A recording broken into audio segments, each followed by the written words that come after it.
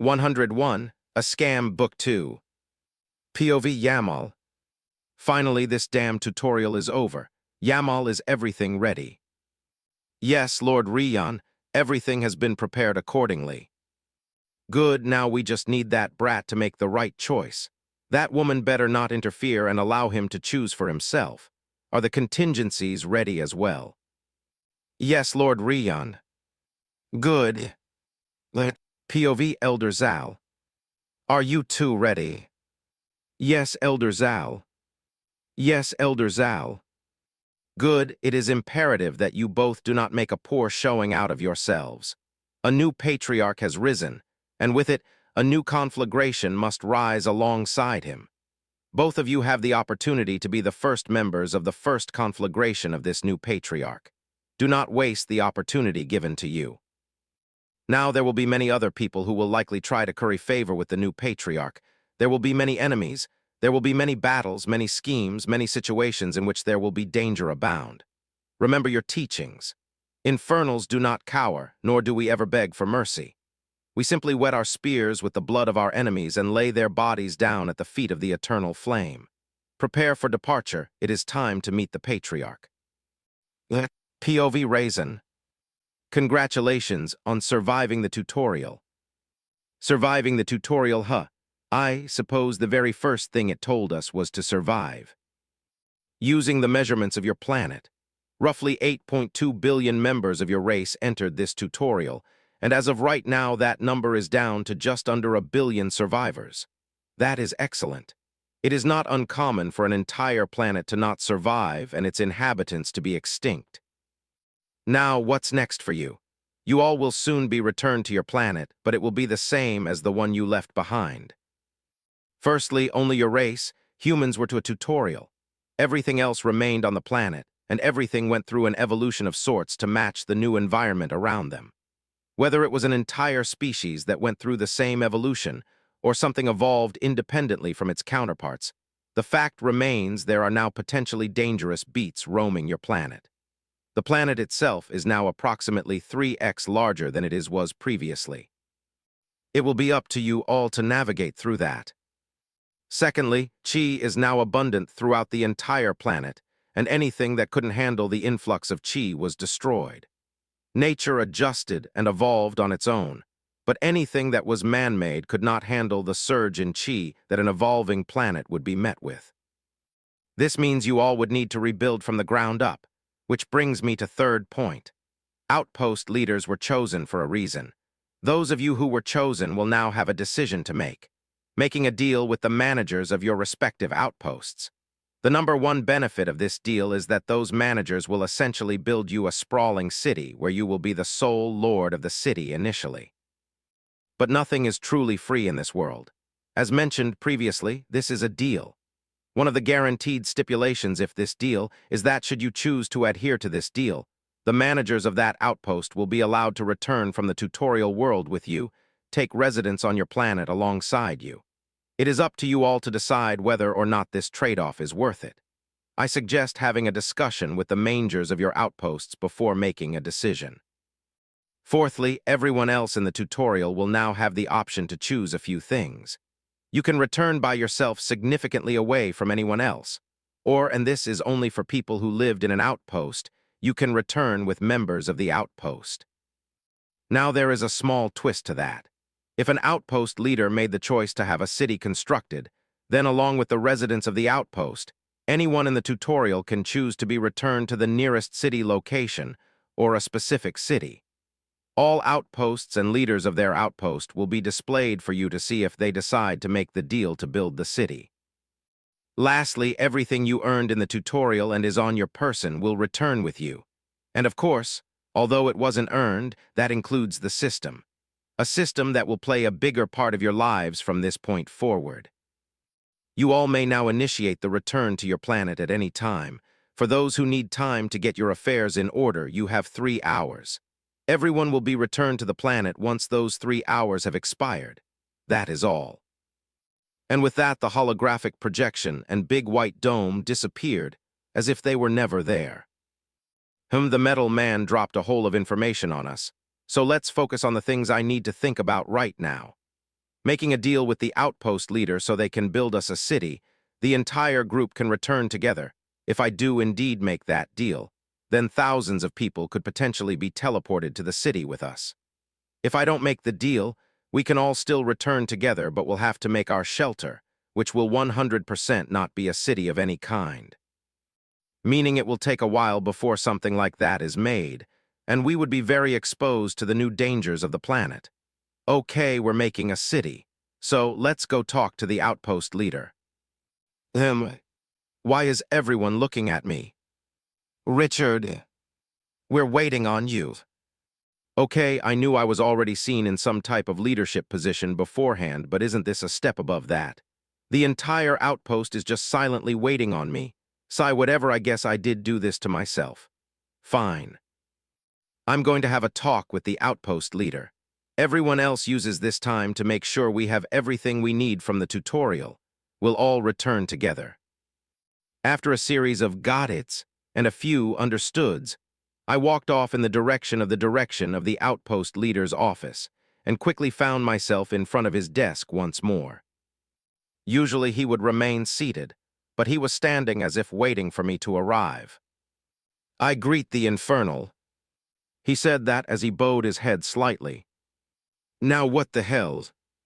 What's with the change in attitude? The status of Infernals is higher than you understand. You will understand in time that this type of greeting is something to be expected as you begin traversing and interacting with the wider multiverse. Do not take it for granted. Now the deal that was mentioned. I will first explain some things, then I will tell you what our conditions are to accept that deal. Got it. Good, now first and foremost. The deals Yamal mentioned are many things and can take on different forms and mean many different possibilities. There are two things to remember. One, this deal is binding, and you should consider it a contract. A contract that is signed with the system bearing witness, meaning breaking the contract could have severe consequences. Now the most important thing to remember, these tutorial deals are largely a scam. Wait, what? Did he just say all of that just to call the deals a scam? 102. A Deal, Book 2. A scam? Why are the deals a scam? To explain, I need to give you some background information. Are you familiar with any natural resources on your planet prior to the tutorial? Yes. Of course I was. We had ores and many other fossil fuels. Good, then you likely understand that they were limited in some sense, correct? Yes. I think I understand where this is going.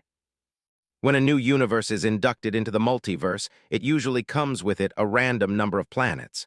From just one planet to thousands.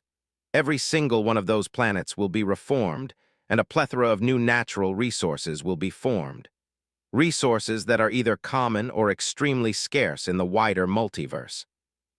Resources that the native residents of said planet will likely take generations to truly understand and uncover them all, but for a faction that has existed for centuries. They would know exactly what to look for and how to look for it. Of course, this does not account for natural resources that will be completely native to the planet, as the value of such things will be unlimited until uses are discovered. But you should understand the gist of it now. Now you might question why a faction millions of years old might need resources from a planet such as yours. But these factions have cultivators at many different levels of strength, and those resources could be invaluable for someone at chi refinement, but useless to someone at nascent soul. Of course, most of these factions are not interested in sucking your planet dry of its resources, but more would like to control it or at least parts of it, and this is where deals come into play.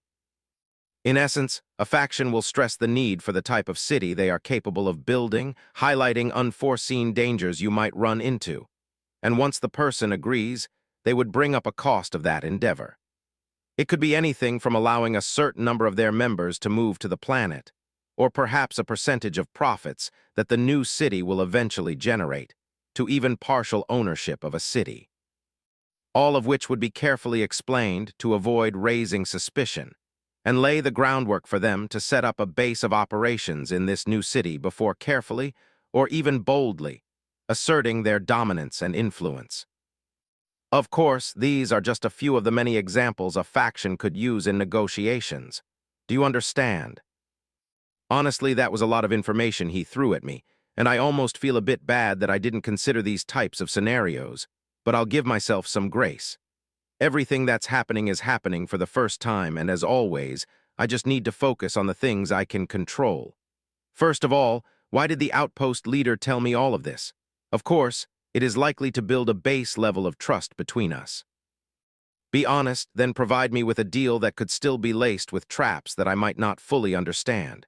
Or he could simply not have ulterior motives.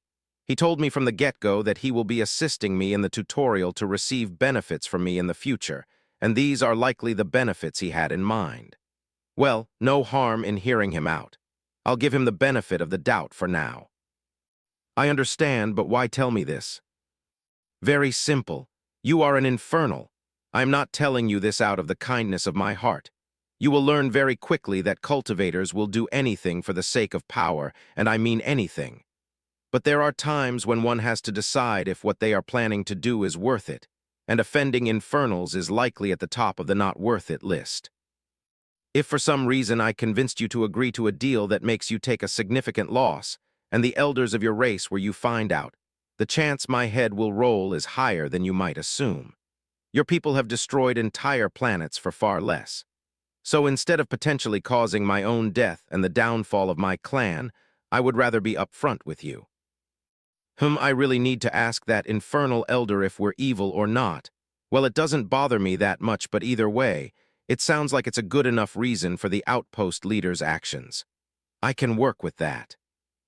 I see, and what is it you want from this deal? Although I don't plan to take advantage of you, to accept this deal and make our efforts in helping you beneficial, there are certain things I will request, such as allowing a number of other low-level members of my branch to transport to this planet. The numbers and maximum cultivation allowed can be discussed further, but the value of this would be immeasurable, and of course we will respond in kind. Next, I would like for Greja, who you know, the blacksmith and the alchemist, to be allowed to open shops in your city. Of course, each of them will be paying you the corresponding taxes. Now for what we'll be doing for you on top of the taxes, the individual who has been acting as an instructor will be more than willing to retain his role as instructor of your troops, and with the tutorial limits no longer in place, the number he could train at once will be far more. The previous shops will also defer to you in terms of orders and preferential treatment in all aspects. Now, although it is said we will build you a city, that will of course include walls for a sort of basic physical defense, but the actual guarding of the city would be left to the natives unless negotiated. The members of my branch in the clan that I requested will handle that for you free of charge for up to a year. Lodging will be taken care of by building guard barracks, and we will hunt for own food. Now regarding any resources obtained, 50% of the materials or their agreed-upon value in money will be given to you as tax, and the legal ownership of any large deposits of resources, such as a mine, for example, will be yours and yours alone. Is this agreeable? I am in way over my head here. I was just a regular college student a few months ago. I'm not going to sit here and pretend I fully understand the scope of everything he just said, but it all sounds fine to me. If anything, it sounds like a bit too much in my favor. He wants some of his people to be allowed to live here. They will also help out with guarding the city, and they don't require payment or even food. Next, a couple of shops that will undoubtedly benefit me and everyone else even more than they already have. And most of all, they will be building us a city, a proper city. I will take the risk. Perhaps there are things that I miss and may come back to bite me, but hopefully by then a swing of my spear will be strong enough to do all the talking and negotiating I need. Though I can still take some precautions. It sounds agreeable. Please draft a document containing everything discussed. As for how many people you want to bring over, no more than 50 and none higher than body tempering. As for the tax on the shops, 10% is all I require. Is this agreeable? Done. The contract in this case is handled by the system. You will soon see a notification containing information discussed. But before that, there is one final thing you should be aware of. When this city is built, You will be asked if the city will be officially recognized with the system or not. Regardless of which option you choose, the position of City Lord will be recognized by the system, but outside of that there are a lot of possibilities. Any city can choose to be recognized by the system. There are no requirements, but there are pros and cons.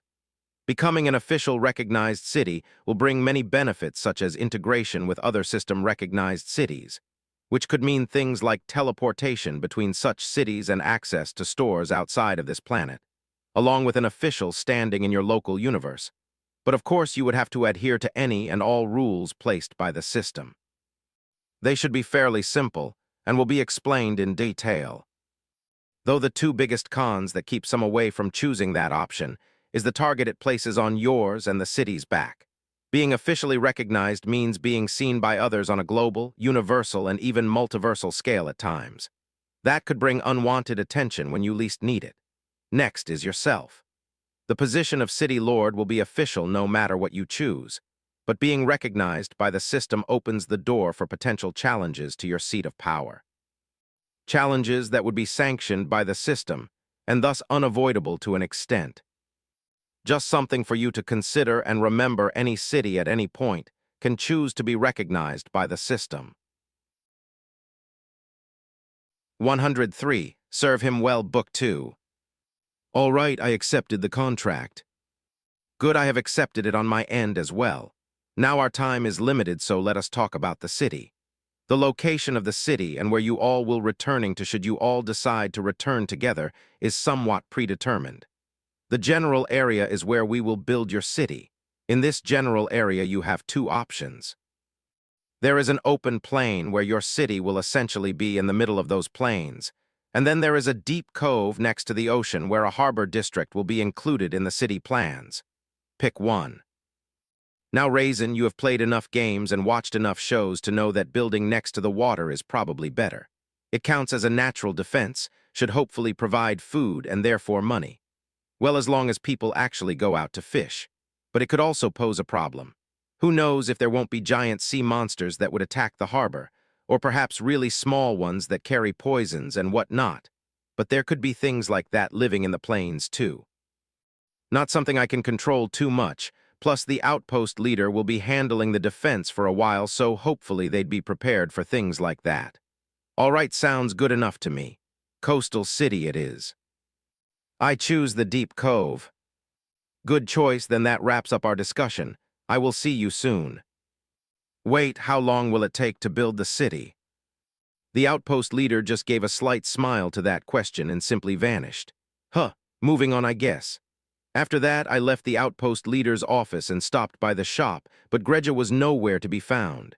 Out of curiosity, I stopped by the blacksmith and the alchemist shops, but they were both empty as well. I guess they're gone for now. I didn't dwell on it for too long and headed over to the training ground, where the others were waiting. I need to show them the contract, which was thankfully still an option to select in my status, because I didn't write any of that down, and it would have been very easy for me to forget some things. In a dark room where a small projection of a somewhat aged man was being displayed. He had a thick white beard, powerful and sharp eyes, and a bald head that appeared shiny even through the projection. POV Jairina. I greet the branch head. No need for formalities, Jairino. I'm stressed enough as it is. Since you're calling, I assume the tutorial is now over. How was it? Did you manage to sign a favorable contract with the natives? I apologize for having to send you all to do something like that, but my hands were tied.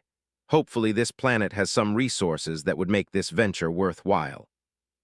I did manage to make a favorable contract, yes, displaying it now. After taking a few minutes to read over the contract, which I'm sure was more than enough time for the brand head to read the contract probably 1,000,000 times for someone of his level.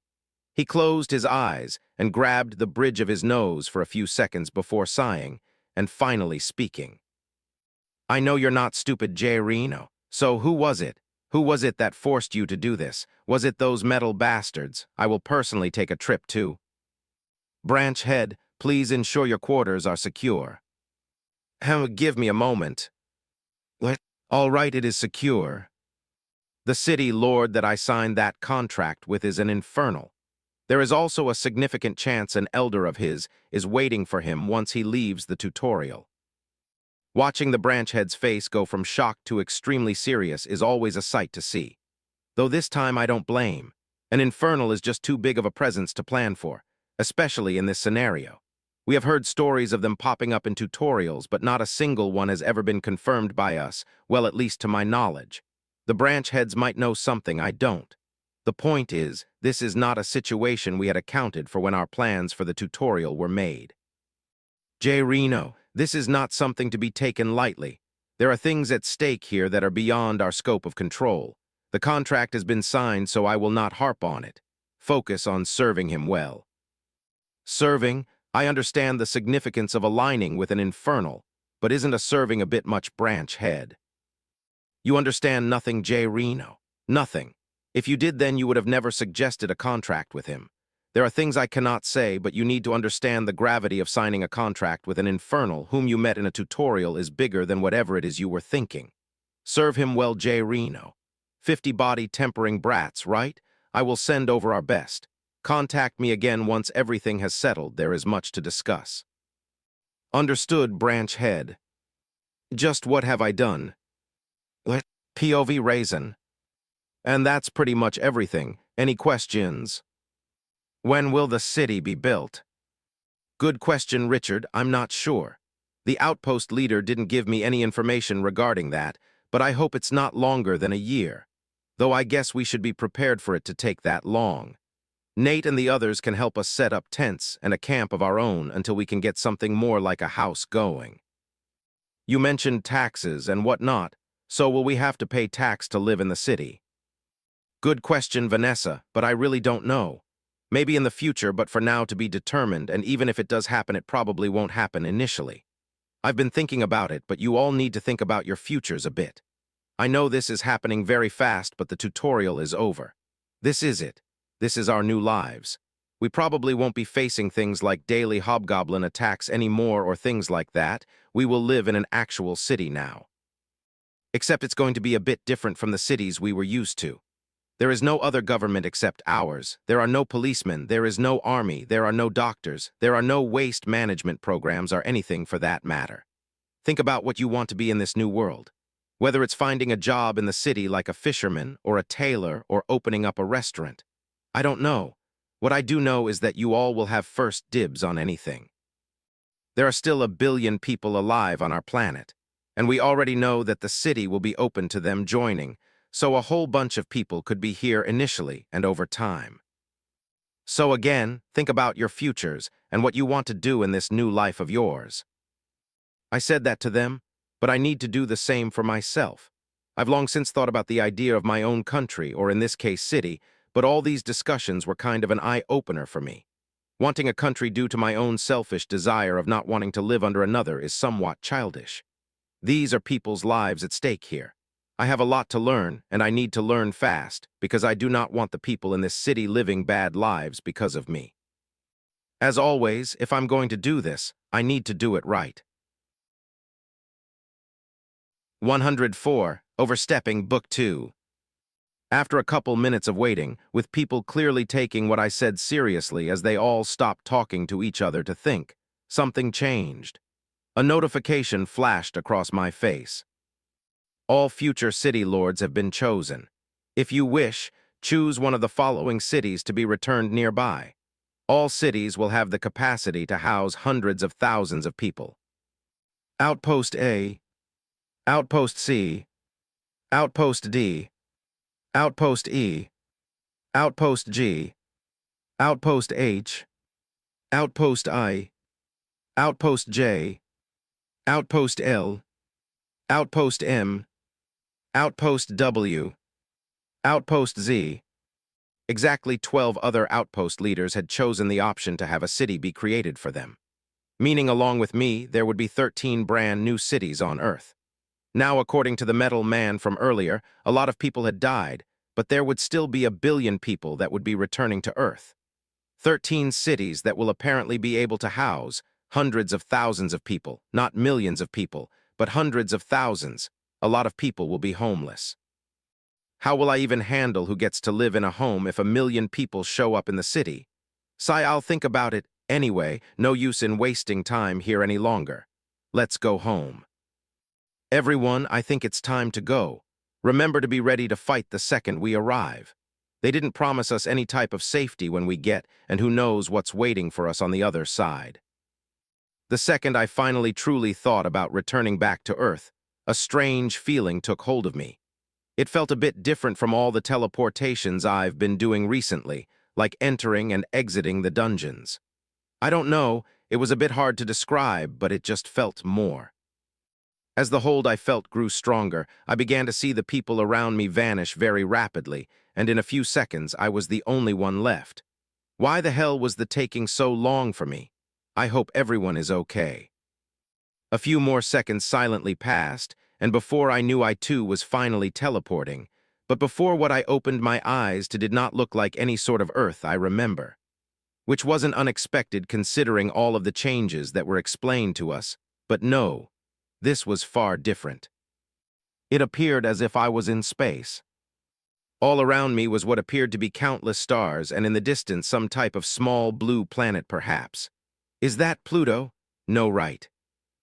Anyway, what confirmed the fact that this might be space was an absolutely gargantuan spaceship that was floating not too far from me. At least I think it's a spaceship. It could very well be alive. It didn't really look like it was moving in any one direction, but the skin, outer layer, metal plates, I don't know what to call it, but it was moving, like continuously moving like the waves in the ocean. It was somewhat beautiful to look at. Of course, even the spaceship wasn't the only thing to look at here in space. There were 3 other beings in front of me. They hadn't said a single word this entire time I've been here. To one side was a beautiful woman with dark skin that seemed to shine in the dark space that surrounded us. She had pristine black hair that was tied in the neatest bun I've ever seen, and she was dressed in beautiful black robes that seemingly glistening purple lining. Simple wear, but it appeared very luxurious, though her most glaring feature were her eyes. They were just black. No light entered them. Then there were 2 metal people on the other side. They essentially looked the same with the exception of a few differences in terms of size and facial structure. One of them that I recognized as the one who bowed on day 1 and also delivered that speech this morning was standing just behind the other. The other, another metal man, but he had a much bigger frame and he towered over his counterpart. All 3 of them were just silently observing me as I observed them one by one. This was a pretty weird situation. So weird that I'm only now realizing that I can breathe in space. Interesting. Well, now what? I really don't want to stay here forever, so do I talk first? Yeah, let's do it. Oh, he beat me to it. I apologize for the late greeting, young Infernal. Although we are protecting your body from the atmosphere, it usually takes time for the mortal mind to comprehend the feeling of standing, like this when one hasn't done so before. Though based on your calm appearance, and the way you carefully yet boldly observed everything around you, it appears that period of acclimation was not necessary. My name is Raizen, and you can think of me as one of the many elders among the Maytauk people. Behind me is Yamal, someone whom you should have already met. That's enough for pleasantries. I have an offer for you, but there are more introductions to be had. The bigger metal man stopped talking, and the woman began instead. I greet the eternal flame. That was all she said, as he gave the slightest of nods of her head. Or at least that was all she said aloud. Right after she finished speaking, I heard a voice in my head. We will speak more later. You do not need to accept the offer presented to you, but you do not need to fear accepting it either. That is all. I didn't bother responding with the exception of a nod in return, because it felt like she didn't want me to. Though I didn't necessarily have time to respond, as the bigger metal man began talking once more. Now my offer, we will be proving you with a spear made of metal native to my homeland. Makaz, it will last you a while. Next, a small force will be assigned to you. Use them how you see fit. That is the extent of the offer. Do you accept? I built something of a relationship with the Outpost leader. One where I trust in the many discussions we've had, saving my life, training me, and being upfront about the nature of our relationship. It has earned him a base level of trust from me. Now this metal man, I don't know him, I don't trust him, and most of all I don't think I want any force of his to be assigned to me. Though, the spear sounds nice enough. I appreciate the offer, but I will only accept the spear. Child, you... As he started speaking again, the woman had been quiet apart from her greeting cut him off as black flames flickered dangerously in her eyes. Even though the flames were only flickering in her eyes, I could feel them. I could feel the power emanating from them. It was a surreal feeling. Being able to feel the flames of another in am I stupid? This is the infernal elder, isn't it? Do not overstep. That was all she said, and the metal man looked towards her slowly. The metal around his face even began to slightly take a different shade almost. Was it getting darker? But before I could really analyze it, the area went back to normal fast enough that I question if I saw what I saw in the first place. Understood, just a spear then. It will be delivered to your city. That was the last thing I heard before I was abruptly teleported, faster than any of the other teleportation before it. Though I wonder what he meant by delivered to my CI. What the fuck? 1 second I was in space, and now all of a sudden I'm standing outside of a massive city. 105, Lord Raizen, Book 2. Right after Raizen had teleported away. POV Rian. Rian stared at Elder Zal for a few seconds before abruptly teleporting with Yamal in tow. That woman is lucky. I do not want to be the cause of another war with Infernals. Yamal. Yes, Lord Rian. Send Idar with the spear to the city. He didn't want any of our people there, but Idar will be sent under the guise of delivery and spear maintenance. The Metallurgy wants good relations to be built with this new patriarch. Ensure that Idar understands that. We do not fear those good-for-nothing furnaces, but among their kind, patriarchs and matriarchs hold a special weight. They'd burn down this entire universe if someone were to push too far. Do you understand? Yes, Lord Rian. Have a small squad maintain a presence off-planet, so that Idar isn't left completely isolated. It will be done, Lord Rian. Good, I've spent too much time here. Hopefully Yamshin hasn't taken her decade-long break yet. And with that, Rian left and headed home while Yamal moved according to his orders, with the only thought on his mind being he was glad a war hadn't started and that he'd essentially been allowed to return home as well. For a second there, he was worried about having to remain here. Of course, he wouldn't slacken his duties, and he quickly put together a small 100-person squad of a mix between nascent soul and core formation realm cultivators that would remain here in space in a smaller ship. Both them and Idar were instructed to maintain constant communication between each other and, of course, with the mothership, so that he may keep Rian informed as well. POV Raizen. What the hell is this, the city? How long was I gone for? It felt like a few minutes. Is there some time-accelerating thing going on in space that I don't know about? Before me stand towering gray walls that seem strong enough to withstand anything that could possibly be thrown at them. Wow, this is amazing. Lord Raizen. Lord what? Lord Raizen up here. I looked up on the wall to see a green person waving at me. One of the 50 people that the Outpost leader brought over. Have I really been gone so long that all of them made it here already? And why the hell is he calling me Lord? Is that perhaps a translation issue? Maybe he's actually calling me Mister, and their translation thing isn't working correctly. Yep, must be. The entrance is to your left. Someone will meet you down there. The entrance? Ah, it's only now that I truly take in my entire surroundings. The wall was truly just that distracting. Speaking of the wall, I'm looking at a corner as it goes horizontally to my left but curves and then goes in the direction away from me. Around me is all flatland with a few shrubs here and there, and I think I can faintly smell the ocean air. Ah yes, I chose the cove option to build the city. The ocean is likely not far away. Now to my left in the distance there was a massive line with hundreds, no thousands, maybe even hundreds of thousands of people lining up to get in the city. That's a lot of people. A lot of them were looking in my direction as I gawked at the city walls like a tourist in Manhattan for the first time. A little embarrassing. I began walking towards the line, but there's no way I'm waiting in this line, right? No matter how much time has passed, I should still be the leader of the city, right? Surely I'm allowed some line-skipping benefits. Anyway, I continued to approach the long line, and eventually another green induvial came running out and waving in my direction, so I aimed my steps in their direction and made my way over. It was then that I noticed that the line itself wasn't moving. Like at all. Huh, how long have these people been waiting out here?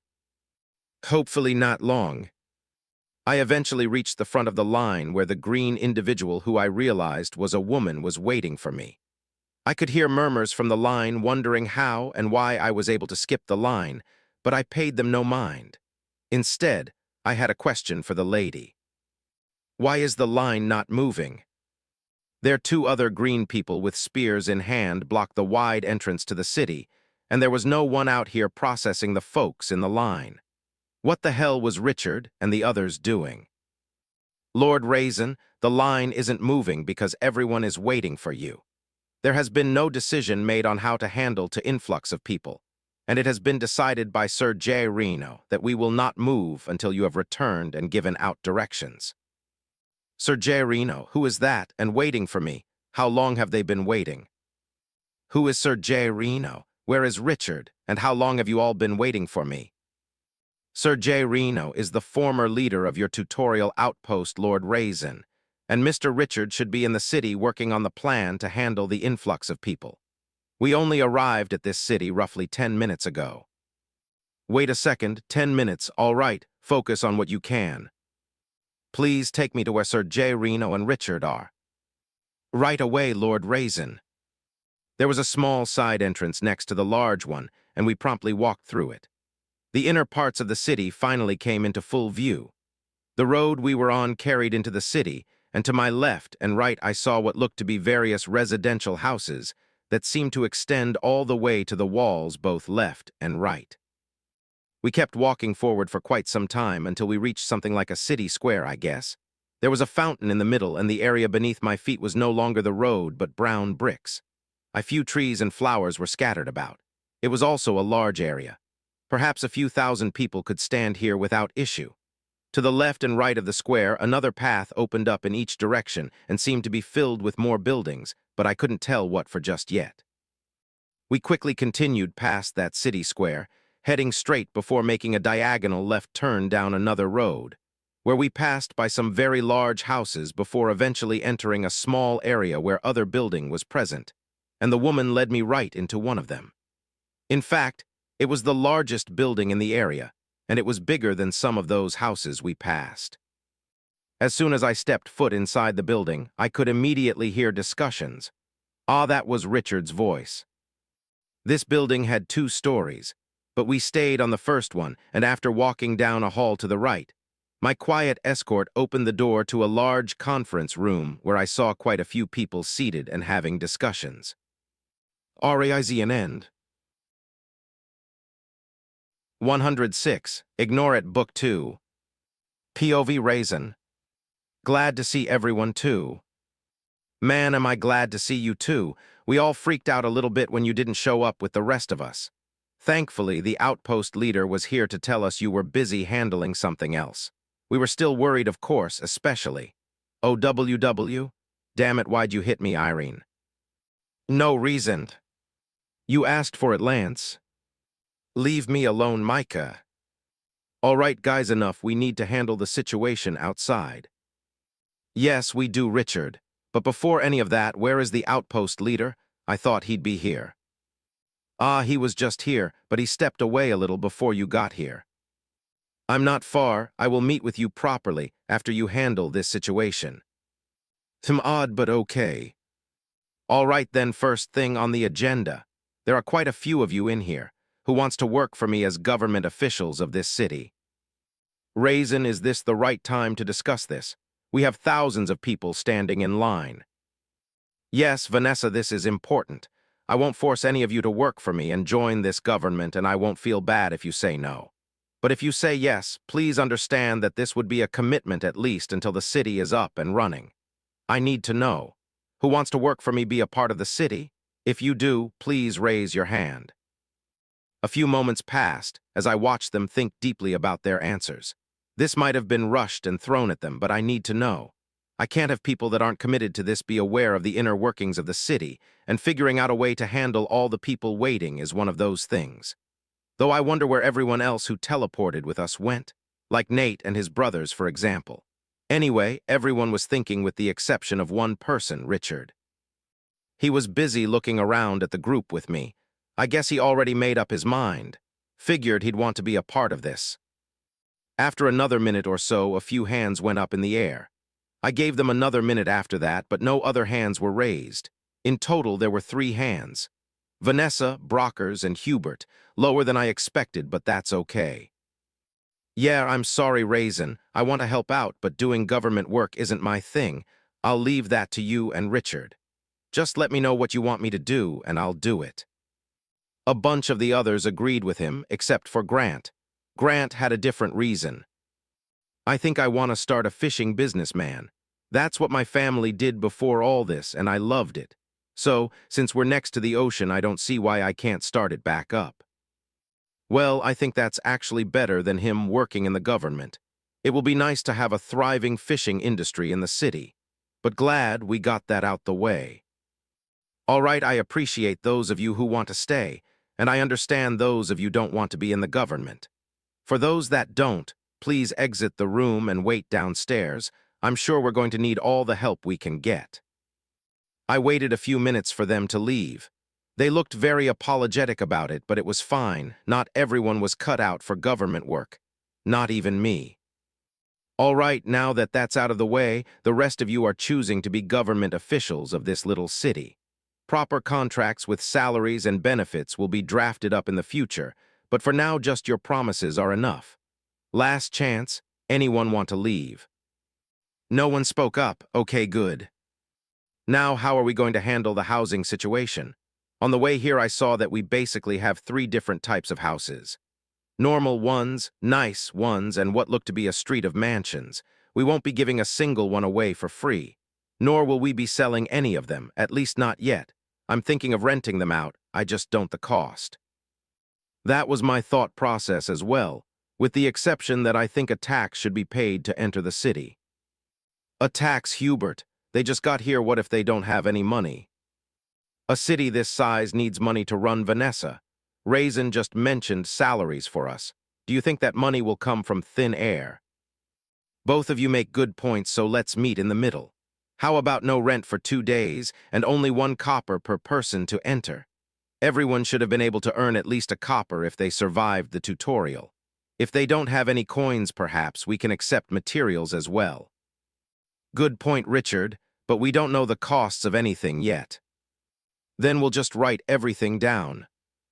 That's a lot of writing. Well, everyone that just left said they'd help write. Then let's put them to work. And that's what we did. We quickly drafted a plan on how to get everyone organized and into the city. It would take hours likely, but there was no easy way to do this. The plan was as follows. 1 copper coin per person for entry into the city. 2, if you don't have a copper coin, then materials will be accepted and written down. Once a market value has been determined, money will be returned to the person.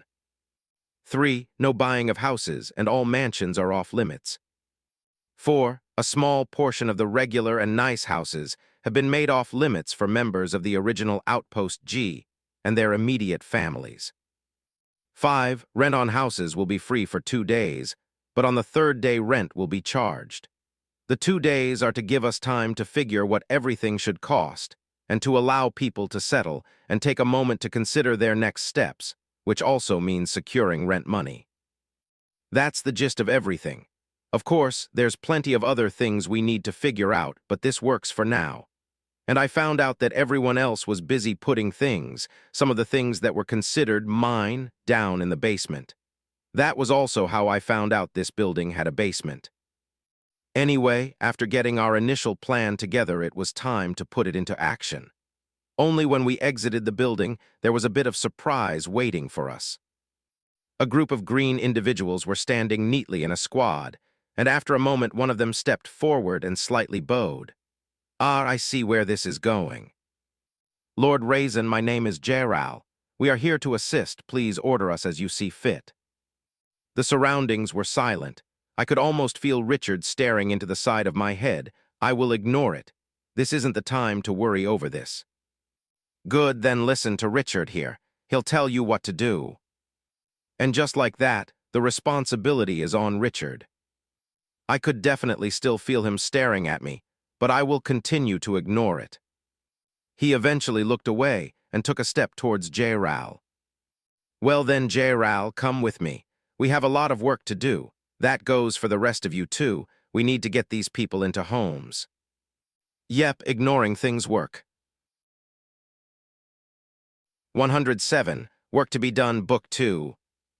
Once everyone dispersed and began moving according to the plans discussed, I was about to join then when I heard Sir J. Reno's voice in my head. Come back in the building and enter the second floor. The last door on your left is your office. We are waiting inside.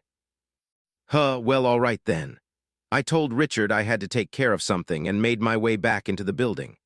After arriving on the second floor, I followed instructions and opened the door to what was supposed to be my office and stepped right in.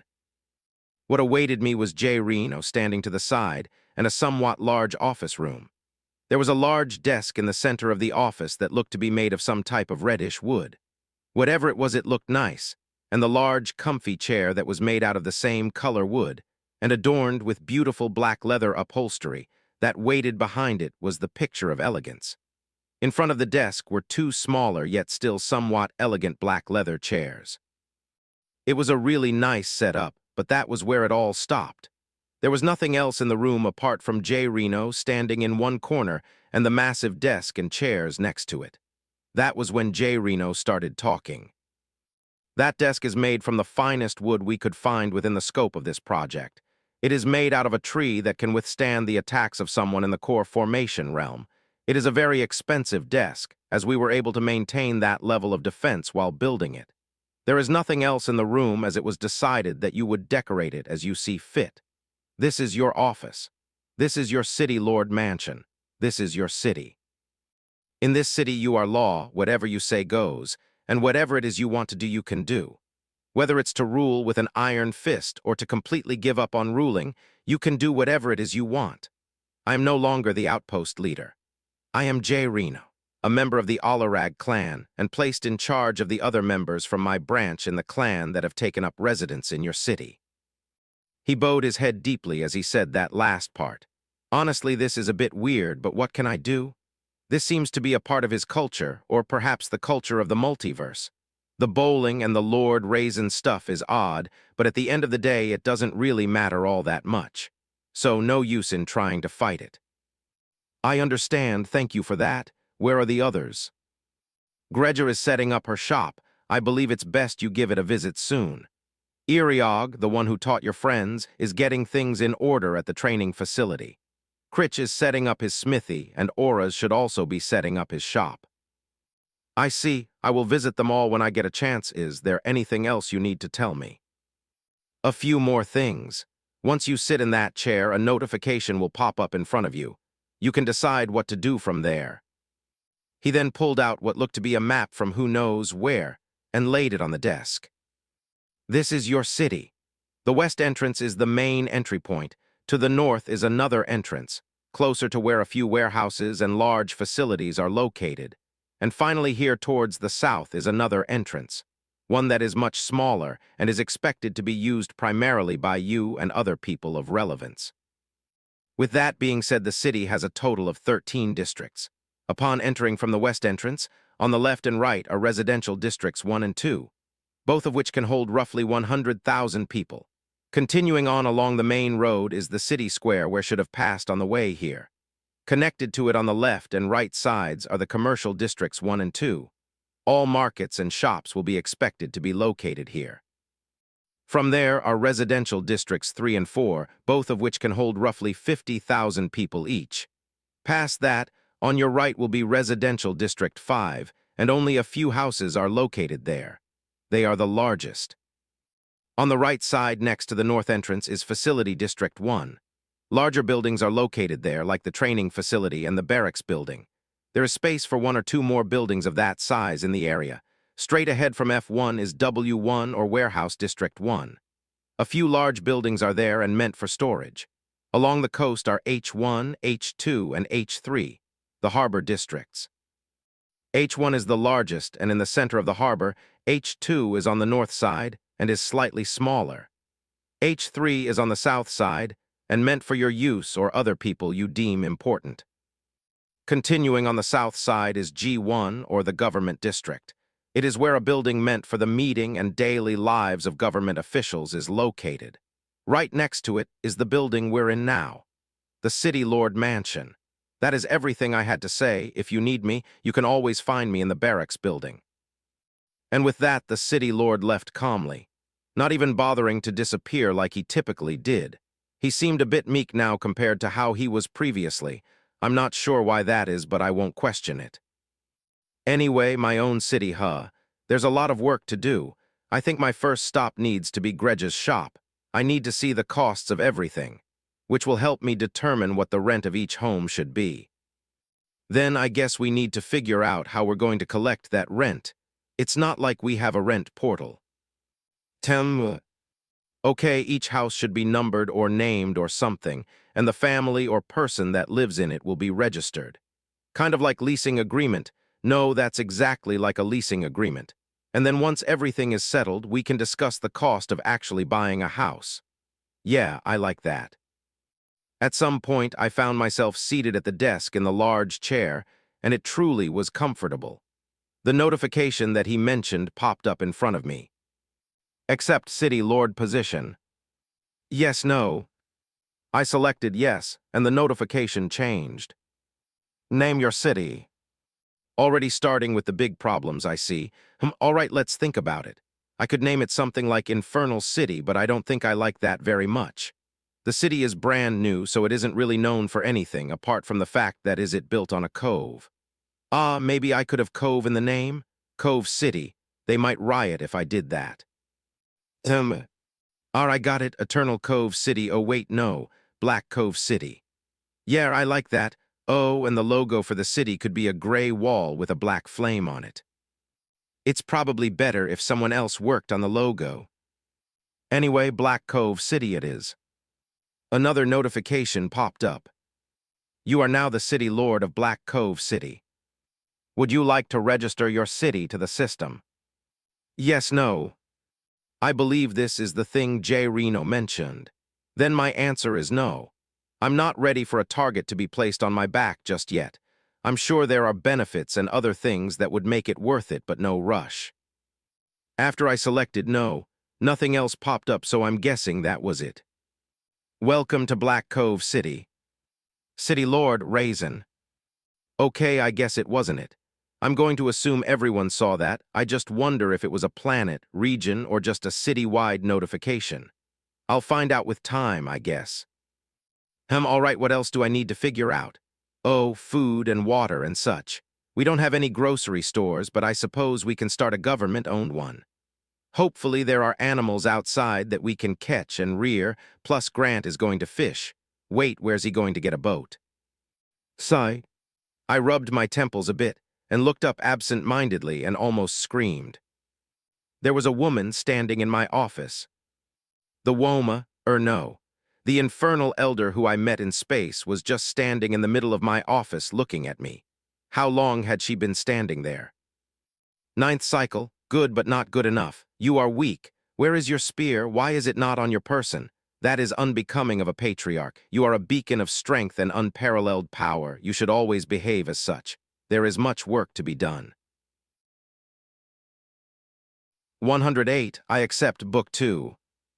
Honestly, I'm caught off guard a bit. I mean, who wouldn't be? Here I am stressing about the future of the Black Cove City, and all of a sudden someone shows up in my office and then scolds me. I haven't been scolded like that since my mother. What do I even say now? Hi.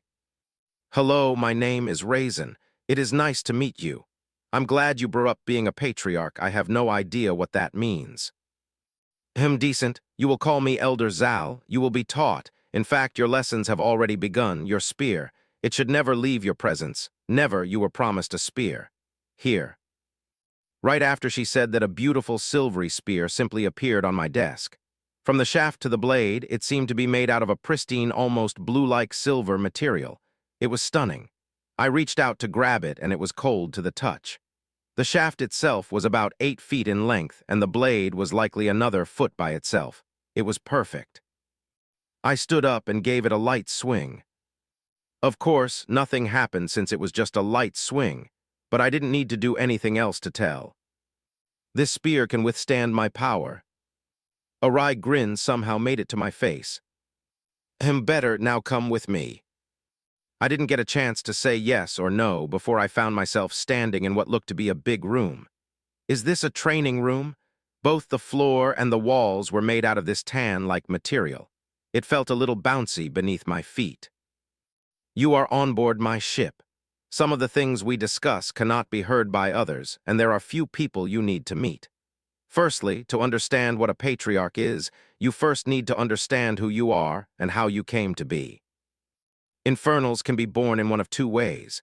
A male and a female get together and make a child.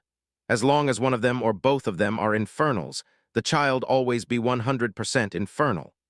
There are very few other races that can compete with our genes, and even in those cases it is highly unlikely that their genes would overpower ours. In that situation, it is more likely a child simply would not be conceived. That is the normal and most common occurrence. The other way is how you came into being. You were born of the eternal flame. To understand what that means in its entirety, you need to travel back to our home and seek answers yourselves. All you need to know is that even if you had a mother and father on this planet, you were born of the eternal flame. You are bound to it and have the ability to speak to it, to seek aid from it, and most importantly, you can pass it on to others. Infernals born through the normal method are not born with the ability to use the eternal flame. We all share the same traits, with the natural strength of our bodies, or heightened recovery and other things you will learn later.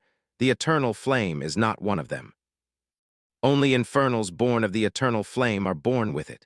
Despite that, all infernals can come to wield it if a patriarch-matriarch accepts them into their clans. You are able to give another infernal the power of the eternal flame, at the cost that the infernal will bound to you for life.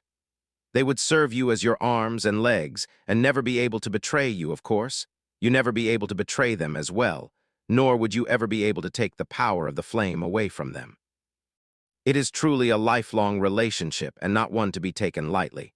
It is the wish of every infernal to be accepted into a clan and be blessed with the eternal flame. You are a new patriarch. You have no members in your clan. Your first conflagration has yet to be formed, and that makes you a hot commodity, but only among the junior members of our race. You are far too weak for some of the older, stronger infernals. And it is far too soon for you to journey to our home planet, not until you have fully established your seat of power here. For now, there are two of those juniors I mentioned that have traveled here with me in an effort to build a relationship with you. As a patriarch, you need a force. These two would like to be the start of that force. You can reject them entirely, but I recommend giving them a chance to serve you for a time, and you can decide their futures later. Frian and Lyrian come. The only exit I saw in this room slid open as two young boys calmly walked in. They looked like twins. Both of them had reddish-brown hair and caramel-like skin. They had solid builds and looked to be about 55 in height. They walked up past Elder Zal and stopped a few feet in front of me and bowed. We greet the eternal flame. I see this is going to be a common thing. I really have no idea what I'm supposed to say to that and just gave a light grunt with a nod in return. Though their greeting is not what I focused on. Instead, it was the feeling they gave off. They kind of feel like the chi refinement hobgoblin I fought. Are they in the chi refinement realm? That would be a little embarrassing. So you can feel it a bit. They are both at the peak of chi refinement. At 13 years old, you have some catching up to do. There will be time for that.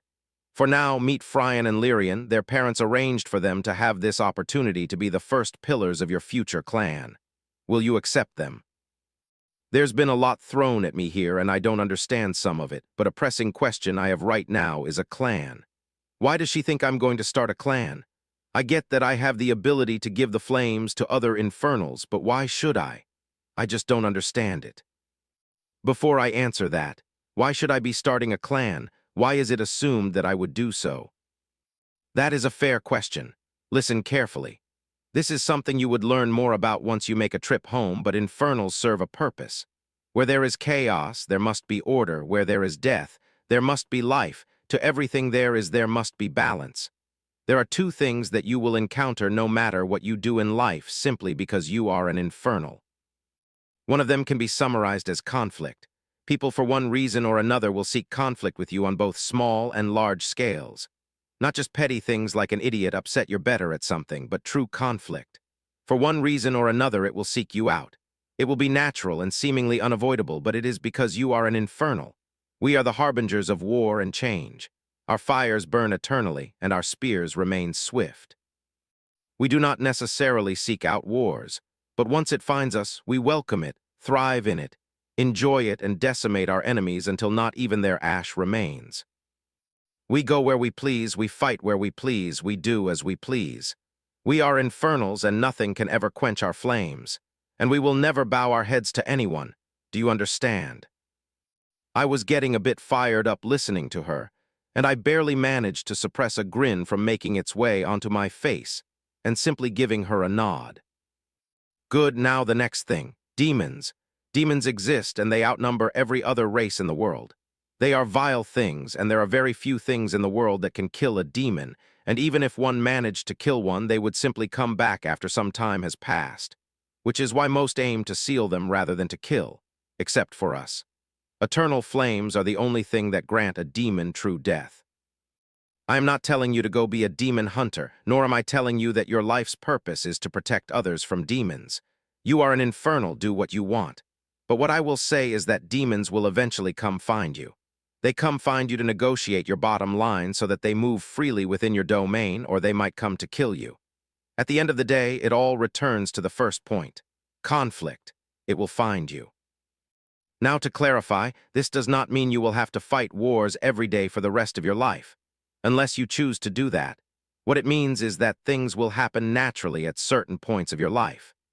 Maybe you will enjoy facing such troubles on your own. Or perhaps it would be nice to have forces that can handle certain things before it reaches your doorstep while you go do whatever it is you want to do. Again, the decision is yours. Infernals do what they want. Of course, that mainly applies to patriarchs and matriarchs such as yourself. If Phrian and Lyrian join your clan, they will of course be subject to your orders. Do you understand now? I believe I do. Good, then do you accept? I understood her points now, and again, a lot to digest, but based on everything she said, there's no harm in having them around for a bit. This doesn't mean I have to give them my flame or whatever it is she said. This will just be like a long interview. Yep, let's go with that. I accept. 109. Coiling Flames, Book 2. Right after I said that, I saw the slightest of smiles appear on the boys' faces before it disappeared. Interesting. Go on then, introduce yourselves. Patriarch, my name is Phrian, and I look forward to proving my worth. Patriarch, name is Lyrian, and I look forward to proving my worth. Sounds good. I don't know how that counts as introducing themselves, since they were really stiff, and said the exact same thing as if it was practiced 1,000 times, but I'll take it, I guess. Though if they're going to attempt to build good relations, then that would need to change. Good, boys, are you ready? Yes, Elder Zal. Yes, Elder Zal. Then I'll be sending you on ahead now. Release that brat in the basement once you arrive. The boys then nodded at Elder Zal, and she snapped her fingers once and they were gone. One day I'll find out how that works. Now, she mentioned there was someone in the basement. Did she imprison someone? And why did she keep me here and send them away? Was there a prisoner in the basement? No, just a brat. Now sit down. What do you know about breaking into the Chi refinement realm? I need to use Chi to open up my channels, or something along those lines. You need to open up your meridians. For most humanoids, that's a vein-like structure that runs through the entire body, likely being used to carry blood. We are no different. It would never look out of place, yet it would also never carry out its true purpose without access to Chi. and then it would never survive prolonged access to chi without the strengthening of the body tempering realm. Close your eyes and focus.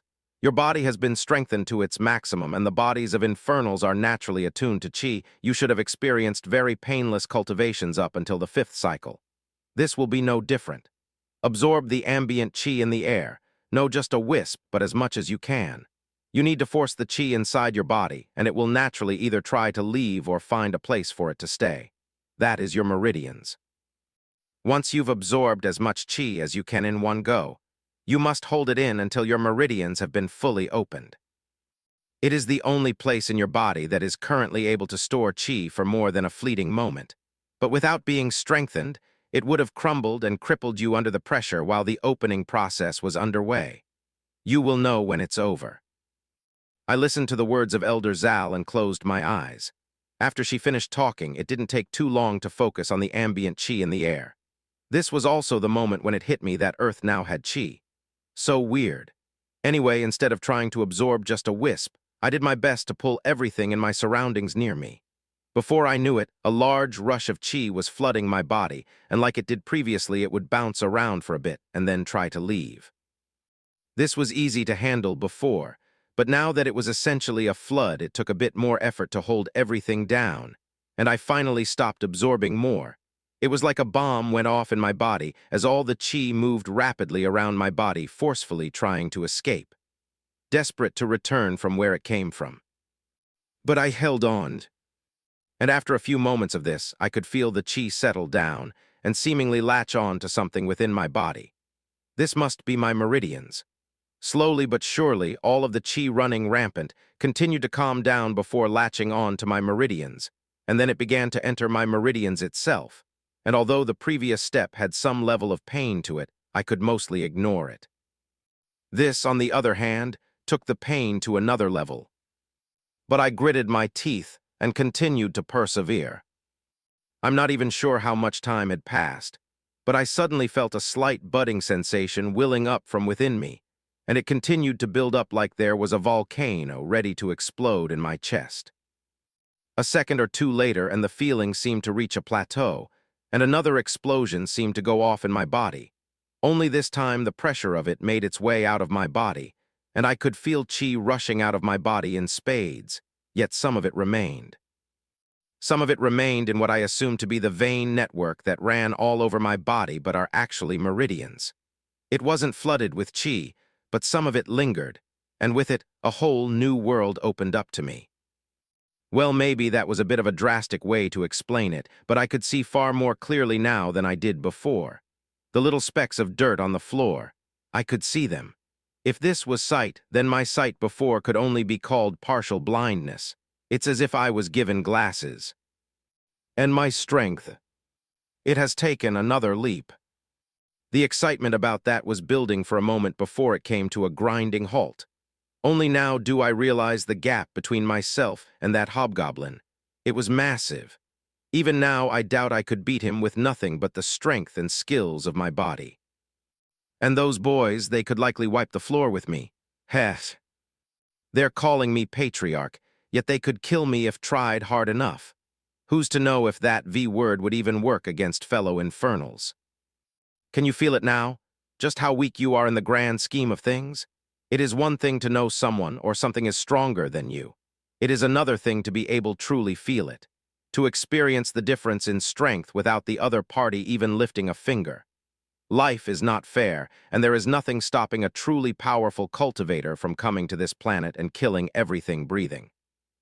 Don't forget this feeling, don't let it consume you, instead let it fuel you. Remember, a patriarch is a beacon of strength and unparalleled power. Grab your spear and take this. She tossed me a small ring that had a black band with the symbol of flames coiled around it. Open it when you return. I will find you once you and your city have settled. And just like that, I was once again in my office. Only this time I was far stronger than when I left. I didn't even get to say thank you. I looked down towards the ring that I was supposed to open now. She didn't say how to open it. Let's not think too hard about this, Raizen. You spoke with Gregor about things like this before, so you know it probably requires using chi. I closed my eyes and willed a wisp of the lingering chi within me towards the rings, and nothing. Maybe I do have to think hard after all. Should I go ask Greja, or maybe the boys know? Rings with flames coil weight flames. I manifested a small flame on my hand, and wow, it felt different. So, it too went through a qualitative change when I advanced I'll explore that later. The second my flames came in contact with the rings, it glowed slightly and I could feel my brain, my consciousness, my mind. I don't exactly, all I know is something up there felt tickly, and all of a sudden, a host of information entered my mind. So this is what's inside the ring. I'm rich.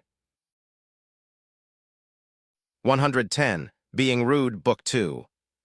The space in the ring amounted to what was basically a walk-in closet. If this was attached to the master bedroom of a two-bedroom apartment, I'd think the owners would be satisfied. So being able to walk around with something like this is simply amazing. Earth, with all over technology, never reached something like this. Though, I still miss having a phone. Maybe someone can come up with another one that relies on chi or something. Who knows? Anyway, inside the ring are 4 distinct items. A stack of gold coins, yeah, a stack of gold coins. Although it would take me a bit to count them out individually, for some reason I instinctively know it's exactly 100 gold coins. Heh. Is this what it feels like to be rich? Perhaps. Anyway, there are 3 other items in the ring. A stack of books, an armor set, and what looked to be 3 sets of clothes. Just like with the stack of gold coins, I knew what the books were. One was a cultivation manual for the chi refinement realm, while the other 3 were techniques to be used within the realm. Those will be fun. Anyway, the armor set. It was a beautiful piece of art in my opinion.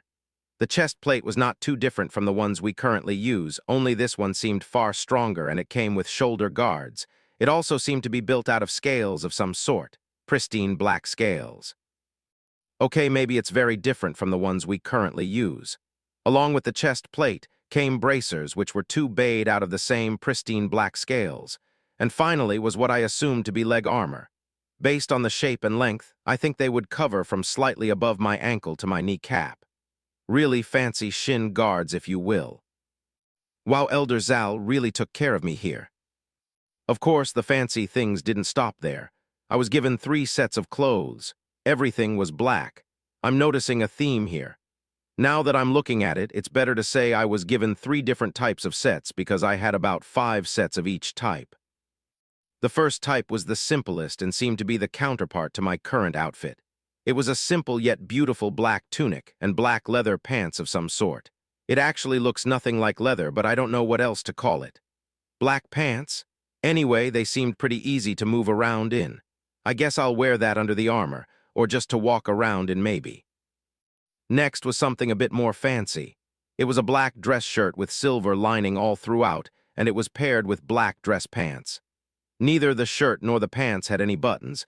Where would I even get shoes for this? Anyway, the final set definitely screamed ancient Eastern royalty. They were actually robes. Not like fluffy bathroom robes, but robes that belonged in a museum. Of course they were black, but they were reddish flames embroidered throughout them, and the robes themselves seemed to shine in my mind. They were beautiful. Maybe I can wear that for important meetings or something. Anyway, I would still need shoes for them, though I don't mind walking barefoot. All right, that's enough of that. There will be time to explore all of this later. For now, I need to go see who was in the basement and how Richard and the others have been doing. I slipped the ring on my finger and placed the rucksack I've been walking around with this entire time down next to my desk. I'm surprised no one asked me about it. Anyway, I exited my office only to see 3 people waiting on me. The 2 boys, Fryan and Lyrian, I believe their names were. They were standing on either side of the door like stone statues. Well, that was until I walked out, then they both bowed and quite literally just fell in step behind me. I'll address this later. Because there's another individual here, another metal person. I thought I told them I didn't want any labor. Who are you and why are you here? Lord Raizen, my name is Idar, and I was sent to deliver your spear, and I am to remain here to help with maintenance of said spear. I was awaiting you in the basement. So this is the brat that was trapped in the basement, and he's here as a blacksmith, huh? I can't tell how strong he is. So does that mean he's above chi refinement? Friand. Yes, patriarch. Is it rude to ask someone their cultivation realm? Not for someone of your position, patriarch. I see, Idar. What is your cultivation realm? I am in the core formation, realm Lord Raizen. A core formation cultivator to deliver a spear. Interesting, though I guess that doesn't fully count as being a whole force. Is this like a loophole they're trying to exploit so that they still have presence here? I wonder if they abandoned him, or maybe they left him with a way to contact them. Did they leave you here by yourself? I have means to contact my people in case I need them, Lord Raizen. I see, then are you to follow my orders as well? I have been ordered to provide assistance as needed, Lord Raizen. I see, then from this point on never enter this building unless told to do so by me. For now, I think the spear doesn't need any work, so I don't need you at the moment.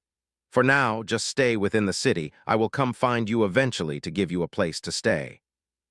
Understood, Lord Raizen. After saying that, he calmly walked down the staircase, and I assumed he eventually left the building. I may have been a bit rude there, but something about them rubs me the wrong way. Based on how the meeting with the super shiny metal man and Elder Zal went, relations don't seem to be perfect. So there's no reason to be too buddy-buddy with them. Plus, I'm not that naive that I don't realize they might simply be trying to build a relationship with me for some type of benefit.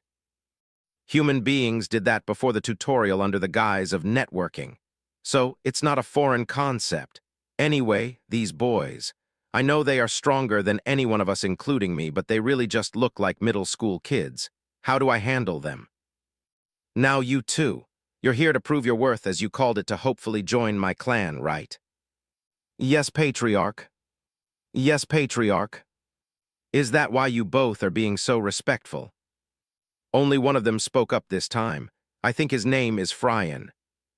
Patriarch, there isn't a single regular Infernal that would ever disrespect a patriarch. Only other patriarchs and matriarchs can engage in such acts. So neither of you will ever call me by name. They tensed up a bit. Never patriarch. Never patriarch. I see, and following me around. We are to be your hands and feet, patriarch. My hands and feet huff fine, then let's go see how things are going. So with my new spear in hand, and 2 middle school boys strong enough to murder everyone from Outpost, following me obediently, I left the comfort of my new city lord mansion and headed outside. Although body tempering changed a lot about me, at the end of the day, it was really just an insane physical improvement. Chi refinement is far beyond that. The world truly felt different now. 111 writes, Book 2. It was almost a sensory overload when I stepped outside.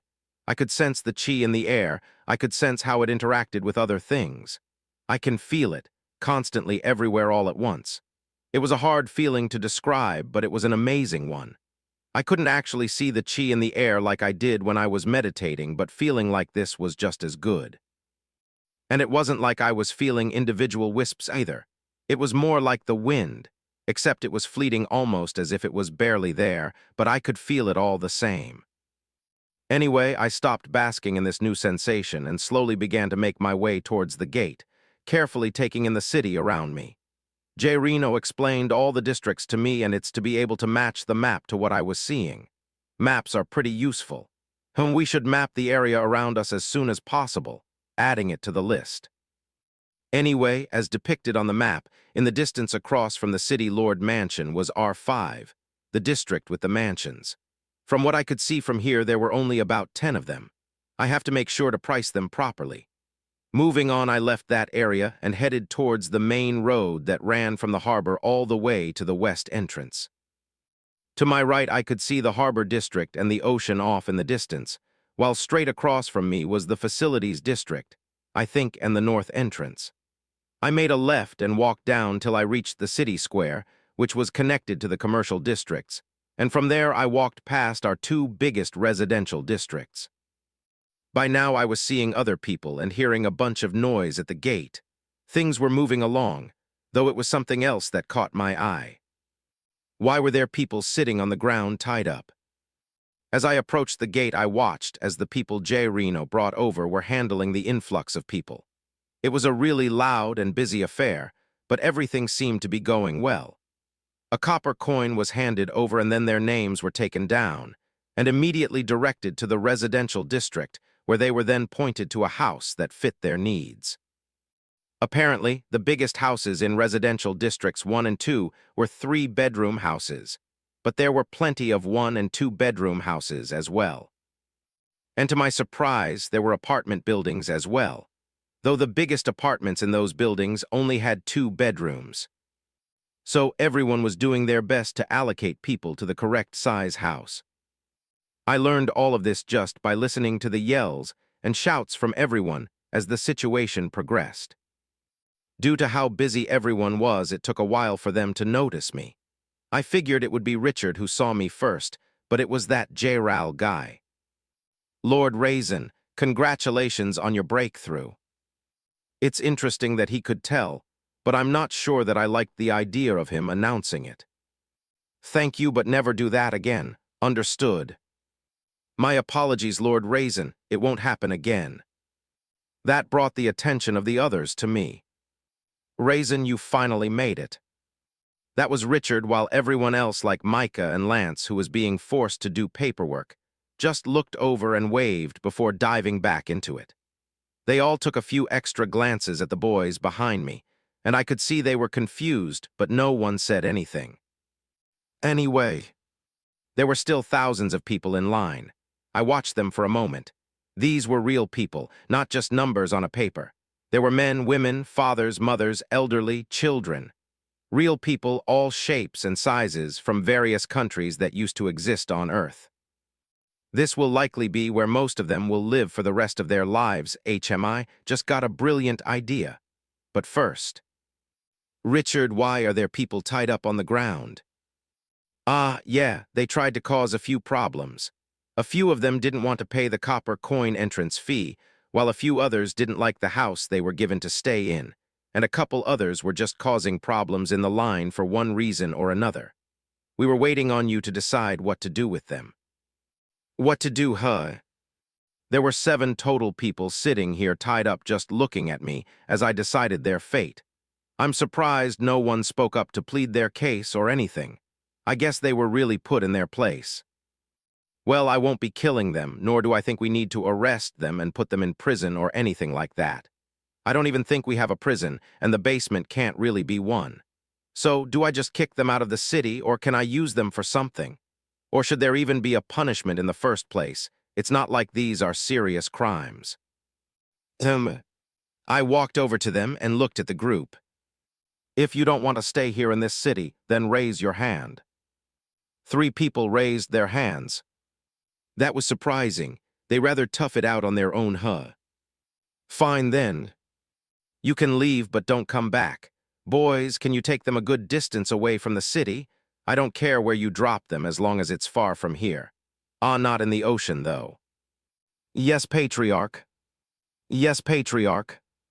The 3 people in question immediately got nervous and started screaming. Wait. How can you do this? This is against our rights. I'm pretty sure at least one of them was speaking a different language, cause his mouth moved all funny, but I just stood there and watched. The boys approached them quickly, and since they couldn't fight back because they were tied up, they were quickly scooped up by the boys, and then they practically vanished from our sights. Well, not mind. I could see them faintly as they darted across the grasslands that surrounded the immediate area of the city. They were much faster than me, though I found it funny that one of them asked about rights.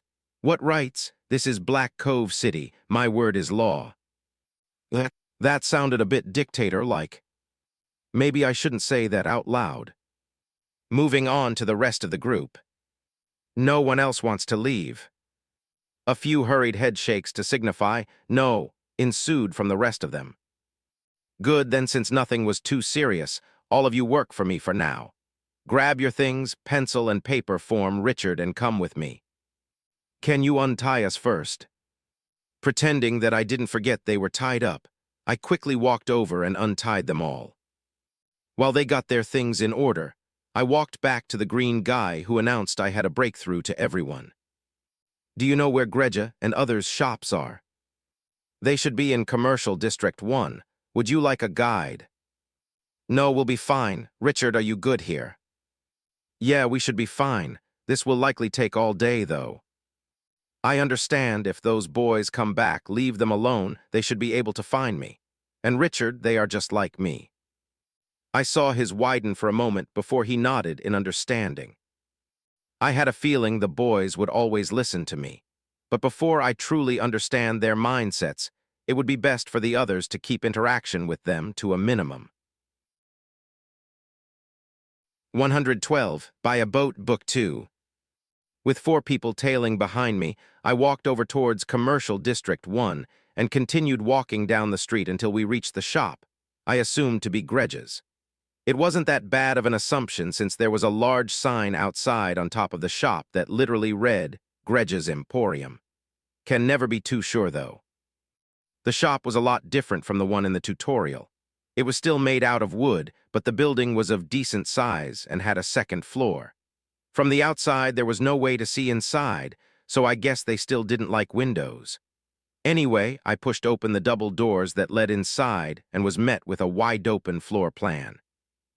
On both the walls to me left and right were shelves where I expected goods to be placed, but they were empty for now, and right in front of me was a counter.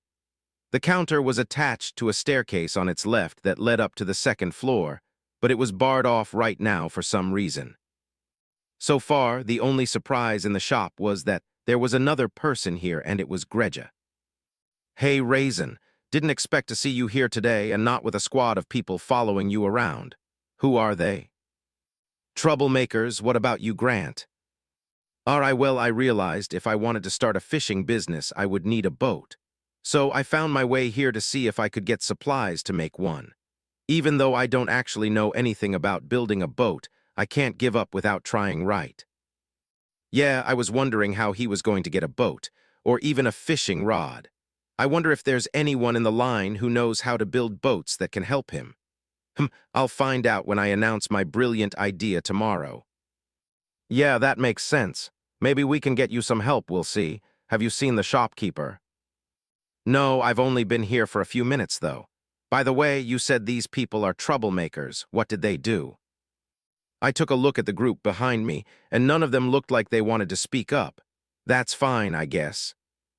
They caused some problems in the line to get in. Well, all right then. I could tell he thought the situation was a bit weird, but hey, can't do anything about it. I didn't know what else to do with them, so. Anyway, we stood there in silence for a minute, until Greja suddenly appeared behind the counter. Welcome in, welcome in.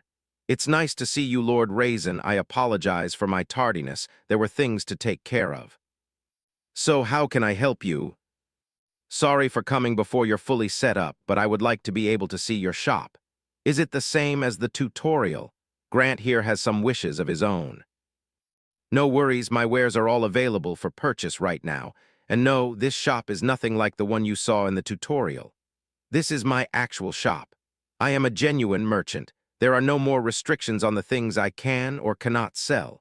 Though despite me saying that, you will not be seeing the most valuable of my wares as those are being sold in shops on other planets.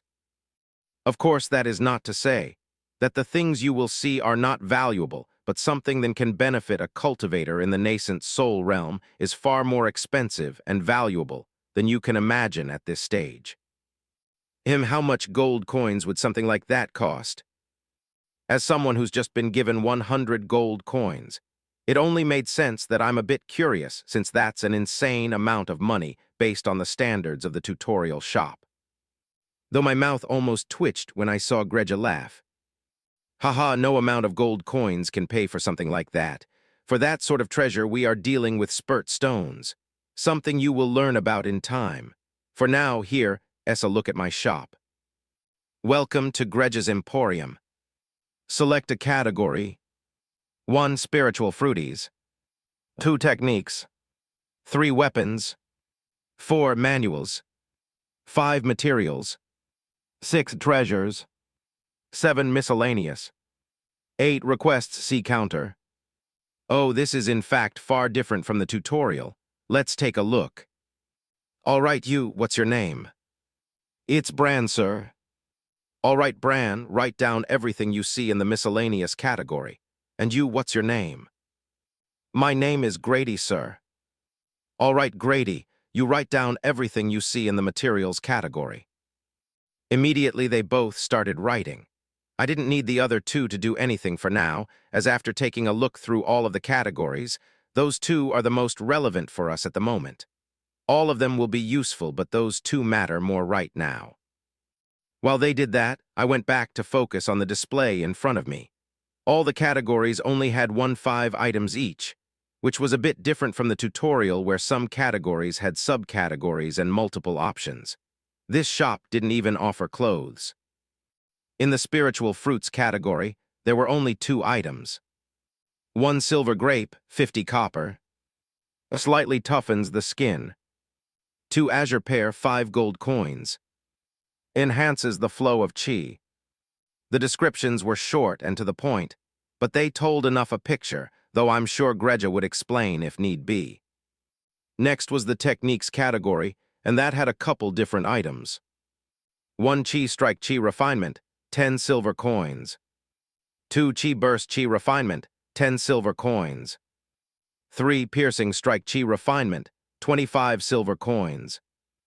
If I remember correctly, these were the exact same techniques as the tutorial, but the primes were vastly different. They were being sold for bronze coins, while now they're suddenly worth silver. Is Greja robbing us? Greja, aren't these the same techniques from the tutorial? Why are they so much more expensive? Things were easier in the tutorial, all prices were controlled by the system to make things fair for you all, but the multiverse isn't so kind. Though although looks expensive, these techniques are mainly for chi refinement cultivators. It should be quite easy for one of them to earn a few silvers. I see. Well, that's nice information. A chi refinement cultivator should be able to easily earn a few silvers. I'll keep that in mind. Next were the weapons. A bit surprising she's selling weapons, but I guess why not? There were only 2 of them anyway. 1 ironroot sword, 1 silver. 2 iron flame dagger, 50 silver. Interesting names, but no descriptions. They aren't spears, so I'm not interested anyway. Next came the manuals, and again there was only one thing. 1 Alareg breathing manual chi refinement, 1 silver coin. This was also in the tutorial, but it's a bit more expensive now. Materials, which had the most items. 1 darkwood, 5 bronze coins per pound. 2 ironroot ore, 20 bronze coins per pound. 3 tempered bronze ingot, 20 bronze coins per pound. 4 grackhide, 1 silver coins per pound. 5 rock iron, 50 copper coins per pound. After that came treasures, and there was only 1 item here. 1 meditation mat, 10 silver coins. Then, of course, miscellaneous, which had a few items. 1 sustenance pills, 30, 15 copper coins. 2 paper, 100, 25 copper coins. 3 pencil, 2 copper coins. So I guess it works both ways, since both the paper and the pencil were a bit more expensive in the tutorial. Anyway, that was everything with the exception of the requests, something that Grant was trying to make use of right now as he approached Greja. Hi, I would like to make a request. Go for it. I would like to build a boat so that I can fish, but I don't see any tools in your shop to do it. Is that a part of the things I can request? If you would like to buy individual tools, I would suggest visiting the blacksmith and having them commissioned. Though if you just want the boat, that can be arranged as well. Both Grant and I were a bit surprised at that. More so Grant than me as he spoke up in excitement. Wait, are you saying I can purchase an entire boat? That's exactly what I'm saying. I couldn't help but speak up at this point. How is that possible? Are you shipping boats here from another planet? Unfortunately, it would be way too costly to do that at the moment, though it is possible. Instead, I am able to connect to other shops in cities on this planet through a specialized network for merchants, and it just so happens that one of them is selling boats. 3 different kinds, in fact. I suppose a faction that specializes in water operations of some sort was able to secure a deal with one of your fellow humans. So, want to buy a boat. 113. Child Abuse, Book 2. I still have yet to genuinely truly digest every single piece of news I've heard since the tutorial ended, yet here was Greja with another one. It was already a shock to hear we could buy a boat if needed, but the method in which we bought it was even bigger than being able to buy it. An entire network of shops that were established in cities around the planet. I suppose as someone who lived in modern society, that isn't too far-fetched, since we had plenty of ways of buying things online, and having it show up next day from who knows where. But what's shocking is that this, of course, isn't modern society. We don't have internet or computers or access to anything of the sort, yet somehow this is still possible. To be able to buy a boat from who knows how many miles away. Wait, thinking about it now, we had items delivered by hand before all of this. Will someone have to bring the boat here? I'm sure Grant would ask if he could, but he seemed to be thinking deeply about something, or maybe he's just excited about buying the boat. I don't know. Greja, how would the boat get here? It will be shipped, which will cost money. Of course, there is the option of simply going to get it yourselves if you'd like, but that would pose troubles of its own. Wait, if going to pick it up will cause troubles, how would they be able to deliver it? It would arrive directly at this ship within a few moments of purchase. Like I said, it is not free. The system is who handles the transportation and the transaction itself, but it would require significant cost. Likely worth more than the item itself in some cases. I can provide some more detail if you'd like. You know, I think I actually would like a more detailed explanation, so I won't say no to the chance to get one. This process just sounds a bit crazy. Yes, if possible, I would like some more information. I saw Grant nodding at me. I guess he wanted one too. Greja then did her typical cheery smile before speaking again. Of course, then I'll break it down for you. Earlier today you had to accept the position of City Lord, correct? Yes. Have you checked your status since then? Now that you mention ITNO. Please do so, then we'll continue. I indulged her and willed for my status to come up. Name Raizen. Age 19. Race Infernal. Cultivation Chi Refinement Early. Profession City Lord. I almost forgot I advanced. I really should have checked this earlier. Early Chi Refinement, huh? I'll have to check that out later. But I see what Greja is referring to. I have an actual profession now. Interesting.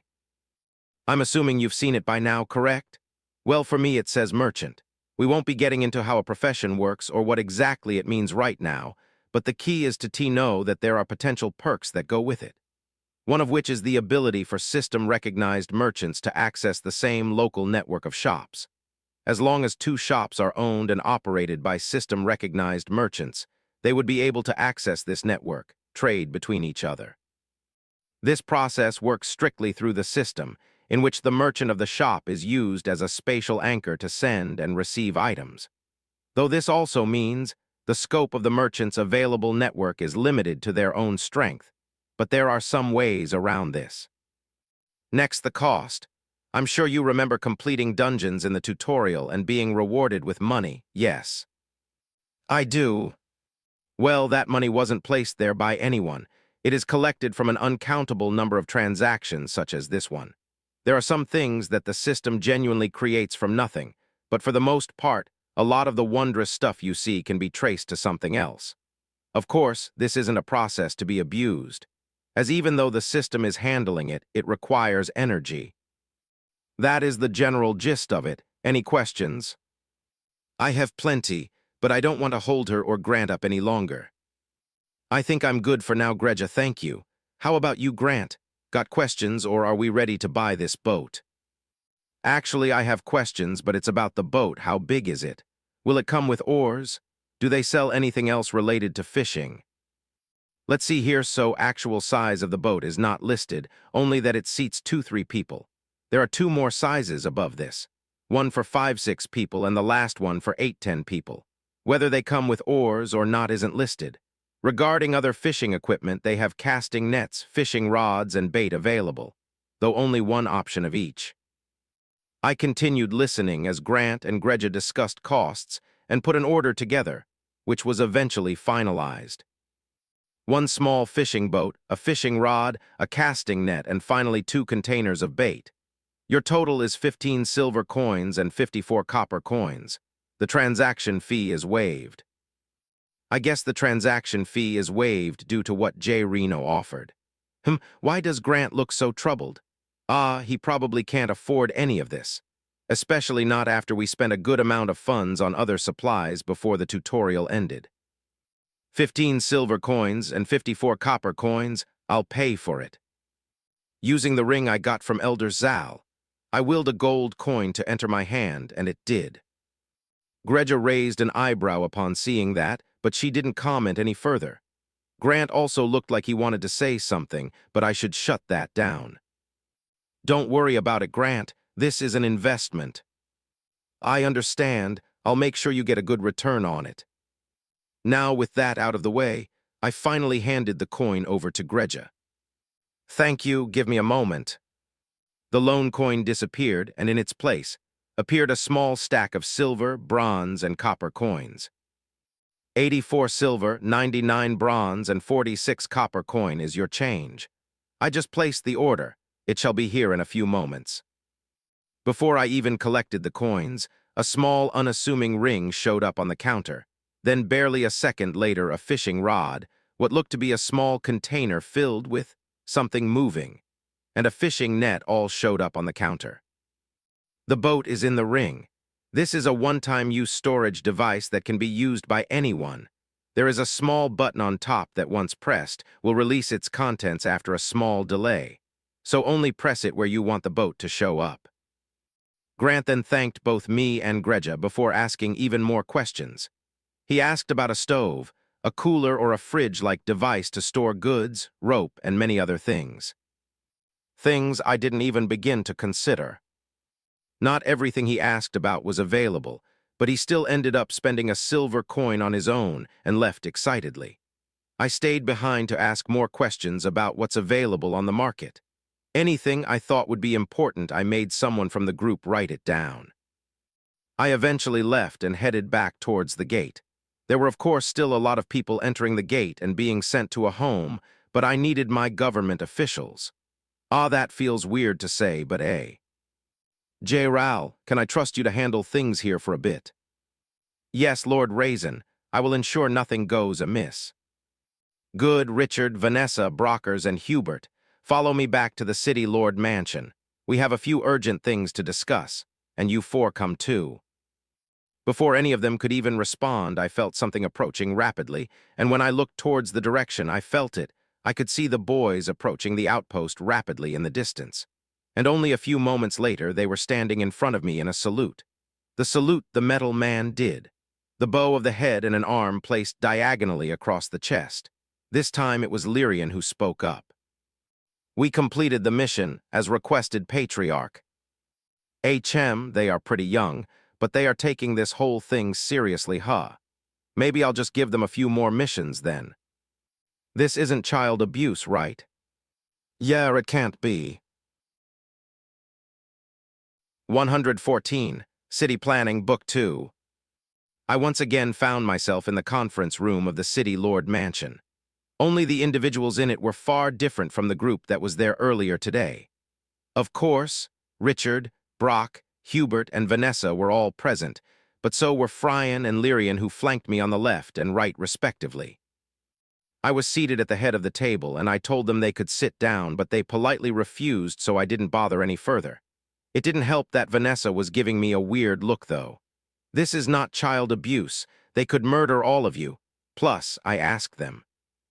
Anyway, the 4 people that have silently following me around are here too, and I know exactly what to do with that now. All right, I have been thinking long and hard about how to get through the first couple days of the start of this city successfully, and after a visit to the shop where I learned a couple of things, I think I have a rough idea of what it is I want to do. This is going to be a somewhat long explanation, so wait till the end for any questions. First of all, we don't have any workers in the city. So that needs to change immediately. There need to be ways for the people of this city to earn money, and there also need to be ways for the people of the city to spend money. So first things first, we need to offer a few government positions that will come with pay. You all are included in this. We can figure out your exact titles later, but for now you're all just government officials. By the end of this, we will discuss your pay. Back to the government positions. So the city needs its own city guard. Jay Reno brought over 50 body-tempering cultivators from his clan to help handle things, and as you can see, they have been doing so. Though at the end of the day, they are Jay Reno's people. We need our own guard. The city guard will be responsible for protecting the city from outside threats and genuinely being a police force for the city, so they need to be fairly strong and good at fighting. Next, the city needs to be kept clean. I have no idea what the sanitation systems are like just yet since I haven't explored everything, but there needs to be an official department responsible for keeping the city clean. Next, I don't know if you guys have read many LitRPG stories or watched any type of isekai anime, but every single one of them had an adventurer's guild of some kind. If you don't know what it is, basically it is a place where freelance fighters can earn a living by going out and completing missions for the guild in the wild. I'm not just doing this because it sounds cool. I'm not sure if you all remember, but there were monsters in the tutorial, and if any of you read the monster encyclopedia, then you know there are more than just goblins to be wary of. And of course, none of us truly know what to expect out there. If there's something like a goblin horde forming in a random forest, then it would be nice to be able to officially send people to go investigate or get rid of the problem altogether. That's where the Adventures Guild will come in, and it will also be where anyone can come in and sell monster materials or anything else they find. This will be government-controlled, but we won't stop anyone from opening up their own shops and doing the same thing, but we will be the only Adventures Guild in the city. Now I touched on it a bit just now, but shops. There are 2 entire streets available for shops. Some of the shops are big, some of them are small. People will be allowed to rent them and do whatever as long as they are providing a service. They would also need to pay a tax to the city on their earnings. This goes for every business, and the tax will be small. We're not here to rob people of all their wealth, but the city needs to run, so we need a tax. Which means the copper coin entrance fee will remain. Now I would like to be able to waive the fee for adventurers, or maybe even people who pay rent. But then we would need a really good way to document everyone who lives here accurately. And unfortunately, we don't have computers, so there will be a lot of writing. That's where you 4 come in. The punishment for causing a problem in the line is that you're now scribes for the government. You will still get paid, but you have no choice in this, and I expect you all to do a good job. Actually, you do have a choice. You can leave. Does anyone want to leave? I stared at them for a few moments, and all I got were strong shakes of the head. Good, glad to have you. Now money. The shop system in the city is really interesting, and we can go over it in depth another time. All you need to know for now is that we can essentially have things delivered from other cities. This might be something only available in Greg's shop, which was the shopkeeper from the tutorial, but it's all we need for now. A lot of things can be purchased. Grant literally bought a boat. Basically, what I'm trying to say is I have a much better understand of the value of our coins now. Food and simple basic necessities should always only cost copper coins depending on the item. From there, bronze coins are if you want to buy something in bulk, or it's a really nice item. Silver is for truly valuable things. A plate of food should never cost a silver coin unless it was made with chi refinement ingredients. Gold coins are for the truly wealthy, and most regular people would have to save up for a very long time to be able to see one. Remember, a gold coin is 1,000,000 copper coins. So let's talk pay. Even the lowest of low-paying jobs should still be able to earn someone a few hundred copper coins a month. People working in more skilled positions should be able to earn around 15-30 bronze coins a month. I think the city guard should fall in this range, for example. Maybe even more for a position like the captain of the city guard. You Richard, Brock, Hubert, and Vanessa. You all will be responsible for running the city and will be paid roughly 5 silver coins a month. That's 50,000 copper coins a month. This is how valuable your position is. Now the scribes, you work for the 4 I just mentioned and will be mainly following directions from them. Because this is still a punishment, your pay will be a bit lower. 6 bronze coins or 600 copper coins. So here is my next task for you guys. Draft up contracts listing your role and your pay and make 2 copies of each. I'll keep one and you all will keep the others or store them in the government building next door. I don't know. Next, based on everything I just told you, figure out what the rent should be for all the homes in the residential districts that we're filling up right now. Now I had the scribes write down a lot of information I learned in Greg's shop, which is the only place we can readily get food and supplies at the moment. Review it, plan accordingly, and then come find me in the office once you guys got a plan. Right after I said all of that, I took out the 20 silver coins from the ring, and along with 24 bronze coins.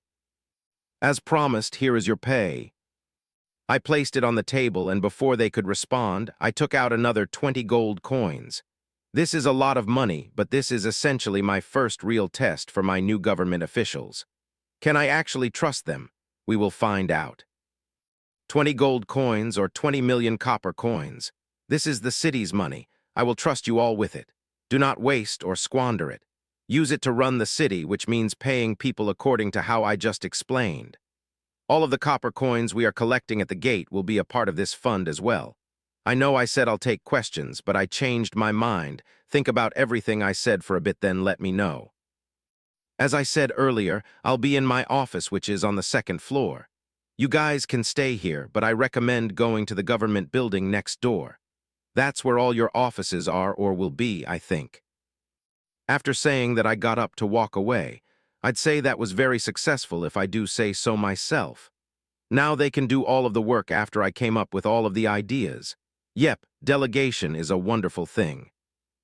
Raizen, I think you should be a part of the discussion the entire time. You're the city lord of Black Cove City. You should always be aware of what's happening in your own city. Damn it. So close. 115. Government Funding, Book 2. It was now deep into the night, and I was sitting in my office thinking about how the day ended. A lot has happened. It was probably around midday when I met with my new government officials in the conference room and was forced by Richard to stay and discuss everything. There was so much to discuss. I really would rather go fight a horde of monsters with my life on the line than do that again. Even still, it was worth it in the end. We genuinely got a lot done. I now understand why they all wanted to be a part of the government. They were very zealous about it all, thinking up things I didn't even consider, like permits, for example. If you wanted to fish in the city, you needed a fishing license or something. I didn't really agree with it at first because I don't want to become a bother to people just trying to earn a living. But apparently, it's a form of credibility for the fishermen. People would likely buy from the fisherman associated with the city than the one who was. There was even the problem of documentation. We eventually found the blacksmith's shop, and he said he can build thousands of small metal plates with a few lines of writing on them. That was, of course, a blessing. After finding that out, we decided that every person who lives here should get one. It should have your name, the district you live in, and the date. The metal plates will expire after 1 year, which then also brought up the problem of what the actual date is. We could have figured out the month easily, and we still knew the year, but the day itself was a lost cause. The point was also made that what if the length of the days and the changing of the season were different now, wouldn't throw things off? I had no idea, nor did I really feel like figuring it out, so I just asked Fryan and Lyrian what type of calendar they used. They kind of surprised me with their answer. It was simple. According to one of their books used for their studies, every planet had their own calendar. There wasn't a universal standard or anything like that, at least not to their knowledge. So we decided right then and there to make our own calendar. It was a bit weird to be making a calendar, but we thought it was best. It wasn't like we were changing too much from the previous one. Still going to call 12 months a year and have 7 days a week, but each month will 35 days and 5 weeks. So 1 year is 12 months, 60 weeks, and 420 days. We did that to try and factor in the fact that Earth might take even longer to go around the Sun now, but we had no way to actually verify it. Perhaps Elder Zal can help us with it, but I have no way to contact her, so this will work for now. The calendar will be called the New Earth Calendar. It's actually a very corny name, but that was all we could come up with in the moment. So the plan now was for the scribes to make a whole bunch of copies to be passed around to the rest of the city, and then be placed in Greg's shop. The goal there is for people in other cities to buy it so that the majority of Earth is working with the same calendar. Speaking of majority, by the end of the day, the entire line was dealt with, and now roughly 150,000 people were now living in this city. J-Ral and the others did an amazing job, to be honest with you. To be able to get through that many people in less than a day was amazing. Of course, that also meant we earned that same amount in copper coins, which wasn't a small sum. I also took 10 gold coins back from the budget. 20 was likely too much for now. After everyone was inside, all the members from Outpost G met up one more time to go over things. They were all given first dibs on things they wanted to do. Micah and a few others immediately signed up for the city guard positions, while a couple others pledged to be our first couple adventurers. Still, a good portion of them were undecided, but there was nothing I could do about that. The positions were offered, but this wasn't the tutorial anymore. They needed to make their own decisions. The last thing I did for them was to pass out a few funds to each of them and hand out all those rings and necklaces we stacked up from the dungeons in the tutorial. I didn't need the ring anymore, but I kept that very first necklace for myself, and I gave the dagger to Irene. While Micah planned to move away from his life as an archer in the tutorial to one with swords now, Irene didn't want to give up her bow. So, although she was still far from chi refinement, she would eventually make it, and the dagger would be a big help to her at that time. She was also one of the ones who wanted to be an adventurer, which was honestly kind of surprising. Anyway, after all that was taken care of, there was one final thing we did as the government, spend a lot of money. We commissioned a few 100,000 plates from the blacksmith, who assured us that it wouldn't take long and was a simple task. He apparently had a machine which would make it fairly simple. Despite that, it still costs 1 gold coin to do. Not only was he making hundreds of thousands of metal plates with writing on them, but he would also be inlaying all the plates with a thin special lining that would make it hard for the plates to be reforged. Each plate was only going to be about the size of a debit card. Just metal. No names will be on them, people will have to go that themselves individually, so that was paid for in advance as well. Next was the other bulk purchases. The homes had furniture and a functioning toilet and pipe system. It even had a stove. But there was no fridge of any kind, and the stove worked on coal or wood. We didn't have either, but coal could be acquired from the shop. Meanwhile, for the fridge, there was a cooler thing available in one of the shops. They were called frost boxes and used something called an ice rock to keep its contents cool. The rocks came in sizes of small, medium, and large, with small lasting around 3 days, medium around a week, and the large one around 3 weeks. I don't know where it comes from, but they will keep our stuff cool. The box itself cost 1, 5, or 10 bronze depending on the size, while the large ice rock was 30 copper. That shop is going to make a lot of money. For now, we bought 5 large boxes, one for the City Lord Mansion, one for the Adventures Guild, one for Grant and his fishing business, and this one was surprising, but one for Lee and Trinity.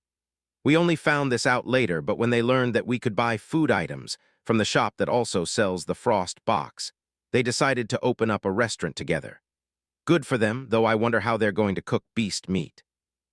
Since that shop only sold meat of things I'd never heard of, like Weagull steak, for example. Where are they even getting it? Tomorrow there will also be an announcement about jobs and hiring people for the various things we have planned. Or if anyone wanted to start something, we would support them to an extent. Needless to say, the government will be doing a lot of spending to get this city up and running. So yeah, I gave Richard and the others the 10 gold back. Though one of the main reasons I did it was although I plan to be involved with the management of the city, there will be many times when I'm gone or focused on something else. I want to explore this new Earth, get stronger, and continue to fight stronger opponents. Which is why after making sure things are in order tomorrow, I'll be leaving to go explore or scout, as Richard wanted me to call it. Sean was our scout in the tutorial, and apparently he still wanted to do things of that nature, so he joined the city guard, but he won't be allowed to go scout until some proper training from Iriog, which is who trained Richard's group in the tutorial and who will be training the city guard. While the tutorial was deadly, the number of things that could happen to us after a while were somewhat limited. This won't be the case here. Who knows what could be lurking outside of these walls? I won't stop anyone from leaving the city, but the city guard is different. They need to be of a certain standard. Obviously, they won't all suddenly get stronger in cultivation out of nowhere, but they need to be the best version of themselves, since they are basically the military police of the city. So in place of Sean, I'll be going instead along with Fryan. When I told them I'll only be taking one of them since I'd like the other one to guard the city while I was gone, they immediately asked to be excused for a moment, and when they came back, Lyrian looked like he lost a loved one, while Fryan looked as if he won a prestigious award. Heavy. So tomorrow, Fryan and I will be going outside to see what's around us. Although the primary reason is that I want to explore as the city lord, I need to know if there is anything dangerous nearby so we can plan for it.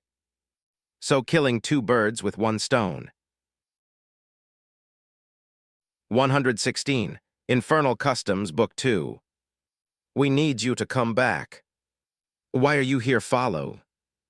Did you not hear me? We need you to come back. 100 years, Follow, 100 years. That's how long I've had to live without my wife by my side. I will not return, leave. We understand you needed to grieve, and we have given you more than enough time to do so, but you owe us. You owe us a lot. Choose your words carefully, Follow. I owe you nor that guild a single thing. All my debts were repaid before you were even born. Do not test my patience. Leave now. We are not scared of you. We are definitely not scared of your lineage either. The Infernals have never come looking for you, so we know they don't care about you, and even if they did, we do not fear them. Also, just to let you know, you don't get to decide when your debts are paid. We do. Now you will be returning with me today whether you like it or not. Do not make this hard on us for your own sake, Greylan.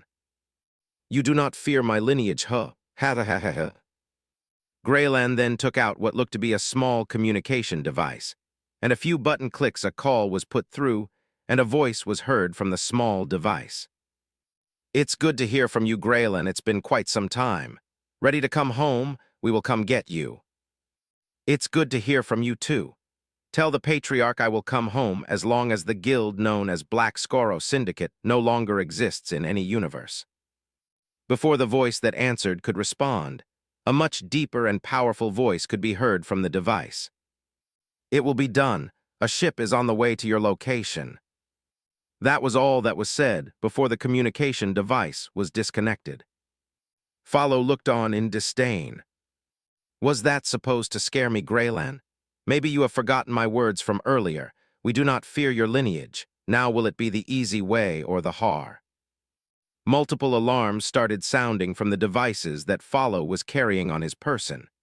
Greylan didn't say a word and just watched with a deadpan look on his face. The eradication of the Black Scoro Syndicate. It was now morning. After finalizing my plans to leave today, I spent the night briefly looking through the books in the ring. The Chi Refinement Cultivation book was titled Infernal Chi. Calling it a book was doing it a bit of a favor since it was only a few pages long. Something I'm realizing was a common theme among books related to cultivation. Though I guess it makes sense to an extent since the books I've been reading either contain the bare bones basics like the ones in the tutorial, or like this one was acutely specialized. Anyway, the book talked about two main things: how to absorb and rotate chi within one's body and convert chi into infernal chi. Of course, this was my first time hearing about converting chi into a different type of chi, and of course, I had a lot of questions about it, but I'll learn eventually. Moving on, the book explained both of those techniques in depth, while also talking about things one should look out for during the process to avoid mistakes. This was something I needed to dedicate proper time and care to reading, not something I needed to rush my understanding of. Next came the three techniques. They were as follows: Infernal Empowerment, early, Flame Step, mid, and finally Black Lance, peak. 3 different techniques that all do different things for different stages of the Chi refinement realm. It's nice that I got 3 different techniques, but it's a little bittersweet I won't be able to use all 3 of them immediately. Though it's not that bitter since I'm sure it would take me time to master all of them. 1 per stage will ensure that I only focus on the relevant technique. Though that wouldn't stop me from taking a look at all 3 of them, and that's what I did last night. The first one was fairly simple. It was about redirecting Chi towards my shoulders, arms, and wrists for greater control and more powerful attacks with my spear. Next was the Flame Step, which was an interesting one. In fact, both this and the Black Lance technique were interesting. Both of them had the same words at the top, once you open the book. For wielders of the eternal flame, which I guess means that if you can't use eternal flames, then you likely can't use these techniques. Anyway, Flame Step sounded cool. The gist of it was that I would send rapid bursts of flame-imbued Chi out through the soles of my feet, which will in turn propel me forward at rapid speeds every time my feet touch any solid ground. It genuinely sounded cool. Looking forward to that one. Next came Black Lance, which was exciting as well. It was a ranged attack. Essentially, I would be forming a lance of sorts, out of my Chi-infused flames while almost simultaneously creating a small explosion behind it that would shoot it out towards my target. It was interesting, and I wondered just how much it differed from the ranged attacks I can already create. Obviously, it used Chi, but couldn't I just create a lance myself made out of Chi and accomplish the same thing? Why would it need a technique? That was my main question when it came to techniques, but I'm sure I'll find out in due time.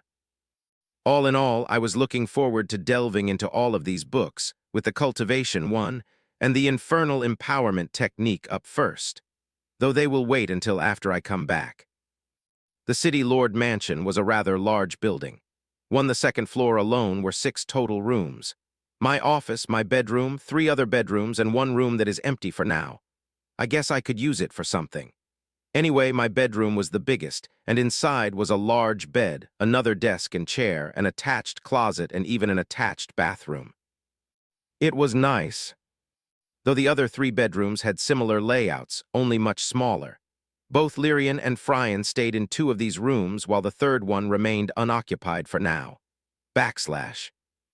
When I exited the room, both of them almost instantly exited their rooms and gave their typical greeting, the whole "I greet the patriarch" thing.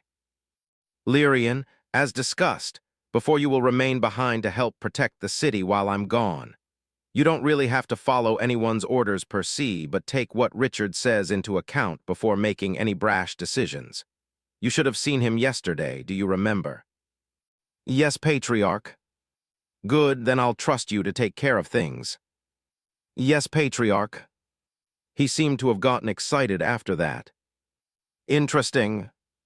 Anyway, I left the building, only instead of my outfit from yesterday, I was in the tunic and pants combo that Elder Zal left for me in the ring. Of course, just like the tutorial clothes, it fit perfectly. I walked out of the building and with my spear in hand, and the boys and only Fryan following me, I quietly left the city. It was still very early in the morning, and apart from a few people wandering around, and the guards at the gate and atop the walls, no one really saw me. Though I'm sure the stronger residents at the city noticed I left, there was nothing I could do about that. It was also that reason why I left Lyrian in the city. J. Reno, Greja and the others were of course stronger than Lyrian, but that didn't mean I should leave everything up to them to solve. My people needed to be able to stand on our own 2 feet eventually. With that being said, I was now out of the city. I really only walked a few feet away before taking in the scene before me. Surrounding the city was really just nice green grass for a while, but I could definitely see things in the distance. To north, I could just barely make out the faint shape of what appeared to be some massive mountains, and I could see something similar straight in front of me, which was the west. A lot closer than that I could see what looked to be a forest in the north, and another in the south, which was much closer. Even straight ahead, there were a few small ones not too far as well. So, in distance we have mountains, and immediately close to us there were forests. First things first. Fryan, where'd you drop those people? We left them far north of the city in a forest patriarch. I see. Although I could see the forest from here, it would likely take weeks of walking for a regular individual to walk without rest from the forest to the city. And that was without taking into account potential dangers, rest, food, and other things. Even someone at the 5th cycle of body tempering would still likely take around a week to make it all the way here on foot, and the people who were kicked out were definitely not at the 5th cycle. All in all, they really were deposited quite far.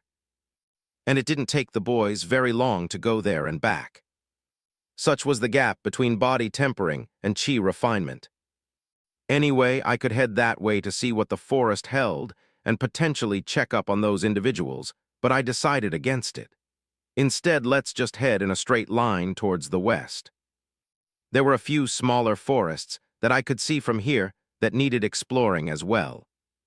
With my spear in hand, I took off running straight ahead, and of course Fryan wasn't too far behind. Though he wasn't carrying his spear, I wonder why does he not have one? Fryan, do you have a spear? Yes, Patriarch. Why aren't you carrying it? Patriarch, it is not permitted to wield our spears in the presence of a patriarch of another family. Not without strict permission, and even then, it is considered rude to do so unless a situation like war demands it, as the members of the patriarch's clan might take offense. How weird. So, aren't you trying to become a part of my clan at the moment? Why, yes, Patriarch. He stuttered for a moment there. Is he nervous? Then you can bring your spear out. I don't have any other clan members that would be getting upset in the first place. Thank you, Patriarch. I watched as a spear appeared in his right hand. It was a bit shorter than mine, but it was still beautiful to look at. It was pretty much pitch black, from the shaft all the way to the tip of the blade. What a nice spear. Anyway, there seems to be a lot of customs I don't know. Fryan, what are some other customs to keep in mind when dealing with a patriarch of a clan? There are quite a few, Patriarch. List a couple, we have time. 117. Electric Horn Wolves, Book 2. Both Fryan and I continued to travel forward towards the forest in the distance, as we engaged in small talk. He told me quite a few different customs surrounding the leaders of all of these families or clans. Elder Zal did give me some information, but talking with Fryan was kind of enlightening in a way. I couldn't help but wonder if Elder Zal did this on purpose. She gave a lot of information while giving me nothing at all at the same time. Like she just threw demons out there as if that was a simple thing. I have a million questions surrounding just that. So, did she withhold things on purpose so that Fryan and Lyrian could provide information to me? Who knows, maybe I'm overthinking it. Anyway, a few of the customs Fryan brought up were really interesting. Like, the clan versus the family dynamic. The clan was essentially the entire organization country, while the family was obviously the blood relatives of the patriarch-matriarch and anyone that was bestowed the eternal flame. Of course, there were exceptions and other small details, but that was the gist of it. Which means if I did give Fryan and Lurin the flame like they were hoping for, they would be then considered part of my family. I asked how his parents would feel about that, and he said they would be proud beyond measure. Which then led me to asking what family or clan his parents belonged to, and he mentioned they weren't a part of any. He noticed my confusion, and quickly explained that you don't have to be a part of a family or a clan to live in that territory, since clans are essentially massive countries that are ruled by one family on planet Infernal. After that, I went silent for a bit because I didn't understand how that would work for me. Infernals are all the same, right? It's like how Earth used to be, where there are a bunch of different races, who all speak different languages and lived in different countries and fought against each other. Instead, planet Infernal is a collection of one race who all speak the same language, and from what I gather, there aren't many internal conflicts among Infernals. Well, there aren't many according to Fryan's knowledge. Elder Zal might be of a different opinion. Anyway, I think I really do prefer the Earth, as it is now in terms of the abundance of nature. The air feels refreshing, the grass looks beautiful, and the sky was a perfect shade of blue. It was nice. An hour or two later, we were at the small forest.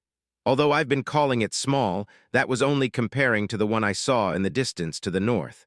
This was still a pretty big forest, one that I'm sure a number of different things called home. I'm sure because it didn't take very long for me to see one of them. It was a wolf, or perhaps a fox, maybe some type of dog, I have no idea. It had 4 legs, a tail, and was covered in fur. Only the fur itself was black with yellow streaks mixed in, and its eyes were bright yellow, but what made it weird was the horn coming out of its head. It was pale white, like the color of bone, and came out about 5 inches or so. A wolf-like creature with a horn. I stared at it in interest for a few moments. The entire time it's been looking back at me, growling particularly loudly. I could tell immediately it was weaker than me, but I didn't let my guard down as I observed it. Eventually, it let out a howl and began backing away from me. And wolves hunted in packs, didn't they? Is it trying to do the same thing?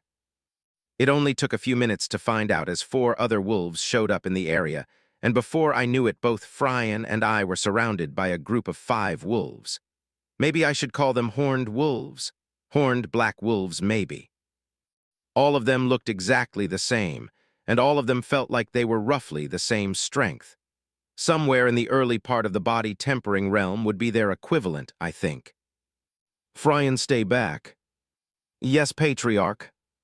After saying that, I planted my spear in the ground and darted at the wolf that was closest to me, and before it could even react to my sudden approach, I grabbed it by its horn and immediately lifted it off the ground and slammed it back down on its side. It let out an agonizing yelp as its body made contact with the ground. The other wolves immediately rushed at me with vigor and clear anger within their eyes. It was then they did something that made me rethink what I think their name should be. All 4 wolves rushed at me, but their horns seemed to have another purpose apart from just being a puncture tool. Electricity was gathering at the tips of their horns. Actual electricity. That is insane. Now, perhaps this is a foolish decision, but I'm going to let some of that electricity hit me. Part of it is curiosity, while the other part is for science. Yeah, let's go with science. I need to know exactly how damaging this could be for people who are entering this forest on my, or the city's behalf in the future. Obviously, I can't know everything, and I don't think I'll fight every single thing in the forest, but any information is good. So I quickly darted at the group and grabbed one of the now electric horns of the wolves, and immediately the gathered electricity darted up my arm and made its way around my body for like a second before almost fizzing out. And that was barely a tickle, but I knew immediately it was barely a tickle due to chi. The electricity had no chi and thus couldn't really do anything to someone like who was in the chi refinement realm, but someone below that realm would have been in some trouble. Interesting. After my little experiment, I quickly dealt with electric horn wolves. Yeah, I like that name. Is this how scientists feel when they discover new things and get to name them? It feels quite nice. I stored the body of the wolves in my ring and continued on exploring the forest with Fryan. We quite literally spent the entire day roaming the forest, running into different beasts, fighting some of them or letting some of them run away. I did most of the fighting, but the few times Fryan engaged in a battle was a little embarrassing. For me, that is. In my eyes, he was an expert fighter. Compared to me, who was making mistakes I wasn't even aware of, Fryan looked extremely polished, and every battle was an efficient display of fighting skill. Here I was being called a patriarch at 20 years old, and a teenager is showing me up. I have a lot of work to do as always. Anyway, I decided to name all the beasts we came across right then and there. Electric horn wolves, steel boars, great rabbits, vine snakes, and sunspot deer. I don't know if my names need work or not and are up for consideration from the folks in the city, but for now they'll work. There were a few birds and bugs and such that were around the forest as well, but I didn't really get a chance to interact with any of them. Anyway, today was good. It was night now, and both me and Frian were sitting next to a tree with a small fire going next to us. We were quietly roasting one of the great rabbits. I was somewhat excited about it. It's been quite a while since I ate meat. 118. A Report Book 2. Why are you doing this? I have done nothing to you or your people. No, but someone did, and blood will be met with blood. You know my clan will not allow you to live. It's not too late to stop. An Infernal begging for their life? Never thought I'd see the day. Begging? No, this is a warning. Millions will die. Is that what you really want? Millions of Infernals will die. You are correct there. You have talked enough. Your feet have finally grown back, which means it's feeding time. The death that sparked a multiversal war between the Igolarian swarm and the Infernals. I honestly didn't know what else to call this thing. It was honestly just an oversized rabbit. We saw a few of them running around the forest. These large rabbits are about the size of a dog. They were really weird to look at. They didn't have any abilities like the electric horn wolf or the sunspot deer whose antlers got really hot at the tips. No, they were just really big rabbits. Well, apart from the fact they were about as strong as someone in the third cycle of body tempering, then yeah, they were just big rabbits. Now I have no genuine experience with gutting, skinning, and draining an animal, but Frian did. So, after he essentially gave me a live lesson on how to do all of that, we quickly made a fire which was simple enough and cut the rabbit up in pieces to cook. So, tell me again how school worked for you, and how you were able to reach the peak of chi refinement at your age. Yes, Patriarch. In the territory we lived in, school was mandatory from 5 until the age of 15, and everyone took the same classes. We were taught how to read, write, fight, survive, and various other things like math or history. They don't teach cultivation in school, but instead we were taught by our parents and Elder Zal. So are all kids your age around your level. And if you have to stay till 15, how were you and your brother allowed to leave? I'm not sure about either, Patriarch. I only know of the kids in school or those who lived close by, and there was a large variety among their cultivations, and I believe my parents or maybe Elder Zal did something. I see, and does that mean not everyone works super hard to get higher in their cultivation? I'm not sure, Patriarch, I'm sorry. Don't apologize, it's okay if you do know. That kind of answers my question anyway. We sat in silence for a while after that. Just eating the rabbit. It's good. It could definitely use some seasoning, but it's good. Though, if it's this good without seasoning, then I can already see a few commissions for the rabbit popping up in the Adventures Guild. Just gotta make sure they aren't overhunted. Anyway, we've rested here enough. Do you need to sleep? No, Patriarch. We cleaned up the area, then continued to walk through the forest, but there wasn't much else to see. And although I didn't tell Richard when exactly I'd be back, I didn't plan on being gone for a significant time either. There will be time for that later. Nothing else really bothered us as we traversed the forest in the darkness of night. Well, a few purple owl-looking birds kept following us, but they weren't bothering us, so we paid them no mind. Eventually, the end of the forest was in sight, and once we made it out, I paused my steps. We were back to just seeing grass and open land for the most part, and there were a few groups of trees that were too small to be called a forest. But the real star of the show was the lake and the river it was connected to. There was a massive lake more than just a few miles away, I think, and in the distance behind it, I could see mountains that seemed to be covered in lush greenery. It was dark, but I could see a lot clearer in the dark than I could a few months ago. The lake was connected to a river that ran from the north and all the way down to the south. Anyway, all of that was nice, but there was something else I saw. Smoke. Coming from the other side of the lake towards the right, or I guess the north, I could see smoke. I couldn't quite see the camp or fire, or whatever was emitting the smoke as it was obscured by trees, but there was definitely smoke. What to do, what to do? If they are humans, then that could go a few different ways. But if it was hostile race of monsters intelligent enough to start fires like goblins, for example, that could be an issue in and of itself. All right. I have already been away for a day. This is good enough. No need to press the issue and risk running into something I'm not ready for. I won't forget having to fight that goblin in the tutorial. The one who likely would have killed me and everyone with me if I wasn't an Infernal. I scouted the forest closest to us, discovered the rich taste of great rabbits, and found a source of fresh water, along with signs of an intelligent species. I'd say that's good enough for an initial scouting trip.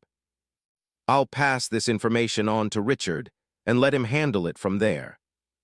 Maybe I should make him a prime minister or something. Though that doesn't sound quite right. We'll figure it out. Frian, let's go back. Yes, Patriarch. We immediately turned around and headed back towards the city.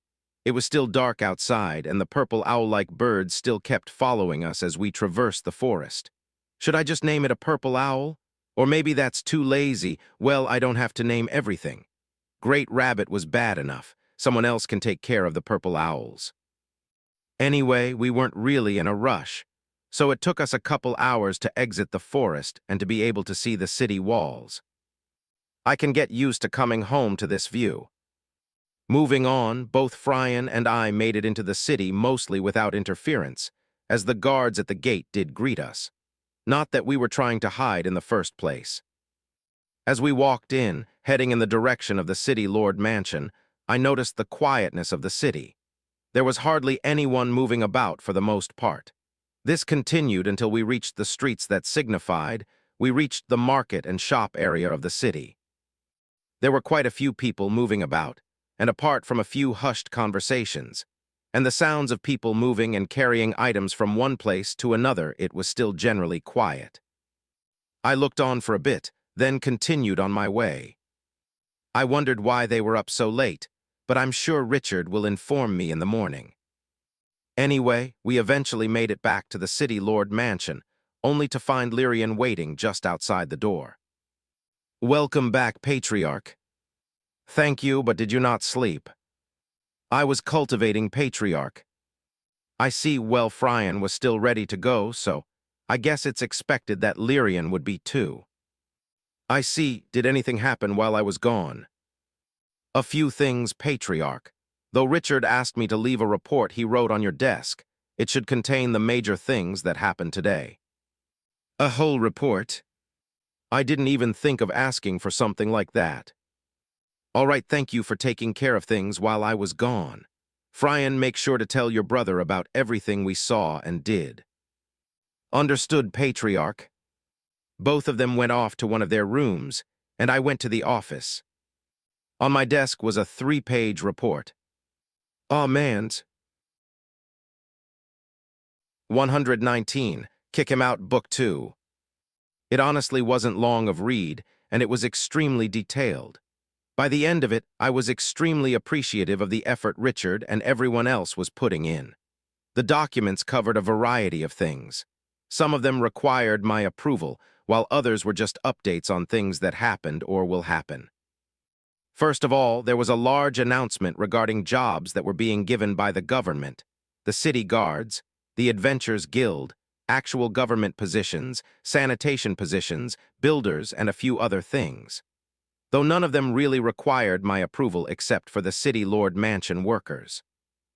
People that would be working here to keep it clean, prepare food, and assist me in various ways. That sounded a lot like having servants. In fact, it is exactly that.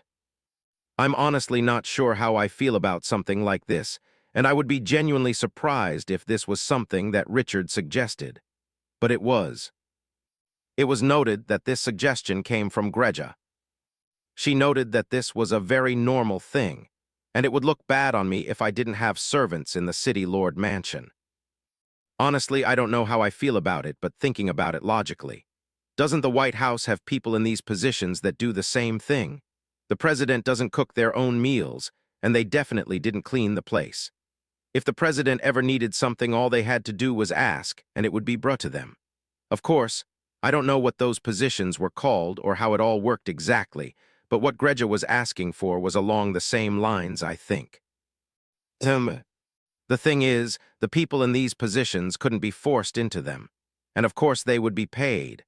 But while I thought no one would accept this type of role, Richard noted there were quite a few applicants for every single job mentioned, including this one. Even though that was the case, and this was something recommended by Greja, a strong cultivator, that didn't mean it was something I had to do. I'll talk with Greja and perhaps Elder Zal about it. Moving on, the only real hires that were made today were a few more government officials. Some of them were going to be aides, while others were given temporary roles in different positions. They were temporary for two reasons: my approval and their overall performance. The only other thing he noted about the government was that there was apparently a former American senator clamoring about joining the government, and that they should have some say in the direction the city is going. I will tell Richard to kick him out of the city if he doesn't stop. Anyway, there were a lot of interviews conducted, a lot of applicants for starting their own businesses. A lot of them were not really necessary to have at the moment, and not something we would help with, but a few had promise. Someone wanted to open a butcher shop, someone else wanted funding and support on something like a research and development business. They said they knew how to make a typewriter and would need materials and tools to do it. I'm sure the government aides would love that. The last one was a farmer. They wanted to farm the land just outside the city and along the coastline. Richard noted that there were a few seeds available through the shop network, and the farmer in question wanted to try their hand at it. I will let Richard know to make sure they get as much support as possible. Having a steady supply of city-produced food is very important, so I'm glad someone wants to do it. Anyway, that was pretty much everything that was in the report. All in all, it sounds like things are progressing nicely. I'll discuss it with Richard in the morning. For now, I think it's time I started cultivating. I took out the cultivation book. All right, I read through the book in detail this time, and I think I'm ready to start. First of all, Infernal Chi. It is Chi that will gain similar properties to that of the eternal flame. It will be able to generate heat and carry destructive properties. This is important when using techniques related to Chi or creating items that can make use of Infernal Chi. The way to convert my regular Chi into Infernal Chi is not a simple process. Well, the core of it is simple. It would be more accurate to say it wasn't quick, since the process itself was fairly natural. I'm an Infernal, this is Chi meant for our use. It makes sense that it would come somewhat naturally. I say somewhat because it would still require some work on my part. Essentially, I would need to spend a lot of time circulating Chi around my meridian pathways every single day, and my body would handle the rest. There isn't an exact time frame to make it happen, but the understanding is that I would need to do this for all of Chi refinement, and by time I hit core formation, I will be able to convert my Chi into Infernal Chi. Well, guess I'll make that part of my routine. Now for actually cultivating. As the name implies, part of the process to improve in this realm is refinement. I need to continue to refine my body and meridians to be able to handle large amounts of Chi. This is a gradual process, and again, another one that just takes time. The booklet will teach me the optimal pathways I should be absorbing the Chi along and circulating them. The process is a bit different from circulating the Chi around my meridians, as it would need to be circulated to every inch of my body. So I followed the manual exactly as discussed, and spent the rest of the night cultivating. Knock knock. Patriarch, sorry to interrupt, but Richard is downstairs. Did that mean it was morning already? I really spent the entire night cultivating. It barely felt like it, which I guess is a good thing since this is a process that I need to get used to doing. I smell. Thank you, Lyrian. Tell Richard I'll be down there shortly. Understood, Patriarch. I quickly went to my room to freshen up and change into new clothes. I probably need to start doing laundry. Anyway, after making sure I was clean, I went downstairs to find Richard standing by door. Good morning, I'm assuming the scouting trip went well, and I hope you got a chance to look at the report I left you. I did read it and I approve of everything stated. I really appreciate that report, so thank you, and if possible, please keep doing it. The scouting trip went well enough, let's walk and talk. I'm glad you liked it. It's been a long time since I've had to write out a report by hand. After saying that, he fell in next to me as we left the City Lord mansion, and the boys weren't too far behind. I then spent the entirety of our walk explaining everything I saw in the forest and the surrounding landscape, which of course included the smoke and what it could mean. Richard, of course, took notes along the way and had many comments, though he was especially interested in the meat of the great rabbit. I couldn't blame him. It really was delicious. Oh, I didn't forget to let Richard know he could kick that senator out of the city. In fact, it might be wise to do so just in case.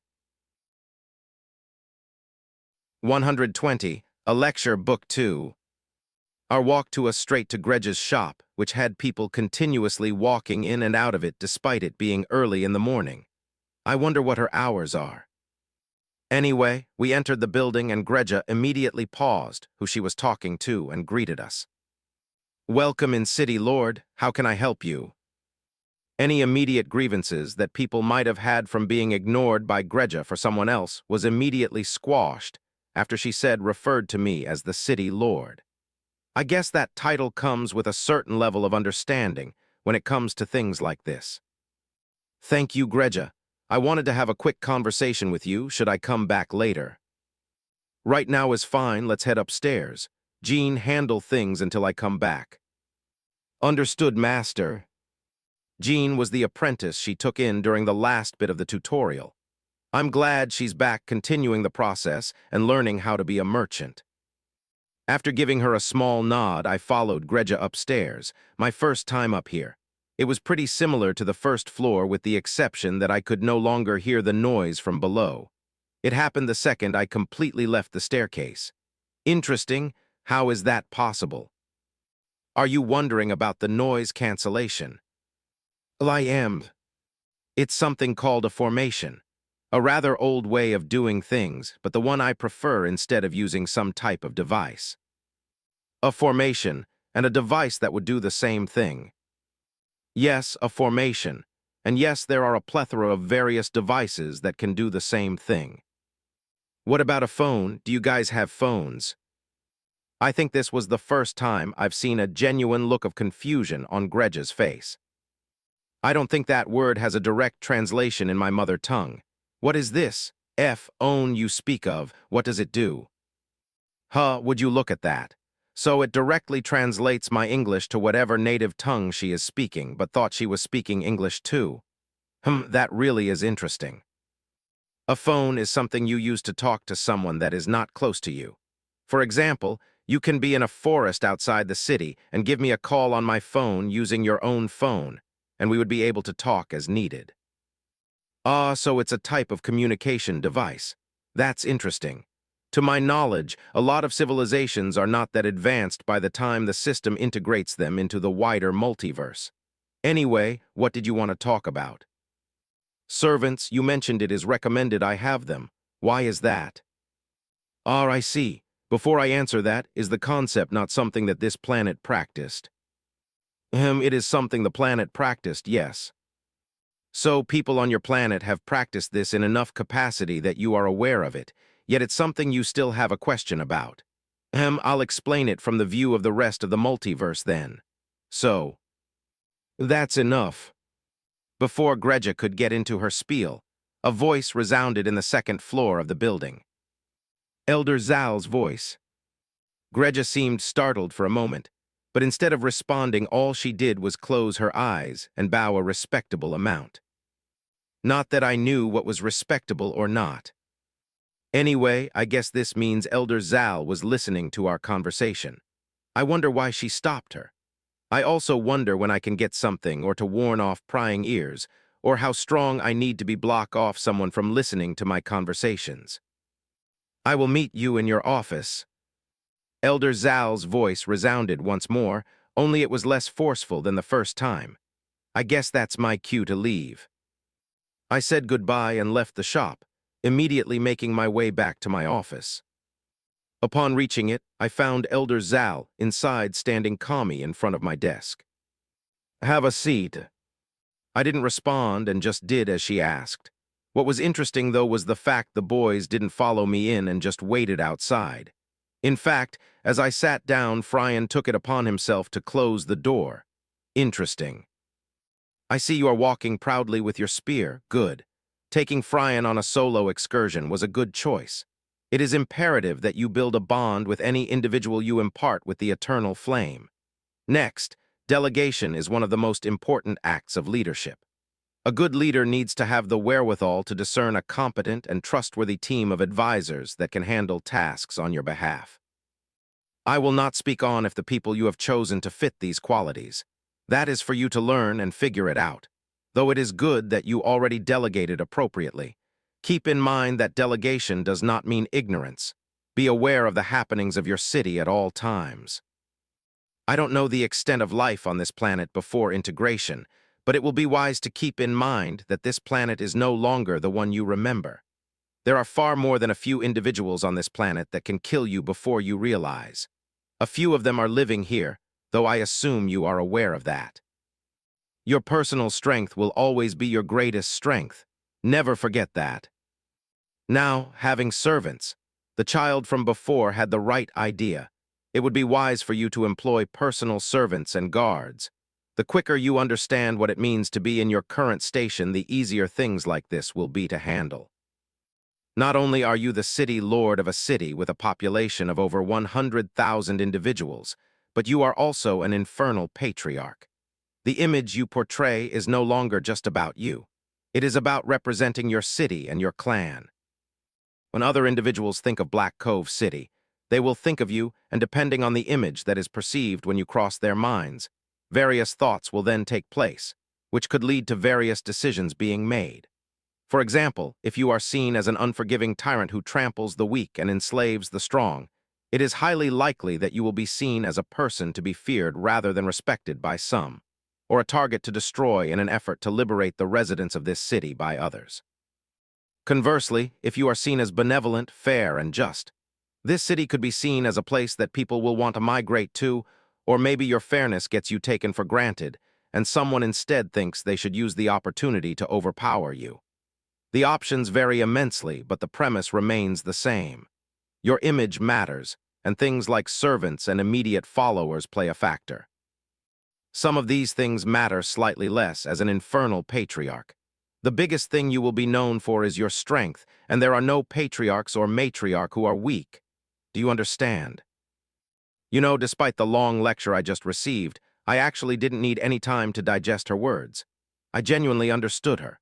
Reputation has been a factor in many different places long before all of this. If your business is known as a good one, then it will be easier to attract customers.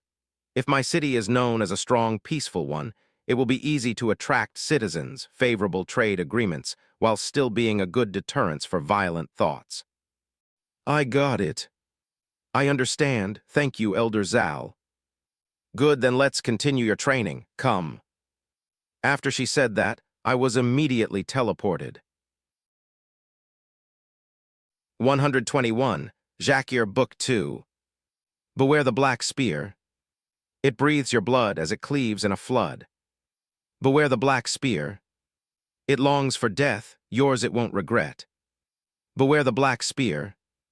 A face it yearns, many fires it burns. Beware the black spear. A poem that stemmed from a warning told as a story to scare children. A warning that once carried meaning. We reappeared in the room with the tan, bouncy floors. We will be training here every day for quite some time. Your foundation needs work. A lot of work.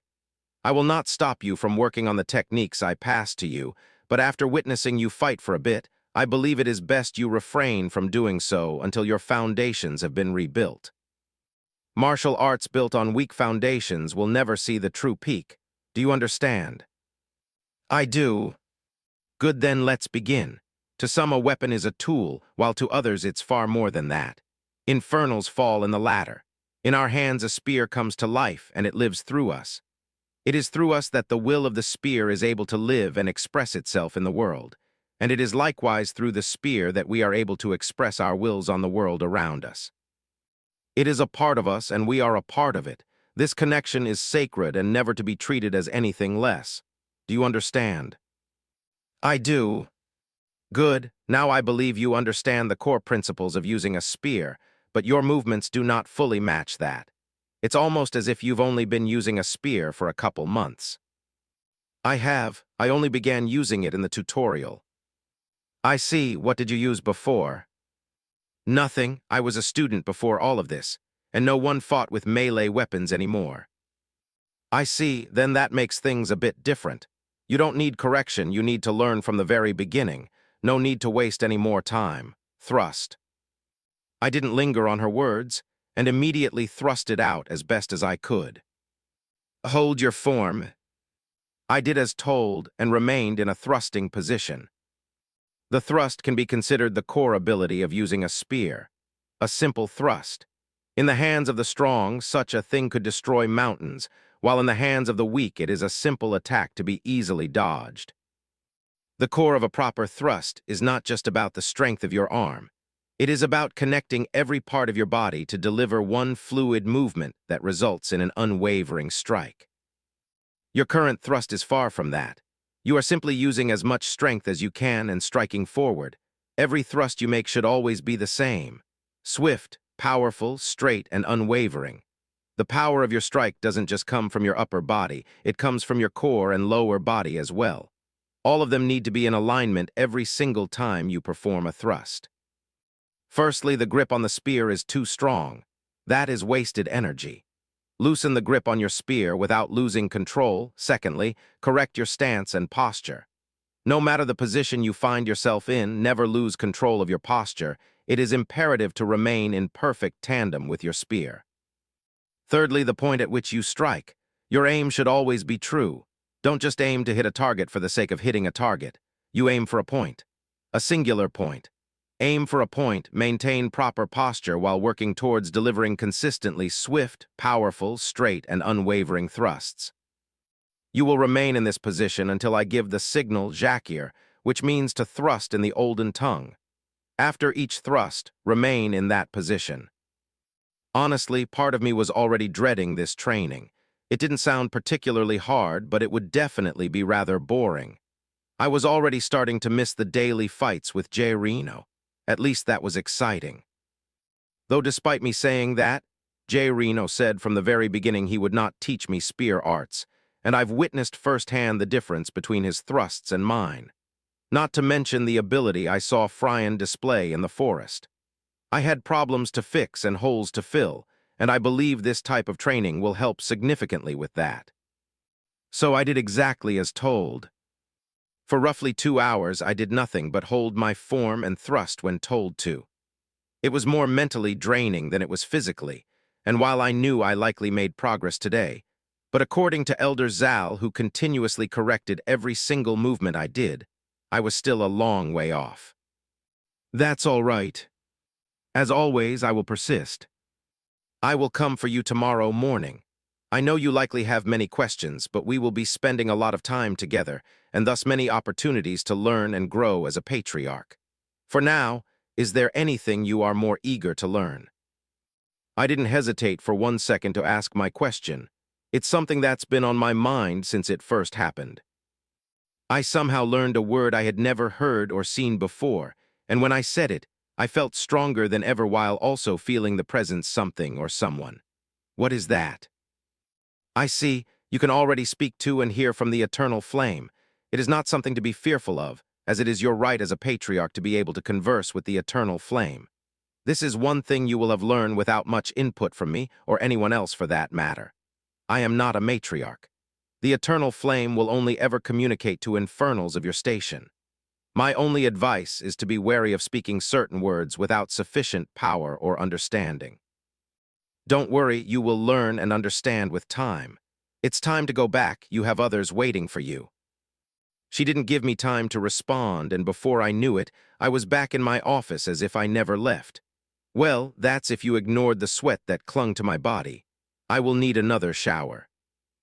I left my office, and of course, both Fryan and Lyrian were standing stoically in position. "I'll be right back." I took another couple minutes to freshen up before making my way downstairs, before leaving in search of Richard.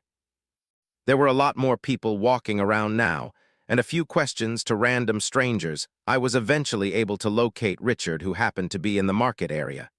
He was with a few people. "Everything all right, Raizen?" "Yep, just training." "Training, I see. Well, this is Victor and the people who will be working for him. We were just picking his shop location and finalizing the agreement with us. Victor, this is Raizen, the city lord. Everything goes through him." Victor was a burly man. He was bald but had a thick ginger beard. He had the whole butcher look down pat. Of course, his voice was gruff as well to round it all off. "It is nice to meet you, Raizen. I appreciate you helping me out with setting up my own butcher shop." His words didn't match the movement of his mouth, so I guess he isn't speaking English. Anyway, he seemed decent enough, and the 3 other people he had with him who were to be his workers also introduced themselves, and they seemed fine too. After the introductions were over and the building was inspected, Richard handed over 2 sheets for him to sign, and once that was completed, I had them spread out. "Here's your first order, Victor." The bodies of all the beasts both myself and Fryan killed in the forest appeared on the floor of the shop. They were still in the same condition as when they were first put into the ring.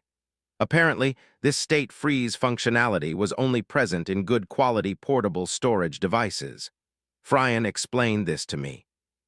What are these monsters?" "They are some of the new things that roam our planet, but more specifically, they roam the forest nearest to us. I expect you will be working with them more often in the future, especially the Great Rabbit." "The Great Rabbit?" I then proceeded to explain all the names of the creatures I brought back.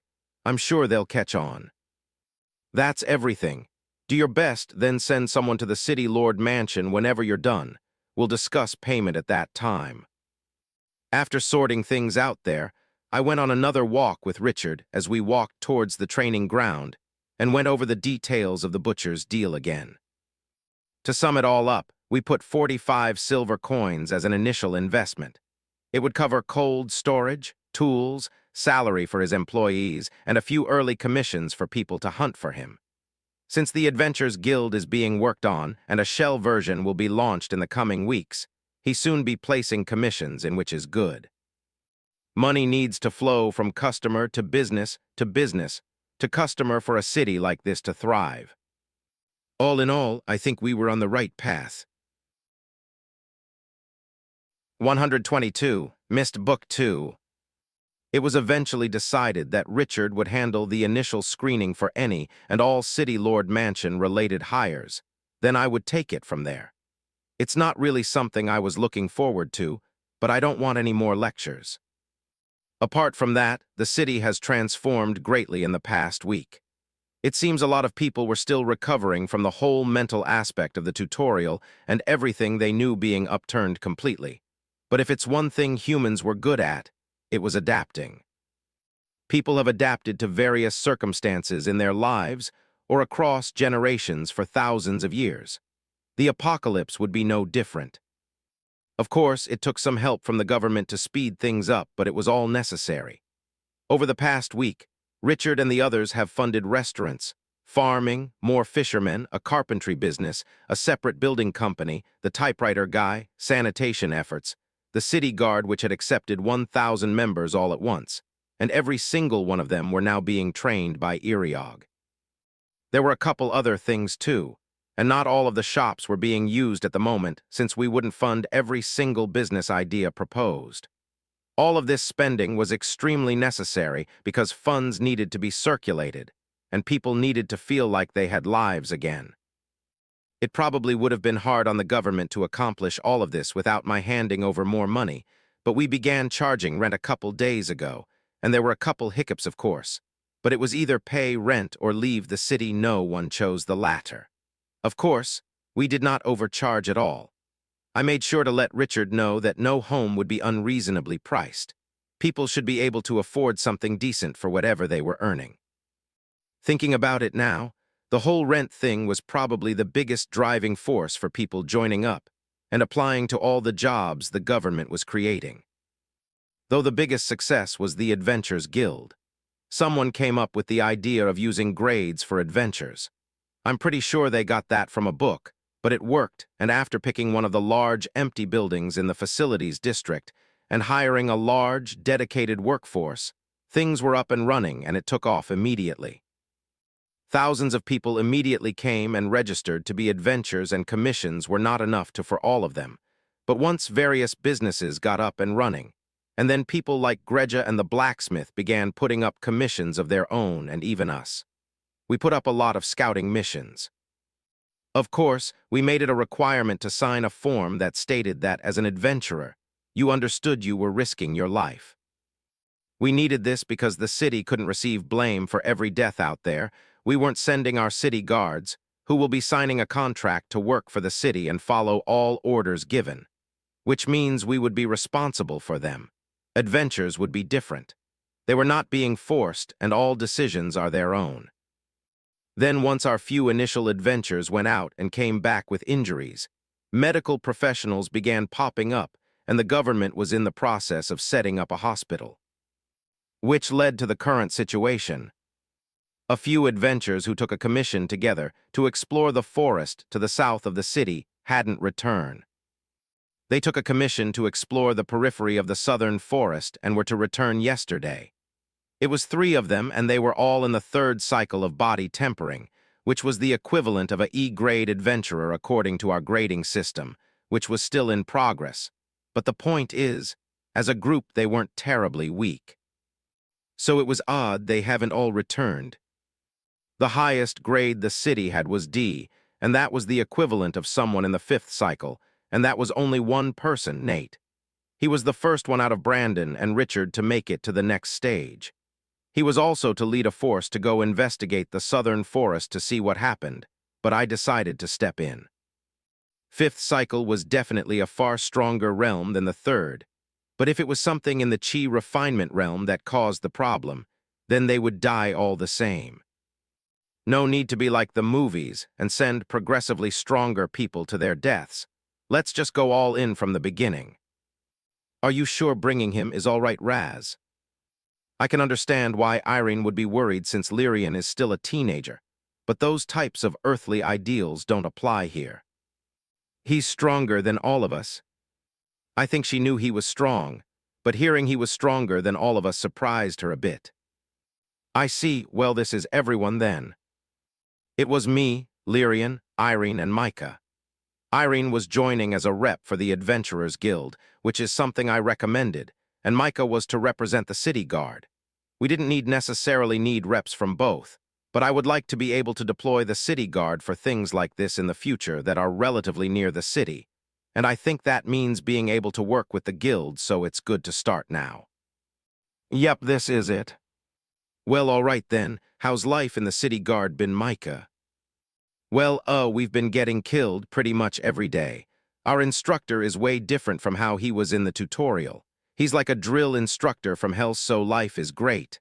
Haha. It doesn't sound like it's been great. It's been rough, but we're all pretty committed, and I'm definitely a better fighter than I was in the tutorial. So I'll stick with it, plus someone has to protect Raizen's city. Actually, if Mr. Iriog heard me calling you Raizen, he'd pop a vein. It's being drilled into us to refer to you as Lord Raizen, and nothing else. That's a little embarrassing.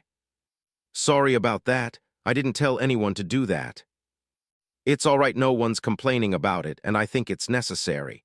Could you imagine just calling the president their name? It would sound bad. I agree, so maybe I shouldn't call you Raz anymore. Would you prefer Lord Raizen? Before I could answer, Micah sighed and responded. Could you please not flirt right now? What? We eventually did our final checks and departed from the city. Unfortunately, both Irene and Micah were still only in the 3rd cycle and were mainly here for coverage between the 2 forces in the city. But it meant we had to travel to their level, and it took us a day to get to the forest. By the time we got there, the sun had long since gone down and the night had approached. It didn't take us very long to understand that this forest had a different vibe to it. There was a heavy mist that reached around shin height that clung to the forest floor. It seems there was more to the disappearance of the adventurers than meets the eye. Maybe I should send Irene and Micah back home. 123. Branch Monster, Book 2. I stared at the mist covering the forest floor in the dark of night for quite some time. I was going into the forest without a doubt, but the question was if Irene and Micah would come. Maybe I should have just brought Nate here like he was intending to do in the first place. Well, can't change the past. I'll just ask them what they want to do. Lyrian, Micah, and Irene, do any of you want to leave? This forest seems a bit dangerous. Lyrian was the first to respond. I will follow the patriarch. As expected, he wouldn't back out, plus he's stronger than me anyway. Though Irene and Micah were a bit different.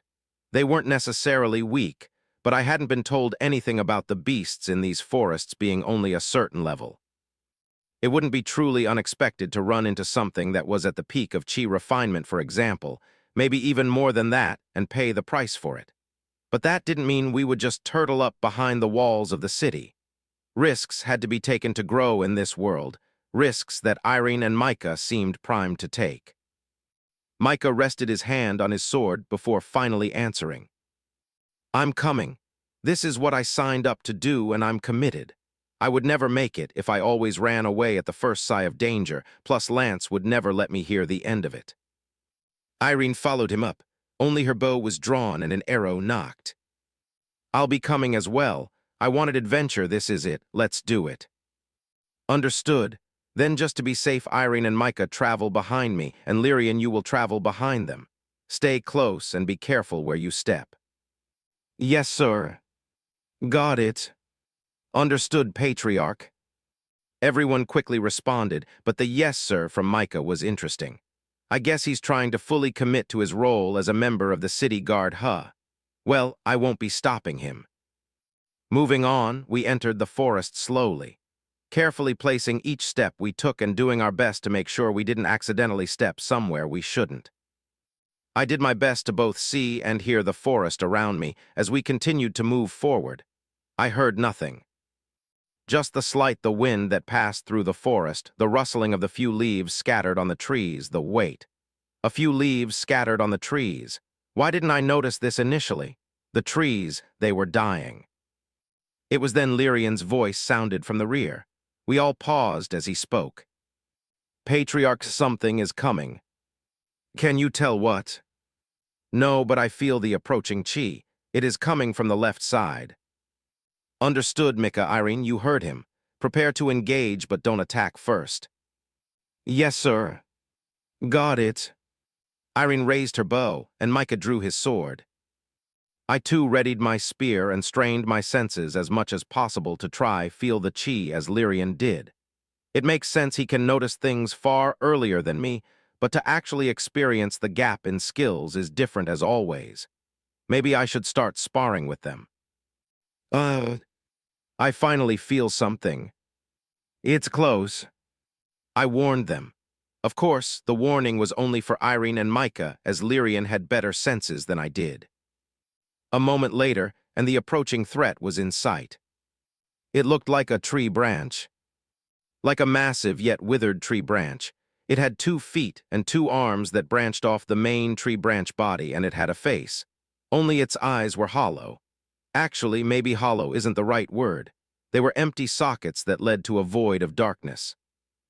It was the same for its mouth, which appeared to be a thin line at first glance, but it opened up to be a mess of sharp, splintered edges that I guess worked as its teeth, but the darkness was present there as well. It released a loud cackle as it ran towards us, a ravenous look placed on its face.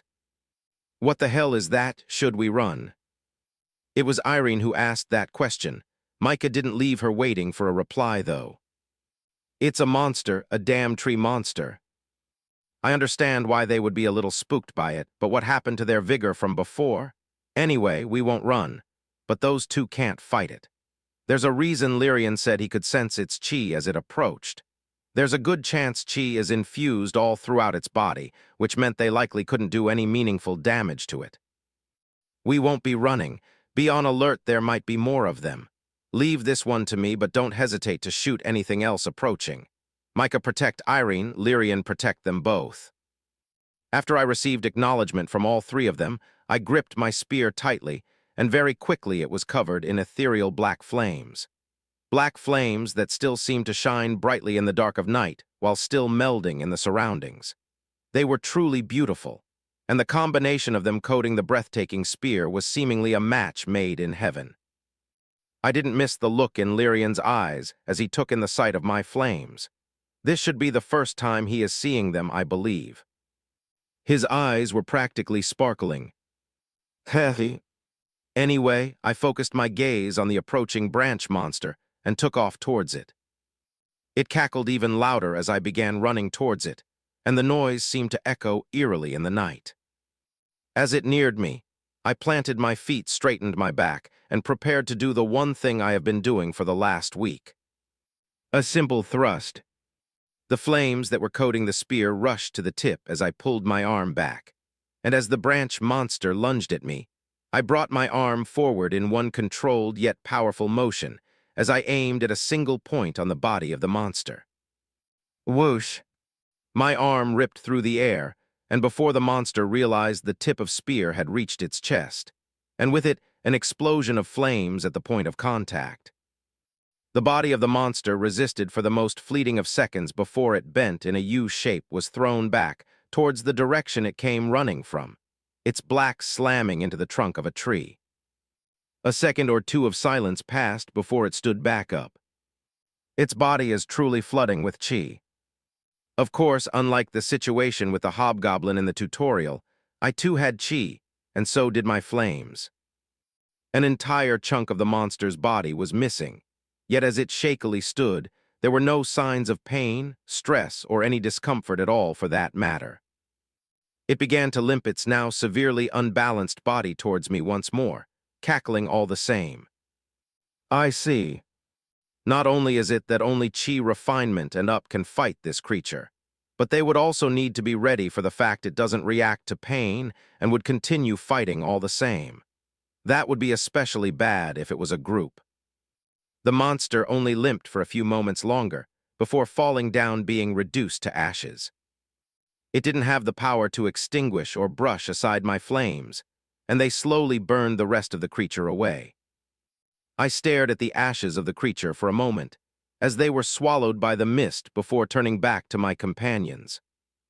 Though before anyone got to speak, we all heard the same thing. Loud, eerie cackling sounded throughout the forest.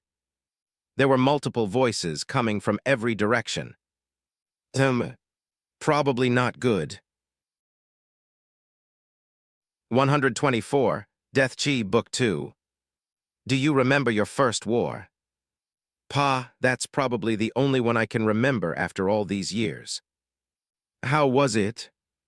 And why in the seventh hell are you asking me that? You're thousands of years older than me. I think it would be helpful to get advice from you before we have to go out there. Advice? You don't need advice from an old tool like me. Just swing your spear. Heads will roll and bodies will burn for as long as you keep swinging your spear. We need to leave. The monsters are too strong for what you two can handle. Lyrian, clear a path to the exit of the forest. Irene and Micah, follow him and don't fall behind.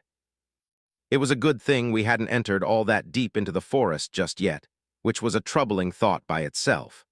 We barely entered, and were already being surrounded by chi refinement opponents. Unless these are the only things in the forest, then there would be a chance to find something stronger the further we went in. Which brings the question, once we make it out, should I return with Micah and Irene? Or should I continue exploring? We'll see. Anyway, Lyrian's spear was the exact same one as Phryon's, and he wielded it just as expertly as his brother. Two of the branch monsters came from running from the front, and Lyrian didn't look the least bit surprised as he brandished his spear in his right hand, and very quickly the two branch monsters were bisected at the waist. Well, it was almost as if he was wielding a sword instead of a spear. I really have a lot of work to do. Anyway, we kept moving, and we were attacked a few more times, but between my flames and the swiftness of Lyrian's spear, Irene and Micah remained unharmed. Though what was interesting was the behavior of the branch monsters. They didn't follow us out of the forest. They aren't coming out. Yeah, it's weird, right? Yes, it's odd. Why are you both panting so hard? We didn't run very far. I don't know. Same here. Both Micah and Irene were slouched over as they desperately tried to catch their breaths. I watched them silently for a couple of seconds. This was weird, very weird. Neither of them should be this tired from what we just did, not at their level of strength. Yet here they were, panting like they ran a marathon. It took a few more moments for them to feel better, and even as they sat there mostly recovered, they were still physically tired, just no longer panting. So they definitely can't continue. Lyrian, pick Micah up, were running back. Before Micah could protest, Lyrian quickly picked him up and slung him over his back, and I did the same with Irene, who, apart from a surprised yelp, didn't do anything to resist. It had taken us a full day pretty much to make it here, but both Lyrian and I were able to run a little faster and took about half the time to make it back to the city. The sky was still dark by the time we arrived. Once we got there, it was a short jog to Gregja's shop, and thankfully she was in. I know the higher the cultivation, the less you needed to sleep, but it feels like she quite literally never sleeps. Anyway, I wanted to ask her about the condition of these two. We had local medical facilities at this point, but they were learning everything the same as the rest of us. They were mainly good at helping out with cuts, bruises, and other injuries we had before all of this, but the more fantasy-like things made no sense to anybody. I could be overreacting, but I wanted to be sure. If Gregja said they just needed more cardio, then fine. We sat them down in the shop and quickly explained to Gregja what happened. She thought for a moment before she frowned. I see, that forest would likely be a death sentence for anyone beneath chi refinement. It is good you got them out when you did. Death chi is likely the cause of their issue, and it's fatal for most individuals that can't protect themselves with chi. They will be fine. If it was higher concentration of death chi, then even you would have faced issues, and they would have likely died. Both Irene and Micah looked as if they had just seen ghosts. No pun intended. We could have died. Irene seemed the most shocked about it. Yes, you really could have. This is the reality of exploring a planet after a tutorial. You are the first ones to find both riches and danger. The people after you might not have the same opportunities, but they would also know to avoid a forest like the one you just ran into. We took in the words she said for a moment, and after both Micah and Irene collected themselves, I was ready to help them go home until... City Lord, please wait a moment. The tone of Gregja's voice was a bit serious. Lyrian, help them out, then grab your brother and wait for me at the gate. Yes, Patriarch. After they left, I looked towards Gregja. This could be bigger than you realize. From what I know, death chi covering a forest like that isn't something that is normally common. Not without the presence of something to release it. Something like a dungeon, for example, which could pose a problem for you and this city. If not cleared regularly, the death chi would only continue to increase, which could then spread beyond the borders of the forest. Wait, how would clearing it regularly help with something like that? You're familiar with the fact dungeons have cooldowns, right? Yes. It is essentially a full reset of the dungeon, which in this case would pause the release of the death chi and reset the built-up levels of it inside the dungeon. I see. How often would we need to clear it? Give me a moment. I watched as she turned her head towards the direction of the south, and then barely a few seconds later, she looked back towards me and responded. All right, there is in fact a dungeon deep in that forest, and it roughly needs to be cleared once every 7 or so days, but twice in that span to be safe. I looked at her blankly for a moment, before nodding and saying thank you. That was a lot of information that would be a great help for the city. I'm sure in the future the clearing of this dungeon will be popular request for adventures, since the request itself will be sponsored by the government. Actually, now that I'm thinking about it, Perhaps it would be good to ban entry into it for anyone not approved by the government. But we don't own it, so how can I ban it? Well, can't I just say I do? I can just claim the land for the city, but then we'd need to put guards there, and we are nowhere near ready for that. I'm getting ahead of myself. For now, the responsibility of clearing the dungeon will fall to myself and the boys. Good thing I was already planning on going back. I had already thanked Greja, but as I turned to leave, she stopped me once more. There was something else. Yeah. Even though a dungeon has been confirmed to be present, one that is attuned to death chi could mean other things at play. She was confusing me now. Like what? The undead. 125, Heavy Fog, Book 2. I eventually finished my talk with Greja and met up with the boys who were patiently waiting for me. I told them about the situation and what to expect once we got there, and as expected, they weren't afraid. Of course, I wasn't either, but they were 13. Might be an infernal thing. Anyway, we began making our way back to the forest as I thought about everything Greja revealed to me. First of all, the concept of death chi. First it was infernal chi, and now death chi. The world of cultivation is far more vast than I think we all realize. And to think it, that wasn't even the biggest thing she revealed to me. The undead. I'm sure most of us have heard of zombies or watched a movie or show with skeletons in it, or maybe one about mummies instead, but the undead were so much more than that.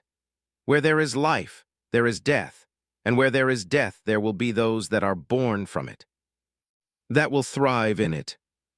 There are a vast variety of races who fall under the umbrella term that is the undead, and all of them have different agendas. According to Greja, it wasn't a situation where all undead are just out to kill everything living.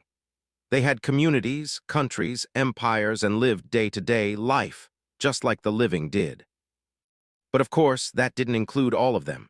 Some of them truly believed in purging the universe of all living entities and other things along that line of thinking. That will obviously pose a problem if that type of undead are on Earth, which could very well be a possibility considering that the branch monsters, as I've been calling them, are a type of undead. Not the kind we're talking about, though. They aren't sentient, and instead just mindlessly attacks anything living. So many different things to consider. What's next, vampires? Is that considered raising a flag? Moving on. We finally made it to the forest. The mist was as thick as ever, but never reached higher than knee height. It was still dark, and the branch monsters that were waiting at the edge of the forest seemed to have wandered off. All right, the #1 priority here is to find the dungeon, clear it, and return safely. Because we are in chi refinement, we shouldn't be affected by the death chi present in the forest or potentially even the dungeon. But I don't think it would be wise to linger here needlessly. Boys, we will do this mission as fast possible. That doesn't mean to be reckless, it just means we won't be lingering. Get in, kill whatever gets in our way, get to the dungeon, clear it, then return. Understood, Patriarch. Understood, Patriarch. After getting the expected answers from both, I took off into the forest, and the boys took up positions on my left and right respectively. We sped through the forest for quite a while before the branch monsters finally caught wind of us, and before we knew it, their loud cackling began continuously resounding in the area. Then very quickly the branch monsters could be seen rapidly moving towards us. Nothing was said between us. Our spears did all the talking that was necessary. As always, the both of them were showing a level of efficiency that I was still chasing, but where I lacked in proper technique, I made up for with immense power. 5 branch monsters jumped at me from the front, and of course I wasn't surprised since I had sensed them long ago, and thus my attack was likewise already prepared. I let out a loud grunt as I swung my spear from the right to left, catching all of them in one wide swing that was coupled with an explosion of flames right on impact that roared forth from my spear, which resulted in all 5 of them being flung far into the distance, destroying multiple trees as the mass of their bodies crashed into the surroundings. The boys were undoubtedly stronger and better fighters than I am at the moment, but surprisingly to myself, It was confirmed by Elder Zal herself that neither of them could compare to the amount of power I could unleash with my flames alone. Essentially, I could fight far above my level when my flames were taken into account, which was good to know. That, of course, made me wonder about the difference between the realms and the chi refinement, and the fact it basically came down to 3 different things, which was interesting. At the early stage, one could move chi around their bodies to augment different parts of themselves, or in some cases the entire body at once, while at the middle stage, that chi could now be extended from the body to cover or imbue something that the user is in contact with. Finally, the third stage was where things got a bit more fantasy-like than it already was. The chi could now be willed to leave the body in a controlled manner to do various things. Of course, all of this made sense when I thought back to the techniques I was given by Eldar Zal. Of course, neither of the boys had done any attack that fit that billet as of yet, but I was looking forward to seeing it. Anyway, we continued forward for quite some time, with the many branch monsters in the area doing nothing to stop our advance, until Fryan said his first words since entering the forest. Well, they were the first words from any of us. I sense something. Before I could respond, Lyrian chimed in as well. I do as well in that direction. I obviously didn't sense what they did, but I took their advice and began heading in the direction Lyrian was pointing to. Sometime and a few dead branch monsters later, I finally felt what the boys were feeling. It was a massive collection of chi in the direction we were heading in. It wasn't moving, and we were only getting closer and closer to it. I would assume it's the dungeon, but we never know. Okay. It was the dungeon. It is quite literally a massive dead tree that stood without any other trees around it. And although there weren't any visible openings on the tree, yet there was a very thick mist continuously coming from it and spreading into the surrounding forest. I didn't waste any more time admiring it and walked up and touched it. Welcome to the Dead Land. D-Class Dungeon. 5/5 cycle body tempering, cultivators recommended. Enter, yes, no. So this was still a D-Class dungeon, huh? And if I remember correctly, that last dungeon in the tutorial required 5 people in the 4th cycle, while this one required 5/5. I highly doubt we are going to run into things that someone in the 5th cycle could handle. All right, let's do it. Let's go. All 3 of us accepted the prompt to enter, and before I knew it, I was teleported to some place new. I gripped my spear tightly as I looked around the area.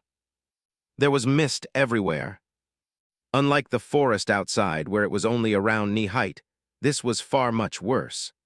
No matter which direction I looked in, there was only mist, or would it be more accurate to call it a heavy fog than a mist at this point? I couldn't even see the boys around me. Lee. Voosh. The second I opened my mouth to call for one of them, a massive branch swung down from up above, and I sensed it just in time to jump backwards, and a loud boom could be heard in the area the branch slammed down into. Well then, 126, I will show you Book 2. I landed calmly on my feet as I observed the surroundings, ready to act again.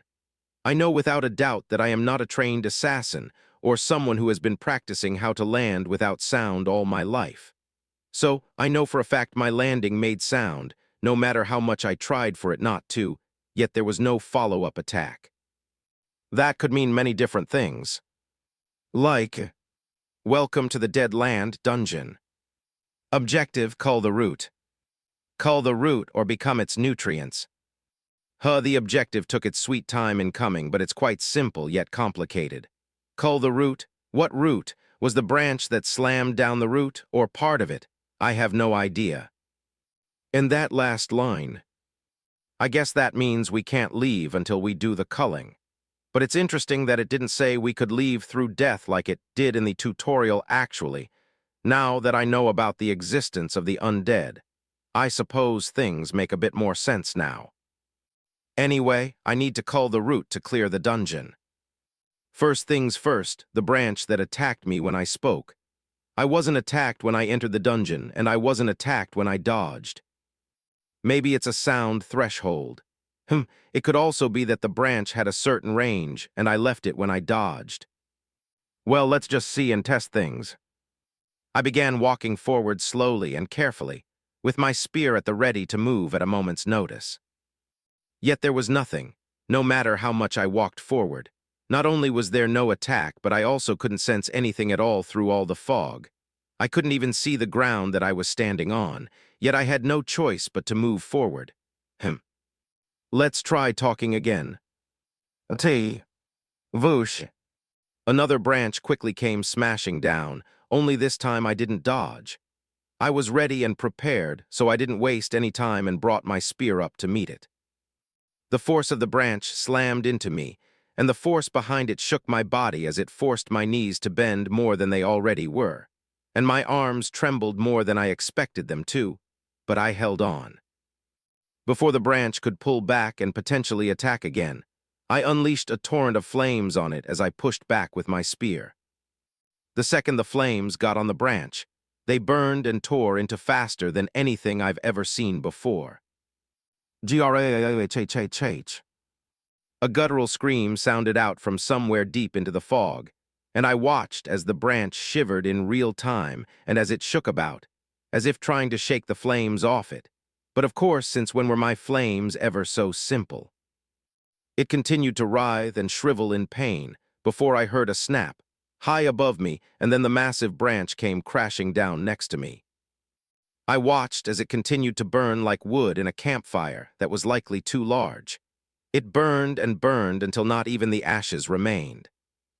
I don't think this root will be very hard to cull. It was right then, and there, that I heard a loud roar that felt like it came from everywhere around me. Aria.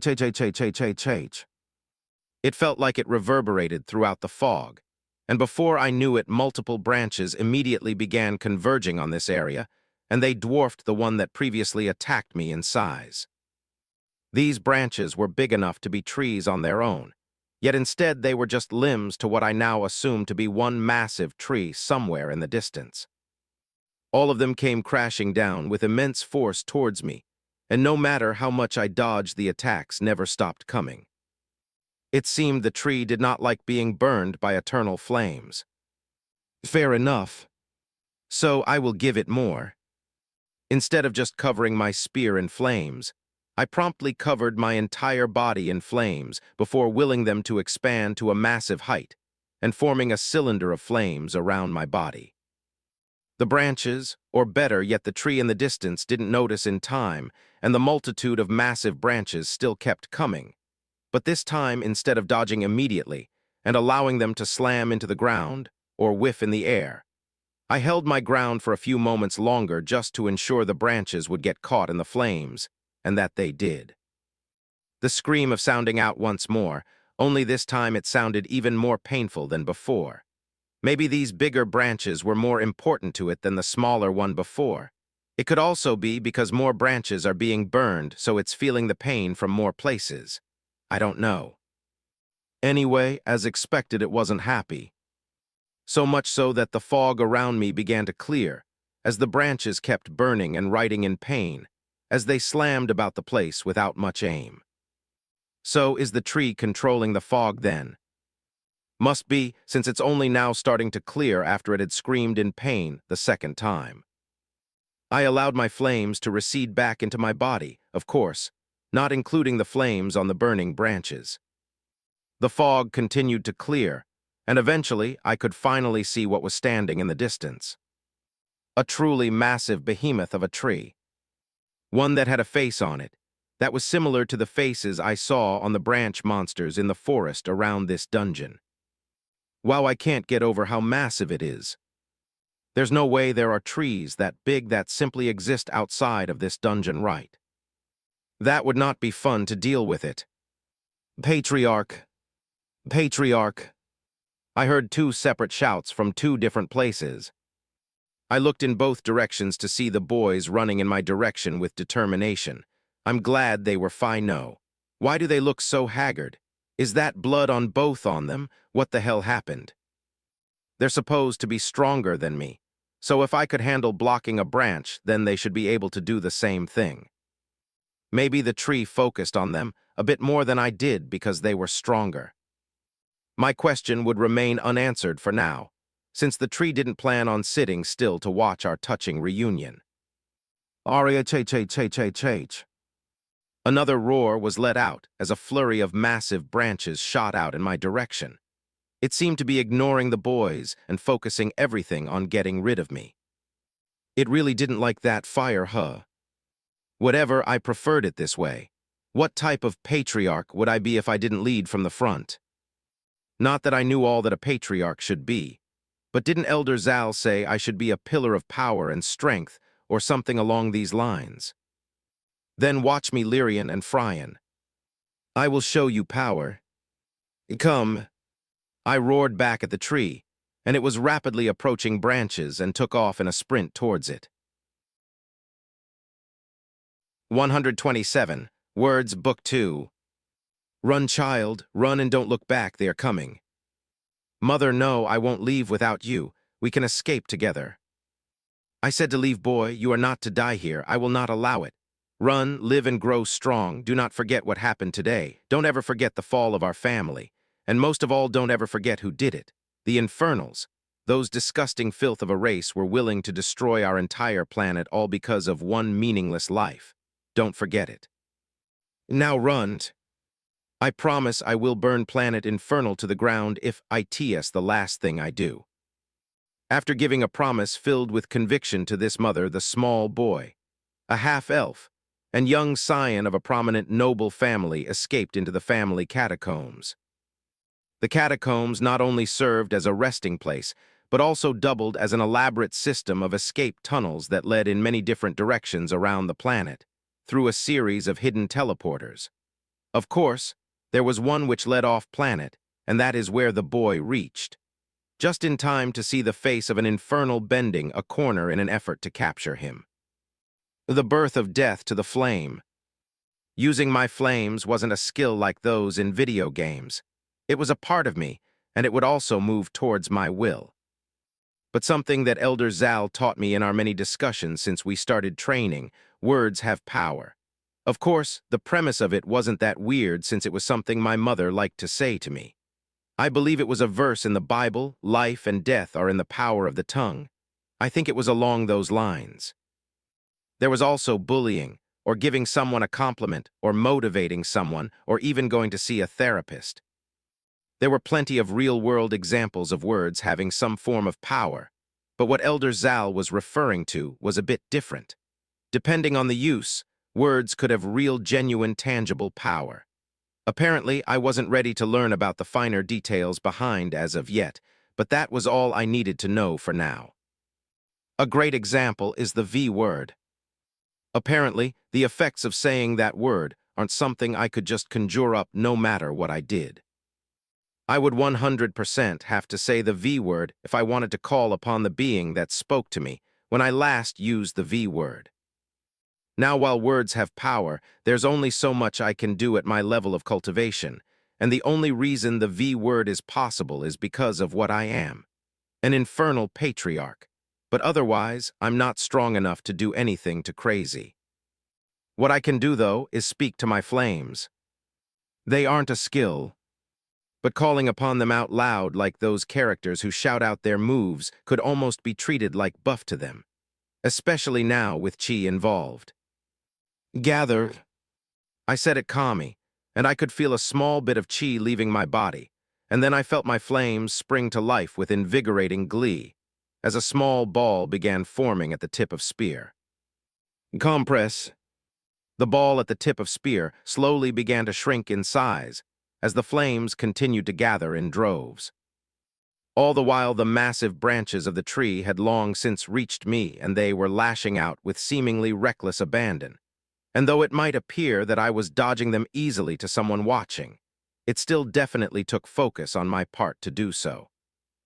From sprinting faster, to slowing down at key points, to jumping up, to the left, to the right, and a few other awkward movements of my body, I was managing to remain untouched as the flames at the tip of spear continued to both gather and compress to new levels. and I think the tree finally noticed. R-A-H-H-H-H-H. Another roar sounded out of its odd-looking mouth, and then it did something that I suppose I should have expected. It literally uprooted itself. The tree began leaning in my direction, and then its massive roots began to rise and peel out of the ground, and after a few moments the massive tree could be seen jumping in my direction at a speed that was neither slow nor seemingly when you looked at the size of its body. But when you considered just how big of a jump it was, and the fact it was taking it right in front of me from so far away, I don't know if it was fair to call it a slow jump. Though it now seemed hellbent on killing me. But since it decided to save me the trouble of running all the way there, I will show you hell instead. Infernal hell. I kept running for a bit more.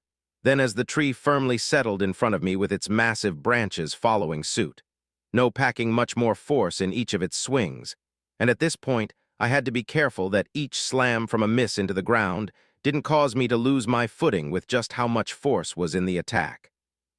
But it didn't matter anymore. Once I was close enough, I leapt up towards the towering tree in front of me. I could feel the branches quickly converging on my position, aiming to swat me into the group like the moment you finally caught that annoying fly. Yet this tree would never get the same satisfaction. I lifted my spear towards the tree and uttered one word. Go.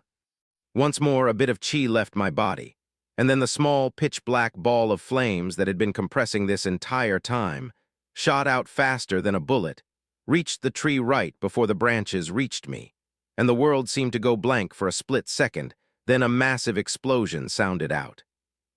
B-O-O-O-O-O-M. The explosion seemed to shake the very dungeon itself, and the force of the explosion pushed me backwards a bit, and I quickly found myself on the ground as the ball of flames suddenly became a seemingly never-ending torrent of flames that wanted nothing more than to devour the tree in its entirety. Of course, I could very well still exert my will over the flames and control what was happening, but it was far better to watch them burn freely. The tree continued to scream and roar in pain and anguish as it was quickly consumed. Every single part of it was fuel to the flames that now ravaged it, and the burning was intense. At that point, I really didn't have to do much other than making sure the wayward swings of its branches didn't hit me. A few moments later, the boys finally reached me, and it felt like I could feel their gaze glued to the sight before them. They were standing behind me, so I turned to look at them, and it was almost like they didn't see me turning. The flames not only consumed the tree, it was consuming their attention as well. I left them alone and continued to watch the tree in its final moments, and eventually from the mighty tree that once stood high in this dungeon, a pile of ashes remained. The dead land. Objective Cull the Root complete. Congratulations. Granting rewards. Two things suddenly appeared at my feet, a small chest and a large pile of logs. The logs were stripped of their bark, but the wood itself was dark in color. Not necessarily black, but not quite brown either. Somewhere of a mix between the tough, yet despite the dark coloration, the wood was quite appealing to look at. Well, this is good. The city will be able to have a nice supply of wood for whatever without going out and chopping down all the trees in the area. Inside the chest there were two different things, a stack of silver coins and a bracelet. It was a small bracelet that seemed to be made from wooden beads and string. Picking it up in my hand, I could sense the chi in it, but I really had no idea what it did. Hopefully Greja will be able to tell me. 128. Mavelia Book 2. Eventually, we left the dungeon and returned to the forest. What was interesting, though, was the quietness of the forest. By now, the sun was making its way into the sky and light could be seen peeking through the trees. Yet despite that, there wasn't a single branch monster in sight. In fact, there wasn't anything at all as far I could tell. I couldn't see any birds or sense any small critters running about the place at all. It was a little eerie, especially since the mist that clung to the forest floor hadn't dissipated in the slightest. Something else that was weird was the fact that we hadn't found even the smallest clue about the whereabouts of the group of adventurers that initially came here. I didn't forget that they were the goal of the original mission, and we made sure to keep an eye out for anything that could have provided us with information about them. But there was nothing. I wasn't holding out hope that they were alive, as the branch monsters were far too much for anything in the body-tempering realm to handle, but there should still be something left behind, a splash of blood perhaps. Now we didn't explore the entire forest, but they should have entered around the same area we did, but still nothing. It's unfortunate, but that's a part of what you sign up for to be an adventurer. Moving on, we quickly made our way back home, and the city was in the middle of waking up, as a few people could be seen walking here and there. We made our way to Gregja's shop, and as always it was open, and she was just bright as ever. If I didn't think it'd be rude, I'd ask her if she ever slept, but it'll stay just a inner thought for now. Good morning, Gregja. Are you able to take a look at some items for me? Good morning, and of course, what do you have? I placed the bracelet on the counter and took out one of the logs from my ring and placed it on the floor. Ah, rewards from the dungeon, I presume. The log is simple since I recognize the wood. It is from a tree that is commonly known as a death oak, since they grow in areas rich with death chi, but don't let that scare you. These types of trees are actually seen as somewhat of poisonous leech by cultivators of death chi, since the tree quite literally feeds on it to grow and releases small amounts of pure untainted chi into the atmosphere as waste. The wood is fairly sturdy and can be used as you wish. Now this bracelet is a bit different. If you give it a bit of chi, it actually does the opposite of the tree I just mentioned. It will convert a small amount regular chi into death chi. That's pretty much it. I was a bit worried about the lumber when she mentioned the whole death chi thing, but it's good that isn't the case. The bracelet, though, unfortunately, it's a bit useless, but that's just now. Maybe it will be useful for something in the future. Actually, now that I'm thinking about it, if the dungeon keeps the handing out bracelets, I might need to have that regulated. It probably wouldn't be wise to have a bunch of people running around the city with bracelets that could gather death chi. I thanked Gregja for her help and left with the goods. I'll pass the info to Richard regarding the dungeon, and he'll update the Adventurers Guild about the boys and all relevant information regarding the forest. We should probably name it too. Maybe after the dungeon, Deadland Forest. Yeah, that'll work. Knock, knock. Patriarch, you have a visitor. Come in, Fryan. Who's the visitor? Is it Richard? I told him yesterday I'd get all the reports signed by the end of today.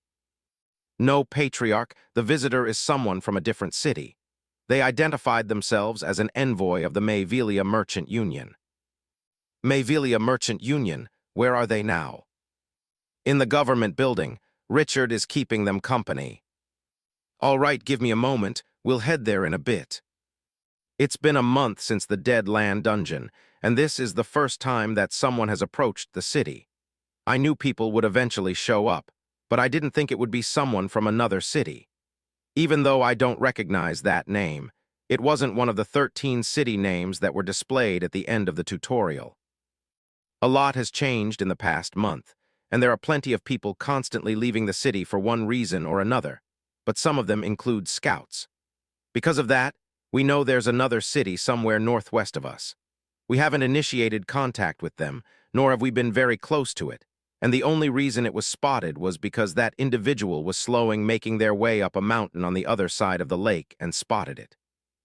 So I would assume the envoy is from that city, but would that mean that city was made separately from the tutorial? Weird. I eventually made it downstairs as I was thinking about the envoy, only to be met with Mr. White looking at me sternly. Good morning, City Lord. Are you skipping breakfast again this morning? I'll get some on the way back, Mr. White. Something urgent came up. He shook his head and gave me a doubtful look before waving the towel he had in his hand and walked back towards the kitchen. Mr. White was one of 4 people hired to work in the City Lord mansion, and he was hired to be the cook. He was an older gentleman who apparently loved cooking and didn't want to bother with cultivation at all, but thankfully for him, he entered the tutorial with his grandson who took care of him. And when he heard about the chance to be a cook, or perhaps it might be better to call him a private chef, anyway, when he heard about it, he was one of the first people to put their name in the hat for the position. He loved it a lot, and always complained when I skipped breakfast. I never skip dinner, though. Never, especially not when he makes great rabbit steak. Anyway, let's go meet this envoy. I made my way into the building and very quickly found myself standing in a small office with Richard and another man. The man looked human but different. He had tan skin and typical human features except for his eyes and his hair color, both of which were light green. It was definitely different, and his cultivation, it felt higher than mine, though I'm not sure by how much. If I didn't know any better, I'd think he was just a genius cultivator that was wearing contacts and had his hair dyed, but I knew that wasn't the case. This man before me, he wasn't from Earth. It's nice to finally meet you, City Lord. My name is Hecklin. I am a part of the Mayvelia Merchant Union, a faction who has part ownership of the city to your northwest. 129, Book 2. Part ownership. So this what J. Reno was talking about regarding the truth of the deals we are able to make with the factions of the tutorial. And the fact he introduced himself as a part owner, and not like as a partner or something of that nature, but specifically part owner. I don't think I like that. Nice to meet you, Hecklin. My name is Raizen, and I am the City Lord of Black Cove City. It is nice to meet you as well, City Lord Raizen. Can we talk somewhere more private? I have important things to discuss. I thought about it for a second, then nodded. It was probably best to meet in my office. Not that I was proficient in these types of meetings, it just sounded right. Meeting with the envoy of another city in the City Lord's office. Actually, maybe not. We'll use the conference room. There are important documents in my office, and a stranger doesn't need to see them. Fryan, go get your brother and meet us at the conference room. Be quick. Understood, Patriarch. Fryan quickly left to go get his brother, who was helping Iriog train the small squad of people who were supposed to be my bodyguards. It was 10 individuals who had gone through an extensive interview process and were now essentially beaten black and blue every single day pretty much. They were supposed to be elite or something, so their training would reflect that. They were also free to quit before training was over, but they were being paid very well, so no one had dropped out yet. Anyway, I looked towards Hecklin, and he was looking at me with a puzzled look on his face. Why did he call you Patriarch and not City Lord? I almost forgot he wouldn't know that I'm an Infernal. I guess I won't reveal that just yet. It's not important. Follow me, I'll take you somewhere to talk. I see, and is there a reason you have your weapon out? I don't expect to be in any fights today, City Lord. Yes, there is a reason. That was all I said, and I could tell it annoyed him just a little to only get that as an answer to a question that clearly required more. But I didn't care all that much. I promptly started walking out of the building, and although slightly annoyed, Hecklin followed silently. By the time we got to the conference room, both boys were calmly flanking the doors, and I nodded at them as both myself and Hecklin entered, one of the boys closing it behind us. Though before we even sat down, the door opened again, and Mr. White could be seen walking into the room with a small tray that had 2 steaming cups. It was mint tea. Someone found a large bush growing near the river that runs from the lake, and it quickly grew very popular in the city. Thank you, Mr. White. No problem, City Lord. He placed the tray down and left. I grabbed a cup and took my seat at the head of the table, and I motioned Hecklin to the same, and he did. This, of course, made me think back to Greja S. and Elder Zal's advice about having people that work in the City Lord mansion. I probably would have never got up to make this man tea. I actually wouldn't have got up to make it for myself either, at least not right now. Anyway, we both took a sip before placing the cups down, and then I looked at Hecklin and spoke. So you had important things to discuss. I watched as he looked around for a second with a slight look of confusion before looking back at me. When are they coming? Now it was my turn to be confused. What is he talking about? When is who coming? The faction that really rules this city. That is who I want to talk to. When are they coming? I see now. I pursed my lips as I took a second to rein in my bubbling anger. Of course, that did not do anything to stop the annoyance that built alongside it, but I would do my best not to let it show. I was speaking for the entire city now, not just myself. I rule this city, no one else. What do you want? What? I have no time for games, boy. I saw the members of the Alarag clan manning the gates, and I can feel a few among them that are stronger than you. Why aren't they here? Do they not respect me or the Mayvelia Merchant Union enough to deem me worthy of a visit? He was really starting to piss me off now. I don't think I want him here any longer. Leave. What did you just say to me? I said to leave. I won't ask you again. His expression, which had shifted from confusion at the start of the meeting to one of annoyance, had now shifted to one of anger. The flames of my body had shifted with it. I was angry, but I wasn't completely a fool. This man was stronger than me, no doubt about it, but I knew of the power the V word held, and I was ready to say it at a moment's notice. Listen, boy, you are in no place to order me around. If someone important doesn't come here right now, I might kill you myself because of the disrespect both you and them have shown towards the Mayvelia Merchant Union. Just as my anger had reaching a breaking point, Reno, whom I haven't seen in some time, suddenly appeared in the room. Fine. The man didn't even get to finish his sentence before Reno ruthlessly griped him by his throat and squeezed hard enough that I thought his eyes would pop out. He asked you to leave. Why are you still here? You re. Fool, expand your senses upward. I couldn't feel anything upward at all, but clearly the man in front of me did.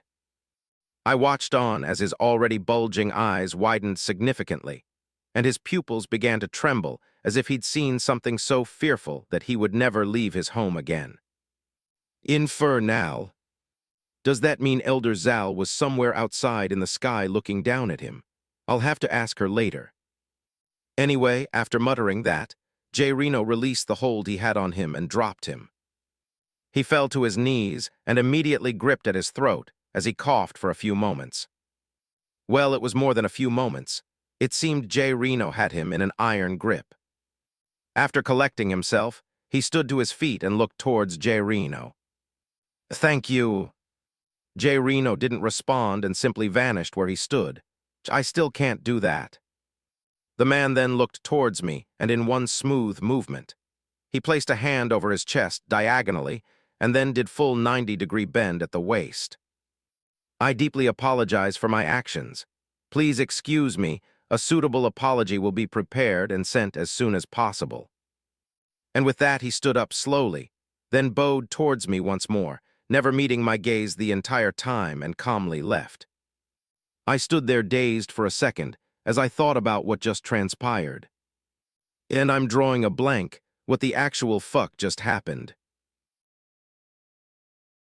130, Lady Seha, Book 2. Before I could even begin to process what just took place, I suddenly found myself being teleported, and I was once again in a familiar training room with Elder Zal standing before me. You handled that well, but to be clear, if you did not have backing, you would have lost your life today. It is because you are an Infernal, and the fact a member of your race that is far above the cultivation level of the members of that pathetic merchant union currently on the planet is present. Infernals are known by every major force in the multiverse, mainly because we have fought wars with almost every single one of them. That is why that brat was so quick to apologize and leave. It wasn't because he suddenly became a nice person or suddenly decided to correct his moral compass. Might makes right, and the strongest fist is the only thing that makes the rules.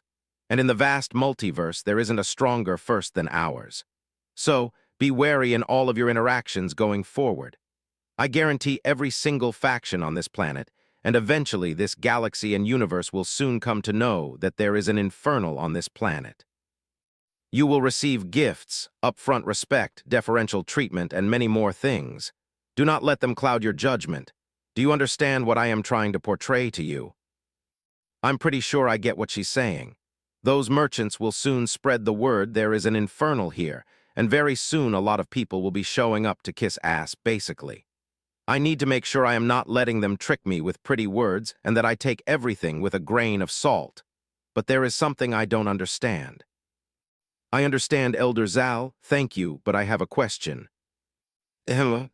Why not stop them from spreading the information? Good question.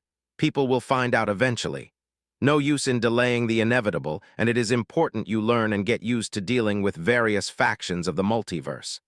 As a patriarch of Infernals, you have the right to speak for not only this city or your clan, but Infernals as a whole. This is also a part of your training. A part of my training, huh?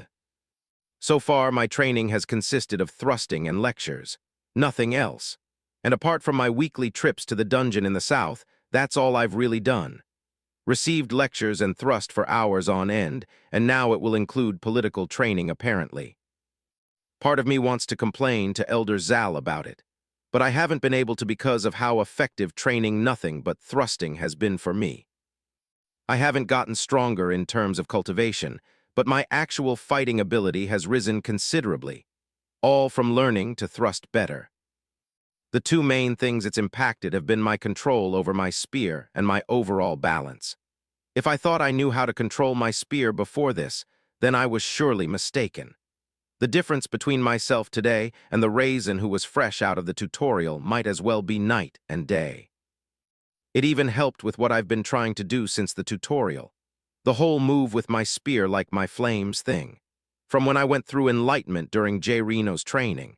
I still hadn't quite figured that out, and Elder Zal said it's something I'll figure out eventually, not providing any other advice. But the thrusting training has helped. It made me realize I would never move the way I needed to without proper control of the spear. Not sure what you're thinking about, but it's time to return. We won't be training. This is training. Someone will soon visit you. Go prepare for it. Isn't that too quick? He just left. He was in the core formation realm. He is faster than you think. Don't forget what I just taught you. Right after she said that, I once again appeared in the conference room. The doors were closed, and I could sense that the boys were still waiting there patiently. Boys, come in. I watched as they walked in respectfully. Lyrian, you can go continue helping with training. Fryan, please inform Richard and the others that more envoys from the other city will be coming at some point. When they do, just lead them here. Understood, Patriarch. Understood, Patriarch. I watched them leave as I took a seat at the desk, and then took a sip of the now lukewarm tea. So I would have died today if I didn't have the backing of an infernal huh. Meanwhile, a few moments ago, Hecklin had just arrived in front of two doors that led to a large office. POV Seha. Lady Seha, there's a problem. Come in. Why does he look so roughed up? What happened to you? I will explain from the beginning, Lady Seha. Go on. I made way to the city to grow our influence and to potentially engage in the trade with the faction that should have entered into a contract with the natives of this planet. I was expecting to be greeted by the leaders of the Alarag clan, but apart from the few that guarded the gate, none of them approached me. I was instead led to the office of one of the natives who instructed me to wait for their city lord. As previously instructed, I went along with it in an effort to maintain peaceful relations with not only the faction, but with the natives as well. Eventually, the city lord showed up, spear in hand, and introduced himself. This is when I first noticed the oddity of this city lord. He walked in a truly beautiful spear, one that reminded of the craftsmanship of the Maytauk people. While I thought it was interesting, I didn't think it was anything of note. The next oddity was one of his followers. It was a child, barely past their first decade of life, yet this child was at the peak of the Chi refinement realm. That child also referred to the city lord as patriarch.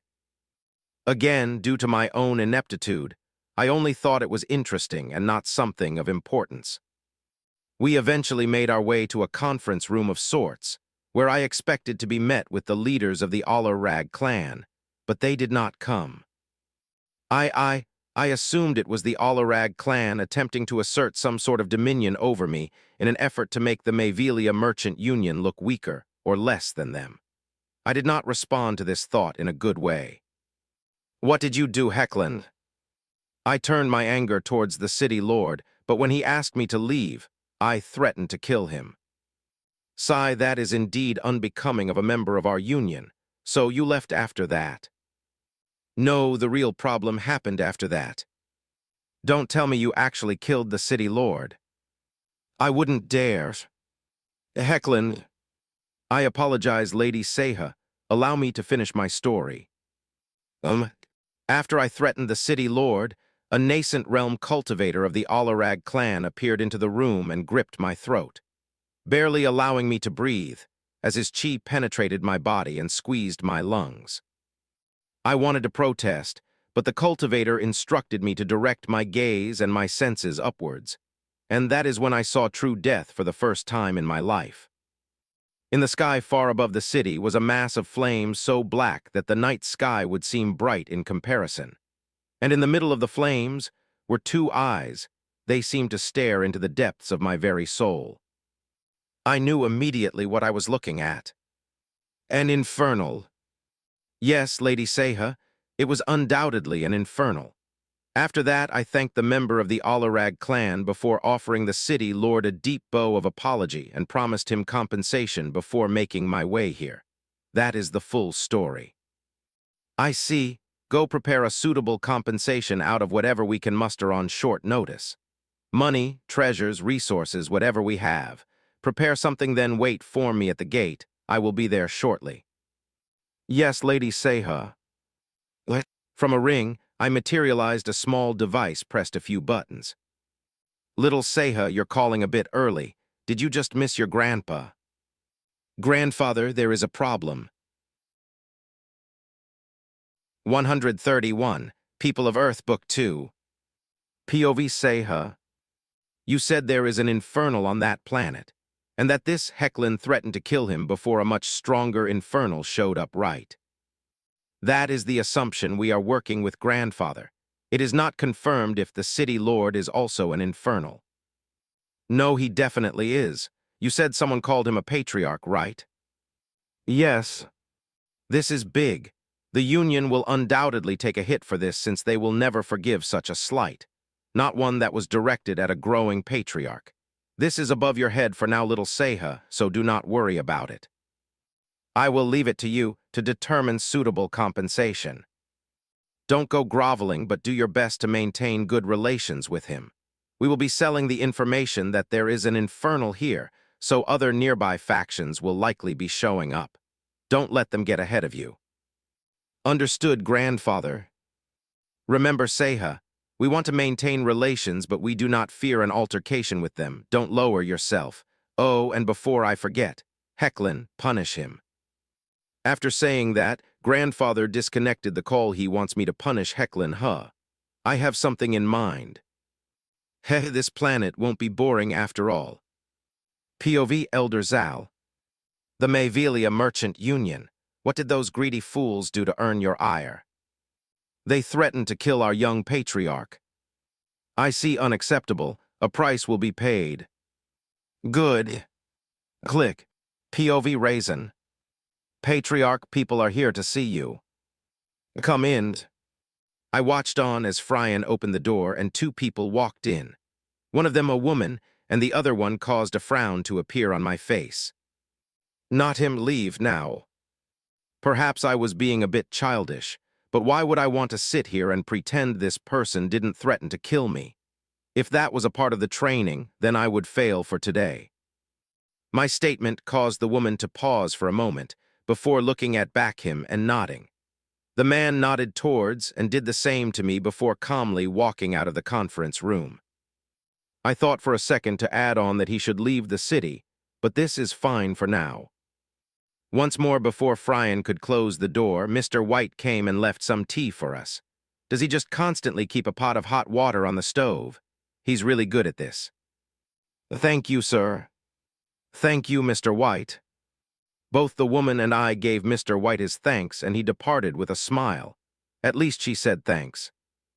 Honestly, I wasn't sure what to say at this point, so I decided to take a sip of tea. When I placed the cup back on the table, the woman decided to speak. It is nice to meet you, City Lord. My name is Seha, and I am sent here as a representative of the Mayvelia Merchant Union. Nice to meet you as well. I'm assuming your friend told you that no one else would be coming to this meeting. Yes, he explained everything that took place on his previous visit to your city. The Mayvelia Merchant Union extends their fullest apologies. This is just a token of an apology that we could prepare on such short notice. A more impactful apology will be presented at a later date. I watched as she calmly placed a ring on the table, then gave it a gentle push that caused it to slide towards me, coming to a stop just in front of my teacup. I wanted to take a look inside of it, but I'll hold back for now. There will always be time to look later. Back to what she said, I didn't miss the fact that she called it my city. I wonder if it would be safe to assume that she said it on purpose. She probably did. I've seen enough movies to know that discussions like this are battles themselves. Not that I'm particularly good at such things. Thank you, I will take a look later. Is there anything else I could help you with, Seha? If she felt bothered by my speech, she didn't show it on her face, which was extremely human-like. But just like Hecklin, something was off. Only that I quite put my hands on it this time. At first glance, she appeared to be a typical ginger. Maybe like someone from Ireland, perhaps. Not sure. Though that was only at first glance. A second or a third glance would show that she's definitely not Irish. She seemed like what she would be if human beings evolved into higher versions of themselves, like Human Plus or Human 2. Not sure how else to put it. Apart from the union's apology, I would also like to extend one of my own. It was on my order that Hecklin came here. Of course, the things that transpired were not a part of his orders. Instead, he was instructed to engage in friendly relations and potentially begin discussions of trade. I would like to continue this discussion in his stead. Yeah, that would have been a favorable discussion, I think. Trade is a necessity between any two communities, especially in this new life we're in. But something is bothering me. Sure, we can do that, but where is the city lord of your city? In fact, what is the name of your city? For this entire discussion, she has yet to mention anything about the humans who should be living in her city. I'm not a human, but I am very much from Earth, and it bothers to think that this Mayvelia Merchant Union is already treating it as if they own a piece of Earth. Yeah, the more I think about it, the more I don't like it. Earth should be in the hands of the people of Earth. I can see how that is very idealistic of me, but it just feels right. I apologize. The name of the city is the New Earth Union, and its city lord is Ronnie Johnson. Is it same to assume you would be more comfortable to have a native join all future discussions? A native, your friend mentioned you have part ownership of the city. What does that mean? It means we own a part of the city. As stated in the contract, we agreed upon to build the city. I see, then please leave. I think I would like to meet with the city lord before I decide on anything else. The woman paused as she looked at me. There were no expressions on her face that might indicate how she was feeling. She just stared for a few moments, in awkward silence before finally responding. I understand. I will make sure to incorporate the city lord of our city in future discussions, if you'll excuse me. And with that, she stood up and left. I didn't bother walking her out. HM. It seems things are going to get pretty interesting soon enough. Before I could settle into my thoughts about how it all went down, I once again found myself in the tan training room. Get in position. I listened. Jacques, and the thrusting began once more. Sigh. 132, Grives Book 2. A few hours after my training began. Your training is coming along well. As much as it pains me, I had no choice but to agree. Focusing on nothing but proper thrusting form has helped a lot. Thank you, Elder Zal. Well, the next steps in your training will be far more dynamic. You need to be able to deliver that same controlled thrust from any position and any situation. You should aspire to never lose control of your spear. Never. I understand, Elder Zal. After my response, she then looked towards my feet, and 4 items appeared. They reminded me of wrist weights. Put them on, 1 for each wrist and ankle. So they were wrist weights, and I guess ankle weights as well. I wonder how many pounds I could handle at this point. Probably a few thousand, right? It had to be, since there was a very small number of people on Earth who could do that before all this cultivation business, and no normal human could compare to someone in body tempering, let alone chi refinement. As I knelt to grab the weights, I couldn't help but think to myself that even with all the mystique and fantasy surrounding the cultivation world, there was still apparently a need for weightlifting. I picked up all 4 weights and was a bit caught off guard with their weight. They felt like nothing. I didn't say anything and simply followed instructions. Once they were on, it made me wonder just how powerful I had become because I felt no change. Of course, I was only assuming that Elder Zal wouldn't ask me to put on weights that weren't each a few thousand pounds by themselves, but maybe she misjudged my strength. That didn't sound quite right. Grivash. That was all I heard her say before my hands and knees slammed into the ground due to the weight that was now pulling at my body. If it was only that, then I don't think I would be feeling the strain on my body as I'm doing now. It felt like something had gripped the core of my being and then spread out throughout my body, taking a hold of my meridians, muscles, organs, and whatever else was in my body. I felt weak. I was in pain. The feeling of constraint was severe. Even being here on the floor offered me no relief, and it was taking almost everything I had in me to remain on all 4s and not just be flattened to the ground. This made the gravity thing J. Reno did seem like a walk in the park. It wasn't just the physical force of the weights pulling my body down. It was feeling of severe constriction that I felt from inside of my body. It was like my chi, and even my flames themselves were being suppressed. They are known as grivs, a tool we use for training. I guess I should have known they wouldn't be simple weights. You will be wearing these for the duration of any training going forward. We'll focus on your balance and ability to remain in control. For now, return and focus and getting used to them. I was promptly sent back to the conference room. I suppose I should be thankful she placed me in a chair, and that J. Reno's people built a chair could manage whatever weight that my body was now carrying. Friend. The door to the conference room opened and he walked in. His eyes moved to the weights wrapped around on my wrist. Do you know what this is? Yes, Patriarch, they are grivs. We should use them to train. No way these boys have been using these to train, when I can barely remain seated without wincing in pain. How long have you been using them? Ah, no, Patriarch, the ones you're using are reserved for those at the core formation realm. I use this one. A gray version of the black weights around my wrists and ankles appeared in his palm. So 2 boys at the peak of the chi refinement realm are using those, while I'm using ones meant for the core formation realm while still being at the early stage of chi refinement. I see. Damn it. Moving on. Please go in the office and bring me the papers on the desk. Then when you get a chance, go grab Richard and the others, please. Understood, Patriarch.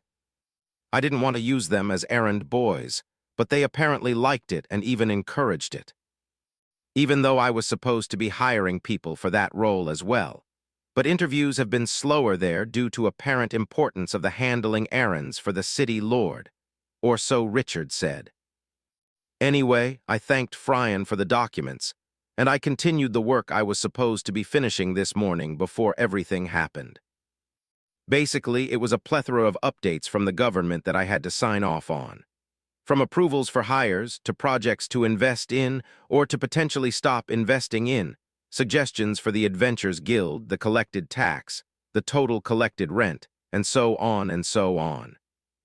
A lot of my day-to-day responsibilities have been successfully delegated to Richar and the rest of the government, but spending time to review the updates given is the least I can do. Anyway, I had been busy with the documents, while dealing with the strain on my body for roughly 30 minutes before Richard, Vanessa, Brockers, and Hubert all showed up in the conference room. Frian, of course, stood patiently outside.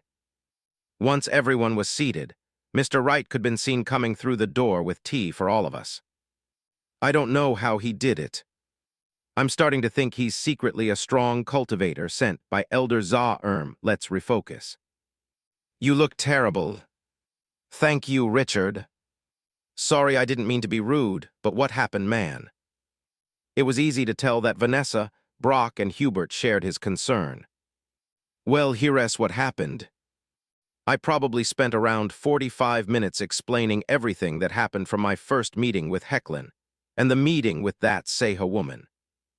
I even let them know it was likely that we should be expecting other envoys at some point in the future, based on the information Elder Zal provided me.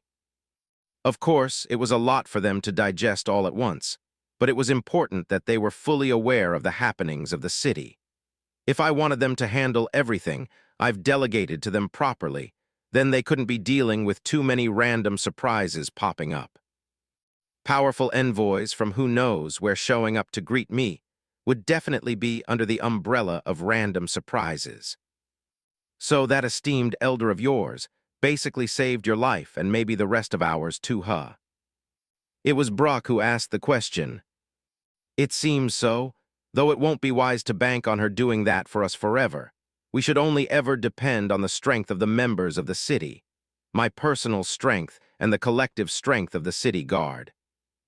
Today it was my elder who stepped in. If she wasn't here tomorrow, then things could have ended differently. This is not to scare you all, just a reminder of the reality of the new world we live in. Might makes right. Don't worry too much about the Mavelia Merchant Union or any other alien faction that shows up. They will be my responsibility. Just treat them like the envoys they are. If when they show up, point them to me, and if I'm not here, tell them to leave or wait. Now let's discuss the type of trade we want to engage in with this neighboring city of ours. I know we have an excess of lumber from the dungeon I clear every week, and the mint tea bush has been very popular within the city. Is there anything else we would be willing to trade? From there, a long discussion took place as we ironed out potential trade plans so that we weren't caught red-handed when they returned. After the discussion was over and everyone left, I finally decided to take a peek inside the rink left by Seha. Maybe I can officially say I'm rich now. 133. Aliens Book 2. Is it ready? Yes, it's finally complete. Are we positive it will work? It has to work. It had better work, if not, we're all going to die. We could all die either way. This serum is to kill Infernals. Don't say any more than that. Let's call him. He would want to know immediately. The creation of the non-fernal serum, many millennia ago. Time continued to pass in Black Cove City, and since the visit from the representatives of the Mavelia Merchant Union, a week had passed. During that time, I was barely able to walk around with greaves on, much less hold my spear. Thankfully, Elder Zal had the presence of mind to allow me to remove them, so that I could go clear the dungeon. Now, although I was able to somewhat walk while the greaves were on, by no means did it mean that I was on the same level as core formation realm cultivators. In fact, I was very far from it. Although Frian was correct in the fact that these were typically used by core formation realm cultivators, he didn't know the exact details and simply assumed it was used in the same way he used his greaves.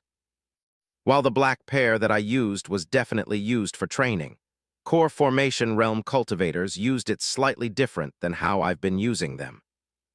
For those in the core formation realm, the greaves were a limiter of sorts. It was used to limit the output of power from their core. A literal core, and not like a figurative core of someone, but there was quite literally an orb known as the core that would be created in that realm. The greaves were designed to restrict that. It would do nothing to the actual power and strength of the body of someone in the core formation realm. But since I don't have one of those cores, it instead restricted my entire body. from the way my chi flowed to the way my muscles moved. Everything was restricted, though it was probably a good thing that I spent this past week in pain, considering the fact that the contents of the ring almost made me see the Mayvelia Merchant Union in a good light. I probably needed that pain to keep me grounded. It almost made me wonder if Elder Zal saw this coming and prepared the Grivs for that very reason. I never bothered to ask her, though. Anyway, even though I won't look at the Mayvelia Merchant Union too favorably, I think I can safely admit that they knew how to apologize. Or at least that was how it seemed based on the treasures I was given. Inside the ring, there were a lot of things. The least flashy thing in the ring was a neat stack of around 500 gold coins. That was enough to bring a slight smile to my face, since Elder Zal had only given me 100 gold coins, which wasn't a small amount by any means, but this was 5 times that. But again, that was the least flashy of everything in the ring. After that came a few different pieces of armor or apparel. A couple of different chest plates ranging from leather to metals I didn't understand, a pitch-black cloak, a few different sets of what appeared to be luxury clothes. And shoes, I finally had new shoes. One was a pair of black boots that didn't have laces and was simply a slip-on, but even Greja didn't know the material it was made out of, which surprised me. It seems like there were things even she didn't know when it came to things like that. The other pair wasn't something I expected to see for some reason. They were essentially all black slip-on loafers. They looked extremely luxurious despite being without any intricate designs.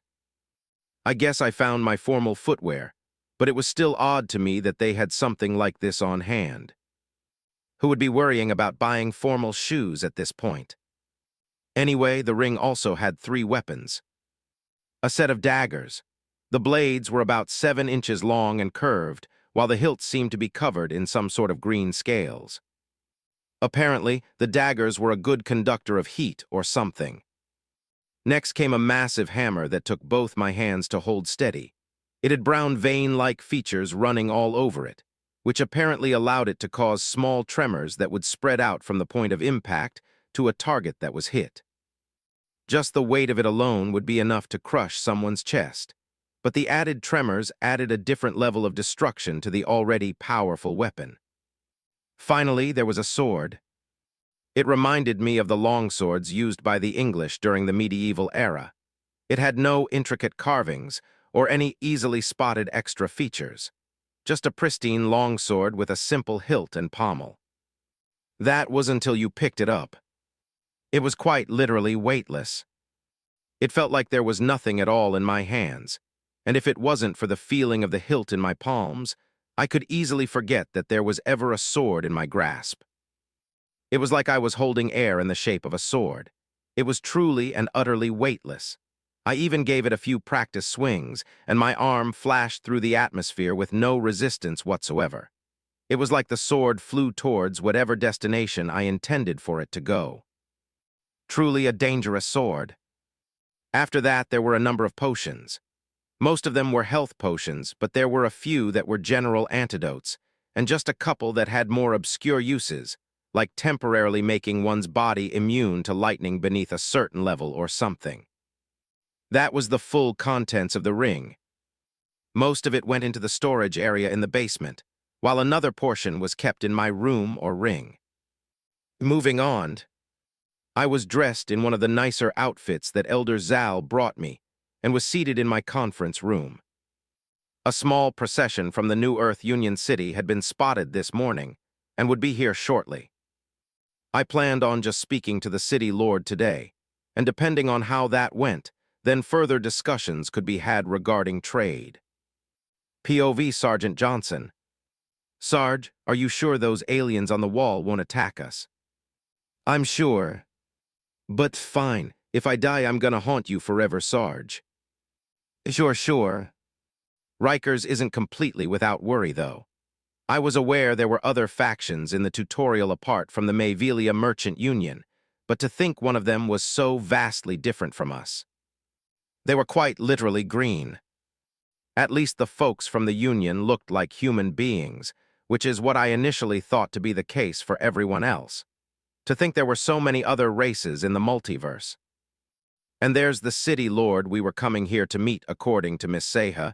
He was likely born and raised here, but he is not human. Not by a long shot. He was something else entirely. He was something called an Infernal. I had no idea what it was, but Mr. Hecklin seemed to flinch every time that word was mentioned. Neither Mr. Hecklin or Miss Seha went into a lot of detail regarding their previous visits here, only telling me that negotiations were stalled and that the local city lord had asked to meet with me. But I don't think Mr. Hecklin would react like that for no reason at all. Something had to have happened. Though I suppose I will be finding out shortly. 134. In the Know, Book 2. POV Raizen. The entire group that came was small, and it contained 3 humans, one of whom being the city lord of Earth Union City, while 2 others, likely a part of the Mayvelia Merchant Union, accompanied them as guards and maybe even handlers. I don't know. I wouldn't be speaking to them, though, so they pretty much roamed the city while Jeral followed them. In the meantime, the city lord and the 2 men he came with were led to the conference room, and after initial greetings were taken care of, the 2 men left with Richard, while Fryan and Lyrian stood guard outside of the door. Tea was served as always, and both of us took our seats. City Lord Johnson looked to be somewhere between his late 30s and his early 40s. He seemed wary of me for some reason, but not necessarily afraid. I wonder if they told him I was an Infernal. That would explain the wariness, I guess. I could tell he was in the 5th cycle, and the 2 guys that came with him were both in the 4th. So, I guess it's safe to assume that that's probably the rough standard of the stronger people on Earth by this point. I guess those stories where people just blaze through all the cultivation levels aren't necessarily accurate. Well, not for Earthlings at least. Mr. Raizen, I think we have a lot to talk about, but I don't want to beat around the bush too much. I was told you weren't human. Instead, you're something called an Infernal. Are you able to elaborate on that, please? I wasn't given much information apart from that. If my question comes across as rude, I apologize, but I think it's important to know who exactly I'm talking to. So I guess he's jumping straight into the big stuff right away. That's good. I really don't like to sugarcoat things all that much either. I'm indeed an Infernal. I was born and raised here and only found out recently that I was different. I'm not half human or anything like that, purely an Infernal, though I do consider myself somewhat of Earth. So what exactly is an Infernal? We are a different race, and that's all I have to share regarding that. Instead, I have a question for you. Why did you sign a contract that gave them 50% ownership of your city? His eyebrows raised slightly as he took in what I said. I really hoped he didn't bother asking more questions about Infernals. I get the intrigue, but he knows what he needs to know. I was under the impression that the contract we were offered was the best choice at the time. 50% ownership of the city is indeed a steep price to pay, but the people living there have a roof over their heads and food to eat. That's much more than what most people could ever ask for. Did you not make the same decision? His response made me take a step back and reevaluate my question. He was human, a regular human being on Earth. He did not have the backing of a power that is feared and respected across the multiverse. Without that, I'd likely be in the same position that he's in. My situation is a bit different. This city is mine and mine alone, though I have advantages that you didn't, so I understand why you made that decision. But despite that, it's important you're aware of the impact your decision could have. I was willingly sharing information from what I've learned from both J. Reno and Elder Zal, and some might say I shouldn't be doing that, but just like always, I'll give this city Lord Johnson a certain level of trust. If he breaks that trust, then so be it. I'll act accordingly then. For now, I want to make sure he knew exactly what he did. I proceeded to explain all the details about what signing a contract like that could mean for him and his city. By the end of it all, he was frowning slightly. I see, that explains quite a few things then. He paused after that, and didn't appear as if he wanted to explain any further, as he found himself lost in thought for a few moments. "Thank you for the information. I now have favor to ask of you." "What is it?" "I won't stop you from trading with the city as a whole, which will, of course, include the Union, but I would like to request a separate agreement just between us. A part of me wanted to forsake trading with the Mayvelia Merchant Union at all, but based on what was in the ring they gave me, it probably wouldn't be a good idea to deprive the people of the city of things like that. At least not yet. But this is good enough for now. Now, despite how I carried myself in the meeting thus far, I wasn't an expert negotiator by any means. So I had Richard and the others come into the conference room, but I didn't leave. It was important that I understood these things as well. It was roughly another hour or two before the meeting finally ended. We didn't finalize any form of trade agreement yet, but it wasn't due to any sort of negative reason. We simply had far too much to talk about, and by now people needed a break. Eventually, everyone cleared out, and I was alone once more. There was a lot to think about. While Raizen was busy discussing trade agreements, the news of an Infernal being present on a planet in the newly integrated universe didn't take very long to make its rounds in the multiverse.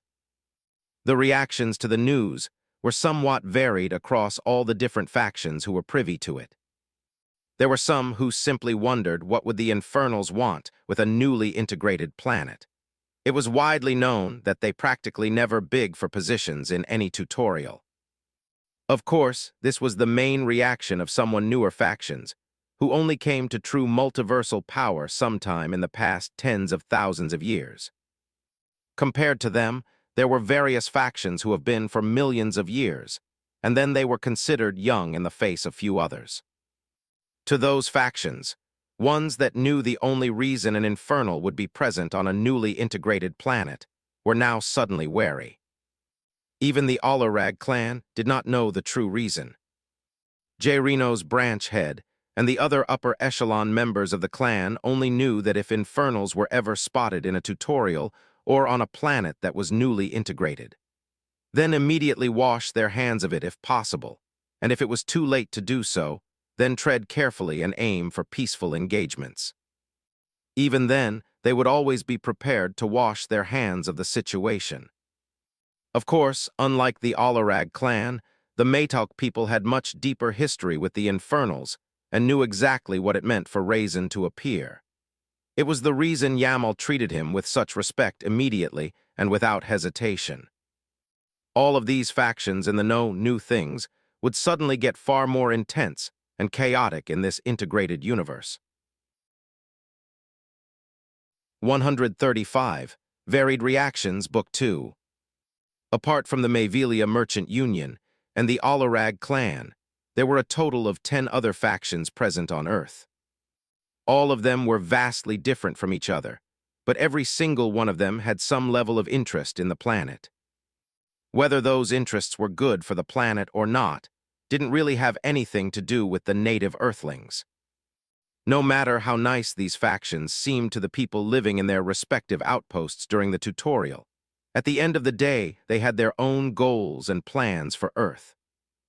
And it was very likely that they could mostly care less about the feelings of the other factions present. At least until the news reached them. The news of an Infernal being on the same planet as them.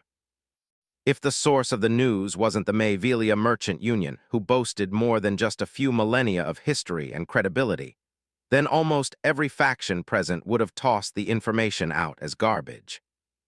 It was just that big of a shock to hear that there was real Infernal presence on the same planet as them.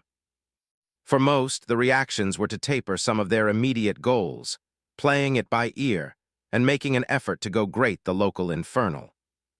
For others, particularly the factions that also happened to have millions, if not billions of years of storied history, their reactions were a lot more interesting, since they knew exactly what it meant to have an Infernal here.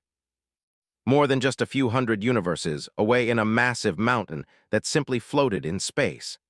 A mountain so big it could easily dwarf entire planets in size. Ding! A loud ding resounded as a seemingly regular hammer landed on the blade of a seemingly normal sword, or at least what would become a normal sword. Of course, if that same hammer had landed on Earth with the exact same swing, then Earth would simply shatter into countless pieces with almost no resistance. Yet that hammer didn't stop landing on the sword in rhythmic fashion. Until a few moments later, the hand holding the hammer paused. The hand of the current acting leader of the Dworgen Federation. A rough voice resounded. "Why are you here? Infernals are present on a planet we had interest in. Land. This planet in particular is located in the newly integrated universe. Recently exited their tutorial." The hand that held the hammer slowly lowered and rested the tool on the anvil in front of it, and the face of an aged yet at the same time was rich with life and vigor dwarf turned to face the voice.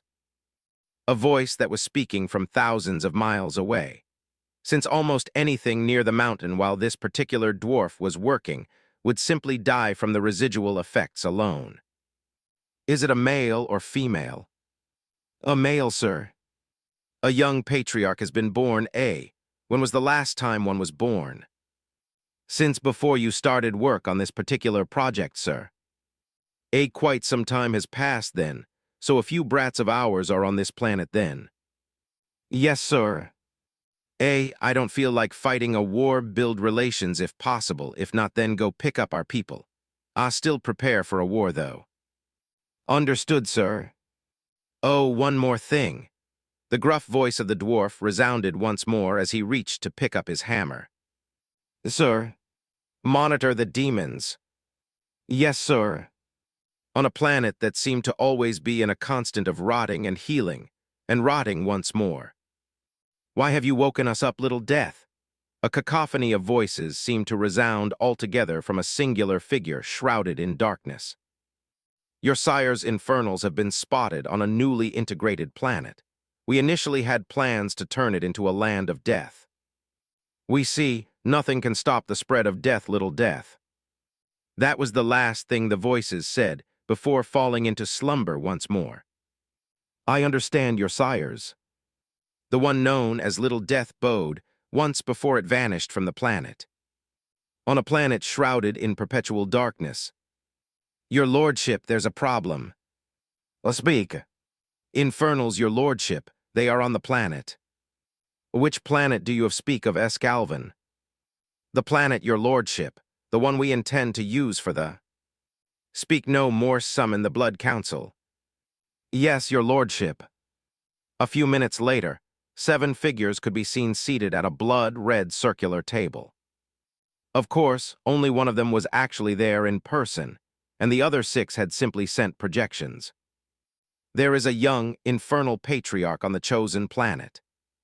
The silence in the room echoed for a few moments before another voice could be heard. "That cannot stop us. The Blood Scryers have spoken. This is the planet." "Then would you have us wage war with them?" "Do not speak as if we are to fear them, Lord Edalvin." "Lord Edalvin isn't wrong. A war now would do more harm than good, but it might be unavoidable all the same. This is the chosen planet, and we cannot afford to wait entire eras before we get another opportunity to do this." "Lord Falder is right, but we should attempt to find a peaceful resolution before we immediately move to war. We were always going to offend a number of factions with this decision. Only the Infernals would wage a multiversal war for a few mortals." "What would you have us do then, Lord Palvinia? Those arrogant fools do not know reason." "Why don't we ask them to leave? We have more than enough universes, let alone planets in our control. We can give them a few as compensation." "That might be a wise choice. We shall do that then, though we should still be prepared for a war." The 7 Blood Lords then departed from the meeting and began putting various things into motion. From decided exactly which planets, galaxies, or universes they would be willing to part with, to dumping resources into warfare preparation. Of course, though they made sure to keep as much of this as secret as possible. It wouldn't do well for them for other forces to learn that the 7 V Hamprel's progenitors were now preparing for war. The news of an Infernal being on Earth caused various different reactions across the multiverse. Reactions that even the Infernals themselves didn't predict happening. In fact, no one could predict that one of the true powerhouse factions of the multiverse would be so willing and ready to threaten war. For a war with Infernals would be no ordinary war. There would be no hope for true victory, no joy to be had, no celebrations to look forward to, no hope. There would be no hope. Yet one of them who knew these facts was still willing to choose war. One could only wonder just what was so important to them, that they were willing to risk war of such a magnitude. 136. MTS Book 2. Back in Black Cove City. After leaving the meeting city, Lord Johnson immediately went and found the two men who accompanied him to the city and joined them in a room that was prepared for them. So how was it, Sarge? Are the aliens gonna attack us after all? That's enough, Rikers. Remember where we are, but to answer your question, I don't think securing good relations with this neighbor of ours will be an issue. In fact, it should benefit us greatly. They have things that we need, and it will be you two who are responsible for delivering the supplies, so be prepared. Aye, Sarge. Aye, Sarge. POV Raizen. It took some time, but eventually the meeting resumed, and it was time to finally iron out the details of the deal. It was an interesting deal, to say the least. Since City Lord Johnson here only owned 50% of the city, he didn't necessarily have full control of all the resources of the city, which, based on the items in the Apology Ring, was quite a lot.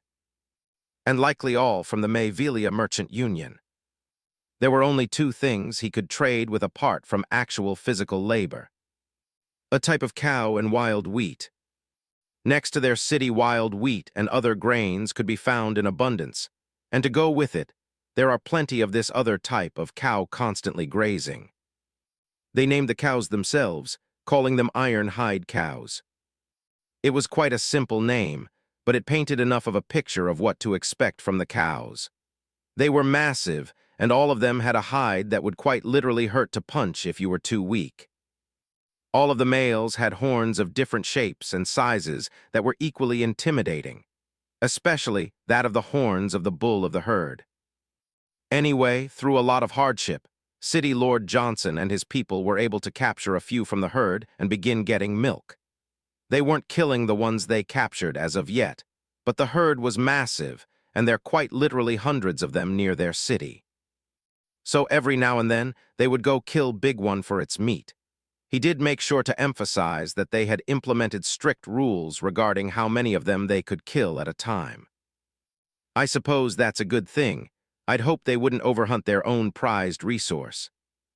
Moving on, they would give us meat, the hide from the cows, milk, and wheat for their part of the deal. Our part of the deal was a bit different. What City Lord Johnson wanted more than anything was resources, cultivation resources, and even the tools and weapons to match. He briefly touched on the fact that it was hard to acquire resources from the Mayvelia Merchant Union, and thus it was hard for him to build up any significant forces in the city. Despite the fact his city had just over 500,000 people living there, which was a little surprising for me. We didn't get nowhere near that many people showing up to my city. It was weird, but I didn't dwell on it. Anyway, it seemed they needed to have more things that they could offer to people, and these resources would do that. With the favorable prices I could get from Greja, the blacksmith, and the alchemist shop, we were able to provide what he needed. We had an agreement on what was being traded. What still took some time to figure out was the actual amount. It was during this meeting I learned that I should never try and negotiate with Vanessa about anything. She was fierce. It took a few more hours, but eventually the deal was finalized, and it was time for the visiting city lord to leave. We stood at the entrance to the city.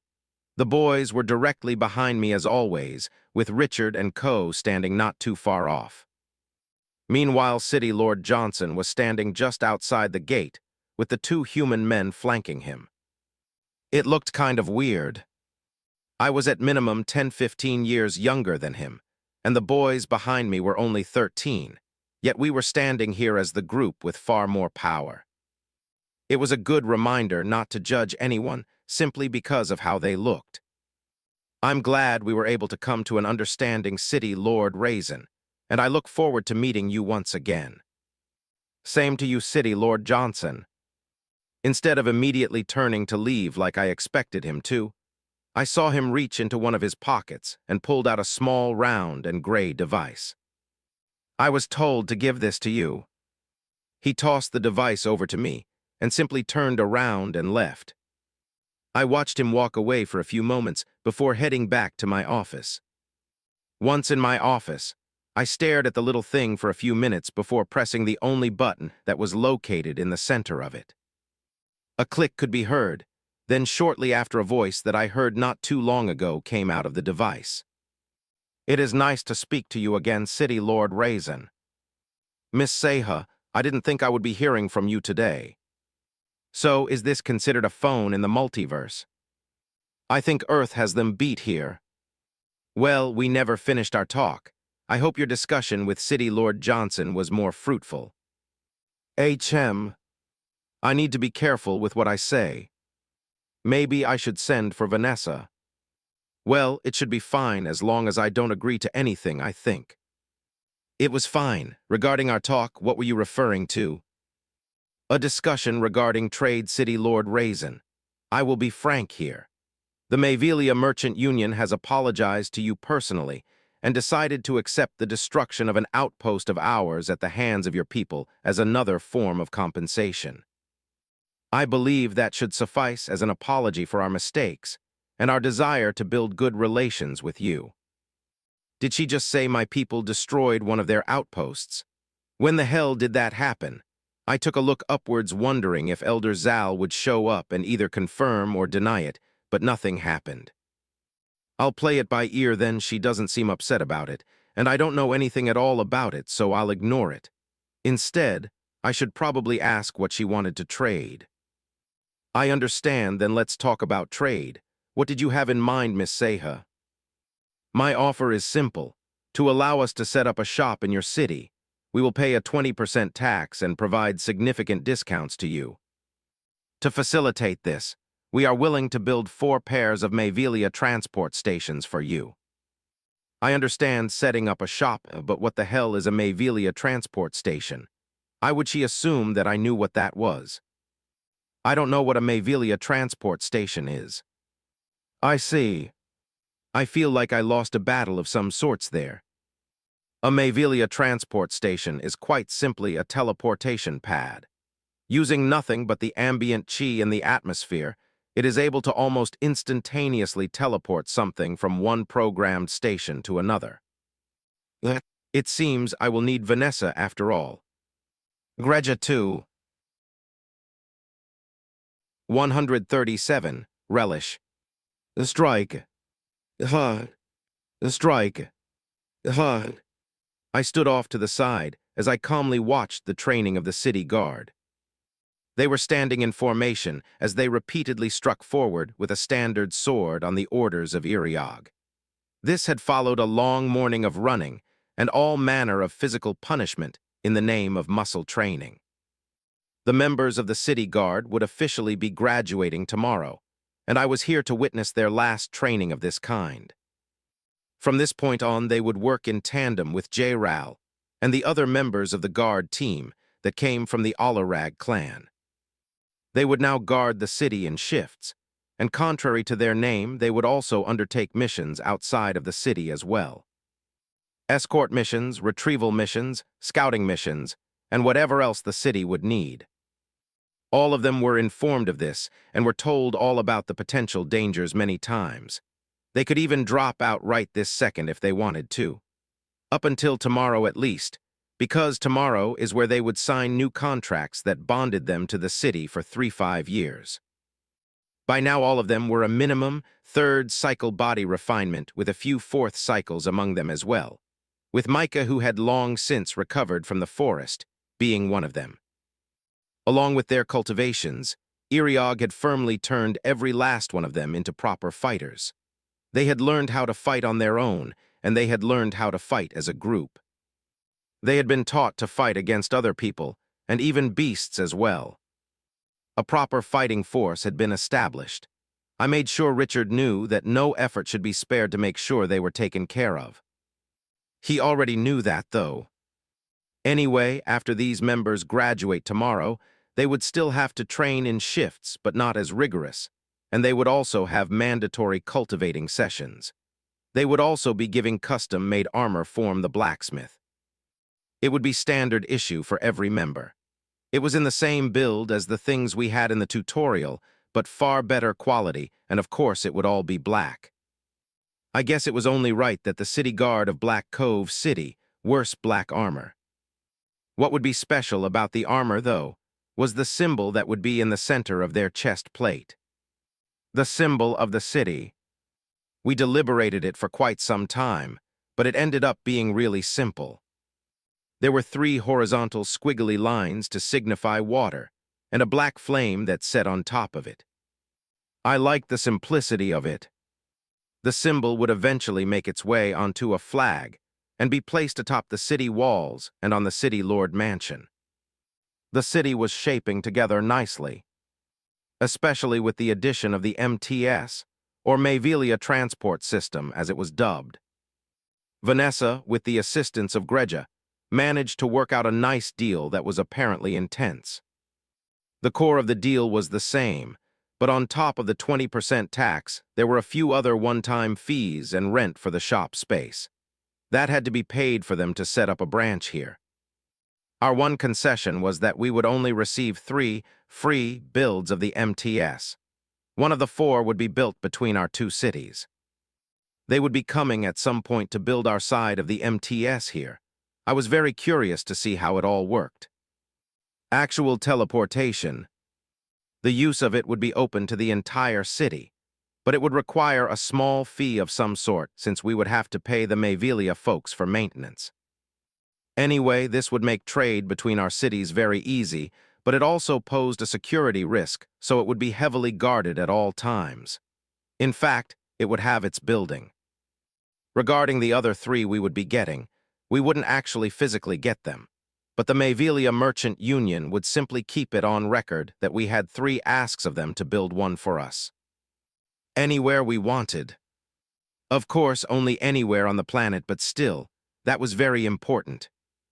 I know for a fact there were other cities on the planet, and it would be great if some sort of network could be set up between all the cities. Unlikely for now. Instead, I wanted to make sure the MTS systems were used for truly far but important points of interest. Whether that was another city, or an absolutely distant dungeon, or just somewhere far for the sake of being far was to be decided, but either way I had to be intentional with where I asked for them to be built. Which meant another adventure was on the horizon. Well, there were quite a few adventures on the horizon, but one that would likely take me away from the city for months was also definitely in the works. But I wouldn't do that until I was a bit stronger, and the city had other Chi Refinement Realm cultivators to handle the situation in the Dead Land dungeon. Speaking of being stronger, even now I had the Grivs on and was constantly enduring pain just to stand and watch the training that was taking place. The boys weren't with me today, though. Both of them were outside the walls, conducting training of their own. The group that would be a part of my personal guard were currently being put through a crucible of sorts, having to live in and fight the beasts of the nearby forest for 2 days. After that, they would be tossed in the harbor for some time. A body of water that held dangers of its own. Something Grant and all the other prospective fishermen learned very quickly. It didn't take them long to band together into one big group so that they could help each other. Honestly, I really don't understand why the men that signed up for this position were trying so hard. None of them knew me, none of them were in Outpost G, none of them owed me or this city anything. Yet they continued to persist, all for the sake of guarding a young man they didn't know. I don't get it. So of course I asked them, and the answers I got were not what I expected, but I guess I should have. All 10 of them served in some type of military capacity in various countries. This I already knew. But what I didn't know was what it did to them. For years it was all they knew. All they had. It was a life of war, blood, and death. Some of them had done things that wouldn't be recorded in any history books. Things I wouldn't repeat to children. It felt like a crazy coincidence that somehow 10 former members of the darker sides of various militaries would all end up in my city and agree to something like this. But no one was immune to being transported to the tutorial. We were all brought there.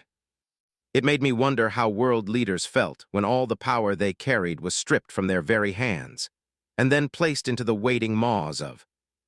So when they heard of the position, they practically jumped at it, quickly passing Richard's interviews, and then being tossed at Iriog for potential training until Lyrian joined in. They called him a little demon.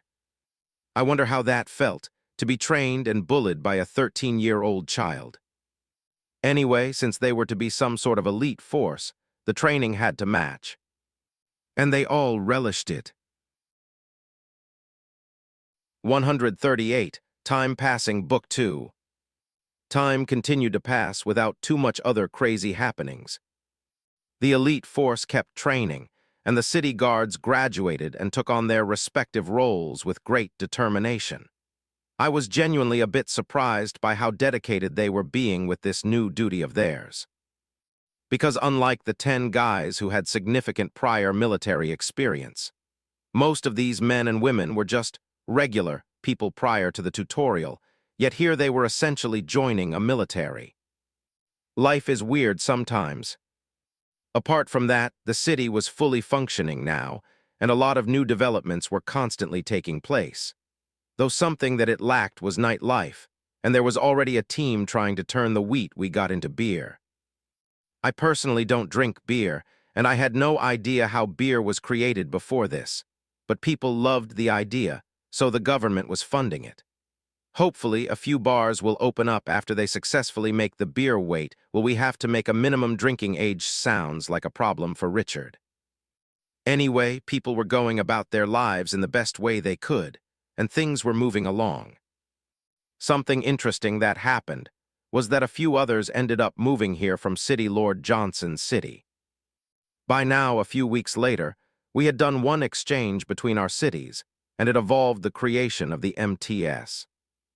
A small team eventually made their over here to create the thing, and it garnered a lot of attention and interest. Of course, we didn't allow too big a crowd to gather, but people were excited.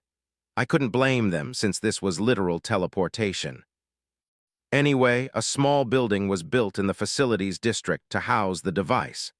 It didn't end up being that big, and it looked a lot simpler than I thought it would be.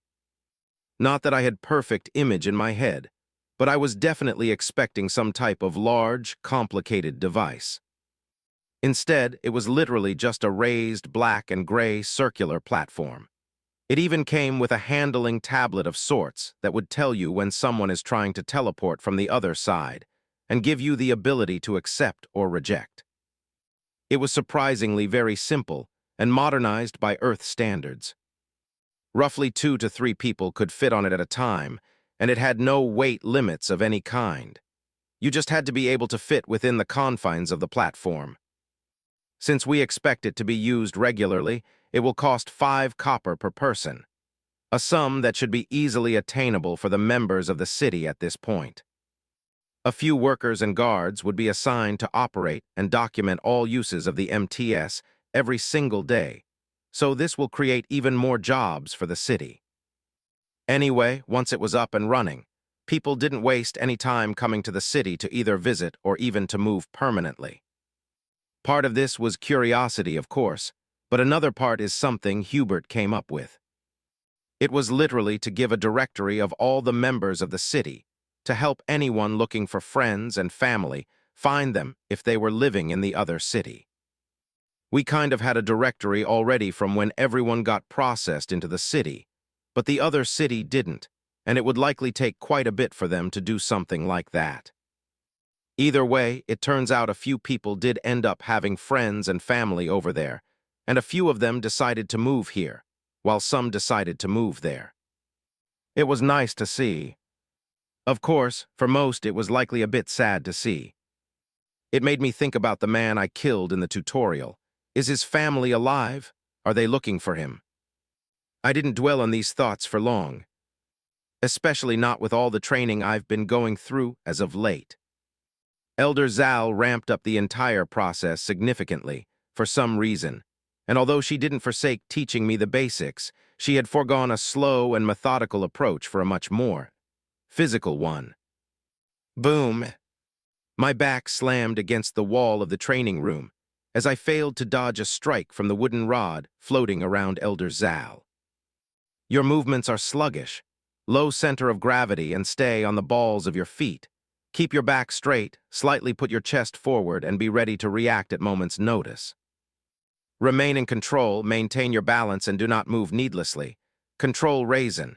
Do not lose control on your feet. I took in what she said and stood up with a groan. I was wearing the grives as I calmly walked towards her, eventually stopping a short distance away. It actually didn't even matter where I stood since that rod could reach me from anywhere, as it just floated there ominously TCH. I got in position, standing as Elder Zal instructed, and prepared myself for what was to come. I was focused, staring at it intently, just waiting for it to move. Whoosh! I barely had time to react before it appeared on the left, flashing towards my head. I ducked and immediately repositioned, spreading my awareness far and wide, as I knew the rod wouldn't allow me to rest or linger. I almost missed it as it was moving with conviction towards my stomach, and I just barely managed to block it with my spear. The force of the blow causing both the spear and my arms to vibrate. Pushing me back a few feet, then it pulled back and made a sweeping motion towards my feet, knocking me off balance and delivering a blow to my chest, slamming me into the wall once more. That one hurt a bit. Okay, a bit more than a bit. My chest and back ached with pain. It was unfortunate. I wouldn't be receiving a break. Again, this would go on for months, being fed and berated by Mr. White, who seemingly became the impromptu leader of the workers in the City Lord Mansion, signing documents and attending a few meetings here and there for the government, clearing the Dead Land dungeon with the boys. Watching those same boys and sometimes Iriog put my personal guard through some random exercises as the time flew by was always interesting, though. Like forcing them to go without food and water for days at a time, and having to fight whatever beasts Lyrian could capture didn't seem like a fun time. But they still didn't quit. And when it came to cultivation, by now every single one of them was at the peak of body tempering. But if they weren't preparing to each make a breakthrough to the 6th cycle, then one of them likely would have been the first other Chi refinement realm cultivator to appear apart from me. Instead, that accomplishment was left to Brandon, who did it a little faster than Nate, but he didn't take too long to follow suit. Richard was still at the 5th, and his speed was mainly limited by his duties, so I kind of forced him to take a break. Not to cultivate per se, but just to have some free time, he could do whatever he wanted. Anyway, soon there will be enough people in Chi refinement to allow me to leave the city for longer than a week. 139. Why the wait? Over the last couple of months, Elder Zal finally lifted the embargo on my cultivation. Well, technically, she didn't actually ban me from doing so, only advising me to wait till my foundation in the spear was better. Apparently, as Infernals, especially an infernal patriarch like myself, our cultivation and our understanding of our martial techniques are tied more than I could imagine. She didn't really delve into the specifics of it, only reiterating that I would learn more as I progressed down the path of cultivation. Needless to say, it was an interesting relationship.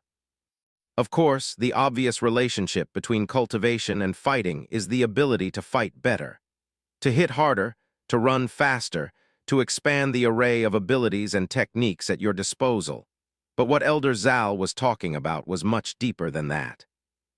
If the care and effort I put into understanding my spear was lacking and not taken seriously, it would quite literally affect my cultivation negatively, and later on in the higher realms, it could even block my path forward. Of course, it was important to remember that Elder Zal would never allow me to slack off or not take it seriously, but it was more that. It was my heart. It was the genuine care and inner willingness to learn and improve that mattered. Especially since Elder Zal wouldn't be here forever. At some point, I will be expected to have my own clan and rule it how I see fit. Though the official declaration of my clan would require a visit to planet Infernal, something that won't happen for quite some time. In fact, bringing me to planet Infernal would be Elder Zal's last act as my presiding elder. So it's definitely quite some time away, as I still have a lot to learn. Anyway, my cultivation has been smooth thus far, and it was something I did practically every time I had few hours to spare. Now, after a couple months straight of being trained by Elder Zal and also cultivating for hours, I was finally close to reaching the next stage of the Chi refinement realm. According to Elder Zal, that was quite fast by the standards of most, but it was relatively normal from the perspective of patriarchs. Not only is every part of my body stronger that most simply from being an infernal, I was also constantly being bathed and washed in eternal flames, saturating my body with the purest of infernal chi, something that I was still working hard to achieve. But because of that, I would likely not spend much time in chi refinement. It would likely be around a year or two perhaps before I'd reach the peak. Which made me question why the boys were still at the peak of the chi refinement realm. They were both at that stage when I met them months ago, yet they showed no signs of trying to reach core formation. The answer I received from Elder Zal was that there were a few different reasons for it. The first reason was the simplest. There is only one chance a cultivator has to form their core, and the actual formation of the core would not be an easy experience. This was when I learned about what it truly meant to cultivate at the later stages. You are quite literally going against the natural order of the multiverse. Body tempering could simply be seen as taking lifting weights to the extreme. Chi refinement is simply making use of something within your body that already exists and something within the atmosphere that is ever present. Core formation is where a shift in that path takes place. For most races across the multiverse, we are not born with cores of any sort, and it is not a part of our natural growth path. We are basically forcing our bodies to evolve in a way that it technically wasn't designed to do, and that in and of itself brings pain. Immense pain. There are other things related to this, but again another thing I'll learn more about later for some reason. Anyway, since as infernals our cultivation is deeply tied to our understanding and dedication we put into our martial arts. The boys were to spend a fair bit of time deepening their techniques and adding to their foundation to help with the formation of their core. The foundation part is tied to the next reason. It was very important to have a strong foundation as you climbed through the realms of cultivation, which is where treasures and other means come into play just a bit. Elder Zal reminded me it wasn't good to depend on the items or other treasures for my strength, but there were certain things that could definitely help with reaffirming my foundation, and the boys had taken a few chi-rich treasures that helped to make their body stronger and their chi purer. The items were provided by their family, of course. Anyway, I guess that technically wasn't a real reason because they had taken everything. They would need to ensure a strong foundation. But there was one other item that would refine that foundation even more, and it tied into the third and final reason. The eternal bond. An infernal could technically be bestowed the eternal flame by a patriarch like myself at any point in their lives, but there was no better time to do it than during the formation of their core. The boys had delayed their breakthrough in hopes of catching the eye of a clan back home that would bestow the eternal flame upon them. Receiving the eternal flame at the mere age of 13 would be a great honor, and the boys certainly had the talent for it, and so when they received word that I existed, it was seen as the perfect opportunity. Now if I chose not to accept them, then they would likely break through and move forward with their lives and cultivation. So no pressure or anything. Anyway, honestly at this point, I don't see any reason not to have them be the first members of my clan. But this decision isn't one to be taken lightly, so I'll continue to get to know them, and they'll do the same to me. No rush. Moving on eventually, the 10 men surprisingly all successfully broke through to the 6th cycle of body refinement. But I don't think any of them would be attempting the 7th, since they literally almost died in reaching the 6th. Which was still quite an achievement. The next step in their training is to finally reach chi refinement, and as soon they accomplish that, it will finally be time for their graduation, and then they'd be ready to follow me around. Even though it's happening, it still feels weird that people are literally training just for the job of following me around. It's odd. Not to mention it wasn't as if it's simply ensuring they were paid well enough and given resources to grow would make them worth trusting with my life by any means. But it was a start, and Elder Zal thought their presence was necessary, so I'll play it by ear and take it one step at a time. 140, 100 Years, Book 2. A few more weeks passed, and not only did Richard also finally reach chi refinement, but so too did my future personal guards. They officially graduated and were outfitted with armor in a similar style to that of the city guard, only they were also given Spartan-like helmets. I had to admit that it looked pretty good. It made me consider getting a helmet of my own, but I decided to skip out on it. Anyway, with all the training completed and all the gear issued, it was time to make their contracts.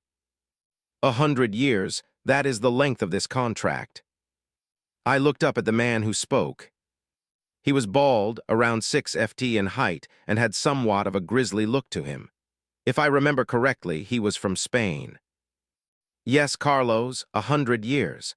There is a good chance all of you will reach the peak of chi refinement at the minimum, which means your lifespan will have increased by a few hundred years by then. This position is a vital one. You will learn a lot of secrets, things that can affect both myself and this city. It's only right the contracts match that level of commitment. You will get paid sufficiently, and no resources will be spared in helping you gain strength. There is even a clause to ensure that your pay will increase with your cultivations.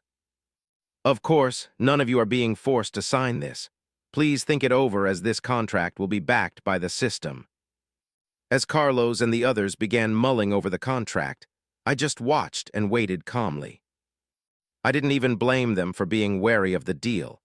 This was 100 years we were talking about. Not a single one of them was above the age of 40, yet they now had to sign a contract that would bind them to me for 100 years. That's insane.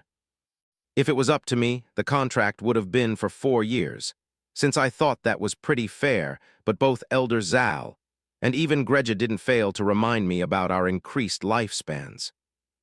10 years could pass, and I would barely look any older.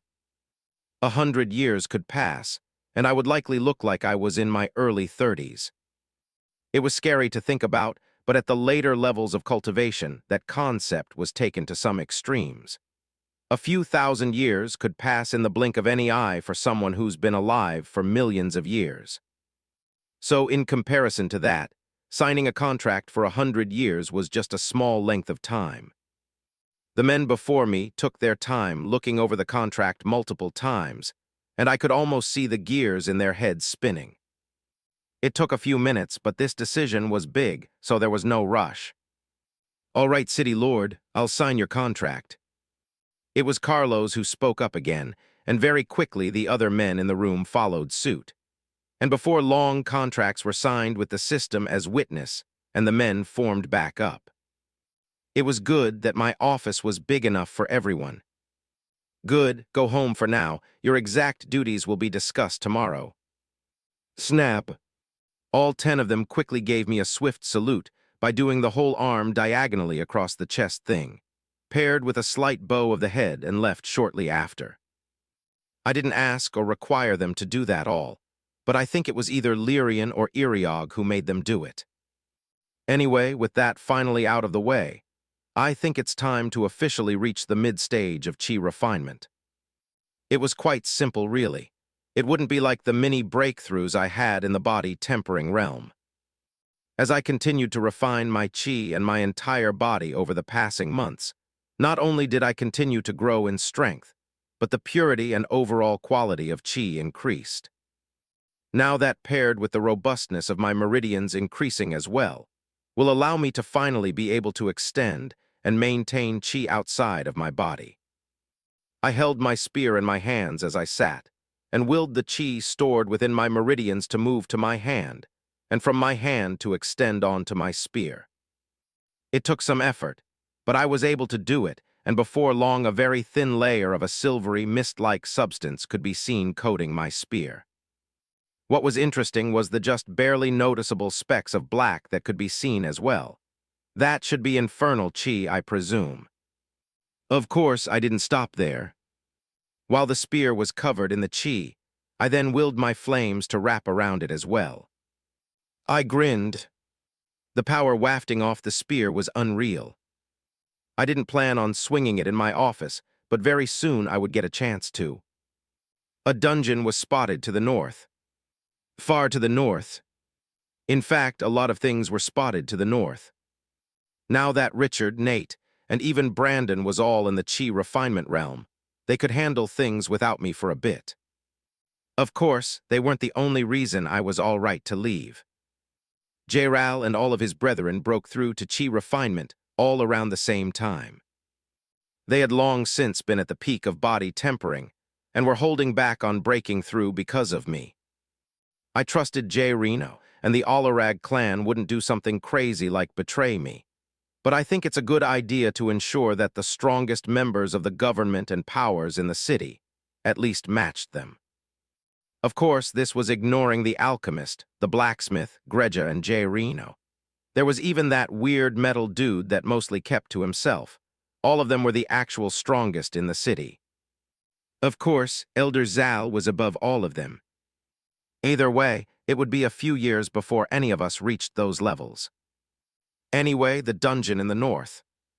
We were fairly confident in being able to not worry about the weather at our levels of cultivation, but that was only in normal temperatures. There could easily be environments that surpassed our ability to stave off the weather, and the person who found the dungeon thought it would be one such place. It was located in an extremely cold place far to the north, where it was apparently always a winter wonderland, as some might say. A lot of snow and ice everywhere all the time. Just that alone was enough to assume the dungeon would likely be even colder. But not only was the name of the dungeon the Frost Dungeon, someone actually went in it. Unlike all of previous experiences with dungeons, this one didn't have a prompt to enter. It didn't even give a requirement. And even more weird than that, you could leave at any point in time. Whoever entered the dungeon could simply leave. So the person that ended up finding it didn't try to enter. It was a complete accident on their part. Thankfully, due to the rules of the dungeon, they were able to come back safely. Now it was my time to go in and see what it was about, and I was covered in great rabbit furs from head to toe. I think I looked quite good. 141. In the Forest, Book 2. Everyone's ready. I took a look at the group of people that would be following me on this journey north. 7 of the new personal guards, the boys of course, and from the Adventures Guild came Irene and Nate. 3 of the 10 would remain here to help keep things in order, even though I don't expect them to have to do anything. Nate is coming because he's the one who found the location and would lead us there. While Irene, who was now at the 5th cycle of body tempering, accepted the commission for an archer to join the expedition. Unfortunately, none of us used a bow as our main weapons. Of course, the members of the personal guard were taught to use a few different weapons, but it wasn't as if they all suddenly became extremely proficient with it. Irene was a genuine talent with the bow by this point, and she would be a big help on the expedition based on what Nate described to us when he returned. The dungeon was practically another world altogether, or maybe like a mirror of the real world. I would need to see it to truly understand it, but apparently it really was a large, expansive world where having an array of abilities like a proper ranged attacker would be useful. Even before we got to the dungeon, we still had to pass through a massive forest to the north. Just getting through the forest alone would take us days. It was a forest filled with all manner of life from all levels, it seems. Nate had visited the forest with his brothers while he was at the Chi refinement realm, and his brothers were at the fourth cycle. But they had to tread very carefully the entire time, as not only was the forest teeming with body tempering equivalents, but there were also plenty of Chi refinement realm equivalents as well. And of course, who's to say that there wouldn't be something stronger, somewhere deep in the forest? Thankfully, Nate had managed to find a route that was seemingly devoid of anything stronger than early Chi refinement. We would be hoping for something similar on our journey. After getting confirmation from everyone that they were ready to go, we left the city from the north gate in the early hours of the morning and began the trek to the dungeon. It took roughly 2 days of running with a few small breaks just to reach the forest, and by the time we reached, the sun was in the process of setting. Nate, get in front. Lyrian and Furin flank him. Carlos and Johnny bring up the left. Bran and Justin bring up the right. Irene, you're in the center. Eric, Bryce, and Mickey, you're behind Irene. I'll bring up the rear. Let us be tight and don't move out of eye contact with each other. Ready? Yes, Patriarch. That was said by the boys, of course, while the personal guards responded with yes, sir, while Nate and Irene simply said they got it. Hearing the different ways they responded was interesting to say the least, but it didn't matter all that much. Now, with our formation in order, we entered the forest. Weapons were drawn, both eyes and senses were spread as we moved a decent pace, careful not to haphazardly run into something we would rather not meet. There were plenty of sounds in the forest at this time, from the songs of birds to the growling of possibly wolves and the occasional roar of sorts. It sounded like a bear, maybe. Not sure. Either way, I'm not sure if it was something I'd us to run into. By now, we had been moving through the forest for a few hours, and the night sky was floating just above us. It was dark. Very dark. Thankfully for us, that served no issue at all, so it didn't stop our progress. A few animals definitely stopped by to investigate on occasion, but either it was the size of our group or perhaps being able to sense the strength we possessed steered most of them away. Most of them. It was a pack of wolves. A large pack. Roughly 20 wolves had creeped up on us. Of course, we sensed them come in, but just like the whole journey thus far, we chose the wait and see approach. We didn't need to kill everything we came across. If something left us alone, then that was fine with me. These wolves, though, they lingered. Their growling intensified as the moments passed. They looked quite similar to regular wolves in the sense that they didn't have horns or random streaks of something else in their fur. But speaking of their fur, it was pitch black fur. A black that almost reminded me of my flames with the way they blended in the darkness around them. Apart from that, there wasn't anything else that visibly separated them from a regular black wolf, but they were different. Every single one of them was strong enough to fight someone at the third cycle of body tempering by their lonesome, while a few could likely fight above that, maybe somewhere at the fifth cycle. But there was one of them that was a bit stronger. Strong enough to be firmly considered a rare beast, because that meant it would likely have a rare core. The ranking of cores isn't something I remembered till the butcher brought one over. At some point we stopped finding them in the tutorial, so it was kind of in the back of my mind all this time. Below Chi refinement was common and uncommon. Chi refinement was where rare beasts and their cores resided. The leader of this pack was one such beast. Kill them. I would ignore anything that ignored us, but to anything else, then there was no need to wait around. An arrow could quickly be heard whistling through the air as both boys, Nate, and the personal guards dashed out towards the waiting wolves. Lyrian went straight for the big one, while Frian took off to the right. Their spears danced in the night, as they took to their battles with grim determination. I wasn't worried about them, though. What I was instead focused on was the personal guard members. All of them were wielding swords at the moment, but I know for a fact there were other weapons in the rings provided to them. Rings that were purchased from the Mavelia Merchant Union. They were small, and the insides didn't have space for much, but it was more than enough for a few essential items for a trip like this. Mine even had toilet paper. Anyway, the battles proceeded with both ferocity and efficiency, and as everyone fought multiple opponents at once initially before they were quickly whittled down to size, with Irene calming a few of the kills with well-timed shots. A few moments were then spent cleaning up the area and gathering whatever we deemed important to carry, all of which was stored in my ring since it had the most space. After that, it took roughly another 3 days to fully exit the forest. We were attacked twice over that time frame, but nothing of significance. But it was behind us now. In front us lay a few different things. Another forest, much like the one we just exited, but instead of being as thick and deep vertically, it was much bigger horizontally. So it was more wide than it was long. Beyond the forest was our destination, the winter area, and by now we could see the mountains clearer and snow that coated everything. But before we reached either of those things, we had to walk around the massive cavern. From left to right, it was definitely longer than a football field, and much longer from north to south. It was as if a massive sword, big enough to pierce continents, was stabbed into the ground. 142, Ashgard Book 2. We bypassed the massive scar in the ground and the ensuing forest without too much of anything worth remembering happening.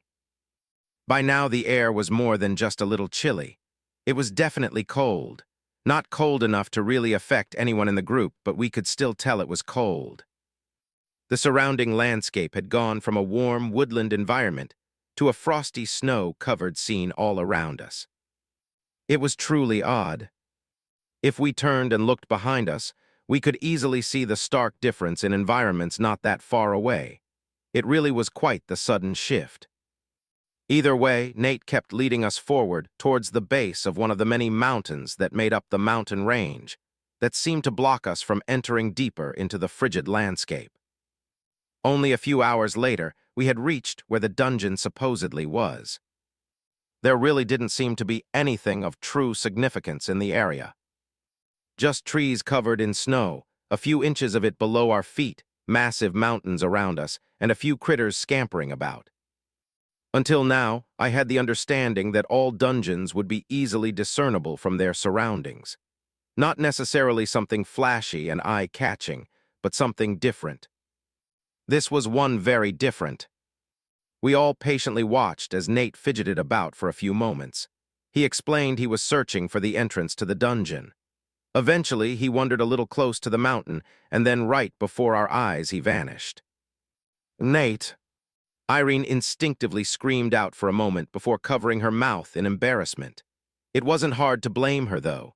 It was definitely a little surprising to watch someone simply vanish like they were never there. It wasn't like teleportation that we experienced during previous dungeons, nor was it like the experience from watching someone use the MTS. Nate simply vanished. I waited a few moments before Kami walking to the area he vanished at.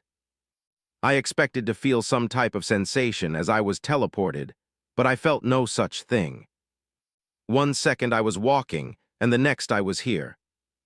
A wide expanse of a forest, and in the distance, a disgustingly massive mountain that seemed to be the center of the world itself loomed before me.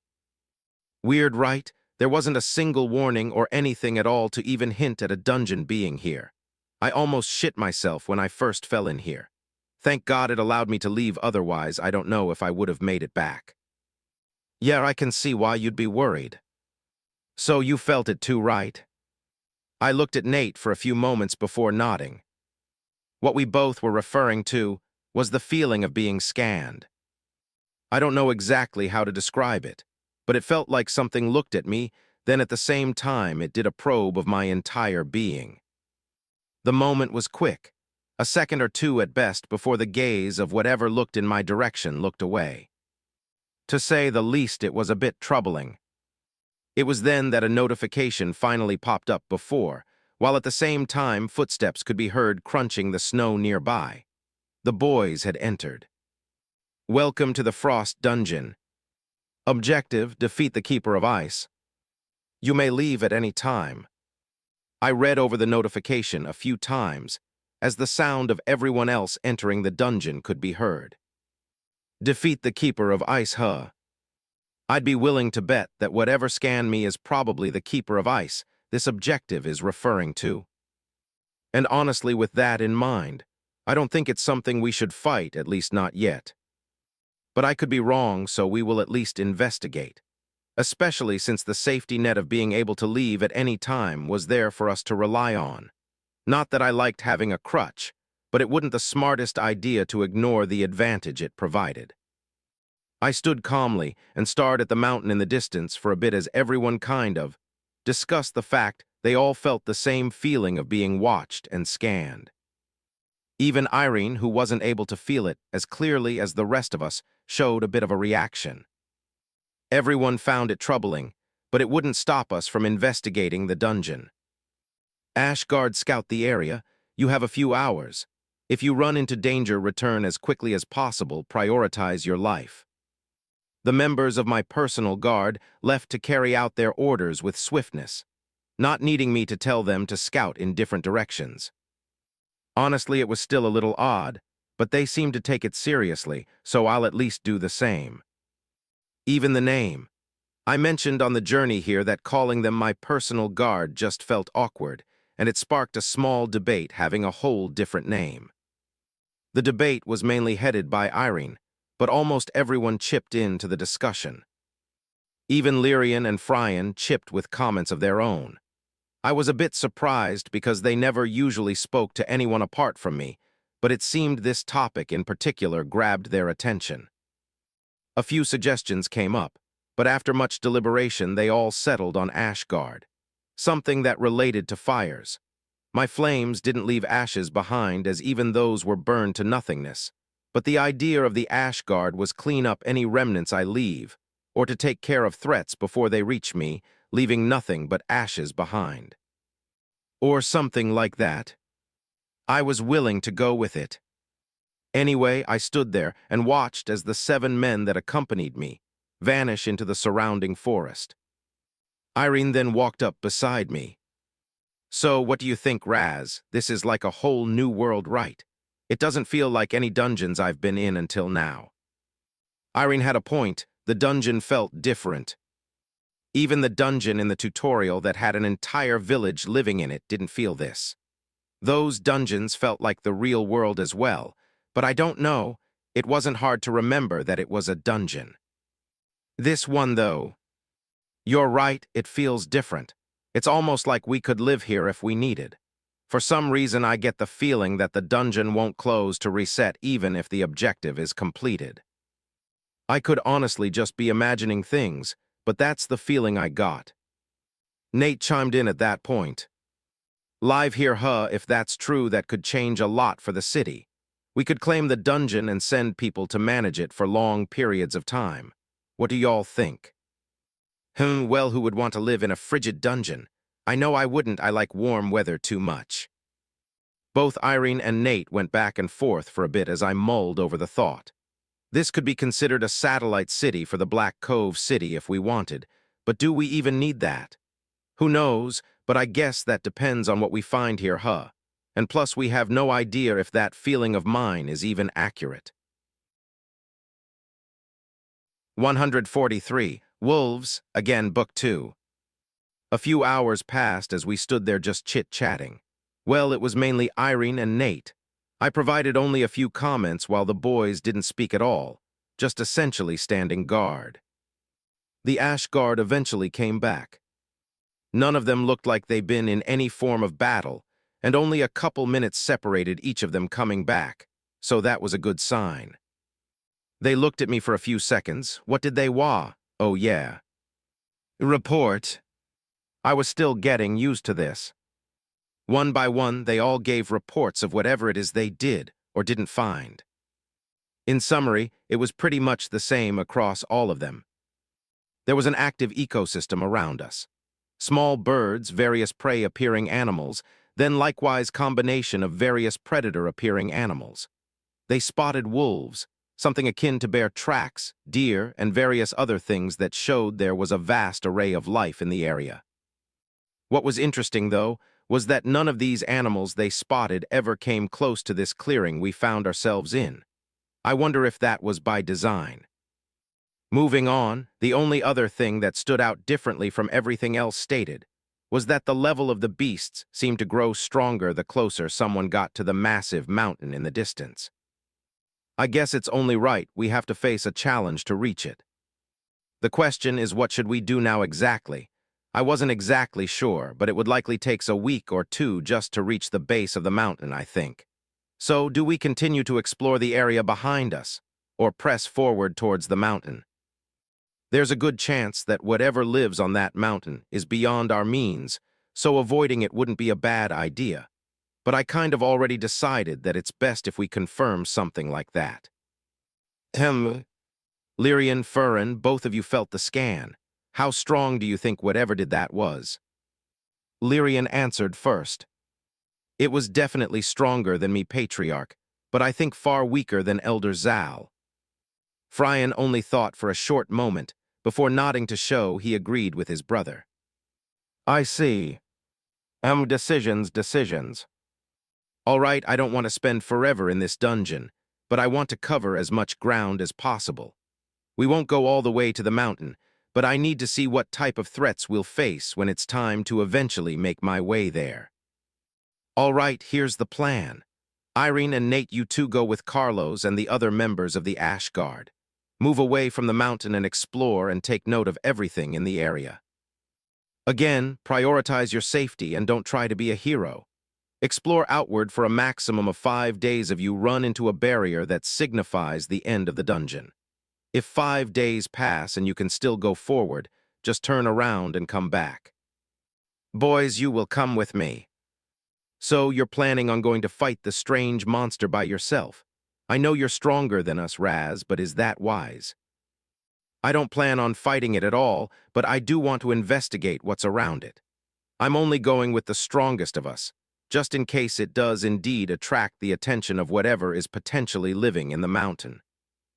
We'll be able back out of an engagement a lot easier with just of the 3 of us. Fine, but if I hear any loud explosions, I'm running over there. I'm sure a few well-placed arrows can help you in any situation. She, of course, made a good point, so I told her I'll hold her to it, to which she nodded with a smile. Now I somewhat expected her to say something along those lines, but what I didn't expect was one of the Ash Guard to object as well. It was Mickey, who was American, I think. Boss, I don't know if I agree with this decision either. Our primary job is to guard you. I won't repeat everything we've learned recently, but we know how valuable you are to the city. Gotta let us do our job, boss. He too had a good point. I wasn't oblivious to the value I now held for Black Cove City. Apart from the fact that the government had the funding to get a lot of things up and running without going bankrupt, and essentially building a flowing economy from scratch, we also had the protection and the backing of Infernals. A force of power that I still have no actual scope of just how powerful they are. If I were to die, or to leave permanently, all of that would simply go away, and who knows what would happen to the city I would leave behind. So I understood him, but that wouldn't change reality much. If whatever was on the mountain attacked, I would need to spend energy to protect them, not the other way around. I understand, Mickey, but this is different. You can definitely do your job against opponents of similar strength and weaker. But in this case, it would be that would do the protecting, and don't forget your contracts don't say anything about sacrificing your lives for me. Again, I don't plan on fighting it. Get as close as we can, learn more about the area, and leave. That's it. For now, I'll trust you to protect Irene instead. He didn't seem satisfied with that answer, and I think parts of it bothered him instead, but he didn't offer any verbal reply, just nodding respectfully. Based on the body reactions of the other guys, I think they might have had similar thoughts about the situation, but probably didn't have a good rebuttal for the argument I gave Mickey. Eventually, they left and headed off in a somewhat loose formation in the opposite direction. "Ready, boys?" "Yes, Patriarch." "Yes, Patriarch." The boys responded how I expected them, and before long we left the clearing and moved into the forest, quickly finding ourselves surrounded by a sea of snow-covered trees. Thankfully, the great rabbit coats helped to minimize the just how out of place we looked in the forest. It didn't take very long to find a few different animals, and only a few hours we were already being attacked. Nothing too alarming as of yet, and the boys took care of everything. Though that changed after roughly a day had passed. Why is it always wolves? That's all I could think to myself as I looked at the group that was bearing our path forward. Another group of wolves. This is quite literally the third variant of wolves I've seen since coming back to Earth. I'm honestly a little tired of it, just a little. The wolves were large as always, but also had cliché all-white fur that matched the snow around them, and their pupils were a beautiful aqua blue. What was interesting, though, was the power I felt from them. Chi. All the wolves in the pack of 10 had chi stored in their bodies. 10 chi refinement equivalent wolves, though it will probably be easier to call them rare wolves at this point. Anyway, I wonder if they had enough chi to resist eternal flames. 144. Moose and Fruit, Book 2. 10 rare ranked beasts, yet not a single one felt even a bit stronger than me. All of that could be judged from the quantity of the chi I could send within their bodies. It was there, but it didn't match the levels that I held, and it surely didn't match the levels of the boys. I'm sure a torrent of black flames will ensure we move past them quickly. Or at least that's what my intention was until Fryan spoke. "Patriarch, can my brother and I handle this?" His guard was still raised as he watched the approaching wolves, so he didn't look at me as he asked, but I could hear the nervousness in his voice. Even Lyrian, who was focused on the wolves as well, stole a rather surprised glance at his brother. I didn't blame him, since I was a little surprised as well. The boys never asked for anything. Never. It's a significant amount of time with them now, and neither of them has ever asked for much. And apart from conversations that I initiated or delivering reports about various things, they barely spoke at all. So this was a first. A first that I thought was a long time coming. I understand both of them are trying to play a certain role in an effort to become a part of my clan and receive the eternal flame, but they needed to loosen up a bit, I think. They were still just 13 years old, and I really don't think the version of them I see is their real personality. But despite that, I don't actually plan on forcing them at all. Just like what just happened, they'll eventually come around. Go ahead, be quick. The be quick wasn't necessary, but I think they'd like the extra motivation. And that they did. Very quickly, a few flying blades of chi were sent out in quick succession, one after the other. Some of the wolves managed to dodge completely, while a couple others lost either a limb or their heads entirely. The snowy landscape was quickly painted red as blood splattered around the area. Loud pain-filled growls and screeches filled the surrounding forest. Chi began to gather within the bodies of all the remaining wolves. I knew the boys were aware, but I still ensured my spear was ready and my flames primed as well. It only took a second or two for the wolves to complete whatever it was they were doing. WOSH. SHING. There was a loud explosion of wind around each remaining wolf, and very quickly hundreds of small, yet clearly sharp, almost transparent shards of ice flew out from the wolves with the intention of skewering us many times over. I was ready to block them myself, of course, but the boys and their spears coated in chi didn't give me a chance to. Both of them spun their spears in a circular motion at blistering speeds, and every last shard was blocked. From there, a very efficient dismantling of the remaining wolves took place, and before long, materials and cores had been harvested from their bodies, and we were on our way again. This type of fighting continued to feature multiple times over the course of our journey towards the mountain. The variety of beasts was interesting. Wolves, of course, but there was also a moose-like creature whose fur was light brown with streaks of white, and its antlers were quite literally ice. Even when one of the boys broke them off, it used chi to regrow them quickly before lowering its head and charging after us repeatedly. It took a combined strike from Lyrian and Phrian to decapitate it. They were both tired from the battle, since the theme of doing it themselves continued throughout the journey. 5 days had to pass for us to run into a beast of that stature.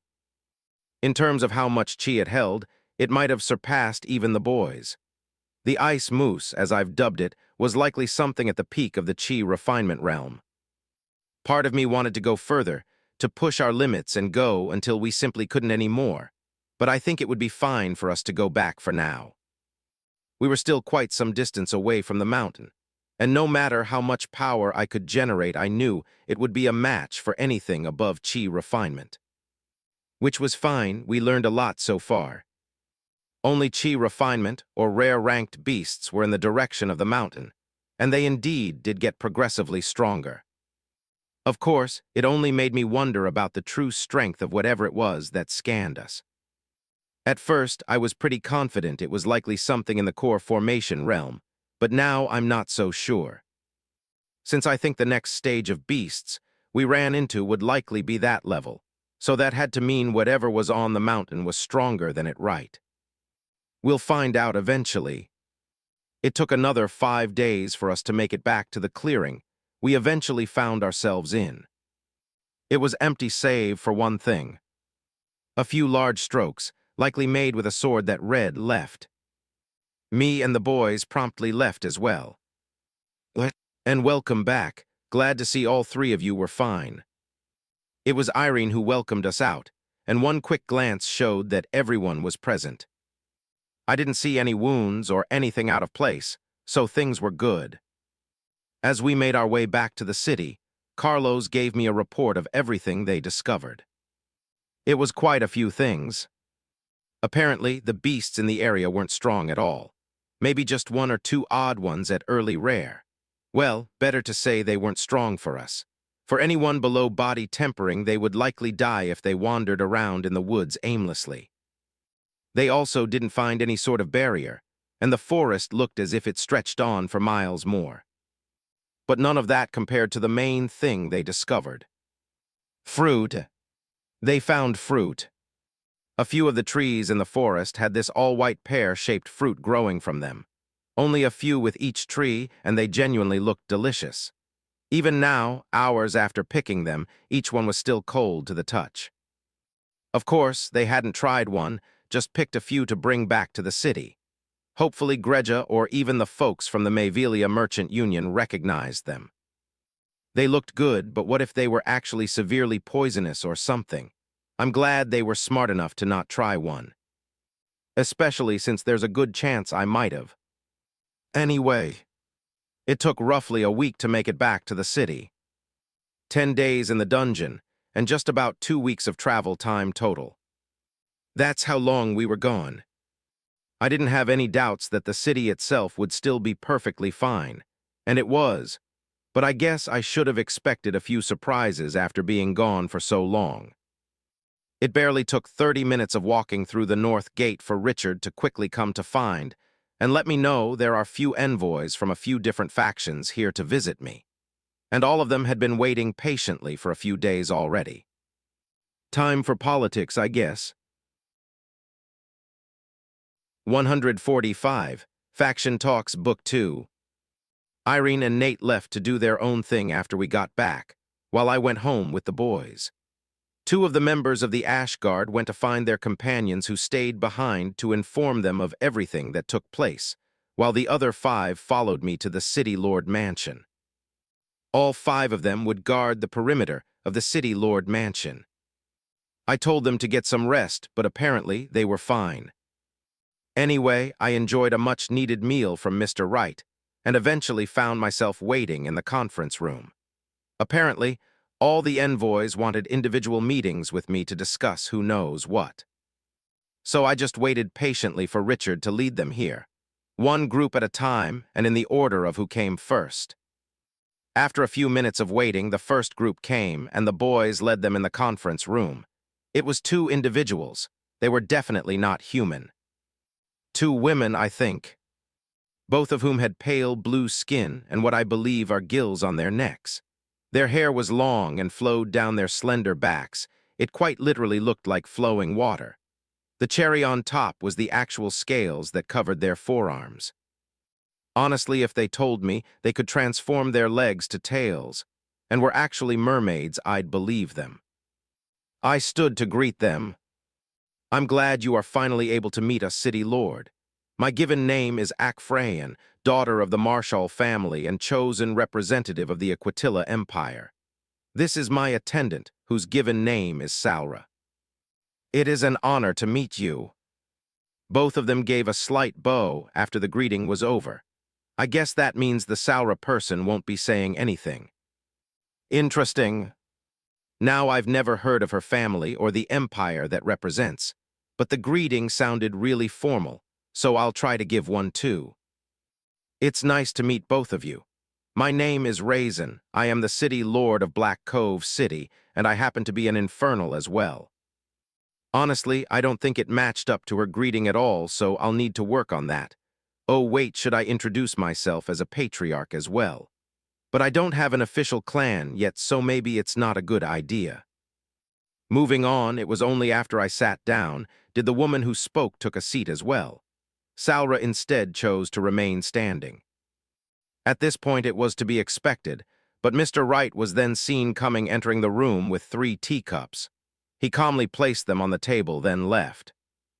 I still don't know how his timing is always so perfect. Anyway, let's get this meeting underway.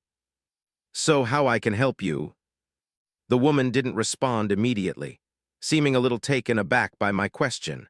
I don't get why though. I mean, how else do I start off the conversation? We would like to discuss a potential partnership between the Aquitilla Empire and the Infernals. In an effort to ensure this meeting resulted in prosperity, we approached the Mayvelia Merchant Union for insight in how to best approach this meeting. They shared that it was likely in our favor to approach it in a straightforward manner. My leaders agreed. So please forgive my bluntness from henceforth. The Aquitilla Empire actively seeks out planets that are not only rich in the purity of their waters, but also dominated by it. Our findings indicated that this planet would meet both those requirements exceedingly. Thus it was our aim to integrate this planet into the influence of the Empire in the coming decades. That plan is now on hold in light of recent developments. It is our understanding that Infernals have vested interest in this planet. We do not want to come to conflict with the Infernals and are instead hoping for mutual existence. The exact terms of such an existence are fully open to discussion. It is our hope that you will find this agreeable, and in an effort of good faith, a gift sponsored both by my Marshall family and the Aquitilla Empire has been prepared. You will find it in this ring.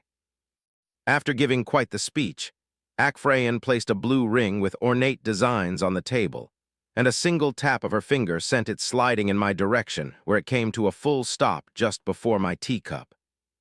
Not wanting to be distracted too much, I ignored it with the intention of taking a look at it later. For now, I need to think about everything she just said. Her empire looks for planets with a lot of water, and then tried to integrate those planets into their empire. Earth fits because it's still mostly covered by water, I'm guessing. But now that they knew Infernals are here, it kind of threw a wrench in their plans for that, and they are instead looking to work something out. Though there are a few things that are weird. She is speaking as if I own the whole planet, and it sounds like she's assuming I speak for the Infernals. Neither of them is true. So a few ground rules need to be set. I hear you, but there are a few things you should know before we continue. 1. I do not own Earth, so if you mean to discuss dividing it up in any way, then I can't help you very much. 2, despite me saying that, Earth will be ruled by the people of Earth, no one else. 3, I might be an infernal, but I don't speak for them all. It was then a voice descended in the room. Elder Zal's. The words he speaks will have the full backing of Planet Infernal. Well, I guess I do speak for them. And I wonder why she decided to say that out loud. She could have told me that mentally. Moving on, I then watched as both women shivered ever so slightly after they heard the voice. It was like a chill crawled up their backs in fear. Anyway, silence lingered in the conference room for a few moments since I didn't know what to say. Thankfully, it wasn't for too long and Akfrayan eventually spoke again. I believe we will need some time to rethink our proposal for coexistence. Is it all right if we reschedule this meeting? It got kind of awkward, so I get it. Sure, please feel to seek out Richard when you're ready.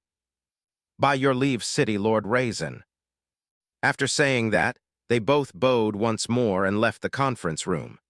I informed the boys to let Richard know he could lead the next group in, and it didn't take too long for them to come.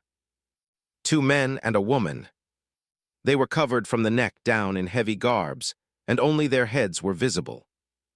Dark brown skin, pale yellowish hair, and pristine white freckle-like dots covered their cheeks. Apart from those features, they looked strangely human. One of the men stepped up to speak. We hail from the Scarian Sands. Our only wish on this planet is to be allowed to gather and record the history of this planet after it was wiped clean due to the process of integration. We seek no payment, no lands, no recognition of any sort. Only the freedom to gather and record the past, present, and future of this planet. We have worked with your people before. We know the lines not to cross. Is this agreeable? Before I could answer him, Elder Zal's voice resounded in my mind, this time not speaking it aloud. His words are true. The Scarians will not seek to harm you or your interests, lest they once again learn what eternal flames can do to their holy sands. Did we burn down some holy site of theirs? Scarians cultivate by stealing the history of their target. They feast on it, using it to grow in strength and power. They once attempted it on us. They will not attempt it again. Not even sure what to say to that, but it definitely changed how I viewed these people. I thought they were just really in tune with being historians, but I guess things are never so simple. 146. Glacial Heart Book 2. The last thing that was discussed with the Scarians was the fact that they'd be building a library of sorts in the city. It will contain books on various different topics of the multiverse, from the history of fallen powers to recipes for making ancient desserts. I thought it would be a massive addition to the city. I'm sure everyone here can benefit from learning more about this world we were living in. After they left, the meetings continued. Next came elves. All the movie directors on Earth would probably feel extremely validated by their appearance. They quite literally matched every piece of media I've seen that described elves. Well, not the Christmas-type elves, but the ones that lived in woods and whatnot. 2 tall and lean-built elves with long, flowing hair walked into the conference room with graceful steps. Literally looked like picture-perfect elves. How had we gotten it so right? It was weird. We humbly greet the city lord. We are in representation of the Esalen. My name is Sylvian Lacray. And I am called Hestia Lacray. It is nice to meet both you. My name is Raizen. The meeting with the Lacray sisters turned out to be the quickest of the bunch. Apparently, their only goal on Earth was to gather any new plant life and things native to this planet. In other words, they were here for new resources. I mean, I guess as long as they don't take every last piece of foliage we got then, it should be fine. They gave me a bag of seeds and would stay around to help the city plant them. I was feeling a bit drained by now, but there was one more meeting to go through. 3 stocky individuals walked in the room. 2 women and 1 man. All 3 of them were barely 5 feet in height, but had muscles bulging out of their clothes. Dwarves. So we managed to get the looks of dwarves right too. It can't be just a coincidence. I'll have to ask Elder Zal about it. Anyway, just as I was ready to see a greeting like all the others before it, the dwarfs did something that made me raise my eyebrow. Hands placed diagonally across their chest and a slight bow. Not a full 90 degrees, but enough to showcase their sincerity. The great Dworgen greets the young patriarch. May our hammers continue to forge a path through eternal flames. We also send greetings to the presiding elder. That sounds deeper than what it should. Plus, they know that I am a patriarch of Infernals. Even the words at the end forging a path through eternal flames, eh? Plus, a greeting for Elder Zal. These dwarfs aren't just a regular faction, I see. We are from the Dworgen Federation, the most powerful and oldest dwarven organization in the multiverse. We have been in existence for as long as your people, and our paths have crossed multiple times. Sometimes it was as enemies in a war. Other times it was as simple as a customer and blacksmith relationship. In this instance, we would prefer if it was closer to the latter kind of crossing paths. In the spirit of cooperation, we hope to build a smithy in this city and be the dedicated forgers for your future armies. All we ask from you is to maintain a continued non-aggressive relationship on this planet and in this universe. What say you, young patriarch? First of all, this faction clearly has significant history with Infernals, so I need to go about this carefully. There are two things I need to consider. The smithy that already exists in this city. I don't want to spit in the face of the Alarag clan for no good reason. They helped me and this city out, so there's no need to invite another smithy on the level of the Dworgen Federation just yet. And even if I did so, there's no need to sign any type of exclusive contract with them. Jairino and especially Greja have been a big help to both me and this city, so I'll do them this favor. Now, instead of opening up a new smithy, I'm going to potentially risk this relationship with the Dworgen Federation by asking what might be an offensive question. I don't think we need an additional smithy just yet, but instead of that I have a different idea. The dwarfs frowned slightly but didn't interject. I've heard dwarves love their ale. Is it possible to help build and operate a brewery here instead? If I had a camera with me, I would have wanted to take a picture of the faces they made after my question was aired. I don't think I've ever seen grins that wild and equally wide. They even started laughing loudly in the room. H-A-H-A-H-A-H-A, a brewery. H-A-H-A-H-A. Be careful what you ask for, young patriarch. Your city will be drunk for a generation by the time we're done. A-H-A-H-A-H-A. It was one of the women who yelled that out in between her loud laughter. Well, I guess we got that right too. Dwarfs love beer. A few days passed, and all of the envoys were still here for one reason or the other. The city was every hectic as build sites for the library, and the brewery were determined, and immediately broke ground on.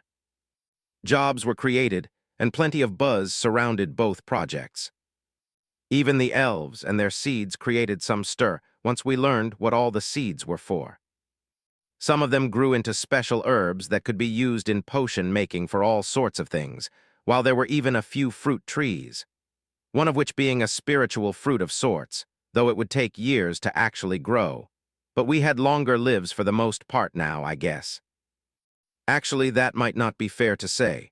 Although we indeed had a lot of chi refinement cultivators now, and a whole host of body-tempering cultivators trying to reach it. That wasn't everyone. Once the pressure of the tutorial was removed and people got used to the safety of the city, a vast majority of individuals stopped cultivating altogether, instead choosing to just live regular lives away from it all. Now, with a brewery and even a library being built, more recreational activities were sprouting up, which will help give the city some life. Anyway, the only envoys that hadn't really done anything thus far were the mermaid-like women. They've just been spending the past few days near the harbor.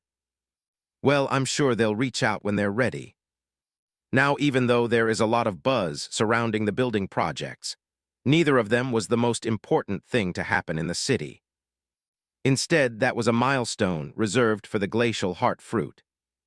In fact, it was so big a milestone that everyone who knew of its existence had to swear to me never to disclose it. It's not something a city whose city lord was only at the middle stage of chi refinement should have access to.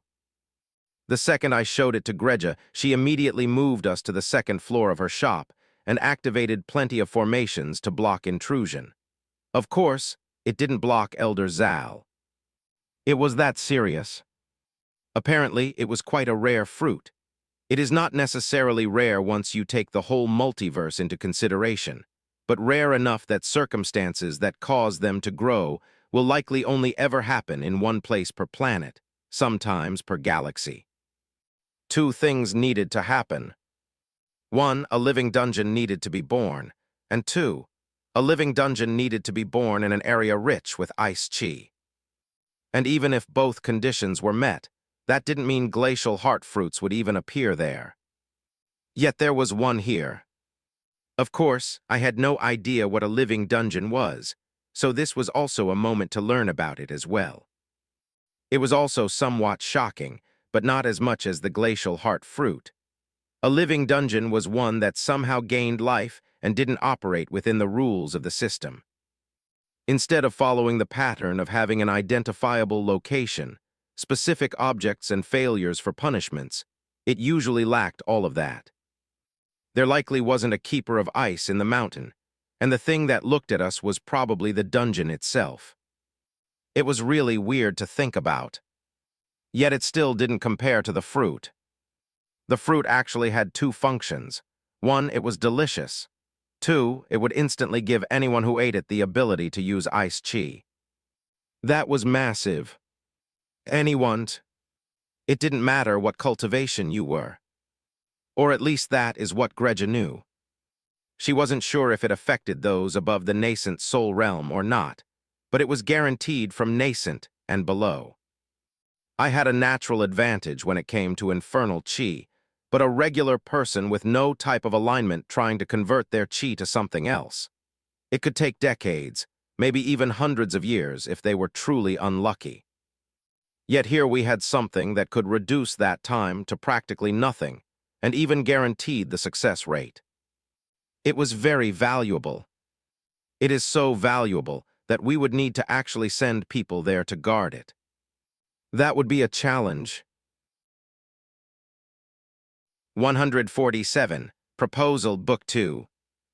It took a lot of thinking and some stressing to decide on how to handle the Frost Dungeon that contained the rather valuable Glacial Heart check name. The fact of the matter is, we technically didn't have the level of strength it would take to truly guard something of that value from any would-be aggressors. But that was only true when you considered the situation on the scale of a multiverse, and that we're a weak power surrounded by other factions of greater strength. But for us that simply wasn't the case. Although in general we were actually pitifully weak because we carried the weight of infernals behind us, that was more than enough protection. Especially since it seems all the relevant factions on the planet seem to already be aware of our presence here. And from what I've seen, none of them wanted to start a war of any kind. Of course, I brought the matter to Elder Zal, and she had a somewhat different view on it all. Greed. Greed was the root of a lot of things. If the greed within someone was enough, entire wars could be fought all because of the selfish wants one or many individuals. She reminded me there was a reason that while infernals were feared, they had still ended up fighting in many wars over the years. Even though some of the forces who fought in these wars knew that millions of their number would die, emotions like anger or grief, and even desires centered around greed tended to cloud the vision of even the most logical and sensible. It was not wise to think that just the infernal name would be enough to deter any and all forces from moving for the glacial heart fruits. That is how valuable they are. Of course, not every individual wanted to make use of ice chi, but for some, it was 1,000,000 times better than using regular chi for all their lives, while there were of course others whose entire goal was to use ice chi. Either way, it would be valuable. Elder Zal confirmed to me that it was useless above nascent soul, but that didn't mean those above wouldn't them for their own descendants or lower members of whatever force they were a part of. Long story short, we still very much had to guard the area and take it seriously as well. The problem was that there was no infrastructure there, and it wasn't just a day or two of travel away from the city. So we have to station someone I could trust of sufficient strength, and there would also need to be regular checks, shipments, and personnel changes the entire time. So after all the logistics and everything surrounding the situation was planned out, it was decided that Brandon would head the small contingent that would be stationed there.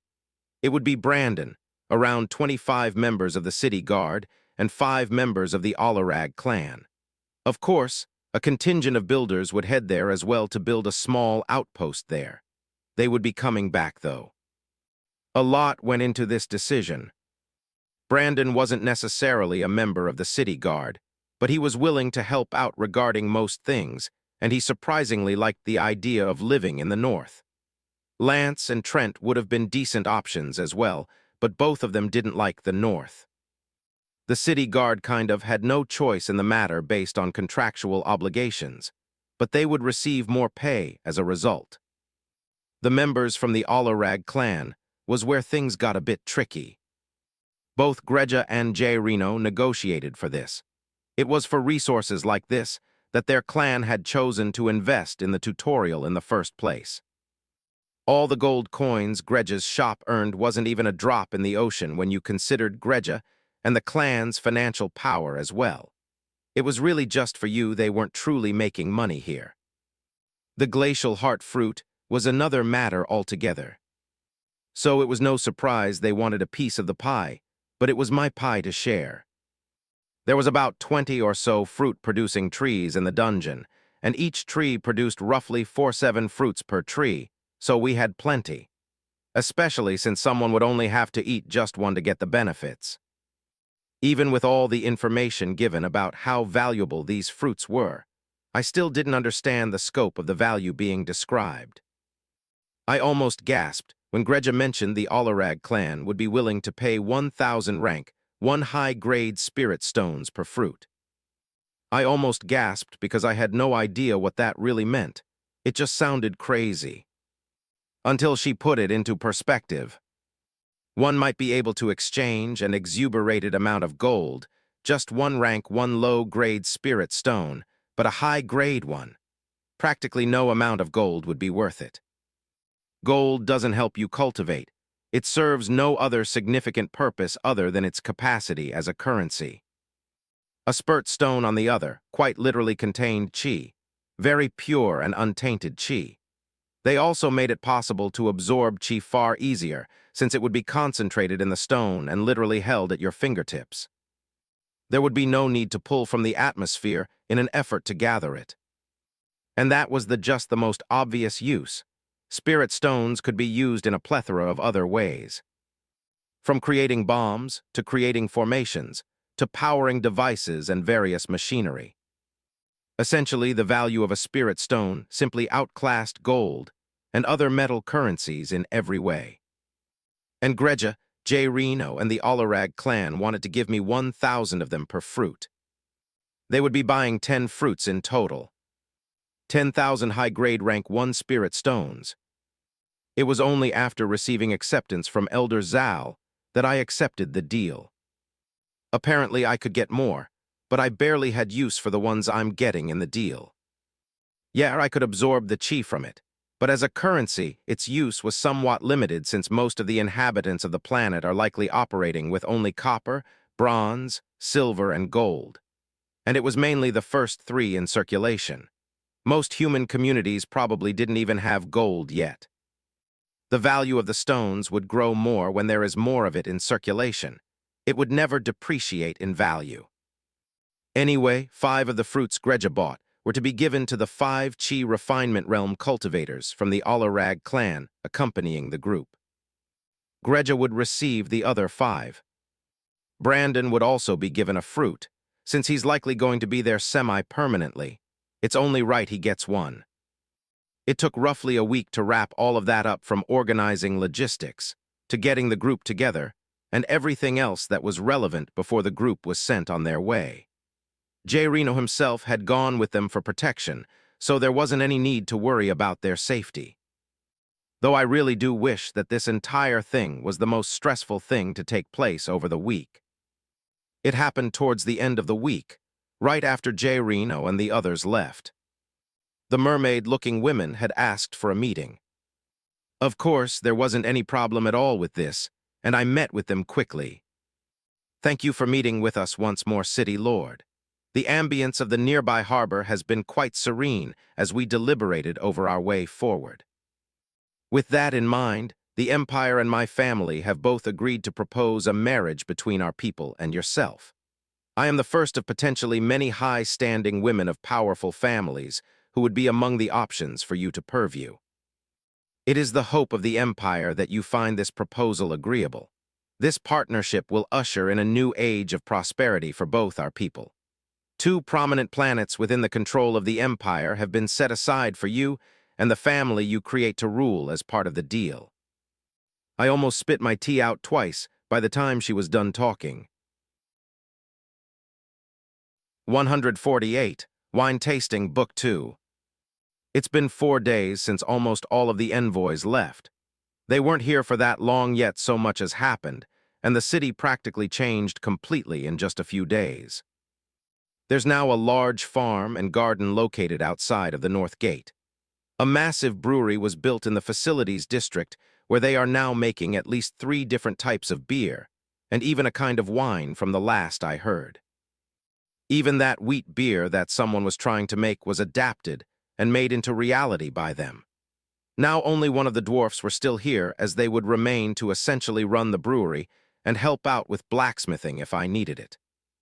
Thankfully, they were also training a very large team in how to manage and run the brewery so that if they left, we wouldn't be completely helpless. Even the library that was promised to us got built. I was a little worried about the size requirement they proposed, but I was again shown the wondrous abilities of complex formations and using chi. The library was still a large building, but not nearly as massive as the inside of the library itself. I really don't understand how it works at all, but the space inside didn't match the outer appearance at all. From the outside, it looked like a 2-story building with a dome ceiling, but inside there are quite literally 5 stories to purview. The books went up in rarity the higher you went, and based on their recommendation, it was decided that only people I give permission to should be reading anything from the 3rd floor and up. Which shouldn't be too much of a problem, since there are thousands of books on the first 2 floors alone. I haven't gotten a chance to go read any of them yet, but I'll definitely make some time to check them out. Currently it was deep into the night, and I was sitting in a bar trying out one of the beers from the brewery. Since the brewery got built, 3 different bars were quickly up and running. Of course, all 3 were funded a bit by the government. It was in our best interest that the city had a nightlife of sorts, and that were different options for people. Though each of them had to negotiate their own licenses with the brewery, since it would be supplying all the alcohol. Something else that differed between them was the food served. It was nice, and I'm sure there'll eventually be many different restaurants and bars with time. So tell me again what you told that mermaid. Of course, I wasn't here by myself. Irene had joined me and were given a hastily made booth as we tried a wine that technically didn't have a name yet, as this was an experimental batch. Based on how Irene was acting, it was particularly strong. It was the 2nd time she had asked me this question. Well, I politely declined their offer. I don't really plan on engaging in a political marriage of any kind. And what did she say? It was the 2nd time she was asking this as well. She said that they will give me some time to reconsider and to allow a few months for other potential suitors to arrive to the planet for me to purview. She guaranteed me that they would all come from high noble families within the Empire. She also mentioned that one of the princesses will be paying a visit, but not without approval from Elder Zal, since every single one of their princesses are above the nascent realm. Though will a marriage being arranged with one of them is unlikely due to my cultivation. It is not outside of the realm of possibility that such is arranged, with a date set a few thousand years into the future when my realm has reached the appropriate point. Yep, there it is. A princess stronger than any of us is going to be potentially coming here for the chance of getting into your pants, is that it? And to make matters worse, there is a chance that both of you will then agree on a wedding date thousands of years down the line. Are you going to be a young 1756 years old when you finally have a bachelor party, Raz? Is that the plan we're working with here? I think I'll tell them to make sure this wine is properly classified. I turned down that offer as well, Irene. Again, I don't plan on engaging in form of marriage anytime soon. Does that include dates as well?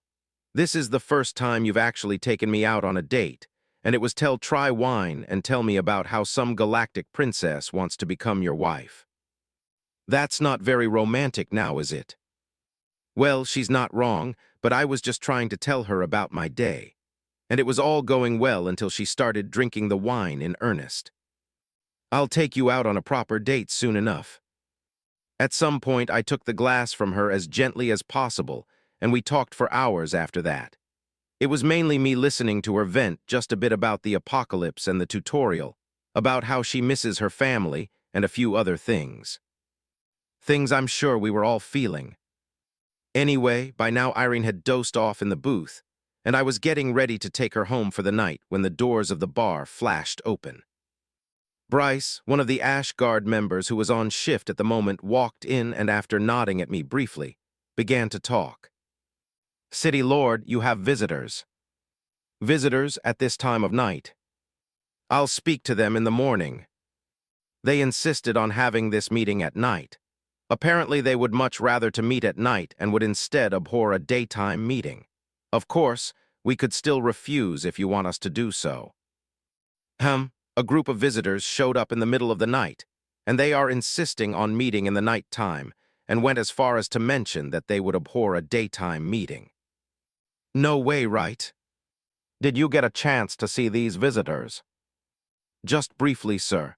The colors of their hair were different shades of red and their skins. It was unnaturally pale. Isn't he describing vampires? You're telling me there are vampires in my city right at this very moment. Well, send them to the conference room. I'll be there shortly. After Bryce left, I took Irene home while 4 other members of the Ash Guard followed me around from a distance. Of course, both Lyrian and Fryan were flanking me as I walked. I wonder how they would react to vampires. 149, Blood Scroll Book 2. Have either of you met vampires before? No, Patriarch. No, Patriarch. I see. What about Infernals as a whole? Is there any particular stance that Infernals take regarding them? Actually, Patriarch, I don't think we've ever heard of vampires. I think the Patriarch means Vhamprils Fryan, right, Patriarch? Maybe they have different names. Describe these Vhamprils for me, Lyrian. I have never met one, but they are known to both consume and cultivate using blood. And how do Infernals view them? The same as everyone else, Patriarch, indifference. I see, thanks for the information. Indifference, eh? Well, that's nice to know. It didn't take very long to make our way to the conference room, and as always as of late, 4 members of the Ash Guard stayed outside while one of them entered the building. Lyrian and Fryan, of course, posted themselves at the doorway while I entered the conference room. What greeted me were 3 individuals. 2 of them had jet black hair that reached their shoulders, while third had dull red hair that was tied into a neat bun. 2 men and 1 woman. She was the one who greeted me. Ah, Patriarch Raizen, I am pleased to finally meet your acquaintance, and it is with great pleasure that I am here as representatives of the Blood Lords, all of whom sends their warmest regards. So another faction who knows who I really am. That makes 2 now.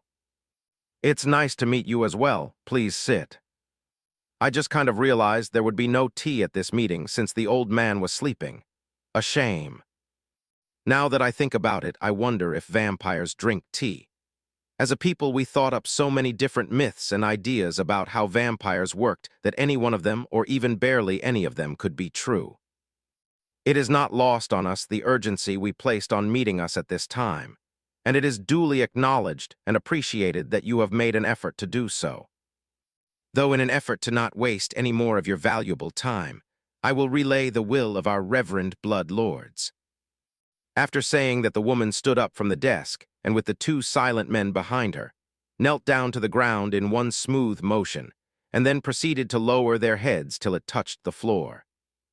From there, blood began to pool beneath their lowered foreheads. I didn't know if I was more weirded out or interested in seeing the result of all this. A few seconds passed as the pooled blood, which never left the periphery of their bodies, began to combine, before it quite literally grew into a large blob in the room. Any other situation, and I would likely be ready to fight, but the woman who had been doing the speaking was in the nascent realm. If she wanted me dead, then I would have no ability to fight back. Even the assumption I once made about being able to do something to that one Mayvelia Merchant Union guy from a while back was inherently foolish. Something Elder Zal made sure I realized. Anyway, the blob continued to grow before suddenly twisting and turning until it began to reshape itself. From an oddly shaped blob of blood to what appears to be a massive scroll. Huh, all of this for a scroll. Anyway, the scroll quickly unfurled itself, and instead of the words I expected to see, a voice began to sound in the room. I could almost sense the regality it contained. "I, Blood Knight Selgor, loyal servant of the Second Reverend Blood Lord, greet thee. With the power vested in me, I present the following. Galaxy Red 715Z is now henceforth your property. Galaxy Red 716Z is now henceforth your property. Galaxy Red 717Z is now henceforth your property. All three galaxies are located on Universe Red 71. All three galaxies have exactly 4 planets each, and are rich with life and various resources. Red 71 contains 2 more galaxies, and both of whom can also be included along with the ownership of the universe should you desire. There would be no need for a negotiation. All that would be asked of you in return is to relinquish ownership of the planet you now reside on. Luxurious travel means and anything else you might desire to fulfill this transaction can also be arranged. That ends the current terms. What is your response, Patriarch Raizen?" Honestly, I didn't need to think about this too deeply. I can barely understand the scope of the current planet that I'm on, yet I'm now being offered the ownership of an entire universe and the galaxies within. Just how many countries and cultures is that? Just how many people? Hundreds of trillions? What even comes after trillion? Quintillion. Plus, I was born here. This is the only home I've known. Yeah, the countries I once knew are gone, and the buildings I once traversed vanished. Even my parents' graves are no more. But this is where I was born, and this is where my parents were buried. I don't think I'll be leaving, at least not permanently. Yeah, this is a very easy answer. I appreciate the offer, but the answer is no. What followed my response was a few moments of silence as the massive blood scroll continued to float ominously in my conference room. What is the reason for this rejection? I like Earth a lot, this is my home, and I have no plans to leave. Top of form. Yeah, I think that's a good enough reason. Doesn't appear they're happy about it, though. With all of this lingering silence every time I talk. Am I assume this decision of yours is final, Patriarch Raizen? Please do. I see. I will relay your words to the Second Reverend Blood Lord. And with the scroll simply vanished before my eyes. I don't know if I was expecting it to roll back up and just reverse the whole process, but I really didn't expect it to just vanish. What I then didn't expect is for the 2 men who came with the dull, red-haired woman to then shrivel up and die in my conference room. The woman then stood up, calmly collected their bodies in a spatial device of some sort, and all the remaining blood. She bowed once and then vanished.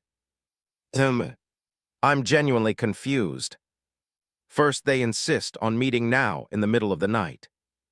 They did this weird blood scroll summoning ritual, and led to this massive scroll of blood appearing in the room, and then a voice came out of it offering me ownership of an entire universe in exchange for me giving up ownership of Earth. I said no. Both men shriveled up and died. Then the lady vanished without even a word of goodbye. I'm definitely confused by their actions, but I'm not confused enough to not see that this could mean trouble. If they were willing to give me all of that just for this planet, then they clearly want it very badly. Now with that fact, I said no. It's probably not a good idea to assume that they will just leave it alone just because of that. Is this the type of conflict Elder Zal mentioned that will eventually find me? 150. Go prepare Book 2. After that meeting, things took a turn I didn't quite expect. Well, I figured something would be up based on everything that happened, but what I didn't expect was for Elder Zal to suddenly teleport me once again. I thought it would be for some late-night training. The serious expression on her face told another story. The Vamprils will not take this lying down. Offering an entire universe for one planet is not a simple thing to do. It is quite obvious that this planet is integral to something that reaches the ears of their blood lords. That isn't something to be taken lightly. Blood lords is that the strongest among them. No, do not concern yourself with the name of their so-called strongest. You would die just from hearing it. That kind of came out of nowhere, dying from hearing someone's name. That seems a bit out of left field. Fine, add it to the list of things I'm apparently not ready to learn more about yet, like demons, for example. She dropped that on me and never once elaborated. So, Elder Zal, you said they won't take this lying down. Should I be preparing my city guard for some type of battle? Your city guard, is it? I suppose you should. She paused and stared at me intently, with the abyss that doubled as her eyes. Raizen, these factions that have visited you recently. They have left gifts, they have sought favors, and most of all, they want to ensure they have a good relationship with you. Not a relationship with Black Clove City, but you, the Infernal known as Raizen. You should know by now from conversations with members of the Alarag clan, and from some of things I've told you, that all factions in the tutorial are there for some form of benefit for themselves. And whatever these benefits they seek are, or however they choose to attain them, it will all be different for all of them, but one thing will typically always remain the same. The true hegemons of whatever faction is present on this planet will not know about the happenings here. It is simply too inconsequential in the wider multiverse to worry about a few nascent realm members and a planet full of weak mortals. Especially not a specific one in a specific galaxy in the new universe. That was until news of your presence was spread, news of an Infernal. You being here changed that for many of these factions. Small-time plans were thrown out of the window, and the eyes of the truly powerful shifted in this direction. Some of them will make new plans centered around you, while others will try to simply fit in where you allow them. All of that happened, or will happen for every faction save for one. The Blood Lords themselves had plans for this planet, plans that are unlikely to be stopped by your presence. So before this conversation continues, you need to answer something for me. How badly do you want to remain here, to build this city of yours? How badly do you want Earth to stay in the hands of the people of Earth, as you've put it? Is it something you are willing to put your life on the line for Raizen? I didn't even need to think about it. Yes. Then it's time you prepare for a war. A war? Wouldn't that mean a war with Infernals then? I don't want to come off as arrogant, but based on everything Elder Zal has taught me so far, Infernals have started universal wars for less, but here we are talking about involving a new patriarch. That sounds like a prime reason for a war. Of course it would. No infernal patriarch will ever stand alone. But the bloodsuckers are deep and vast enough to ensure that this won't be a quick war, and it is likely they have been preparing for it long before this meeting. Meaning they will be prepared for brutal retaliation from us. You will not be left fight alone, but Infernals aren't immune to death Raizen. We will bring death, destruction, and leave no room for mercy to those who wade too deep into our fires, but we are not incapable of dying. And depending on what they have in store, You could find yourself without much outside support, with no one to rely on but yourself and others on this planet. Things are already happening, and war preparations are underway. We will attack their homes. We will use their precious blood as fuel for flames. We will raid everything they know and love and burn it to the ground. But they are not fools. They know we will do this, and thus you need to be prepared as well. I will give you a day to get your city in order. Then it will be seclusion with the boys. Await seclusion. Yes, war is coming, boy, and we are infernals. We thrive on it, we live in it, and no matter how many of us fall, our flames remain eternal. Flames that are kept aflame by powerful patriarchs and matriarchs of our people. That means you. Seclusion will list until trouble arrives. I understand, but Elder Zal, what if we're wrong about all of this? Is there a chance that war isn't coming to Earth? In response to my question, a grotesque corpse suddenly appeared on the floor. It was a dull, pinkish red. It had two lanky arms that ended in what appeared to be a veiny blade of sorts and made out flesh. The same could be seen regarding its feet. Do you remember what I told you? Demons and conflict. This is a demon, or at least one type of one. There are hundreds of thousands of them on this planet.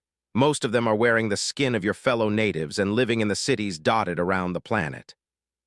Your city population is on the lower because I kept most of them out.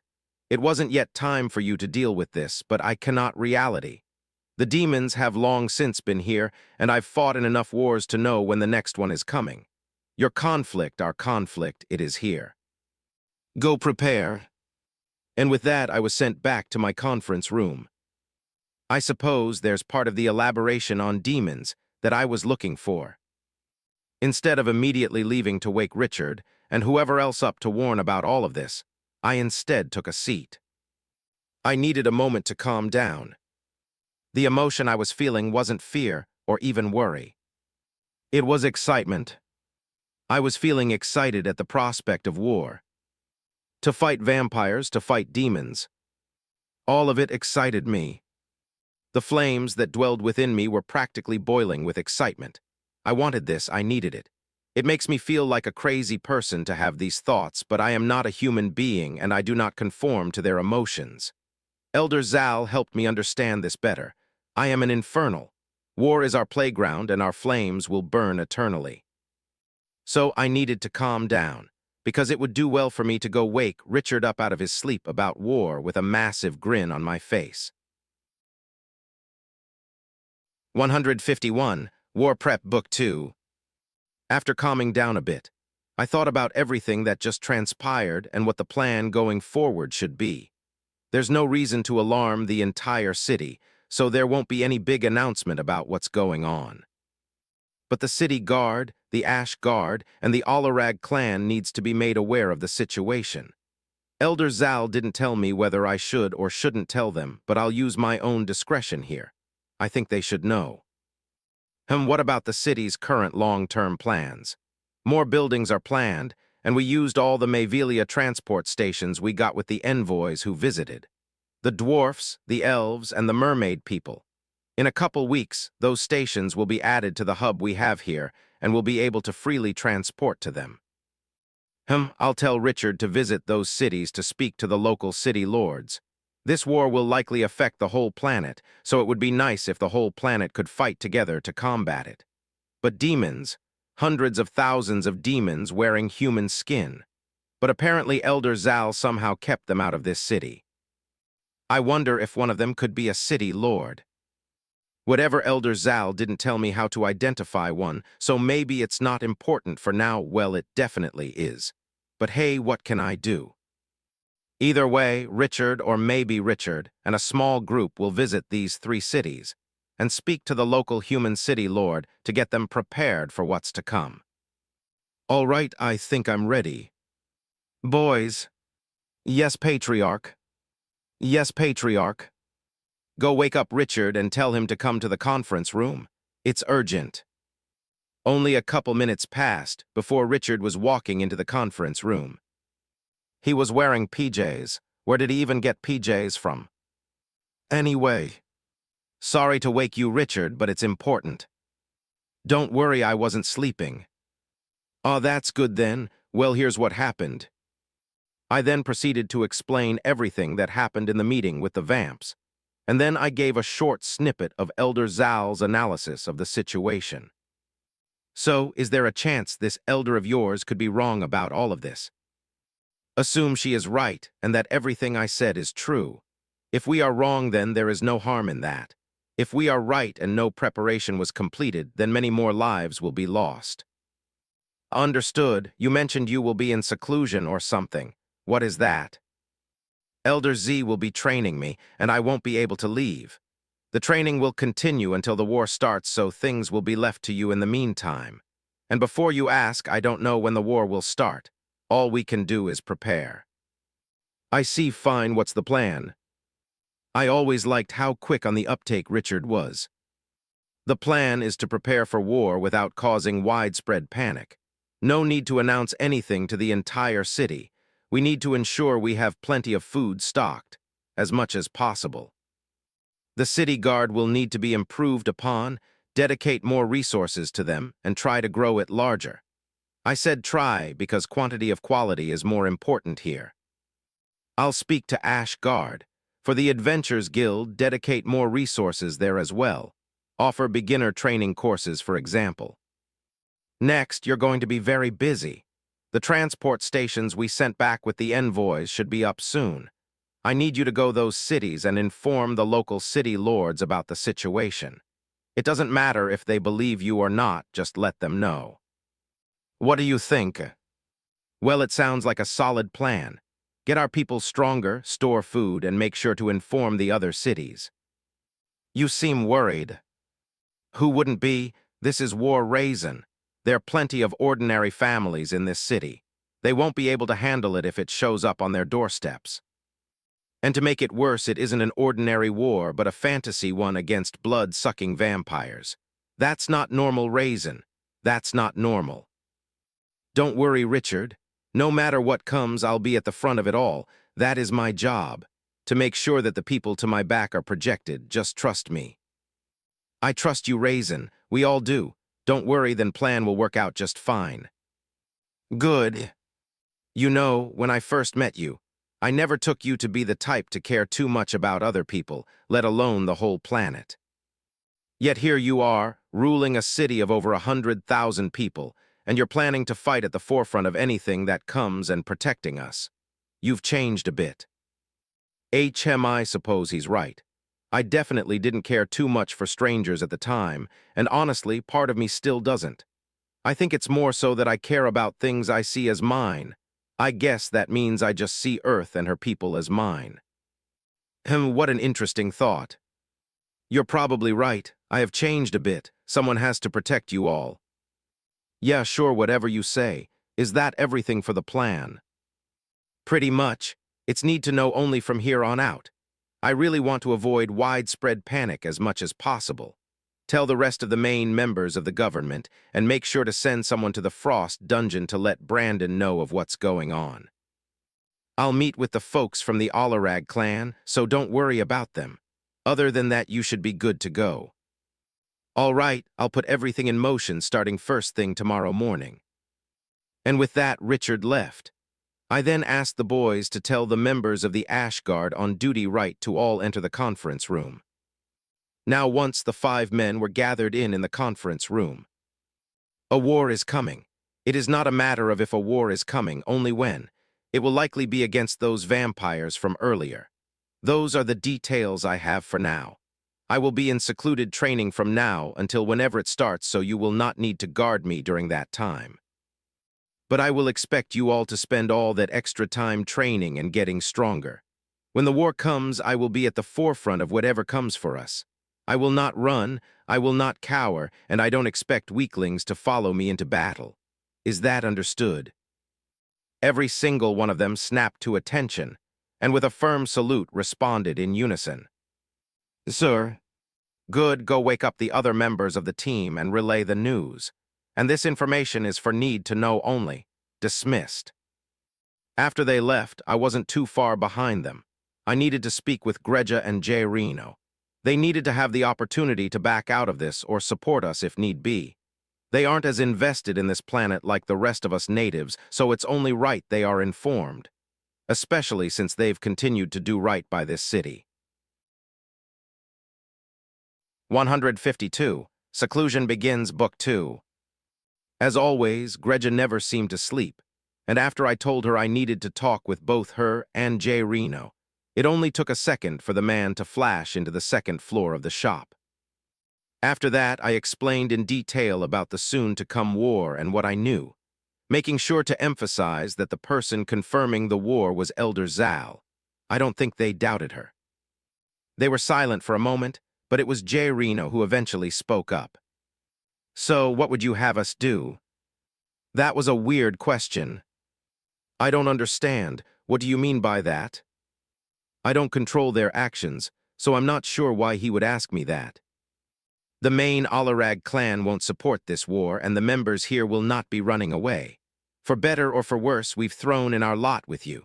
So, what would you have us do? Well, that puts me in somewhat of a sticky position.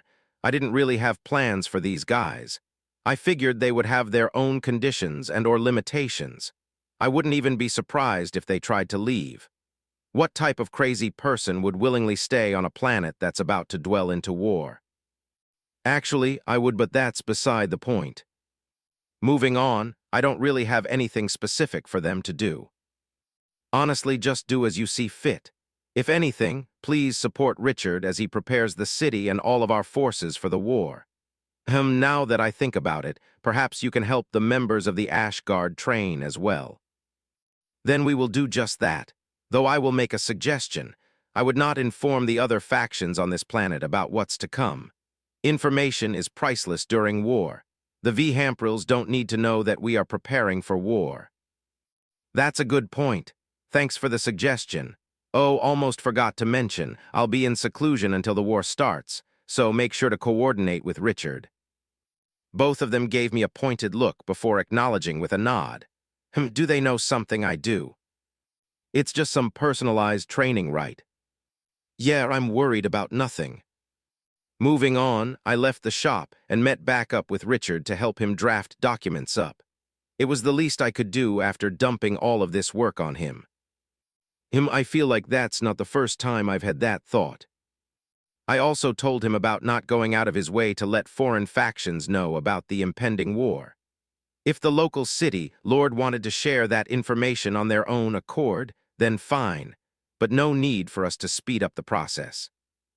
Anyway, this out for a few hours before the sun finally rose and the night receded. Elder Zal said she would give me a day, but I didn't need the rest of it. Richard was very capable. I really should increase his pay when this is all over. Oh, I also left a letter with him for Irene. It wasn't anything crazy, just a promise of a proper date in the future and a very short explanation of what's happening and where I'm at. There wasn't any need to wake her up from a drunken sleep to tell her all of this. Hopefully, the letter suffices. Now with the boys gathered in my office, after spending the night preparing the city, we waited on Elder Zal to swoop us away, which is exactly what she did only a minute after we gathered. I'm assuming you're ready. I am. Good, then we will begin right away. There is no time to waste. First of all, your foundation still needs work, and a war isn't an excuse to forego it. We will only immensely speed up the process. You will bleed until you reach a satisfactory level. Next, the 3 techniques I gave you. You will master them in this time. And finally, your cultivation. Depending on when the war begins, the goal is for you to reach the absolute peak of chi refinement, and if possible, break through to the core formation realm. There will be no breaks, there will be no rest, there will be no mercy. You are an infernal and your body can handle far more damage than you realize. The boys will be my assistants. Lyrian and Fryan, if you show mercy in your attacks in an effort to curry favor, there will be punishments, the kind that should still be fresh in your memory. Understood, Elder Zal? Understood, Elder Zal? And you, Patriarch Raizen, do you understand? It's interesting that she mentions bleeding, and being able to take more damage than I thought I was capable of. She's been beating the living daylight out of me every single day, in the name of training for quite some time now. Yet now is when she mentions bleeding. Whatever, let's do it. I understand. Good. Right after her eyes seemed to flare with power for a moment before I began to feel pain. A lot of pain. I almost curled over on the floor with how much pain I was feeling. It felt like I was being stabbed all over my body by a million small daggers. I know Elder Zal was doing this, but I didn't understand how or even the purpose. Not that I had much room to think considering the level of pain that I was in. It was then Elder Zal could be heard in the room once more. Lyrian and Fryan, attack him. Don't stop until I say otherwise. Of course, if it was just them two alone, it would already be a real task to fight them considering the difference in cultivation, and now the pain I was suffering. But no, Elder Zal brought out her favorite stick as well, and I saw out of the corner of my eye as it floated ominously for a few moments before darting alongside the boys in my direction. Fuck it. I don't know how much time has passed since the training began. There wasn't a moon, a sun, or even a damn clock in the training room, and of course, Elder Zal wasn't being very forthcoming with that type of information at the moment. But what I do know, it's truly been a long time since I was covered in so much blood. Especially since all of it was my own. The boys, true to the word to Elder Zal, never let up once.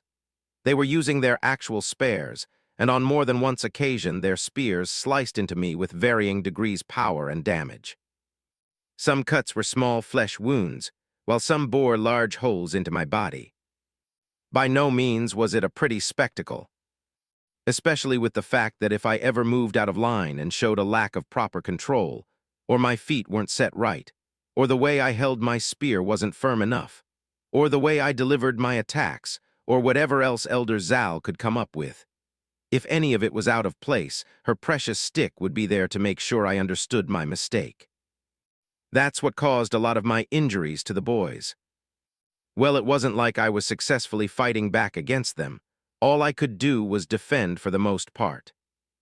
Until I was slammed in the back by Elder Zal's stick, thus causing me not to block an attack successfully and be stabbed or sliced somewhere. Seclusion A. 153, Black Lance, Book 2. Elder Zal wasn't joking when she said there would be no breaks, and there really was none. At least if I didn't count the few moments that Elder Zal paused to deliver her wisdom before the onslaught of attacks resumed. Anyway, I still had no idea how much time had passed by now. I could be days, it could be weeks. I had no clue. But what I couldn't deny was the progress being made. With each passing moment, I was becoming a much better fighter than I did the previous engagement with the boys. Whether it was tracking their movements and accurately predicting the flow of battle or throwing better and more believable feints, I was getting better. Especially when it came down to the techniques Elder Zal gave me. Infernal empowerment was the simplest one. In fact, I could do it with ease.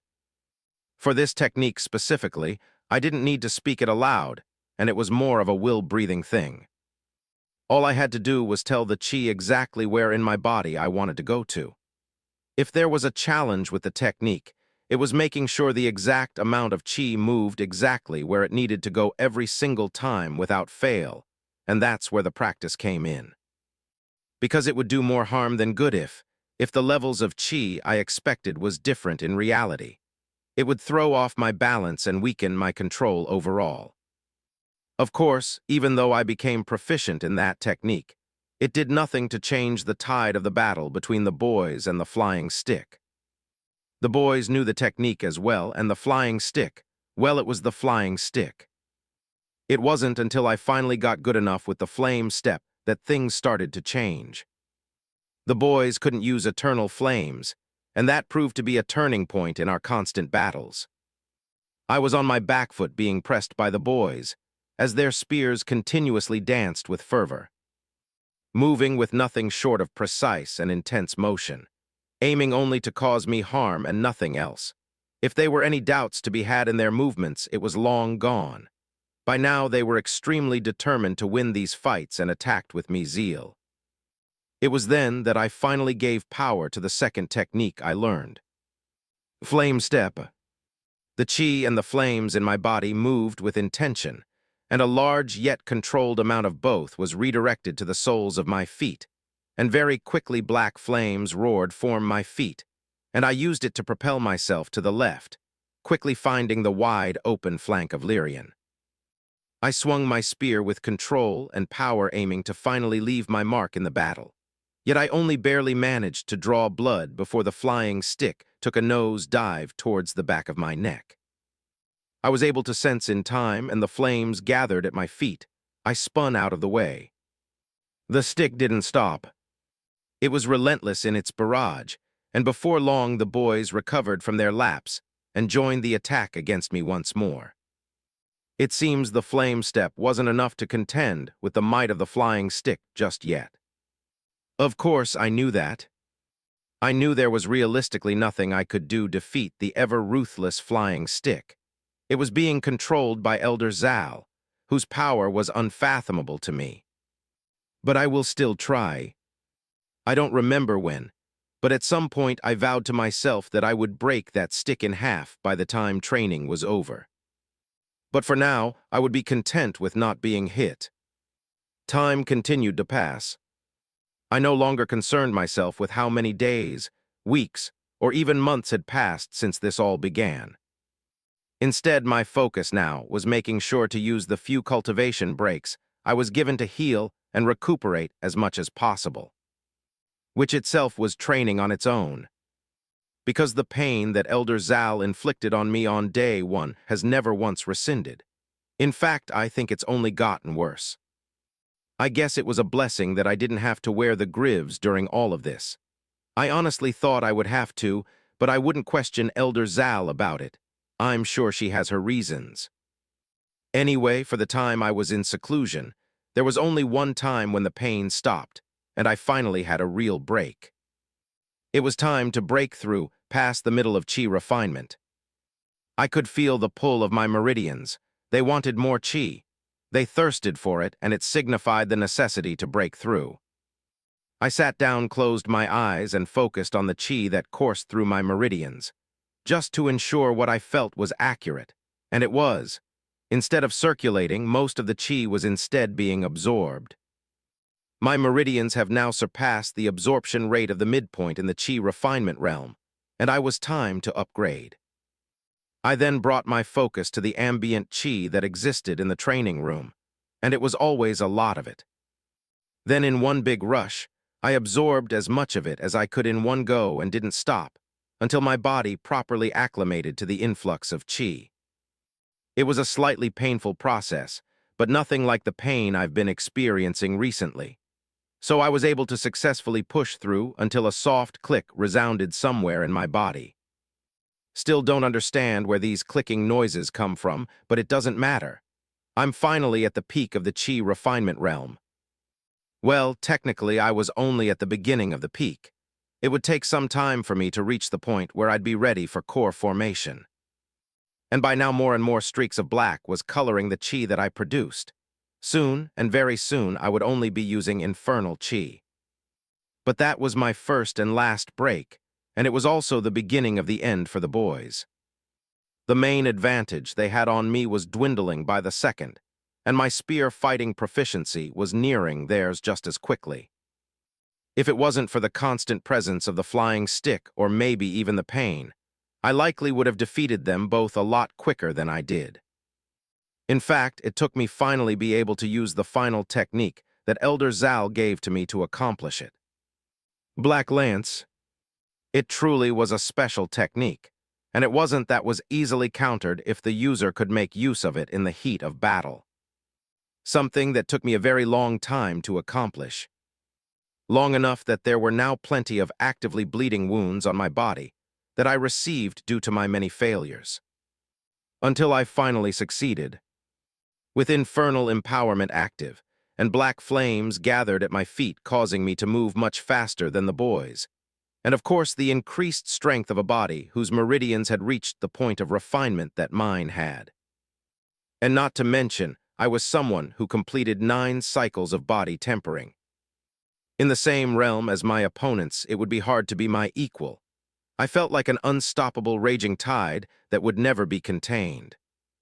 The boys learned this firsthand. I purposely showed a moment of weakness, and the boys didn't waste any time in trying to exploit it, attacking me with powerful chi-strengthened strikes of their own, only for me to grin widely and pointing my spear at the rapidly approaching figure of Fryan. Black Lance.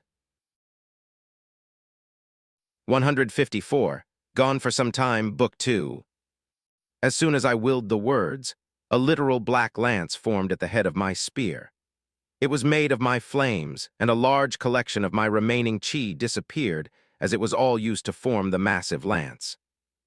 It barely took a second to form, and perhaps only a millisecond later it shot out at a rapid speed towards Fryan. It was too close and too fast for him to dodge, and if nothing changed, he would receive a pretty serious injury.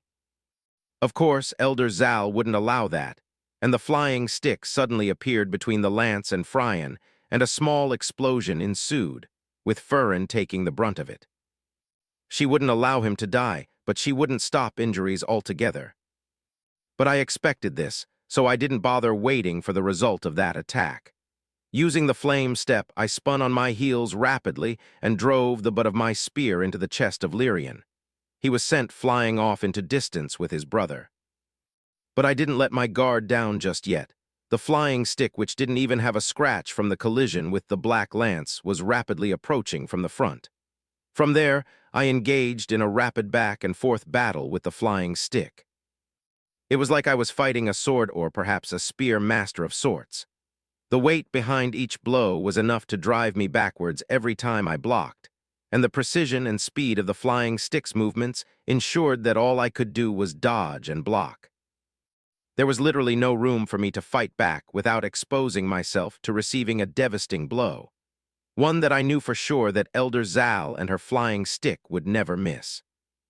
I was hoping to use that to my advantage. The stick flashed to my left, and at this angle it would be far too late to bring my spear around in time to block it.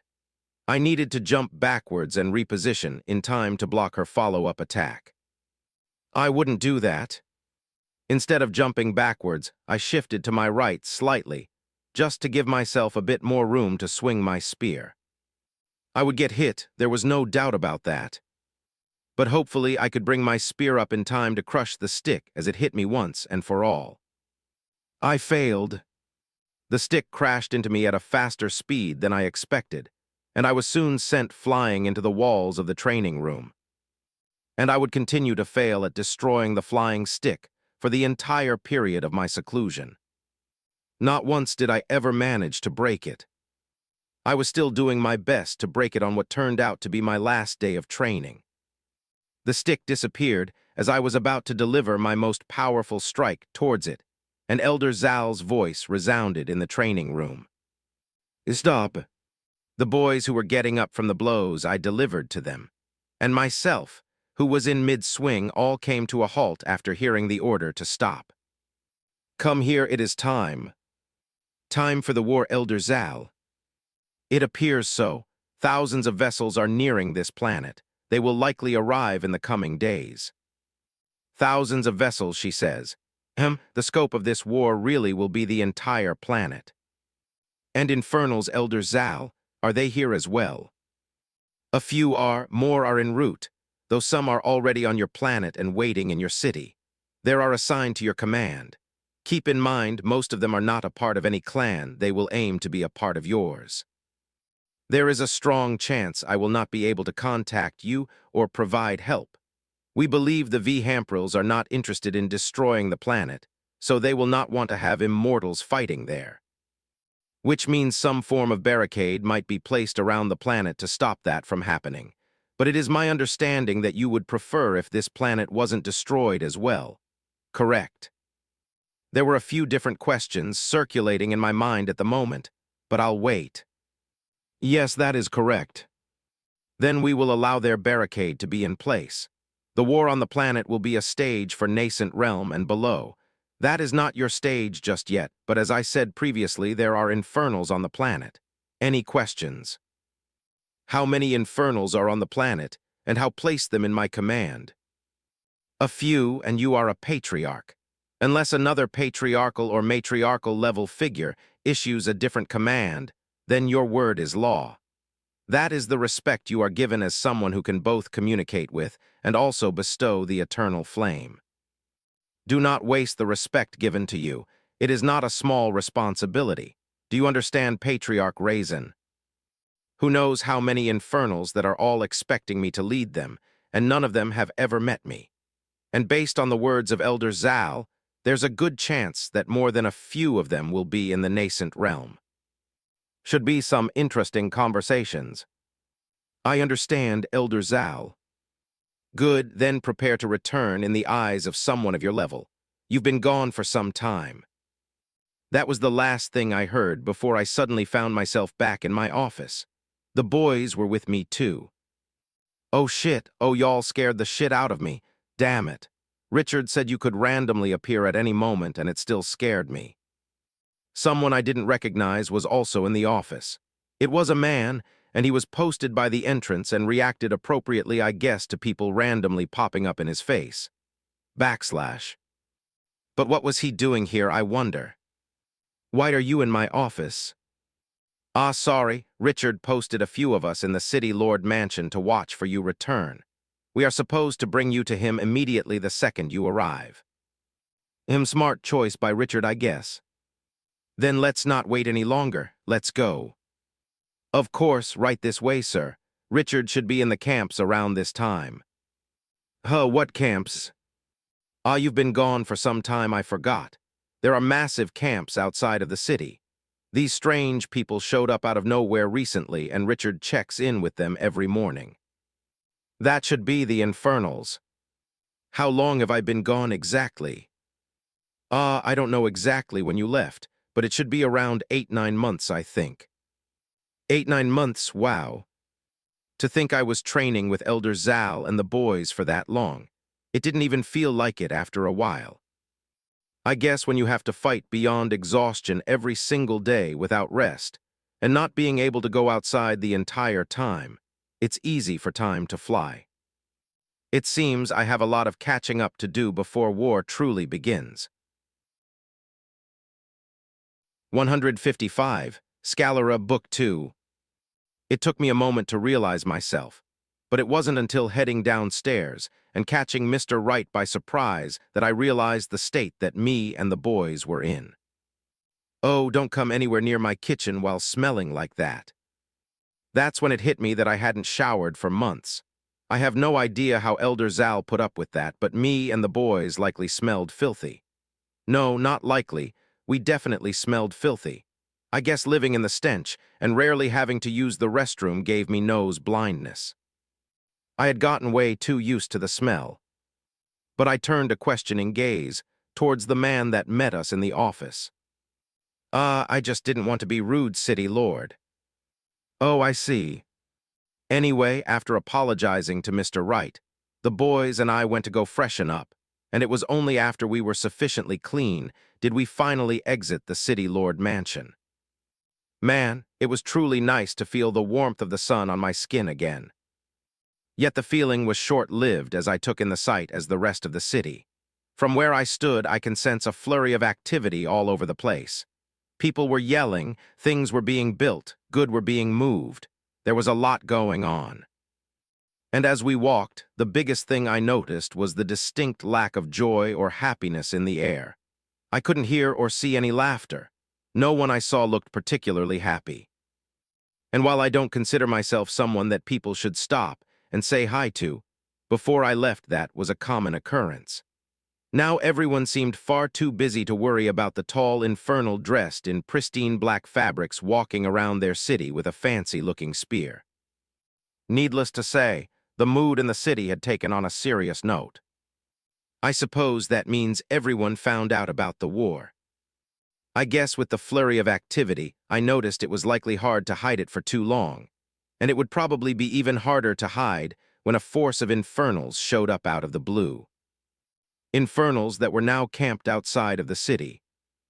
Infernals that I could hear from where I stood. I heard two distinct sounds that caused me to pause my steps a bit. Form UP. Lu. Someone yelled loud enough that I could hear their command to form up all the way from here, and it only took a few moments for a resounding and collective grunt of understanding to be sounded from the forces I assumed were ordered to form up. The sound they made could likely be heard by the entire city. That was proven by the fact that various people around me stopped to stare towards the gate. Even my guide stopped to stare. Is this something that happens often? He took a moment to register. I was talking to him before he turned towards me. Ah, no, City Lord. Since they've been here, this is the first time they've done this.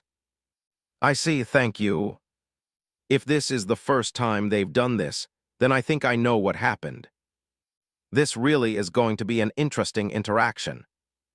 Lyrian and Fryan. They both looked towards me. From this moment forward, I recognize you as members of my clan. Act accordingly. They didn't respond right away, but I could tell they were more than a bit shocked. It took them a few moments, but I didn't feel like rushing them, especially since something like this would usually be accompanied by some type of ceremony, but I didn't care for something like that.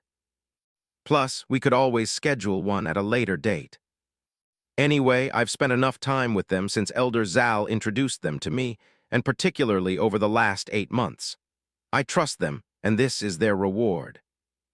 I don't want them to feel like they needed to compete with the Infernals standing outside my city walls for a place in my clan. They were beyond that point. The bestowal of the eternal flame will come later.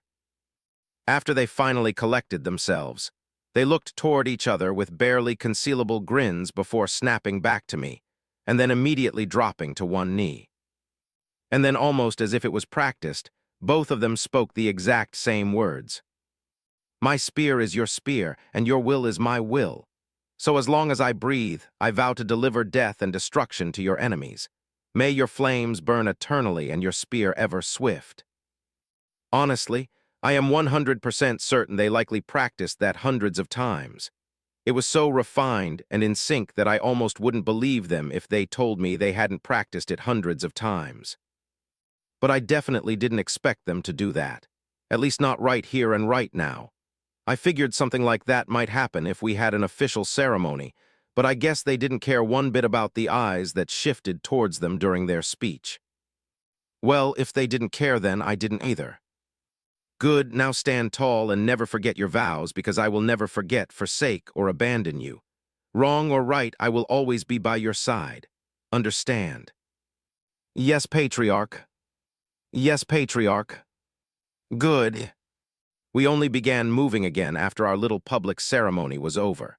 I didn't plan on turning it into that and was only expecting some, yes, patriarchs. But whatever, the boys were clearly into it, so I wasn't going to leave their determination hanging like that. It only took a few minutes for us to finally reach the west gate, and upon walking out, what I saw shocked me. Is this what Elder Zal considered a few? There were quite literally thousands of them out here. To the left and right of the gate were thousands of tents, but I'm pretty sure every single one of them was empty at the moment. I said so because I could see a very large, what's the word, battalion? Yeah, let's go with that. I could see a very large battalion standing in very neat ranks past the array of tents. Thousands of them, thousands of Infernals were gathered before my city. I continued walking towards them, and waved towards Richard, who I saw standing not too far away. My walk towards them didn't stop for a moment, until I was only a few feet away from the front of the group. Richard made his way over towards me, but before either of us could say anything, the gathered Infernals acted first. We greet the eternal flame. I'm certain their greeting reached the city. Now, I honestly didn't know how to respond to this greeting of theirs, so I kept it simple. Good, who is in charge here? At that question, one of the women who was standing in front walked out from the group. I greet the eternal flame. My name is Scalera, and I serve Matriarch Iranian. It is by her will that I am in charge of this contingent. I apologize for wielding our spears in your presence, but these are times of war. 156. Sweating and Screaming, Book 2. Tell your people to relax and follow me. Richard, we will debrief in a moment. No need to worry about those here. In the meantime, I want all war preparations you have made brought to the forefront. Things will be starting soon. The woman barked an order at the gathered forces, and they quickly dispersed in efficient fashion. Some went to train, it seems, while others headed towards tents. They were an efficient and well-trained group, which made me wonder about a few things. Anyway, Richard's features grew a bit solemn at my words, before running off to carry out the things I asked. Next, I turned to the boys. Fry in, gather the Ash Guard, and have them stationed outside of the City Lord Mansion. As soon as I'm ready, I want a report of their actions over the past 8 months. Lyrian, they likely already know I'm here, but visit Gregia and J. Reno. Tell them I will meet with them as soon as possible. Yes, Patriarch. Yes, Patriarch. The boys snapped off swift salutes before running off to follow their orders. Scalera observed all of this silently, but made no comment. She then fell in behind me without missing a beat as I began walking back towards the office. Her discipline was shining through, though it wasn't lost on me just exactly what was happening here. This woman was without a shadow of a doubt someone in the nascent soul realm. She could snap me in half before I had time to realize I was dead. Yet here she was, walking behind me like a loyal soldier. Anyway, only a few moments later, and we were seated in my office. While I was seated, she chose to remain standing. You mentioned you serve another. To clarify, does that mean you are a part of their clan? Yes, Patriarch. Does that mean you can use the eternal flame? No, Patriarch. I have not been granted that right, nor it is my place to question it. I guess that's a sore topic for her. I see. Then among the gathered forces outside of the West Gate, how many are a part of your clan? Including myself, there are a total of 50 nascent soul realm cultivators. Half of us are a part of the clan.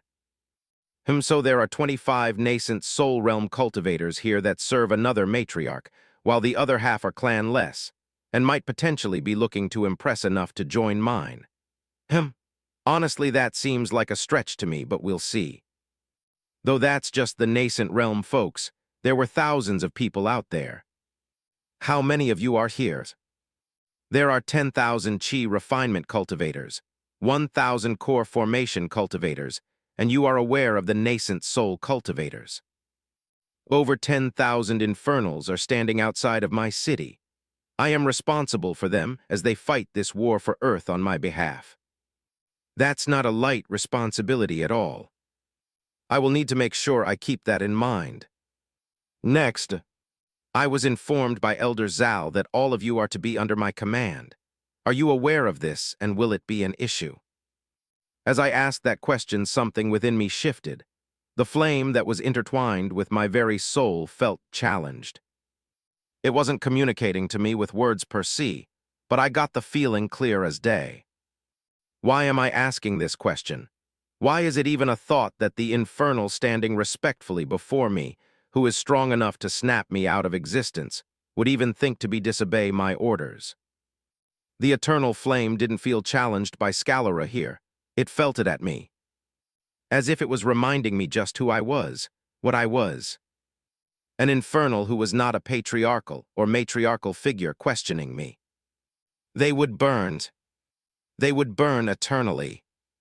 I understand. The mistake won't happen again, though I will have to remind myself not to allow this power to twist into arrogance. At least arrogance that lacked the true power of a much stronger cultivator. Anyway, while I knew the flame's irritation was directed at me, and I fully understood it, I couldn't say the same for Scalera. At some point the flames had materialized around my body. It was only a small amount, and it did it on its own. Nothing was being burned, and the temperature of the room hadn't even shifted a smidge. Apart from the light layer of pitch-black flames coating my body, everything was normal. Yet Scalera was sweating. Sweating significantly. A nascent soul realm cultivator was sweating. And it wasn't just a few barely noticeable drops. She was genuinely sweating as beads of water continuously dripped down her body. A part of me felt bad. It was not my intention to cause her distress. This is really a learning moment for me. I suppose this is why Elder Zal never truly told me every single detail. I needed to experience some of these things myself, even my flames. I could feel that it had no intention of receding during the rest of this interaction. I know that it would only take a moment to make it do exactly that, but it didn't feel right to do that, so her distress would continue for now. And that was only assuming my flames were the cause of her distress. I don't think it's the actual heat of the flames, since there wasn't really any, maybe just their sight of it. Anyway, she bowed her head deeply before finally responding to my question. By clan law, I cannot kneel before another, but I assure you, Patriarch, there will be no cause for concern in regard to my discipline. I will carry out all orders with certainty and the utmost efficiency. I will also ensure the contingent follows is kept to the same standard. Good, do not be afraid to give your opinions. Any and all advice regarding the war is welcomed. For now, return to your contingent. Be ready to move at a moment's notice. The enemy will be here soon. By your leave, Patriarch. After that, and with her head remaining bowed, Scalera calmly walked out of my office. And it was only after she left that my flames calmed down and receded back into my body. I'll truly have to be careful going forward. After that meeting with Scalera, a lot more meetings followed. Richard was running around doing stuff, so in the meantime I met up with the members of the Ash Guard. Only 4 of them had advanced to the mid-stage of chi refinement, while the others were apparently close. Apart from advancing their cultivation, they had spent this time training like never before with a focus on combat versus people. Apparently, Jay Reno had taken it upon himself to better their fighting skills. I'm sure that was particularly fun for them. Anyway, they too were told to prepare for the fight at a moment's notice. That was all I could tell them for now. I had no idea what this war would look like or even how the fighting would begin. What if the Vamps simply landed on the other side of the planet without me even knowing, and then did whatever they had to do over there, and I could do nothing to stop it? Or maybe they planned to converge all of their forces on my city alone, considering me and the backing behind me a big threat, and moving to kill me first. And even the demons, they were thousands of them here on Earth. I doubt they just sit still and watch as everything happens without doing anything. Even the other factions on the planet, what would they do? I really had no idea just how all of this would play out. It was then that it happened. Since I was in my office, I felt it long before I saw it. It felt as if a weight had just been placed on my body, like something was pressing me down from above. The feeling wasn't oppressive enough to stop me from moving, but if a normal person was experiencing this, it would feel far worse. Like they were walking in mud with a small dumbbell on their backs. It only took a second for the feeling to settle in before I could hear something coming from outside. Screams. The people in the city were screaming. 157. Ensure Book 2. I hurried outside with all the speed I could muster, and what I saw when I reached outside truly shocked me. My mouth hung slightly open as I took in the sight outside. Everything was now tinted with the color red. It was as if I was looking at the world through a filter that made everything look red. Except this was real. Up above me, the sky was no longer the blue expanse I had known all my life. Instead, it was deep shade of crimson. It was practically the color of blood. If I didn't know any better, I could assume I was just looking at an odd or specialized sunset of sorts. But now, this dome. Yes, dome sounds right. This dome of blood that now likely covered the entire planet was probably the barrier that Elder Zal mentioned. But if the barrier was all there was in the sky above the city, then maybe so many people wouldn't be screaming. The Vamprils were here. Thousands, maybe hundreds of thousands, maybe even millions. I had no clue to exact amount that I could see, but flying ships blotted the skies above the city. The kind of ships I would have only seen in a movie set hundreds or thousands of years in the future. Although they were above the city, they didn't appear to be concentrated above my city specifically. As far as I could see in the distance, they were ships everywhere, and every single one of them were blood red in color. But I didn't have time to admire the ships before a loud ringing noise was heard throughout the skies, and before I knew it, the doors of the ships opened, and an untold number of bodies began to pool out of them in a rush before heading directly toward the city and whatever else surrounded us. The war was here. I took a breath for a moment before my voice, empowered by chi, began to boom around the city, quickly rising above the decibel levels of the people screaming all over the city. Ash guard to me. Richard, lead the city guard with Micah and protect the people. Fran and Liran come to me now. I took a slight moment to catch my breath as I could sense bodies moving around the city in accordance with the orders I gave. The Ash Guard was already here, and they gathered around me with weapons drawn and immediately entered a battle-ready state. Lyrian and Fryan quickly found their way to my sides. Sclera here now. The tall and imposing figure of Scalera instantly appeared in front of me with her spear at the ready. The Infernal contingent is to prioritize killing every single thing that dares to entire my city. Once the city is secure, spread out and secure the area surrounding the city. If it is possible to capture a few alive, then do so, otherwise show them the might of Infernals. With pleasure, Patriarch. The woman vanished from my sights and reappeared in the skies above the city, all the other nascent soul Infernals joining her.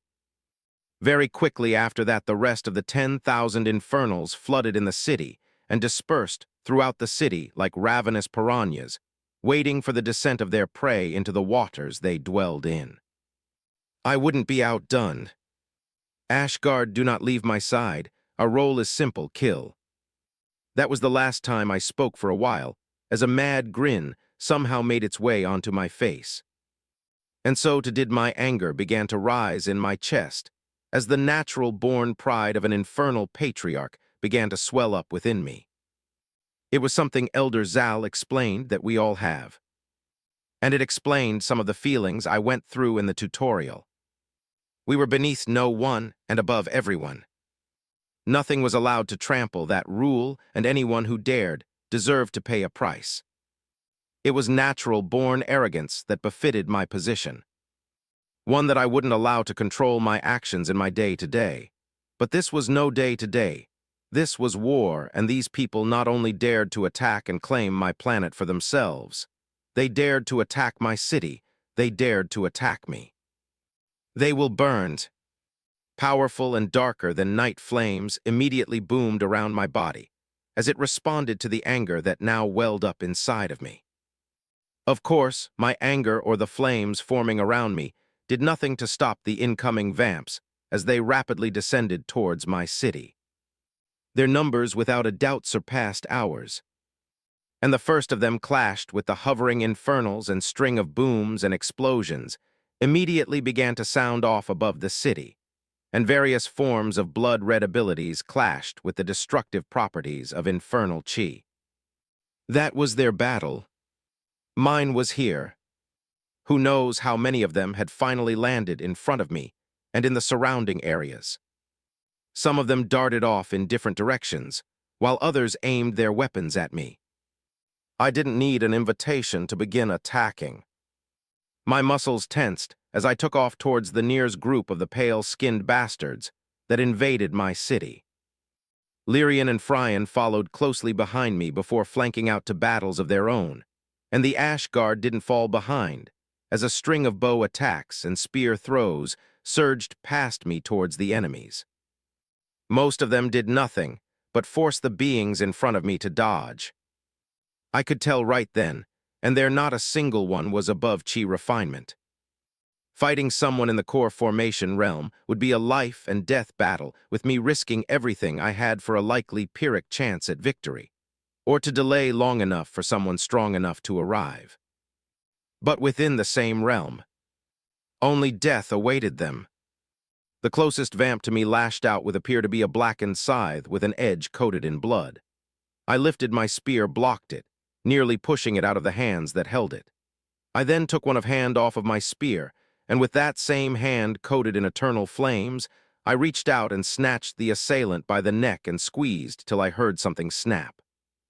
The flames would handle the rest. More attacks came, and every single one of them was aimed at killing me. I suppose this proved they were not going to try and capture me alive as a hostage or anything of the sort. That is better for me. The noise my spear made as it swung with intention of claiming the lives of all it came across was like a death song to the opponents who heard it just before it claimed them or were doused in the flames they could never hope to douse. And it continued to sing for hours on end. For who knows how many hours and many liters of blood spilled, I continued to fight with all I had, claiming life after life. These weren't like the lives of the goblins in the tutorial. No, these were real people. Maybe some of them had families of their own, maybe even dreams of their own. Goals, wishes, and all manner of other things, that made them real people. All of it was dashed and ended in a flash of spear movements and the burning of eternal flames. They attacked the wrong city, and I ensured the ones I came across wouldn't have the chance to do so again. 158, Kill, Book 2. By the time I was done fighting, I realized I hadn't run into a single opponent above chi refinement. It only took me a few moments to recognize what happened. Scalera and the others did not give a single one of them the chance to approach me. The thought of it irked me a bit, but I wasn't stupid. I was too weak to fight someone of that strength head-on without serious repercussions. It was a weird situation. To go from the one doing all the protecting in the tutorial to now being the one that needed protection. It goes to show that life isn't fair at all, and it was important to seize advantages when you could. Anyway, all the fighting I did led me towards the harbor, and that is where I now stood as I gazed out towards the wide expanse of ocean before me. There were bodies not too far from me that were currently being burned to nothingness, as the last throes of battle sounded in the city behind me. The members of the Ash Guard, and even the boys, were covered in various wounds and a lot of blood that was both theirs and the enemy's. I suppose it looked quite cinematic, being the only person who wasn't covered in blood since my flames burned it all away. Though I wasn't in the mood to enjoy it at all. There were bodies in the ocean. Not just bodies of vamps, but bodies of the people of this city. Retrieve them. The members of the Ash Guard moved quickly, diving into the waters and not wasting any time to being the bodies ashore. 25 bodies were gathered in total. I looked towards them silently for a moment before turning to speak to the few individuals who had gathered nearby. Richard, what's the situation? The city guard suffered a few losses and plenty of injuries, but with the help of the additional reinforcements, the citizens suffered minimal losses, and the city hadn't been too damaged. Our food stores are untouched, and the Mayvelia transport stations were guarded. I could tell it was hard for Richard to say the words he just did, but he knew that this was not the time to grieve. This war was only just beginning, and we need to make sure we stayed focused. The time to grieve, at least for the combatants and leadership of the city, would come later.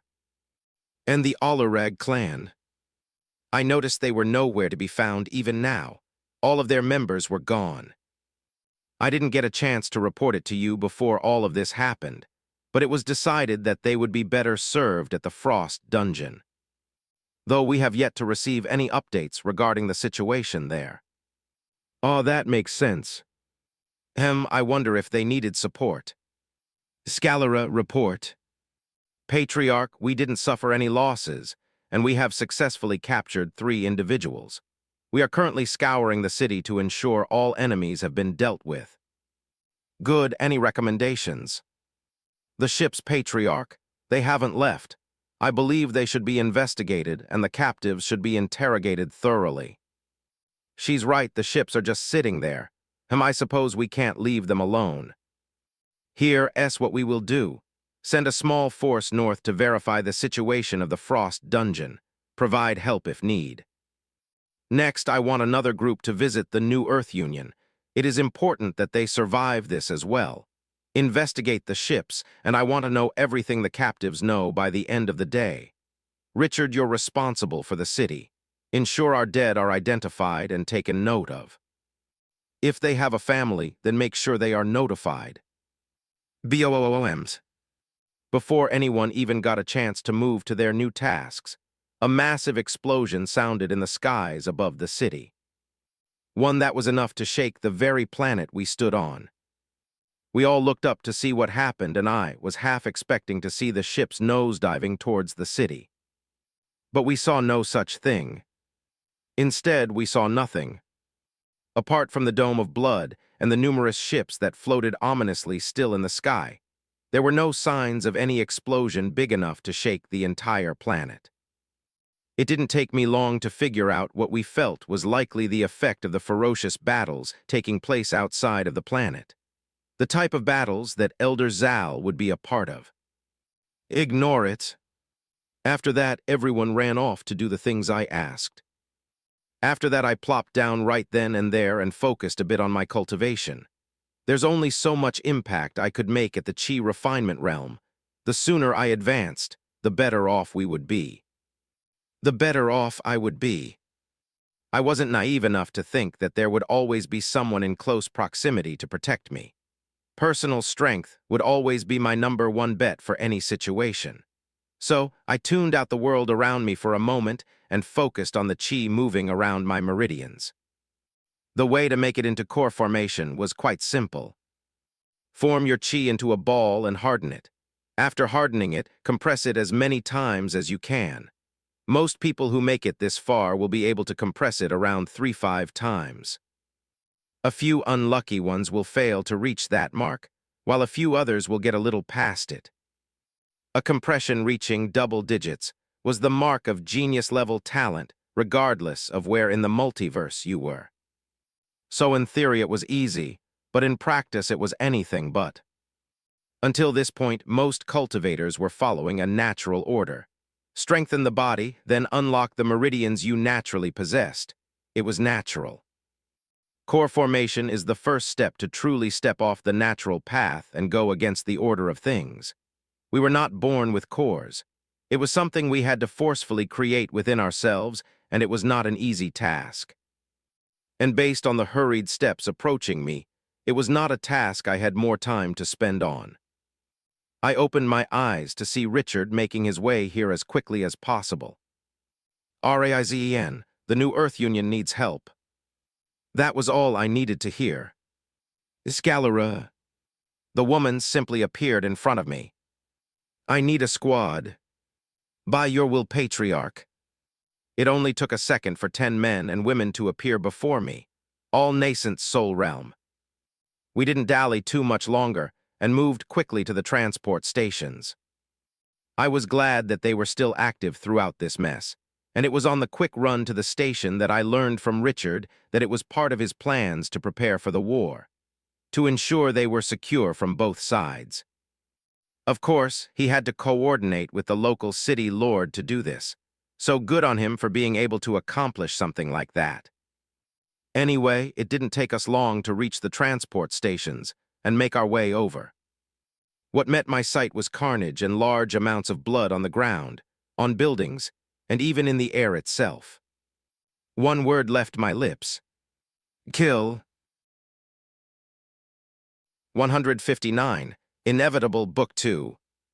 There were a few battles happening in the immediate area, as the locals of the New Earth Union worked hard to protect the transport stations. The nascent soul realm infernals that came with me disappeared in a flash, and destruction began raining down on the thousands of vamps that were populating the city. They ignored the battles in front of us, and it was easy to guess why. There were only chi refinement enemies in the surrounding area. Though it was hundreds of them, I dashed out with my spear at the ready. Don't stray too far, but kill without mercy. The Ash Guard and the boys shot out to the surroundings. Flame step. Flames gathered at the soles of my feet, and the battlefield became a floor for me to dance on. My spear was my partner, and the sounds of the death were the music I moved to. I whizzed and dodged as various means of attacks headed my way from all manner of angles. Spears of blood, arrows, blood-covered fists, claws, and there was someone that even spit some red acidic substance at me. That last one was swiftly beheaded. I felt free.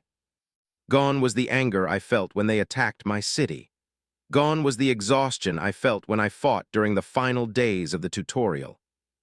In its place, a ravenous glee for battle. This was it. This is how I have always meant to live. I am definitely not a human. I took a pause in my inner monologue to duck under a blade aiming at my neck, before promptly driving my spear into the flank of the attacker and burning them to ash right then and there, before spinning out of the way of further attacks. Yes, I am definitely not a human. I'd probably be locked in a psych ward for thinking like this before the tutorial. Top of form, but this is where I feel at home. This is where I belong. A mad grin danced on my face, as I could feel the flames within me react to the glee I was feeling. It wanted to rampage too. Then be my guest. Burn them all. Black flames poured out of my body like an onslaught of piranhas, who smelled a small drop of blood in the water.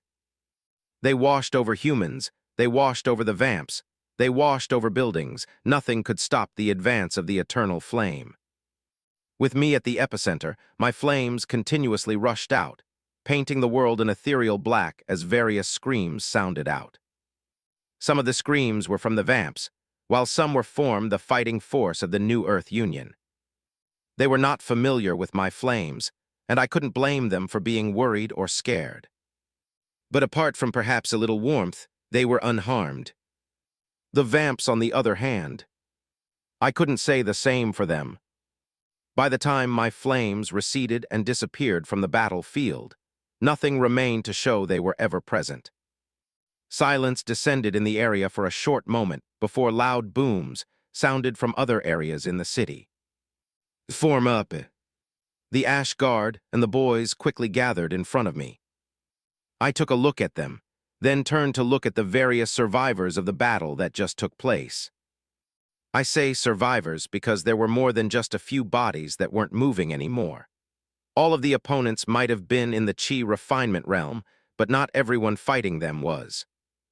Some of these people were still in body refinement, but it's not like they had much of a choice. Fight for a chance to live or just roll over and die. Spread and conduct first aid to the ones who need it the most.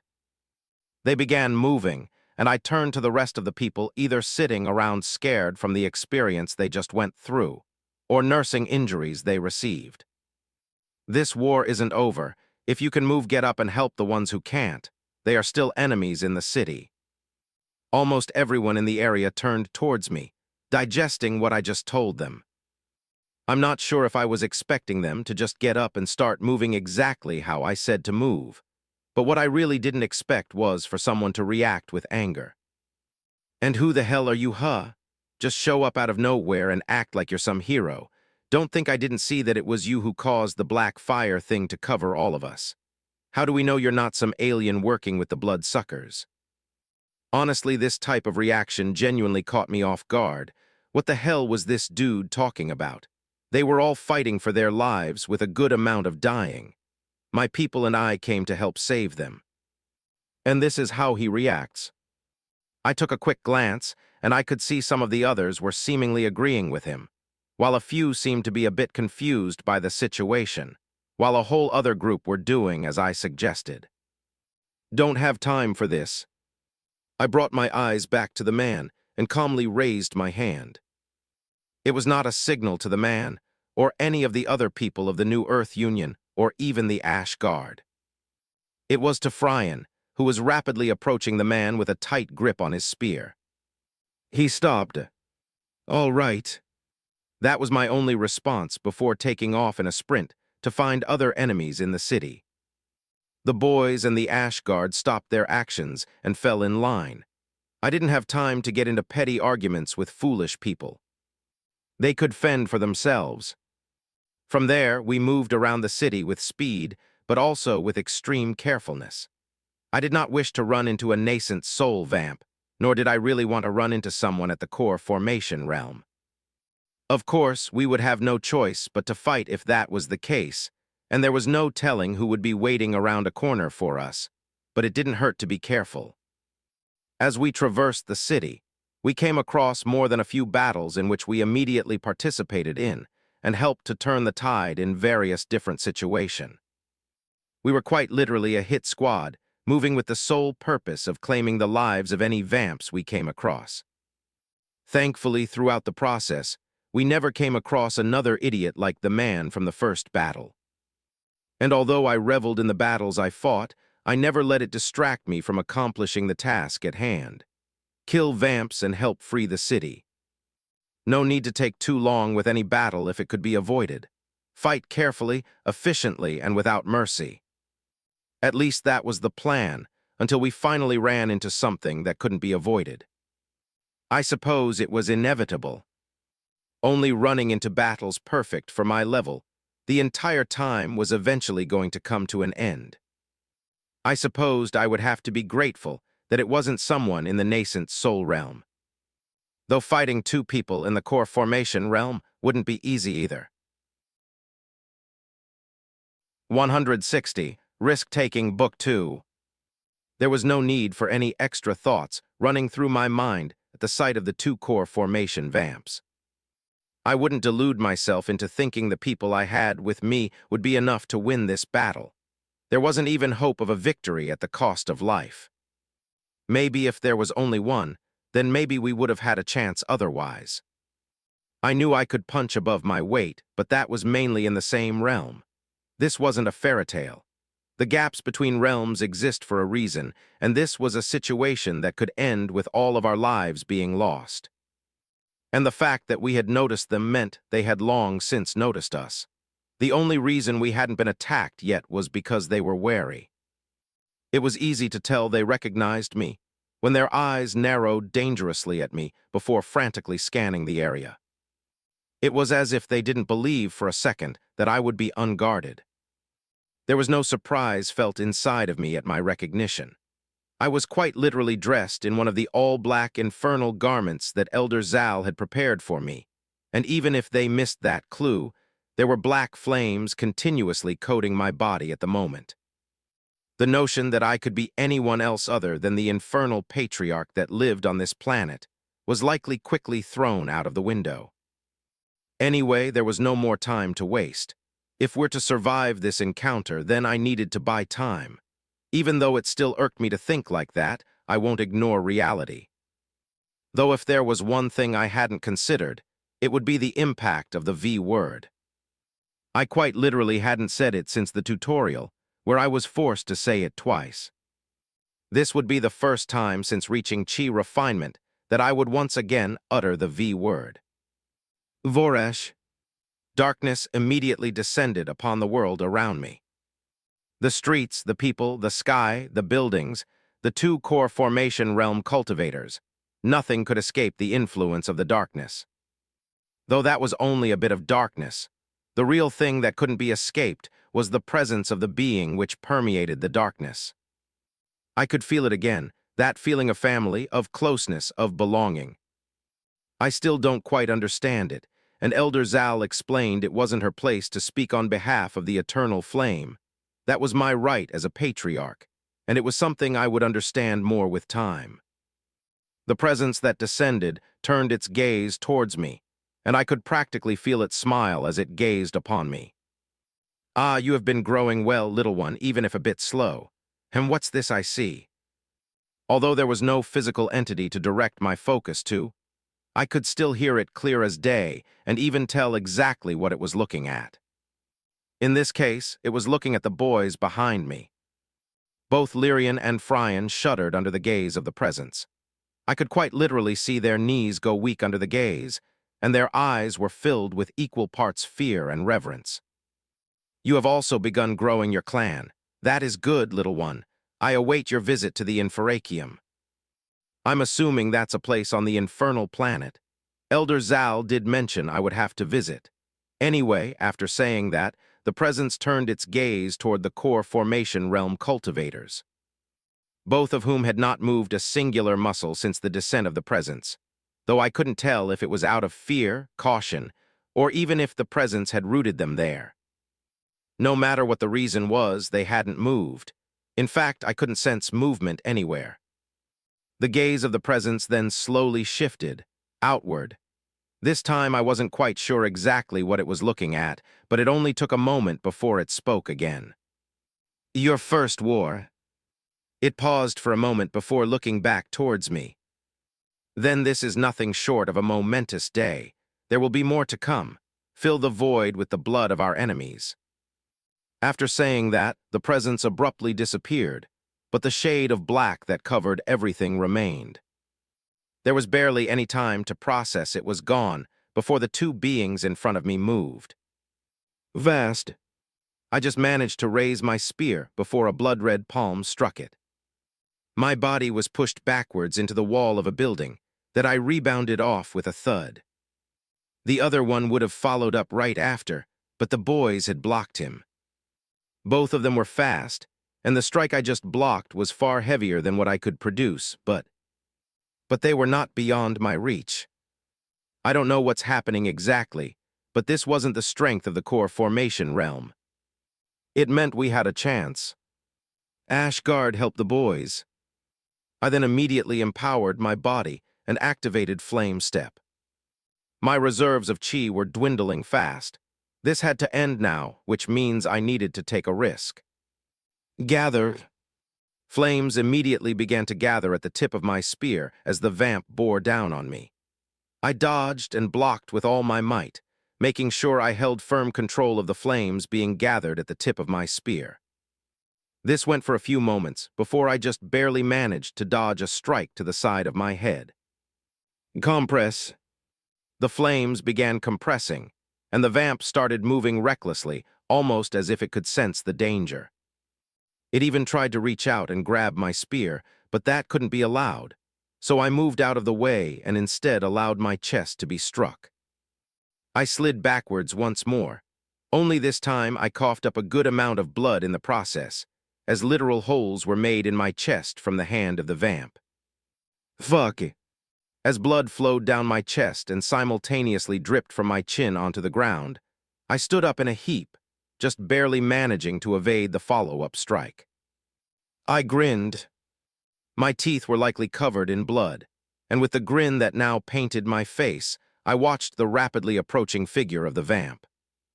The vamp reached me and struck with another attack, but I shifted my body in a way to allow it to pierce the right of my abdomen. That's a lot of blood. But now the vamp was right in front of me. I knew I had no chance of hitting him just due to how much faster he was, and the risk I had to take was allowing him to get close enough to genuinely harm me. Close enough that he wouldn't so easily escape a point-blank attack. Black Lance. The ball of compressed flames and the black lance that formed shot out at the same time, and a loud whistle was heard for only a moment before the attack struck the vamp, causing a massive explosion at point-blank range for both of us. BOOM.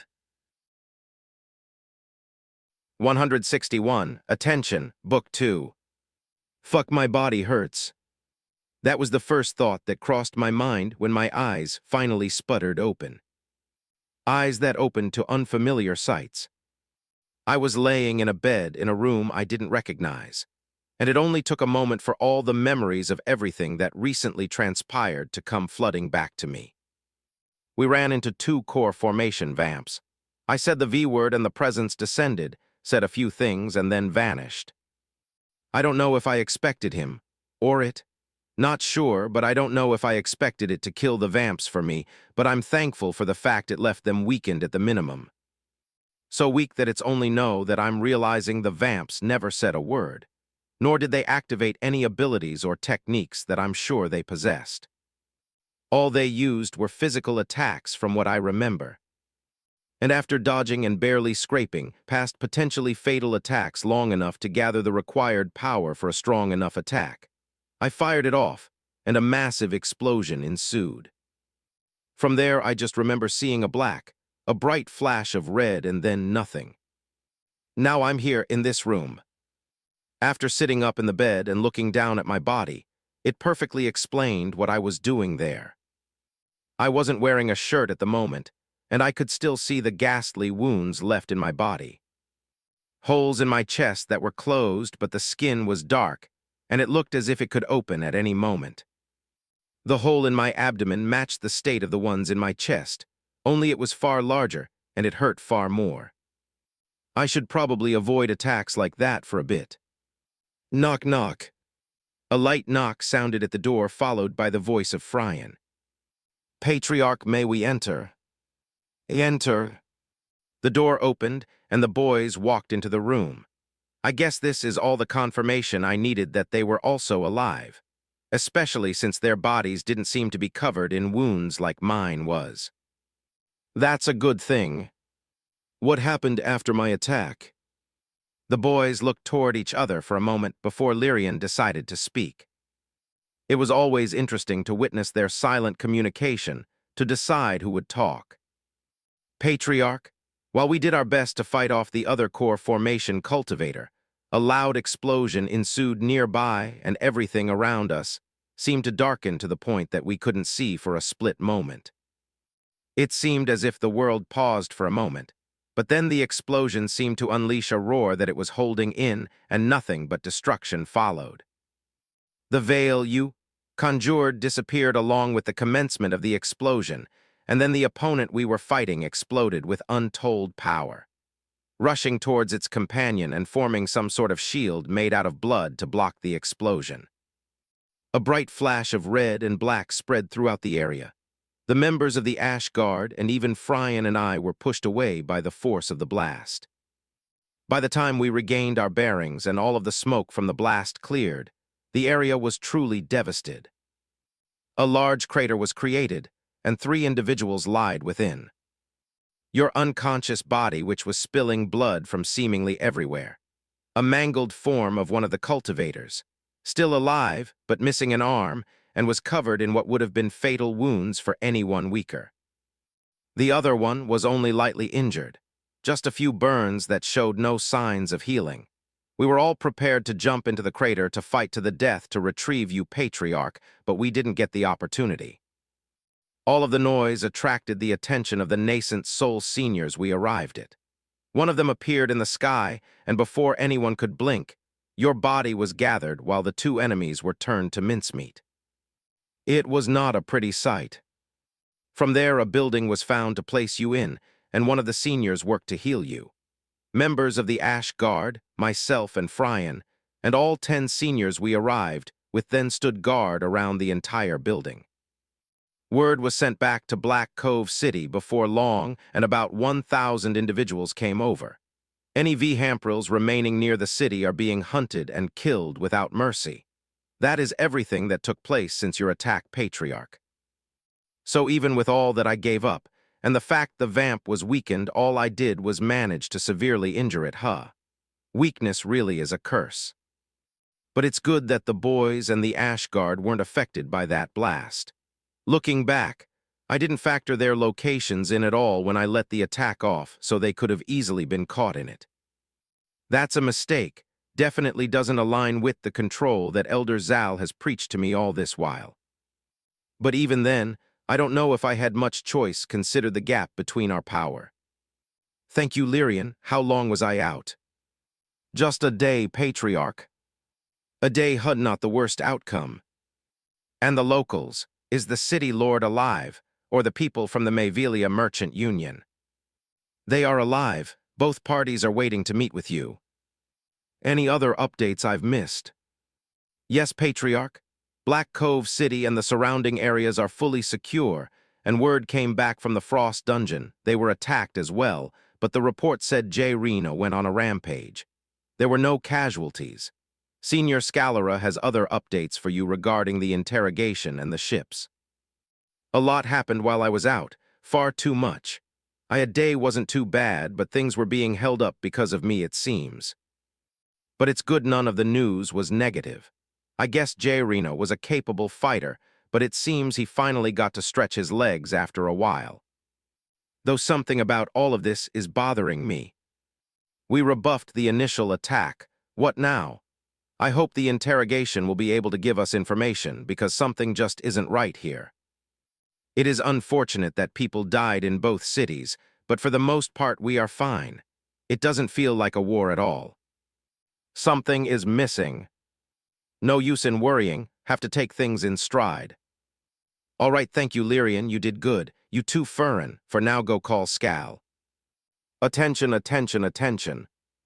A core sacrifice has been initiated on this planet. All life will cease upon completion.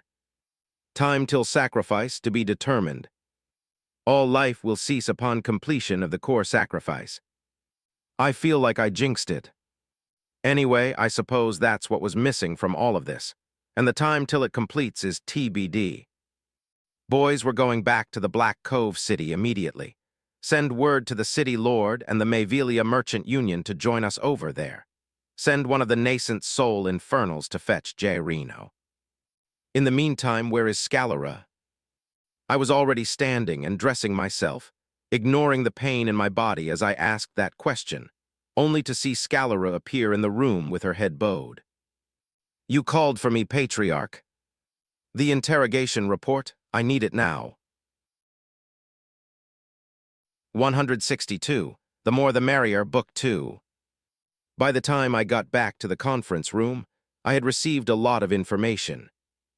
Scalera delivered her report on the interrogation and answered a few questions while the members of the Ash Guard and the boys helped me confirm some of those questions. First of all, the alert that popped up from the system. That was significant. The sacrifice of Earth's core. That wasn't a simple matter at all, and it was something I definitely need more information on. Scalera was of course quick to provide it. She mentioned it's something she has never experienced firsthand, but it isn't completely uncommon in the multiverse for someone or a faction to do something like this. And the reasoning behind it can be a multitude of things. In fact, there were so many potential reasons why this could be done that it didn't even make sense for Scalera to list even one of them. All that matters is the fact that it is likely the Vamps that initiated this whole thing, and if I wanted to not only stay alive, but also win this war, then stopping them from sacrificing the core is the best bet. Scalera also informed me that she did not get the same alert from the system I did. Neither Fryan nor Lyrian received the alert either, but all members of the Ash Guard did. It was interesting. If only members of Earth received the alert, then did that mean that people like Scalera and Greja would be fine if the core was successfully sacrificed? Would be just teleported off-planet? Scalera didn't have a concrete answer for me regarding that, but she mentioned that it seemed unlikely that they would be unaffected from a planet's core being sacrificed, which makes a lot of sense. Anyway, the interrogation. Instead of speaking the report aloud, she gave me the details mentally, something I almost forgot nascent soul cultivators can do. To summarize, I was right to think the attacks we faced thus far could be counted as part of the real war. We have no idea how many Vamps actually made landfall on the planet, but it wasn't a small amount. It's just that what we faced were the fringes of that force.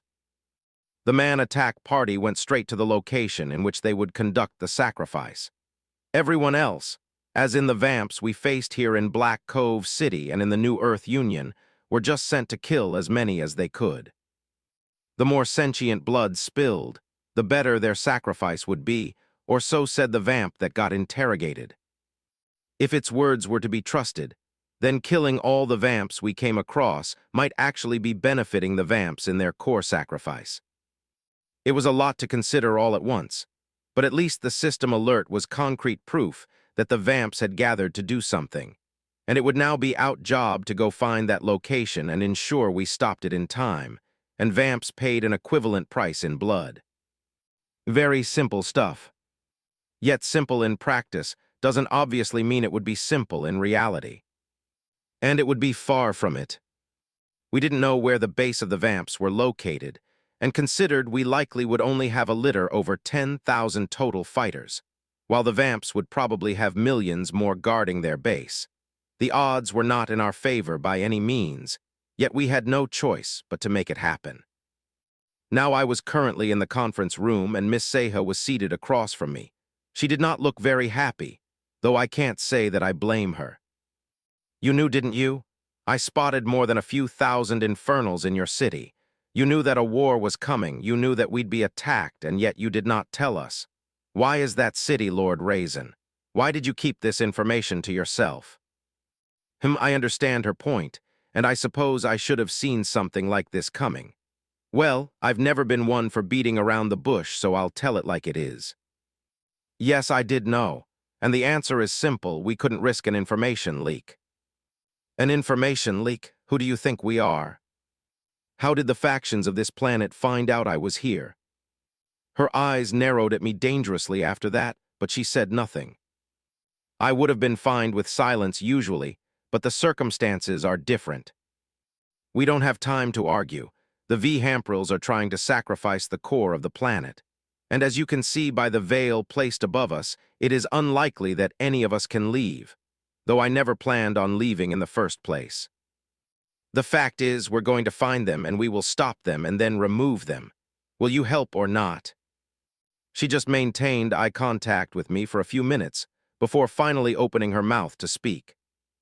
It is not as if I have a choice. We will provide assistance, now if you'll excuse me. And with that, she calmly walked through the conference room doors. Scalera was waiting outside, and by the look that she gave Seha and the brief pause in Seha's steps that followed, I'm quite positive that Scalera said something to her mentally. Interesting. After that meeting, I then met with J. Reno, who promptly agreed to follow us on our journey to wherever the location of the Vamps base was. Greja would remain with the people at the Frost dungeon.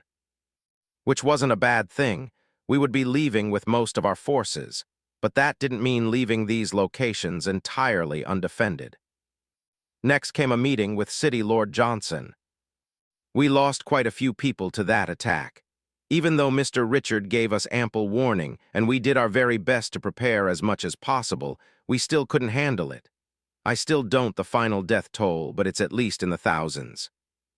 Without your help, I'm not sure how many more would have died, or if we'd have even be able to survive at all. So, thank you once again. Don't worry about it. I'm sorry we couldn't get there sooner.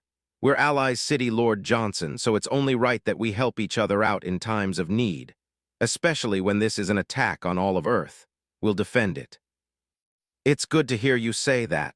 Now I'm told that you will be traveling to find the reason behind that alert we all received. Yes, that is the case. Then some of us will be coming. City Lord Johnson, the chance of death on this mission will be very high. You do not have to come. With all due respect, young man, I've been fighting wars far longer than you have. The details might have changed a bit, but war is war. This is my planet too, and I will be fighting in her defense. Well, there wasn't much I could say to that argument. The more the merrier, I guess. 163, The Right Place, Book 2. A few more meetings were held after that, as everyone in 2 cities got ready for the expedition that about to take place. Personnel was quickly decided upon, and after discussing everything, it was decided that a decent number of people from both cities would be joining the force. In total, from both cities, a couple of hundred extra people were added to the force. Of course, that wasn't to include myself, the boys, or the Ash Guard. Instead, it was a few adventurers who volunteered, like Irene, for example. I hadn't spoken to her since I've returned, and I'm pretty sure she's upset about it. But anyway, along with her came a few members of the city guard. Honestly, I think they were all a bit out of their scope in what would likely be a dreadful battle at some point. But some help was better than no help, and there was also the opportunity for them to gain more invaluable experience in fighting a war. Those who survived would hopefully come out stronger on the other end. Hopefully. Anyway, there were a couple of other Mavelia transport stations in the city, but we were not able to travel to the other side. So, all we could do is speculate on the condition of those cities. It was good that the lone dwarf who was in the city had returned before all of this took place. Eventually, everything was finalized, from resources to aid in healing and recovery, to weapons to aid in killing and destruction. It was all gathered and stored properly.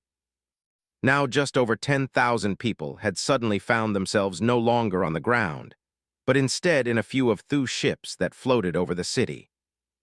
It took some time, but eventually a few of the Infernals who were sent to investigate the ships came back with news that only they were safe for use, but they had also figured out how to use them. Or at least how to use them well enough to safely fly and land one of them. I'm sure the ships have a plethora of capabilities that we don't have time to figure out their exact use. Anyway, the ships were massive, and it only took 2 of them to fit all of us comfortably. After that, the goal was quite simple. Fly around until we find more signs of vamps. We had known nothing else to go off other than the fact there was a place on the planet that the vamps were kicking off this sacrifice at. Both ships started out flying side by side for a few feet, before spreading out decently far from each other. Far enough that I couldn't see the other ship from the deck I now stood on. But the ship was still in range of the communication devices we received from the Mavelia guys quite a while back. And so we're off and flying. There was no big takeoff or any sort of major feeling that could be felt as the ship started moving.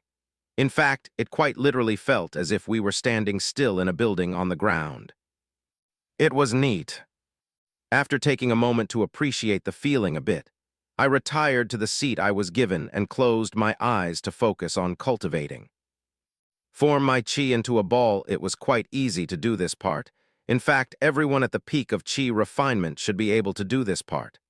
The challenge began when it was time to harden it. Not only would one have to focus on keeping the shape of the ball without even a small blemish forming, but you would also then have to fundamentally change the nature of your chi by making it hard. It was one thing to make it solid, but it was a whole other thing to make it truly hard. Hard enough to become a foundation for all of the ensuing compressions one would be able to apply to it. So while I could form the ball, making it hard was still a challenge, and it was one I didn't plan on rushing. Having a core brought many benefits that someone in the chi refinement realm would never be able to experience, but it also formed something of a clear weakness in a cultivator.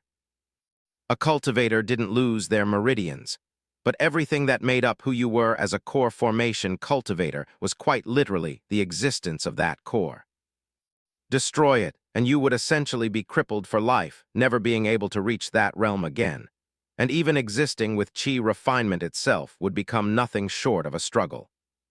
So it is vital to form a truly strong core, or at least as strong as you possibly could. And while I focused on that, time passed seemingly in a blink.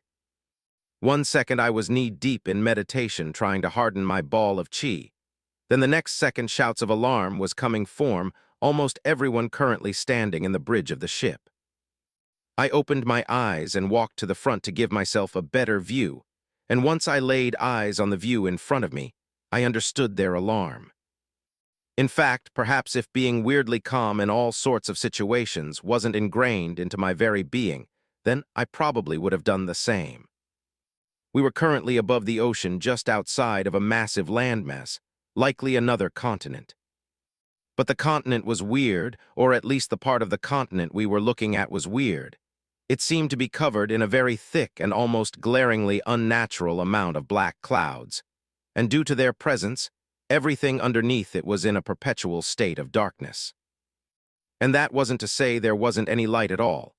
I had no doubt in my mind that we would be able to walk around just fine, but I couldn't, at least from my current position, identify the source of whatever minuscule amount of light existed there. It was like it was night time, but there was no moon. Anyway, while that was weird and all, it wasn't the main cause of concern. That position was reserved for what we saw below the clouds and above the land.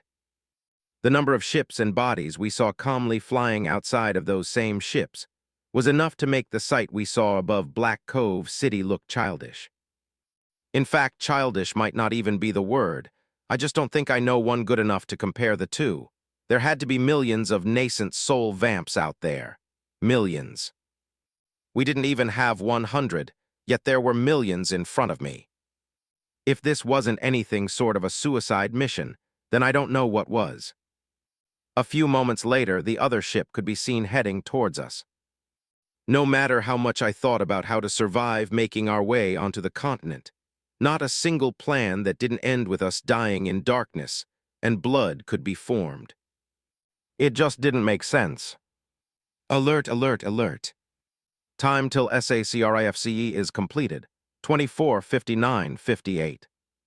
Well, at least now, we knew for sure that we were in the right place. 164, Hand in Hand, Book 2. Well, there was no secret in the fact that the situation was probably a bit bad at the moment. It didn't take a genius to observe the countdown for more than a second to realize that from the left, the three numbers were hours, minutes, and seconds, which meant we had less than day. Less than a day to figure out how to not only break past the collection of ships of cultivators in front of us, but also find exactly where the sacrifice is being held, and then fight off whatever is defending that. Things really didn't look good. Any ideas? Jairino spoke up first. Perhaps we should try finding a less guarded position. Scalera was there to immediately give a response. The patriarch shared with us the time we have left. We don't have time to search for a less guarded position. Then the alternative is to go head first into the jaws of death. Infernals do not fear death. From there, a short discussion resounded, and it took a few precious minutes before a potential solution was finally found. It came from Seha, who was not actually on our ship, but was called to be included in the conversation. I have a device that can cause severe damage to the enemies before us. It won't be strong enough to kill all of them. In fact, it won't even come close. But it will cause of enough disarray to give us a chance to at least enter the continent. Though this will only be enough to get us there without dying on approach, many of them will still be alive. I don't think I need to explain what will happen after that. What is this device you're talking about? You will see. And with that, the call disconnected. If the present time limits didn't exist, I'm sure we would have taken some time to perhaps verify what this device was, but as it stands, our options were limited. Each second that passed was a second closer to our doom. Of course, I didn't fail to consider the fact that Elder Zal and Scalera's matriarch, or whoever else, was outside of the planet fighting, could win and reach us before everything went nuclear. But it would be stupid to assume that will happen. If it did, then great, but we had to act as if failure here meant death. And so Seha, with her mystery device, could do as she pleased as long as it did she said it would. We didn't have to wait long for Seha to appear in front of the ships. Her red combat armor, a striking contrast between the blue sky and the dark lands ahead of us. A moment later, something that I would have never guessed to exist in this new cultivation reality appeared in her hands. I had no idea what type of device I would have thought she would pull out, but it definitely wasn't she now calmly held with both her hands. A massive cannon. It appeared to be something straight out of an extremely advanced war machinery focused Earth from thousands of years in the future. In fact, calling it just a massive cannon seemed to be disservice. It looked more like a railgun. I've never actually seen a railgun in real life, but enough movies and descriptions led me to believe that Seha was holding one right this very second. It was about 6 feet in length, and the amount of colors I saw constantly flashing across its metal exterior was enough to drive someone dizzy.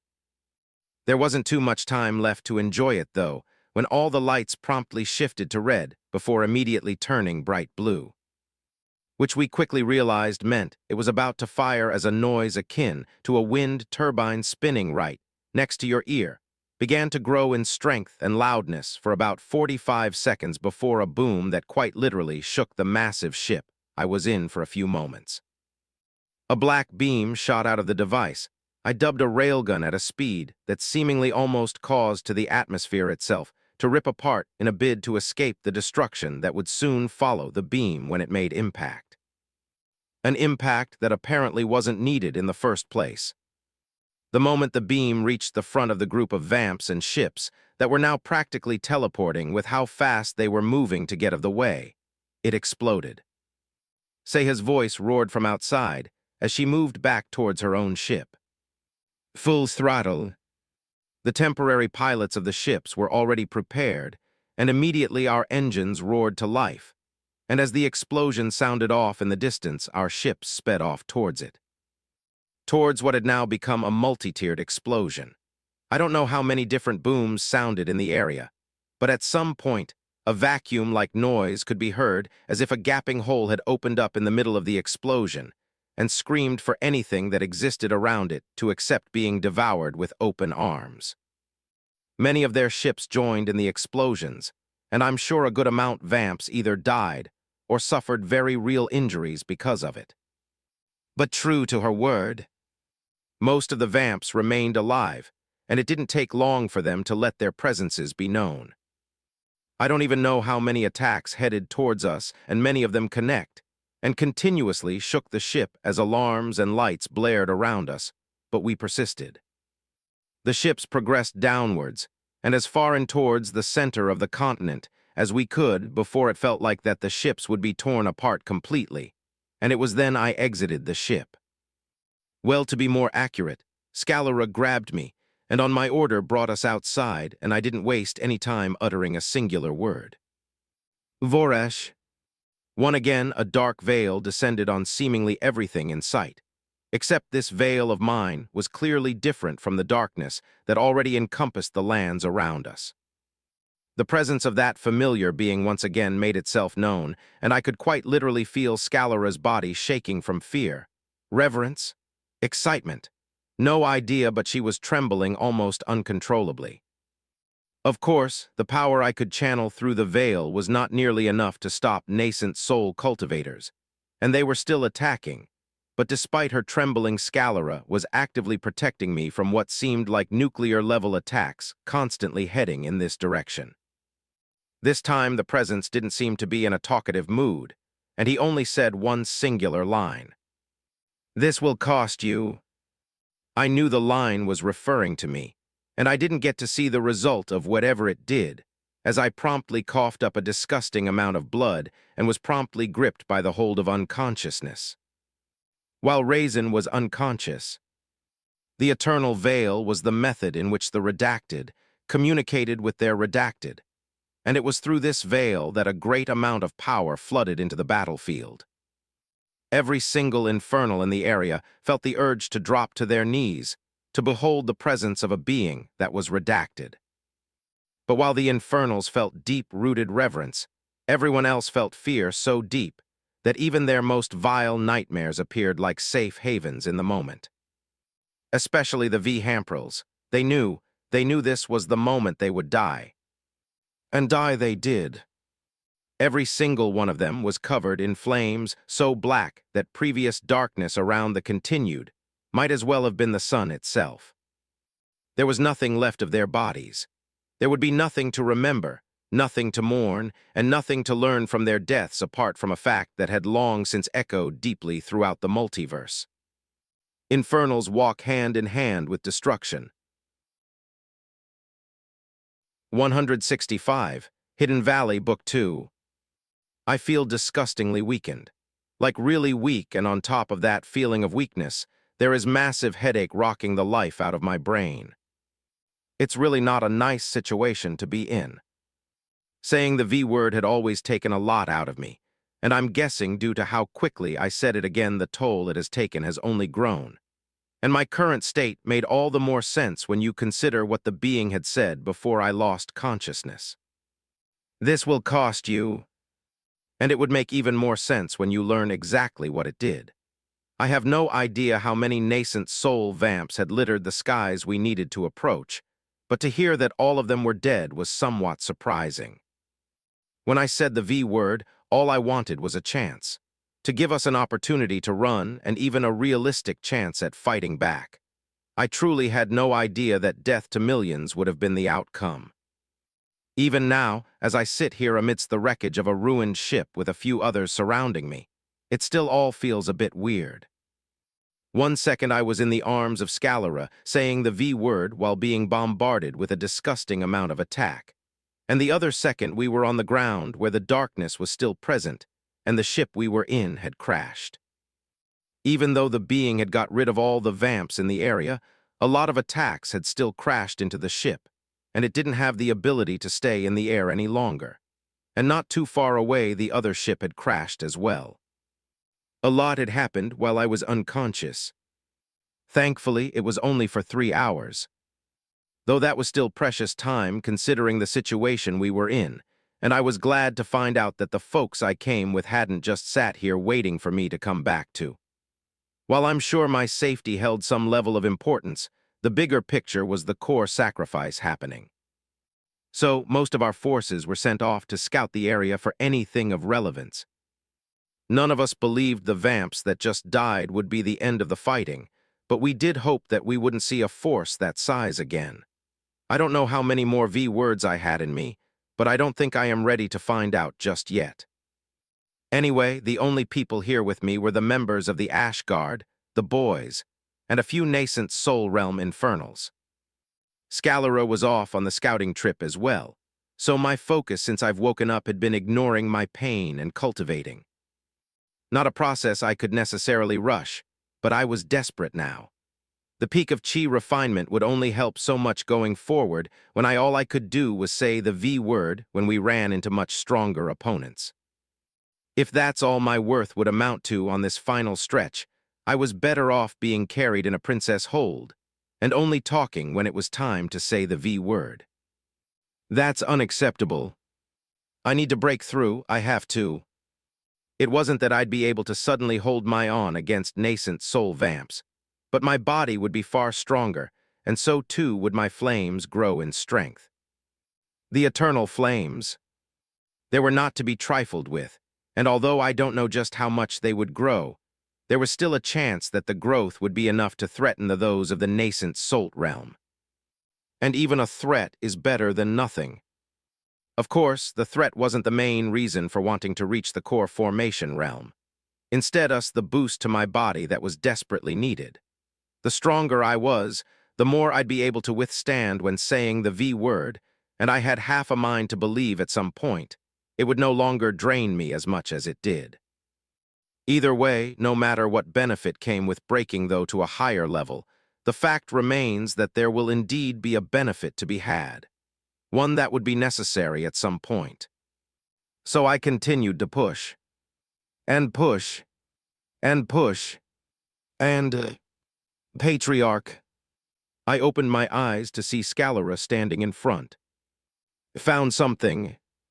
Yes, Patriarch. Far deeper inland, there is a valley nestled in the middle of a crop of massive mountains. In that valley sits a sprawling city. We weren't able to get as close as we'd like to investigate because it is heavily guarded. Despite that, we were still able to see a few things. The V-Hamprils who guard the city seem to be a cut above the rest we have faced thus far. The auras they gave off weren't simple. But with that being said, there were likely less than 1,000 of them in total from what we could see. There could be more, but none of us get glean anymore without being spotted. Roughly 1,000 of them, but stronger than what we faced. I'll take those numbers. Anything else? Yes, Patriarch, 2 more things. A massive amount of smoke could be seen coming from deeper in the valley, and we believe that's where the core sacrifice is being conducted. Lastly, humans are in the city. Humans are still alive in the city. It appears so, Patriarch. Humans in a city that is apparently now controlled by vamps, and the current location of the place they are sacrificing our core. Have they betrayed Earth? What did you just say? All of them are dead, sir. Not a single one have survived whatever happened at the coast. What do you mean no one survived? Our reports said that their forces numbered not even 500,000, and most of them were in the Chi formation realm, yet you're telling me millions of us died to that. Explain. It was the one we were told to look out for, sir. He did something. I wasn't able to see clearly from where I was, but 1 second we were bearing down on their ships, and it looked as if they would be destroyed in moments. But then he muttered something, and the battlefield seemed to freeze. Then, as if the Reaper himself gripped the hearts of our people, every single one of them lit a flame and burned till nothing remained. At one point it felt something, that something looked at me. I immediately departed after that. Raise the alert level and leave nothing to chance. If the wind blows, I want to know. There can be no mistakes. This is too important for our race, and the young lord cannot be disturbed at this time. Do you understand? Yes, sir. Good, then go make sure everyone else understands. Right away, sir. 166. Immortal Book 2. After being transported by a squad of nascent Soul Realm cultivators, we finally reached the periphery of the valley. It honestly really looked like some type of dark evil citadel straight out of a vampire movie. From where we were, I couldn't quite see everything as Scalera had described. I could see enough. Dark skies, big towering mountains that could intimidate the faint of heart, and a city that was made out of some sort of black stone with a few blood-red ornaments placed around the place. It was honestly a bit eerie, especially coupled with the fact that a massive amount of smoke was rising from much deeper in the valley. What I couldn't see, though, was the sight of any of the guards that Scalera had mentioned. I couldn't even feel whatever aura they should have had. But I didn't doubt for one second that they were not only present, but watching intently. Which is why Scalera decided to speak in my mind. Patriarch, we have scouted the surrounding area extensively. Even the mountains surrounding the valley weren't left untouched, and all paths that lead towards the valley were guarded heavily. Considering our time constraints, the plans available to us are limited. What are your orders? My orders, Taking a glance at the countdown, we have 18 hours remaining after my period of unconsciousness and all the travel and scouting that took place. There are humans in the city. I will worry about them afterwards. Whether they are trapped or have betrayed the planet doesn't really matter for now. Instead, we need to focus on that cloud of smoke. There is a good chance that's where the final show will be, so that's where we need to be. The problem is, we aren't strong enough to pierce through the city all the way to the back of the valley, but maybe we don't need to. No matter what happens, we will still have to fight, there is no doubt about that. But if we can split their forces on 2 different fonts or something along those lines, then maybe a very small squad can sneak their way in. Yeah, I think this could work. One group will attack first to serve as a distraction, while the second and smaller group will follow up from a different point of entry, so that they think that the distraction from the first group is for the second group. But the second group is actually another distraction for a much smaller force, likely me, the Ash Guard, the boys, and perhaps Jay Reno and someone else. Although I was weaker than my opponents, I'd be included in the group simply because of the V word. It was somewhat of a trump card, and it should hopefully be the end to everything happening. I think I would need Scalera causing as much damage as possible in one of the first 2 groups. After coming to a decision, or at least the rough framework of a decision, I relayed it all to Scalera, and through her the plans were discussed with all of the high-level cultivators we had. Very quickly a finalized plan came together, and it was immediately put into action. Seha would fire off her railgun thing once again, and Scalera and the others would charge in as the tip of the sword in what would likely be a battle to the death, until we can stop the sacrifice. Meanwhile, another force would move around to the rear of the valley and try to sneak in.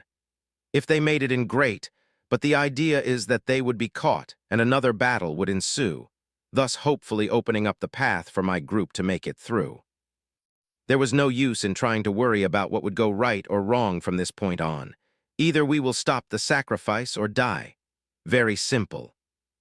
It took roughly 2 hours for the plans to be finalized and everyone to get in position. At that point, we just waited for the trigger to act to show itself. A few minutes later, it did.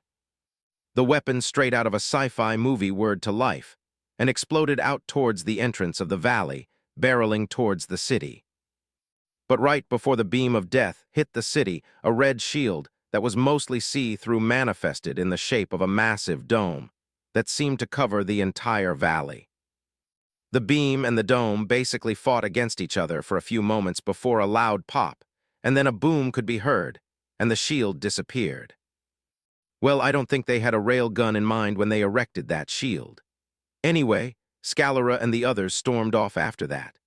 Then, roughly 30 minutes after their catastrophic battle began at the entrance of the valley, a much smaller force of about 15 nascent soul infernals jumped down from the mountains into the valley to try and make their way towards the smoke. From my location, I couldn't quite see what was happening down in the valley in the midst of all the smoke, parts of the city, and even all the foliage present, but I could quite literally hear more fighting. Gerino heard it too. "It's time to go." Between him and an infernal by the name of Jarkin, the group was covered in their chi, and we were carried as discreetly as possible down into the valley. A quick survey followed after we landed, and apart from the battles happening in the distance, I couldn't hear anything. But in this situation, it wasn't my hearing or any of my senses that counted. Instead, it was that of Jarkin and J. Reno that mattered. We waited until they gave the okay, and then moved from the crop of trees we were hiding in towards the smoke. From there, the plan was quite simple: get to the source of the smoke, confirm if it's what we're looking for, and then put an end to it. So we tried to do exactly that, only things clearly don't always go as planned. There was no warning, no alert, no moment to catch our breaths, nothing. There was nothing at all to prepare us for what just happened. We made our way towards the source of the smoke, and there was quite literally a massive hole in the ground. I didn't get close enough to see the bottom, but there was bright yellow, orange, red light shining all the way to the top. The type of light you would expect to see from a pool of lava. And the smoke wasn't even coming from the hole itself. It was coming from a machine next to the hole that was doing something. I had no idea what it was doing. Anyway, none of that mattered because the second we approached the hole, I quite literally heard a sigh, so loud I'm sure the people at the entrance of the valley heard it too. Then a voice that carried a hint of regality to it could be heard in the area. "I am disappointed." Then a massive weight descended on my shoulders like never before, and my body quite literally slammed into the ground. And it wasn't just me. The Ashguard, the boys, J. Reno, and Jarkin were also included. Every single one of slammed into the ground. And then my eyes widened. Someone with the power to force 2 nascent soul cultivators to do that. And immortals. Fuck. 167. I understand Book 2. I did my best to get back on my feet, but there was nothing I could do. No matter how much I pushed and struggled, there was no getting up. No amount of gritting my teeth, pushing, activating techniques, calling on my flames, circulating my chi. Nothing at all I did was worth anything in this situation. This is the same sort of helplessness I felt when training with Elder Zal. No matter what I did, there would be no winning, no random moment of brilliance to achieve victory. Nothing at all could tip the scales in my favor here. Even if I wanted to say the V word, I simply couldn't because the pressure was so great I couldn't even open my mouth to speak. Then the voice that spoke out before finally spoke again. "I truly am disappointed." The voice sounded like it was coming from everywhere. I couldn't see who was talking, and there was no way for me to find them. While I strained my ears to try and find out where the voice was, it was then it finally hit me. The battlefield was silent. All the sounds of fighting I heard earlier were gone. I didn't know if they were simply dead, or if the pressure was just affecting them too. All I knew was that we were now at the mercy of whoever was speaking. I was told there would be a patriarch here, a mighty infernal patriarch, the type of being that struck fear into the hearts of all those who heard it. Someone who couldn't be trifled with, someone who wielded the mighty eternal flames. Someone whose skill with the spear surpassed even the greatest odd spear masters of other races. The list goes on, and on about everything one could expect from an infernal patriarch. Yet this is all you could manage. This is all you amounted to be. Despite the pain, despite the gravity of the situation, despite it all, I couldn't help but cringe a bit internally at the fact this voice was giving us a prototypical villain speech. I honestly thought this was something only seen in the movies. Of course, the cringe didn't stop the speech from continuing. I was informed of the fact that you and this planet was fresh out of a tutorial. So I knew to temper my expectations of what you'd be capable of, but this is far beneath even that. My interest was piqued when I learned of your feat at the coast, but what type of plan is this? An attack at the front, one at the back, and then you'd try to sneak in another little force, as if no one would notice. Perhaps you thought we were fools. Maybe that's why such a foolish plan, by someone as weak as you, would be carried out. But instead, I'm starting to understand why there are no rumors about the intelligence of Infernals. If you, or even your elders, thought about it for even just one moment, maybe you would ask yourself one simple question. Why would they risk going to war with Infernals, just to leave such an important task to a mortal? It truly makes me wonder just how seriously did you all take this. You are quite literally an ant compared to the powers at play here, yet here you are. I hate to admit it, but he's not wrong. Yes, I have the V word, but would that even help me in this situation? At the end of the day, I am still in the chi refinement realm, and the foe before me is somewhere above nascent soul. No matter how much I thought about it, I had no place here. Not when an immortal was present. Everything hurt. The pressure from the immortal, the consequences of saying the V word more times than I should, the scars from my battle with the core formation vamps. It all hurt. Yet now, a feeling of helplessness had joined the pain in their efforts to derail my thoughts. It's a feeling I've never quite felt before. To be helpless. To be without use. To not have an option or a way forward. I guess that's not entirely true. The day I lost my parents, I felt a similar sort of helplessness then as well. There was nothing I could do to keep them alive or bring them back. No one I could plead with to return them to me. No dream to wake up from. To lose the only people in the world I truly considered my family, and there was nothing I could do about it. Though I suppose I had another family member that entire time. My flames, which had always been there. Then there was the new member. Or at least the new member. The being I felt every time I said the V word. It always felt like family, like it was something truly dear to me. I'm supposed to be able to communicate with it, but all I have is the V word. And if I can't say it, then what type of communication is that, Ham? Look, let me show you just how hopeless this is for you, and truly folly of your actions. I barely had a second to snap out of the spiral of thoughts I was in and process his words before I felt something wet splash onto my face. There wasn't any doubts about what it is. There was blood on my face. Jarkin and Jay Reno were in front of me, the Ash Guard and the boys were behind me. I couldn't hear them or see them, but someone was dead. One of them was dead, and I had no id. One of your Infernals, dead, do you? The voice continued to speak, but I heard nothing. His voice trailed off into the wind, as the faces of Lurin and Fryan flashed into my mind. It could have also have been Jarkin, but my interactions with him were few, and although I would have still been angry at his death, it doesn't compare to the emotional reaction the boys brought forth from me. I have learned with them, ate with them, trained with them, fought with them, killed with them. But most of all, I accepted them in my clan. My clan.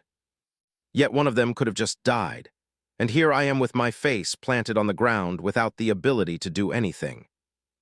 I don't even know when it happened, but at some point I started answering a small voice in my head. It was unconscious. What are you going to do, Raizen? I'm going to kill him. Kill who, Raizen? The pale bastard who dared to touch my people. I'm going to fucking murder him. Swear it, Raizen, swear by your words. I swear it. I swear it by the eternal fucking flame. I am going to kill him. Yes, feel it. You never needed to speak for me to listen. All you've done so far is call my attention. Now invoke me, summon me, bring forth the Ashkarl. I understand now. Drovakh. 168. Expansion Book 2. Narration. The city shook. The continent shook. All of planet Earth rumbled deeply as a power that it didn't have the ability to contain descended on it. Every single Infernal that was still alive on the planet felt it all at once. Not a single one of them were patriarchs or matriarchs. And likewise, not a single one of them were strong enough or high enough in any organizational hierarchy to have heard and understand the words Raizen just spoke. This was an experience that they have never went through. They were shaking far more than the planet was. It was one thing to experience the presence of the being through the use of Vorash, but that was quite literally dampened by a veil, and they pretty much felt nothing but a microscopic piece of the terror that dwelled beyond the veil. And even just that piece was enough to cause a serious amount of fear to sprout, yet not enough that they forgot to show and feel reverence. This was different. Although the being would never hurt another Infernal, and it cared for all of them, that didn't mean that they couldn't feel fear. It wasn't the type of fear born out feeling something could hurt you. No, this was a natural state of fear. The type where soul itself overruled the mind. No matter how much you tried to hide it or rise up against it, it would all be pointless. In all of current existence, there were only a few beings who could truly bear the weight of who Raizen summoned. A few people, with the exceptions of the infernal progenitors. The matriarchs and patriarchs who formed the massive clans that dictated everything in the infernal race. And if the entire planet could shake under the pressure, then those outside of the planet could feel it too. A mass of black flames that were large enough to devour Earth 10 times over paused its activity, and immediately began shrinking to reveal the monster of a woman that dwelled within. She was almost 7 feet in height. Her pitch-black hair flowed down all the way to her waist, and it formed a beautiful contrast with her rich mahogany skin. Her eyes were blood red, and the spear she held in her hands was big enough to serve as a small tree. This was the matriarch of the Gravel clan. Before Raizen, she was one of the younger matriarchs, and she was also one of the 2 Dominion Realm cultivators on the battlefield. A battlefield that lacked the presence of death despite all of the fighting that's been going on. Though it was quite easy to figure out why. On one side there were the Vhamprils. There were only 5 of them. 4 Domain Realm Blood Commanders and 1 singular Blood Lord. The Blood Lord and his commanders were fighting a pure defensive battle. They didn't care one bit about defeating the Infernals here. They've existed alongside Infernals for millions of years, and by now, they knew all too well that defeating them here would be mostly pointless, as the Infernals themselves hadn't even sent a massive force to repel them. Massive in terms of numbers, at least. There was still a powerful infernal matriarch here. The type of beings that didn't move unless situation was important enough to have multiversal impact, or there was a young patriarch on the planet below. But of course, this is not how the Infernals handle war. It was not something they half-assed or dipped their toes in lazily. War was war, and they would always welcome it with open arms and grant it the respect and ruthlessness it deserved. So while the Blood Lord and the Matriarch was fighting a pure defensive battle here, the same couldn't be said about the situation a multitude of universes away from Earth. In the void surrounding the territory of blood, a catastrophic battle was taking place. All 6 remaining Blood Lords and host of other immortals were engaging in what another might refer to as a doomsday level of warfare in the void against the Infernals. The after effects alone of the clash of eternal flames against the blood of immortals was enough to turn entire planets to ash. Both the Blood Lord and the Matriarch were aware of the happenings near the territory of blood, and both of them were mostly content to continue this stalemate of a battle. But for 2 very different reasons. The Blood Lord was playing the time game. He knew that a first-stage immortal was on the planet, and that level of power couldn't be defeated by no amount of mortals. The ritual would be completed, and all of this would be worth it. While the Matriarch was holding herself back, because this was an important moment for the growth of Raizen. She didn't know Raizen personally, but he was a fellow progenitor and a patriarch of his young clan. And this is how Infernals did things. This will not be his last war, and if Planet Infernal ran to his rescue, Every time he faced seemingly staggering odds, then he would never grow. Now that wasn't to say he wouldn't receive support. There were 10,000 Infernals on the planet to prove that he would. But that level of support would only help him to a point. She was aware of the situation, but this would be Raizen's battle to fight. Well, that was the case, until she felt the presence of being she knew all too well. Even the Blood Lord felt it, and his eyes narrowed dangerously as he watched the blood veil around the planet ripple and shake, until it couldn't handle the weight anymore and shattered just like that. The Blood Lord scowled. The matriarch grinned, and the she opened her mouth. "You have done well, little brother, Zal." Elder Zal appeared right behind the matriarch. "Yes, matriarch. Go support the young patriarch. He will be on death's door after this is over."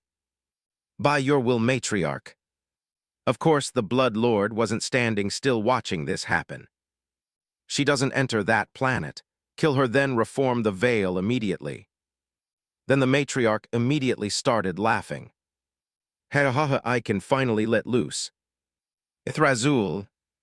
The matriarch's spear was already 12 feet in length, but after she spoke, the spear quickly expanded in both length and width, and very quickly the spear was now about a foot diameter while its length reached upwards of 20 feet. But the expansion hadn't stopped there. Her already tall frame more than doubled in height, and she now stood around 16 feet. The matriarch embodied the law of expansion. Of course, it wasn't just the matriarch and Elder Zal on the battlefield. She had a few other Infernals with her as well. She had one order for them: protect the planet. I won't be holding back. Needless to say, a catastrophic battle had erupted in the space outside of planet Earth. 169. Form, Hardened Book 2. Back to Raizen's POV. The power of the being coursed through my body like a raging flood, slicing through the land without signs of stopping. The being was here, it was with me, a part of me. But it was not me. It had not taken control of my will, nor had it made an attempt to control my actions. All it had done was filled me with power beyond my scope of imagination, power that I would now be using to kill. Act quickly, little one. This power comes at a steep cost. I didn't need any more motivation than that. With all of the strength roaring through my body, it didn't take much effort to rise up from position on the ground. Then one quick scan showed me situation. The pressure of the Vhampril Immortal had receded entirely, but the presence of the being now dwelling within seemed to be weighing down the entire world. None could move. None could show disrespect. Even the world itself seemed to crack in submission.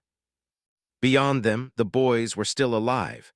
But as for Jarkin, there was nothing but a splatter of blood remaining where his body used to lie. A splatter of blood. I could feel the wrath of the being reach a sweltering level. My flames and my own anger rose along with it. I immediately dove down in the hole that led towards the Earth's core. The Immortal was a coward. He hadn't wasted a second in demeaning us and rattling on about how disappointed he was, but where was he when the being descended? Where was that bravado? Where were the disappointed words? Gone. His presence had crumbled before the might of another, and his arrogance rendered mute. Next, he would lose ownership of his life. I would make sure of it. I continued to speed down the hole at blistering speeds, and the heat generated from the core only intensified with each second I descended deeper. But since when has heat ever been a problem for me? My speed picked up, and before I knew it, I could see something red in my vision. It wasn't the core. A barrier, break it. With pleasure. My spear could not contain the weight of the power I held now and will likely be destroyed, but it would serve me well in its last moments. Gather. Flames heavier, stronger, and somehow far purer than anything I could have generated before immediately began rushing to the tip of my spear. It sounded as if a hurricane was passing through the area as the black flames rushed to gather. There was no need to compress them. The spear was aimed forward, but right as I neared the barrier, I pulled it back and struck with everything I had. BOOMs. A loud explosion sounded as the collision seemed to shake the entire planet from the inside. If you told me that my actions just now likely caused a few earthquakes, I'd have no choice but to believe you. I stepped through the mass of black flames that now blanketed the entrance to space I now stood in. A place where I laid eyes on something that I could only describe as a miniature sun. It was the core of planet Earth. A massive ball of bright reddish, yellowish, orangish magma that was constantly moving in a bunch of directions, at once now stood before me. And the amount of chi I could feel wafting off it probably would have been enough to make me sick, or even outright kill from the weight of it alone, if I came down here as chi refinement cultivator. There was doubt as to how much power the core contained, which is only right as this is the source of power and life for the entire planet. But its beauty was marred. Countless red symbols were littered on the surface of the core, and they constantly flashed an even brighter red at seemingly random times. If I didn't have the sense I had right now, I think I would miss the fact that it also seemed as if the symbols were working together to constrict and shrink the core. My gaze then shifted to the individual standing above the core. His skin was pale, his long hair was blood red, and his eyes were the color of crimson. In his hands rested two scythes. Their blades were blood red too, and they seemed to pulse like the blood of something living was coursing through it. He hadn't said a word and made a singular movement since I entered the space, but the second my gaze met his lips moved to speak. "Come, little matchstick, let me show you that your flames could never burn the power contained in my blood." There was no need to provide a rebuttal. Everything shall burn before the might of an infernal.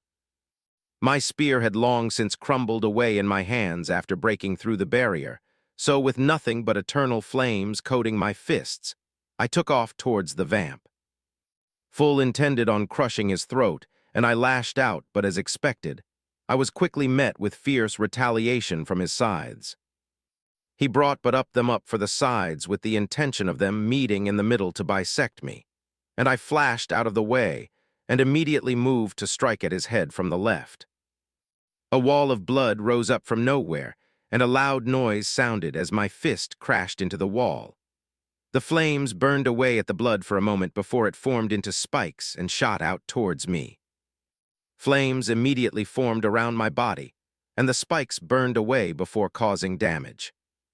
The vamp wasn't just sitting there waiting on the result of his blood spikes, and the scythes were once again en route to bisecting my body, and I was forced to dodge once more. The spread.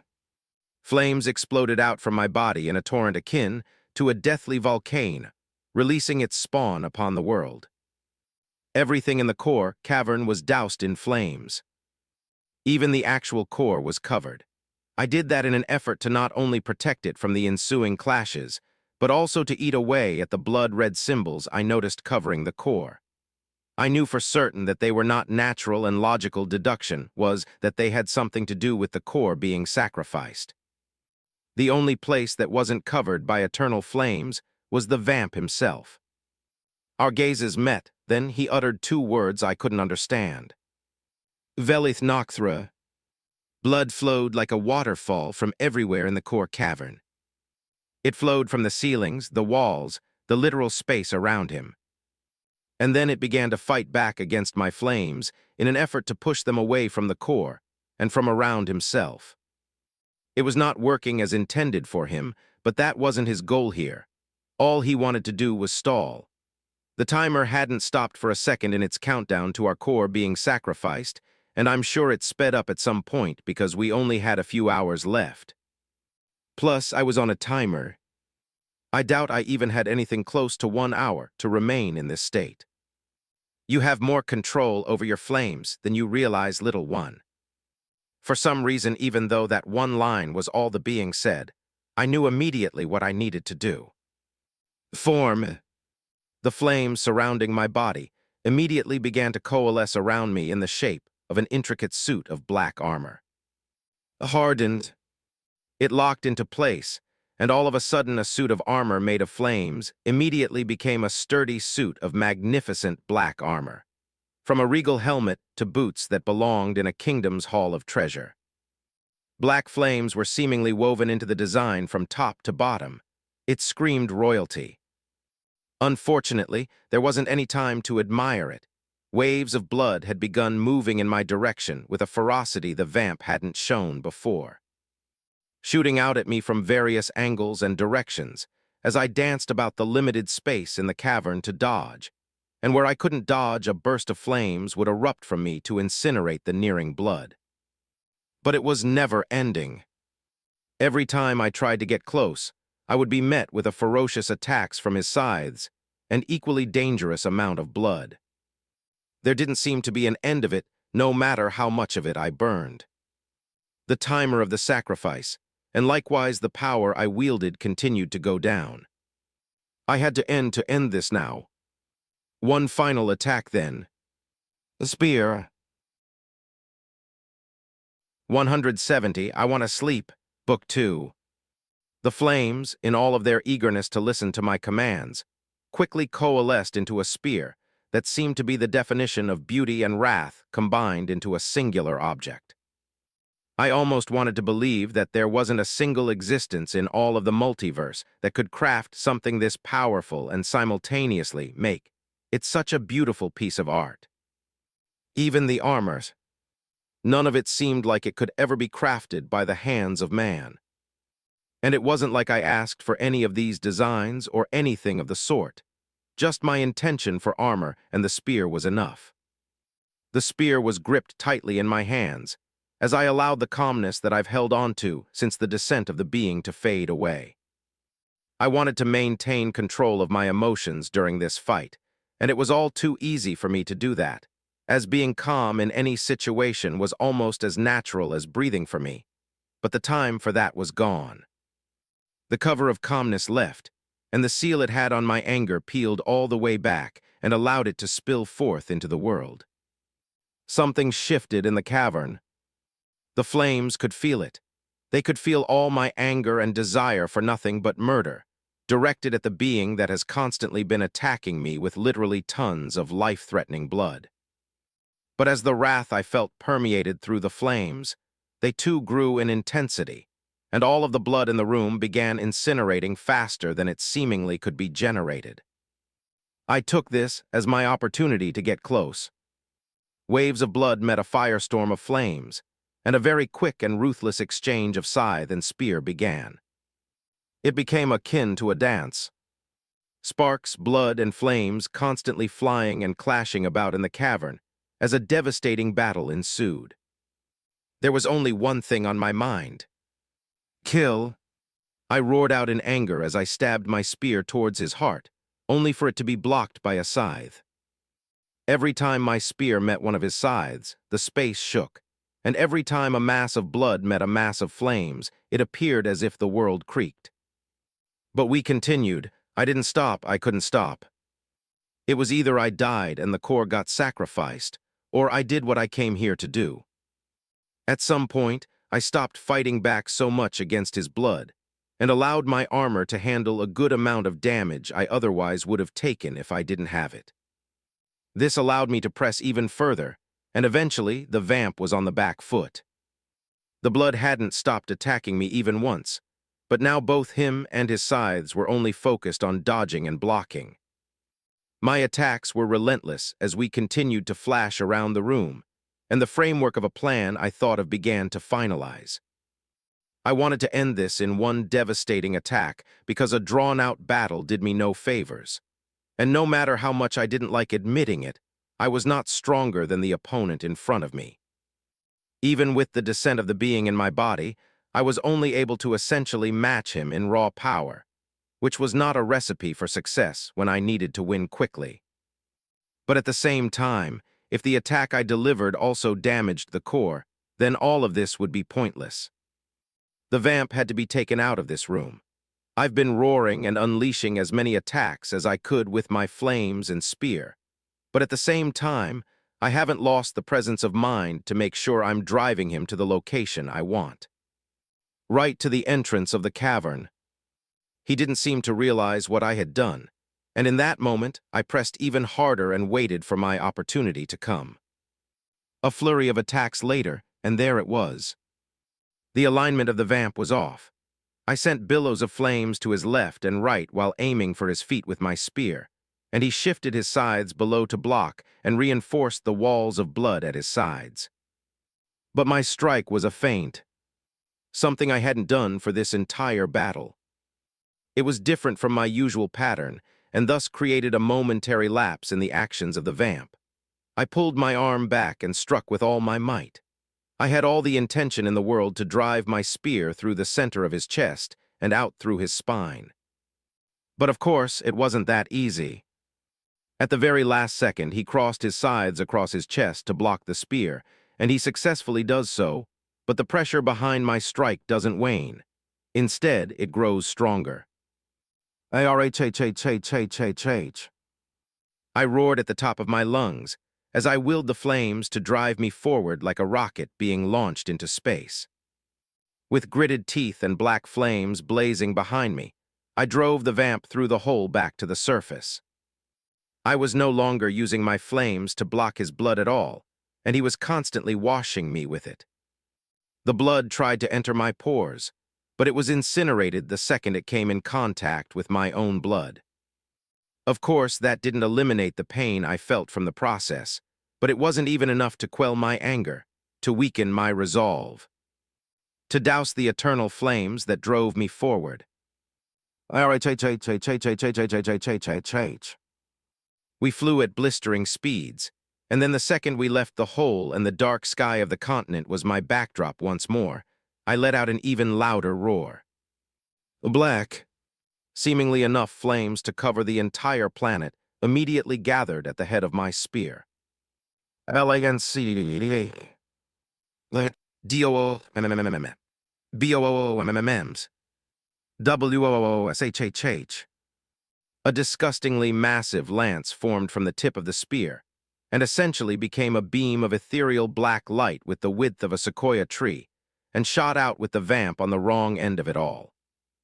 Various explosions sounded out from the point of contact, and then in the world around me as well. All of the creaking I could hear from the world itself seemed to finally give way to what turned into massive tears in space. It reminded me of Day, one of the system reaching Earth when the metal dude tore a hole through space and entered the White Room. Except that hole was stable.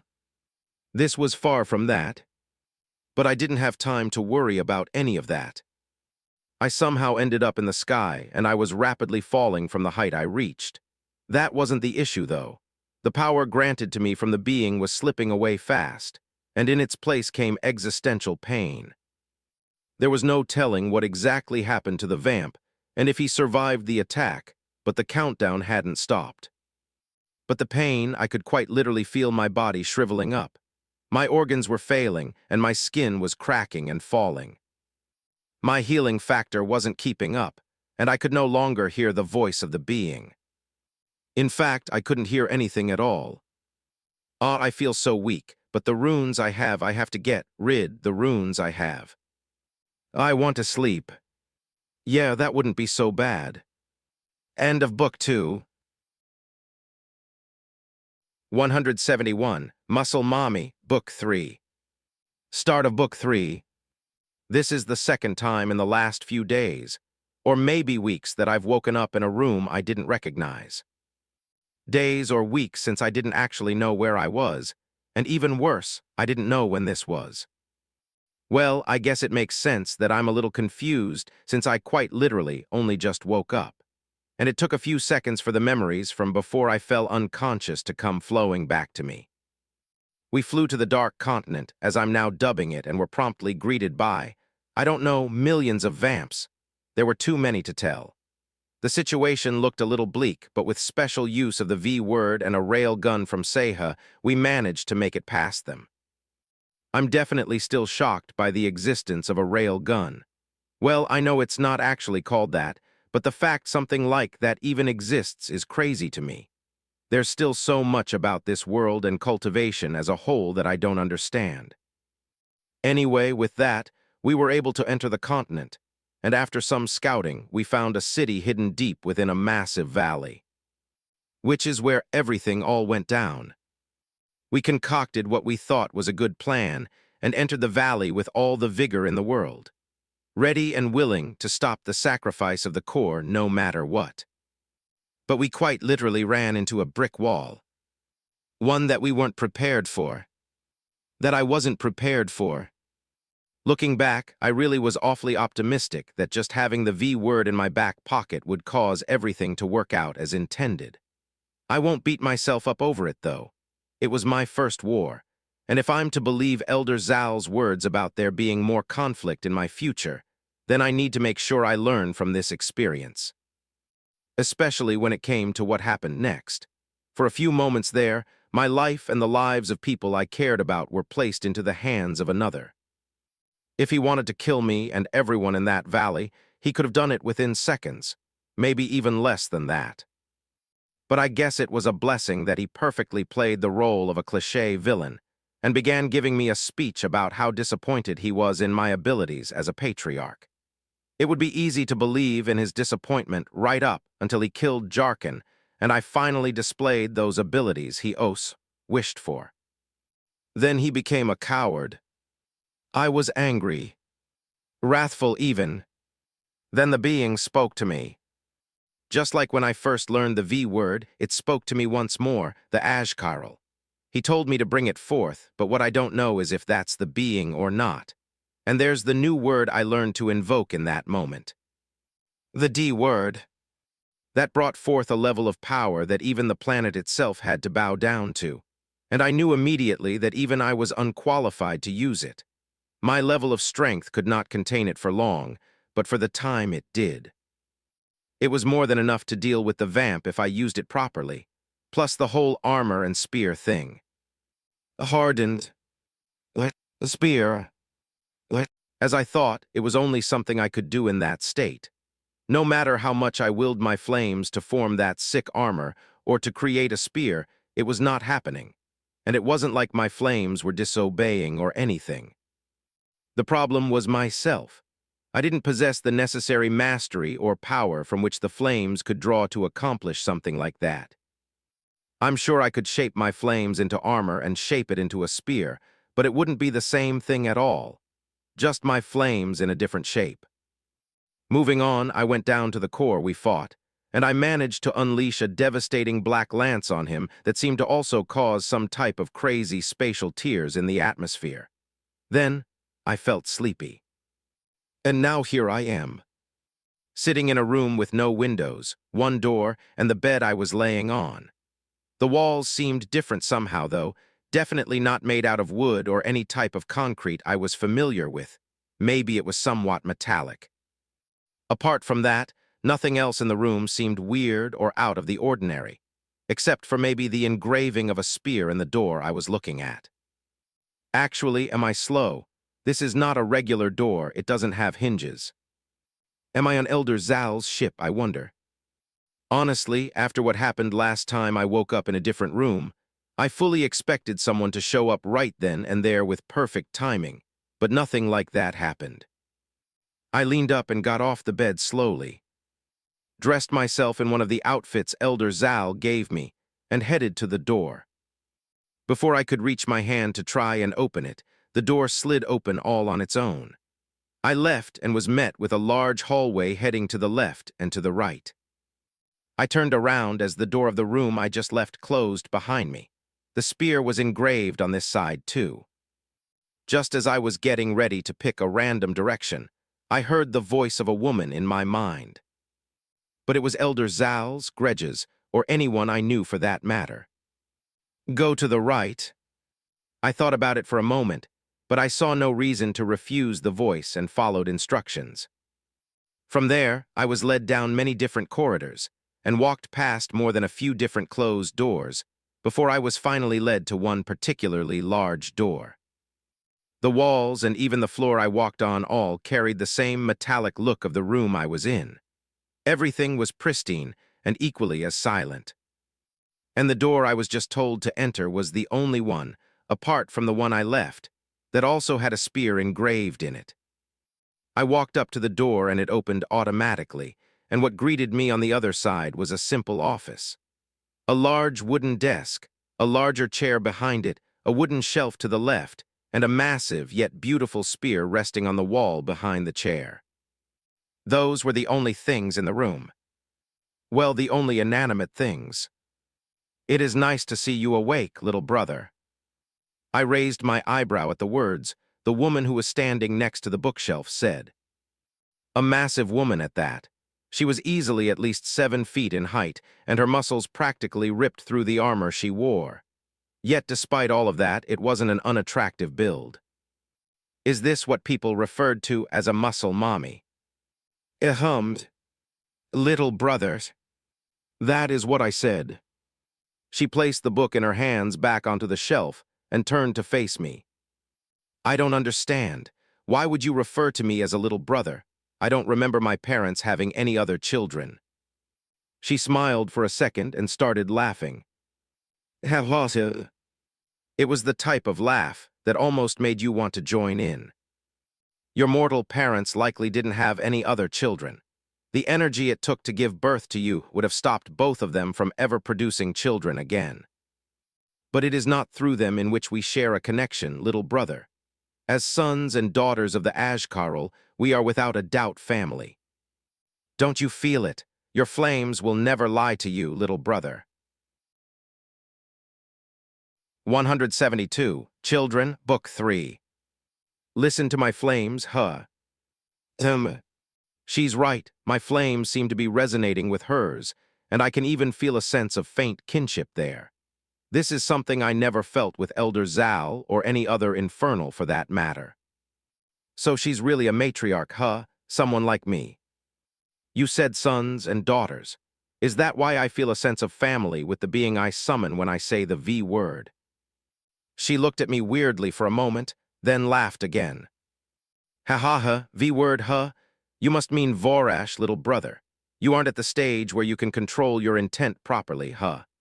I suppose it makes sense since Zal wouldn't be able to teach you a single thing about communicating with the Ashkarl. It is not her place to do so.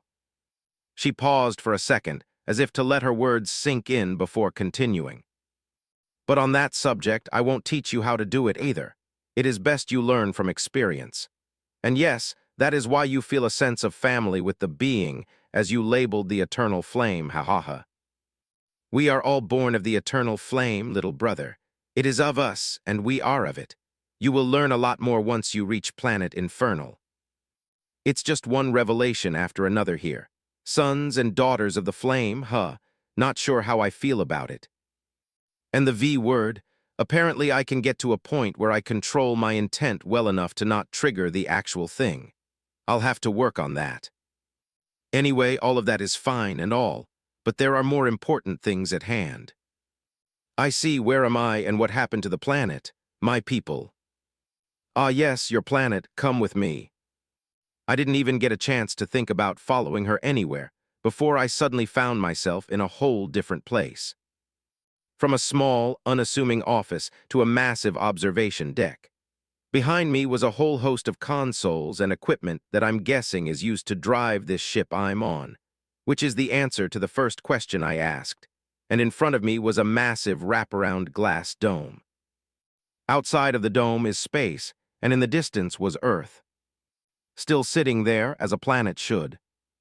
That's the answer to the second part of the question then. As you can see, your planet is safe and the core wasn't sacrificed. You did good, little brother. I see. What exactly happened? I don't remember much. We'll get to that. First things first. You've been asleep for a month. A lot has happened in the time you've been asleep, and there will be a few different things waiting for you when you get back. But before you get back, there are a few things you must know. There isn't a single patriarch or matriarch out there that will order you to do anything. We walk our own path and we live our own lives. The children of the Ashkarl do as they please whenever they please. That does not apply to the rest of our kind. Infernals will always bow to the words of the eternal flame, and your words will always be seen as such.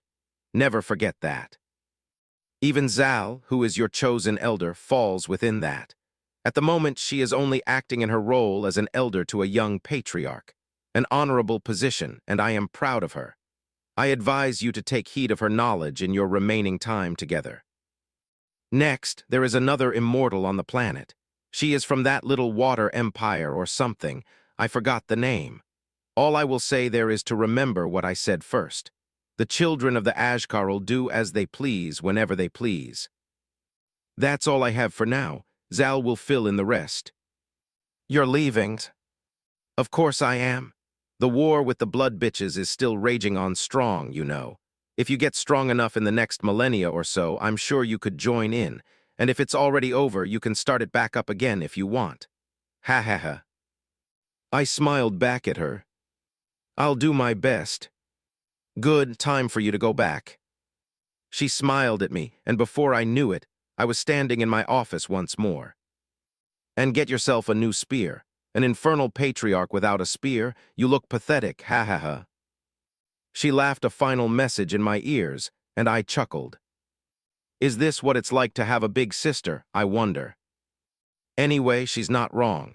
I feel somewhat naked without the spear I've been using for over a year now. I wonder if that Maytalk dude is still here and if he can make me another one. Or maybe I can ask the dwarves, or even the local blacksmith. But I should probably verify the state of the city and all that before anything else. I moved to exit the office, and instead of teleporting again, Elder Zal appeared in my office. For some reason, I appreciate not being abruptly teleported once again. Elder Zal bows slightly. I greet the eternal flame. It's nice to see you too, Elder Zal. A lot has happened in your absence, Patriarch Raizen. Please fill me in, I've rested long enough. I took a seat behind my desk, and Elder Zal proceeded to explain every single thing that has happened in the time I fell unconscious until now. She wasn't joking when she said a lot happened. First of all, quite a few people are dead. Not just from my city and the Infernals I was essentially loaned, but from all over the planet. Black Cove City and the New Earth Union weren't the only cities attacked. I'll have to get the exact death toll from my own city from the folks here, but the news didn't end there. There are more envoys on the planet. One of them is an immortal, as the matriarch previously mentioned. I don't know exactly which stage, but she's here, and she has been waiting patiently for a meeting. There are a few more other smaller forces, but apparently all they came to do was pick up their people and leave. Contracts were broken off with their respective cities using some method with the system. Apparently, life-threatening wars with the Vamps weren't on their list of things to do when they agreed to be a part of our tutorial, and then form city contracts with us. I still refer to them as envoys because they apparently wanted to pay their respects to me before they left, and are still waiting for that. Multiversal politics. I don't get it, just leave. Anyway, I'm not really in a rush to meet them all, but from what Elder Zal said, only 2 factions have decided to stay behind. The dwarves and the members of the Alarag clan, but apparently the latter was waiting on me to have a conversation to discuss. They lost people in that war, and the folks back in Alarag headquarters, or whatever they are called, don't want to seem like they are allied with the Infernals in the eyes of the Vamps, but at the same time, they don't want to rub the Infernals the wrong way either. Now that I think about it, that's probably why the other factions want to pay respects before leaving. Yep, multiversal politics. 173, Bit of Planning, Book 3. Of course, Elder Zal had a few more updates for me that didn't relate to multiversal politics. The infernal contingent I was essentially loaned for a bit, for example. They lost some folks, too. As the group who was basically my vanguard in that last battle, they were first in line for danger and losing their lives. I already knew of Jarkin's fate, as he was next to me when he died, but Elder Zal filled me in on all the others. Scalera managed to survive, though, so that piece of news was good, but apparently I wouldn't get to say goodbye to her and a few others of the surviving group. She and everyone else who was part of the matriarch's clan left when she did not too long ago. Although it doesn't bother me all that much, I would have thought it to be proper etiquette for them to let me know they were leaving considering my position, but it makes sense that they didn't. While they would respect me in all situations and defer to me in most others, when their actual clan matriarch was in the picture, she would supersede everything else. Plus, I spoke to her beforehand, so that will have to count as their goodbye. The rest of them, though, after taking count of the number of lives lost and those who already departed with the matriarch, whose name I just realized I don't know, there were still a few thousand Infernals on the planet. Oh wait, it just came back to me, I do know her name. Iranian. Anyway, they remained for one simple reason. A chance at joining my current 3-member clan. It would be nice to have a few thousand individuals under me, but that doesn't mean just accepting them willy-nilly just to bolster my ranks. I honestly don't know how I'll decide what to do with them, but I'm sure I'll figure something out. It does make me wonder about their families, and lives back wherever they called home. Is joining a clan such a valuable proposition that you're able to forsake being with your families just for a chance at something that may or may not happen? At least the boys had Elder Zal to vouch for them. Anyway, there were a few more details I would need to gather from members of my city, but the last couple of things Elder Zal informed me of, and perhaps the biggest things, were the events immediately after I fell unconscious. I managed to kill the vamp with that last-ditch attack of mine. I nearly died myself, but it was successful nonetheless. And the only reason I was alive was because Elder Zal had arrived just in time to gather my body and provide aid. The one thing I didn't manage to do was stop the core sacrifice. The runes I saw on the core had essentially reached a point where they didn't need to be manually managed, and if left alone, they would have completed the task all on their own. Again, it was Elder Zal who managed to take care of that as well. With no one there to combat her efforts in earnest, it was quite simple for her to get rid of the runes and stop the process. I'm glad it all worked out, but honestly it left a bad taste in my mouth. Not going to throw a pity party for myself, but I need to get stronger. Don't want to have to depend on others for safety the next time shit hits the fan. My shoulders should be the only ones I need to hold up whatever struggle I'm facing. The last thing that Elder Zal informed me of was the fact I should visit the core once more as soon as I was able to. She didn't explain why though, saying I'd understand when I got there.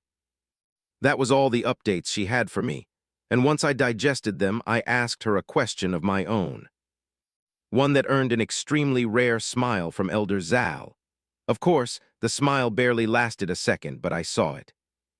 The question had to do with the boys, and it was about how to impart the flame to them. Elder Zal had a very simple answer, one of the only answers she had regarding anything to do with the eternal flame. Let the eternal flame guide you. That was all she had for me, and she departed soon after with a final message to pick me up in a couple of days to return to the core. After she left, I sat in silence for a bit behind my desk. Let the eternal flame guide me, huh? I then spent the 30 minutes or so to wash up and get dressed before heading downstairs, where I was met with Carlos of the Ash Guard and old man Mr. Wright. Good mornings. Carlos immediately snapped off a tidy salute, and Mr. Wright just looked at me with an even expression before responding. It's the evening. Oh. Well, good evening. Is it too late to get a meal? Nope, you're just in time, Mr. Raizen. I was just taking orders for the boys out there. Great rabbit stew sounds all right. It sounds great, thank you, Mr. Wright. Of course, Mr. Raizen. After placing my order, I looked at Carlos and motioned for him to walk with me. He quickly fell in step to the left side just behind me. What's the status of the city? Sir, the city is secure, and Richard has been running things in your absence. I'm sure there's other things, but if he isn't reporting it then it likely isn't critical. And the Ash Guard? All personnel accounted for. We've been guarding the City Lord Mansion around the clock since we returned to the city. Noted, and how did everyone return to the city anyway? We managed to find a working enemy ship and took it all the way back. An elder of yours also assisted us with transport. Elder Zal did a lot for us, it seems. I'll have to thank her again when I see her. Where are the boys? Around this time, they are usually sparring with the other. Infernals, I believe they are called. I apologize if I pronounced it wrong. No worries, Carlos, and thank you for the report. After the men eat, stand down and rest for a few days. We will be very busy for a very long time afterwards. Prepare yourselves. Understood, sir. And with that, Carlos exited the building to deliver the news to the rest of the Ash Guard. I hope he understands that I'm serious about being busy for a very long time, though. I think it's high time we explore the rest of this planet. Even though the Mayvelia folks are leaving, and with them their MT stations, we might be running and traveling very long distances for quite a while. I hope we can buy a few of them, and more communication devices and even space rings before they leave, though. Before I do any of that, I need a new spear and to spend a few months in the library. My knowledge about the world is too meager, and I was a bit too busy to pay attention to the massive library in the city, but that will change now. New spear, library time, and then planet-wide travels. Oh, and visiting the core. 174, Bestowal Book 3. After eating the always good food prepared by Mr. Wright, I left the City Lord Mansion. Upon walking out, 2 members of the Ash Guard immediately fell in step behind me. I suppose the rest of them went to rest then. I was fully expecting all of them to go eat and rest, but this is fine too. By now, the sun had set, and night had descended on the city. There wasn't too much activity going on, but as I walked past the market district, I could hear some noise from what I assumed to be the bars. I'm glad the city had recovered enough for bars to be open once again. Of course, it wasn't like this city faced a lot of death and destruction, but there was no doubt the event was a traumatic one for many, and getting over that could take time. A meeting with Richard was needed pretty soon, but I won't go bother him for now. Instead, I made my way outside the west gate towards the camp of Infernals. Sounds of fighting immediately reached my ears. The sky was dark, but various fires lit the area around the Infernal camp, and in the distance, I could see a rank formed by people where 2 others were sparring with spears. It took a few moments, but I managed to spot both Fryan and Lyrian among the crowd, watching intently as the spar went on. There wasn't an immediate need to interrupt the fun, and I knew that's exactly what my presence would cause, so I hung back. Of course, I was partly sure most, if not all of them, had already sensed my approach, but were smart enough to realize I was hanging back for a reason and didn't make a big deal of it. I paid attention to the spar for a few moments before taking a much wider look around the group. This is still a lot of Infernals. Honestly, I think I forgot that only 25 of the 50 nascent soul cultivators were part of the matriarch's clan. There were just over 10,000 others that weren't, and it wasn't like they were wiped out or anything, so quite a bit of them are still very much here. What to do? A few more spars ensued as I pondered to myself about what exactly I wanted to do regarding them, and I think I reached a decision. I began walking towards the group, and one of the remaining nascent soul Infernals took this as their cue to get the rest of the camp in order. Attention, bow before the eternal flame. The thousands of men and women who made up the camp immediately got into a formation and bowed their heads a respectful degree. Not a single spear was in sight. Well, except for the 2 held by Lyrian and Fryan, who both made their way over to my sides just a half step behind me, but in front of the 2 Ash Guard members. The nascent Soul Realm Infernal stepped forward in place of Scalera, who was no longer here. We greet the Eternal Flame. He was likely around 6 feet in height, with a fair skin color and a remarkably bald head. A scar ran down the right side of his face, and his build was nothing short of that of a warrior. I nodded at him. Are you in charge of this group now? Not in any official capacity, Patriarch, but I was elected by Scalera to handle the reins after she left. I see. What are your remaining numbers?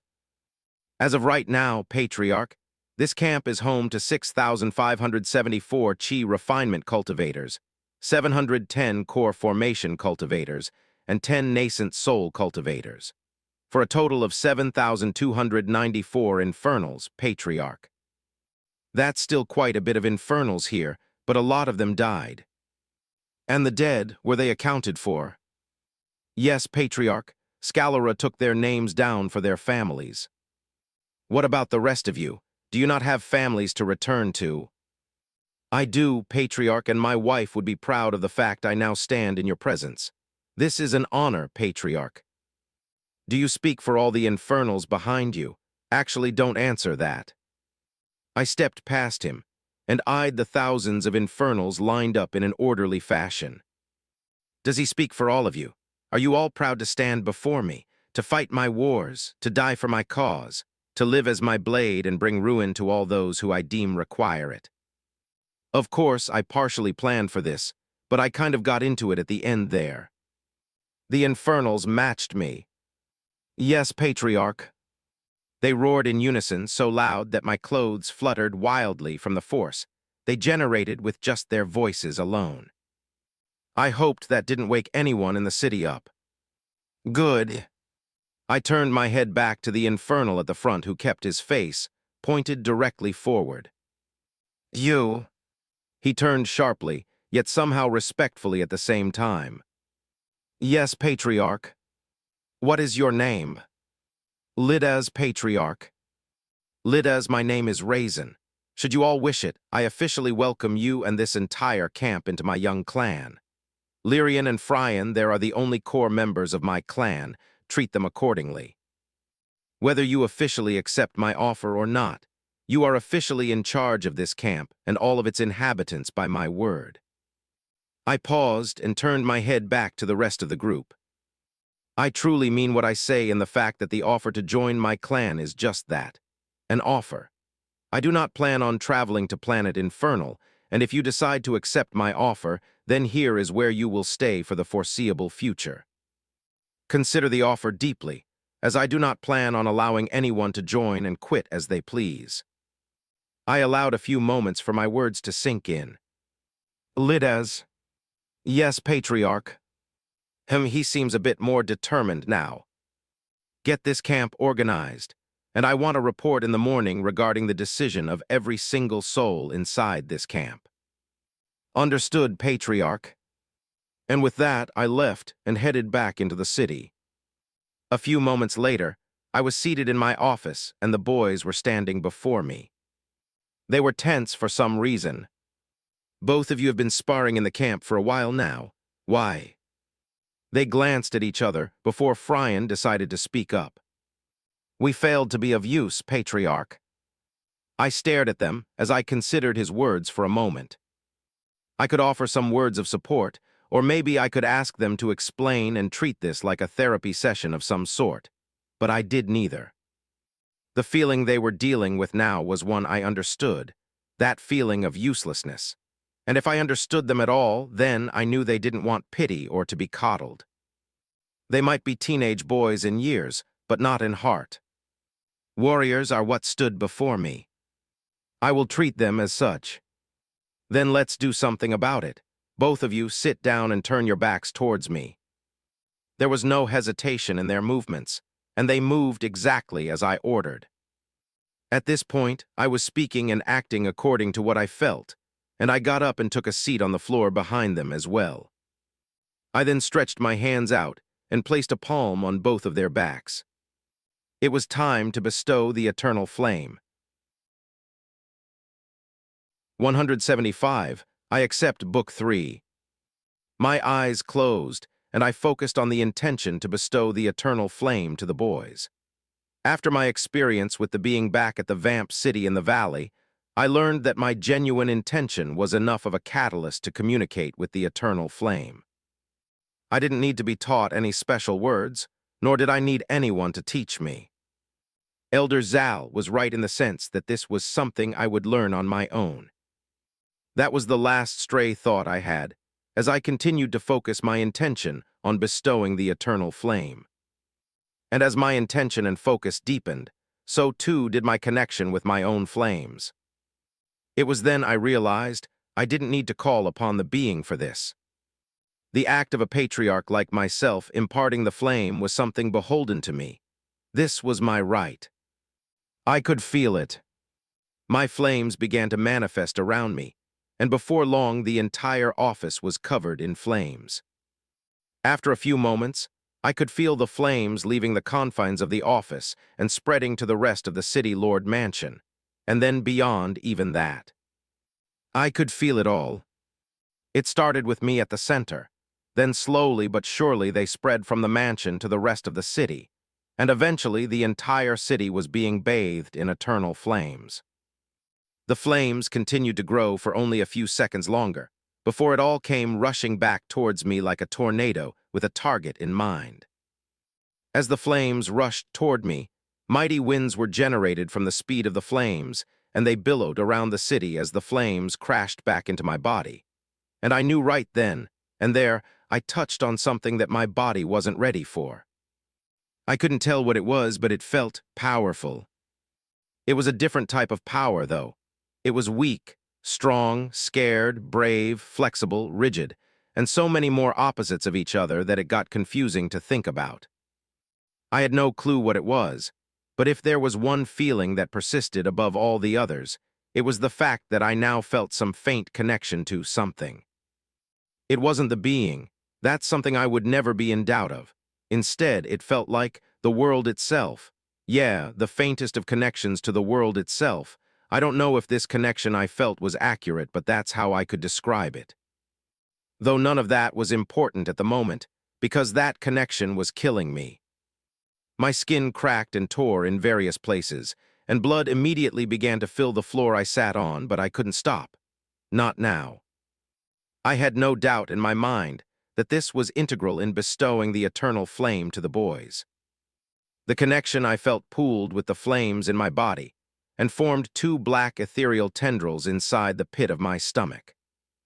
I felt unimaginable pain as I instinctively forced the tendrils to separate from each other and slowly follow the path I willed them towards.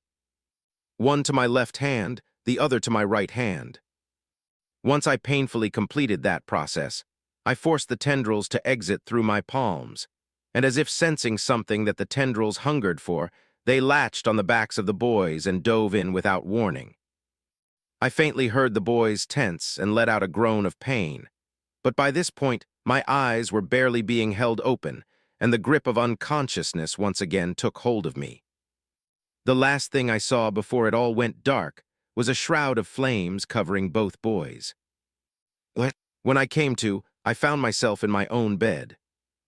I hate the fact that I fell unconscious again so quickly after waking up, but I'm at least glad I got to wake up in my own bed. I sat up and realized I was fine for the most part. A bit of an ache, but nothing crazy. Seeing that no one randomly teleported in my room, I got up and took a shower. Then once I was dressed, I headed outside to see both Fryan and Lyrian standing outside my door. "Good morning, Patriarch," both of them said at once, but I almost didn't respond as I was focused on something else. They felt stronger. "Good morning, boys, both of you broke through." I could see them barely stopping themselves from grinning. "Yes, Patriarch." "Hey, good for them." "That's good. How long have I been out, and what happened after I fell unconscious?" Lyrian spoke up. "You were only asleep for one night, Patriarch. And last night after the ritual, both myself and my brother received the eternal flame." He practically trembled with excitement as he said that last part. "We received the eternal flame, and then shortly after our breakthroughs were triggered and we managed to form our cores. After that, we quickly rushed to your side, but Elder Zal appeared in the room and told us you were fine, just needed rest." "Well then, show me your flames." The boys couldn't stop themselves from grinning this time, and they focused a bit, and then small flames gathered around their hands before sputtering out. "Huh. I guess they can't use it as naturally as I can. That's interesting to know." but they looked a bit embarrassed. Keep practicing, we will spar later. Yes, Patriarch. For now, one of you tell Richard to stop by when he has time, and someone go tell Lidas I want to see him now. The boys quickly acknowledged my orders and ran off. And the speed of someone in the core formation realm came to light quickly, as I barely had a second to sit down behind my desk before a knock was heard at my office door, and Fryan was asking for permission to enter. Enter. He opened the door, and Lidas stepped in and stood in front of my desk. I greet the eternal flame. Something about that bothered me. The boys are the highest-ranking members of my clan, and they are now core formation cultivators. I don't think I want them being door handlers and errand boys anymore. I looked towards Lidas. What's your answer, and that of the rest of the camp? Lidas kneeled right then, and there without a single mark of hesitation. My spear is your spear, and your will is my will. So long as I breathe, I vow to deliver death and destruction to your enemies. May your flames burn eternally and your spear ever swift. A vow I once heard from the boys came out of his mouth. I guess it's standard then. I accept your vow. Welcome to my clan, Lidas. It is my pleasure, Patriarch. The rest of the camp, what are their answers? Every single one of them is ready to deliver the exact same vow, Patriarch. Good, I will be there shortly. In the meantime, I need you to pick out 100 of your brightest chi refinement infernals. 50 of them will be assigned to Fryan and Lyrian each. Understood. Yes, Patriarch. Good, dismissed. He departed from the room after rising and delivering a final bow. I think I'm getting pretty good at this Patriarch thing. 176. Knock Knock Book 3. Before long, Lyrian came back as well to let me know that Richard will be over soon to give his report of everything. I took note of it and then told both of them to enter the office. Fryan, you likely overheard it earlier, but I'm repeating it now for both of you. Each of you will get 50 chi refinement cultivators assigned to you. They will serve as your own independent squads within the clan. Feel free to assign them tasks and be prepared to take them on missions. I will expect both of you to take this seriously and build a proper relationship with the members of your squad. If there are problems in your squad, then I expect you to handle it, but only to a point. At the end of the day, all of you are members of my clan, and thus nothing major happens without my input. Of course, there will also be some caveats. I trust the both of you, but both of you are fairly young. I will assign one of the older members of the clan to help, but to be clear, these are your squads. But this means responsibility, boys. If things go wrong with your squads because of your orders, there can be consequences. Don't worry, I expect there to be some learning involved, because I myself am still learning about everything. What do you both think? Feel free to be honest. Fryan looked a bit nervous, but he spoke up first. I am excited about the responsibility, and I won't let you down, Patriarch. If you say so, Fryan, I'll trust you on it. And you, Lyrian. Patriarch, I've never been in command of anyone before, but I will try my best and won't let you down. That's all I need from you both.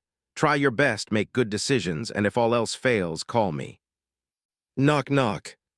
I assumed this would be Richard or one of the members of the Ash Guard, but I was somewhat surprised when Elder Zal's voice came from the other side. This is Elder Zal. Elder Zal was knocking. That's a first. In fact, it feels more like a prank than anything else. She usually just pops up without notice or teleports me away when I least expect it. Please enter, Elder Zal. The door opened, and she calmly walked in. I greet the eternal flame. Her attitude has changed since I woke up. I wonder what caused it. Did her matriarch tell her to chill or something? Or maybe after what happened versus the vamp, I might have crossed some type of growth point in her mind. Anyway, I nodded at her, and she took that as her cue to speak. Forgive my interruption, but I have a suggestion. Please. I will handle the training of the boys and how to run their respective squads. This will involve also training their respective squads. Is this agreeable? I see no reason to refuse. In fact, this is the best option I could hope for in this situation. That's perfectly fine with me, Elder Zal. I appreciate your help. She nodded back to me and walked out. I guess that's all she wanted, him. Well, you heard her. Be ready for training once your squads have been chosen. Yes, Patriarch. Knock, knock. A lot of knocks today. Mr. Richard is downstairs, sir. That was the voice of one of the members of the Ash Guard. I believe his name was Johnny. Send him up, please. Yes, sir. All right, boys, go wait for me by the camp. The boys left, and a moment or two later Richard walked in. Glad to see you back up and running there, Raizen. You've been gone for a while. Yeah, I know. It's not easy saving the planet. Heh, sure, if you say so. But really glad you're awake and looking good again. The city missed you. Speaking of the city, how is everything? Are people adjusting well? Well, it took a week or two for things to get back into motion, but so far things are looking all right. If there are any problems, it's that Miss Greja mentioned her shop may be closing down soon, and thus a big inventory of things we don't have or understand here will be lost. Even her connection to the other shops will be gone. And it's not just her, but some of the things we were able to purchase from the Mayvelia Merchant Union will be going away as well. Actually, I should specify and say that they are already gone. That's a lot of resources going away, Raizen. Yeah, I heard about it. I'll do something about it, don't worry. Now what about our dead? Were they properly taken care of and their families, if they had any, compensated? Yes, everything there is in order. A small burial at sea for a funeral was held in your absence. I see, well, that's good then. Apart from that, the people are working and money is still being circulated. Though there were a couple of complaints last night, some really loud shouting, and then your flames kind of invaded the city. I apologize for that on both fronts. I'll be sure to try not to disturb anyone in the future. Well, it's your city. I would just say try not to do it at night time. Sounds good to me. After that initial greeting, Richard and I proceeded to discuss a few more things relating to the city. Salaries, paid taxes, unpaid taxes, setting up a proper prison, and many more things that he's been handling or delaying until I could give input. I signed off on a few things, rejected others, and pushed some other things off to future discussions. I also didn't forget to inform him that the 6,000-plus Infernals outside the West Gate will be permanent additions to the city. Which brought up the question of where to put them. The easy answer was just to give them houses in the city, but for some reason it felt odd. For some reason, I think all of them would probably prefer some type of infernal district. Or maybe it's just me. It just felt right. Of course, they wouldn't be barred from the rest of the city, but that is where they would be primarily housed and where they would conduct training, and the rest of the city wouldn't have to worry about noise levels anymore. Yeah, I like that idea. And thus a building project was scheduled. The only question was where. One to figure out later. But that pretty much wrapped up our discussion. Raizen, there's one more thing. What is it? It's Irene. Irene, I hadn't really gotten a chance to talk to her after I came back from seclusion, since the war kind of kicked off right then and there. I hope she's all right. Is she okay? Yeah, she managed to survive the war, but she moved. Moved? Yeah, she moved. She decided to live in the New Earth Union. She met someone while you were gone, and they are apparently pretty serious. She wanted to tell you herself, but you never got the chance to visit her, I guess, and she completed the move last week. Thanks for telling me, Richard. I appreciate it. No problem. Well, I'm going to get a team of builders ready for when we decide to start the project. Sounds good. Oh, wait, I almost forgot. There's a few people waiting to meet you to say goodbye or something along those lines. What should I do with them? I genuinely don't care all that much about all these factions running away and wanting to pay respects to me. Well, Matriarch Iranian said we do whatever we want, so I'll do just that. Tell them to leave, and I wish them well. Sure. Positive. Got it. So my first breakup in the apocalypse, huh? Though I guess it shouldn't be considered a breakup, since we weren't really together. I suppose it's only right she moved on then. We hadn't spoken a word to each other in over 8 months. Welp, I wish her well. 177, Can't Fight It Off, Book 3. After taking care of things with Richard, I made my way back outside towards the west gate. The Infernals in the camp were already standing in ranks by the time I got there. We greet the eternal flame. Lyrian and Fryan were standing off to the side as they said this, and Lidaz was once again standing in front of the group.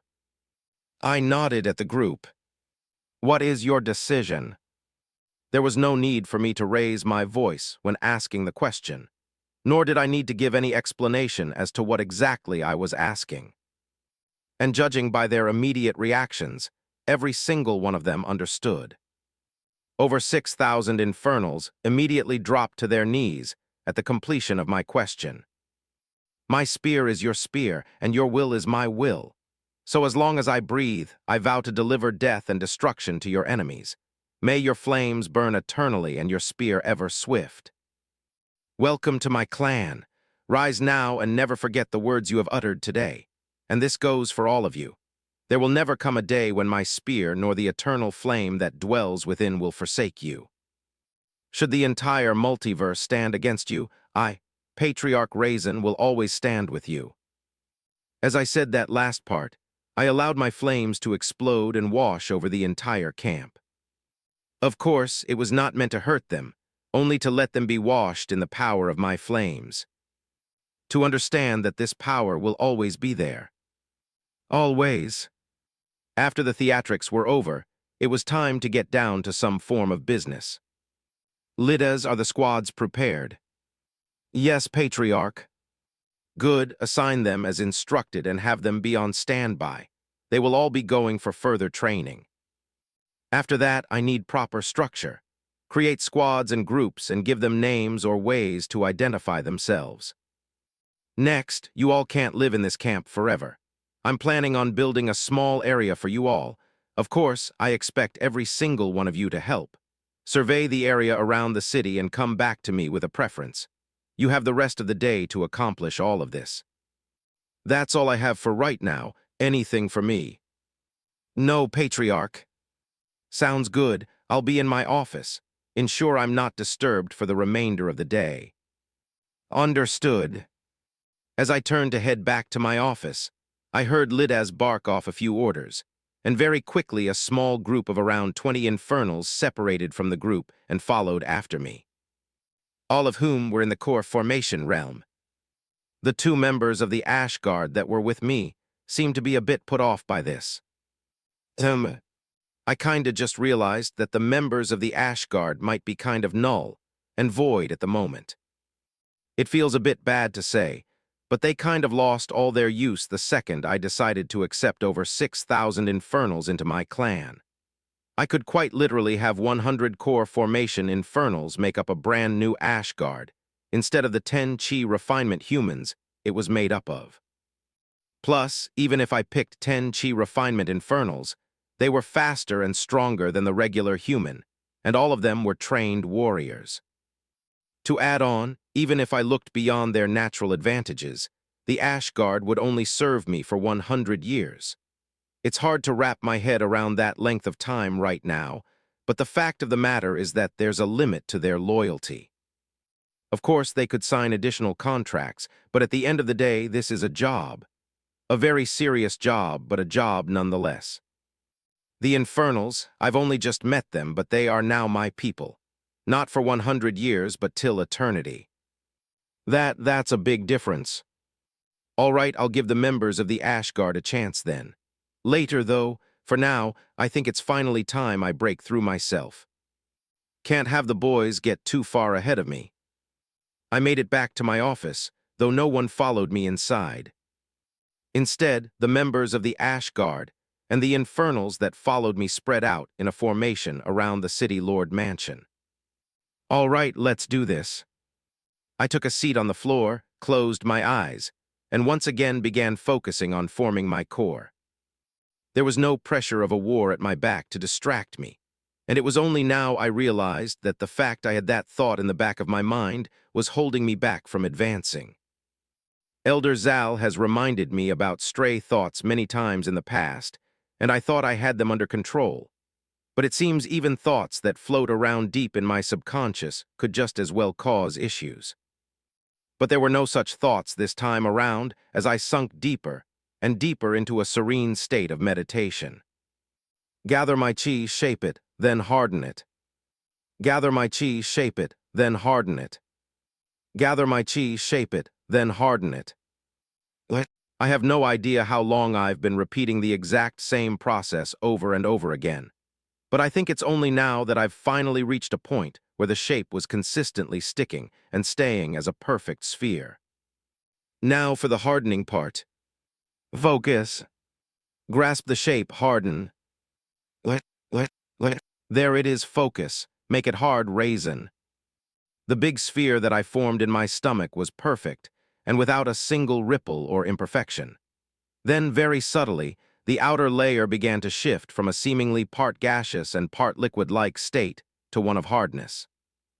It was an agonizingly slow process, but my focus and determination never wavered for even a second. Focus, Raizen, focus. Time continued to pass, and slowly but surely the hardening process continued.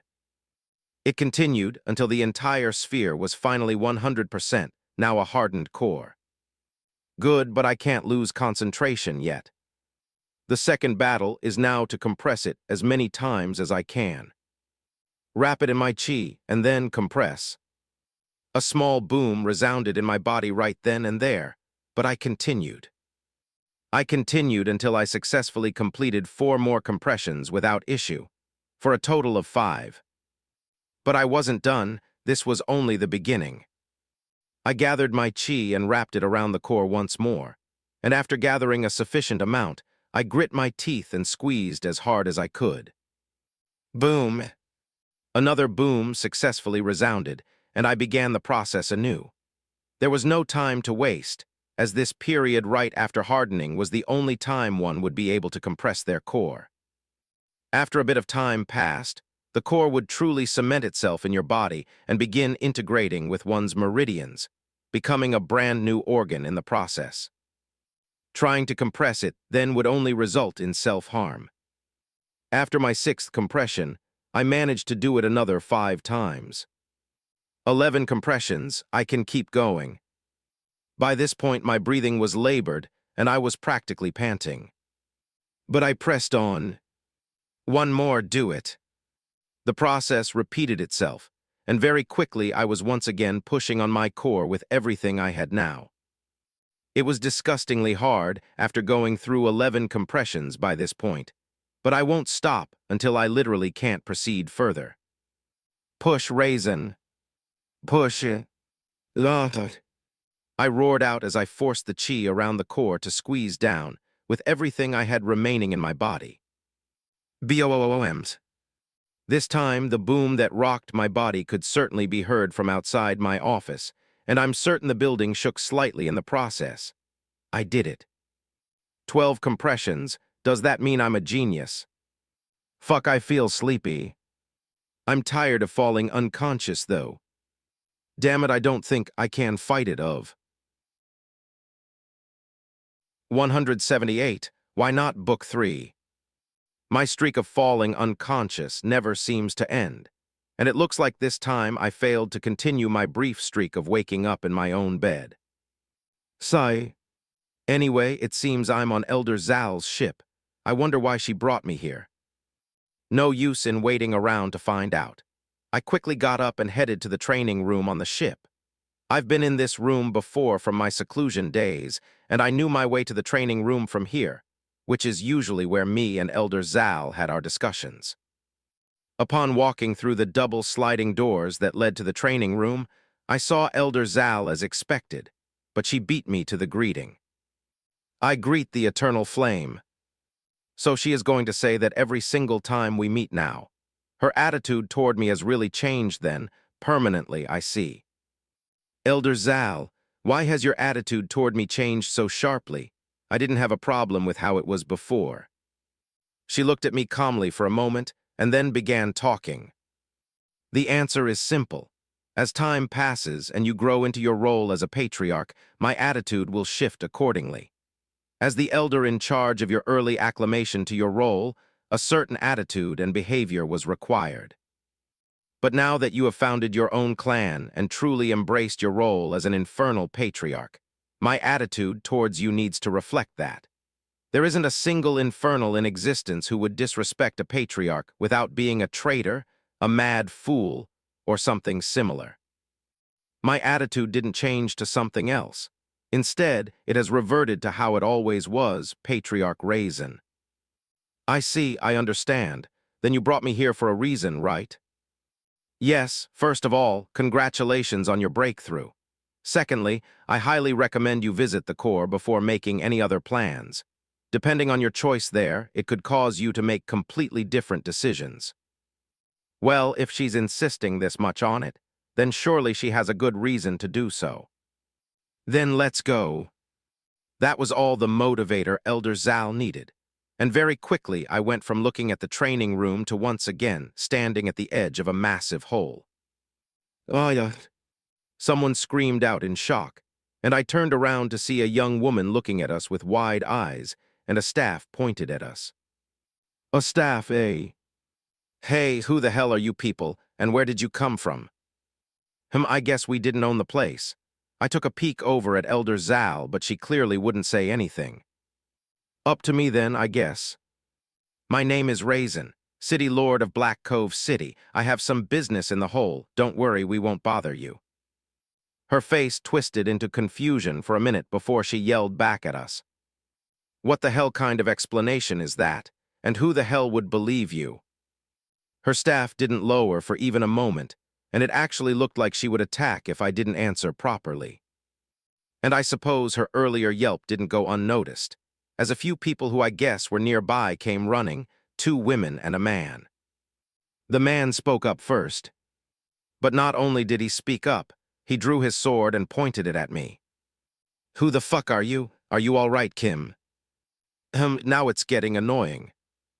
Before this Kim could respond, I allowed my flames to spread abruptly all around us for a brief minute before retracting them back. Their faces instantly went from a mix of anger and confusion to one of fear and recognition. Weird. Again, my name is Raizen, the City Lord of Black Cove City. I don't want any problems with you. Sorry for scaring you earlier. I really didn't plan on talking any more than that, but as I turned to face the massive hole, the Kim girl started talking again. It's you. You're the one who fought the bloodsuckers for us. Oh, was she one of the humans who were still alive in the city? Guess we'll have something to talk about when I come back up. I didn't respond and just jumped into the hole, Elder Zal following behind me. I thought about asking her to teleport us down for the briefest of moments, but if she only brought me to the edge, then there had to be a reason for it. So I covered myself in a thick coat of chi and just did a free fall all the way down, instead of speeding down it like I did the last time I came here. For one, I couldn't fly, and two, well, there wasn't any two. I couldn't fly, so this was all I could do. For almost what felt like an eternity, I simply kept falling. During the fall, I had plenty of time to think, around 40 minutes in fact. I was now in the core formation realm, and it was indeed remarkably different than chi refinement. One of the biggest differences was simply the amount of chi I had access to. My core was like a solar panel with built-in batteries. Not only did it passively draw in chi from the outside world with far greater efficiency and quantity, it also stored it within itself. And it didn't stop there. It was integrated with my meridians and the rest of my body deeply by now, and it constantly flooded every nook and cranny with chi. It was like I was always using that one technique to empower my body, except this wasn't a technique. This was my passive state. If I decided to call on more chi to a specific area, The resulting power would be devastating. Now it makes sense why fighting just one restricted core formation cultivator made me use potentially fatal attacks just to win. Straight up, I would have never stood a chance. But I somehow managed to do it, and I'm here now, so guess that's that. I tested a few more things after that, how quickly my chi circulated, or how fast I healed, or how far my senses could stretch. And I even tried talking to Elder Zal mentally, but it seems I couldn't do that just yet. Anyway, the time for testing was now over, as I finally burst through from the hole into the core cavern. And for a second there, I thought I was about to fall headfirst into the gigantic molten ball of lava before I felt chi envelop me, and I was quickly stabilized in the air. "Thank you, Elder Zal." She simply nodded, and I felt my body being moved towards the core. And I didn't need to wait long to see why. Once I got in range, a notification flashed across my face. Ding. Eligible native detected. Become Planetary Lord. Yes, no. Well, I'll be damned. I highly recommend you think about this carefully, Patriarch Raizen. One of the members of the Alarag clan should have mentioned benefits to you regarding linking your city with the system. Similar benefits exist here, but instead of just your city, accepting this position would integrate your entire planet into the system. As it stands, without factions coming here on their own accord, this planet would be cut off from the rest of the multiverse for quite some time. At least until you were able to advance enough to create void-capable ships on your own. The point is, this could be very beneficial for you, your clan, and your planet. In my planet, the remaining humans on this planet might not be aware yet, but there isn't a major faction in the multiverse that isn't recognizing this planet as yours. Planetary Lord, eh? Fuck it, why not? Yes. 179, Around Earth, Book 3. Right after selecting yes on the prompt, new notifications immediately flashed across my face. Planetary Lord position accepted. Initializing. I didn't have to wait long for whatever it was initializing to explain itself. Planetary Lord, Raizen. System cities ruled, 113. Alert, please establish sovereignty over all cities to officially become the Lord of the planet. System cities. 1 Black Cove City. 2 New Earth Union. 3 Cliffside City. 4 New Antarctica. 5 City of Hope. 6 United Race City. 7 Blue Water City. 8 the North Pole. 9 New Asia City. 10 Valley of Red. 11 the Gaia Empire. 12 Little Earth. 13 Garden of the Dead. Well, this isn't very good news now, is it? It wants me to go conquer all of these cities to officially become the Planetary Lord. That sounds like another war, only this time it would be versus other humans. Not too excited at the idea. Then something came to me. I looked over at Elder Zal. Does planet Infernal have a Planetary Lord? Would Infernals let someone else lord over them? Maybe it's like a council or something, and the strongest patriarch or matriarch gets the title for a term. No. I guess I shouldn't have expected anything else. All right, fine. I have to take over all of those cities. Maybe without the added members of my clan, it might have been a challenge, but now there shouldn't be any problems. Perhaps I can do this without shedding a single drop of blood. Though looking at some of those city names, the Gaia Empire, what an extravagant name. Around Earth, while Raizen stood before the planet's core. POV Kimberly. Fuck, that Blackfire bastard was so damn scary. Who the hell does he think he is, just coming to someone else's backyard like he owns the place? Damn it. Is everyone all right? That bastard didn't burn any of you, right? I think I'm fine, and maybe don't call him a bastard so loud, Kim. I would rather not get turned to ash because of your mouth. I second that notion. Whatever, I don't think he can hear us from all the way down there, and frankly, I don't give a damn. I'm already in a bad mood. Our city is basically fucked, and we still don't know what to do with that idiot. Our shop is gone. The bloodsuckers are gone. Almost everyone died or ran away when the bloodsuckers showed up in force. And none of us are strong enough to even stop randoms from pulling up and doing whatever they want like Mr. Blackfire over there. Then why are we still here, Kim? Shouldn't we run away too? And go where, Lisa? All the forests and mountains around here are filled to the brim with all kinds of beasts and whatnot. Who knows how many of the people who ran away are still alive? At least here we have sturdy structures built already. Do you know no? Alert, Planetary Lord Raizen has claimed the throne of Earth. Rise up against him and claim the position for yourself, or submit to his rule. The choice is yours. Motherfuck. POV Sergeant Johnson. All right, glad everyone is gathered.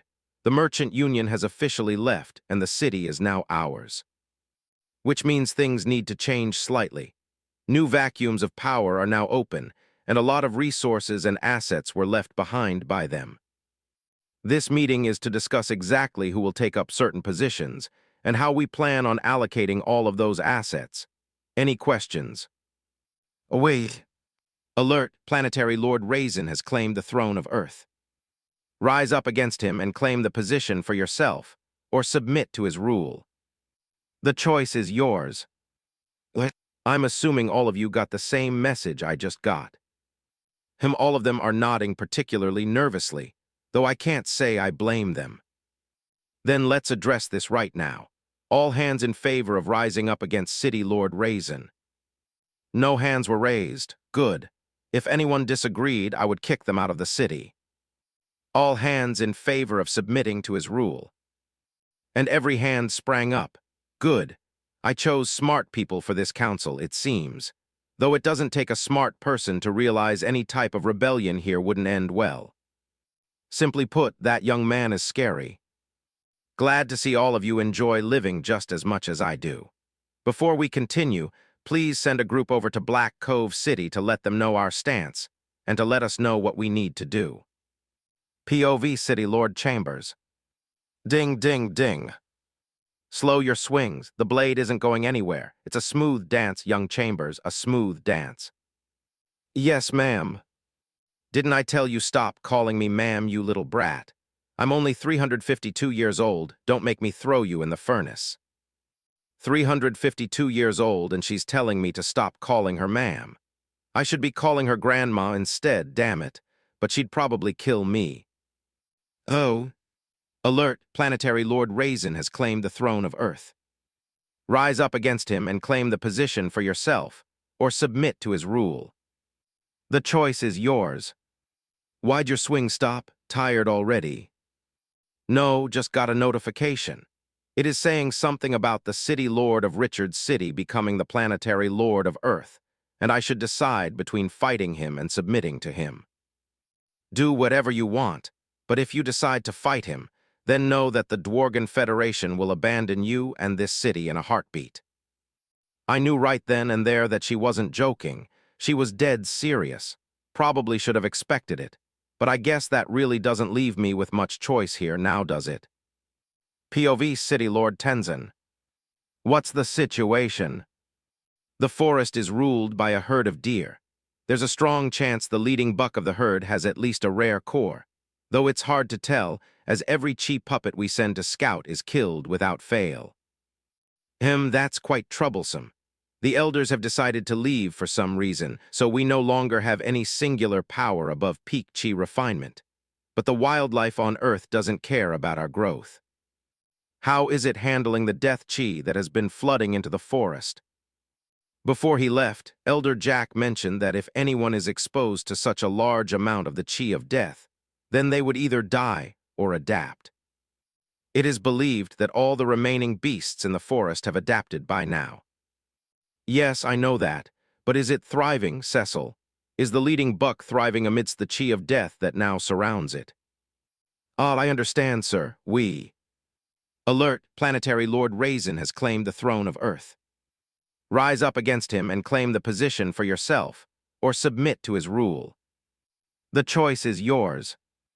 Oh. This is interesting. POV Richard. Well, when and where are you planning on building this district again? No timetable for that right now. Like I told you earlier, just focus on gathering materials for now. We got other things to build, Richard. We can't just put stuff aside without any timetable for use like that. That's a big waste. Listen, it won't take that long for plans to be finalized, I promise. Just be ready when it's time, is all I'm saying. Fine, I'll see what I can do. Good, it's a plea. Alert, Planetary Lord Raizen has claimed the throne of Earth. Rise up against him and claim the position for yourself, or submit to his rule. The choice is yours. Well, damn it, Raizen, you just keep giving me more work. We're good here, right? I gotta get some things in order for our precious city lord. 180, Shut Up, Book 3. POV Raizen. All right, Elder Zal, we can return. Understood. Well, she was definitely right in that this changes my plans. Oh, we're back on the surface. Ah, these people are still here. It was you, right? The one who triggered the planetary leader crap. Trigger, how did she know that? What are you talking about? Listen, don't try to play coy. All of us got the notification to either submit or fight against a supposed planetary leader. And it didn't pop up until after you jumped into that hole, so you must have did something.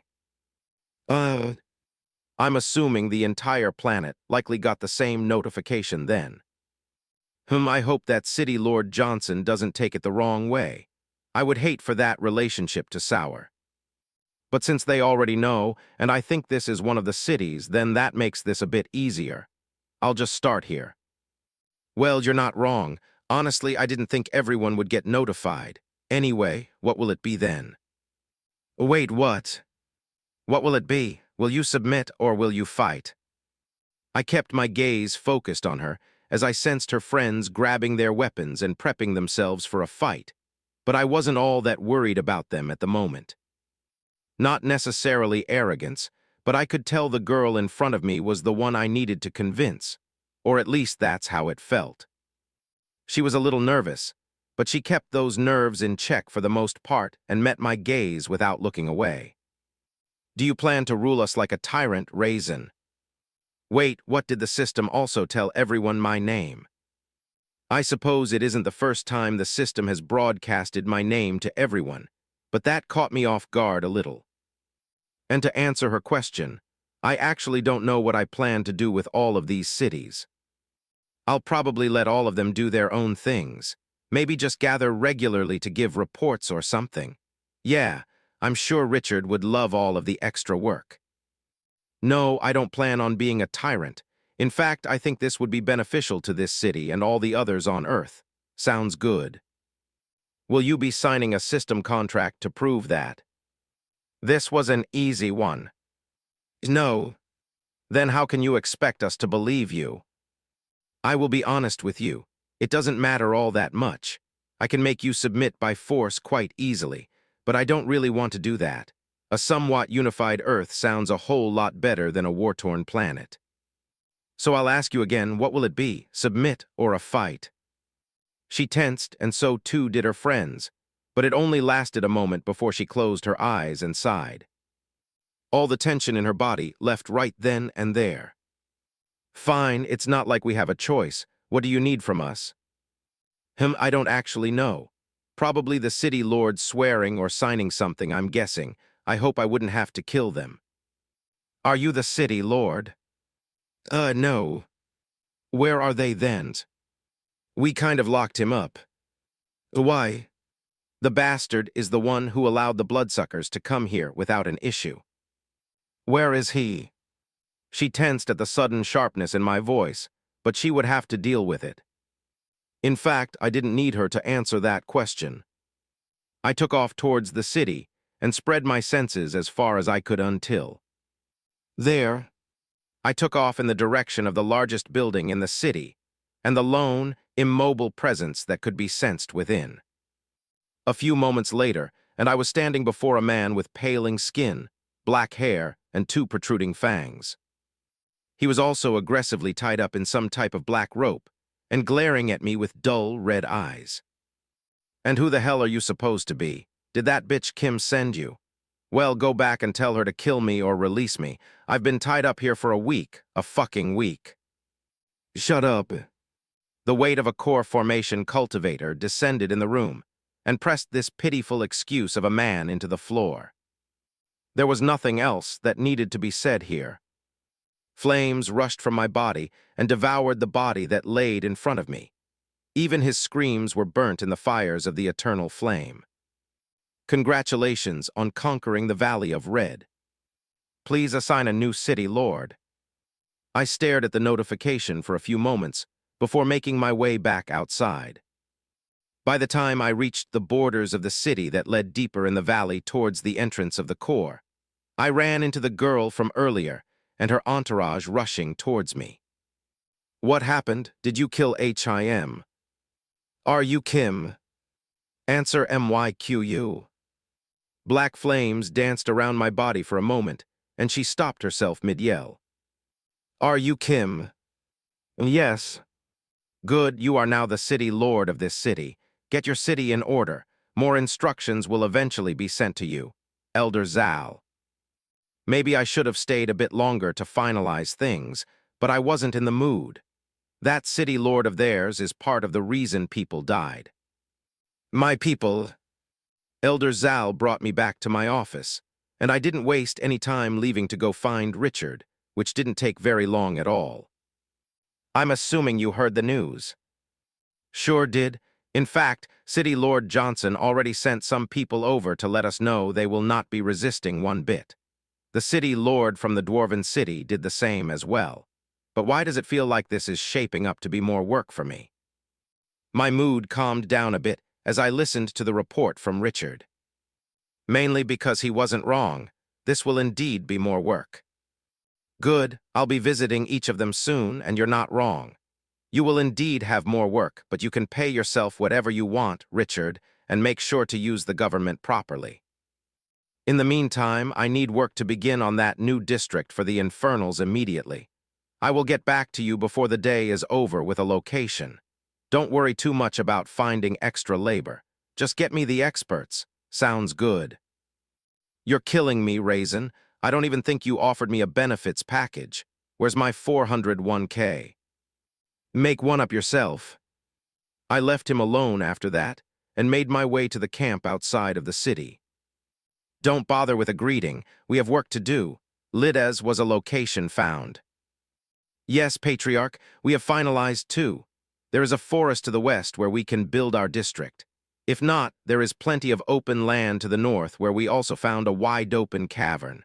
Our scouts reported back many beings that dwell within. Some of them are particularly strong. I recommend building our district there, as well as a blockade to your city, Patriarch, and close proximity for our people to go train." I figured there were things in the cavern, but I guess I should have also assumed there could be strong beings down there. "Next to the cavern it is. Every single one of you will help with the build. The faster this is done, the faster we can move on to other things. Half of you pack up and move over there, the other half will stand by for instructions. Understood?" "Yes, Patriarch." 181, Plan for a Bit, Book 3. POV Raizen. I fully expected Lides to snap off a salute and move to carry out orders, but he looked like he was hesitating to say something. "Lides, you are in my clan, and one of the leaders in it at the moment. Just talk, man." "Understood, Patriarch. Well, it is about our uses and abilities. All Infernals are warriors, Patriarch. There isn't a single one of us who would claim differently, but not all of us are full-time warriors, Patriarch. Especially ones who were without a clan. At least on planet Infernal, only clans are allowed to possess standing armies. If an Infernal such as myself wanted to be a part of an army, I would have had to join a clan or leave planet Infernal and join or start another force somewhere else. Which means we have a lot of us here who had separate jobs back home, including various builder professions, Patriarch." I looked at him blankly for more than a few moments. Honestly, I felt like an idiot. I have no idea why I didn't consider that they would have other skills than knowing how to fight. I somewhat feel kind of bad for only classifying them as members of my army in my head. But now that I think about it, didn't I have to set up a government here in my city? Richard, for example, didn't cultivate all that much anymore. He still did, just at a much slower pace and without the same drive. The clan would likely need similar structure. People to handle finances, logistics, and, well, a lot of things. It's good Lidaz brought it up. I wonder what the boys, why am I only just now realizing they aren't here? I was so caught up in my thoughts and emotions earlier that I didn't realize they weren't here. The Ash Guard members weren't here either. Being that distracted and a bit riled was not only a bad thing but also unlike me. I don't regret my actions, but emotional decisions are not me. Not like that, at least. Thanks for informing me, Lidaz. Then do you think you have people familiar with building to go and build your own little district without help from the city? Yes, Patriarch, we would be able to do it on our own. Good, then have a majority of the force go do it. Don't destroy the land and the local ecosystems too much. Spread far to get the materials needed. If you need tools, then talk to Richard. And one more thing, where are the boys? They were teleported away this morning by the Elder Patriarch. Their respective squads went with them, and even those human guards went as well. Well, shit. Elder Zal was a busy woman this morning, if she was teleporting that many people all over the place. I'm curious as to where she took them all, but I'm even more curious as to why the members of the Ash Guard went as well. Did she ask them? Did they ask her? Were they kidnapped? So many different possibilities. Guess I'll find out eventually. And I think I need to slow down for a bit and think through my next steps. Constantly being on go would definitely cause me to miss things, and I'm sure there were already things I was missing. All right, Lidaz, I need a small force to remain here. We will be traveling around quite a bit soon. Be ready. Next, I would like a list of professions among the group to be logged. The Infernal district will be run by Infernals. Lastly, I need a couple individuals to follow me around for a bit. By the time I left the camp that was now in a controlled rush to carry out my orders, there were 15 Infernals following me, 1 in the nascent soul realm and 14 in the core formation realm. A little overkill in my opinion, but it was fine. My first stop was my office. I needed to think. Upon making it to the City Lord Mansion, the core formation Infernals spread out around the mansion, while the lone nascent soul cultivator followed me all the way to my house and calmly waited outside the door. His name was Vrusha. Anyway, I sat behind my desk and closed my eyes. All right, Raizen, what do I need to do? There are 13 official systems built by tutorial factions on Earth at the moment. I needed to rule all of them to become the Planetary Lord properly. 2 of the 13 were in my control, and another 2 had already sent word they wouldn't be fighting back. That left 9 other cities to be conquered. What does that mean? Traveling to all 9 cities and convincing them, either peacefully or forcefully, to submit. But would things stop there? Unlikely. I've watched enough TV and sat through enough history classes to understand that the thought of rebellion would never go away. And I didn't know if losing control of the system cities after conquering them would cause me to lose the Planetary Lord role. So to prevent that, these cities would need to be policed in some way. Guess it's a good thing I now had a force big enough to do just that. But then distance would be an issue. We wouldn't be getting any more MT stations, and the Vamp ships were gone. Nor did I want to ask Elder Zal to ferry us all over the planet, plus, that wouldn't be sustainable long-term. And I kind of wanted to travel on my own power and see this Earth of ours in full anyway. We'll deal with long-distance travel capabilities in the future. So conquer cities, use clan members to police said cities, and spend a lot of time traveling. Sounds simple enough. What else? Me. I needed a new spear. I needed to grow stronger. I needed to increase my knowledge. Status. Name Raizen. Age 20. Race Infernal.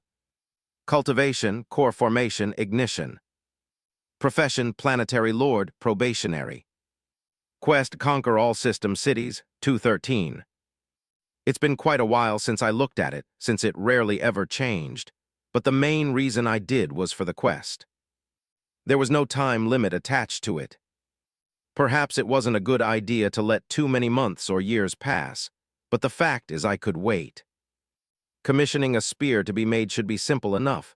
I could ask, I still hadn't met with J. Reno regarding the Alarag people. All right, I'll do that after my planning session is over. And now that I think about it, the Maytalk person left as well, didn't he? Shame. Dwarves it is. In that case, I might as well kill two birds with one stone. Visit their city to commission a spear and accept the submission from their city lord, then return to move on to something I've put off for too long. The library. Growing my own strength would always be a priority, but not knowing things can be costly. I'm sure there were even tactics on battle to be read in the library. Those sand guys put a disgusting amount of books in there.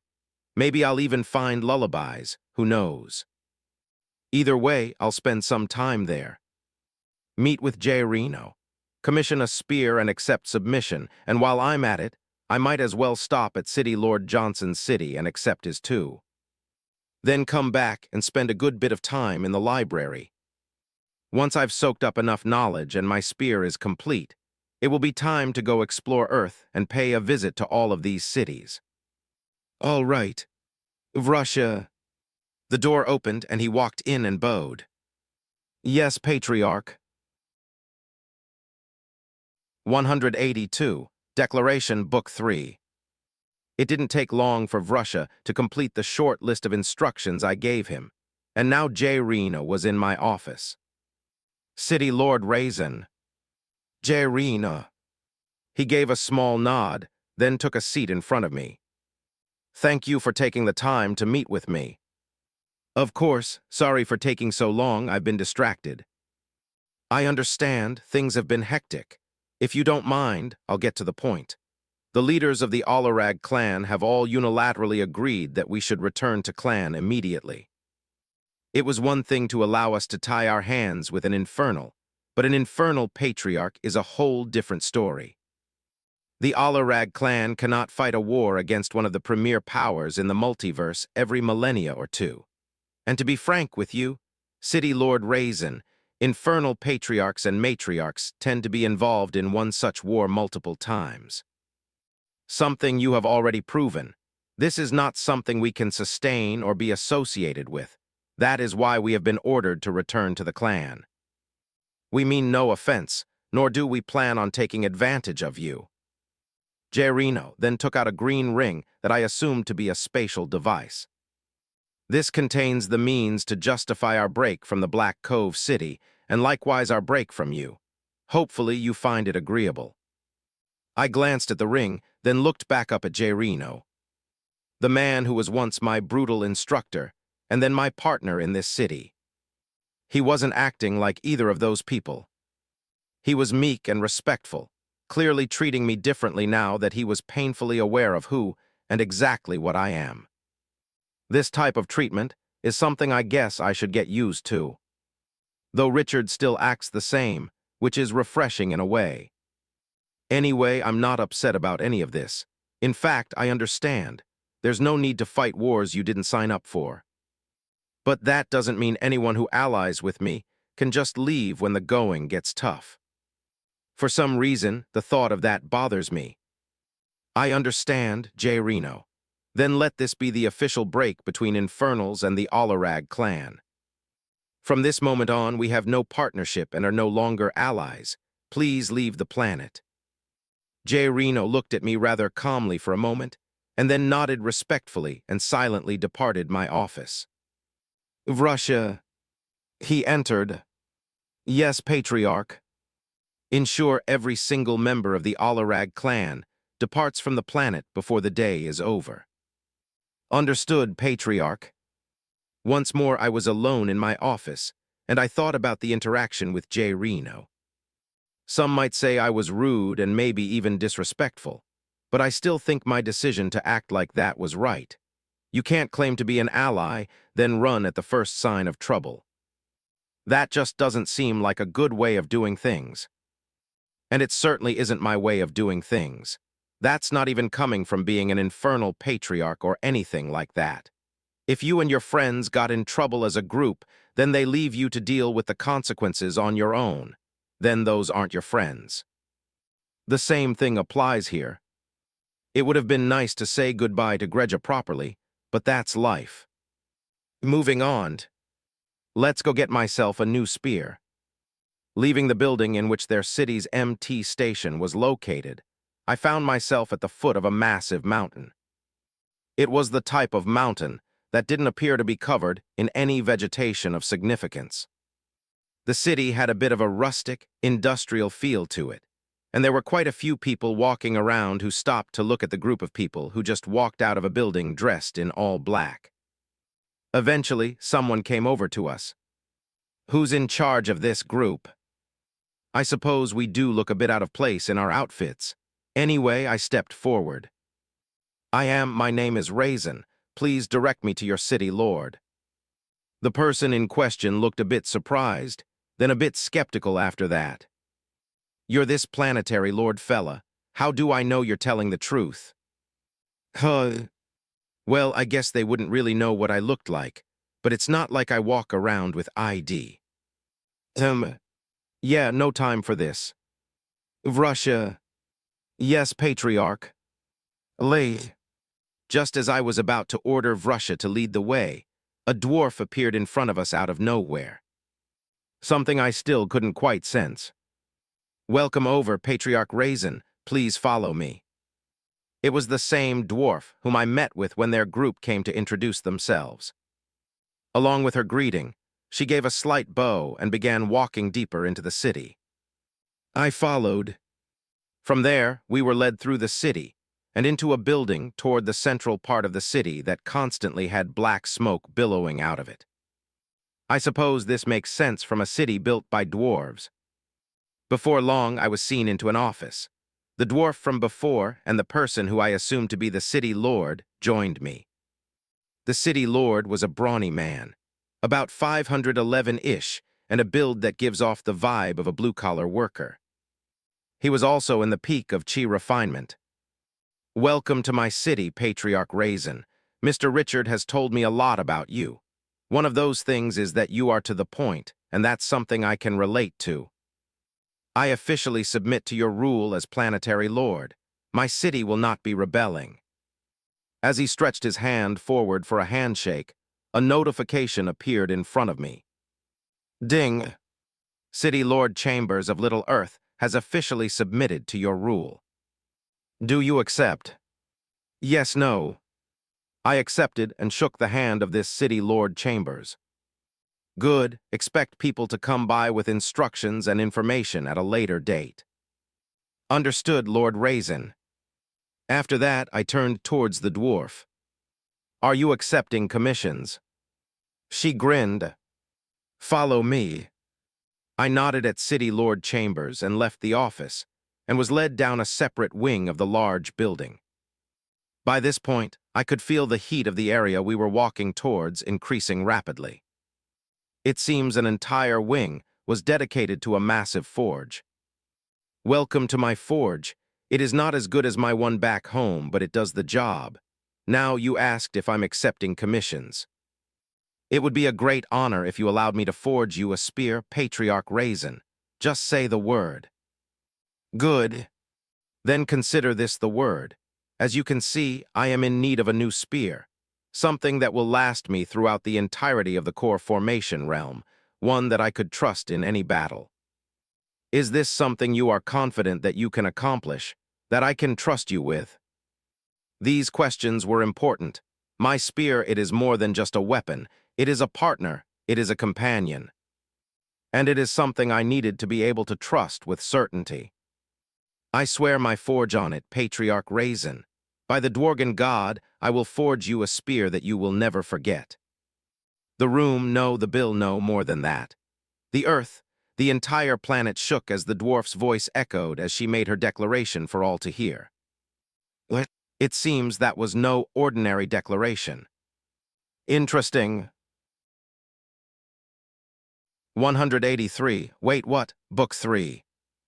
Before I could even respond to the dwarf and her declaration, my head snapped sharply to the left on nothing but instinct as I felt a gaze pointed in my direction. What is tea? Elder Zal appeared by my side from out of nowhere, and a frown was painted on her face. What do you want, sir? Did Elder Zal just say, sir? And who the hell is she talking to? I felt a gaze, but I was practically ready to chalk it up to the wind because I couldn't see or sense anyone actually looking at me. Yet Elder Zal is here and referring to someone as sir. In the middle of my thoughts, a deep voice that sounded like it came from the type of old man that knew everything about everything, but was always chilling, resounded in the area. You infernal brats never know how to show manners, so unruly. Honestly, I was struggling to comprehend the interaction that just took place. Did this old man just refer to infernals as brats, and to Elder Zal's face? And taking a look at her, she doesn't look like she's even getting angry. Something about this seems entirely wrong. Based on everything I know about infernals, this type of perceived disrespect just seems like a reason for war. Yet Elder Zal is not even reacting. She hasn't even responded. Then I felt the gaze on me once more. What about you, brat? Are you going to be one of the rude ones too?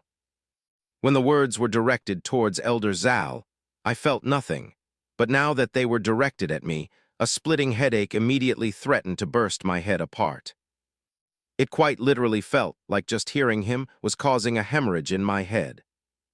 But before it could get any worse, I felt the flames within me resonate with something. Something far away from where I was, from where Earth was. I don't know how I knew that. It was just a feeling, and I knew without a shadow of a doubt what it was. Another patriarch. I could feel the resonance between us like I did with matriarch Iranian. But even though I could feel the resonance, it was faint, very faint, and there was also another feeling. One of disdain. Though it wasn't necessarily coming from whoever triggered the resonance. Instead, it felt like it came from the world. I don't know, nor do I understand any of this. Seems I got caught. Hey brat, you promised a spear. Deliver or destroy your hammer. The dwarf, who started all of this, fell to her knees and a hammer appeared out of nowhere and slammed into the ground in front of her with enough force to shake the building, as she slammed her head into the ground. My hammer shall know no rest and my forge shall know no cold. And with that, the gaze, and even the feeling of resonance I felt, completely vanished as if they were never there in the first place. Even my headache disappeared without a trace. I just wanted a spear. I was even willing to pay for it. Looking away from the kneeling dwarf, I turned my gaze toward Elder Zal and was a little surprised to see she had lowered her head and closed her eyes for a moment. I waited until she looked up and opened her eyes to voice my question. What just happened? She turned an icy gaze towards the kneeling dwarf, as her voice could be heard in my mind. That was the voice of a XXXXX. You likely cannot even hear the name I just said. Do not try to think about it, and do not try to think of the person who just spoke. They will be able to feel it and peer at you if they so wish. I will. Moving on, I guess. As that thought, or I guess lack of thoughts in this case, settled into my mind, the dwarf stood up and calmly grabbed her hammer, and then Elder Zal's voice resounded in the room. You never do that again. Black flames danced wildly in her eyes, as she spoke each word with what felt like the weight of a mountain behind it. She didn't even bother waiting for a response before sending a respectful nod in my direction and vanishing once more. I looked at the spot she disappeared from, then back at the dwarf, who was awkwardly scratching her face as if she was embarrassed about something she did. I apologize for my actions, Patriarch Raizen. Honestly, that is something I've done a few times before, but it usually never results in this. That privilege is usually reserved for dwarfs of a much higher standing than I. You didn't intend for that to happen. No, I did not, but it changes everything. I will be pouring my everything into the creation of your spear. Please come back in around a year with your desired materials and specifications. I will have the forge ready by then. Wait a year. She nodded grimly at me. Yes, it will take a while. For now, I have a few spears that I am still proud of that you can use in the meantime. At saying that, 3 spears appeared and floated out toward me. I looked at the spears for a moment, trying to figure out which one I should be using when she spoke again. You can have all of them, and remember Patriarch Raizen. 1 year. The forge, my hammer, my spirit will be ready in 1 year. By the time I returned from what was supposed to be just a simple meeting with the city lord and the placing of a commission, I had a whole lot more on my mind than when I left. There were some things I wasn't really allowed to think about, but just the stuff about the forge was enough of a thinking point. An entire year dedicated to preparation, and I would need to show up with specifications and materials at the end of that year. Russia. Yes, Patriarch. Find Lidaz and tell him to gather anyone proficient in finding minerals and things of that nature. Yes, Patriarch. He went off to do as I asked, and I made my way toward the station reserved for New Earth City. Hopefully, there weren't any further surprises to be had here. Think I've had enough of that for 1 day. Was that a flag? Turns out it was. I was greeted at the station, as the people here pretty much knew who I was, and promptly led to the office of City Lord Johnson, where I received his submission without any odd things happening. We talked for a bit, and then I returned home to find Lidaz and Russia waiting for me. Got some people? I do, Patriarch. Good, dedicate a small team to finding mineral resources. Report back when there's an update about findings on the minerals, significant progress on the district, or something you think needs my attention. Otherwise, I will be spending most of my time in the library. Understood. Yes, Patriarch. And with that, I quickly entered the library, marveled at its appearance for a moment, introduced myself to a startled librarian, and then found a section on the first floor titled Multiverse and began reading. I was going to be here for a very long time. 184, Second 1, Book 3. I think about 3 months have passed since the day I first entered the library. I haven't left the entire time to see the day and night cycle and verify that myself. But somehow, someway, Mr. Wright got wind of my presence in the library, and since the second day, he has brought me 3 meals a day, every single day. I have no clue who told him to start doing this or even how he found out, and I even reminded him that he didn't need to keep walking over here 3 times a day. But the old man wouldn't be denied, so I left it alone. Plus, it's not like I was complaining. The food was amazing, and it made reading all the books a whole lot easier to do when it was accompanied by amazing meals and tasty beverages. The problem is, after 3 months of this, I don't know how I'm going to give it up for long periods of time. Can I bring Mr. Wright on trips? Oh, maybe he can cook a bunch of meals to keep in a storage ring just for meals? Yeah, I think I need that. Anyway, I've done a lot of reading. If I studied like this in school, perhaps I would have made the dean's list or something. Some of the first couple of books I read were on planets, galaxies, universes, and how they all fit into the multiverse, which was all very interesting. Humans on Earth roughly understood how the first 3 worked in a way. Planets were a part of a galaxy, and that galaxy could be one of many that are located in a universe. The scale of that is kind of mind-boggling to think about, and that feeling only gets worse when you consider the fact that multiple universes exist, which is where humans on Earth fell short in the knowledge department. The different universes weren't different dimensions of Earth 2 and things like that. No, it was quite literally its own existence separated by thousands of light years of the void. Part of me thought this void was the space I saw in the night sky, but that wasn't the case. The space, as we know it, contains celestial bodies that sustain life and thus, in and of itself, contains life. The void, on the other hand, according to the books I read, it was never-ending, and it was completely repulsive to all forms of life. Even if I had an oxygen mask, I would likely die from just gazing upon the void at my current level. The books didn't specify which cultivation realms can traverse the void, but it had to be quite high up the ranks. Anyway, void-capable ships were one of the most expensive things to purchase in existence, and even the cheapest ones could technically bankrupt entire planets in cost. And I've been on 2 so far. Wonder how long it will take to be able to build my own. Not only would we need materials, but we would need the people to acquire the knowledge to do exactly that. Good thing some of that could be found here in the library. Not necessarily void-capable ships, but how? Tuzon regular flying ships were among the many books in the library. There were literally thousands of manuals and teaching materials in the library. Ships, blacksmithing, making potions, medical stuff.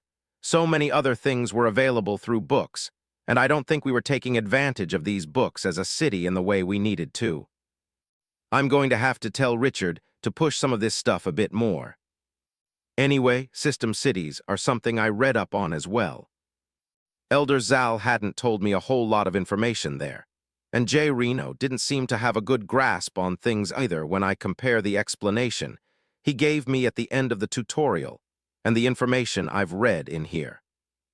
Now, the books here are all from those weird sand people and could be filled with nothing but lies and misinformation. But I highly doubted that when Elder Zal mentioned we once burned their holy sands or something along those lines. So I highly doubted they wanted that to happen again. Which means, if I were to believe the books I read, the explanation Jay Reno gave me about system cities wasn't really accurate. Instead of whatever he told me, a system city was only a system city if the system played a part in its creation.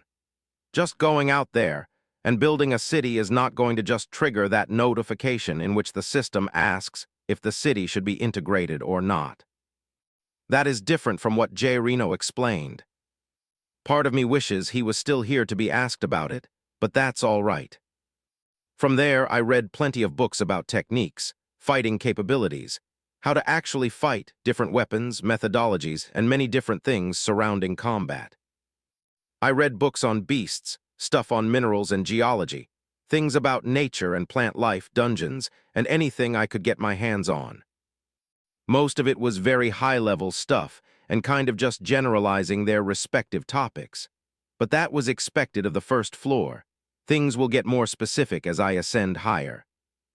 In the meantime, though, I've reached a break point. Not because I'm done reading, but because some real updates actually require my attention. There were a couple things.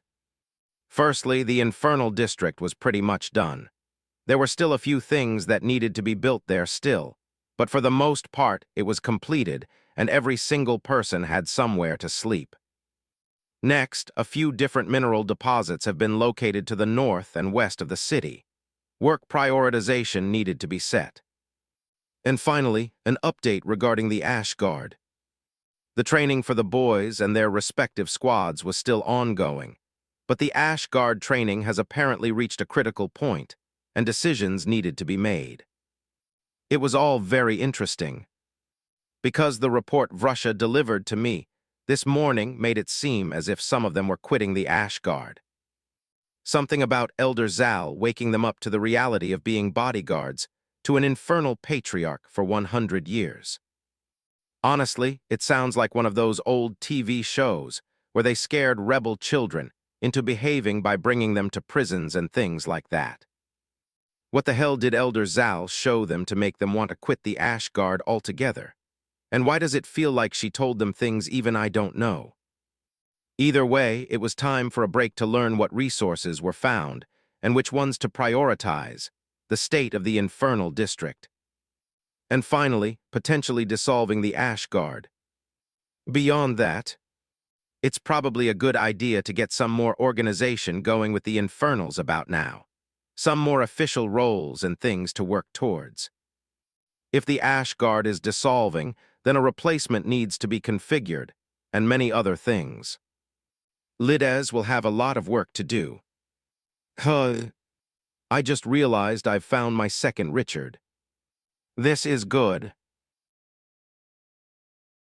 185. Very careful, Book 3. I was seated in my conference room, and the 10 members of the Ash Guard were standing around the room. So, explain what happened. Carlos looked around the room for a bit, then began talking. Well, Elder Z. No, from the beginning. How did you even find yourselves with Elder Zal? He paused and began anew. We aren't stupid. The writing was on the wall. There were thousands of your people out there who now joined the clan you are in charge of. Every single one of them is stronger than us. And to take it a step further, they are more familiar with you, your abilities, your standing, and the multiverse as a whole. Our positions as members of the Ash Guard were not firm. That's something Elder Zal noticed, and when she came to pick up Fryan and Lyrian, the offer of training was given to us as well. We took it immediately. From there, every single one of us was immediately teleported to a small island with an active volcano on it. It took every bit of chi and energy we had just to not burn to death, and that was the environment Elder Zal wanted us to train in. It was fine for a while, until the next step in the process called for fighting the dreadful things that dwelled within the lava inside the volcano, which called for throwing us in it. I knew without a shadow of a doubt that we would die if we went in there. Shit, all of us knew. We were barely surviving just existing outside, and now we had to go fight in the lava. We would die. Once that was brought up to Elder Zal, she very sternly explained that if we weren't willing to risk death in training, then we would not last in our roles as your guards. That this war we just fought was light, and there will be many more of them in the future. And after seeing our hesitation, she recommended switching careers. Being personal guards to an infernal patriarch was one where we needed to become best friends with death. Something all of us had once come to terms with in our previous careers, but this is different. Jumping into a pool of lava that would be guaranteed to kill us all for the sake of training, that should apparently be our norm. And the hesitance we showed ended up with us being teleported back. That's everything. First of all, they went to a volcanic island. Part of me is jealous. Why was I invited, and where even is it? I need to figure that out. Next, well, there's nothing much else to say. Elder Zal explained it enough. I see, then this is simple. You know the requirement, you know what the situation is, and you know what will be asked of you. And most of all, you know that your positions are not technically needed anymore. Vrusha is standing guard outside my door. He is a nascent soul cultivator. I no longer have a need for chi refinement cultivators. So the question is, if you can no longer serve as my guards, then what is it you want to do? I am willing to work with you. Perhaps you can be guards for Richard. Perhaps you can be a separate elite force that I use for other things. Perhaps I terminate your contracts and you all go on about your lives. Take a couple of hours and think about it.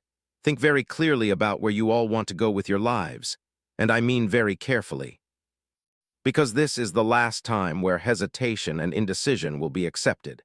If you come back and tell me that you want to tie your ships to mine, then that is how they will remain. Do we understand each other? Yes, sir. Dismissed. They left and I called Vrusha in. How are you? I'm all right, Patriarch, thank you. What was your job back home, Vrusha? I worked as a dedicated sparring partner for the local clan Patriarch. A sparring partner as a job. I didn't know that was a thing. Interesting. What do you want to do, Vrusha? Do you want to continue your previous job? Do you have other goals in life? Do you want to continue being my personal guard? And feel free to answer exactly whatever it is you're thinking. If you want to do something else, then let it be known and I'll try to make it happen. Vrusha seemed to think about it for all of 1 second before responding. Serving as your guard would bring me no greater joy, Patriarch. Well, that's not really the answer I'm looking for. Are you sure, Vrusha? You gotta have some other goals and aspirations in life than being a guard. This he paused to think about for a bit more than just 1 second. You were raised on this planet, right, patriarch? Yep, never left. Well, I guess I technically have if you count the tutorial. Then you are likely a little unaware of how infernal patriarchs and matriarchs are viewed by the rest of us, patriarch. To put it simply, you are akin to gods to the rest of us. Back home, they are beings we would never imagine even being in the presence of. It is suffocating, but not one of repulsion, patriarch. It is reverence. We have no kings. We have no queens. There isn't a president, there isn't a council, there isn't a vote. There isn't anything. Just the sovereign. Any one of them could command any infernal not already under the banner of another, and there isn't a single infernal in existence that would disrespect you without risking the wrath of the eternal flame. That is who you are, patriarch. And there is no greater honor than being the personal guard to someone of your station. It is a position that is looked at back home with great respect. So again, patriarch, it would bring me no greater joy to serve as your guard.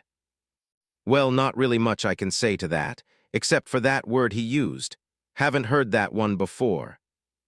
I see. What is a sovereign? You, patriarch, the head of the clan. Oh, isn't that neat? Well then, Vrusha, if that's what you want, then you have it. Consider yourself the head of my personal guard. I'll leave it to you to fill out the squad. No more than 20 people, and I expect an elite force. Understood. Yes, patriarch. The infernal district is rather nice. It was quite literally on the border of that massive scar in the ground, and it kind of reminded me of the outposts from the tutorial. The main difference was that it was bigger in scale and made out of stone. A lot more homes, places to eat, a smithy, a potion shop, and a massive training area. There were already quite a few of them there sparring and whatnot. I looked on for a moment before following Lidaz into the main building in the center of the district. Once we made it in, I was directed to a large office.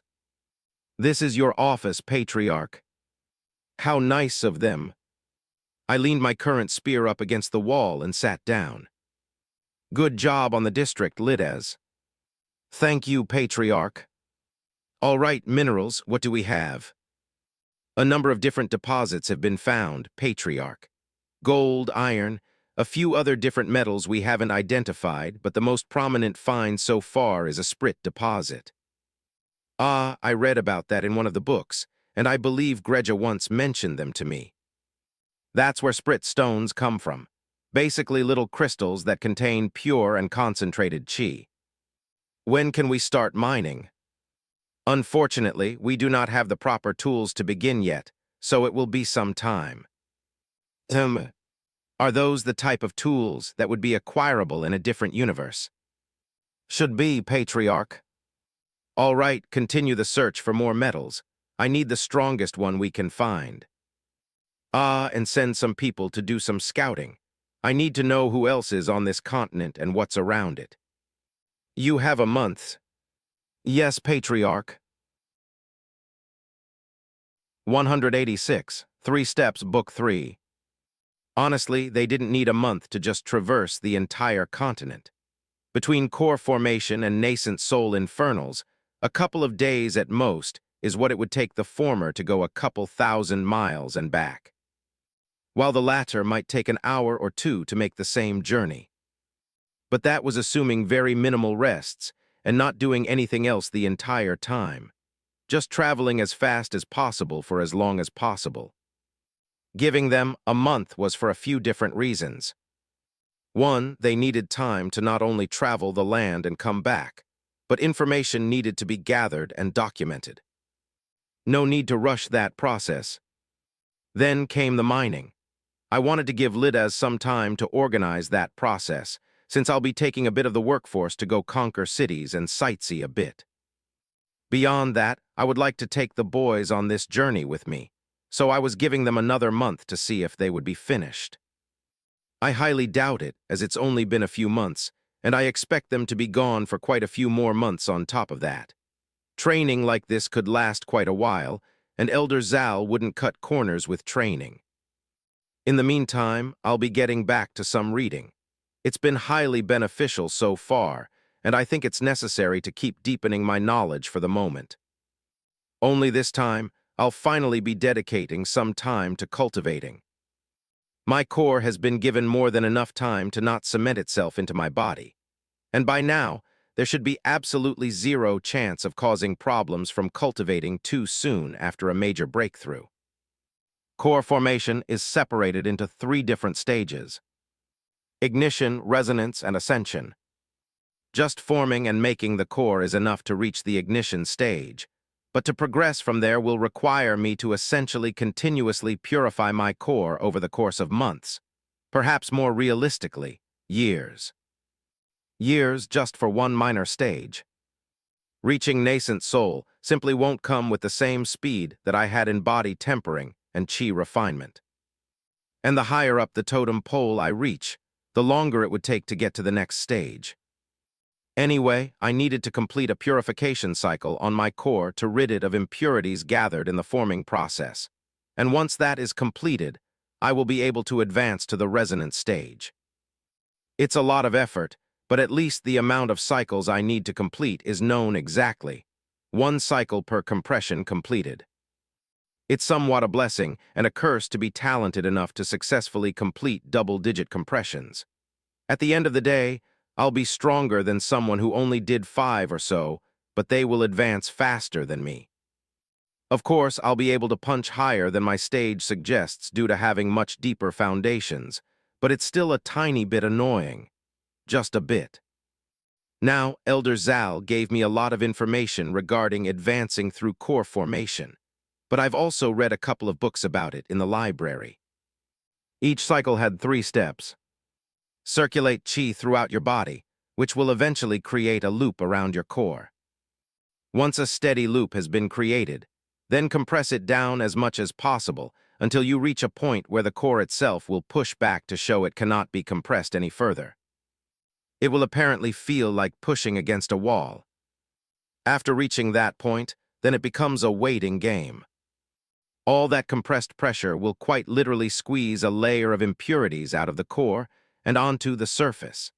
That process could take anywhere from a few hours to a few days alone. And it will not feel comfortable. Then comes the fun part. Igniting my chi. Hence the name of the stage being ignition. In this step, the core is essentially treated like a piece of precious ore that is placed into a special furnace where heat is used to burn away said impurities. Though based on what I've read, although the name of the stage is called ignition, it is not always the case of igniting the chi.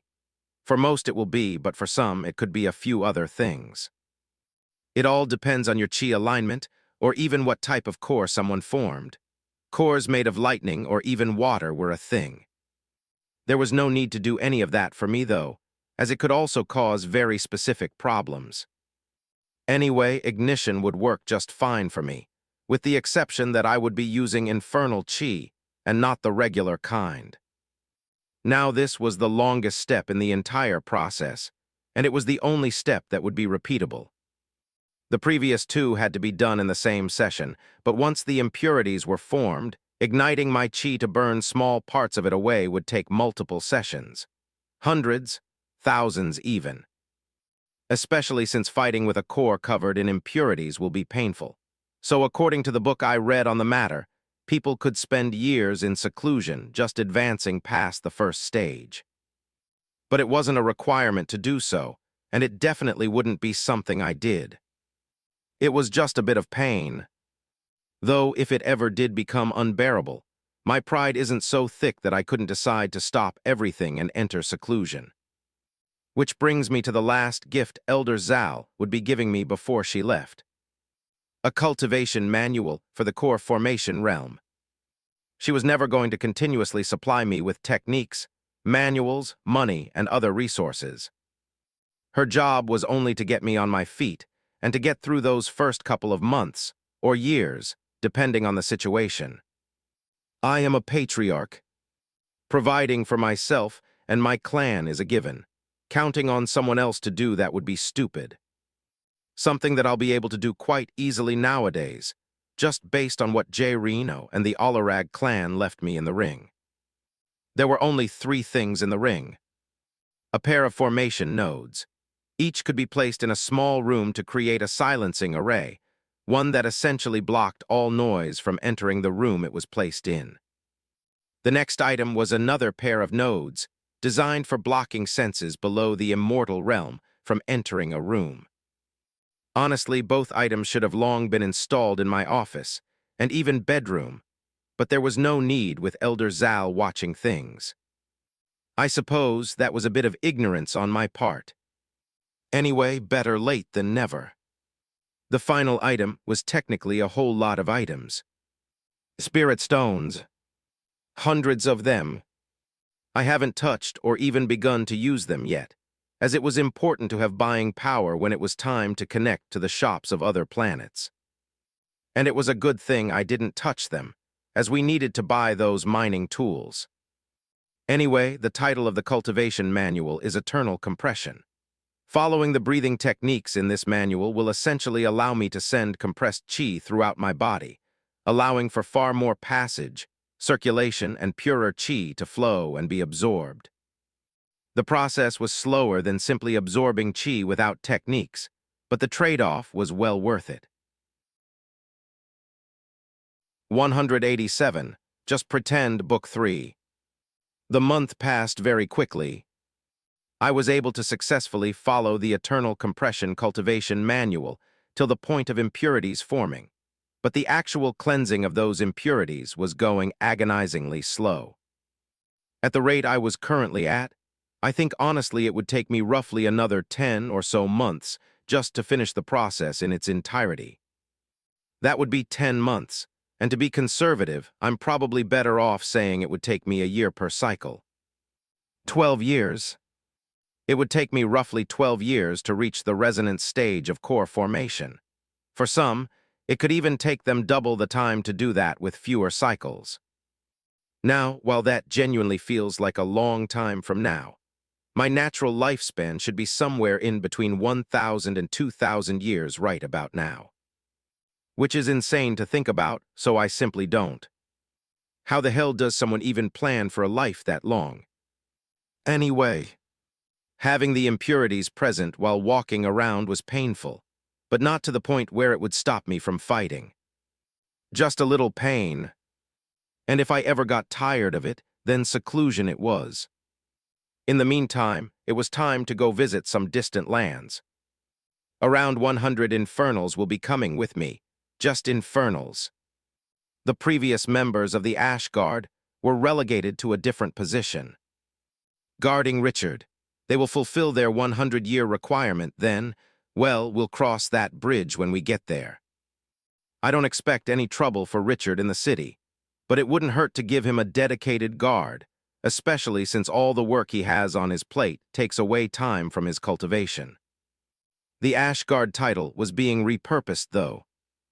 Vrusha is the new head of the Ash Guard, and he picked out a few others that filled out the rest of the team.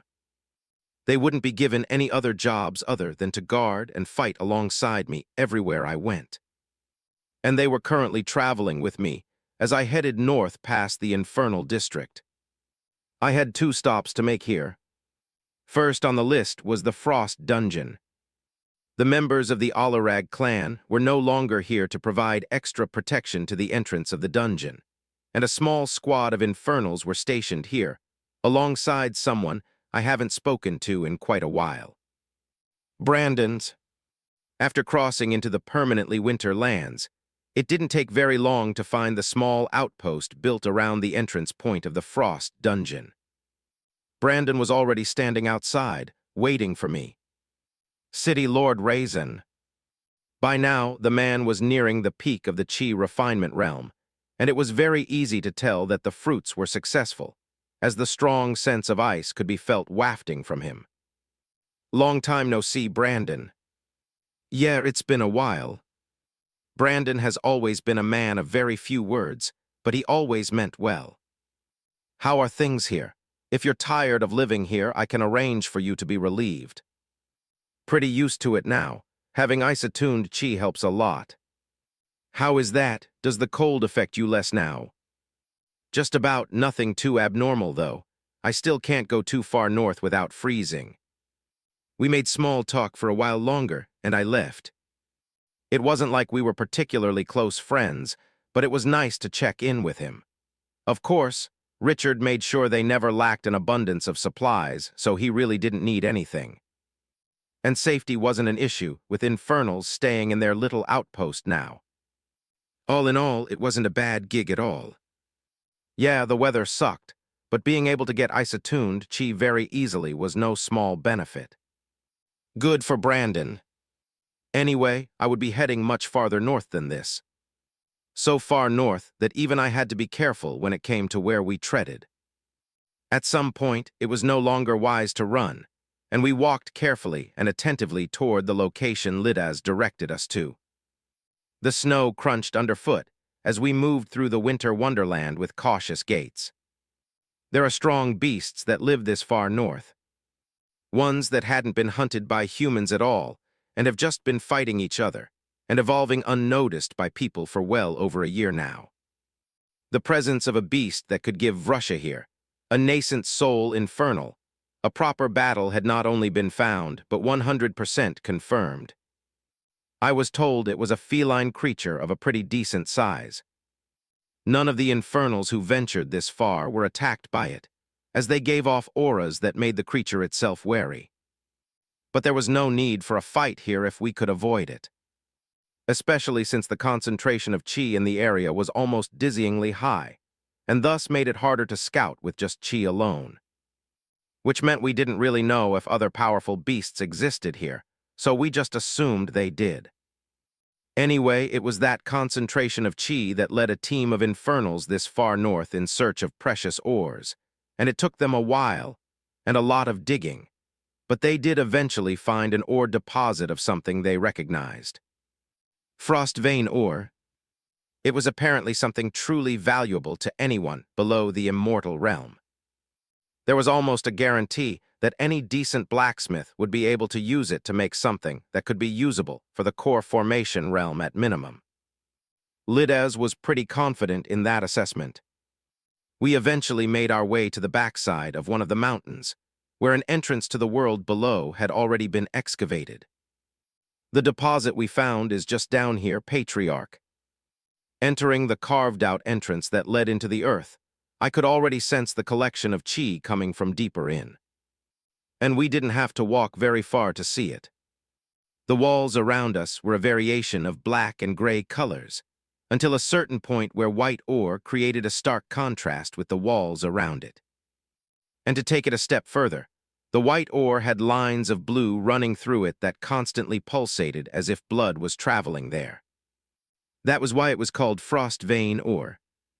The particular deposit I had my eye on was massive, but they guessed there was much more deeper in.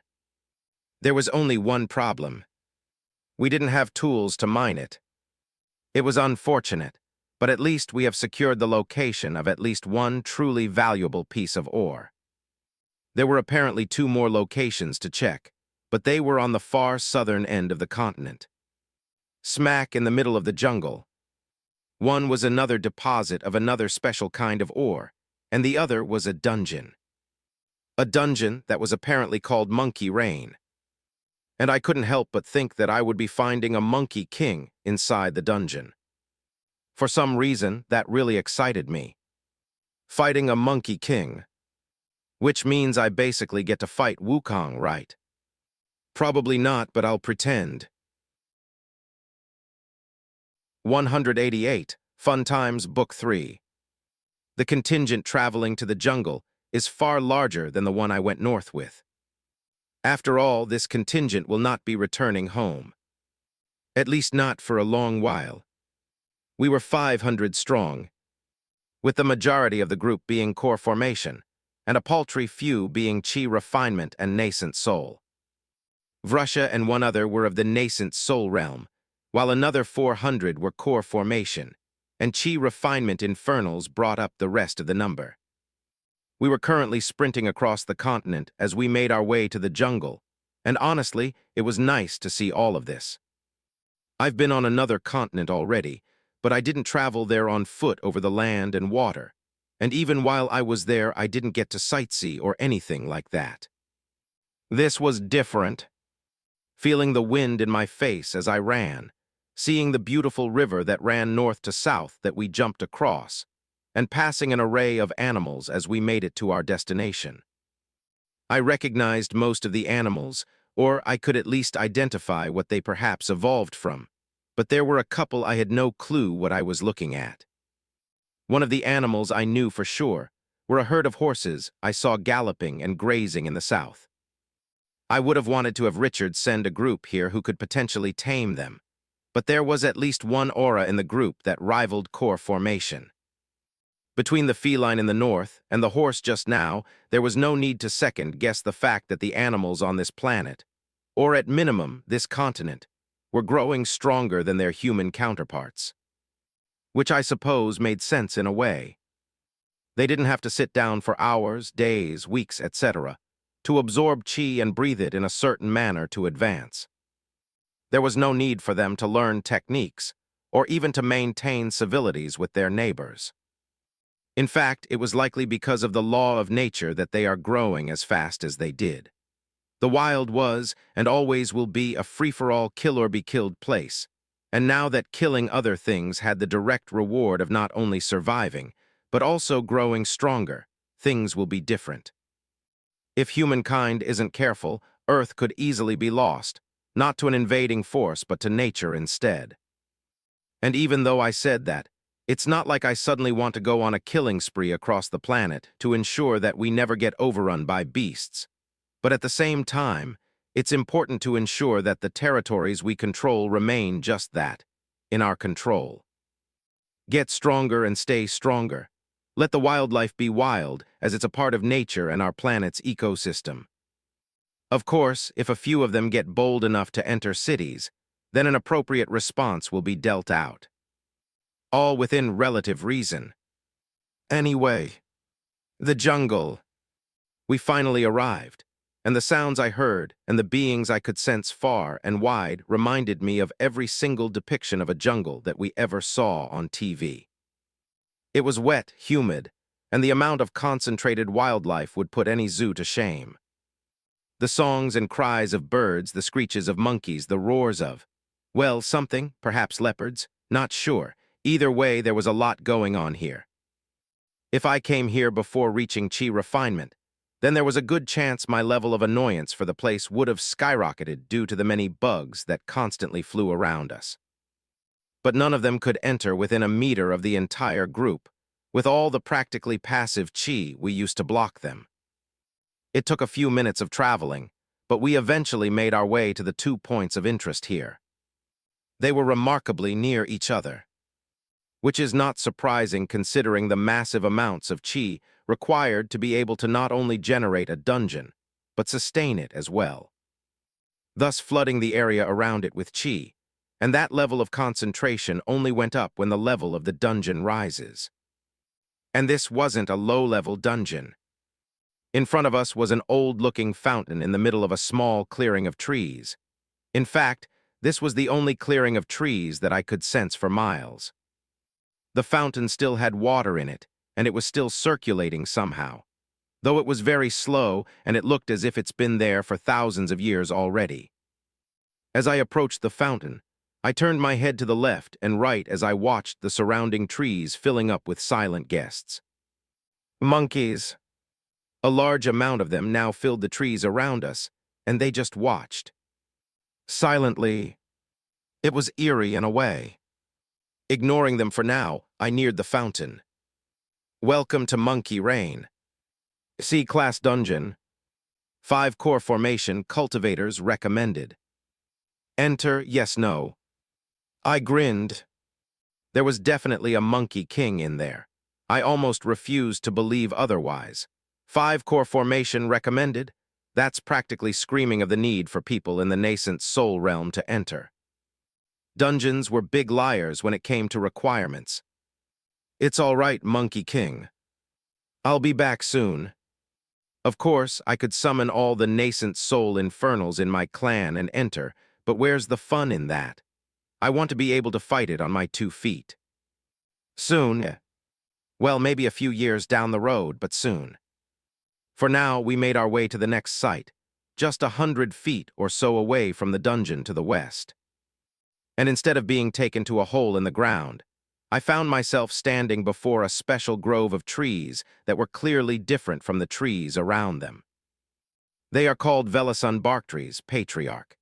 Named after the fruit they produce that looks like a small sun, and the ability of the lumber from the tree to not only withstand extremely high temperatures, but also serve as an amazing conductor of heat. It seems I've found the handle of my spear. But based on what we can all sense coming from deeper in the grove, this isn't the time to collect. Don't worry, potential Monkey King number 2, I'll be back, before the year is up. All right, good job on finding this. Let's go conquer some cities. After putting eyes on everything I needed to, it was time to head in the direction of a city. One that was scouted during the month-long scouting mission. It wasn't on this continent, though. Instead, it was to the west. In a continent that was apparently mostly covered in sand. This is probably the city of the Sand People. Surely they have a bigger library than the one in my own city, right? I wonder if they left any cool books behind. We continued westward across the continent until we left the jungle and reached a vast coastline. Wasting no time, we all leapt off the small ledge and entered into the water. Those of the Chi refinement realm were carried, while the two nascent soul infernals flew just above the water. Meanwhile, myself and all the other core formation infernals simply covered our feet in Chi and sprinted across the surface of the water. I'm having fun. 189, The Bad Guys Book 3. It was a shame that the other MT stations broke, with the exception of the dwarves, but it's probably better this way. Traveling far and wide like this indeed was fun. It took about 30 minutes of sprinting, as fast as we could, to cross the vast ocean that separated the two continents. And true to the pre-scouting information I received, the lands we stepped into were ones of heat and sand as far as the eye could see. Perhaps if I was still just a regular person, I'd be desperate for some water at the moment. The heat itself would have been mostly fine, but that wouldn't have stopped me from feeling thirst. Thankfully, that wasn't a problem anymore. Food and water weren't really a need, as Chi could sustain me, and unless the environment was one that was enhanced with Chi, then it wouldn't really affect me either. After taking in the sights of endless sand around us for a few moments, we finally took off running towards where the city should be. On the way there, we saw a few different animals. Something that resembled camels, giant dog-sized scorpions, some weird-looking reptilian creatures, and a few other things. Part of me was glad I hadn't seen a single wolf. I was genuinely getting tired of running into different variants of them everywhere I went. Moving on, we finally reached the city. I was going towards it with the expectation that I would find something similar to my own city or one of the other 3 I've been to. But to my surprise, it was a giant, hexagonal brown dome that greeted me. That's new. I couldn't quite see inside at the moment, but I think I'll be walking around a bit before I visited the local city lord. We made our way over to the city, and one quick scan with our senses led us to where the entrance was. One of the plates had a small metal door in it. There were 2 people in the same type of clothing as the Sand People guarding it. The same type of clothes one would expect to see in a documentary set in the Middle East. Actually, it wasn't all that different from some of the robes I was gifted by Elder Zal and the Mayvelia Merchant Union. I wonder if the dome helped them to stop the vamps. Probably. The 2 guards, which I assumed they were, tensed slightly as we approached. They were wielding spears, and the grips around them tightened the closer we got to them. Were they not friendly to visitors? Though I guess they probably don't get too many visitors, being the only city for thousands of miles on a desert continent. Once I got close enough for them to finally make out my face and those that were with me, I waved at them to show friendliness. I know we looked pretty weird since we kind of just showed up out of nowhere dressed in all black, so I don't mind trying to diffuse the situation a bit. They didn't wave back. Fine, I guess. I could tell Russia wasn't very happy with that, but it's fine. We looked weird. In their position, I'd be wary of us too. Hi there, how do we enter the city? They looked at each other briefly for a moment before the one on the left lowered the piece of scarf covering the bottom of their face. It was a young man. Who are you? Visitors, I came here from Black Cove City. Is an investigation needed to enter? I could play my hand early and tell them who I was, but I kind of didn't want to just yet. If push came to shove and they denied us entry, then I would have no choice. But for now, let's see how this goes. Black Cove City? Never heard of it. What do you want here? I guess they really aren't used to visitors. Do you all not get visitors often? I just want to visit the city, something like a vacation. No, we do not get visitors often. The last we got visitors, they tried to kill us. We don't really plan on accepting more. Well, guess there goes my little incognito plan. Fine, my name is Raizen. I need to meet with your city lord. Bring them here or bring me to them. Both of them lowered their spears at me right then and there. Leave now. Listen, I don't want to have to fight you or anyone else in this city for that matter. I will tell you right now that you will not win. Bring me to your city lord or bring them here. I won't ask a third time. I said to leave. We don't want you here. Sigh. Now I kind of feel like the villain, but it is what it is. Russia. Yes, patriarch. Remove the door, enter the city, and bring me their city lord. Don't kill anyone. It will be done, patriarch.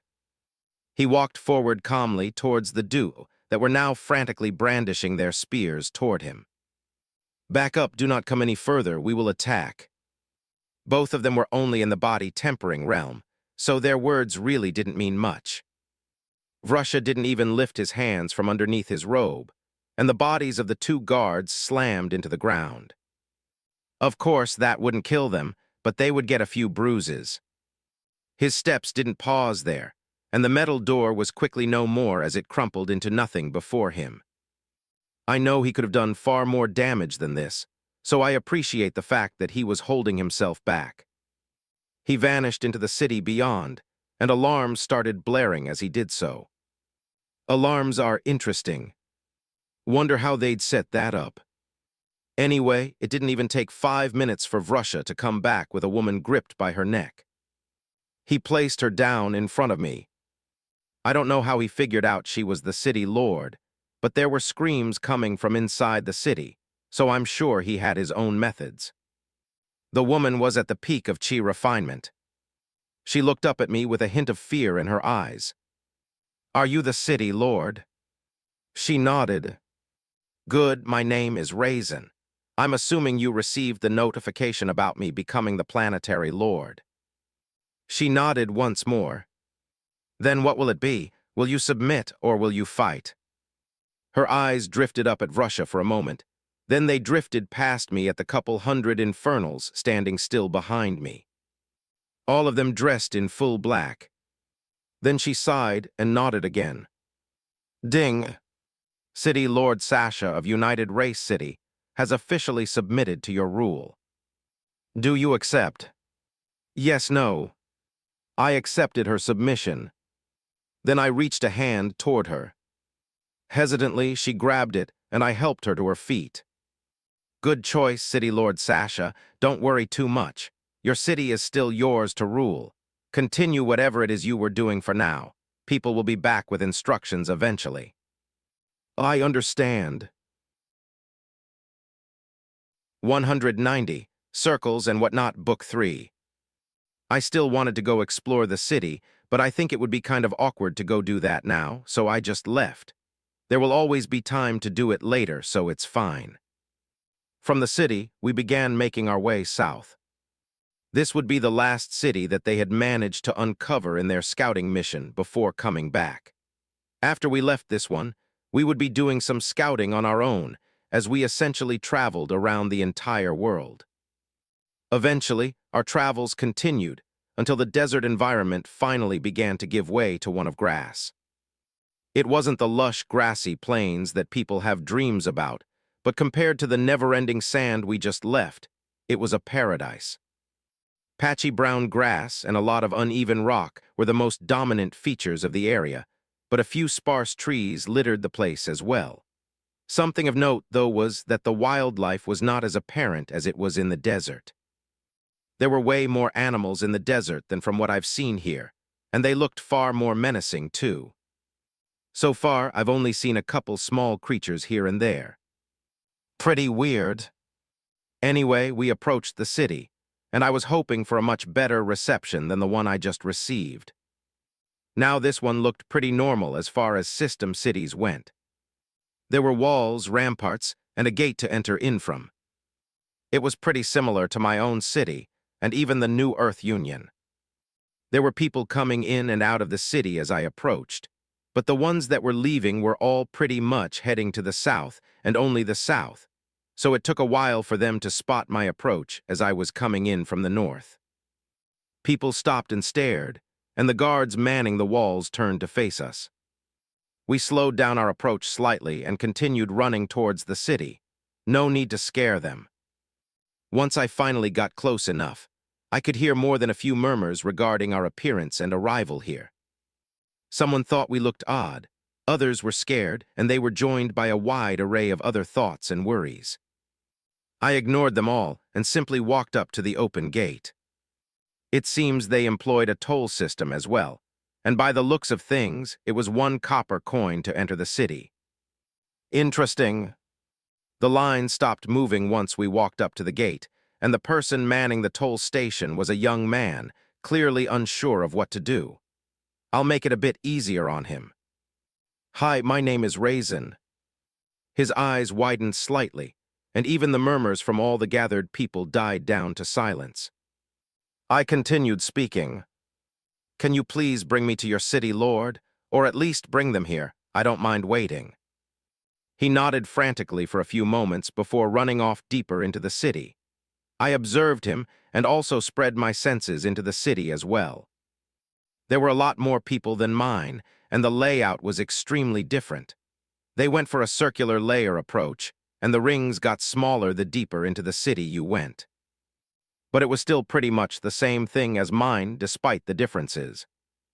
There were plenty of residential areas, plenty of market space, spaces for bigger buildings, and then places for important buildings like where the city lord was probably living or working.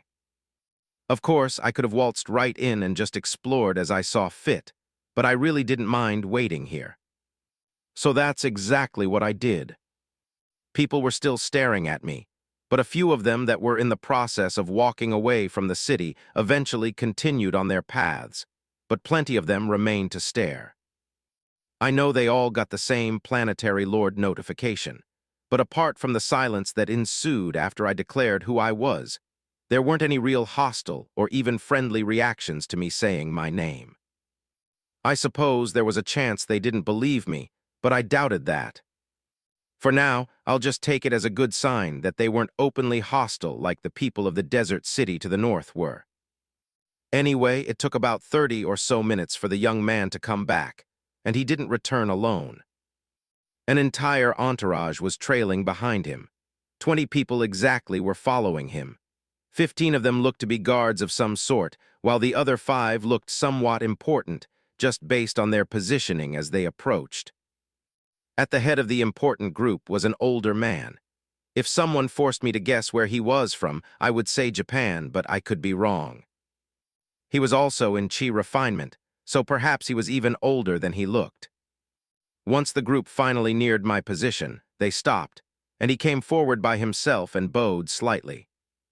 Okay, he has to be Japanese, right? Greetings, Lord Raizen. My name is Kodai Hitachi, and I am the City Lord of New Asia City. It is a pleasure to welcome you here. All right, I'm not sure why I was so fixated on the fact that he was Japanese, but this basically confirms it. I can move on with my life in peace now. I appreciate the welcome, City Lord Kodai. Is there some place where we can go chat? I don't mind just staying right here if you'd prefer that, though. I could have just asked him for his answer right then and there, but he took the time to offer a proper greeting. I can at least ask for his submission in a proper meeting as return. I won't be giving him a bow in return, though. A place has been prepared. Please follow me. He turned, and so too did his entourage, who remained silent throughout the exchange. I turned towards my own entourage. Vrusha will follow me. Everyone else spread out and scout the area. Do not disturb the people here. Yes, Patriarch.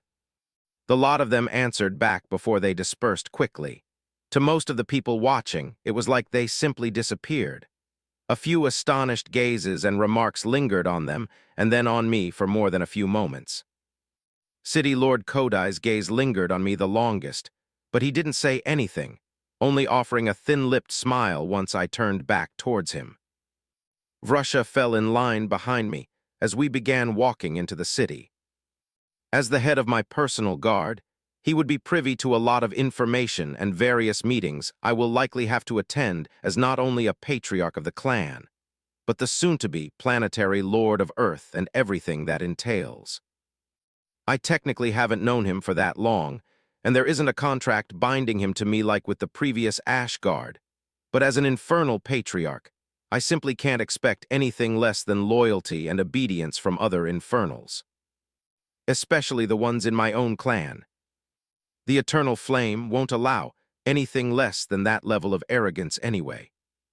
Something Scalera experienced firsthand. Though I do wonder how long it would take for him to loosen up a bit. He's like a robot around me. In fact, they all are. As I thought about random things, I was led through 3 different inner gates before being made to enter a decently large building, and eventually a circular conference room with a pretty large round table within. They must really like their circles here. Please have a seat, Lord Raizen. 191. Growing Villain, Book 3. In the room, there were a total of 8 people. Myself and Vrusha were standing just behind me. Mr. Kodai over there was sitting across from me. There were 2 other people sitting to his left and right. There were 3 guards standing in the room. One was by the door, and the other 2 were standing behind their city lord. Looking at their setup, I guess Elder Zal and Greja were right to tell me I needed my own guards and servants and such. It does kind of add to the prestige of the city lord in front of me. Would you like any tea, Lord Raizen? Sure. He waved his hand, and the guard by the door left for a moment before coming back in with a young lady following him with a tray in her hands. She walked over to the table and poured a cup of tea for everyone that was sitting down. I took a few sips. Oh, it's ginger tea, not bad. Thank you. She bowed and departed. Time for business. Well then, City Lord Kodai, I appreciate the hospitality, but I'll get straight to the point now. You should have received the notification, and it should have given you 2 options. Which do you plan on choosing? Ah, please, just a moment. I would like to introduce the people at the table as well. I think it would be beneficial to this meeting. Sure, I guess. I nodded at him. Thank you. To my left is Raj, and he is the head of our finances and economy. To my right is Ahmad, and he is the head of infrastructure in the city. There are a few other members of our little government. They make up the bulk of our deciding body. Now, we do know of the Planetary Lord notification and the 2 options it gave us. We would now like to ask some questions, if you don't mind. I think they have misunderstood the situation a bit. Wait a moment, City Lord Kodai. I need to make something clear. This is not a negotiation. Either you will submit peacefully or with force. If you choose the first option, then you may continue leading this city in whatever manner you were already doing so. The second option will be a lot less pretty. So again, which do you plan on choosing? City Lord Kodai and his fellow government officials seemed extremely taken aback, and honestly, it was understandable that they would be. Someone whom they've never met just rolled up into their city and told them to submit peacefully or be forced to. My villainy is growing by the day. Of course, I don't actually plan on being a villain or treating anyone in any of these cities badly, but it was good that they understood the power dynamic here. This was not a democracy. I wasn't really bothered by their reactions, or even the fact that the guards in the room drew their weapons, but that was just me. Vrusha apparently didn't take too kindly to people drawing weapons at his patriarch. Unacceptable. He didn't make any movements, nor did he say anything else. But a loud thud was heard in the room as the guards suddenly found themselves slamming into the ground against their will. I raised my hand. Vrusha bowed slightly behind me and released his hold on the guards. City Lord Kodai, I won't repeat my question. The City Lord seemed to be going through a few different emotions as he came to terms with his situation. There was anger, confusion, but most of all there was fear. Deep and immense fear. Are you with those people who attacked our city? Ah, he must be referring to the Vamps. Well, hopefully my answer to this question will help him out. No, I helped to remove them from the planet. He then closed his eyes and sighed heavily, stress clearly painted on his face. I will submit. Ding. City Lord Kodai of New Asia City has officially submitted to your rule. Do you accept? Yes, no. I accepted. Good, don't worry, City Lord Kodai. You can keep being the City Lord of this city, at least for now. To ease some of your worries, I can tell you now that a full planetary council will be configured between all the official cities on Earth. It will be the first time in the history of the planet that Earth is united under one banner. I don't know how many lives this city lost during the attack, but that won't happen again. Not while I'm the lord of this planet. Again, I don't plan on being a villain, and this is something that all the other cities will find out about too. Damn, maybe I should have explained all of this to City Lord Sasha. Anyway, a few more words were exchanged with City Lord Kodai, but I could tell he wanted to rest and think about what just happened, which of course was fine with me. By the time we walked out of the office, the guards were still picking themselves up off the floor. It makes me wonder how they managed to fight off the Vamps.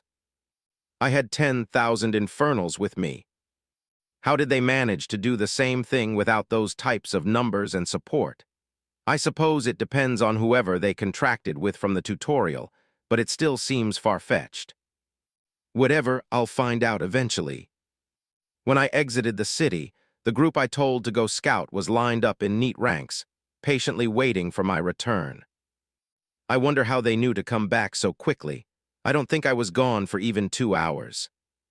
It didn't take me long to find out why. A bit further south of the city, where most of the people were currently heading, was the wide expanse of ocean, a small port and 2 dungeons. 2 of them. One of them could be cleared by body-tempering cultivators, while the other needed chi refinement. How convenient was that? But the surprises didn't end there. The reason for the existence of the port wasn't for people to go on fishing trips. No, they apparently got all the fish they wanted from one of the dungeons. The port was for nothing but transportation. Apparently, there was another city somewhere southeast from here that called a massive island home.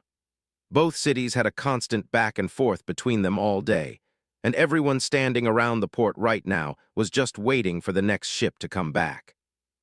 I didn't see any reason to linger here, nor did I really feel like waiting for the boat to come back. It would be a much longer run, but I doubt it was one we were unable to do, though there was a part of me that kind of wanted to avoid the city located on this island. There was a chance I was wrong, but I have a really good feeling about what city I was about to run into, or at least the faction that was tied to the city from the tutorial. The Aquatilla Empire. It was one of them that tried to push marriage on me out of nowhere, and even sent an immortal princess here to meet with me about it. She hasn't visited me once, but I know she was here, and there was a good chance I'd be meeting with her in the city. I don't really want to hear anything else about marriage, but I have a feeling that I can't avoid it unless I threaten war or something. Maybe that's not a bad idea. No, I can't start a war to avoid marriage talks. What can I? 192. No Harm, Book 3. It took over a full day of continuous running for us to reach the island. Well, we hadn't reached it yet, but I could finally see it in the distance. And I'm definitely glad to finally be nearing it. I could still run for a few more days if I needed to, but I can't deny that it's pretty boring. We did get attacked by a few sea creatures, but Russia took care of them before I even got the chance to protest. Not that I minded, and he was simply doing his job, but it was still boring. And this is why boredom was a dangerous thing. I went from not really wanting to visit this island to being happy that it was finally here, and almost forgetting about the marriage talks I might have to deal with once I got there. Of course, maybe there was a chance I was overthinking this and worrying about it for no reason, but I doubted it. Anyway, this harbor of theirs is truly massive. The closer we got, the easier it was to identify different features on the island, and the first thing that jumped out at me was the massive harbor. There were many large piers, and a number of small and large ships that were either docked, in the process of docking, or currently leaving. We hadn't passed any ships on the way here, so I wonder where all of them were headed or coming from. When we get to the island, spread out and gather information. On the city, the island itself, where all these ships are going, and well, whatever else you can gather. Try not to disturb the locals. My order was acknowledged, and we continued on our way. It took a few minutes, but we eventually made landfall, and it seems the locals were aware of our arrival because there was a small group of people welcoming us. No mermaid people in sight, though. These were all humans. Welcome to Blue Water City, Lord Raizen. We have been expecting you. Well, that's not ominous. As I gave my greeting back, the other Infernals departed quickly in various directions. Some went towards the harbor, others went to the city, and some just went to other parts of the island. Only Russia remained by my side. Apparently, my welcomers really didn't expect that, and they looked rather startled. Ah, don't worry about them. Are one of you the city lord? The one in front spoke up, as my words snapped him away from the vanishing Infernals. No, there is a meeting place prepared for you already. Please follow us. Lead away. The city was just behind the harbor, and that's the direction we headed in. There was no fancy new layout for the city. If there was anything that caught my eye, it was the number of things from the ocean I saw all over the place. Seashells, corals, scales, carvings, sculptures, and a few other things all over the place. It gave the city some real island getaway vibes. Maybe this could be a prime vacation spot way in the future, when Earth has fully settled into this new multiversal life.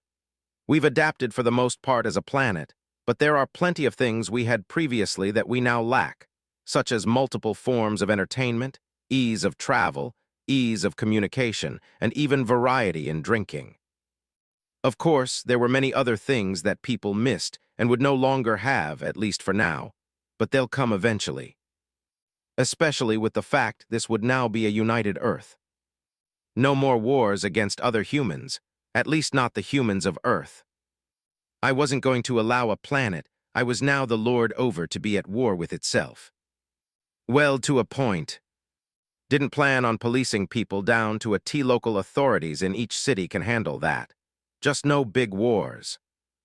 Anyway, I was led to a massive building in the rear of the city, and eventually found myself in another conference room where two people were waiting for me.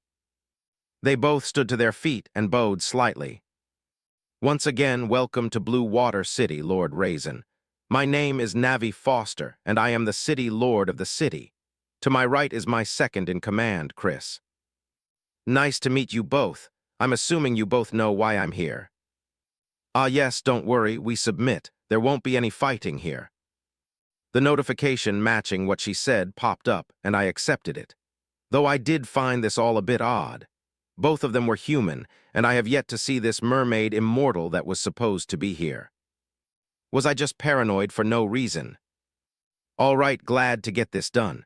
People will return eventually with instructions. For now, just continue as you've always done. As I turned to leave, please wait. Yes. The city lord looked towards Chris hesitantly for a moment, and he seemed to urge her on. Was he just here for moral support then? There is a place we would like to take you, if you don't mind. An important guest is waiting to meet you. And who is this special guest? She asked us not to reveal her name, but I can tell you that she comes from the Aquatilla Empire. They are the faction we once had a deal with to create this city. Damn it, so I was right after all. Should I just reject it? I turned to look at Vrusha. What do you think, Vrusha? Should I go meet with this special guest from the Aquatilla Empire? I could tell right away he was about to respond with some fake political answer like, "It's my will," or something. And you need to tell me your real answer. No, it's whatever I want stuff. His mouth opened, and then closed right then and there. Yeah, Vrusha, come on, don't be a robot. I don't think there is any harm in it, patriarch.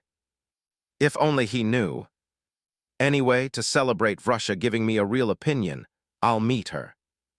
All right, City Lord Navi, lead the way. She sighed weakly for a moment. Great, please follow me. I followed her and Chris out of the office, with Vrusha trailing me. Instead of heading back towards the entrance of the city, we made our way to the rear of the city, then eventually outside of it to the back of the island. We then walked all the way to the edge of the island, where it became a beautiful sandy beach. I couldn't help but think to myself, a beach like this simply confirms this place as a vacation spot one day. Just this way, Lord Raizen. The journey continued onto the beach, then towards the water. I was about to tell her I don't really feel like swimming today, but I didn't get the chance, as the water immediately began peeling away and a tunnel, complete with even steps, began heading on a steep downward slope towards the bottom of the ocean. Well, shit. This is as far as we were told to bring you, Lord Raizen. You will find the guest at the end of those steps. I was ignoring her as I stared at the steps. Part of me wanted to turn around and go home right now, since this could be a trap. But if this guest was indeed the mysterious immortal, then she could kill me before I could register the fact I was dead. Especially if she was this close. But I doubt Elder Zal would have allowed her to come this close if she wasn't vetted in some way. Whatever, let's go. 193. Unbecoming, Book 3. POV Princess Laviessa. That child from the Marshall family did not lie about the beauty of this planet. It has a certain wild luster that's been missing from the Aquatilla Empire for far too long. All the noble families, and they're of so illustrious cities of water. That is not who we are. Where our roots came from. We were one with nature, truly free and wild. But those days are millions of years ago now, a shame really. Though I will have to make sure to properly reward that child for securing an agreement in her time in the tutorial. Who would have thought that participating in such a thing would result in integrating with a planet that housed a native Infernal? I have never met one before, and few in the Empire have. Perhaps one of the old fogies might have in their time, but if they had, it wasn't common knowledge. Stories were different. There are many storied tales of Infernals, and all their glory and even destructive tendencies spread throughout the entire Empire. Even if we didn't seek out information regarding them, we would have heard things just by the sake of being a faction that had some presence no matter how small in the multiverse. We knew our place among the more established factions, and by no means were we all powerful, but we were strong enough to garner some level of respect, and with it came information and warnings. Never bring the attention of Infernals to our empire. This warning didn't just apply to them, but to many of the larger factions in the multiverse. It's just that despite all the stories, we knew the least about Infernals. They were strong, loved spears, fought with an otherworldly kind of black flames, and the rumor was that they never lost a war. That was never confirmed, but the scary part about it was that no big force have ever tried to deny it. At least not in any of the circles that the Empire was present in. All of that meant we really didn't know anything about their power structures, their typical behaviors, what they found offensive, what they loved, hated, and everything in between. All of which was important information when mingling with multiversal powers.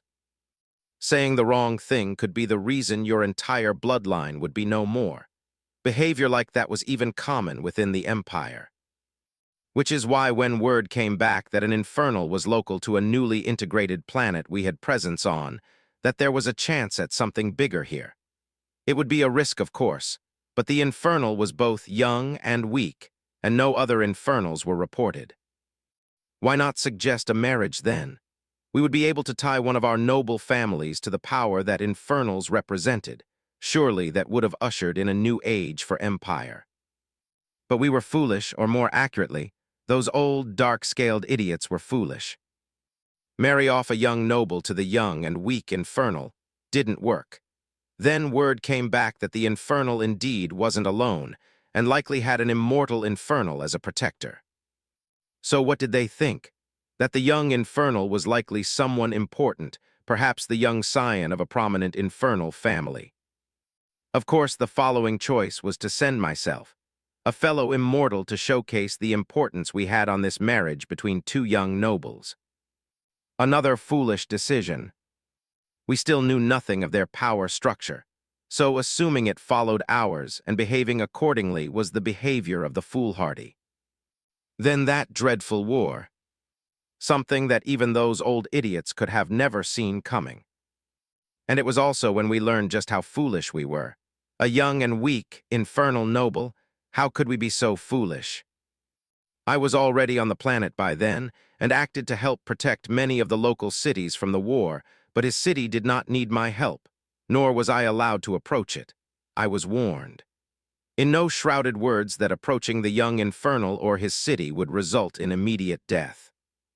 If he met with me, it would be of his own volition. Then he did the impossible. A chi refinement cultivator killed an immortal. That wasn't the type of gap that could be crossed with will or drive or even self-sacrificial techniques.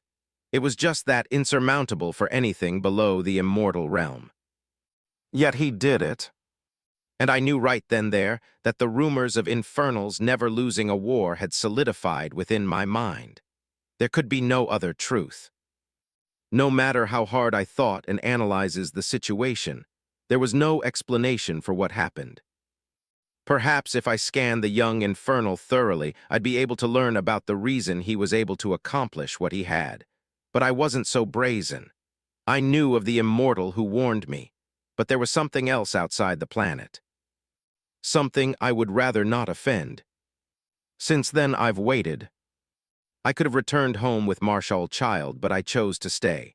There are no longer any instructions binding my presence here, but I wanted to meet the Infernal for myself. His protector, guardians, elder, I'm not sure, but she made it clear if he sought me out on his own, then I was allowed to meet him. Offering an invite was likely pushing the boundaries of her words just a tad, but he agreed to the meeting. Now perhaps I was the one being foolish here, but I haven't been able to wipe the image of that final attack from my mind. It wasn't hard to believe I was enamored with it, since it was an attack that contained enough power to kill some immortals, but from the hands of a chi refinement cultivator. That was worthy enough of my attention, though I was slightly less worried about that and more interested in the person. How unbecoming of me. To think I would find a child young enough to be a distant descendant of my own distant descendants attractive. Of course, I would never act on those feeble thoughts, nor did I feel any sort of urge to do so. I just found him attractive. This wouldn't be a meeting of marriage like his previous one with my empire. I simply wanted to meet him and have a conversation. And watching as he descended the stairs towards, my location was interesting in its own way. His face was mostly impassive as he took in the scene around him, but that spark of awe that lingered in his eyes was something else altogether. I had almost forgotten just where this young man had come from. The inner workings of Infernals still eluded me, but he was without a doubt a native of this planet. A newly integrated planet at that. He was seeing the multiverse for the first time. That childlike wonder was clearly still present, even if slightly muted. Yes, that's what he was, a child. One that bore the kind of power that could cause galactic empires to tremble.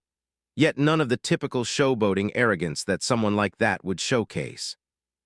But a child nonetheless. Truly, how unbecoming of me. 194, Dreaded Talks, Book 3. Walking down a staircase deep into the ocean, that was both made of water and surrounded by water, was genuinely interesting. The further down we went, the more of the ocean I could look at.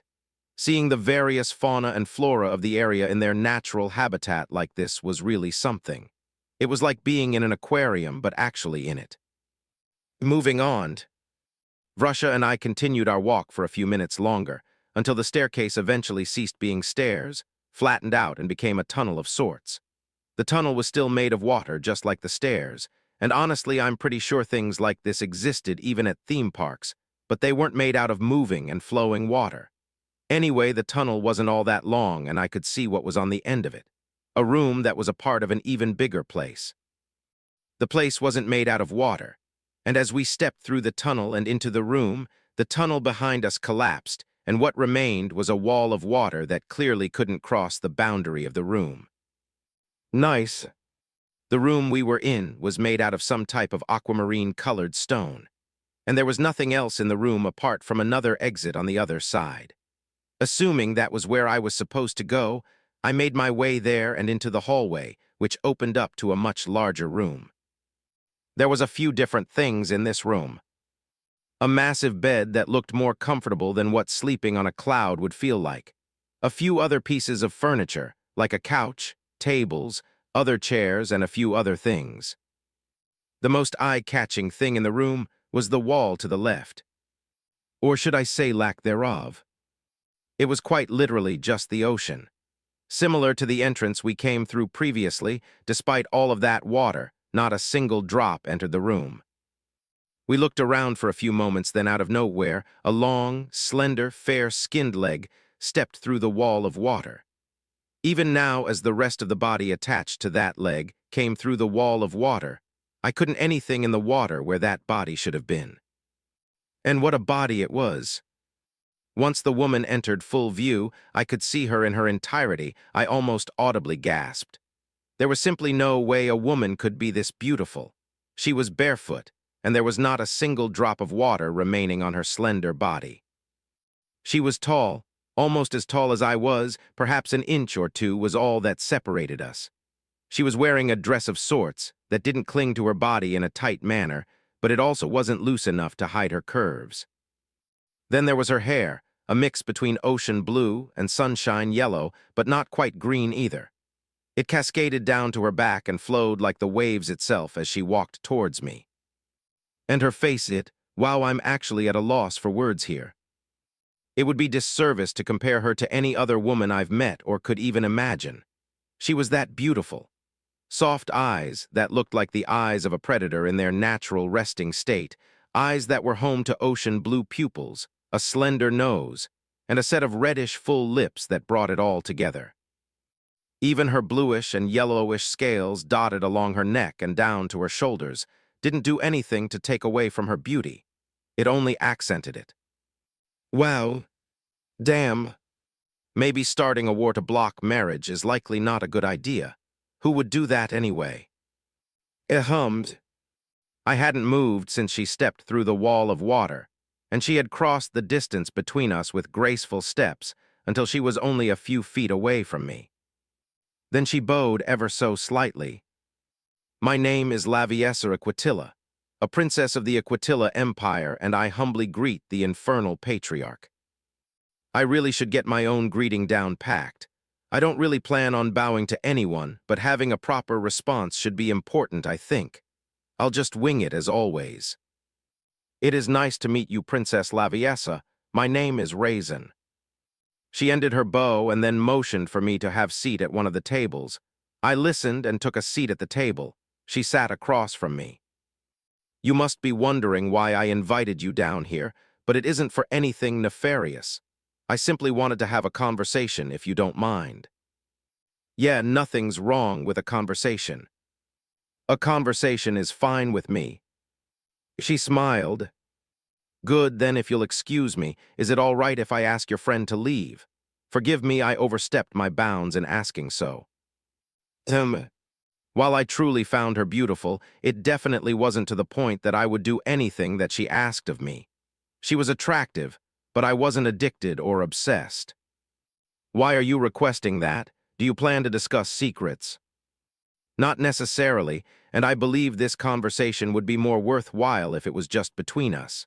Do not fret, as we will not be entirely alone. There is someone else keeping watch on this conversation. It is with her permission that I am allowed to meet you. Ah, she is probably referring to Elder Zal. Something I sort of figured out already. Elder Zal would never allow this if my life was in danger. At least not with someone so far above me in power and cultivation. Vrusha, return to the shore and gather the group. Same as last time, scout beyond the island and find our next destination. As you wish, patriarch. He vanished from where he stood, and now it was just myself and this princess remaining in the room. By the way, if it is location information on the system cities of this planet you want, I can provide that for you. You know where all of them are. I do. The chi on this planet isn't quite so rich yet that it can resist the active senses of an immortal. That sentence created a few different questions in my mind, but I'll hold off on asking anything else for now. I highly doubted this was what she wanted to talk about. I see, then I might have to take you up on that offer in the meantime. What is it you wanted to discuss? Quite direct. I understand. Then forgive me, but this is my first time truly being able to have a proper conversation with someone of your stature, so I might say something offensive by mistake. Now to answer your question, I simply wanted to talk about you and this planet in general. To begin with, may I know why you rejected the marriage proposal with our empire? Was it perhaps due to the power disparity between the empire and infernals? And the oh-so-dreaded marriage talks begin. 195. Good Talks, Book 3. Well, I'm a bit worried about follow-up questions, but the answer to why I didn't want to accept any form of marriage proposal was really simple. I'm too young for marriage at the moment, and I believe in love with your partner. Accepting any type of marriage proposal is not really something I plan on doing. Ever. She gave a subtle smile and then brought her elbows up to the table, and then rested her chin on her hands as she leaned in. This woman is a seductress. That's an interesting view, one the nobles of my empire do not share. Marriage is nothing but a political tool. Only the commons have the freedom to marry for love. Well, that's not completely unheard of. There was a time, a long time ago, where that was pretty popular here, but for the most part people marry who they want. Turns out the princess, immortal living beneath the ocean, actually didn't want to have marriage talks. She made no advances, offered no proposals, nor brought up marriage again after we moved on from the topic. She simply wanted to talk. And that's all we did for few hours. We talked about her own culture and empire, we talked about Earth and how things were before the tutorial, we talked about Infernals briefly, and everything in between. If there was anything I didn't want to discuss, she never pressed or asked for more. Honestly, all in all, it wasn't a bad conversation, and I somewhat enjoyed it. Actually, I definitely enjoyed it. It's definitely been a long time since I've had a regular conversation like that with someone. All the members of my clan are all stiff as rocks, and everyone else watches their words a bit around me. Well, there's Richard, but I don't get to talk to him as much with how much work I've given him. Maybe I should mingle in the local bar back home more often. Nah, I don't want to chat all that badly. Either way, the conversation was a good one, and it was also a very important one. She gave me information on where all the remaining cities were. She didn't tell me about everything in the way of those cities, just the direction to go to reach them. Which means Vrusha and the others weren't scouting for no reason. One of the most interesting things we spoke about, though, was the existence of demons on the planet. Something that hasn't been as big of a problem as I'd initially thought it would be. While she didn't know about the effect that eternal flames had on demons, She knew demons weren't a well-liked race, and she wondered why we allowed their presence here. I still couldn't spot them, but it was no issue for her immortal senses, and she said the first thing she did when she got here was to remove them from the city. Unfortunately, I didn't have an answer to her question, because Elder Zal hadn't discussed that in detail with me for some reason. Something on my list to get answers about in the future. In the meantime, though, the princess had her own thoughts about demons. She thought they were evil, chaos, and disorder-sowing wretches that deserved to be eradicated from the multiverse. And it was apparently how a good portion of the multiverse felt. Except it was understood that demons would never be fully wiped from the multiverse because there was nothing that could fully kill them. Well, nothing with an asterisk. The ones she killed were gone for good, as what she did was essentially sealing them using immortal chi. Of course, that was my first time learning about immortal chi, but unfortunately she hadn't digressed anything further in that regard. Anyway, the ones she removed weren't coming back. But she was also curious as to why the demons were so well behaved and not causing any problems openly, which is what led her to believe that we were sanctioning their presence here on the planet. Which we weren't, or at least I was. I mean, I actually didn't have a reason to go on a demon-killing spree either. I believe Elder Zal mentioned that there were a few 100,000 of them on the planet. That wasn't a small number, and I don't know why they haven't been openly wreaking havoc. I don't know why they hadn't attacked or caused a much bigger ruckus during the vamp stuff, and I don't know why they haven't come to see me like Elder Zal said they would. There was a whole lot to unpack about it all, but now wasn't the time. After my conversation with the princess was over, I told her I'd return for another conversation in the future if she was still here. She assured me that she would be here for a bit. When I asked what's a bit, she mentioned at least a few 100 years. The fact she considered a bit, a few 100 years, gave me some insight as to how old she was, which made me glad that I didn't show a reaction on my face. Anyway, we'll be having more conversations in the future. For now, it was time to travel to the other cities and wrap this world trip up. I eventually returned to the shore to see that it was night time, and my traveling band of Infernals were waiting for me on the shore. Vrusha, make sure you collect all the scouting information for logging back home. The local princess gave me the directions for all the remaining cities we need to hit. We will head southwest from here to the continent that the Vamp City was on. There's another city there. From there, we will head east to the next continent and the next city, before heading north to a large island of sorts where another city is located. Further north beyond is another massive continent, where we'll find 3 more cities. And then finally, there is another continent, north of the Winter Wonderland on our own continent, where we will find the final city. There's a long way to go still, and we need to complete it soon, so let's move quickly. No more delays in any other city. From here on out, I need agreement from the local city lord before I even get there. Which means some of you need to first head to those continents I mentioned ahead of me.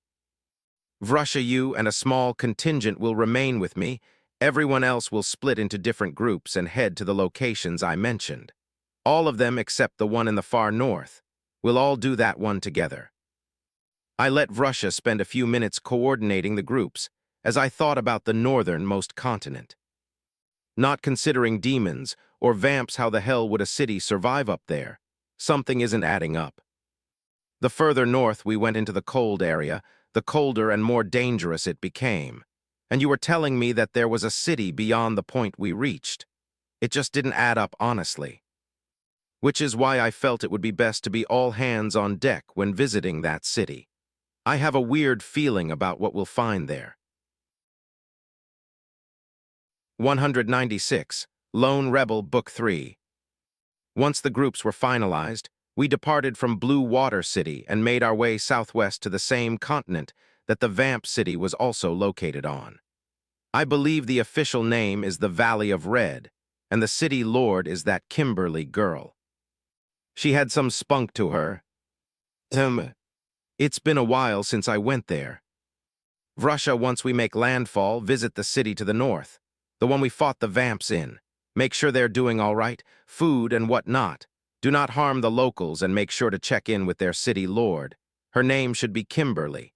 Tell her Raizen sent you. You have an hour or two. I'll be waiting in the southern city for you. His reply was swift and short as always. Of course, I expected nothing less. Anyway, by the time we departed the continent to our next destination, another city had chosen not to rebel, and Kimberly and the Valley of Red were taken care of. Apparently, they definitely needed some help in the food and security department. Russia took care of immediate threats, which included both people and beast. Killing the latter also helped to take care of the food problem for a bit. That wasn't very sustainable long-term, so a solution would have to be put in place to help them out.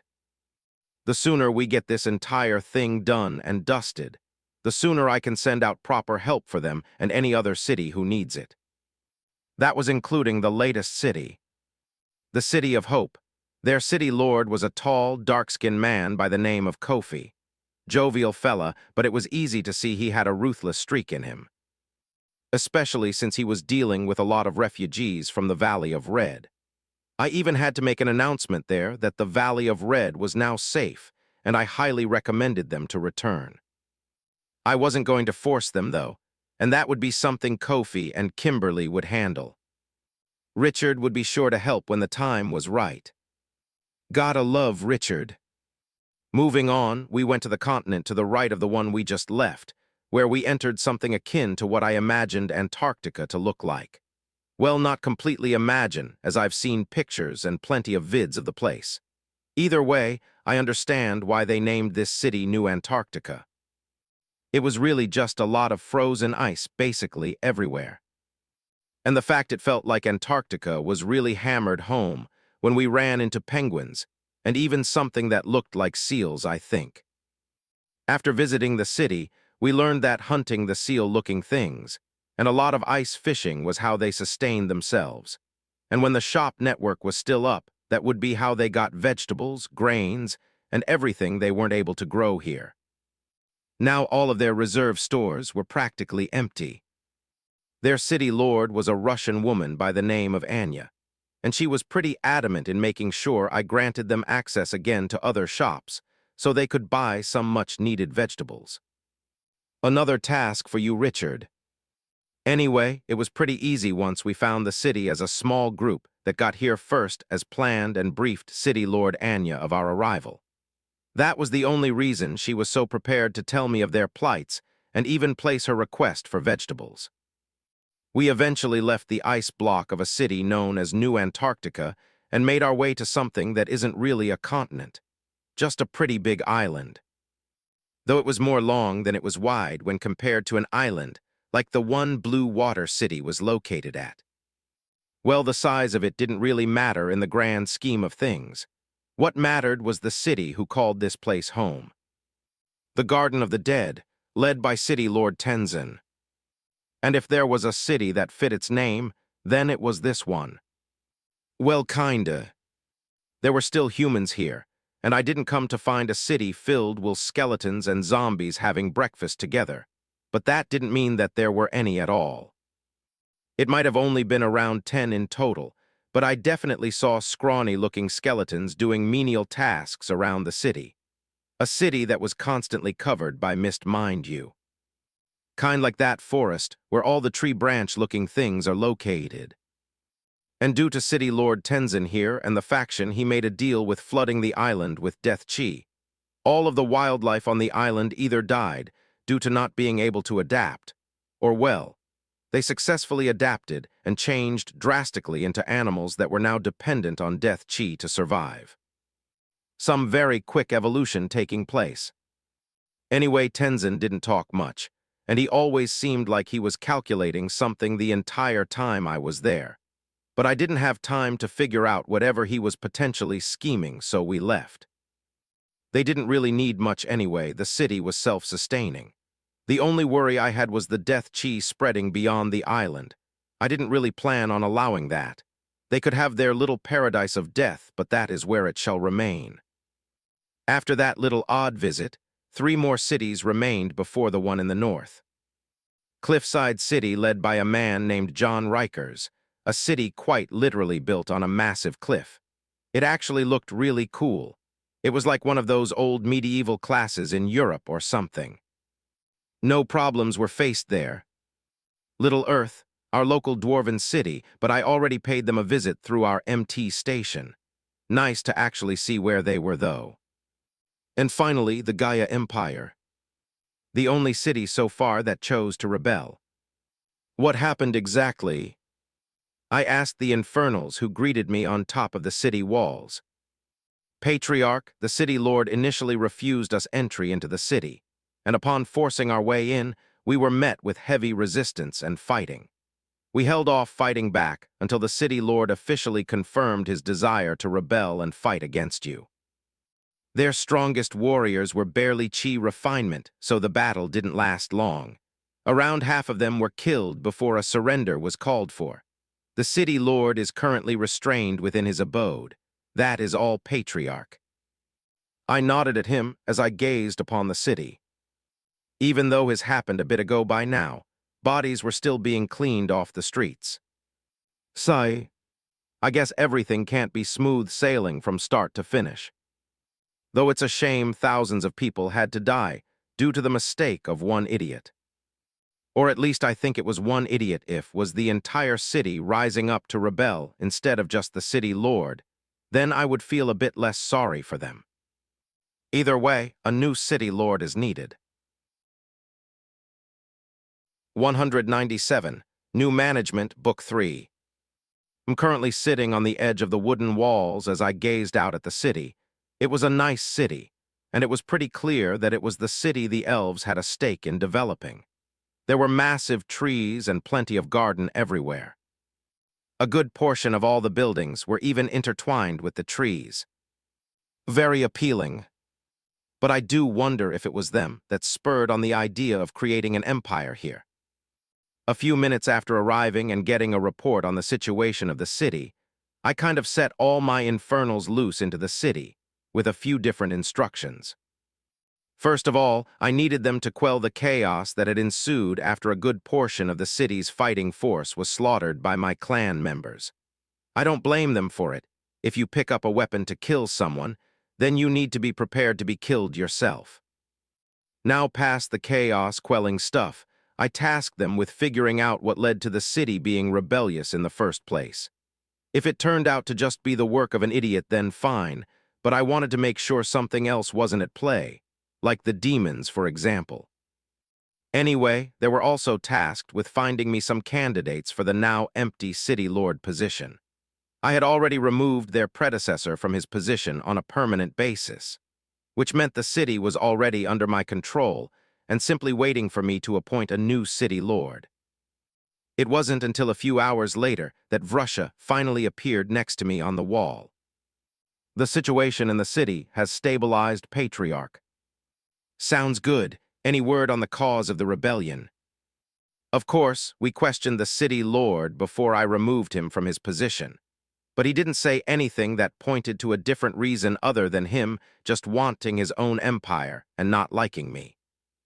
Nothing in particular was found to disprove the previous city lord's claims, though it appears that majority of the city was only recently convinced that a war for their freedom was needed.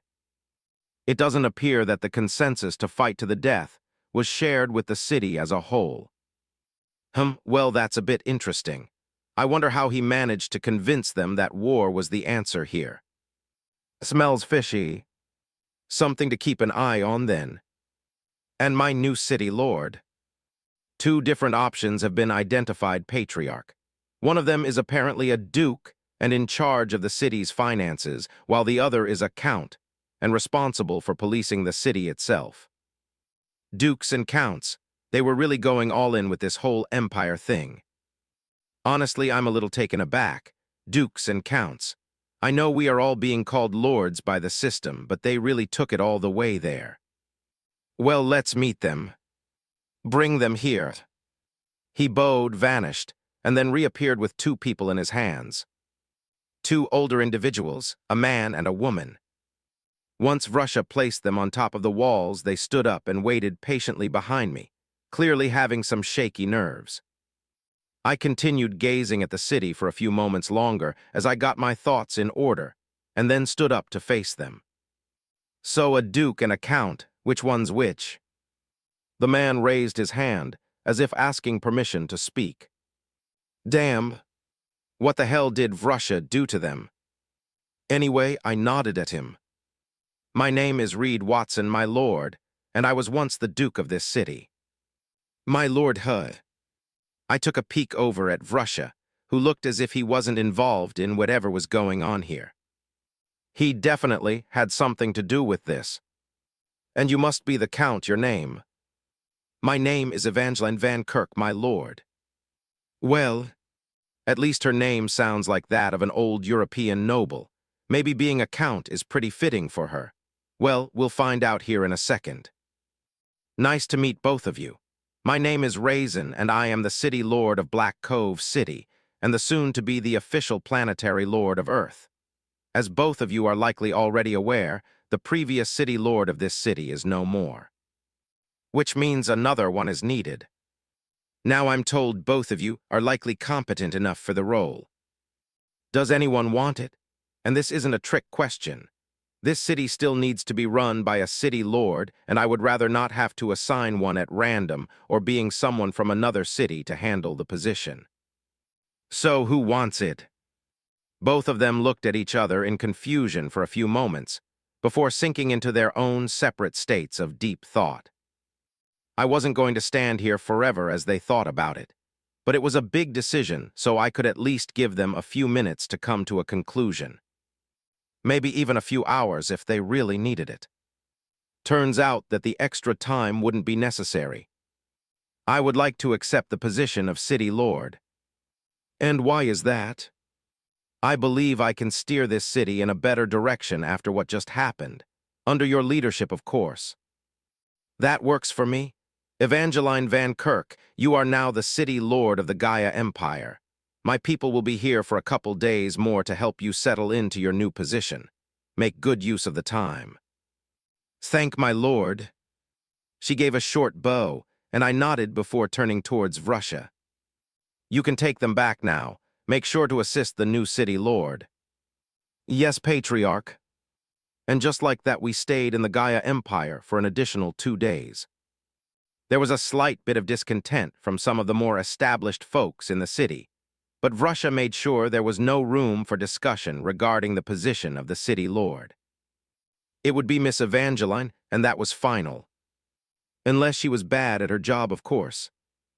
Anyway, we helped her by giving her a concrete backing, and allowing others to see that she had the type of backing that could absolutely destroy any form of opposition in the city. And to prove that, I decided to leave a squad of 10 Infernals in the city. All 10 were core formation.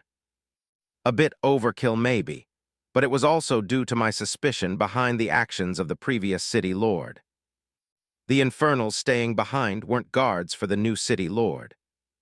They had a mission and also represented my authority in the city, plus they were only to stay for a month or so. After that, they would return to the Infernal district. In the meantime, the rest of us were currently heading north. It was finally time to head to the last city and complete my mission of unifying Earth under one banner. My banners. 198, Not a Good Guy, Book 3. It was pretty cold up here in the far north. I mean, it wasn't like I was shivering or anything, and I didn't need a coat all of a sudden, but I could tell it was cold. Something more accurate to say would be that I could literally feel the lack of heat in the area. Even though the sun was currently above us, it was almost useless in the environment around us. It's pretty weird since it wasn't that long ago that I was in the land of frozen ice known as New Antarctica, yet the cold there couldn't compare to where I currently was. A massive forever stuck in winter forest, with a much wider variety of all manner of beasts. Trees and all manner of other vegetation grew here, yet it was colder than a land of frozen ice. I'm sure some type of chi-related natural phenomenon was at play. All it does, though, is make me wonder even more how a city and their people are surviving up here. And after another few hours of advancing with some level of caution due to the powerful beasts in the area, we finally reached our destination. It actually kind of reminds me of the tutorial outpost we stayed in a little bit. A massive clearing in the middle of a forest was home to a wooden fortress. Very similar circumstances, except for the fact we were in a permanent winter here, and the thing in front of me was a proper fortress. Thick and powerful falls with the ramparts to match, and they guarded what looked to be a massive city.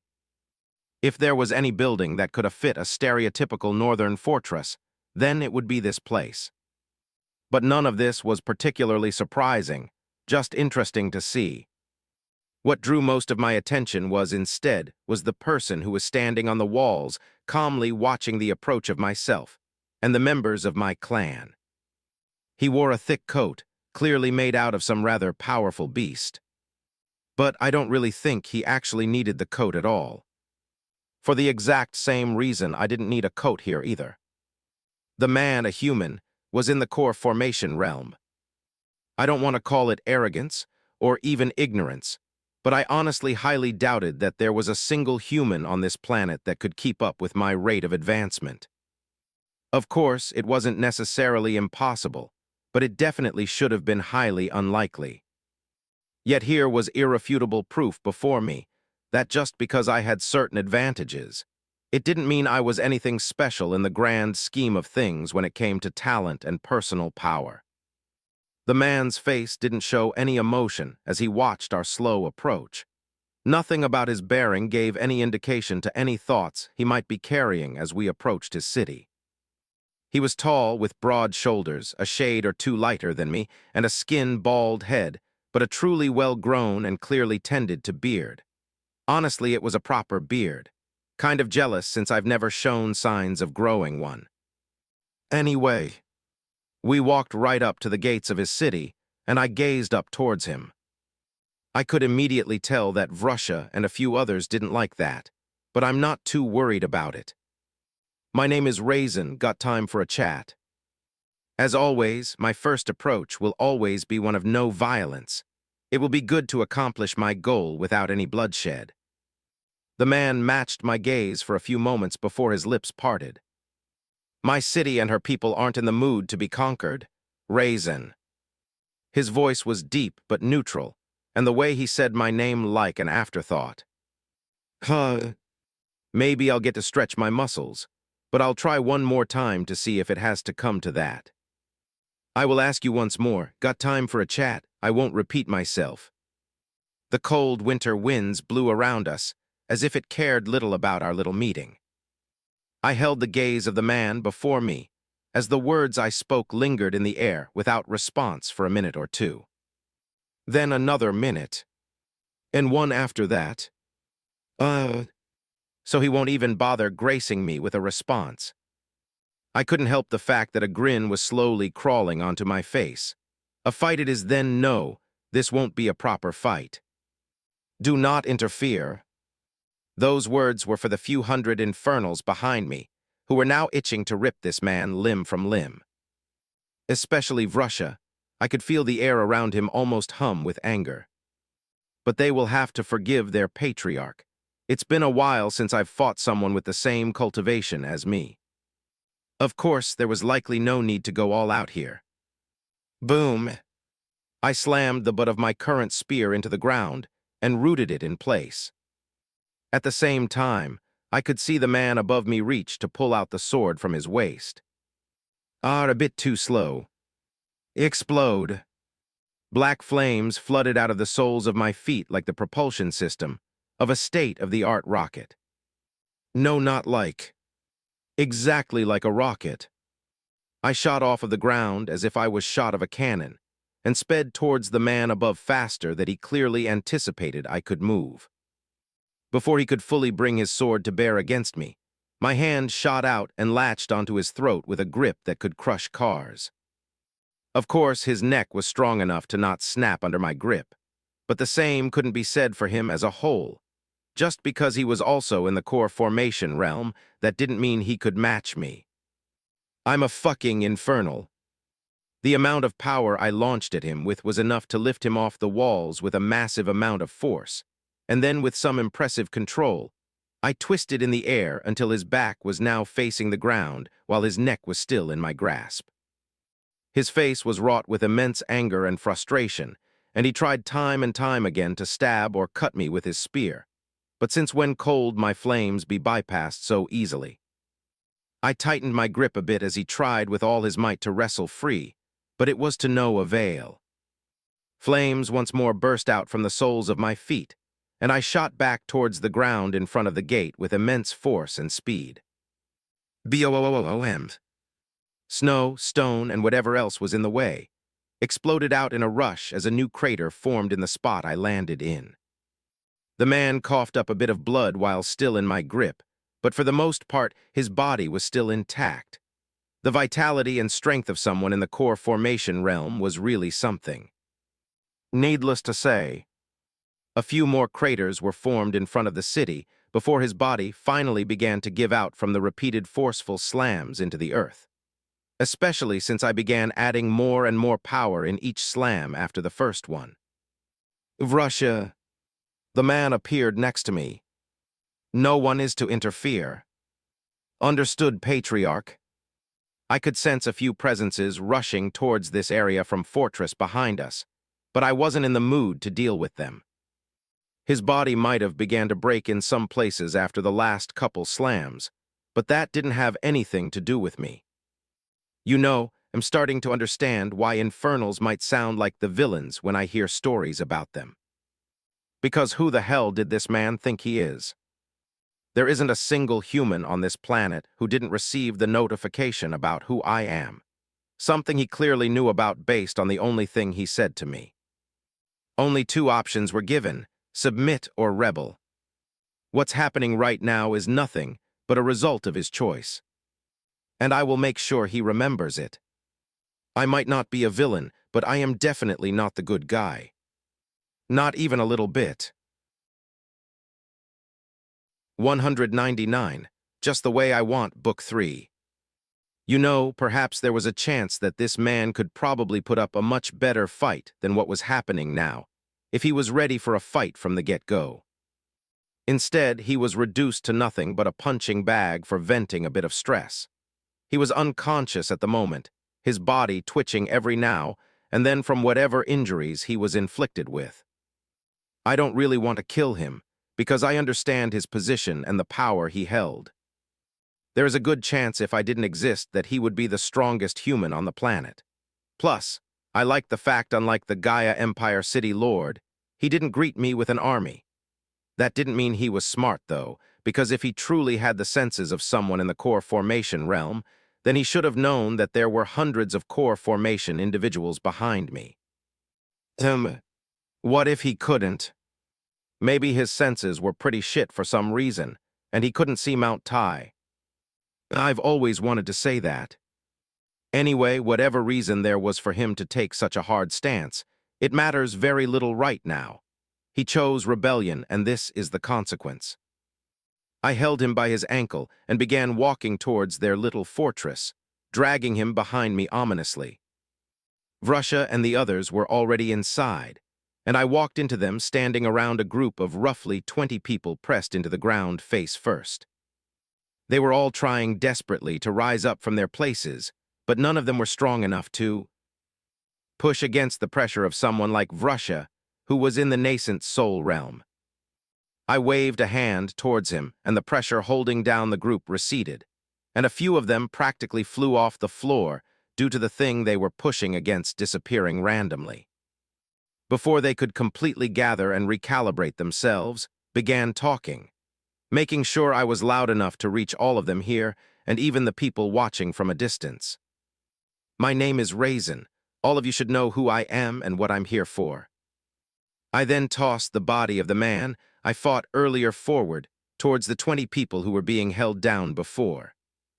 I'm assuming this is your city lord. He chose the option of rebelling, and this is the price of that.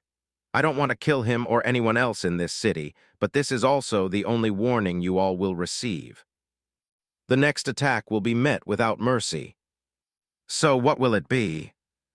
Turns out that bald man with his still immaculate beard was indeed their city lord, and also the strongest person in the city. Once they saw the state of his body, that was enough to pacify them enough to begrudgingly escort me into the city lord mansion. I was currently waiting in a room with just Vrusha, while everyone else was exploring the city and the place around. I told them not to bother the locals as much as possible. I did enough of that when I got here, so there was no need to keep antagonizing them without reason. Moving on, that city lord of theirs should wake up soon, and I'm curious to see the type of attitude he will have once he does. If he still refuses to have a chat and tries to fight again, then that will be last time he fights. I want to avoid that, though, because I don't really want to have to worry about picking another one. Eventually, a couple hours passed, and the man was now seated before me. Anger and frustration present in his eyes, but he made no moves to attack me. Good enough for me. I took a glance at the woman who walked in with him and was now standing behind him. Perhaps she was some form of secretary. She was also the one who led me here, but she didn't introduce herself. Shifting my gaze back to the bald man and his immaculate beard, I introduced myself once more. My name is Raizen. Who are you? It was almost like he wanted to do nothing more than leap across the table we were seated at and drive his fist through my face the way he was looking at me. And for a second, I thought he was planning to ignore me once more, but the woman behind him coughed dryly as if to signal him to speak. He closed his eyes, crossed his arms, and let out a sigh. My name is Lenny Black, the city lord of the North Pole. Let's get this over with, I submit. Elle accepted the prompt, and almost immediately a flood of other notifications quickly filled my vision. And based on the fact that both Lenny here and the woman behind him simultaneously looked down slightly, then both of them must have received a notification as well. All right, I'll get to them later. For now, I needed the man here and the rest of the city to both understand a few things. All right, let's make sure we're on the same page here. You will remain in charge of your fortress, but you will eventually be making regular reports to a man by the name of Richard. You will meet him later. Apart from a few rules that I will impose on every city on Earth, I expect you to continue as you have always done. If you need help, it will be provided. If your help is required, then I expect you to provide that as well. Also, keep in mind that from this point on, any future rebellion, subterfuge, or treacherous actions will result in nothing but destruction. Am I understood? Both of them gave their respecting acknowledgments. Good, then stand by for now. Things will begin happening in full swing later. I didn't really have anything else to discuss with that Lenny fellow for now, so I dismissed him. From now on, it will be mainly Richard dealing with all these city lords and their people. I need to make sure the Ashguard are up to the task of protecting him properly. Especially since one of the city lords was in the core formation realm. Anyway, let's take a look at these notifications. First one up. Ding! Congratulations on officially becoming the planetary lord of planet Earth. All system cities submit to your rule. All city lords submit to your rule. All citizens submit to your rule.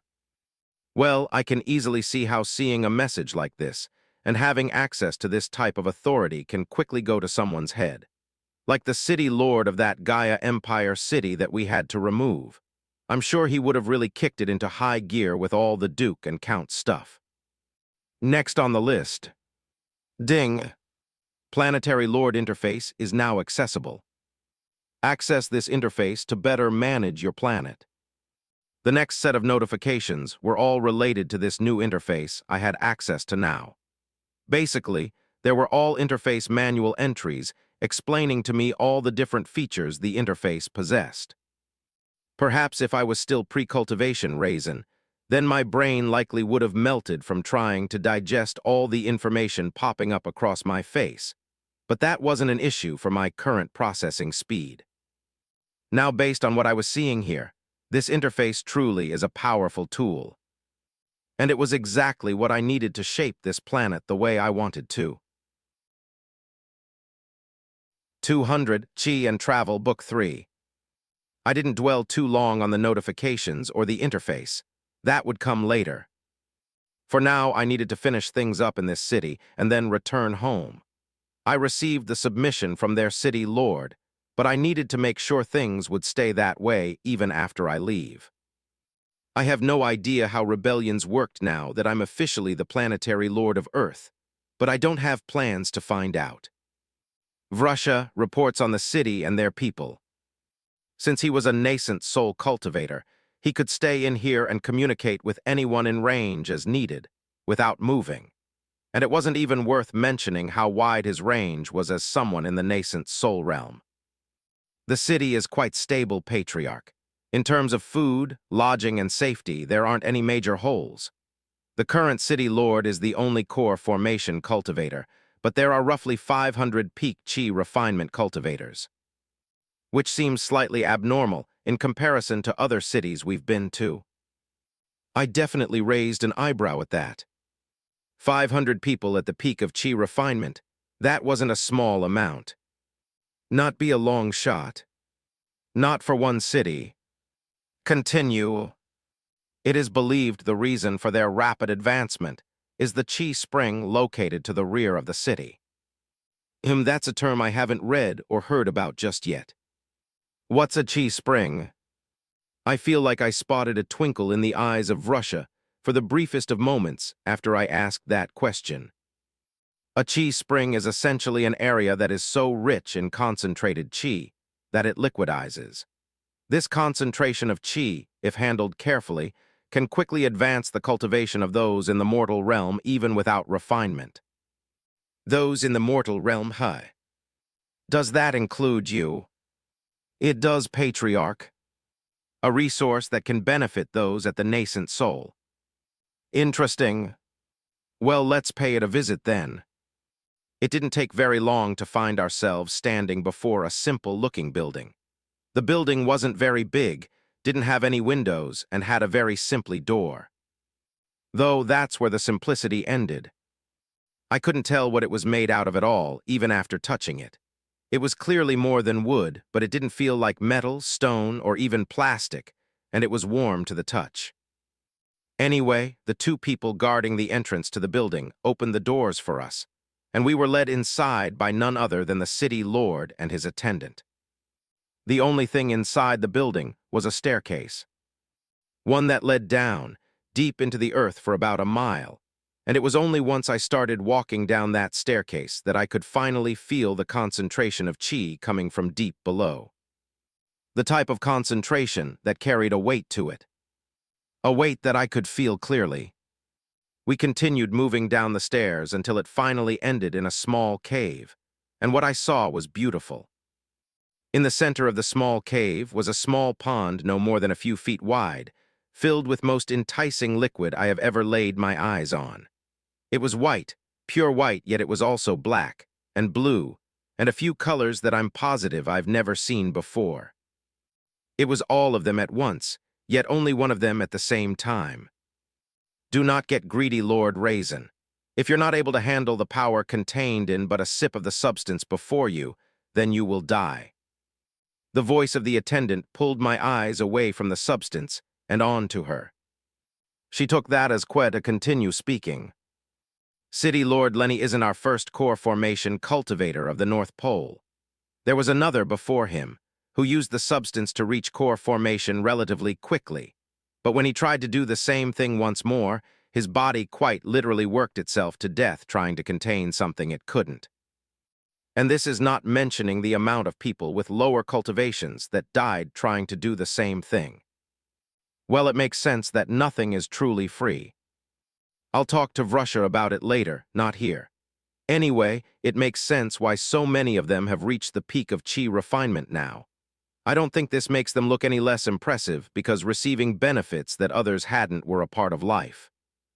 What makes the difference is how you take advantage of whatever hand you're dealt with, and whatever opportunities come your way, if any at all. For now, don't let anyone else drink of it. We'll be back. After saying that, I gathered up the Infernals and began the trek home. We had to cross one more body of water before we returned to the winter wonderland that was located in the northeast part of our continent. Not too long later, and I was once again back in my very own bed laying down after a nice long shower. I had put off meeting with Richard, and anyone else for that matter, since I simply wanted to lay down. Technically, I had no need for a shower or even sleeping, but there was something about laying down lazily after a long shower that just felt right after a long trip. One that literally took me around the world. I saw and met pretty much what remained of Earth in terms of population. It was still a far cry from where we were before the system reached us, but overall there were a lot of humans left. Plus, there was still plenty of exploration to do, since I didn't explore every nook and cranny there was, and only concentrated on finding the other cities. I'm sure there were humans somehow living outside of those cities too. Especially since I never caught wind of the boys and Elder Zal even once. Not that I was desperately searching, but I never saw the type of place that the Ash Guard described to me. I knew I had the ability to discern the boys' location if I just pulled on the connection I know shared with them, but I wanted to avoid that if possible. It wouldn't feel right just infringing on their autonomy like that without proper reason. Moving on, I'm still looking forward to just running around the world without a specific goal in mind one day, and exploring all that there is to know about this planet of ours. Fighting powerful monkeys, taming wild horses, exploring a forest of death, having more dinners with an immortal supermodel mermaid, and so much more. And I smiled slightly just thinking about it all. A smile that stayed present on my face when I considered how much easier it just became to do all of that. That was because one of the many features I unlocked with my new position was the ability to create portals between all 13 cities. Richard is going to want to put a tax on their use. I'll have to make sure it isn't anything too crazy. I want people to be able to travel around the planet freely. After taking one last look at my status, I dismissed it and forced myself to sleep. It'll be back to work for a while once I woke. Status. Name Raizen. Age 21. Race Infernal. Cultivation, Core Formation, Ignition. Profession, Planetary Lord Earth. Planetary Interface. 201, Nice Interface, Book 3. After a surprisingly refreshing sleep, it was time to work a bit, only I wouldn't be going over to my office or any other office for that matter. I will be working from home, which just means I'm going to be staying in my bed for a while. At least for now, since I could accomplish first few tasks for the day right here. Planetary Interface. After selecting the option on my status, another larger window popped up in front of me containing an array of options for me to click and dive into. Overview. City Management. Portal Management. Planetary Messaging. Planetary Forces. System Integration. Just 6 options, but each of them had a lot of significance. Overview. Planet Earth's. Population, million. Lord Raizen. Viceroy, none. Planet Commander, none. Honestly, seeing the population so plainly was kind of interesting. From billions to just this. Especially since when exited the tutorial, we were told that our total number was just shy of 1 billion. Now it's down to 400 million. Though now that I've traveled to every single system city on the planet, I definitely did met or see hundreds of millions of people. That is actually quite troubling. Even if every city held 1 million people, which they don't, that wouldn't be anywhere near 100 million, let alone 400. Definitely something to investigate. In detail. Anyway, I wonder if the planet will ever reach its previous numbers. It's a lot bigger now, there would definitely be more space. Though nature and all the wildlife will eventually push back, so maybe not. Moving on, a viceroy and a planet commander. The former would essentially be MG second in command on the planet, kind of like a vice president of a country. Of course, I immediately think of Richard, but I would want to have a real conversation with him about it first. I've tossed a lot of responsibility onto him, since returning from the tutorial, and simultaneously have placed a lot of trust in him. But it's probably a good time to actually have a talk about his future and what he wants to do. I can't keep expecting him to just accept every single thing I toss his way. Moving on, there's the Planet Commander. This role ties directly into the Planet Forces tab in the interface.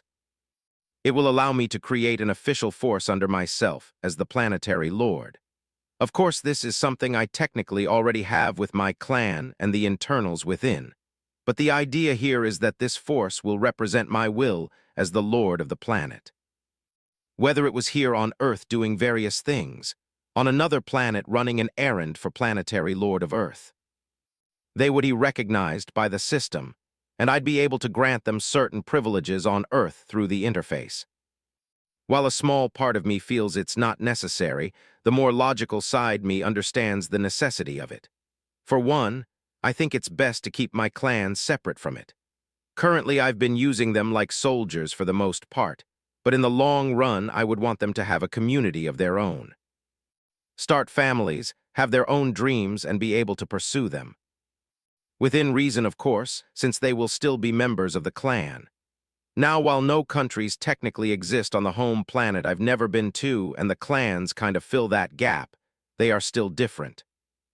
A clan might act and behave like a country, but it is not one. It is a clan, my clan. Its members are loyal to me, and I am loyal to them. Anything else is unacceptable. So while I want them to be able to create their own communities, if I ordered the clan to move, then every soul would move. Now, while I'm currently rooting myself here for the foreseeable future, that might not always be the case. There's massive multiverse out there to be explored, and I will eventually do just that. That's not even to mention visiting planet Infernal. Who knows, maybe I'll even moor there semi-permanently one day. Actually, I'm pretty sure it's required for me to visit at least once before my clan is officially official. Either way, whatever it is I decide to do, I don't want the planetary forces here to be made up of mostly infernals, and then if I decide to leave, the force just goes empty. That wouldn't be good for the planet. Which means some massive recruitment will take place. Very carefully, though. Can't have a bunch of idiots a part of the force in charge of being a military presence for the whole planet, or at least the couple million people living within the system city. Honestly, I still can't get over that. Hundreds of millions of people, where could they be? All right, I'll go ask the immortal mermaid about it when I get a chance. For now, let's finish up here. Next came city management. In this section, I could dismiss city lords, appoint new ones, and even change the name of the city if I so wish. And actually. City management. Cities. 1. Black Cove City. 2. New Earth Union. 3. Cliffside City. 4. New Antarctica. 5. City of Hope. 6. United Race City. 7. Blue Water City. 8. The North Pole. 9. New Asia City. 10. Valley of Red. 11. The Gaia Empire. 12. Little Earth. 13. Garden of the Dead. The Gaia Empire, City Lord Evangeline Van Kirk. Dismiss City Lord. Name changed. Confirm name change from the Gaia Empire to Gaia City. I confirmed the selection and watched as the list updated in real time. Plus, I believe a notification went out to all the residents residing in what is now Gaia City. The little empire in the name bothered me, since they weren't one. Then came Portal Management. Designate portal location. Manage portal access. Thankfully, I didn't have to visit the cities all over again to designate the portal location. I just had to select the city, and a very plain 3D model of said city would show up. Then I simply had to pick a sport, and the portal would form. From what I understood, it would literally just be a floating portal with no other structure around it. So we would have to do a bit of construction in regard to that. It would also take some troubleshooting to figure out how to get from one city to another once all the portals were up and running. This thing didn't come with an easily explainable system to pick where you wanted to be teleported to. We'll figure it out, though. Planetary Forces is literally just for managing employees. I can see who is in the force down to their finest details and essentially be an HR manager. Form payment to promotions, it could all be handled there. It was pretty useless right now, since not a single soul was a part of the force, but there will be time for that in the future. Now finally, there was system integration. And it really only served one purpose: to integrate planet Earth to the wider multiverse. It was the whole reason for becoming a planetary lord in the first place. If all the factions were still here in full, then it likely wouldn't have been necessary for a long time, since we were able to connect our own city shops with the others on Earth to buy and sell wares. Wares that each faction brought with them from outside the planet. Now, while we could still connect to each other, there was almost no point since no one was advanced enough to sell things like that ice cooler thing just yet. Connecting the planet to the multiverse will once again open the doors to buying things that otherwise can't be found here. It was sure to be interesting, since I have no idea how it will work exactly. So for now, I will further stabilize the situation on Earth, then it's integration time. 202, now complete Book 3. I was currently seated in my conference room with Richard, Lidaz, and Vrusha joining me. After I spent some time going through the interface, and then asking Mr. Wright for a nice meal, I sent word through Vrusha to gather the other two. All right, there are few different things to be aware of. I then spent the next few minutes explanation in detail what my plans are for Earth, touching on things like the portals, the planetary forces, the steward position, the integration, the planet council, and finally, lastly, it seems there are a few 100 million people living on this planet outside of the 13 system cities. I did not scour the entire continent planet on my little road trip, but to think that a few 100 million people were living out in the wilderness is beyond suspicious. Something is wrong, or at least not so cut and dry, and is enough to raise eyebrows. I'm not saying this to alarm you all, but just so you all are aware. For now, I'll be the one investigating it. All of them gave their respective answers, though it was only Richard who looked a little nervous. Which was understandable. Because of how quickly we have all been forced to adapt, it's easy to forget that it wasn't that long ago that Richard was just a project manager working a regular 9-5. Anyway, Richard, about the steward position. I know you already have a lot on your plate. Your workload has only gotten worse the more time passes. But you're not here to be my secretary. You have a life and goals too, so think about my next words carefully. The steward position is yours if you want it. I trust you. But make no mistake, Richard, the work will be astronomical in comparison to the work here. You will essentially be in charge of an entire planet and its people. Your workload will be incomparable. Again, you can say no. I watched as Richard's face wound up in deep thought, and I could practically see the gears in his spinning as he thought about what I had to say deeply, which is what I wanted him to do. It wouldn't be good at all if he accepted the position then wanted to quit 2 weeks in. You know, Raizen, I've been thinking about my future for a while now. What is it I want to do? Trust me, I've thought about it all.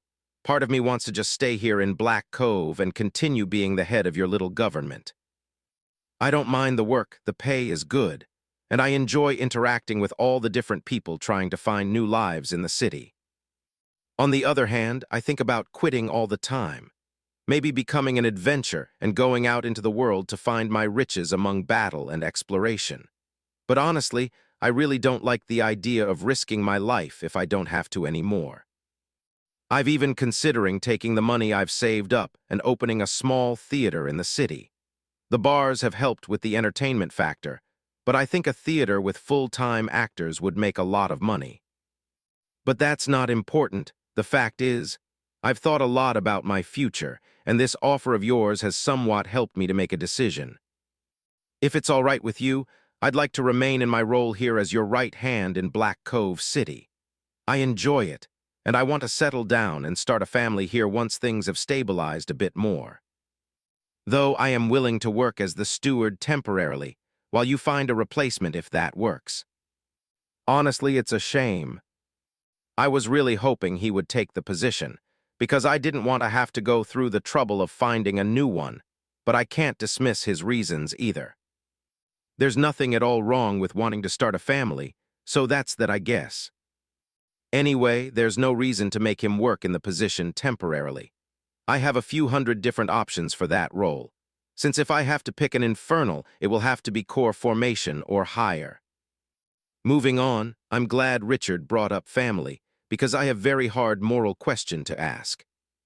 No worries, Richard. No need to worry about doing it temporarily either, I'll handle that. Though I might ask you to help with an interview process when it's time to find someone permanently. In the meantime, I have a couple questions for you. We have orphan children in this city, right? He seemed a bit puzzled at the abrupt shift in the conversation, but he answered nonetheless. We have a few, but they are being taken care of. Now, what if I told you I planned on going around the planet and essentially collecting all the orphaned children in every city? Of course, they'd have to agree, and only orphans that are quite literally alone with little to no help. They would then be fed, clothed, and sheltered. Not the bare minimum either. In fact, they would likely live better than most of the planet. Beyond that, they would be trained in various things from fighting to scouting and even admin work while also getting plenty of cultivation resources. In the future, they would all eventually join the planetary forces of Earth. I know that I could do whatever I wanted to do, and not a single soul could tell me otherwise.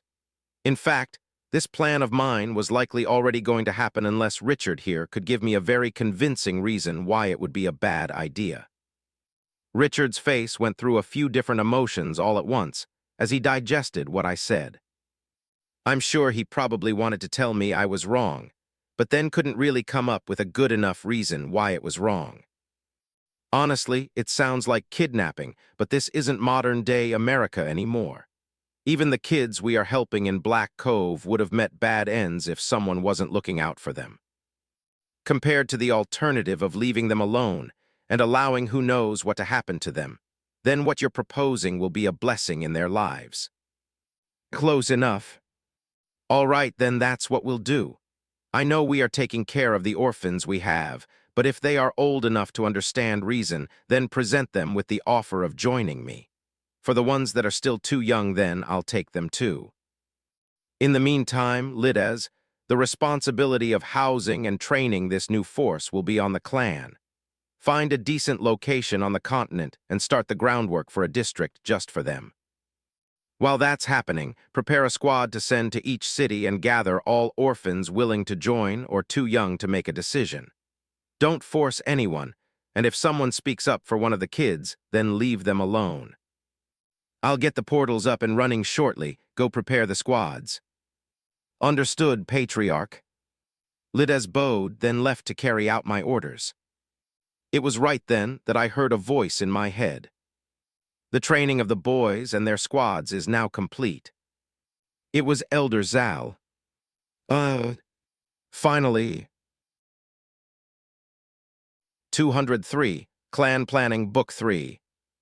I was currently standing in one of the training grounds located at the Infernal district. Before me stood two young men, and behind them stood their respective squads. Of course, it was none other than Fryan and Lurin, who had finally completed their training after all this time. Both of them looked and felt stronger, having grown in both strength and ability. They were already far more skilled than I could hope to be at the time when I met, but it appears that Elder Zal has refined them even further. They were dressed in black robes and carried spears I didn't recognize. I suppose it makes sense since their previous ones were only for the Chi refinement realm. Then look at me for a moment, and then drop to their knees. We greet the Patriarch. Before I could respond, their squads behind them also fell to their knees and did the same. Only it was much louder due to the fact 100 people all spoke at once. We greet the Patriarch.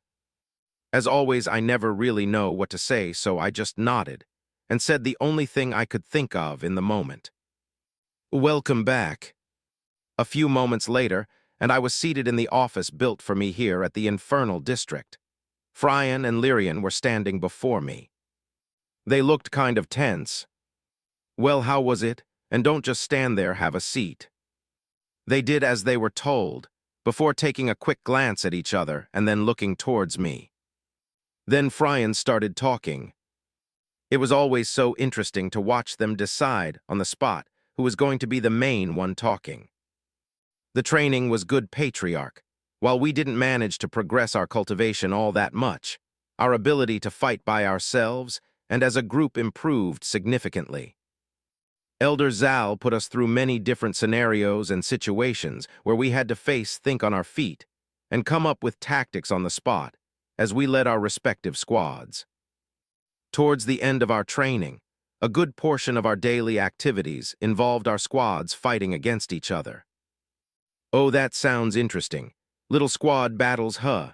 I should probably participate in something like that myself. Well, don't hold out on me, give me details. I pressed on for more information, and slowly but surely Fryan kept on talking, before Lyrian eventually began chiming in as well. From there, we kept talking for hours. I don't even know if they even realized that they began to open up a bit more as they delved into every little thing they could remember, which was technically everything, since the memory of someone in core formation couldn't be compared to that of a regular person. Listening to them ramble about fighting something called a salamander that lived inside of a volcano was particularly interesting. I'm pretty sure it was that same volcano that the Ashguard quit the whole thing on. Anyway, I wanted to go fighting this salamander thing since it was confirmed to be stronger than the boys. They hadn't killed it and only fought it repeatedly under the supervision of Elder Zal. Of course, she allowed them to suffer plenty of injuries, with some being worse than others, but that never caused hesitation within them. Infernals never ran from a fight. A tactical retreat was one thing, but cowardice was another. It had no place among us. They even brought up the amount of practice that went into getting better at conjuring their new flames. It was definitely way different than me, who practically communicated all my wants and needs, and flames simply obliged. For them, it was literally like a brand new technique they had just learned. The flames didn't listen to them, nor did it communicate. They were infernal flames. Destructive, yes, but not quite at all the same flames that I wielded.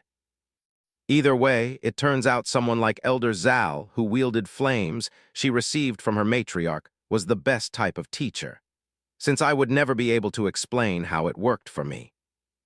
All in all, it was nice to see them excited about something and genuinely talk to me without apprehension. Though some might say it was weird that two boys, not even 17 years old, were so excited about risking their lives every day for months, all in the name of training. But I suppose that was normal in this new life of ours, especially in the lives of infernals. Though while I enjoyed hearing about their training, and I'm looking forward to going to fight the salamander myself, the things that stuck out to me most was the fact they did admin training. Really, admin training? I couldn't believe it. Why did Elder Zal put you through admin training? What did that even entail? They then went on another spiel about what it was and what they did. To sum it all up, it was pretty much Elder Zal teaching them how to manage a clan and its territories. From finances to warfighting capabilities and everything in between, she went over it all. They went over the different departments a standard clan would have, and all the different details that being the ones above those departments would need to be aware of. Honestly, they won't ever a whole lot of things that even I would hopefully get educated on too. And now that the training and I guess education of the boys was over, hopefully Elder Zal would have a bit more time on her hands to help me. Once all of my current priority list is cleared up a bit, I'll ask her for assistance. But that was later. In the meantime, well, now that you all have been taught a bit about managing a clan, what are some recommendations you have for me? I have a few thousand internals here, And I've just been having Lidaz keep them organized, or if I needed something then I would let him know, and there would be a group ready to handle it. What should I be doing better? They looked a little hesitant to answer the question, and it was easy to figure out why. I was basically telling them to tell their patriarch what he was doing wrong. I'm sure they would find that a little uncomfortable. Remember, boys, you two are the pillars of my clan, not anyone else, which means if you notice something is wrong, then I need you to tell me. I would hope you wouldn't let me fail if you noticed I was doing something stupid. That seemed to be enough to push them in the right direction, and Lyrian hurriedly spoke up. With respect, Patriarch, we need official organizations within the clan. There needs to be official roles and positions that each member of the clan can hold. So, when there are things that need to happen, there is already a department that is responsible for handling it. To continue, Patriarch, the clan will eventually need servants, or subordinates that are not official members of the clan but only employed by. The clan as it stands will soon have no members at Chi Refinement, and while every single one of us will do whatever it is you ask of us, the work of a clerk isn't the best use of a core formation Infernal. Even then, the members of the clan need resources, which means we need to be generating consistent income, especially when considering that the clan will soon be supporting thousands of core formation cultivations, and already a few of the nascent realm. That isn't a cheap expense, Patriarch. Well, I'm not sure how it turned into a lecture, but Lyrian here sounds like Elder Zal all of a sudden. In that case, well then here's an order for you, both of you. Work with Lidaz to come up with a proper organizational structure for the clan. Come up with departments, positions, and a proper clan hierarchy. I'll review whatever you come up with, and once I approve, we will immediately put it into action. Understood? Yes, Patriarch. Yes, Patriarch.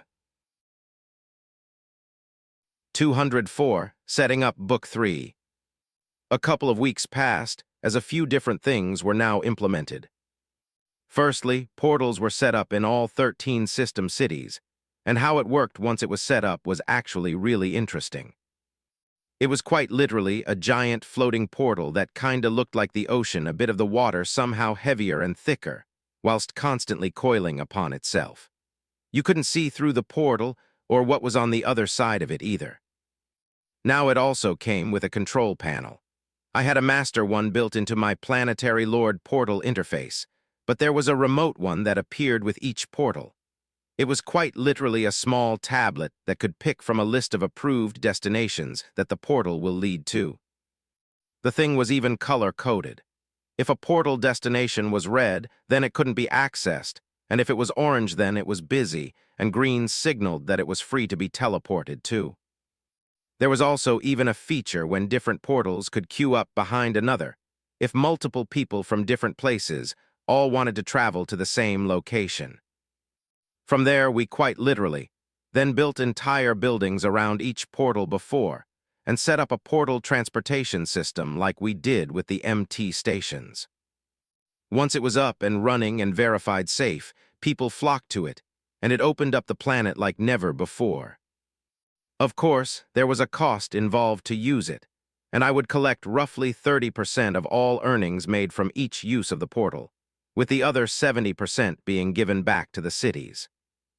Next came my little orphan project. There was some slight pushback from some people as we began going around and collecting orphans. Some of those people truly meant well, and if they could prove that the child in question would be taken care of, then the child was left alone. And there were others who didn't mean well, and that's how kind of accidentally uncovered a few drug and slave rings. Who would have thought that people would have time to figure out new drugs in this world, and then go through all the trouble of doing it illegally? It's not like we necessarily had laws against drugs, but slaves were a big no. Anyway, those people were dealt with, orphans collected, and words were passed around about the use of anything that could be considered a drug. Do whatever you want as long as it only affects you. I could care less if people wanted to get high, it's your life. Just don't become a bother. Slaves, on the other hand, unacceptable. I'll leave that there. Moving on, there were also a few people who were just angry to be angry. The type of people that cried about things that had nothing to do with them.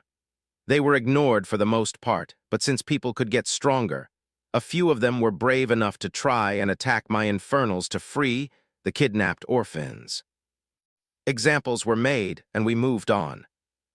By the time it was all said and done, about 3,000 kids were gathered, from toddlers to kids that were roughly 15 or so years old. They were brought to the district that was being built for them out west near a river. The district was far from done, but housing was one of the first things that were built, and by the end of the first week, everyone had somewhere to sleep. By the end of the second week, everyone had been logged and documented. Their training would begin in earnest in about a month or so. For now, they would simply be fed, sheltered, cared for, and organized properly. A few hundred infernals were in charge of the district. Speaking of infernals, the boys spent a few days talking with LitRPG and navigating through the thousands of infernals in the clan, and finally came back to me with a proposed organizational structure. It was actually quite detailed, not that I expected anything less. They suggested I have a total of 8 high-level departments: military, resource, logistics, finance, crafting, alchemy, intelligence, and finally, operations. The military department would then have a group dedicated to being full-time warriors. Of course, everyone in the clan would be warrior by trade before all things, but this group would be the ones that were sent out first, and their main responsibility would be to fight others. My first conflagration will be formed here. Next will be the resource department, whose entire focus will be to gather resources needed by the clan. Whether it was to kill a certain animal, or to find a plant, or even to go mining. It would all be handled by this department and the different divisions within. Logistics is pretty much as the name implies. Anything and everything regarding transport and supply will be managed here.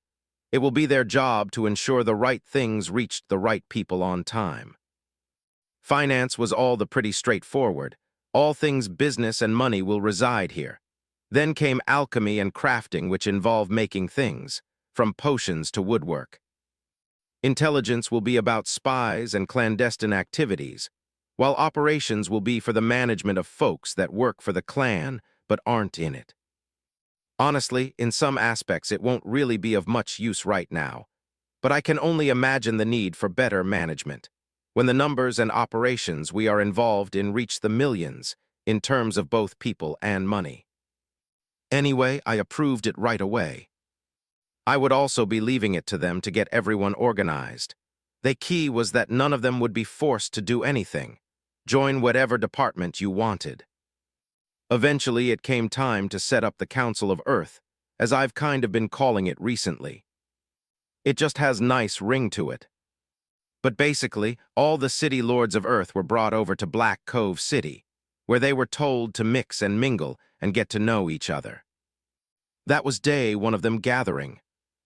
Day 2, I made an appearance and gave a small speech. Thank you all for coming. This is now the official start to the Council of Earth. I expect this group to work together in managing their respective cities. There won't be any wars between cities or anything of the sort. I also won't be bothering you too much as long as you don't do something that requires me to show up. With that being said, you all have already briefed on the do's and don'ts. I strongly advise against doing any of the don'ts. There won't be a second warning. Now, Earth will soon be integrated into the wider multiverse. When that happens, we should be getting access to the shops of other planets. I am not sure if this will allow the entire planet to access these shops or not, but in the case that it does, all I can say is not to invite trouble to our planet. Understood. All of them gave their nods of acknowledgement. Good. Finally, the man next to me is Ozil. He will be the steward of this planet until further notice. Treat his words like mine. Ozil is one of the few hundred core formation infernals in the clan, and LitRPG recommended him for the role of temporary steward. I eventually left the meeting and traveled to Blue Water City. It was time to meet with our local immortal and see if they knew anything about all the missing people. 205 Ants, Book 3. It didn't take me very long to reach Blue Water City, since we had portals now, and from there it was just a short walk to the coast. I thought for a second that I would have to swim down there since she wasn't expecting me, but the second I reached the bank, the stairs once again began to form. How nice of her! A few moments later, and I was once again seated across from her. Didn't expect a visit from you so soon. Honestly, I didn't expect to visit her so soon either, but this was important. I came to ask for a bit of assistance if you have time. She smiled slightly before responding. Time is the one thing I happen to have more than what I could do with. What do you need help with? Well, she isn't called an immortal for no reason, so I guess that makes sense. There are a few 100 million people on this planet that appear to be missing. Do you have any insight as to where they might be? Her facial expression seemed to shift to one of slight interest, as if the happenings of this planet were of no real consequence to her, only finding the situation slightly amusing, which was true, I guess. She was just a visitor here, and she likely wouldn't be here at all if it wasn't for my presence. So you aren't aware? Before I could ask what she meant by that, she pointed one finger straight down. They are below us, underground, deep underground. There are some still spread out all over the place above ground, but the vast majority of them are underground. Interesting. I mean, I suppose that's fine and all, but really, a couple 100 million people were all underground. How were they surviving? How did they even get there? Why are so many of them? There were plenty of questions to ask, and I couldn't make sense of any of them. The princess before must have sensed the amount of questions whirling around in my head and decided to relieve the burden. I wasn't here during the return of your tutorial, but I could tell you for certain that most of the people who now dwell underground were simply taken there. Though I wouldn't rule out that some of them had the unfortunate fate, or perhaps fortunate depending on your viewpoint, of being teleported there upon the return to your planet. Did she just say taken? By what demons? Taken by who or what? I don't believe I've seen this exact variant before, and I do think it is local to this planet. But ants are the whom you are looking for.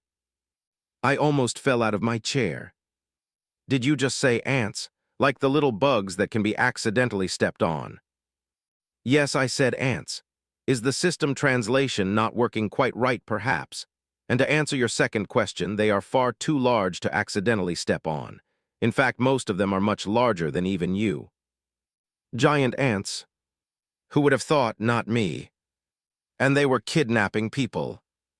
Do you know what they are doing to the people they take? It's simple, they are food. There it is. It makes a lot of sense when you think about it.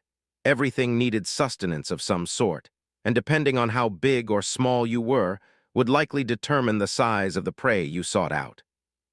The ants were apparently massive, meaning they would need much larger prey, but humans weren't the only big things on planet. I wonder it's a taste thing, or maybe a nutritional value thing. Pretty sure there was anime that had a similar concept in it, so maybe there's some truth to that. Either way, the fact is ants were hoarding humans for food. Now what am I going to do about it? Nothing. Well, that's not entirely bad now, is it? Earth versus invading forces, sure, I'll defend it. Humans versus the local wildlife, I'm not too keen on helping out. But this isn't a normal situation. Hundreds of millions of people here, all being kept underground as livestock with massive ants as their breeders. And I am the lord of this planet. This is probably the type of thing I'm expected to deal with. All right, the decision's been made. I'm going to go kill some ants. Is there any more information you can give me on the situation? Telling you everything is no fun, but I can share a few more things. While the humans are being kept as food, they are treated fairly well until it is time to be consumed. It seems the ants care for their food supply. And although the ants rule the underground, they aren't the only powerful species who dwell down below. In fact, there are even a few pockets of humans who are not living as livestock. How strong are the ants? They are strong, but it's not their individual strength or even their immense numbers you should be worried about. It is their intelligence. You have not seen a single ant near your city or any other city, right? You should ask yourself why.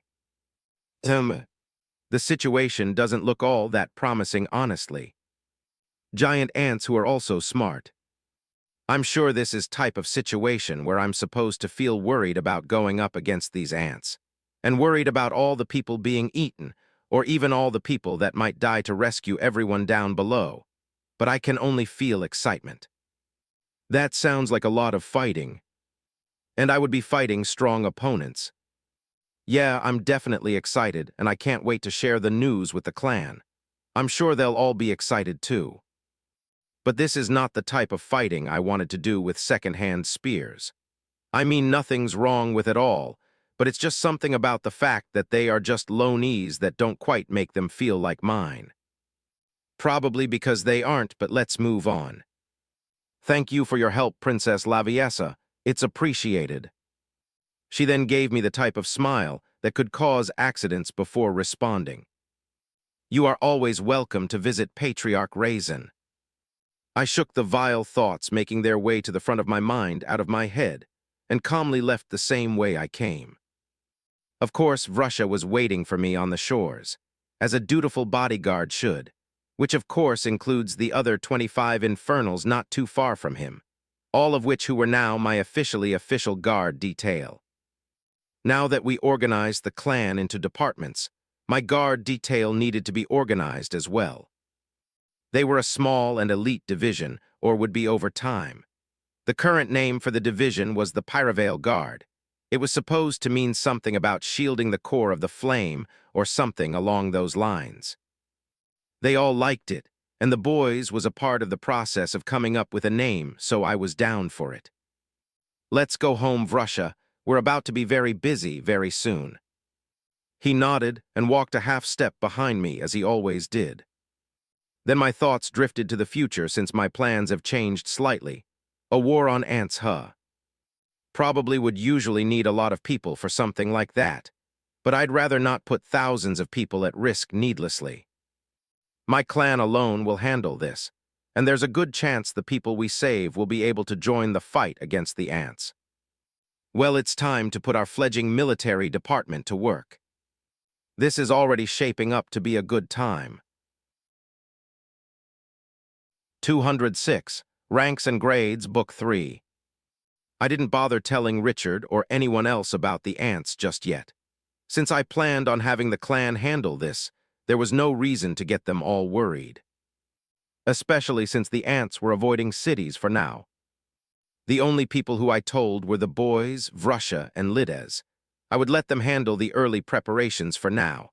I didn't plan on running off to go fight the ants in a rushed manner. We will prepare properly. But before that, Lyrian was in my office with a request. One that I raised my eyebrow at. So, roughly 1,000 Chi refinement members in the clan are requesting permission to attempt advancement into the core formation realm. Yes, Patriarch. I was a bit confused.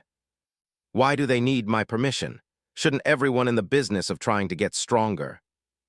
Yes, Patriarch, but advancement comes with risk. If they fail in their advancement and end up crippled or worse, dead, then that is a resource loss to the clan. Lyrians. Yes, Patriarch. Never refer to anyone in my clan as resources again. Lyrian tensed, but I needed him to understand how serious I was about this. I don't want thinking like that to spread in the clan. Now, although I can't sit here and pretend like I knew all of them by name, they aren't numbers on a piece of paper to me. They are precious members of my clan. Remember, Lyrian, the members of my clan are family, not resources. Your battles are my battles, your wins are my wins, your losses are my losses, your enemies are mine, and your friends the same. Not resources. Do you understand, Lyrian? He was about to kneel, but I stopped him. Stop, there's no need for that, just affirm that you understand. Well, I understand, Patriarch. Good, make sure to pass that to everyone else in the clan. Now regarding this request, If anyone wants to advance, then go right ahead. There is no need to ask me for permission. Ah, wait, I suppose let's put a ban on rushed cultivation. I don't want anyone trying advance before they are truly ready. Oh, and communicating that you are undertaking an advancement to your superior is necessary. I expect the members of the clan to ensure that everyone has the best environment possible to attempt their breakthrough. That will fall on you and your brother. Other than as long as they are ready, then advance at will. I'm expecting good results. Sounds good. Yes, Patriarch. That might have been the first time I've actually had to correct Lyrian or Fryan. It feels weird, but I think it was necessary. Hopefully that doesn't reset some of the closeness we've developed recently. But that conversation does bring up another point. It is not like we will be collecting a new batch of Infernals anytime soon, and I'm sure all of our Chi refinement Infernals will soon all be joining the core formation ranks. I don't want them pushing documents all day. So, it might be a good time to begin hiring people for the clan. Oh, all the ant food people. I'm sure some of them will be excited to work for the clan that saved them all, or at least hopefully. Anyway, I think it's finally time to integrate. I went through the interface and selected the button to start the whole thing. A few notifications popped off. Ding! The planet Earth is now being integrated into the multiversal system at the behest of Planetary Lord Raizen. Alert! Please be aware that the planet's location will now be available through system-created maps. Alert! Please designate a location to receive visitors to the planet in no more than 1:59:58. Alert! Integration will complete in 2:59:55. Alert! Please be aware that all planetary communication will be directed towards the Planetary Lord, unless the steward is designated as such. So I have to pick a visitor's location, huh? An embassy for Earth, then? Sounds kind of cool, but where would I want something like that? All manner of potential danger could be coming to Earth. I would want something like that heavily monitored and guarded. Then I'll put the embassy just outside of the Infernal district then. Though we will need a proper system in place to handle these visitors. I wouldn't want them just coming here and roaming around doing who knows what. What to do? Russia. The man then entered my office. Send word to Lidaz. I need an area just outside of the Infernal district built to receive visitors from other planets and universes. He also needs to figure out a way to handle them once they visit. The area doesn't have to be special for now. We can always improve it later. Understood, Patriarch. All right, now for communication. I think I'll handle those responsibilities for now. Kind of curious about the process and how it all works. So while Lidaz and whatever department in charge of building and planning things got to work over the next couple of hours, I simply stayed in my office and read. There was nothing stopping me from bringing books out of library, and the in my hand at the moment was pretty important. It was titled, So You Found Spirit Stones. The first page was just a few words from the author leaving contact information, so the reader could reach them if they so wished to discuss spirit stones. It wasn't a phone number or anything, though. Instead, it was the location of a place called the Spacalius Auction Hall on planet Spakal, in the Spakal universe. Pretty sure that was a scam of sorts, but the rest of the book had a lot of good information.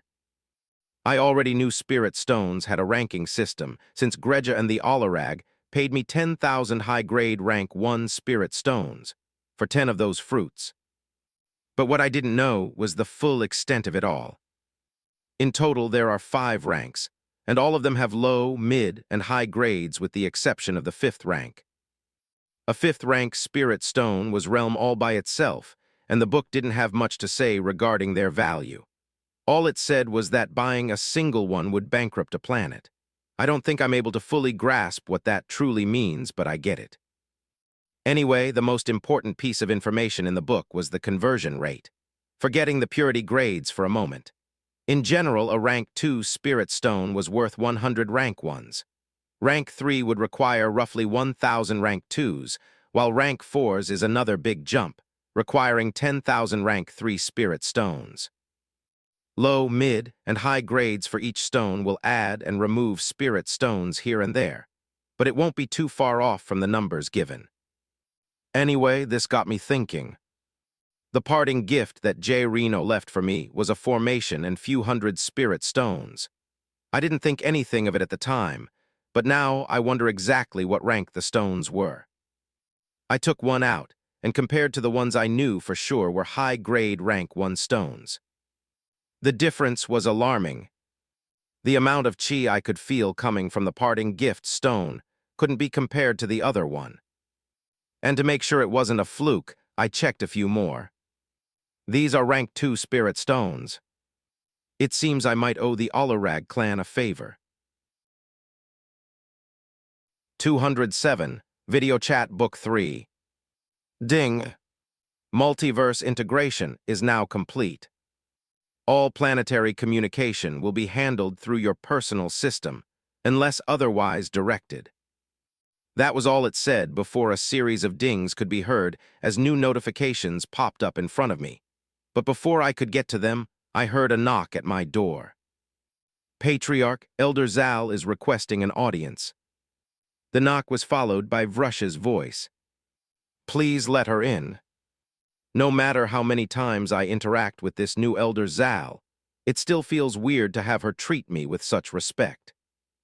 As I watched her enter the room and offered me a small bow of her head, it only felt even weirder. Whatever. It's been a while, Elder Zal. The boys told me their training went well. This period of distance is vital for your development as the patriarch of a clan. It is now where you will shape and firm the foundation of what is sure to be a large and powerful clan. I've ensured that both Lyrian and Fryan have the abilities, and knowledge ensure that my previous statement remains true, Patriarch Raizen. I was just trying to say hi, but Elder Zal is going to be Elder Zal, I guess. Thank you, Elder Zal. Were you just visiting? No, Patriarch Raizen. I believe you have just completed the multiversal integration, correct? Yep, perfect timing. Then it is time we discussed a few more things. Firstly, the system should have asked you to verify the location for receiving visitors. That is because the system can facilitate teleportation between planets. It is not something that those without sufficient power and wealth can afford regularly. It is also not a function typically used for teleportation beyond the same galaxy, though some may be willing to pay the price for such things. Keep in mind that as the lord of this planet, you have the ability to reject all system-sanctioned teleportation services, but that is not the case if someone were to physically travel here. Finally, it is regarding my presence here. You are now full-fledged patriarch with thousands of infernals in your clan. You have successfully passed down your eternal flames to another, officially creating a new lineage of flames. You have advanced within your cultivation, you have fought in your first war, and you have claimed this planet as your own. There are many things left for you to learn, and many things left for you to experience, but it is not my place to walk that path for you. I will spend exactly 10 more earthly years here. To your current self, that may seem like a significant amount of time, but as an infernal patriarch, reaching the realms of immortality are well within your reach. How far you climb beyond that point is your prerogative, but remember, there are no weak patriarchs. To that end, the next 10 years will no longer be dedicated to helping you become a patriarch and understanding your role in the multiverse. It will be focused on training your ability to fight and improving your cultivation. Though this is not something that will be forced upon you, I will be here for 10 years. When you are ready, I will be here. That is all, Patriarch Raizen. After dropping that bomb of a declaration on me, Elder Zal delivered one final bow before departing. I mean, I knew she would leave eventually, but having a final date seemed to make it more final. 10 years of training and cultivation, huh? Fine, get my spear, fight some ants, and then it is time for another seclusion period. After Elder Zal left, I looked towards notifications waiting for my attention. Ding! The Ironcrest Consortium is requesting an audience. Ding! The Grainpath Merchant Group is requesting an audience. Ding. The Zayan planet is requesting an audience. There were at least 10 more notifications, just like the first 3, with a majority of them being different companies, I think, while a small few looked to be entire planets. So this is what the system meant by communication, huh? Interesting. Well, let's just jump right into it then. I clicked on the first one, and then a message about connecting came up on the screen, and after a few seconds another window opened up. Only this is quite literally a video chat. Like real-life video chat. There was even someone sitting there, and he had the same metal skin that, what was his name again, Yam something. Oh yeah, Yamal, and there was also Idar and I believe Riyan, I think. Oh, look, he's about to talk. Greetings, my name is Yen. I am a representative for the Ironcrest Consortium, and I would like to discuss setting up a trade agreement with the planet you lord over. Oh, I see. My name is Patriarch Raizen. How does this trade agreement work? The metal man looked at me and raised an eyebrow. Is he questioning why I don't know how this works? Did you say Patriarch, not Planetary Lord? Are you perhaps the steward? No, I am both Patriarch Raizen and the Planetary Lord of this planet. He then seemed to chuckle wryly. Let me give you some advice, Patriarch Raizen. When conducting business, it is best to introduce yourself with the most prominent title or affiliation you hold. For you, being the patriarch of whatever family or clan you made on your planet, would not hold the same weight as the actual planetary lord position.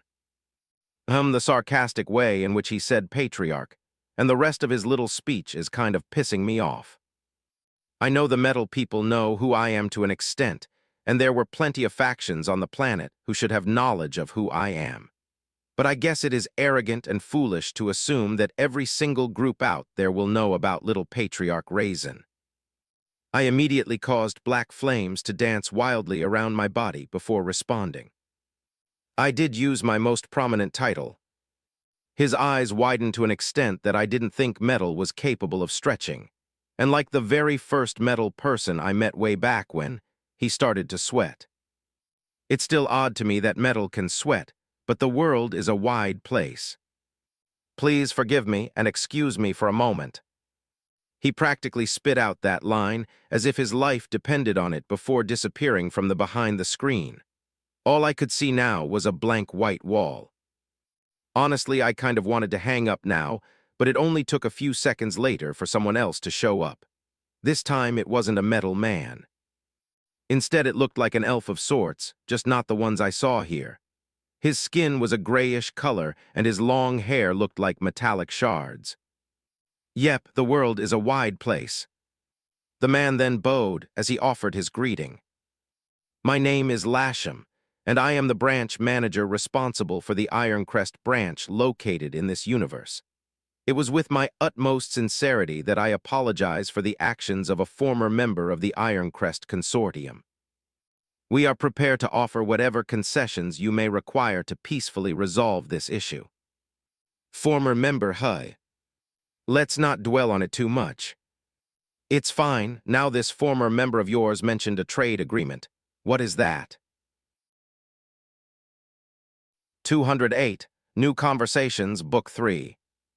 Patriarch Raizen, a trade agreements can mean many things, but in this, it is the means in which merchant companies, such as ourselves, conduct businesses with planets unified under one rule.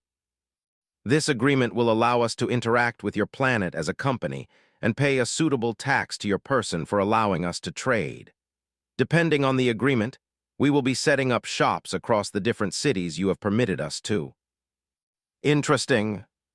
Why go through the Planetary Lord to do this?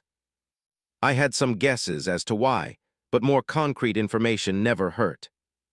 It is far more within our means to transport goods to a planet through the system with the acceptance of the Planetary Lord than it is to travel there ourselves, Patriarch Raizen.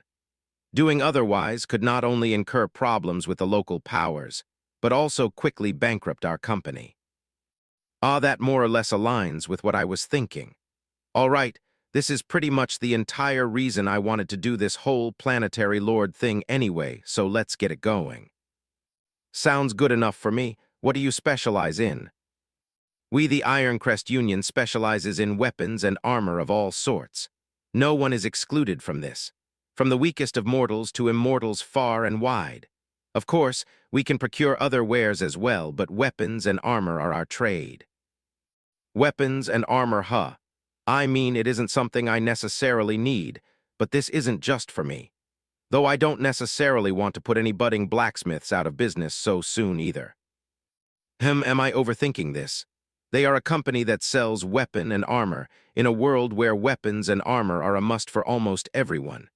Even if our local blacksmiths can't compete with them yet, they will still have a place, I think. Whatever, I can always kick them off the planet if I don't like how things are looking. I see, and what are your terms? The man in front of me didn't miss a beat and began rattling off their terms. I suppose this type of conversation was normal for them. Thank you for your interest, Patriarch Raizen. Our terms are as follows. The Ironcrest Consortium would pay you a 25% tax on all goods sold on the entire planet. This will be paid for in either gold coins or spirit stones, depending on income earned. In addition, a one-time trade fee of 1,000 high-grade rank 1 spirit stones will also be included.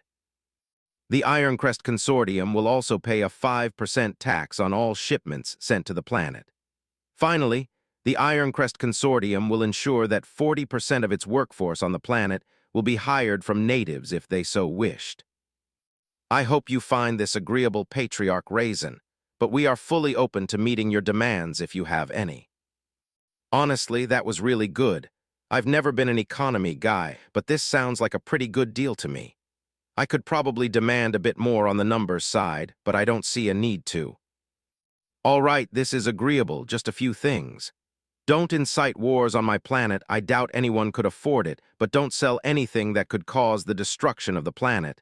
Slaves are banned here, and if for some reason this planet gets invaded, don't sell weapons to my enemies. Is this agreeable for you?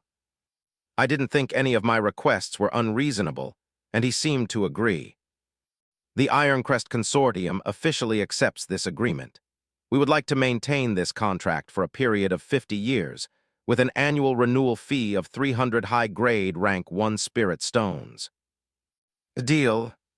After saying that, the man left for barely a few seconds before coming back with a contract and signing it before me. I will receive my own copy to sign when people from the Ironcrest Consortium showed up, which would not be for another 3 days, as they needed time to prepare their goods and a proper workforce. All initial payments will be delivered at that point as well. I let him know that someone else will be handling all communications after this, and we ended the call. I'd say that went well, with the exception of that metal guy. I hoped the rest of the calls I had weren't going to be like that. Maybe I should just introduce myself as an Infernal immediately to avoid any problems. Turns out that doing so was a good and a bad thing. 2 of the calls I answered after that respectfully bade me fearful after learning who I was. In fact, it was almost like they were begging to disconnect the call.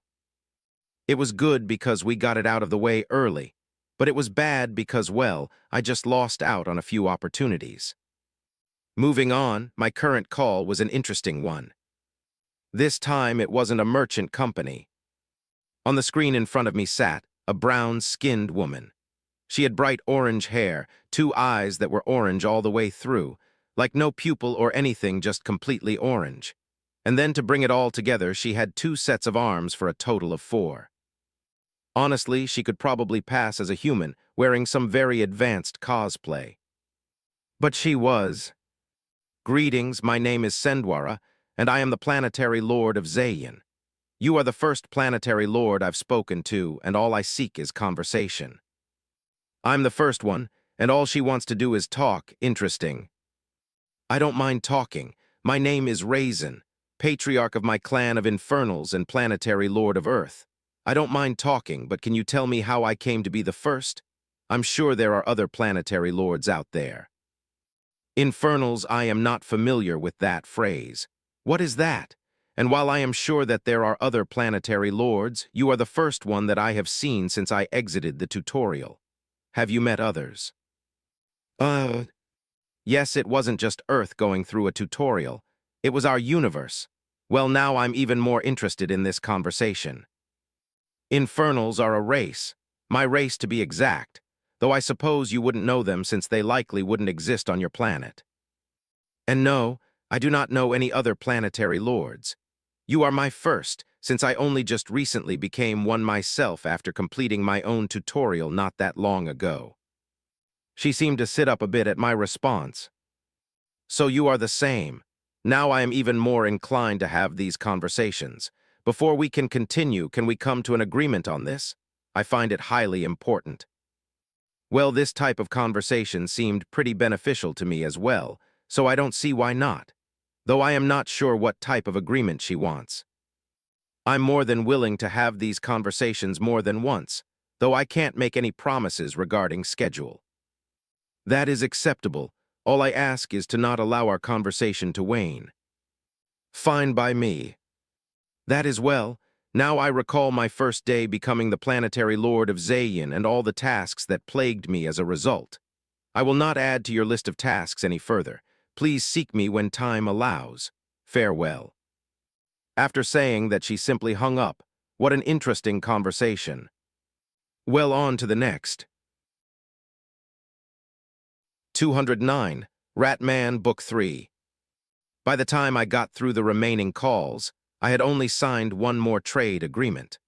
All the other merchant groups were either too scared to work with me or weren't offering anything I needed.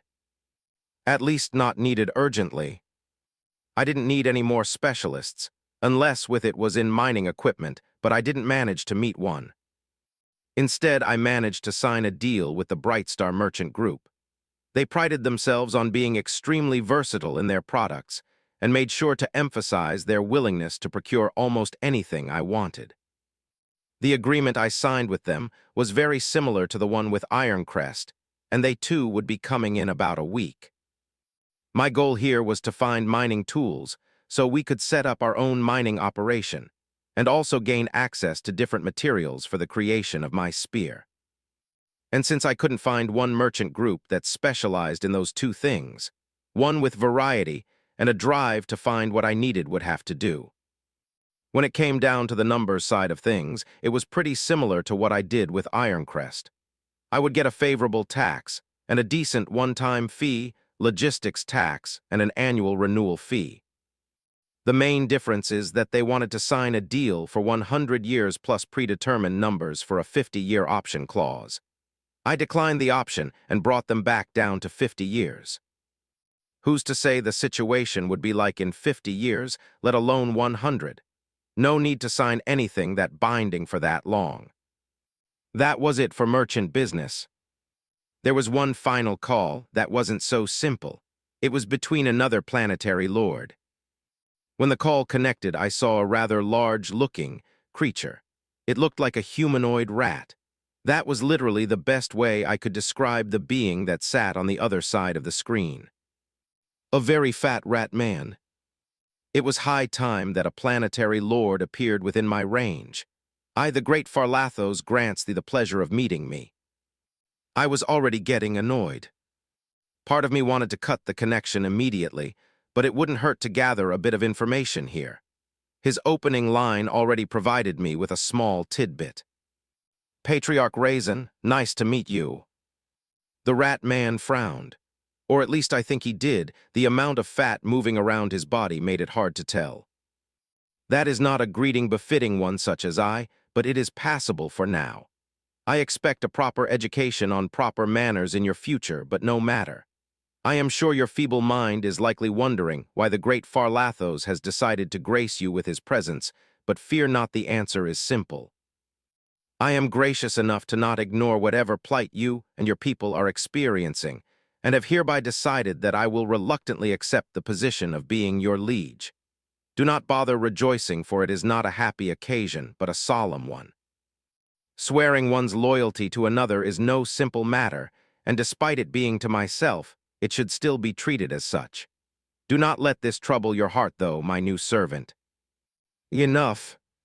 I couldn't take it anymore. He was just going on and on and on about absolutely nothing. And if there was one thing I hated more than anything in this world, it was thought of bowing before another. It filled me with more anger than I would like, but I couldn't deny that part of me. I would never kneel before someone else. Never. And apparently, the fat rat man didn't take my interruption too kindly. One mistake is more than enough. Anything beyond that is insolence of the highest order. Do not ruin this moment between master and sir. I said enough, you fat piece of shit. Flames danced around my body as the anger I felt began to rise in intensity. The fat man then went silent, but I could see anger coloring his features as even his fat began to slowly shake in accordance to his emotions. Just as I was about to cut the connection between us, he spoke one final line. You will regret this travesty for an eternity. And then he cut the line himself. There's some more of that conflict that Elder Zal mentioned coming back, I guess. This time it's going to be against some type of rat people. I look forward to it. After closing the connection, I took a look at my current status. There were some changes. Status. Name Raizen. Age 21. Race Infernal. Cultivation, Core Formation, Ignition. Profession, Planetary Lord Earth. Planetary Interface. I then clicked into Planetary Interface, and from there I navigated to System Integration. This is where most of the new changes were. System Integration. Change Arrival Point. Nearby planets restricted. Incoming requests. The arrival point was currently my new embassy location. Won't be changing that anytime soon. Nearby planets was an interesting one. It was restricted to only showing me planets that had planetary lords and were within my current range. It even specified what that range was, my galaxy, the Milky Way, which I found interesting that it used that name and two other galaxies. Laxus and Pygoramuti. Two vastly different names, but they were the galaxies that were near me. Zayin was listed under the Milky Way, which is interesting cause that could mean one of the planets Earth already knew about had life on it. While the only other planet I saw was one called Garpatia. I'm assuming that's the one the fat rat man was from. It was in the Pygoramuti galaxy. I'll keep that in mind. The only other planet listed was titled Mixel. They didn't give me a call, though, so I knew nothing about them for the moment.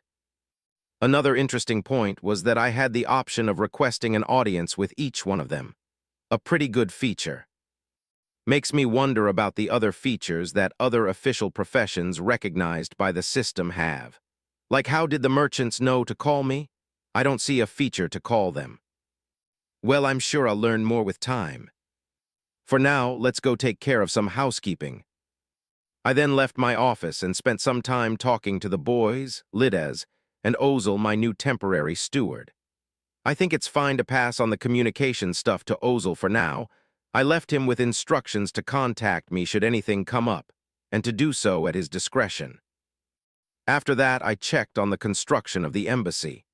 Now that they knew they had a bit more than a couple hours to build it, they were making a few changes and expanding on the initial plans. He was also informed to tell the members of the Planetary Council about the new shops that will be available on Earth in a week or so. War plans were coming along as well. For now it was tied to the ants, but I also told them that another planet might potentially attack us at some point. They'll need to prepare for that too. Lastly, I finally gave the green light for the operations department to begin their hiring process.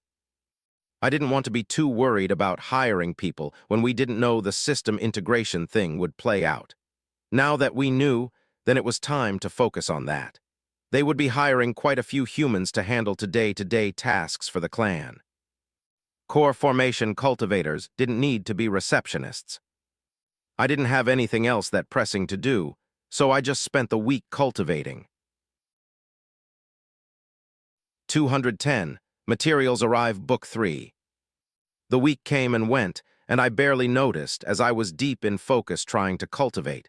It was Russia who came and got me. It seems our visitors were finally here. The Ironcrest Consortium and the Bright Star Merchant Group. Both of them came at the same time, it seems, and they bought a whole bunch of people with them. Literally thousands. The embassy we built wasn't really big enough for that amount of people, so there was a big group building up outside. I didn't see any luggage, though, so I'll assume everything was in rings. That was quickly proven to be true, as after entering the embassy, I could see a few Infernals going through rings one by one. Interesting, I hadn't even told them to do all of that, but good on them.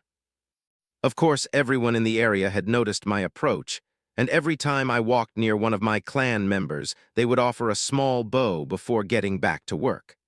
I'd gotten pretty used to it by this point. Anyway, I found my target and approached them. It was Person who handled my deal with Brightstar. Once I neared them, the person offered a very deep bow and raised their head slowly with a mellow smile plastered on their face. "It is my pleasure to meet you in person, Patriarch Raizen. I vow that you will not regret in the slightest deciding to allow our presence here." I wasn't one to judge since I myself was technically an alien too, but the person before me had no mouth. I think it was a she, just based on the voice and the overall shape of their mostly humanoid body, but there was no mouth or even nose to be seen.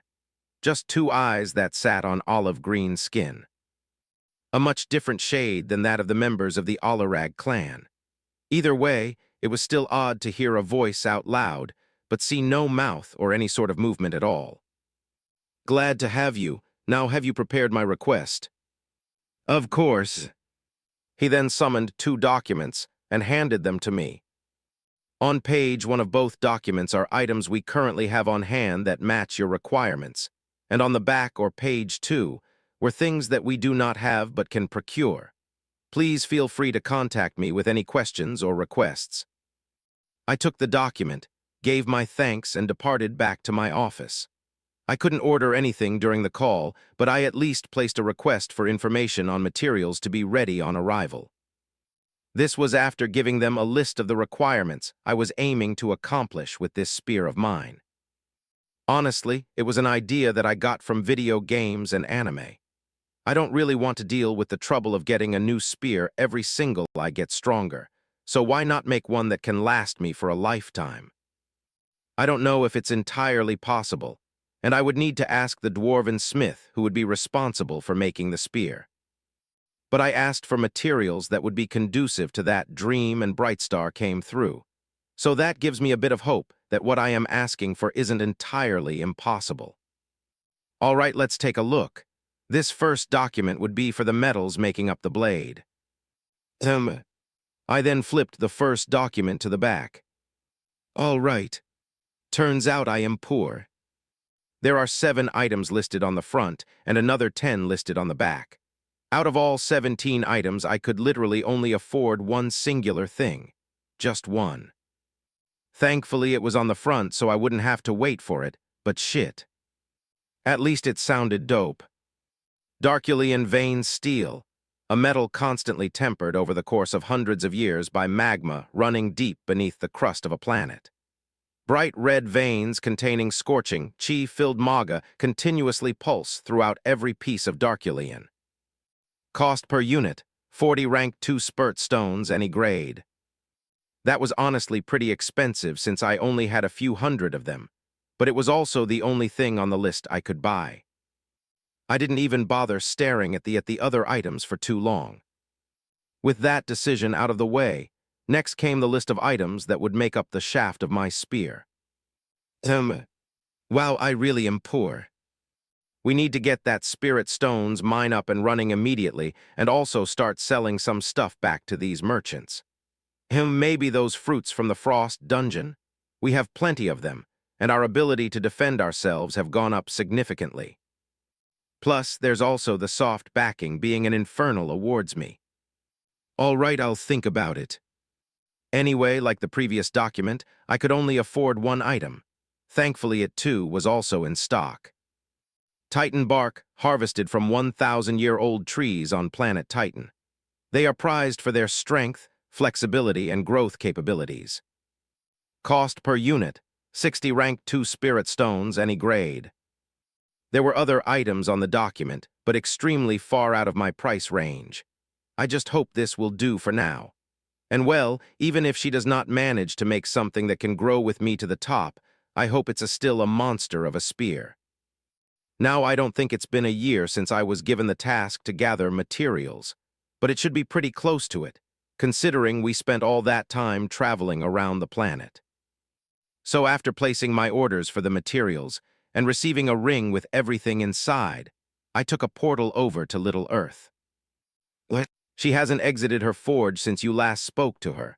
I can't stop you from knocking on her door, but she left strict instructions not to bother. That's all I got for you. I see, fine, I'll just wait. Do you have a spare room? Yeah, but it doesn't furniture in it.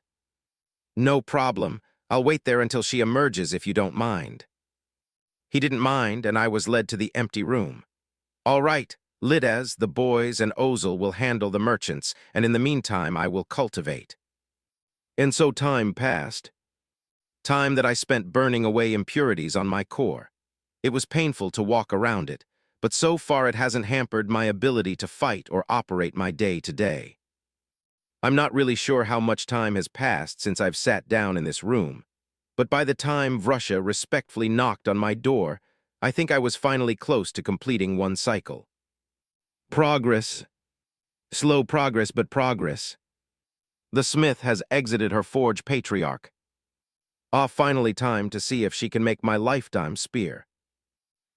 The answer is no. Well, shit. I am only in the nascent realm.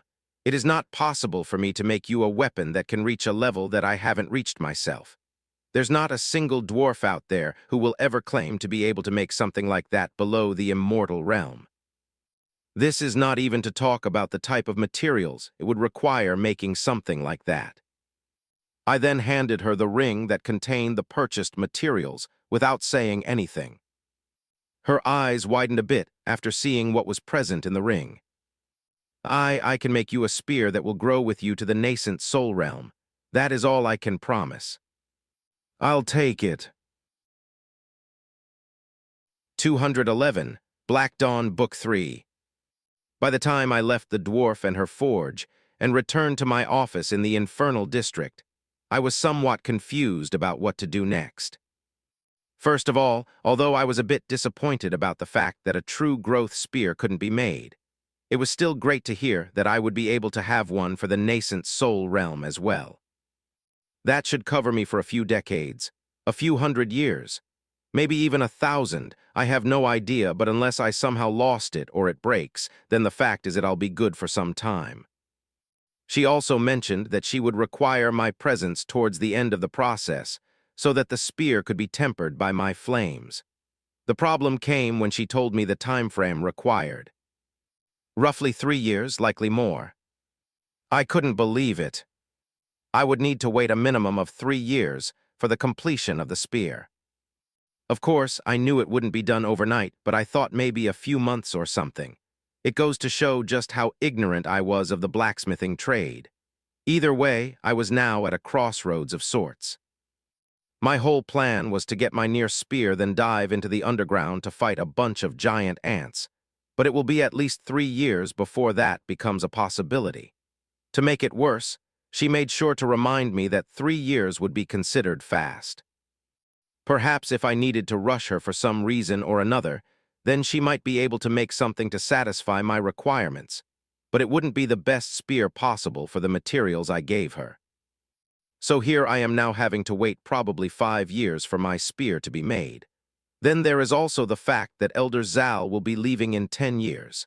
I do not want to waste the remaining time I have with her. Not only is it form of protection to have an immortal present, but it is also a source of advice and proper supervised training. That's not something I can just pass up on. But the ants, I want to fight them too. I knew there was no need for me to have this new spear to go and fight the ants. I could go do it right now, but it all just felt off now. Plus, I didn't plan on fighting against them for long.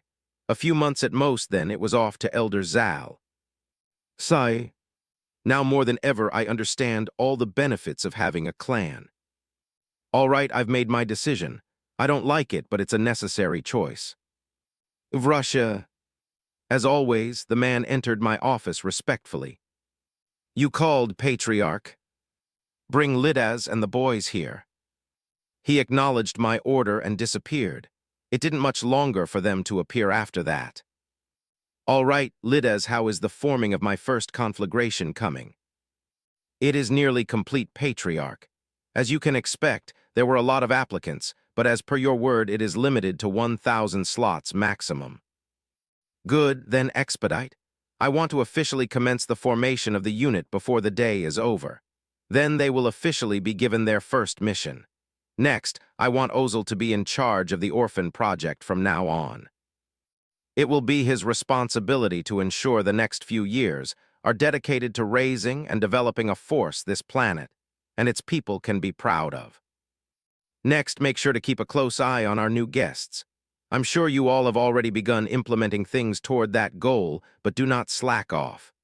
Watch them, ensure they keep to their respective agreements, and most of all, do not allow them to have free reign across the planet and its resources. They are only allowed in the system cities. That is it. Do not be afraid to put them in their place if they cross a line. That goes for anyone.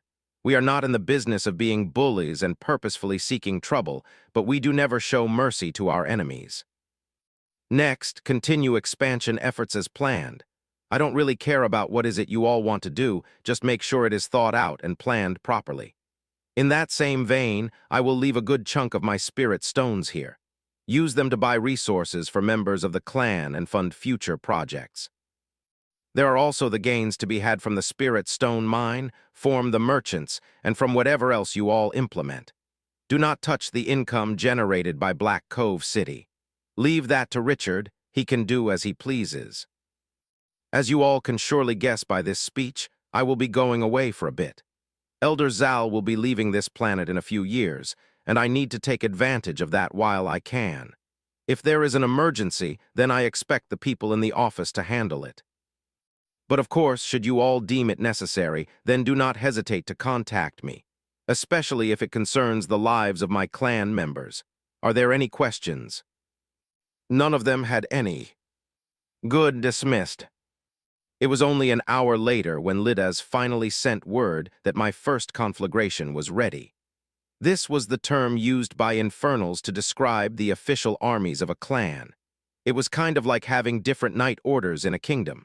With that thought in mind, I had to think of a name for them.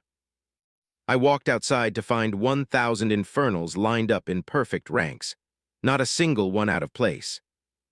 I hereby commence the creation of my first conflagration.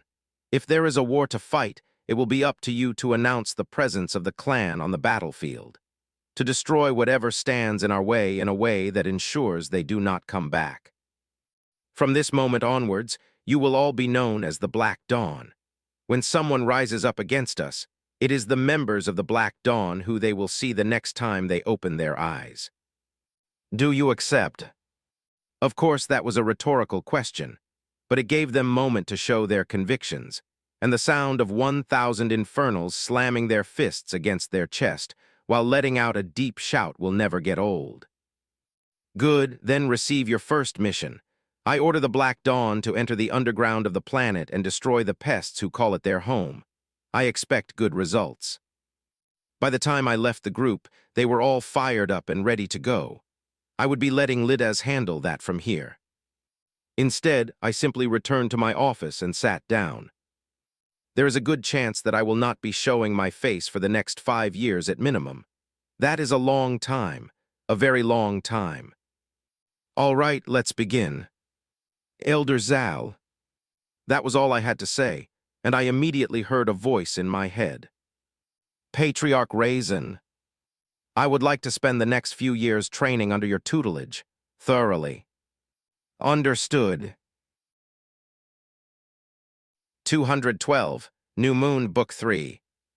I was now on Elder Zal's ship in the training room. It's been a while since I've been here. How long do you plan on training for Patriarch Raizen? As always, she is straight to the point. Anyway, I thought about her question for a moment and decided to shift my plans a bit. If I was going to do it, I might as well did it all the way. The entire 10 years that you remain here, though I will need to break around 3-5 years from now to assist in the completion of my spear. I see, and that will not be problem. Okay, good, though it's a shame I won't get a chance to try it out on the ants. You do not need to worry about that. The ants are stronger than you think. They will still be there at the end of your training. That made me worry slightly about the members of my clan, but at the same time it also made me even more excited. For one, the members of my clan, particularly the Black Dawn, will be able to fight to their heart's content. I'm sure there aren't many things Infernals love more than a strong foe and a good battle. Of course, I was even more excited about the fact that I wouldn't be missing out on any of it. Though that makes me wonder just how strong the ants were. For Elder Zal to be able to guarantee that they would be alive in 10 years' time after fighting against 1,000 Infernals, most of which were in the core formation. I want to go fight them right now. Well, that's good to know. So what's training going to be this time? She didn't immediately reply to me, and instead I think saw the faintest of smirks. That can't be a good thing. We will focus on control. I suppose I shouldn't have expected nothing less. She has always preached control, and true to her word, this time would be no different. Have a seat, Patriarch Raizen. We will reach our destination shortly. I raised an eyebrow at that, but followed instructions, nonetheless. She vanished after that, and very shortly after, I think I heard the ship whir to life for the time since I've ever stepped foot on it. Of course, it was never off, per se, but this is the first time I've actually heard the engines, or whatever is powering the ship, stir to life. So we are leaving Earth, huh? Interesting. I'm not sure how much time has passed exactly, but it couldn't have been all that much between when the engines powered on and now when they've been powered off. Elder Zal then reappeared in the training room. We have arrived, come with me. I didn't really get to respond before I found myself outside of the ship, and in a place unlike anything I've experienced before. Well, I suppose that's not true. The day I left the tutorial, I was brought to the same place, I think. Only it was far darker here. I was one again in space, and after taking quick look around me, I couldn't see any stars, and I definitely couldn't see Earth. No matter how far I searched or spread my senses, or tried to spread my senses, Earth was nowhere in sight. There was only thing in front of me. A giant brown planet, or perhaps moon. I don't think the place I'm looking at has an atmosphere. Everywhere I look it is just brown. No clouds, no storms, no greenery, no anything. This is a lost moon. It doesn't move. It simply exists here in a point of space where there is no life. It will be the location of your training. She then brought me down to this lost moon. Yep, it was as barren here as it looked like from space. There literally wasn't a single thing to see for miles, apart from the space around me that felt closer than any night sky I was used to, and well, the moon. That was it. The gravity of this moon is far stronger than that of what you are used to, and it is also a dead zone for chi. It is still present, but very faint. Of course, there is also no oxygen for you to breathe. It will be up to you, make do with chi in the area to assist you with breathing. It will also be up to you to resist the gravity. Put these on. She revealed a familiar set of grives to me. What have I got myself into? Control your chi and be able to move the next time I see you. I will return in a year. After saying that, she literally vanished, and so too did her protection over me. And just like the olden days of training under J. Reno in the tutorial, my body immediately slammed into the ground. Shit. This is different. It appears it's been a long time since I've had to live without always having a body filled with chi. The second that connection that never went away vanished, it felt like I instantly grew weaker. I didn't think that was actually the case, but my chi was no longer being passively supplemented by the ambient chi in the air. My body was still flooded with it, as my meridian and the core itself contained a massive amount of it. But at this rate, I would run dry just making sure I have enough chi to maintain my breathing. Control her. Fine then. I immediately gave up on trying to get up from the ground and simply focused on the chi circulating within my body. If I tried getting up now, I would simply exert far more energy and chi than I probably wanted to do at this point, so we'll get to that later. Closing my eyes to focus since there was nothing to look at anyway, I did my best to slow the passive circulation of chi in my body to a standstill. In this case, the grivs were actually helping, since they were already suppressing my chi and even my flames a good margin. Even with the additional suppression from the grivs, this was turning out to be harder than I thought. It probably took me more than just a few hours to finally begin to actively control the flow of my chi to be as limited as possible. Moving my chi around wasn't the problem, nor was it the quantity of it that was moved. The problem was the passive circulation of chi that seemed to happen without my explicit say. It was the circulation driven by my cultivation itself. This was something that was normally a benefit, as someone in core formation will have more passive chi to move around that someone in the chi refinement. But it was that passive moment that was causing me a problem right now, since I quite literally had to tell my body to stop something it naturally and biologically wanted to do. It was like telling your stomach to stop processing the food that you swallowed. Not something that would be easy, especially not while my body is actively using this chi to prevent me from being exposed to air I can't breathe in. It seems I got my work cut out for me. 213. Again and Again, Book 3. I don't know how long it took for me to finally reach a point where I could control the flow of chi within body down to the finest detail, but I eventually did it. Of course, it wasn't perfect yet by a long shot, but I think I finally reached a point where I could stop worrying about dying from suffocation after my chi supply ran dry. Which means it was now time to get up. I've already tried to do it twice and have only ran into failure both times. Just like with controlling my chi, the issue isn't standing up per se. I could do it, and it wouldn't be too much of a challenge, but the chi expenditure it would require to do so would be far more than I'd be willing to spend. It wasn't a good situation. On one hand, I needed to keep chi expenditure to the minimum, but I also needed a large amount of chi to essentially power my body enough to withstand standing and moving in this level of gravity. I thought about it deeply for a few moments, but I couldn't come up with any option that wouldn't take months. In fact, I kind of only had one main idea in mind. Just physical training. I will try to move different parts of my body slowly till I can build up enough strength overall to get up. Even if it's just one finger at a time, that's what I'll have to do. It will take forever, but I have a year to do it, so I might as well get started. Days. It took me days just to reach a point where I could move one finger, and that was just an estimation based on my own dwindling internal clock. There was no day or night here, so I have no idea exactly how much time has passed, but it kind of felt that long in a way. Longer than it took for the chi control thing, at least. Anyway, at some point, I completely lost track of time altogether. There was no telling if I had been here for days, weeks, months, maybe even years if Elder Zal forgot about me. I doubted the latter, but it proves just how I've lost any concept of flowing time. It was like this moon was just a frozen point in space, with nothing but the endless void around me. Honestly, it doesn't even make sense that gravity is heavier here. Shouldn't it be lighter like Earth's moon? I've had a lot of time to think as I did my little gravity resistance training, and that was the first thought I had. How does it all work exactly? I couldn't come up with a proper answer, so I quickly shifted to new topics, like my life, for example.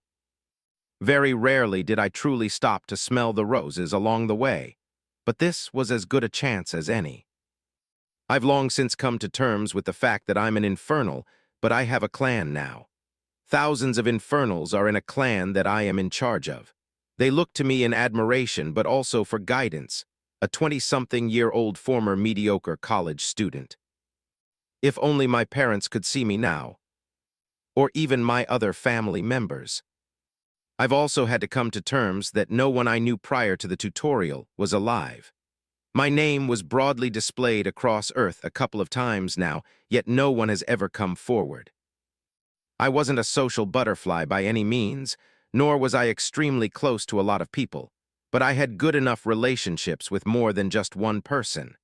If they were alive, they would have found me already. Wait a second. The underground. There was a few 100 million people down there. Why didn't I consider that when I first found out about their existence? Have I been so distracted that I didn't think about friends or family being alive in the ant farms? It seems I have more motivation than I thought to go and kill some ants. Speaking of ants, I couldn't help but wonder about the situation of the Black Dawn. Elder Zal told me that they are strong enough to last 10 years versus all those Infernals, but I hoped that didn't mean my people would get massacred. If anything, I'm hoping it's more of a slow and steady push. Just take what you get and advance when the opportunity arises. Though I kinda have a feeling that won't be the case. At least not initially. I kinda gave them a bit of motivation with my words, didn't I? Well, all I can do is trust in them. They are my first conflagration after all. After thinking about ants for a bit longer, my thoughts once again drifted back to my life.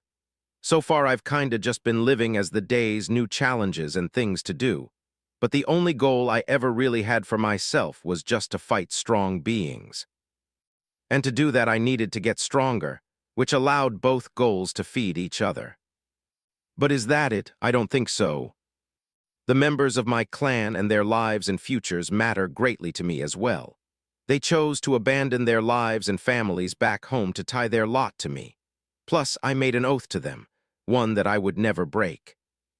So I guess they're a part of my long-term goals now.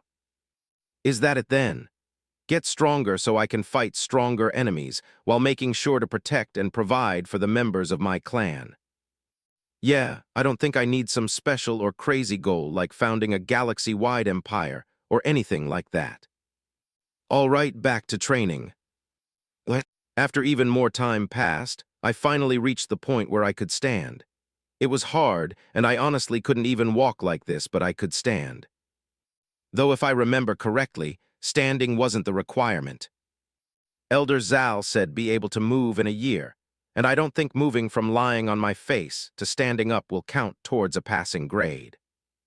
All right, Gritting my teeth, I did my utmost best to take one step, but the second I managed to lift my foot, it created an imbalance that I clearly wasn't ready for, and back to the ground I went in a heap. Again.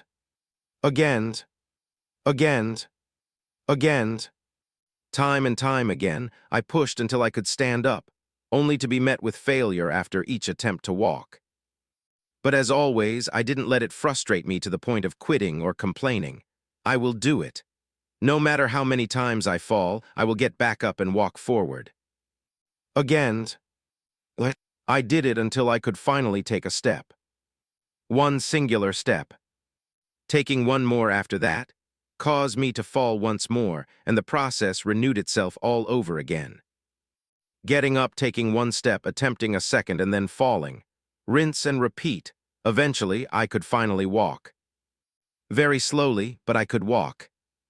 I could take about 30 or so steps before I was forced to rest. Any more than that, and my body would give out, and I would be sent crashing down to the ground once more. Either way I did it, I could move. But until Elder Zal shows up, I'm going to keep pushing to not only take more steps, but jogging as well. 214. Law of Balance, Book 3. Eventually, Elder Zal returned. By then, I was able to jog a fair bit before having to rest, but it was still significant progress compared to when I first started. Elder Zal didn't seem to notice, though. She simply went right into the next phase of training, which was actually quite simple. She would guide me step by step in improving my arts with the spear, and like the training we once completed aboard her ship, I would be spending quite a bit of time fighting against a stick. The difference here, though, was the amount of chi I was allowed to use during the battle, since I practically had to ration it if I didn't want to suffocate. and also the amount of detail and time Elder Zal can spend in correcting my form. All of that training she had in mind, though, would only be after she made me run as fast as I could for as far as I could.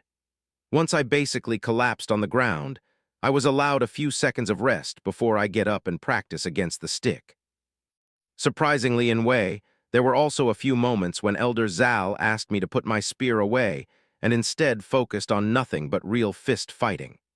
It was only surprising because of how obsessed with spears Infernals seemed to be, but logically it was very practical. The chances my spear was destroyed, taken, or simply lost for whatever reason was never zero. Getting better at fighting without it would always be a plus. This became my life. There was nothing else but running and fighting. Even the conversations was mostly kept to a minimum. If Elder Zal wasn't correcting something or giving a new instruction, then there was almost no words said at all. To be expected of her, I guess.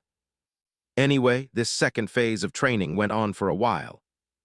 4 years to be exact, which meant I have now been on this moon for 5 whole years. I didn't drink water or eat anything for that entire time either. Just fought Elder Zal and her stick every single day with little to no rest. I did nothing else. By now I could move mostly unhindered on the moon, and Elder Zal made sure to take advantage of that as my training only grew in intensity the better my movement became. And it wasn't like the gravity went away. I could still very much feel it pressing down on my shoulders. It was just far easier to ignore it now than before.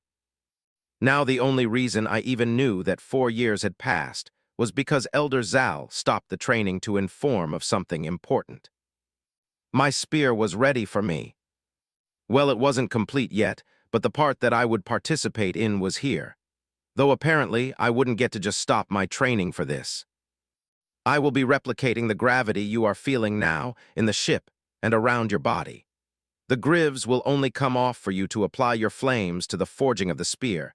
Then we will move on to the next phase of your training. If I was really unhappy about that decision, I'm sure I could refuse, but training is training. I entered the ship and, true to her word, the added gravity didn't go away. If anything, it felt like it was more than what I experienced on the moon. It was still manageable, though. What felt like a few seconds later, we were back on Earth, and I quickly found myself in the forge where our local dwarven blacksmith was waiting for me. She didn't bother with greeting me at all, though, and was instead focused entirely on the thing in front of her. It literally looked like a massive oven, but instead of having a door that opened outwards, the only entrance was a small cylindrical opening. Not taking her eyes off of that opening for even a second, she called out to me. "Come quickly, on my word, pour everything you have into that hole. The hotter the better, and don't stop till I tell you to." I walked over to the opening, and it was already hot inside of her forge, but the amount of heat coming out of this hole should be more than enough to melt this entire building. I could only guess that she had safe guards in place to avoid that. Now, the grives were already off my body, and for the first time in a long time, I roused my flames from their state of suppression, and a controlled hydro pump of flames roared out from my hands as I directed them into the hole. I did my best to make it as hot as I possibly could. Part of me was a bit worried about them spilling out of the hole and into the forge, but it was almost like whatever was in the hole was drinking my flames, as I could almost feel a literal pull on them. Elder Zal's gravity was still pressing down on me even now, but I didn't allow that to hinder me as I continued to pour everything I was into that hole without holding anything back. There wasn't much room to think about anything else. I simply continued to push and focus on the task at hand. This process lasted far longer than I thought it would, and it wasn't until a full day later that I was given the order to stop the flames, and in the same breath I was kicked out of the forge so that the process could be finished. I thought that I would then only have to wait a day or two for the final thing, but I was instead whisked away back to the moon by Elder Zal. Apparently, I didn't need to be there to accept the spear when it was done, whenever that was. Which began the next phase of my training. Cultivating, something I hadn't done for the past 5 years. And it seems I was in for a surprise. You should recognize what this is, yes. She held up a small vial that contained the same type of ethereal liquid I saw in the North Pole, liquid from the chi spring. I then nodded at her. Good, you will drink one of these vials every 6 months for the next 5 years. It is the purest form of chi. While there are much stronger and far more volatile forms of chi, there is nothing purer than this. As someone who bathes in the eternal flame, your body is one that is constantly being nourished by chi. In most cases, taking external resources in an effort to gain strength will only do more harm than good for you. All you need is time and dedication, and you will reach the upper levels of cultivation. How far up is up you only? Now, you are a young patriarch. There is nothing in this world who can give you an order you do not want to follow. That is your right as a patriarch. But forgive me, Patriarch Raizen, you are weak. That is no fault of your own, but the world does care about your circumstances. Nor does it care about giving you all the time you need to grow strong. In these past couple of years, per strict guidelines in place for new patriarchs, you have been allowed to grow and make your own mistakes. It is required that any elder sent to help with your growth, to allow plenty of room for said growth. We are to introduce to the multiverse, and what your place in it is as a patriarch. Provide a few guiding hands, and most of all offer protection while you are in this position. The steps of patriarch can never be forced down any one path too stringently. It will only bear consequences that we have learned our lessons from. I have taught you about balance before. Where there is order, there must first exist chaos, and where there is chaos, order must follow. Where there is death, it must come from life. Where there is life, death is soon to come. Balance. Infernals are the epitome of all of those values. We are not a warmongering people. Although many believe otherwise, we never seek out war. Of course, this does not mean there are Infernals who have started conflicts, but neither clans nor planet Infernal make moves to start wars with reason. That is order, that is life. Despite that, though, as you have already learned, wars will find a way to find us. Always. And when they do find us, we respond with an unwavering lack of mercy. We do not and never will tolerate disrespect. That is chaos, that is death. That is the primordial law of balance. The second she said that last part, I immediately felt like I heard something I shouldn't have. A weight unlike anything I've ever felt before began to press down on my shoulders. I began to struggle to breath, and it started to feel like I was drowning. Elder Zal then waved a hand, and the pressure disappeared as if it was never there in the first place. What the hell just happened? That is the weight of a law, one of the oldest laws in existence. It is not something you are ready to bear. I listened to her calmly, but my pupils were probably shaking right now as I watched a streak of blood fall from her nose. And not one that I am strong enough to bear as well. Never utter the words I did in that order with any form of chi involved. You will die. I nodded. 215. Core Advancements, Book 3. After Elder Zal took a moment to take care of her bleeding nose, which still surprised me even now, she continued her speech.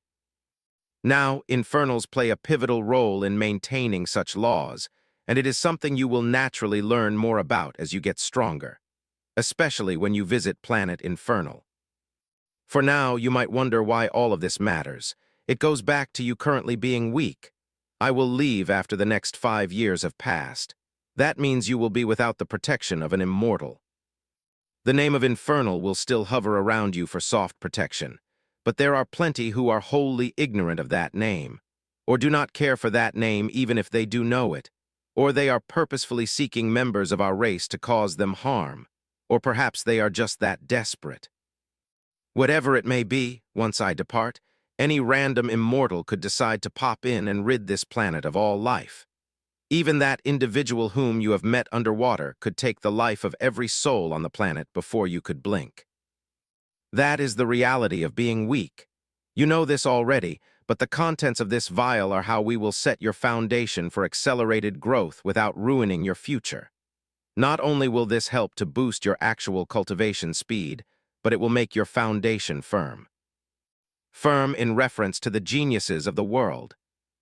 If someone who wasn't capable attempted what you were about to do, their death wouldn't be peaceful.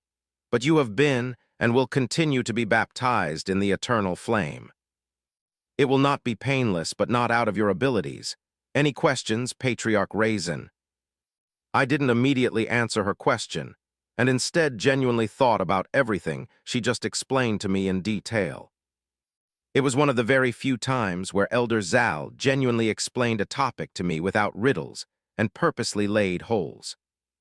She revealed a lot, far more than I expected to receive on this training trip of mine. The law that shall not be named, huh? If there was one thing I really wanted to ask, it would definitely have to be that. Yeah. I just have one question, Elder Zal. What if I didn't reach out? You gave me the option of reaching out to you for the remaining 10 years that you were here. What if I did? Would you have just delivered the vials to me instead, I wonder? She answered without batting an eye, as expected, of course. No, I would have simply left. The steps of a patriarch are not to be forced too stringently. You will walk the path you want to walk and do the things you want to do. Remember, Patriarch Raizen, no one can ever dream of dictating your steps.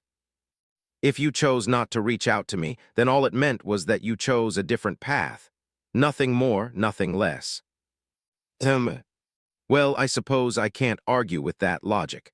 I have half a mind to believe it has something to do with that law that shall not be named, but I doubt asking about it is the right decision after witnessing what happened to Elder Zal. That was the very first time I ever saw any form of vulnerability with her. Either way, I get it. It's literally what I've been hearing since I first found what I really was. No one dictates my actions except for me. No one. I've always known it wasn't just some random quirk of Infernals, but with this explanation from Elder Zal, I now know for sure that there is something far deeper at play here. Hopefully something I learn more about in the future. I clearly, literally, cannot handle the truths of the far weightier things. All right, let's proceed with the training. And that began the most painful experience I've experienced. Drinking the contents of that vial was literally what I imagined swallowing lightning was like. The pain simply didn't compare to anything else I've ever done. Now I understood why people died from drinking this. If I were to use a high-pressure power washer to fill a regular glass vase with water, the vase would probably break. It wasn't strong enough to withstand that. That is the exact same thing that is happening here. My body is a vase, and all of the pure, concentrated chi is filling up my body with immense force.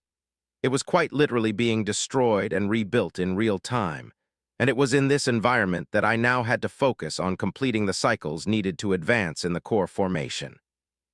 Something that should have taken me years to accomplish was shrinking in timeline with each day that passed.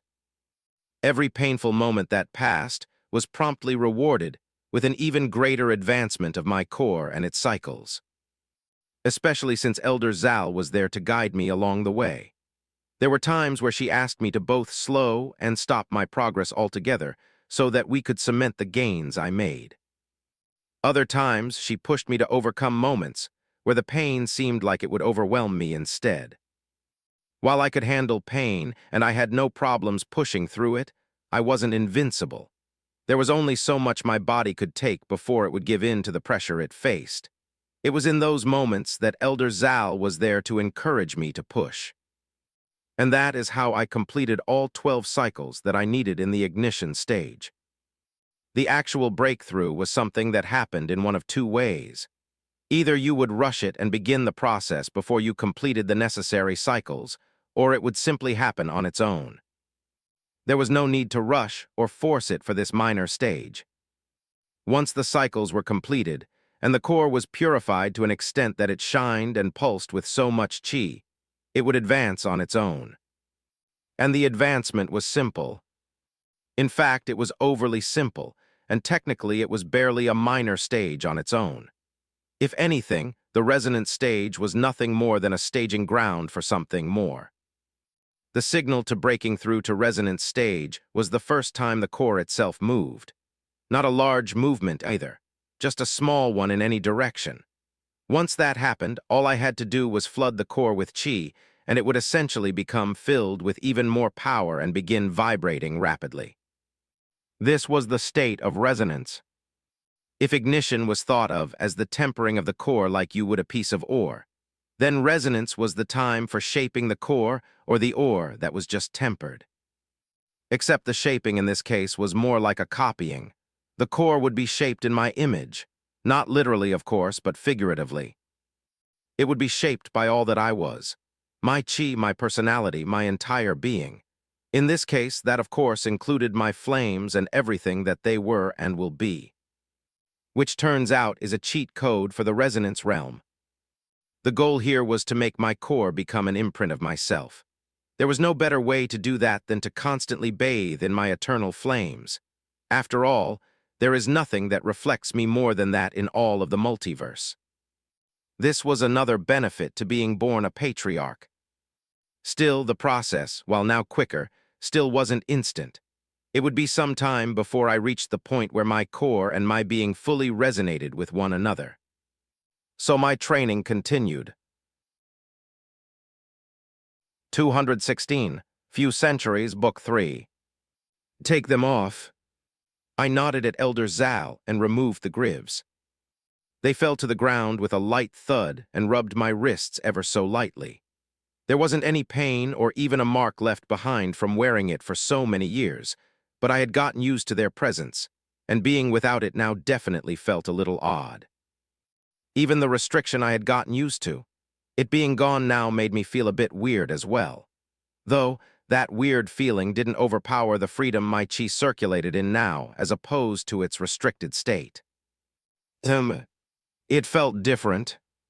If before I started this training, my chi was akin to a powerful swimmer gliding, showcasing their talents in an Olympic pool, then it was now like a fish instead. While my previous state couldn't be described as bad per se, it was nothing compared to how in sync my body felt now. Everything flowed the way it was supposed to.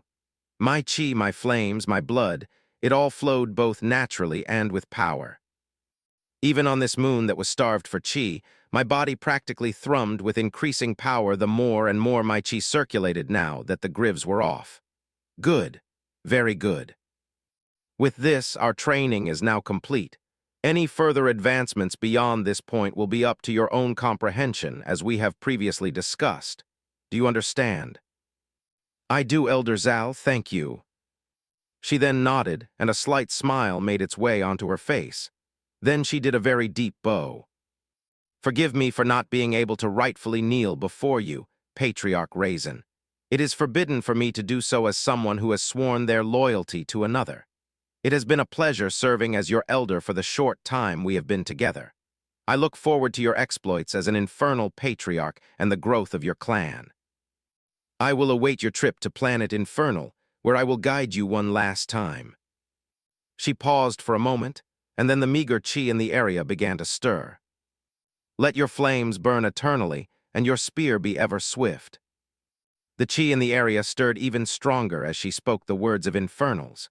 A moment or two later, it settled slowly as Elder Zal rose from her bow. Inform both Lurin and Fryan that I will be telling their parents about them joining your clan. They will be overjoyed. Thank you for the well wishes, Elder Zal, and I truly appreciate you taking the time to guide me. I will not forget it. She said all that she had to say, so all I got in return was a nod. Back to regular Elder Zal. We then boarded the ship in silence, and before I knew it, I was back in the skies over Earth. After one more farewell to Elder Zal, she promptly teleported me from the ship and into my office at the Infernal District. Right at my chair. I sat down slowly. I closed my eyes for a moment as my body happily bathed in the chi-rich environment that was planet Earth. I allowed the passive effect of my core to ramp up unrestrained for a few seconds as I soaked in the chi of the world. There was no more need to only circulate the minimum to ensure I didn't die from suffocation. So I allowed a few moments of indulgence. A few seconds later, I opened my eyes, and immediately the chi in my body became tame once more. Every single movement of chi was under my explicit control, and so it will remain. My spear was lying peacefully on the desk in front of me. Despite it being untouched for the last 5 years, it looked to be in pristine condition, almost like its creation was only just yesterday. It was about 8 feet in length, with both the blade and the shaft being pitch black in color. And it wasn't just a regular black either. The color itself seemed to be burning away the light in the area around it ever so subtly. Yeah, my flames can burn anything and everything. On the shaft itself was a bunch of flames that coiled around it from the bottom to where it met the blade. And what a blade it was!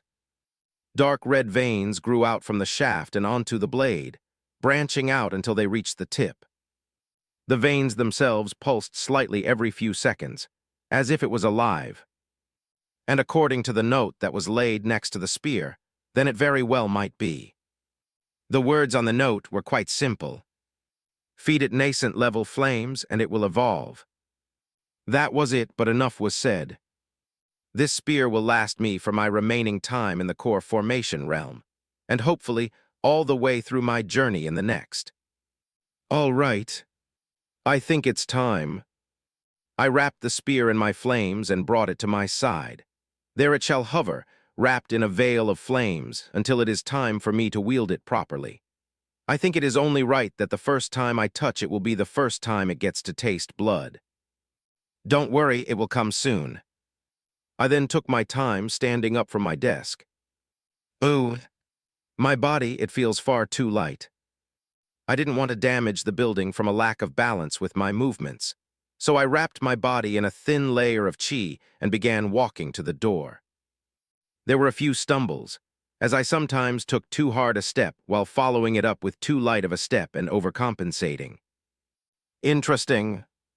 I made it to the door, but instead of opening it right away, I slowly walked over to my desk and started the process over again.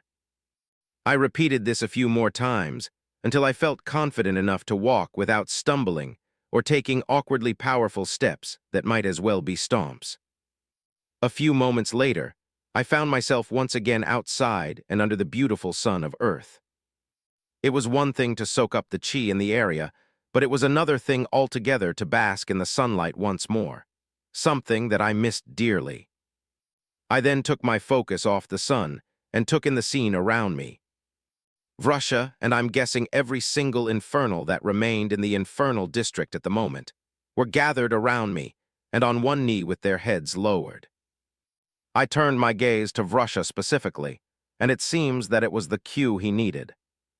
Welcome back, patriarch. After he said that, the voices of a few hundred Infernals resounded throughout the area as they all repeated his words. It's good to be back.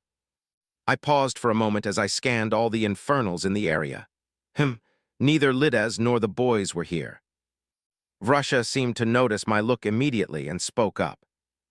Lidas has commenced his breakthrough to the immortal realm, Patriarch, while the pillars made their way underground some time ago to reinforce the Black Dawn. Wait, what immortal realm? So soon, actually. Do you know Lidas's age by any chance? I am not sure about his exact age, but I am sure he has already passed his 5th or so century. What? Well, shit. And you, Russia. I've only recently entered my 3rd century, Patriarch. Damn. So I guess it really is so soon, then. How long is it going to take? A day or so. He might just have a few hours before he finishes, since I don't know exactly when he started his breakthrough. Elder Zal was worried for nothing, it seems. It will be at least another decade at best if he succeeds with his breakthrough, Patriarch. Never mind. 217, 15, Book 3. Well, after learning that Lidas and Russia were actually ancient, I decided not to bother asking anyone else their ages. It was still kind of a shock to learn their ages, but I'll try not to think about the fact they are old enough to be my distant ancestors. I eventually let everyone get back to whatever it was they were doing, and I sat down with Russia back in my office to get a read of the situation. Especially after learning that both Lyrian and Phrian joined the battle. Of course, I knew that the battle would still be ongoing even after 10 years passed due to the words of Elder Zal, but I couldn't help but worry about the lives of my clan members. So what is the situation? Be detailed. Yes, Patriarch. The members of the Black Dawn commenced the operation shortly after you left with the zeal and determination expected of your conflagration. I and many of the others did not join them as there were many other projects to work on. The group progressed in the underground steadily for a time. The ants weren't much of a problem for them. The only things that were reported to pose any sort of threat were there. Numbers and size. Even before the members of the Black Dawn traveled too deeply in the underground, they had run into thousands of ants. It was only a few weeks of fighting and steady progress that the problems began. At the start, the underground was just one giant tunnel, but it quickly became a maze of tunnels leading all over the planet. That itself was no problem for the Black Dawn, but the ants seemed to finally start taking them seriously. No longer were the numbers faced in the thousands. It was millions. Millions of ants would attack from various tunnels, and they weren't just throwing their bodies into the fire. They were using advanced formations, setting traps, ambushes, and anything else you would expect from a vast and experienced military. Even the ants themselves seemed to have a few different variations among them that could do different things. At some point, the members of the Black Dawn could no longer advance and were only focused on survival. Once word of the situation reached us, more and more Infernals were poured into the battle, until most of our force were occupying the tunnels. The last few years have been nothing but a stalemate.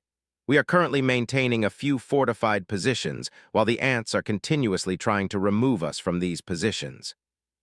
The ants not only surpass in numbers, but they do in strength as well.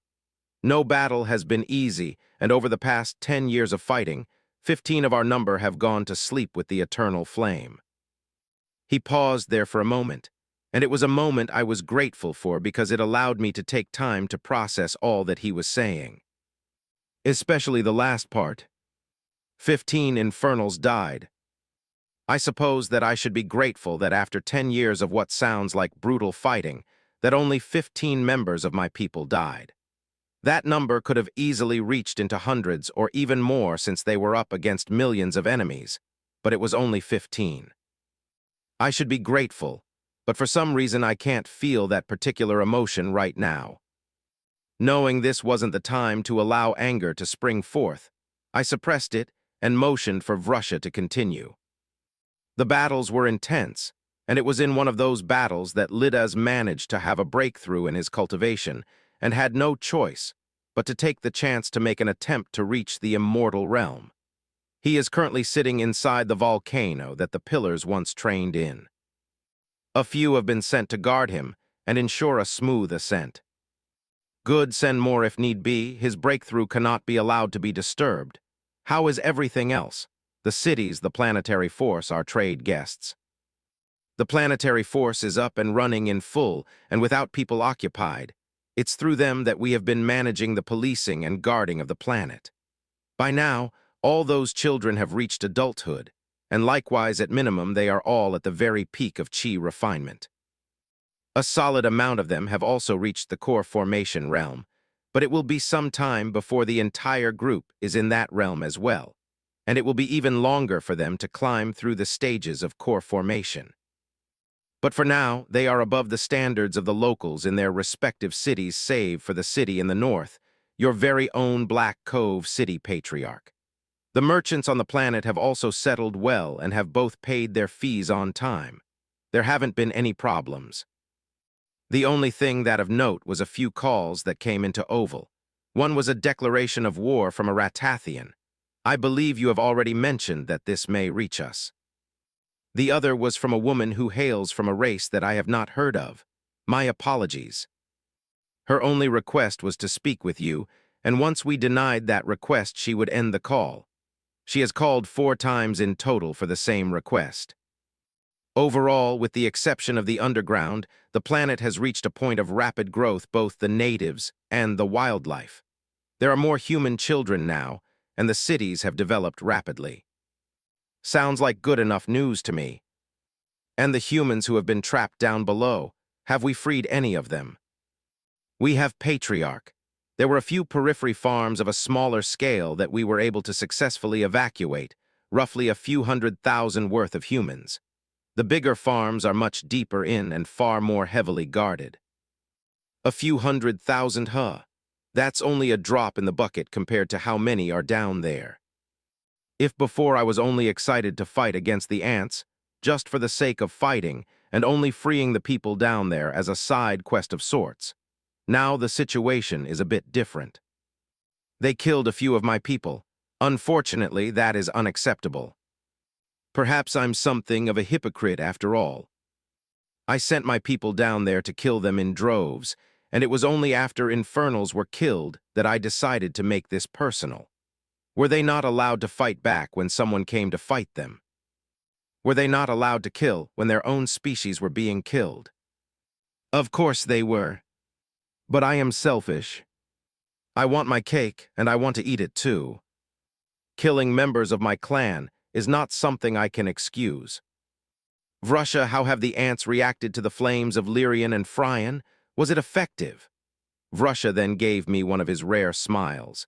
It was probably a stretch to even call it a smile, but for Vrusha it might as well have been a grin. The ants cannot resist the eternal flames, Patriarch. In fact, after the appearance of the pillars, they ramped up their aggression towards us by a magnitude, likely due to the eternal flame. I returned his smile. Good, then let us not keep our people waiting. Lead me to the underground. 218. Ant Architecture, Book 3. The actions of the ants have definitely upset me, and I wanted them to pay a price for that, but that didn't mean I was stupid. I trained extremely hard for the past 10 years under the watchful eye of Elder Zal, and I even drank liquid from the chi spring constantly for the last 5 all to advance my cultivation. But I was still in the core formation realm. If that was all it took to go from the ignition stage of core formation to the nascent soul realm, then the realm itself would lose a lot of the prestige it held. Of course, that liquid was enough to kill most people with just a single drop if they didn't have the capacity to handle it. But we were talking on the scale of the multiverse here. I was not too special in the fact that I could survive more than just a few drops of it. There was more than a few examples of that happening on Earth already, not even including anywhere else. Then there was the fact I drank so many in a short time frame. I know that if I was being realistic, that on Earth it would likely be very hard to find a human capable of that here, at least in the current generation of humans. Perhaps down the line, when more and more humans are born in a chi-rich environment, there will be more and more of a chance that a few monsters are born here. But currently, highly improbable. The current populace had to get stronger for survival, and so they did, but reality was reality. Most of them will not reach chi refinement, let alone core formation. Too many of them were too used to their lives beforehand. They wouldn't or simply didn't want to chase a life where they were dedicated to cultivating. Of course, there would still be plenty who reached core formation, maybe even nascent soul, and perhaps a scant few just might touch the immortal realm, but that will be hundreds if not thousands of years down the line. The thing is, though, this is just one planet that is not even 50 years post the tutorial as of yet. I was always going to outpace them. In fact, I would outpace a lot of people. That was my advantage as a patriarch and someone whose body has always been bathed in pure eternal flames. Despite all of that, Infernals are not the only strong races out there, and we are far from the only ones whose members have a few advantages to their names. I am not some absolute existence destined to stand above all. So even with my advantages and resources given to me, it was still a bit much for to reach the nascent soul realm that quickly. Though being the peak of the core formation realm was a pretty good second place to be. Anyway, it turns out that Vrusha didn't have to lead me very far. The massive scar in the ground that the Infernal district was built next to, that was apparently the closest entrance into the underground. That obviously made sense considering how deep and how vast the hole was, but to think an ant never once came out of it. To be so smart that they knew to avoid the cities. What I didn't understand was why. They clearly had both the overwhelming strength and numbers needed to practically conquer this whole planet if they so wished, yet they chose to ignore the cities altogether. Did they just want to avoid conflict? That's a level of intelligence I really didn't expect to find in ants of all things. So what will I do? My own Infernals plenty amongst their number who were at the peak of the core formation realm, and obviously those who were in the nascent soul realm. Yet even they weren't able to make a proper dent in the situation underground. Obviously, it's good that the flames of the boys were effective against the ants. And if that's the case, then my flames should be even more effective, but I am only one man. And even if being only one man wasn't a problem, my flames were still limited to my cultivation. If there were ants who could go toe-to-toe with nascent soul infernals, they would be able to do the same with me. Obviously, there was the option of using the V word, or that other word I probably shouldn't use if I didn't have to. There was also even the option of going to our local immortal and asking her for help. Well, that probably wasn't going to happen. V-word spamming it is then. In fact, I've yet to use in the core formation realm. There should be some improvements there. At the very least, I hope I am not left feeling so weak anymore.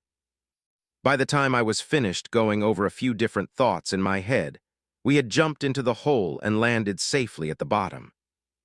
And by we, I meant Vrusha and the rest of the Pyrovale Guard.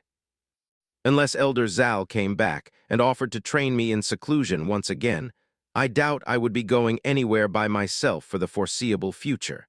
Not that I had a problem with that, of course. They wanted to do it, and I didn't mind. The area we landed in was pretty much devoid of anything of substance. I could faintly see that there were signs of battle here some time ago, but for the most part that was it. We were surrounded by walls on all sides with the exception of the tunnel ahead of us. There was nothing too special about the tunnel either, just a really long tunnel. Vrusha continued to lead the way, and eventually we reached a change in scenery. It was a small opening where two different tunnels branched off in different directions. Here at this location, there was a very small camp, and it turns out a few of my people were here. We greet the patriarch. 10 infernals were currently kneeling before me. Each of them looked to be nursing injuries. I quickly made them get up and get back to resting.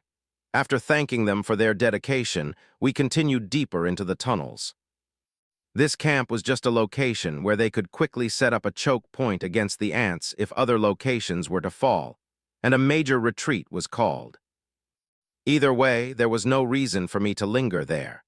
We continued to push forward, and eventually we reached another point where the amount of branching tunnels increased again, and once again another camp.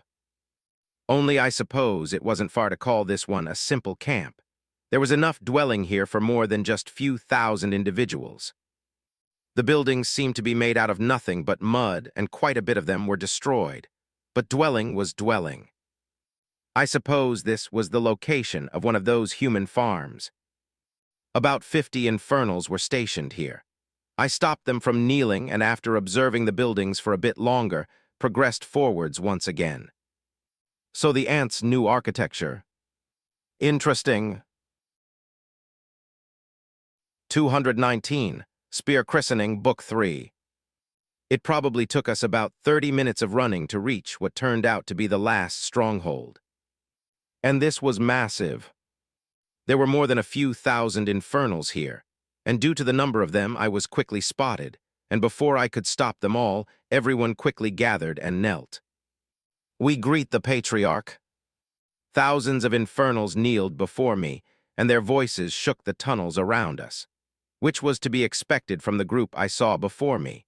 I couldn't sense a single chi refinement infernal in the entire group, and there were a few more nascent soul infernals present now. 10 years sure do change a lot. But it's good to be back. I missed them. Boom. A loud noise immediately shook the tunnels once again, only this time it wasn't produced by the kneeling of a few thousand infernals. There was a battle happening. I don't see the boys. Not waiting for instructions, I took off in a sprint deeper into the tunnel to where I could sense the attacks coming from. Come, I called out to my clan as my sprint quickly became a rocket-like flight, as black flames billowed out from the soles of my feet in droves. There was no need to look behind me or to check if my order was followed. These were the members of my clan, and if I ordered them to jump, they would have been in the air before I finished my sentence, and they wouldn't have landed until I gave the order. This feels good. It is only right that I christen my spear with the might of my clan behind me. The tunnel we were running down had a sharp corner, and once I made the turn, the sounds of battle I'd been hearing up to this point finally matched what I could see. I spread my senses throughout the wide expanse of a tunnel I found myself in. There were about 100 Infernals out here. The boys were among them. I know for a fact they could feel my presence approaching just due to the connection we now shared through the eternal flame. But they had no time to pay attention to me, as the biggest ants I've ever seen in my life were here in numbers that more than doubled the number of Infernals present in the battle. For a brief moment, I wondered why they were the only ones here when more than a few thousand Infernals weren't so far away, but I would address that later. In the meantime, I opened my hand. My precious spear, which had been following me while covered in flames all this while, finally graced my hand. Finally, this feeling. It is one I've missed. The loner spears given to me were fine, but they were not mine. They were not made for me according to my specifications. They were not imbued with my flames. They were not mine. It was now that I remembered some of the first words said to me by Yamal. It is often said that the love between an Infernal and their spear is deeper than the love between a mother and their child. The statement was rather weird to me all those years ago, and of course it would be. I didn't know what an Infernal was at the time, let alone having never held a spear a day before in my life. But times were different now. I knew who I was. What I was. I gripped my spear even tighter and ramped up my little propulsion system before diving into the ants with ferocity. The smallest among their number was roughly the size of a large dog, while the biggest ones I could see were up to the size of a grizzly bear. Ants the size of a grizzly bear. I was supposed to be angry at them, but I couldn't stop the grin forming on my face. This was it. This was the type of battle I enjoyed being a part of. I could have covered the entire battlefield with black flames, but instead, I allowed my spear to do the talking. After all the training I did on that empty moon, along with the improvement of my cultivation, the amount of power packed into just one of my swings. BOOMs. An entire swath of ants was immediately blasted back into a direction I was no longer paying attention to. They screeched all around me in what I assumed to be anger as they bared down on my position with clacking mandibles. But it was never enough. No matter what they did or how many came, my spear didn't stop moving. Every single swing, stab, or slash resulted in nothing but destruction. What made it better was that there was almost no chi involved with my actions. This was nothing but my physical ability. I didn't realize it in the moment, but at some point, everyone who was fighting when I got there stopped fighting and backed off. All of them, thousands of Infernals. They just stood to the side and watched me fight with nothing but joy on my face. And I didn't even realize until after the battle was over, and I stood there in the middle of a few hundred dead ants. Carapaces and mandibles littered the area all around me. Not long after that, I was back at the stronghold with everyone and sitting in one of the many rooms here. Vrusha was in the room, of course, and the boys were here as well. They and the rest of the Infernals who weren't present at the stronghold promptly gave me their greetings after the conclusion of the battle. What are we doing with the bodies? They are being transported back to the surface, where we sell them in bulk at a flat rate depending on weight, patriarch. Oh, who organized that? You, Lyrian. Ah, no, patriarch. That was handled by Lidas and the finance department. Oh, I almost forgot about all the departments we made. Well, that's good then. We then spent the next hour or so catching up, but with more of a focus on the situation underground at the moment. It wasn't anything different from what Vrusha had explained to me already, but more details were added. For example, the reason why only the boys and their respective squads were on the battlefield was because the ants would attack every couple of hours without fail. Some attacks would be like the one I was here to witness. Just a couple hundred ants while others could reach thousands. And that would be only if they stayed here. With the number of infernals we had, there wouldn't be a problem pushing deeper into the tunnels. But then the might of millions of ants would descend on us like never before. We simply didn't have the numbers to contend with something of that magnitude. Not before now, at least. All right, I understand. Make sure everyone is prepared. We will make a deeper push after the next battle. You mentioned there is another location that all were forced to retreat from, correct? We will push towards it, conquer it, and occupy it long enough to free whoever is located. Sounds good. They gave their affirmations, and the meeting ended. There was more catching up to do, but that would come in due time. For now, there is business to handle. 220. Black Dawn's Request, Book 3. Just like I was told, it didn't take very long for another batch of ants to come roaring down the tunnel. It was similar in size to the previous one. A few hundred dog and bear-sized ants. Apparently none of these ants had cores, and it was only the ones far bigger that would have them. That's why the bodies were just sold in bulk. But far bigger ants, huh? Would they look like cars or even buildings at that point? And ants usually had a queen, I think. So how big was that one if it was able to pump out millions of ants? Maybe the colony had multiple queens. Either way, it will probably be a few years before we are strong enough to go right up to the core of whatever nest they've built and root them out. Spamming the V word is my current plan for now, but that's not a long-term solution. Plus, despite my use of it previously, it's not necessarily my favorite thing to do. I want to fight. I want to let my spear control the outcome of a battle. While using the V word or any other word I learned to defeat my enemies is still an ability of mine, it is also one I share with my fellow patriarchs and matriarchs. All of us can call upon the eternal flame. I don't feel ashamed to use it, and I am proud to be in a position to have it. But this past battle reminded me that there is no greater joy than using my own hands to dictate the outcome of any engagement. If needed, I will not hesitate to use every power available to me to ensure neither myself nor people die a needless death. In fact, it is how I plan to conquer the place we will soon be heading towards. But beyond that, my spear will speak for me.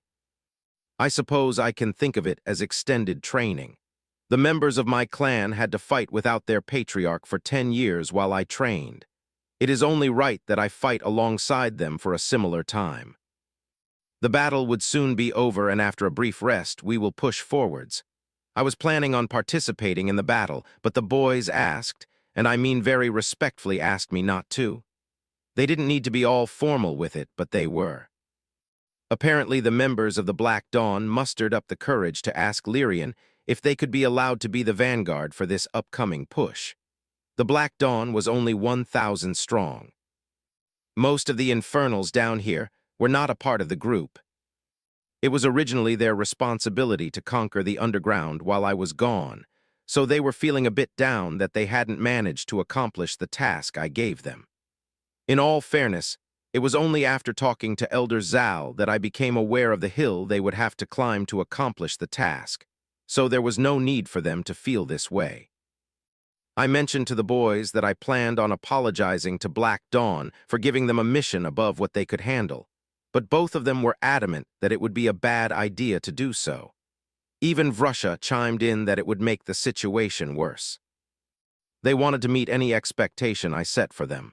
There was nothing that would be too big an ask or too great a challenge.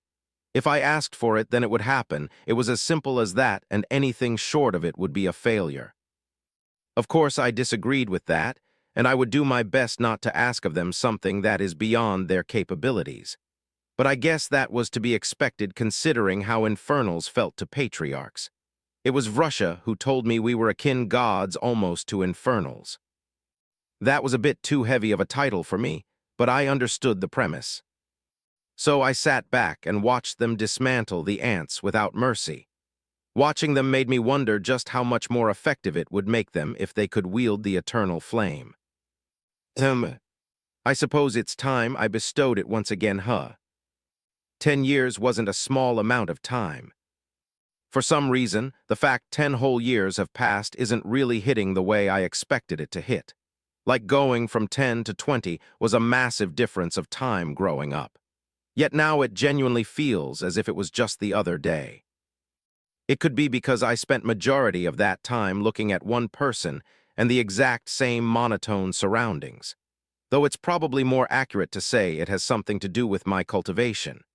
I was now at a point where I could live for hundreds of years and still feel young. If my mentality when it came to how time passed stayed like that of a regular human without cultivation, then I would probably lose my mind after 100 years or so. I think it probably makes sense for somewhere in my brain to cope with the passing of time differently. But reality was reality. 10 years had passed. All of these infernals had dedicated the past 10 years to not only my clan, but to me as well. That should be rewarded in some way. Though I don't think it's wise for the entire group to receive the flames just yet. Russia is a given. The head of my personal guard should wield the eternal flame. Next would probably be Lidez. He is soon to become the first immortal of the clan that alone deserves the eternal flame. Ozil as well. He's been handling all of my planetary lord duties for the past 10 years. That should be rewarded. I think the commander of the Black Dawn should also receive the eternal flame. It's my first conflagration after all. Though now that I think about it, I don't actually know who that is. I believe I left that position up to Lidez to decide. Russia. Yes, Patriarch. Who is the commander of the Black Dawn? It is Izanshi Patriarch. She was appointed by Lidez. Izanshi, huh? All right, those will be the next group of people to receive the eternal flame. After them, it would likely be the department heads. The people in positions of authority needed to receive the eternal flame before the rest of the group did. That makes sense to me. Oh, we're stopping. We had all been running down the tunnel towards the location for a while now, but we were stopping now. Lyrian, who was closer to the front of the group, came back to where I was, which was in the very rear. I didn't like being back here, but the Black Dawn wanted their chance to lead the attack, so I would it to them. At least temporarily. Anyway, Lyrian was here. Patriarch, the location of the human farm isn't too much further from here. Advancing beyond this point will alert the ants to our presence, and the battle will begin shortly thereafter. As agreed upon, Patriarch, the Black Dawn will take responsibility for beginning the battle. From there, we will be depending on you, Patriarch. I nodded at him, and he quickly returned to his position up ahead. All right, Black Dawn, show me something. 221, Eternal Rend, Book 3. It wasn't that I doubted him, but it was still a little bit of an eye-opener to feel the tunnel rumbling all around us after just traveling a few more feet. We couldn't even really see the destination in full yet, and the ants were already upon us. Honestly, I was kind of itching to just take off and meet them, but my word is my word. The Black Dawn will be handling the initial push. I observed the group of infernals before me separate from each other as the rumbling got closer. 1,000 infernals kept advancing while the rest slowly followed behind. Although we were allowing the Black Dawn to handle the initial push, if they began to get overrun, then support would be right here. I could then see one of them run ahead of the group slightly with a spear gripped tightly in their hand. Their voice could then be heard seemingly throughout the tunnel. Members of the Black Dawn, we have displayed a pitiful showing on the account of our Patriarch's orders. In times of war, we are to be his blade that removes his enemies from existence. We have failed in this endeavor, but another chance has been graciously granted to us by our Patriarch. He watches us even now as we journey to meet his enemy. We will not fail again, not before Patriarch. Raise your spears, lift your spirits, and let US deliver death to all those who dare to oppose OUR patriarch. The members of the Black Dawn responded to her, with a shout that probably shook the tunnels more than the approaching ants ever did. But I suppose that's Izanshi, huh? Not bad. Show me you deserve the eternal flame. Show me the choice of Lidaz and the boys to make you the leader of the Black Dawn wasn't wrong. Should I rile them up even further? No, she did enough. They know I am here. They know I am watching. Anything more than that would likely be needless pressure. Ah, here they are. More ants than I've ever personally witnessed in real life, or even seen in any documentary, poured out into the tunnels like a fire that just latched onto a blade of grass in a wide open plain. In one moment you went from looking at lush greenery to nothing but winds of fire, ash, and smoke blazing all around you. The ants didn't just cover the floors. No, the walls and the ceiling of the tunnel were their domain as well. My spear floated ominously behind me as if it could almost sense the urge in my body to jump into the fray. My time was coming soon, but for now, I watched as Izanshi and the other nascent soul infernals of the Black Dawn flew into the air, and one by one unleashed a maelstrom of abilities at the ants that covered the ceilings. Their chi all had the faint tint of black, and it practically ate away at the bodies of the ants whenever it made contact. While they did that, the situation on the ground had quickly reached a point of chaotic intensity. My infernals quickly broke out of their tidy formation and created a line across the center of the tunnel. Two separate groups quickly detached from the main and brought up the flanks on the left and right side of the tunnel, respectively.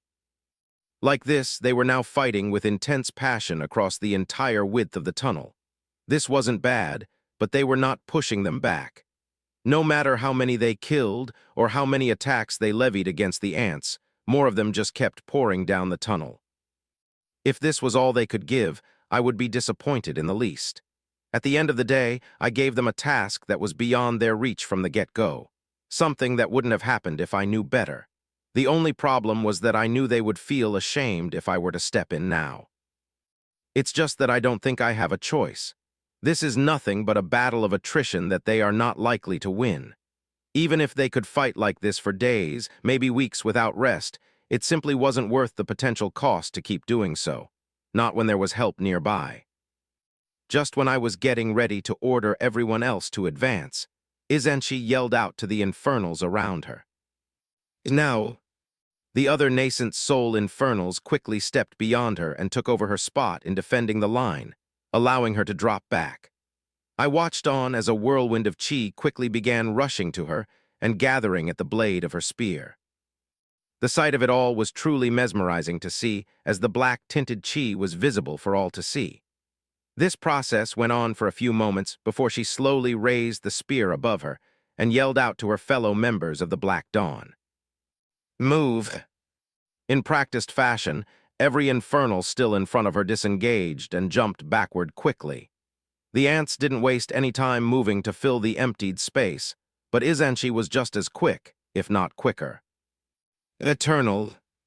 She then brought her spear down at a speed that I couldn't keep up with even though I was as focused as I could be on her actions. RENDDDDDD. She roared out like a lion announcing to the world who the ruler of the jungle was, and her spear roared along with her with the noise it made as she completed the slash. The world itself seemed to freeze for a moment as all sounds disappeared from the battlefield for just a split second. Then a massive line formed from the ceiling of the tunnel to the floor. The line was black in color, and it only stayed stationary for a small moment before the sound of hard ant carapace, and everything it contained was sliced in two by the line that extended down the tunnel.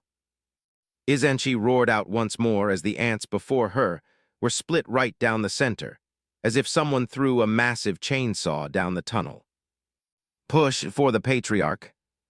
The rest of the Black Dawn didn't let the strike delivered by Izanshi go to waste, and very quickly they began to push the ants back down the tunnel. That's exactly what I wanted to see. I wouldn't have been disappointed if what they showed previously was all they had, but I would be lying if I didn't expect more from them considering they asked for this. Though it was surprisingly easy for me to forget the might that someone in the nascent soul realm holds. Even though I experienced a war and bore witness to who knows how many of them were fighting, I think because they were fighting each other, I never really got to witness the full force of their power. But Izanshi here reminded me. Yes, it was true that I now sat at the peak of the core formation realm, but an attack like that would have killed me every single day of the week and twice on Sundays. I know if I had enough time to call upon the eternal flame, then the result would be different, but the caveat was that I wouldn't get that time. If the immortal vamp wasn't so arrogant that he wanted to brag about and play the role of a cartoon villain, I simply would have died without being able to do anything back then. That same thing goes for fighting those at the nascent soul realm. Beings who were fast enough to kill me before I could utter a single word. It's all right, though. My time is coming. 222. Flamethrower, Book 3. So Izanshi wasn't the only nascent soul Infernal in the Black Dawn to let off crazy abilities. And it was with the help of all of them, and the fighting line created by those in the core formation that they were able to push back the ants. Izanshi gave timely orders for when to push, take a step back, flank, and everything else needed for them to succeed in their task. She had a real grasp of the battlefield, and it was beautiful to watch her work. Sorry to Richard, but it was an entirely different league of field commanding taking place. It made sense, though, since Richard didn't have access to senses that someone in the nascent soul realm had back in the tutorial. Either way, the Black Dawn had completed their task. The buildings we were trying to reach were now in sight after we managed to advance down the tunnel. But just because we pushed them back a bit and managed to walk forward, that didn't mean the ants stopped coming. Far from it, they were even more angry now, and the attacks they levied against us continued to grow in ferocity. Unfortunately for them, though, it was my turn. There was no need for me to move to the front of the group. The eternal flame could feel my intentions from here.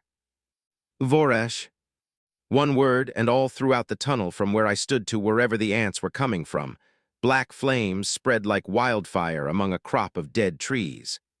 No matter how the ants bit and clawed, there was nothing they could do as eternal flames took hold of them. Barely a few minutes passed, and all the ants we were worried about died without so much as a peep. And then it all stopped. Past the structure we were trying to reach were two branching tunnels from which the ants were pouring down. I could feel my flames continued to burn things that were still deep in both tunnels before they ever made it out. Now there were no more ants coming, at least not for now. Move to the structure and rescue everyone present. Do it quickly. While they went off to do that, I wandered over to the branching tunnels. This is where they would come from, and when they did, I would like to meet them before they ran into a bunch of evacuating humans. Well, a bunch was putting it mildly. The structure wasn't just one building. It was literally like a small city in the wide expanse we were located in. There was no fancy architecture or anything like that, just a whole bunch of neatly organized buildings made out of hardened mud. I can't be bothered to count the exact number of people I saw coming out of the little mud city, but it was more than a few 100,000. A lot more. And true to the word of our local mermaid Immortal, none of the humans I saw coming out of the mud city looked like they were lacking in calories in any shape or form. Out of the few I spotted, I also couldn't see any crazy injuries of any kind. Well, I don't know of any farmers that didn't make sure that their cattle were taken care of. If nothing else, I could confidently say that the ants were serious about this whole farming humans thing. Anyway, I let the clan handle the evacuation for the time being while I focused on the tunnels. They were literally right next to each other, but I could sense that they eventually moved in completely different directions the further down you went in each tunnel. I wasn't watching by myself, of course, since Vrusha and the rest of the guard wouldn't leave my side unless I gave them an order to do so. So we all just stood there, staring at the tunnels before us. Until I sensed a small contingent of ants coming down both tunnels. Roughly 50 of them each were coming down the tunnels at about the same time. Once the ants eventually cleared their respective corners, and I could see them at the same time that they could now see me. Both groups stopped in their tracks and quickly turned around trying to run back. Kill them. Vrusha and the others didn't waste a single second, and before the ants could reach too far, they were taken care of. Those were scouts. I was sure of it. A large number of ants disappeared without any returning, and even as they came down the tunnel, there were no bodies remaining since my flames never left anything behind. Though now that both scouting parties wouldn't be returning, we probably didn't have very long before a real force would come marching down towards us. Hurry up. Yes, Patriarch. A few thousand voices resounded behind me, and I sensed that they immediately stopped caring about whether the humans were comfortable or not. They were being rushed down the direction we came from with intensity. The people were obviously panicking now and screaming about this and that, but the members of my clan didn't care. They received an order, and they would see it completed. Barely 10 minutes later, I could once again feel the rumble of the tunnel walls around me, as I'm sure quite a bit of ants were now pouring down each tunnel like water from a raging river. I would hold them here, at least until my people completed the evacuation. Be ready. That order was for Vrusha and the guard, but there was likely no need for it since all of them had their spears at the ready before I even opened my mouth. A few moments later, I could see the giant ants in full. The tunnels before me quickly became nothing but a cacophony of angry ants seething with anger in search of blood. Blood they will not find here. Burned. Flames flooded out from my body in droves down both tunnels, and it didn't even take a second before the ants could no longer be seen, as everything was painted black. The amount of infernal chi present within my flames couldn't be compared to anything I was doing prior to reaching the peak of the core formation realm. If it was below the nascent soul realm, there was nothing I couldn't burn. Nothing, or at least that is the mentality I had. There might come a day when that might not be true, but today was not that day. The ants continued to pour down the tunnels in numbers that didn't make sense, but just as much as they came. It was just as much flames I poured into both tunnels. There would obviously come a time when I would run out of both chi and energy, and the flames would cease, but that time was a long way off. They will burn, and burn some more. Of course, I could have just as easily used the V word again, but although I was fine and had more than enough reserves, it still took a massive chunk out of the tank just to use it once. The energy it required to use an ability of that magnitude didn't just come from nowhere. And unlike my flames, which I could control to the finest detail, the V word was something that took the required amount every single time without fail. So for now, I'll play Flamethrower until the evacuation is completed. 223, Third Bestowal, Book 3. 3 days. That was how long I stayed at the entrance to both tunnels and poured my flames down both of them without a single break. But this was not a problem in the slightest. I could go on for longer if needed. Thankfully it was. Once the evacuation was complete, which only meant that all humans were now at minimum in the tunnel, and being led to safety, all of the Infernals, with the exception of those leading the humans away, came rushing to my side. Voresh. Once again, the world turned gray as the eternal flame descended through me, and using my intent as a guide, ants that came pushing down the tunnels began to unwillingly transform into a state of ash, and then nothingness. Barely a few moments later, the world regained its color, and once it came back, so too went a large sum of energy. I wasn't feeling overly weak just yet, but there was a reason why being a flamethrower for 3 days was far more efficient than just using the V word. I've changed my mind. We will not be retreating from this stronghold anytime soon. There is a nice little mud city here for us. Gather supplies and make any necessary changes to ensure the mud city is comfortable. Split the entire group in 2 with the exception of the Black Dawn. One group is responsible for making the mud city better, while the other group should rest. Do it in 2-day rotations. If only one rotation is needed for the betterment of the mud city, then both groups should focus on cultivation for some time. Do not worry about ants for now, and the betterment of the Mud City is solely up to you all. If you all feel it is fine as is, then so be it. Black Dawn remain here, everyone else is dismissed. Lyrian and Fryan handle the rest. Yes, Patriarch, shouts resounded before everyone left to see to their tasks. I know my sense of time is a bit warped now, and perhaps the Infernals themselves don't really care about a measly 10 years, but I can't just get rid of how I understood things for the majority of my life up to this point. They needed rest, time to collect themselves, and to cultivate.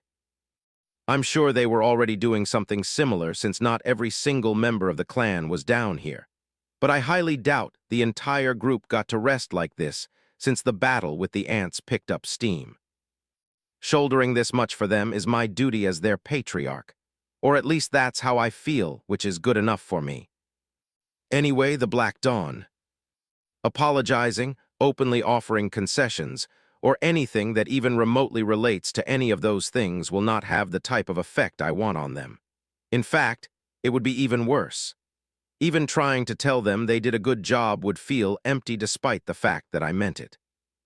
Normally, something like this wouldn't bother me too much, since the feelings of others have never really been the type of thing that made me think deeply. But for those that I care about, things changed. And I care deeply about the members of my clan. So something had to be done, and I had just the thing. Commander of the Black Dawn stepped forward. She was already standing in front of the neatly organized group of Infernals who didn't need to be told to get into proper ranks, so she only needed to take a few steps before she stood directly before me. I'm sure this was the perfect moment to give some sort of motivational speech and say some cliché killer lines, but that simply wasn't what I felt like doing. The fact I was doing what I was about to do in front of the Black Dawn and the other Infernals around us was enough of a ceremony and motivation. Sit with your back facing me. She did as she was told without a second of hesitation, and then I took a seat behind her and calmly placed my hands on her back. This might be painful, bear with it. Yes, Patriarch. I then looked up to the members of the Black Dawn. Guard us. Without needing any more input, they spread out around us in a circle with most of them concentrated behind me where the branching tunnels were located. I would take over the guarding of the tunnels once this was completed and I was back to full strength. But during the process, it would be more than just bad if I was disturbed, or, worse, forced to stop before it was completed. Though despite them having to do that, I know for a fact all their attention would mostly be concentrated on what was happening here. Even the ones over the Mud City were paying far more attention to Izanshi instead of to their tasks. They all probably had some idea as to what was going on, but until it actually happened, none of them would ever be sure. Well, I should probably begin then. Closing my eyes, I focused on the eternal flame and began the process exactly like when I did it for Lyrian and Fryan. Even now it was far more instinctive than it was actively choosing to do what it was that I was doing. I honestly don't think I can even remotely explain the feelings I felt during the process. Even as my skin cracked all over and pain took hold of my body in full, blood began to pool all around me as a significant sum of time passed before the tendril I needed finally formed. I suppose this is likely why it is recommended to bestow the flame before core formation. Izanshi here was someone well into the nascent soul realm, and I could tell that, although her body was very receptive to infernal chi since she used it, accepting the eternal flame was another matter altogether. And it had everything to do with her cultivation. The higher people climbed along the path of cultivation, the less your physical improvements mattered over the ones involving mental or soul improvement. The sense of self, for example, was something that was a requirement for me to reach the peak of core formation. The next stage was nascent soul, and as it says in the name, it involves the soul. Something that exists in name, but no human had ever laid eyes on the soul. We just knew it was there, or at least thought we knew it was there. The nascent soul realm is literally about making said soul a reality in a sense. And to do so, it was necessary to imprint who you were and everything that made you onto your core and nourish it until it grew into your soul. Long story short, by the time someone reached the nascent soul realm, their sense of who they are, who they were, and what they will be is extremely firm, meaning it is not a simple matter to introduce new concepts into the picture. If Lyrian and Phrion were canvases that only contained a rough sketch waiting to be refined, then Izanshi was a piece of finished artwork hanging in a museum. But I persisted. Minutes eventually gave way to hours, and then to days before the task was finished. Both of us were sweating and exhausted from the ordeal. In fact, I was so locked into making sure she received the eternal flame that I hadn't even noticed the fact that the ants returned, and the members of the Black Dawn were actively protecting us and guarding the entrances. Now, although I still had a bit of strength after completing the bestowal, my body was now extremely weak, which wasn't all that surprising since I've used the V word twice now. So despite my best efforts to win this round, my fateful rival, unconsciousness, has come to claim me once again. Damn it. 224. Ant Problems, Book 3. What I awoke to find was the members of the Black Dawn vehemently defending against the ants pouring out from the tunnels. Everyone else was still busy working on the Mud City, which meant I wasn't out for long. Which was good since it meant that the Black Dawn hadn't been defending the tunnels alone for too long. Something I was a little worried about when I was falling unconscious, but quickly learned that my worries were not needed. I didn't have to worry because Izanshi was apparently a very quick study when it came to the use of the eternal flames she was now bestowed with. Apparently, the same struggles that the boys had when it came to using it didn't exist with her. I didn't know the exact reason why she was already so capable, even beyond just receiving help from the boys. But I had a feeling it had to do with the fact that she had far greater control over infernal chi than the boys did. Whatever it was, she was an absolute monster. In fact, while the purity of her flames could never compare to mine, the amount of power they contained was arguably more, simply due to the quality of chi that was backing her flames. I was strong. Far stronger than a good amount of core formation cultivators. But as I've come to realize more and more recently, I am far from being able to compare to someone in the nascent soul realm. I wanted to jump back into the fight and allow the Black Dawn and their commander to rest. But I didn't need anyone to tell me that they didn't want that right now. Especially not Izanshi. She had a mad grin on her face as she hurled balls of black fire at the seemingly never-ending tide of swarming ants. She was having fun, and the other members of the Black Dawn were absolutely loving it. Even from my position, I could clearly see how they watched the flames Izanshi was using. There was still a level of respect there, but now it was colored by a desperate hunger. A hunger that wasn't present when they watched me use my own flames. I know it was because they looked to me with a level of reverence that would never allow any other feeling to be directed towards me. Especially not something like hunger. But to Izanshi, yeah, there was nothing like reverence there, so their emotions were in full display. So with that being said, I think that calls for a change of plans. Instead of worrying about helping the members of the Black Dawn, I'll continue bestowing the eternal flame for a couple days. Vrusha and Ozel will do since Lides is out of the picture for now. After sending someone to grab him, it didn't take very long for Ozel to arrive.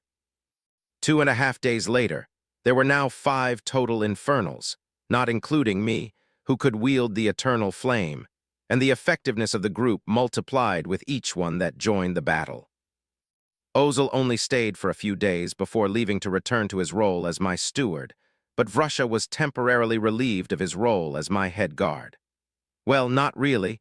He was only practicing in the battle because I was nearby. If I were to leave, he would immediately join me. Anyway, the Mud City was pretty fortified by now, and everyone else was getting the rest they needed, and finally taking some time to cultivate and do whatever else they wanted with their free time. Then eventually I took over with the V word and allowed the Black Dawn to have the same level of rest. A couple of weeks of this passed, and the members of my clan were all well-rested, rejuvenated, and highly motivated once again, which meant it was time to advance forward to the next site. It took almost 2 months, The two tunnels that led further into the territory of the ants did not lead to the same place, and thus posed a bit of a problem. We simply didn't have the manpower to conquer both branches and hold them at the same time, so one group would remain to hold down the fort, while another would advance. So of course, that meant I, along with the Black Dawn, would be the ones advancing forward. I chose the left tunnel, and we dove down it like sharks smelling blood in the water. With the V word in my back pocket and an extremely motivated pair of Infernals in Izanchi and Vrusha, eternal flames blanketed every bit of the tunnel without ceasing for quite a while. We eventually pushed all the way up to another mud city and painstakingly held on long enough to free all the humans there and get them back down the tunnels we came from. It took nearly 2 months of fighting, but the fighting was controlled, and no lives of ours were lost. After a short period of rest, the same thing was repeated in the right tunnel. Only there was a bit of a problem once we cleared all of the ants from the mud city there. The type of problem I really didn't foresee happening, nor did I really understand it. When we finally gave the all clear for the humans to safely escape the mud city, a group of them came forward and were quite literally cursing us out. One of them in particular seemed to be louder than the rest and was vehemently against our presence in the mud city. "Get out of our city. How dare you kill our protectors? We don't want whatever it is you're offering. Get the hell out of our city." I really couldn't understand what this man was talking about. It honestly took me a few moments to wrap my head around what was said, and I barely managed to raise my hand in time to stop Vrusha from rendering the man in question to nothingness. Once I collected myself, and the man stopped yelling, I began speaking. "Do you know what this place is? It is a farm. A human livestock farm for ant consumption. If you know that and still want to stay here, then so be it." That set off a whole lot more yelling from the group, and even more from the man. Unfortunately, I no longer had time for this charade. I then allowed my voice to extend to the entire mud city and everyone living within. This is your one chance to escape. If you want to leave and return to living amongst other humans instead of being cattle for ants, then exit the city and run towards me. Now. No one is allowed to leave and no one is coming with you. I said get out of our city, you tyrant. Shut them up. Vrusha didn't need another reason to act before forcing every member of the group to their knees and not allowing a single sound to escape the purview of their own bodies. He knew me well by now and didn't need to be told not to kill them. Ignoring them, I extended my senses throughout the city, and I could clearly see that while a good number of the residents here indeed would not follow, there were still some that were trying to come but were either hesitating or being stopped by others. I don't really care for the ones hesitating, but no one is allowed to stop an order that I've given, especially not when I plan to offer these people my protection. Go into the city and gather all those who wish to leave but are being stopped from doing so. We need to leave now, so do it quickly. My Infernals stormed through the mud city and picked up all those who wanted to leave, and once that was complete, we quickly conducted a fighting retreat back to our fortified mud city. Unfortunately, I will not be going back for anyone that didn't want to leave. They made their choices and they can live with it. My people aren't worth their foolishness. 225. The World Doesn't Wait, Book 3. After returning to our fortified mud city, and then spending a few days sending the rescued people back to the surface, we continued pushing on ahead with careful yet many uses of the V word.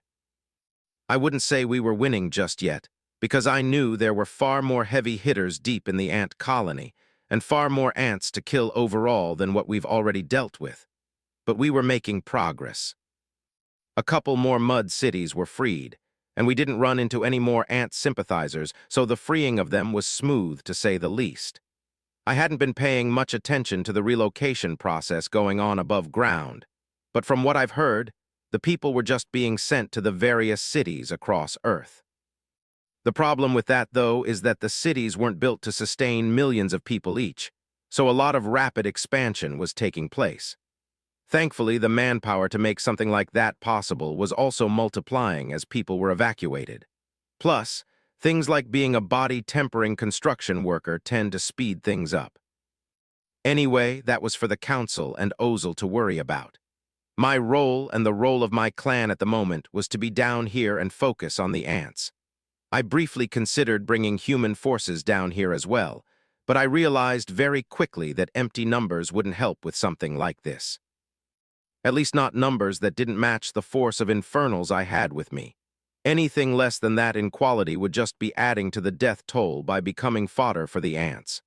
There were likely just a handful of humans here that could actually provide some assistance, but a handful wouldn't shift the tide in any way. It was better for them to stay put. And just like that, I continued the fight against the ants. With how much I used the V word, there were plenty of times I needed to rest, but for the most part, the battles never seemed like they were ending. I've now been down in these tunnels for over a year, but the ants literally don't stop coming. I know it was likely that just from the end of the tutorial to the time where we officially began the battle against them, they were probably able to swell to a disgusting amount of ants. Worse yet, I highly doubt their ant queens had stopped producing even more of them. But what else could I do but stand in and battle? For as long as it took, I would fight against these ants until the infestation was removed or until I was satisfied. But that's when it happened. We were currently resting way back in our fortified city of mud, when a feeling I had no plans of experiencing again so soon descended on the world around me. It was something I hadn't experienced for over 10 years now. That feeling of helplessness, knowing there was nothing you could do, nothing you could say, nothing at all that would change reality just to make you feel better. The words that accompanied the feeling only made it sink in even more. Finally found you. There was no one but infernals around me, and unless the ants roaring out of the tunnels could talk, then that voice had to come from a massive distance away from me. And the type of being who could speak such clear sounds from such a distance isn't the type of being I'm ready to face. Before I could fully cope with the situation, the walls around me shook with such force it felt like everything was about to cave in around us. But that didn't happen. Instead, the sound of what appeared to be stampeding could be faintly heard initially, but only a few seconds was all it took for the faint sounds to grow significantly in intensity. Then BOOM. Holes burst out from all the walls around us, and loud screeching filled the area as ravenous beasts poured in all around us. Only these beasts were not more ants. No, they were rats. Rats the size of large dogs continuously poured out from the holes and attacked both the ants and us without a care in the world.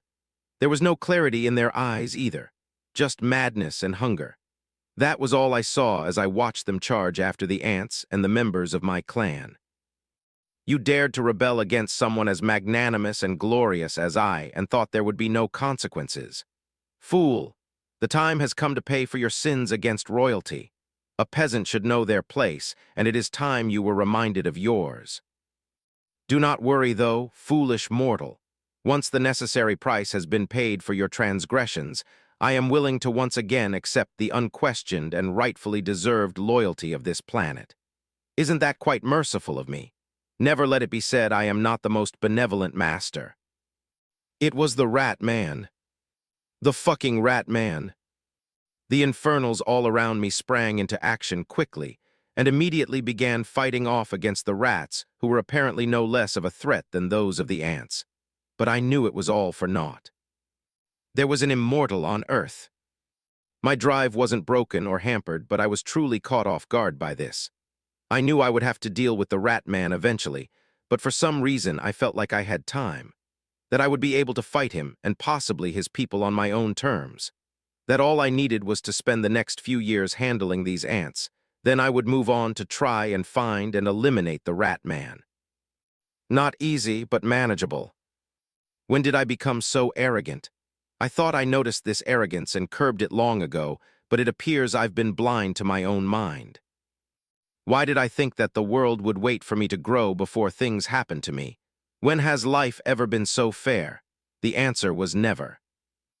This won't do. For your crimes, far more desperation is needed. I then heard the sound of snapping fingers, and what I saw caused my heart to weep. Hundreds of Infernals who were all in the midst of fighting the way Infernals were supposed to fight. Not caring about the strength of the enemy, only recognizing that there was an enemy to be defeated and moving to defeat them. Hundreds of them, hundreds of bodies fell limply to the ground without a single chance to fight back. Just like that, one snap of someone's fingers and they were dead. It was as if they were puppets and someone just cut the strings to their bodies. No. No.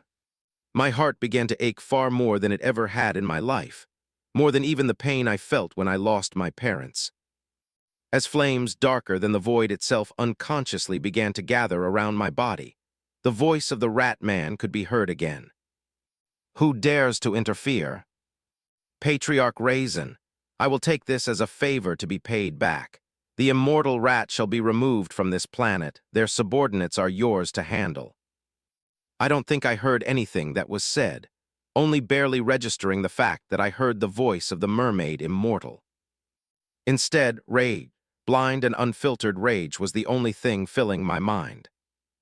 The world shall know the eternal flame. 226. Gone Was Everything, Book 3 End. Narration. Practically no one on Earth knew about the ants and human farms they were cultivating beneath the surface of the planet.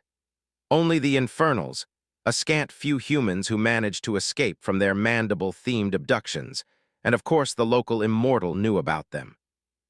All of that changed a few years ago when Raizen went to training, and the members of the Black Dawn dived into the underground and began freeing the humans there. Of course, humans showing up out of nowhere as refugees immediately began to raise questions, and it wasn't long before the leaders of all the cities learned of the situation. Many meetings were held as people learned that there was a chance that friends and family they had previously presumed dead could still be alive. Even if the chances were faint, the fact that a chance existed at all sent waves to all upper leadership of these cities. If not for the Infernals pouring cold water on their efforts, they would have gathered their own forces and stormed into the tunnels themselves. They were pacified initially, but after a couple years of lull when the Infernals stopped making any real progress and no more humans were rescued for a while, the call to arms was getting stronger and stronger. But once again, the Infernals denied them all from entering the tunnels. The members of the Black Dawn in particular were fervent in their refusal of any outside interference. The humans didn't like it since it was their people, and potentially their families trapped down in the farms. Unfortunately, the humans knew that they couldn't do anything. The Infernals were the people of the ruler of this planet, and while he hadn't been seen or heard of for a while, the leaders of the cities knew what type of man he was. Some considered him fair, others considered him a tyrant, but what they all could agree on was that the man did not hesitate to put those who wronged him in their place. Whether it was in the form of a beating or outright taking your life, there was no hesitation in his actions. None of them wanted to be on his bad side. Then a few more years passed, and word of his return made it to the ears of all the city lords. Still, no one seen him and was only told by the steward that he entered the underground to combat the ants. Shortly after that, more and more humans began to pour out of the underground once again. Thousands of them even. Since the cities were both expecting and hoping for it to happen, they were prepared to accept the influx of people and expand upon the sizes of cities to house all of them. So, while Raizen wasn't aware of his exact impact, the people above ground were very aware. People kept pouring into the world, and while many didn't even get their names out through the proper channels for organizing and finding families yet, some did, and a few of them managed to be reunited with still living loved ones. Without even being aware, Raizen was slowly becoming a sort of heroic figure among the humans of Earth. Every time someone was reunited, Raizen's name and his band of Infernals were sung with praises. Every time a human left the underground and once again got to feel fresh air, bask under the sun, feel the rain on their skin, enjoy the moonlight, people were reminded of Raizen and his Infernals. Things were looking up on Earth. And then it happened. What Raizen didn't know was the voice that he heard had resounded around the entire planet. Every single thing on the planet had heard the voice of the Rat Man, and as a result, almost every single being that wasn't core formation or above felt an immense amount of pain as the Rat Man made no attempt to restrict his power.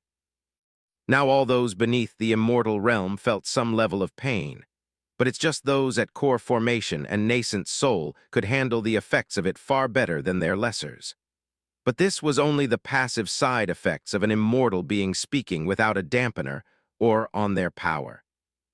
If the Rat Man were to actively put power in his voice and let it rumble across the planet, there was nothing beneath the immortal realm that could resist it without the help of powerful treasures. Of course, nothing that could do that was present in the hands of the people who needed it at the moment. Then the situation went from bad to worse. Rats, massive rats seemingly appeared out of thin air. Most of them landed and immediately dove straight into the ground, then began digging their way towards the location of Raizen. But not all. A few of them remained, but in this case, a few wasn't talking about 10 or even 1,000 rats here. In this case, a few meant more than a couple 100,000. Thankfully, there were still a few infernals above ground, including Ozil himself. He was now outfitted with the eternal flame, and there were a handful of core formation humans around as well. They helped to mitigate the arrival of the rats a bit, but they weren't nearly numerous enough across the planet to cover for everyone. People who couldn't even fight back began dying in spades for a few moments, until local immortal interfered. Unlike with the Rat Man, only Raizen heard her voice instead of the whole planet. A planet that was now free from the oppression of immortal chi. They were all still weakened greatly, but at least they could now move freely and fight to defend themselves from the sudden invasion of rats. The fights went on for a bit, then came a feeling that the people of Earth will never forget. If the feeling of the immortal causing them great pain with just his voice, and his unrestrained power was too much to bear or perhaps something they thought they would never forget, then this was far different. The Infernals still alive in the underground and still present and fighting above ground felt it first.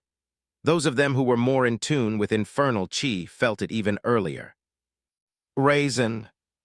The man was no longer conscious. This was far different from his battle with the immortal vamp. He was angry then, yes. He was distraught then, yes. He was filled with rage and wrath and wanted nothing but to rip the immortal to shreds, to kill him, to destroy him, to burn him in the eternal flame. But he was still conscious. He was still Raizen even when the eternal flame descended within him. He was no longer Raizen right now. There was no Raizen. Instead, right this second, there was nothing but a vessel.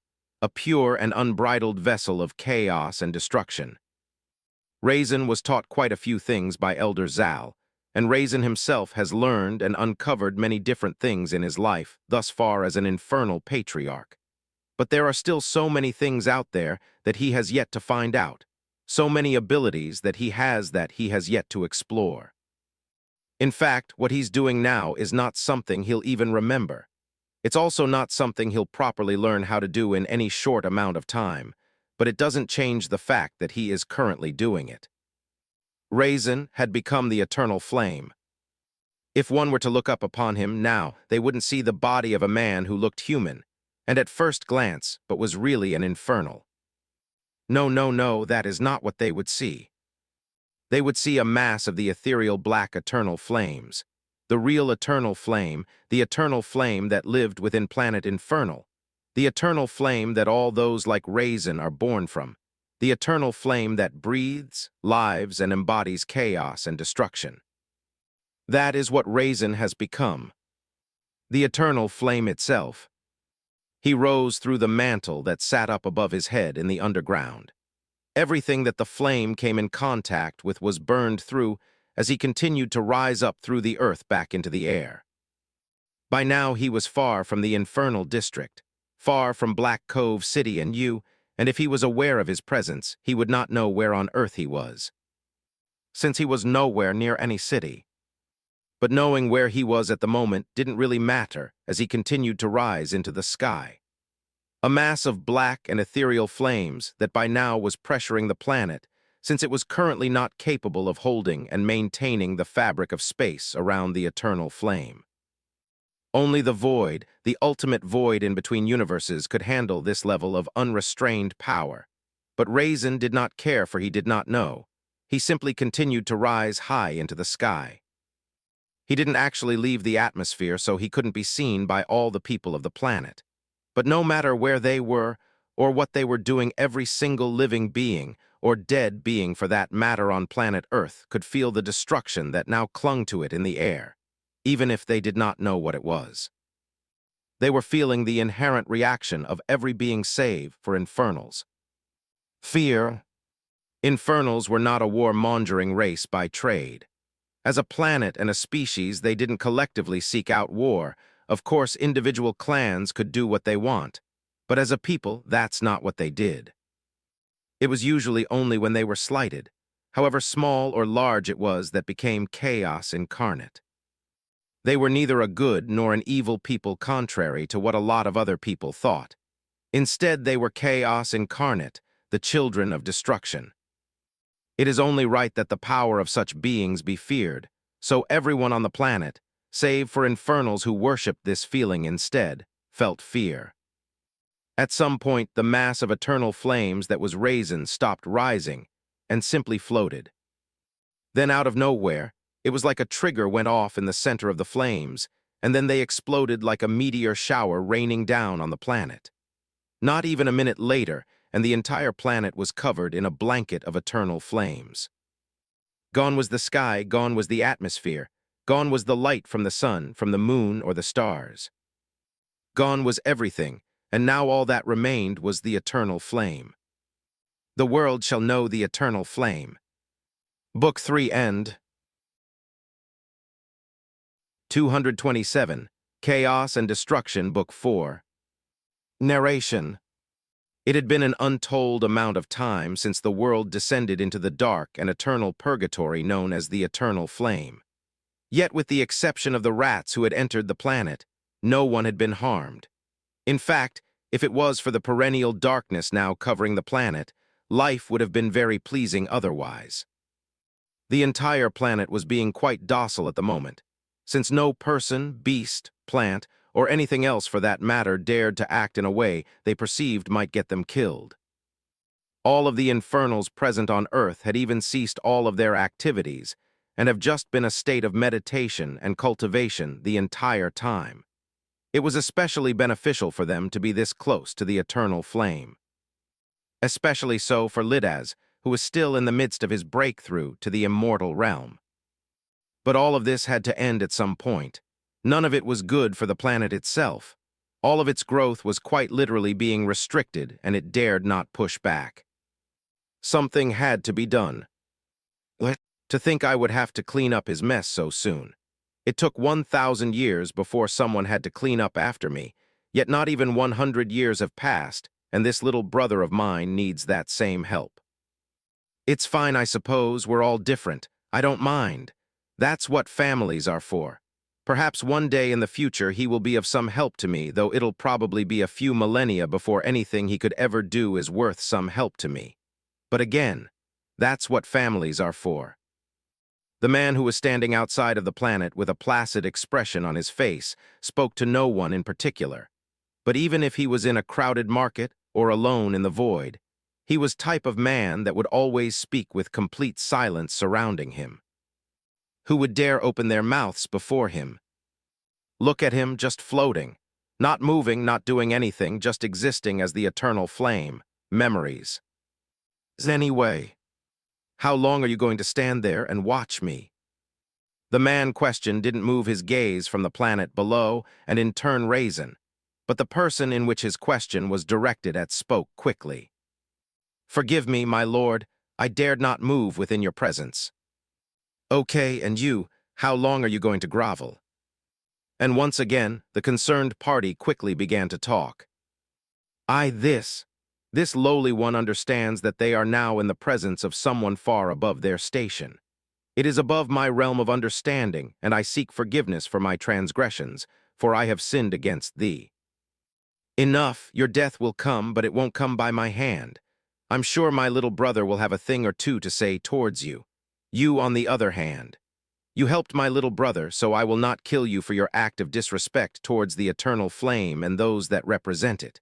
At least the rat knows how to gravel. But this is your only exception, kneel. The man's smoke and blue-scaled immortal could sense the laws wrapping themselves willingly around her body, as if telling her to kneel at this current moment. In that same breath, she could also feel that she could resist this command with little to no effort. But she wasn't so stupid that she didn't know that the second she resisted it would be the last day of her life. Of course, all of these thoughts only occurred in her mind after she had dutifully kneeled and bowed her head. Her instincts as an immortal had acted and forced her body to kneel before her thoughts could even catch up to the matter. Those were the instincts of survival when faced with death. Now that things are as they should be, let's fix this, shall we? The man now ignored the groveling rat and the kneeling woman before a sharp focus began to exude from his body, and he locked onto the figure of Raizen, or at least the mess of intent that now made up Raizen and all that he was. Raizen. The man standing outside of the planet called Raizen's name, softly, yet with the sort of power that couldn't be seen by the naked eye of a mortal. Of course, it really looked as if nothing happened after he said his name, but that would be only if once just looked at things from the surface level. Just that word alone did a lot behind the scenes, or better, yet behind the veil that contains that which cannot be perceived by those who are not worthy. Laws. Things began to shift here and there. Strings that had been disconnected began to reach for their better halves. Others who shouldn't have connected in the first place began to pull away from each other. Slowly but surely, things were moving. Raizen was currently the embodiment of the eternal flame. As a real and proper infernal patriarch, there were many abilities afforded to him, and this was one of them. But he was far from powerful enough to truly be in control of it. In fact, not even first or second stage immortal can truly handle the weight of the real eternal flame. It was why he was currently lost in his own mind. There is nothing but fog and emptiness with Raizen's mind at the moment. He wasn't thinking about anything, and he wasn't even capable of doing so even if he wished. There was simply nothing. It was almost as if he wasn't existing currently. But with just one word from the man outside of the planet, the massive confusion began to unravel. It began to unwind and become free of the grasp the eternal flame had on Raizen. Though it wasn't as if the eternal flame wanted to harm Raizen, nor was that the eternal flame didn't want to help Raizen. But there are still so many things about the eternal flame that Raizen didn't know. All the help it could offer right now was just ensuring that Raizen didn't die from taking on pressure that he could not handle. Perhaps if Raizen knew everything there was to know, he would look at it all a bit differently. For example, even the voice that Raizen heard any time the eternal flame spoke to him wasn't as straightforward as it seemed. That voice is not the voice of the eternal flame. How could it? The voice of an older fatherly figure. No, that voice is the voice Raizen interpreted the eternal flame in whenever it spoke to him. The eternal flame is not a man, nor it is a human, it is not even an infernal. It is nothing but the epitome of chaos and destruction, and only infernal patriarchs and matriarchs can interpret and understand their voice, because they are children of that flame. Not children in a biological sense, but children in the sense of the laws of the world. They are quite literally the offspring of a concept, and that is why they are not simple beings to be underestimated at any junction. And it is also what gives them the opportunity to get lost and mistakenly weave their own selves far too tightly in the mess of what a concept is. And that is what happened to Raizen's mind, because it is not strong enough to understand and to cope with the concept of the epitome of chaos and destruction. 228. When do we leave? Book 4. It took roughly a day or two, but eventually the eternal flames that covered the planet known as Earth began to recede. Slowly at first, then eventually like an avalanche, they began to be pulled back into Raizen's body. Of course, that didn't quite get rid of the infernal chi that now covered the entire planet, nor did it get rid of the oppressive feeling that clung to the air. That would take some time, but for now the flames continued to recede, and not even a full day later they were gone. The man that was hovering outside of the planet nodded once before he started speaking. All right, good. It didn't take months this time. He then vanished from his location and entered the planet below. Of course, the two immortals who were still kneeling in the space outside of the planet did not move, nor would they move, not for some time. Meanwhile, the man reappeared in the skies above the planet, where a falling Raizen could be seen spiraling toward the ground, fully unconscious. The man grabbed him before disappearing once more and reappearing at some random location. After he landed, he simply dropped Raizen, allowing his limp body to fall to the ground. After taking one long look at his face, the man then raised his hand and flicked a sliver of chi into Raizen's body. Not even a second later, Raizen quite literally jumped up and gasped for air. POV Raizen. I had no idea what was going on. I had no idea what I was doing. All I knew was that I woke up with every intention of murdering the rat man, only to be met with a literal smack to the back of my head. Puh. That's enough. You won't remember what you just did, and I've sealed your memories to ensure you don't remember how it happened. All I will tell you right now is that members of your clan died. You reacted to these deaths by doing something you weren't ready to do yet. That something is sealed, and you'll remember it when it's time. Any questions? Any questions? Of course I had questions, but it took more than a couple of moments for me to collect my thoughts. Members of my clan died. Yeah, I remember that. And the second that memory became clear to me, I had to stop myself from getting angry again, from letting it take hold of me. Instead, I focused on the rest of the words the man said. Some of my memories had been sealed, and I suppose he wasn't wrong, because no matter how much I tried to recall what happened after I witnessed more than a few members of my clan dying, nothing seemed to come to mind. I couldn't remember anything. All I remembered was feeling angry, hearing the voice of the rat man, hearing the voice of that mermaid immortal, and then nothing after that point. I remembered nothing until this moment, waking up with a rush of anger and then being smacked in the head by this man. The only reason I hadn't already distanced myself, or worse, attacked him, was because I felt the same sense of familiarity that I felt in the presence of that matriarch. Not only was this another Infernal in front of me, but this was also another patriarch. Someone like me. He was taller than me with jet black, silky flowing hair, but it didn't really flow straight. It flowed all over the place, constantly moving, kind of like flames. He was wearing pristine black robes that didn't possess a single wrinkle. His eyes were jet black without pupils, kind of like Elder Zal's, and his skin was a pale white. It's so interesting how Infernals come in so many different shapes and sizes. I collected my thoughts, at least enough to have a conversation without spiraling into a mess. I understand. Since you've sealed my memories, I don't think you'll explain what happened, but whatever it was, it required you to step in. Thank you. But now what? The man took one long look at me and raised an eyebrow. Kind of thought you'd be freaking out, but this is good too. And no worries, that's what family's for. He paused for a moment and then snapped his fingers. Immediately, the mermaid immortal appeared behind his back, kneeling on the ground, not daring to raise her head. Then he started talking again. The one that triggered all of this, I've sent him back to his planet. I'll leave it to you to show him his place. This one, though. He gestured to the mermaid immortal. She was fighting him when I arrived, so I assume she was doing you a favor. I'll leave her to you to handle. That just about wraps up my presence here.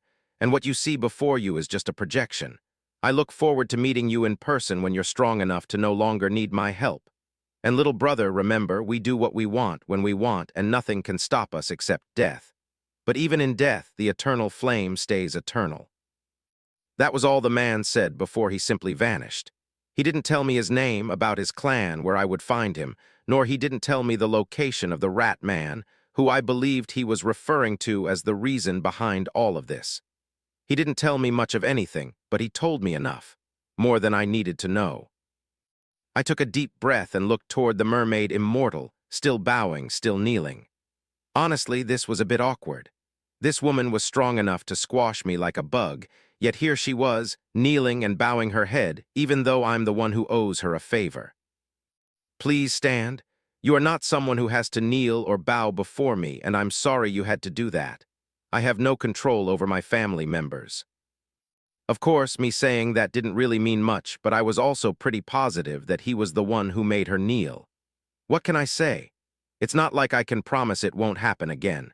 If he were to show up here in the next second, she would probably kneel once more, so I hope she'll be fine with just this.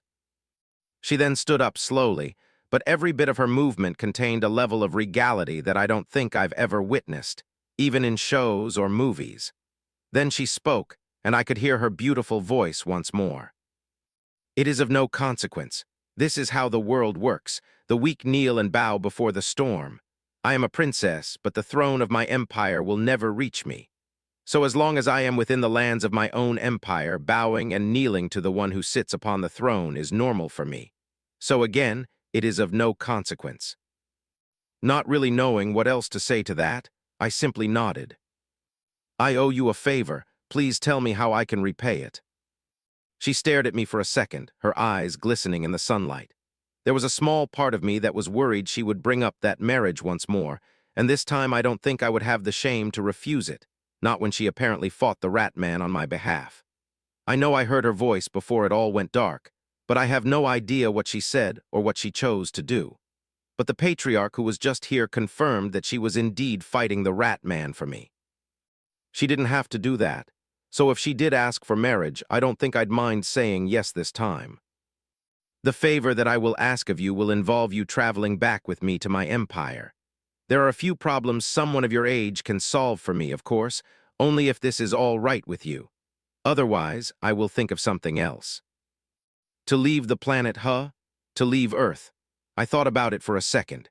It's not the first time I've left Earth, as I've been to the tutorial, and I know for a fact that it wasn't here, though I don't think that it was on one planet in particular. I've also been to a desolate moon where there was nothing, and I couldn't even see Earth from where I was. I've also simply floated in the void before, when I first met Elder Zal and that metal man. But I have a really good feeling that this time it'll be quite different, that I'll be gone for a very long time, that it won't be so simple to return. I'm not sure why I have that feeling, but that's the vibe I get. That if I were to really travel to this woman's empire, it would be a really long time before I see Earth once more. But maybe that's what I need to get away, to leave this planet, to see the world, to explore new things and meet new people. To fill the void that has been slowly turning in my heart from the loss of my clan members. To curb the arrogance that I didn't realize I had grown. To grow as a man, as an infernal, as a patriarch. I then looked towards the mermaid immortal. When do we leave? 229. Meetrings and Meditation, Book 4. The following days seemingly passed by in a blur. After getting some help from the mermaid immortal to return back to the infernal district, a lot happened very fast. She told me we would be leaving to go to her empire as soon as I told her I was ready. She was not really in a rush, and once again I was reminded that the way she timed was not same as the rest of us. Anyway, there were some things I wanted to handle before I left for this long of a trip. Firstly, the members of my clan needed to know what was going on. They needed to see me. I needed to see them. I needed to learn who died because I still had no idea. I had to get all the numbers, get all the names, and when I did, I learned 437 infernals died that day. And it likely would have been more if not for the fact that the mermaid immortal removed the rat man from Earth, which helped to save the lives of my people. For that, I will always be thankful, and for that I do not owe her just one favor. Whatever she asks of me, I will see it done. That I swear. Funnily enough, as much as this affects me, it did not seem to affect my people quite as much. Yes, they felt the impact of those who died, but this is a race of people who live and die through war. Just like how winning and losing a war were two sides of the same coin, so too is living and dying. And it is not the first time they have had to experience the loss of their fellows, clan members, and friends. Though it is the first time I have experienced it on such a grand scale, and honestly it makes me sick. Sick about my level of power, sick about the situation that got us here, sick. just sick.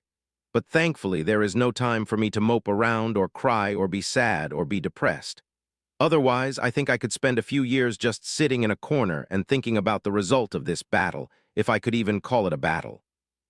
Instead, I have been forced into meeting after meeting. Well, forced is the wrong word. These are things I have chosen to do. Meeting with my infernals, setting up a proper memorial, getting plenty of things in order, and verifying who was dead and who was alive. I made sure to check in with my leaders, the boys, Ozil, Vrusha, and Izanshi, the leader of the Black Dawn. All of them had their input. All of them had things to say, but no matter what it was, every single one of them was willing to move with me to the end of the multiverse. Of course, it is only right that I bring them with me, every single one of them. I thought about just moving with the members of my guard, but considering the fact that I do not know when I will be returning, and the fact that I know the empire we will be traveling to is in a completely different universe than the one I am currently in, it does not feel right leaving them here. Which means that no people directly under me, such as the members of my clan, will remain on Earth after I leave. Of course, I will not be rescinding my planetary lord position, but a new city lord of Black Cove City will need to be appointed. So many things need to happen. Thankfully, the mermaid immortal was not in a rush to leave, because I was definitely not in a rush to leave. Not because I had things to do and plans to put in place, new positions to fill and memorials to hold, since that wouldn't take so much time, but mostly because of a very particular infernal still undergoing their breakthrough to the immortal realm. I am not sure when it will finish, but I will at least give him some time. In talking to Vrusha and the mermaid immortal, I learned it would not be wise to interrupt him or even move his body unless I wanted to ruin his breakthrough. Vrusha told me at the earliest it would be a decade, while the immortal told me it could be decades, maybe even a century before his breakthrough is completed. That is the type of time it requires to reach the immortal realm, but I do not care. As a patriarch, it is only right that I support him, so we will wait. In the meantime, many things need to be put in place, but I will leave that to my people for now. I think I will focus on getting stronger with the remaining time I have here before we leave. I highly doubt I will reach the immortal realm, but nascent soul should not be too far out of reach. So with that being said, I picked myself up and traveled all the way to the volcano where Lides was completing his breakthrough. Then I flooded it with eternal flames, therefore flooding with infernal chi. The others let me know that while I did the thing my memories were sealed about, that a lot of infernal chi had permeated the air, and it had benefited them in their cultivations. Of course, I asked them what I did, but every single one of them was told that they were not allowed to tell me, and it was ordered by another patriarch. Of course, if I explicitly ordered them to say what happened, they would have let me know. But out of respect for that patriarch, I decided to leave it be. Out of curiosity, I did ask Richard about it since we had to talk, and he had no recollection. He remembered when the rats appeared on the planet and then they were gone. That was it. I asked a few other people just out of curiosity, and all of them said the same thing. Rats appeared on the planet and then they were gone. That patriarch was a very busy man, it seems. Anyway, I flooded the volcano with eternal flames to hopefully expedite the process of breaking through to the immortal realm, and to make the breakthrough easier and more powerful for Lides. I sat there for roughly 3 years just meditating and working on keeping the eternal flames going. It was good for me. I was working on essentially building up stamina with my flames whilst working on reaching the nascent soul realm. Of course, there was also plenty of time to organize my thoughts regarding what happened. It's not something I think I will ever forget, nor will that being who cased it die an easy death, but that isn't something I'm capable of rectifying for now. Though it wasn't these thoughts that interrupted my mediation instead, that was because I received a call. It has been quite some time since we last spoke. It was Sendwara, the planetary lord of Zayin. 230, something I needed book 4. Yes, it has indeed been some time, and I believe that goes against our agreement, planetary lord Raizen. We did not have a set schedule in place, but I believe the agreement was to not allow our conversations to wane. Seeing as it has been more than just a few years, I believe that suffices as waning. Well, she was not wrong there. It had been well over 10 years, in fact over 13 years now since we last spoke, and I had no defense.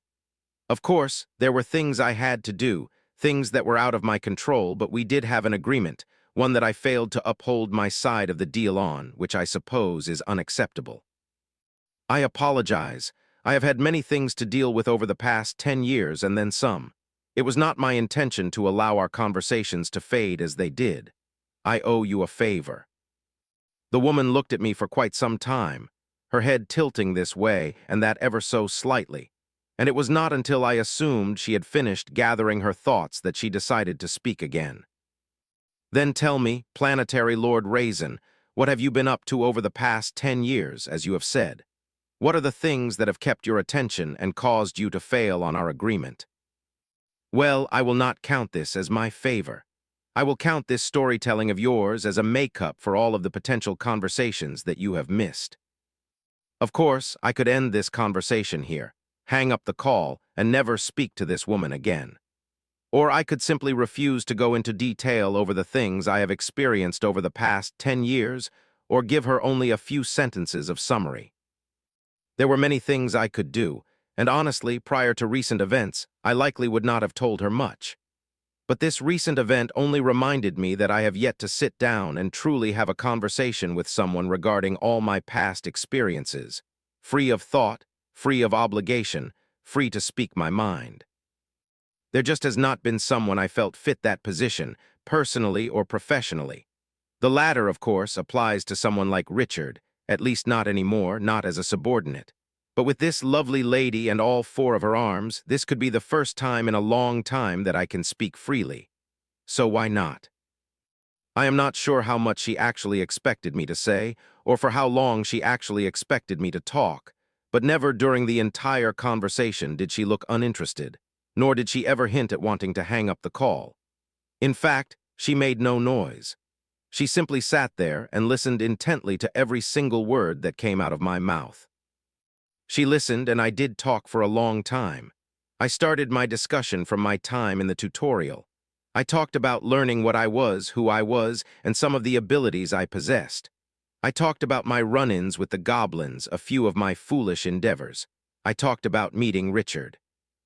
I talked about killing a man for the first time. I talked about taking on burdens that I probably should not have but allowed myself to carry when it came to defending the outpost. I talked about finally leaving the tutorial and returning, only to find myself in space where an elder of my race was waiting for me, along with a metal man with a favor, offering up thousands of slaves to join me on Earth. She showed a very slight reaction at the mention of slaves, but nothing more. Something to bring up afterward anyway. Then I talked about actually reaching Earth, founding my city and naming it Black Cove City.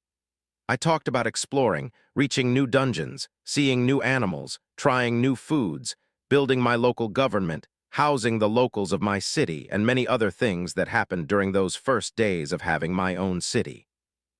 I talked about meeting other city lords and my days with Irene or lack thereof. I talked about the boys, about how my life began with them, and how our relationship started. I talked about training with the elder and everything that entailed.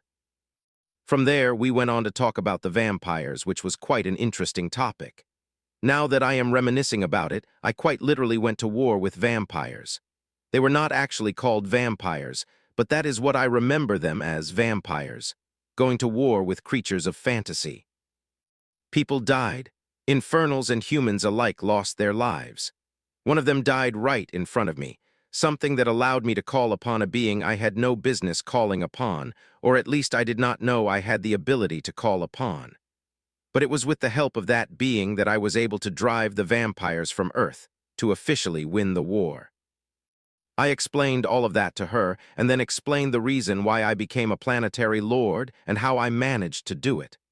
For most of the cities, there was little to no death, while one required a bit of an example to be made, and another required me to put someone in their place.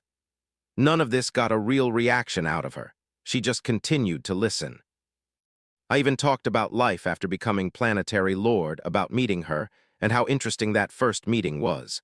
I talked about meeting the Rat Man, something I probably would not have been able to say 3 years ago before my days, months, and years of meditation began. But as of right now, I am able to talk about it somewhat freely. It still stirs a pit of anger within me, but it is well within my control at the moment. The day of reckoning for that man will come. Moving on, I talked about the merchants setting up trade and exports for the planet and delegating these activities to my people. I talked about setting up a planetary force for the entire planet, using orphans who had no place to stay so we could give them one, and with it, work. I talked about hearing about the ants and how they kept farms of humans, setting my people on a path of collision with these ants while I went to train for 10 years, which was the reason for most of my absence from our calls.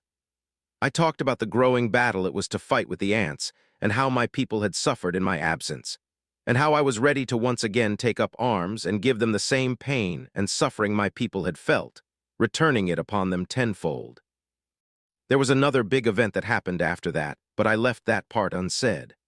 Honestly, even if she did not say a word about any of this or react in any way, I would not lie and say it did not feel good to finally be able to speak some of the thoughts I have had on my mind. To let it all out, to be free of the weight in my heart that I did not even know was there. It felt more than good, actually. It felt liberating. I think I needed that. 231. Unexpected Ask, Book 4. Once again, she took some time to collect her thoughts, tilting her head this way and that before finally speaking. Thank you for sharing that with me. It helps to put my own situation in perspective, one that I have needed over the past couple of years. And while you telling me that was to make up for the discussions we have missed, in those same discussions you have missed my responses. So I will ask you to listen so that I may respond in kind. I nodded at her, and then she continued. My planet and my culture do not seem to be quite like yours. We are one race, but there are many, many tribes among my people. Some tribes are peaceful, some tribes seek war, while others do as the wind takes them. Though regardless of whether a tribe is peaceful or centered around war, all tribes hope for the same thing, to be one. Not one with all the other tribes, but to be the one tribe to rule all the others. As a result, many of the tribes of my people are what we call Heshka. They are servant tribes. They bow the knee to another and are therefore slaves for a lifetime. The only way for a Heshka to be free of that binding is for another tribe to come and defeat the tribe the Heshka are beholden to. Only then will the Heshka have an opportunity to fight for their livelihood. I spent my entire life before the arrival of the tutorial as someone classified as Heshka. I was born into the Heshka, and I would have likely died as part of the Heshka. But then the tutorial came, a time and place where the rules of my world did not apply. Your tutorial was a bit different than ours. I did not have to fight goblins of any kind, but I did hear of others on my planet who did. Instead, there were these creatures that the locals of the tutorial referred to as kobolds. They were interesting but resourceful creatures who fought in packs of 10 or more. They knew when to retreat, when to press the issue, and they were very mischievous, but not in a friendly way. The battles were easy at the beginning, but eventually they grew, not only in size, but in strength and power. A lot of my people, at least the ones I was with, died to these creatures. At the time, I had no idea about the troubles my people faced in other parts of the tutorial. All of us went through different things. I fought against these creatures, they fought against others. But one thing stayed the same, no matter where we were in the tutorial, we faced death. The tribes that stayed as peaceful as possible, not cultivating their own crop of warriors and usually becoming Heshka, faced the most problems. The tribes that made it their business to fight and conquer others were able to fare better in the tutorial, but that was only the beginning. Until we learned of cultivation, until we learned how to get stronger, everything was the same. That changed everything. When the foes we faced grew stronger than our mundane abilities, even the best of our warriors could not compete. Only those who could cultivate appropriately could stem the tide and defend our people. But my people had another disadvantage, it appeared. We were not suitable for traditional cultivation. Chi, as I was told it was called, did not like us. It did not dwell well within our bodies, something the locals made me aware of. We were one of those races that had to cultivate and gain strength in a different manner. Then something appeared in our tutorial. It appeared in our shops, it appeared through traveling merchants, and it was only after the tutorial that I learned it appeared for everyone. Something called bone branding. It was a technique to quite literally brand our skeletons with chi. These brands would hold chi within our bodies and allow us to cultivate. It was a bit different, and to reach higher realms we had to add more brands. Not everyone survived the process, and not everyone could bear to go through with it. To spare you the details, by the time we made it out of the tutorial, there were less than 50,000 members of my people remaining. A number that would only classify as a small tribe before the tutorial began. A number that would have been fit to become Heshka to a larger tribe. That is all that remained of my people. It was not easy since then. As I was the strongest among them, it was quite easy for me to become the Planetary Lord, something one of the sponsors who followed us from the tutorial made us aware of. After spending quite a bit of time gathering the members of my people, they have consolidated to form one large tribe, all around me, someone originally Heshka. There still are not enough of us to even think about forming branching tribes or breaking off from the main one. Of course, this is mainly because the planet is no longer the one we left. There are many dangers here that we are too weak to handle. And instead of being a position of strength and responsibility that the Planetary Lord position should have been, I feel it is nothing but a shackle.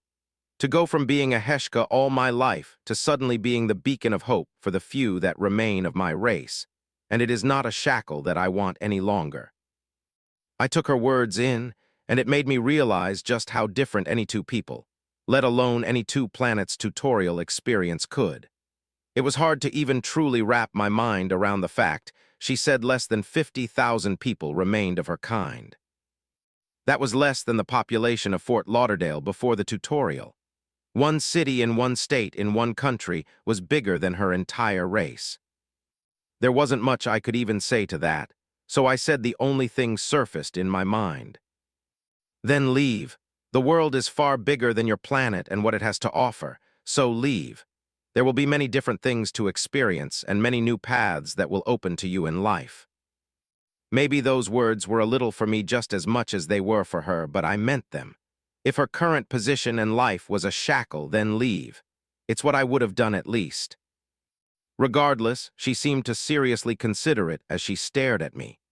Once again her head tilted ever so slightly to the left, and right as the words I said danced around her mind. And go where? Leaving is one thing, but just as well it could be good. It could also be a path to nothing. Well, you're not wrong per se. It could very well lead to nothing and be a complete waste of time. But that's a choice you need to make for yourself. Continue to live doing what you know where the past still reflects your future, or take a chance to go out see the world. Live a life where your next steps aren't set in stone.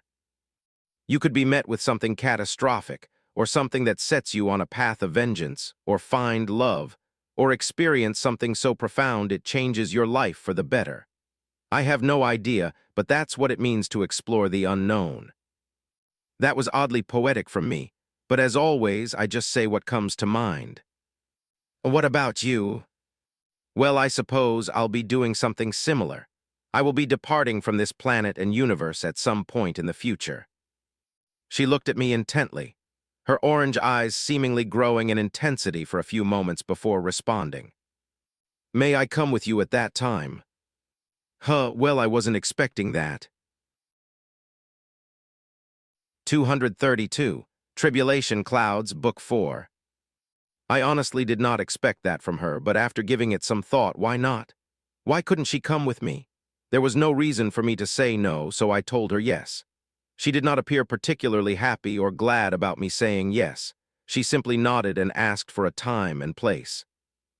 I told her I would let her know since it was not quite set in stone yet.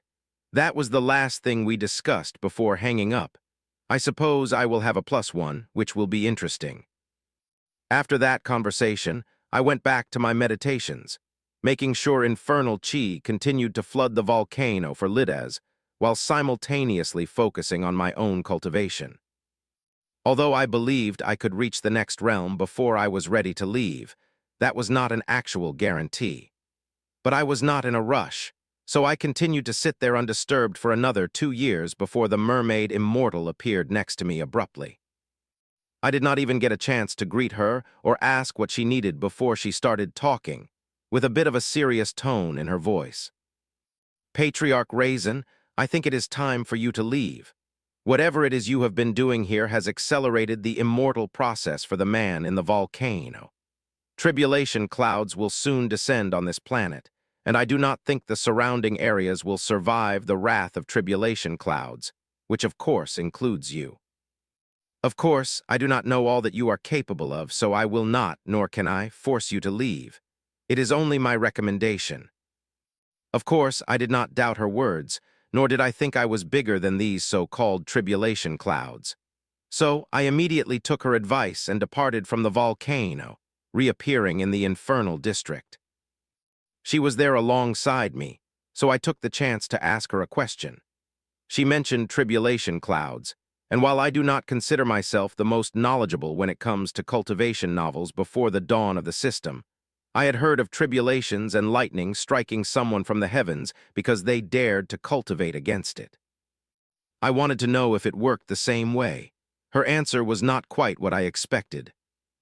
The heavens attacking for daring to go against them.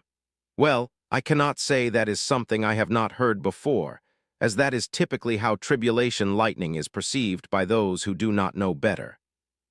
Although I am quite interested as to why you perceive them as such when your planet should not have had access to them prior to your tutorial.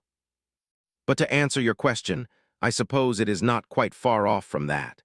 What is actually taking place here is that whoever seeks to become immortal is not defying the heavens, but they are going against the natural laws that are in place for their particular race. There are some races out there and certain things in nature that live forever, as that is how they are naturally formed. But for most of us, we are not immortal by nature. We are not designed to live forever or to stop aging. That process to reach the state where our existence defies natural law will, of course, be met with resistance. It is not the heavens, as you call it, that are rendering punishment for those who go against it. It is simply the rudimentary laws of nature that are seeking to correct something they deem an error, to fix what they perceive as a knot in the timeline. The laws of nature will attack this perceived error for some time, and if the perceived error survives this attack, they will gain the right to become immortal. For you have to prove to the laws of nature that you are not a mistake, that you are not something in need of correction, and you will reaffirm your place in the laws of nature. There is a bit more to this explanation, but it is not my place to explain these things, for the repercussions are not something a non-immortal can bear. I hope you can understand. I thanked her for answering my question and asked her how long she thought the tribulation would last.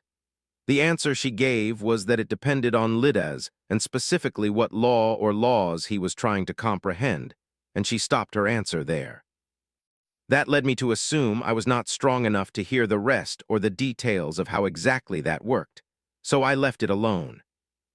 Looking back at her explanation, I am glad the reason for tribulations was at least rooted in logic. Of course, I no longer looked at this world as a big fantasy filled with magic and wonder, which is still true. But when over a decade has passed in this new reality, that is what it becomes, reality, not fantasy.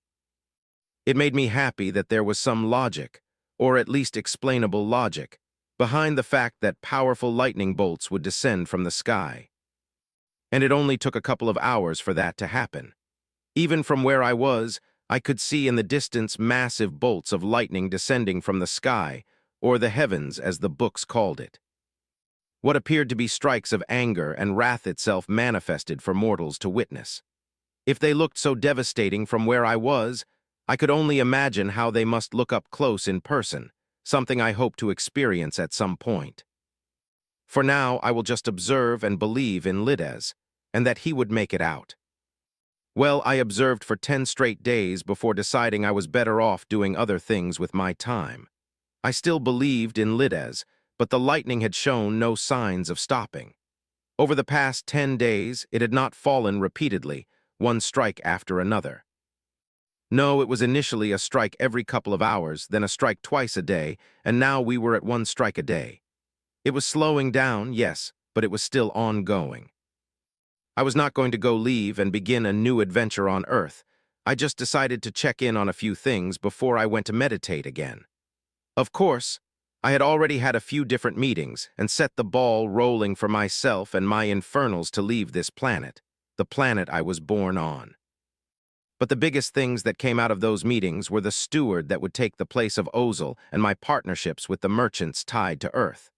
The reason we received favorable deals was because I am the planetary lord, and my presence played a large role in that. I wanted to make sure those deals would stay in place even if I was not present. Thankfully, that was not very hard to accomplish. Even with the scare of the rat people, it was still quite easy to do. I do not think it would be as easy on a normal Earth, but when you counted the length of someone's life not in decades, but in centuries, millennia, or even millions of years, it became very easy to make sure things would stay in place for some time. Of course, that was only for now. 500 years in the future, the people who made these deals with me could be dead and gone. Perhaps they would die of old age, perhaps in battle, or perhaps their businesses would fall to competitors. Things change, and that is all right. But at least for the next couple of centuries, as long as Earth was still here and I was still officially the planetary lord, things would not change too much. Hopefully. As for the matter of a steward, that one took a lot longer to solve. I had not interacted with the people of this planet for 10 years, so I did not consider myself the perfect choice to select a worthy replacement. Ozil, on the other hand, had been interacting with the people of Earth in my place, and had built very professional relationships with the members of the council.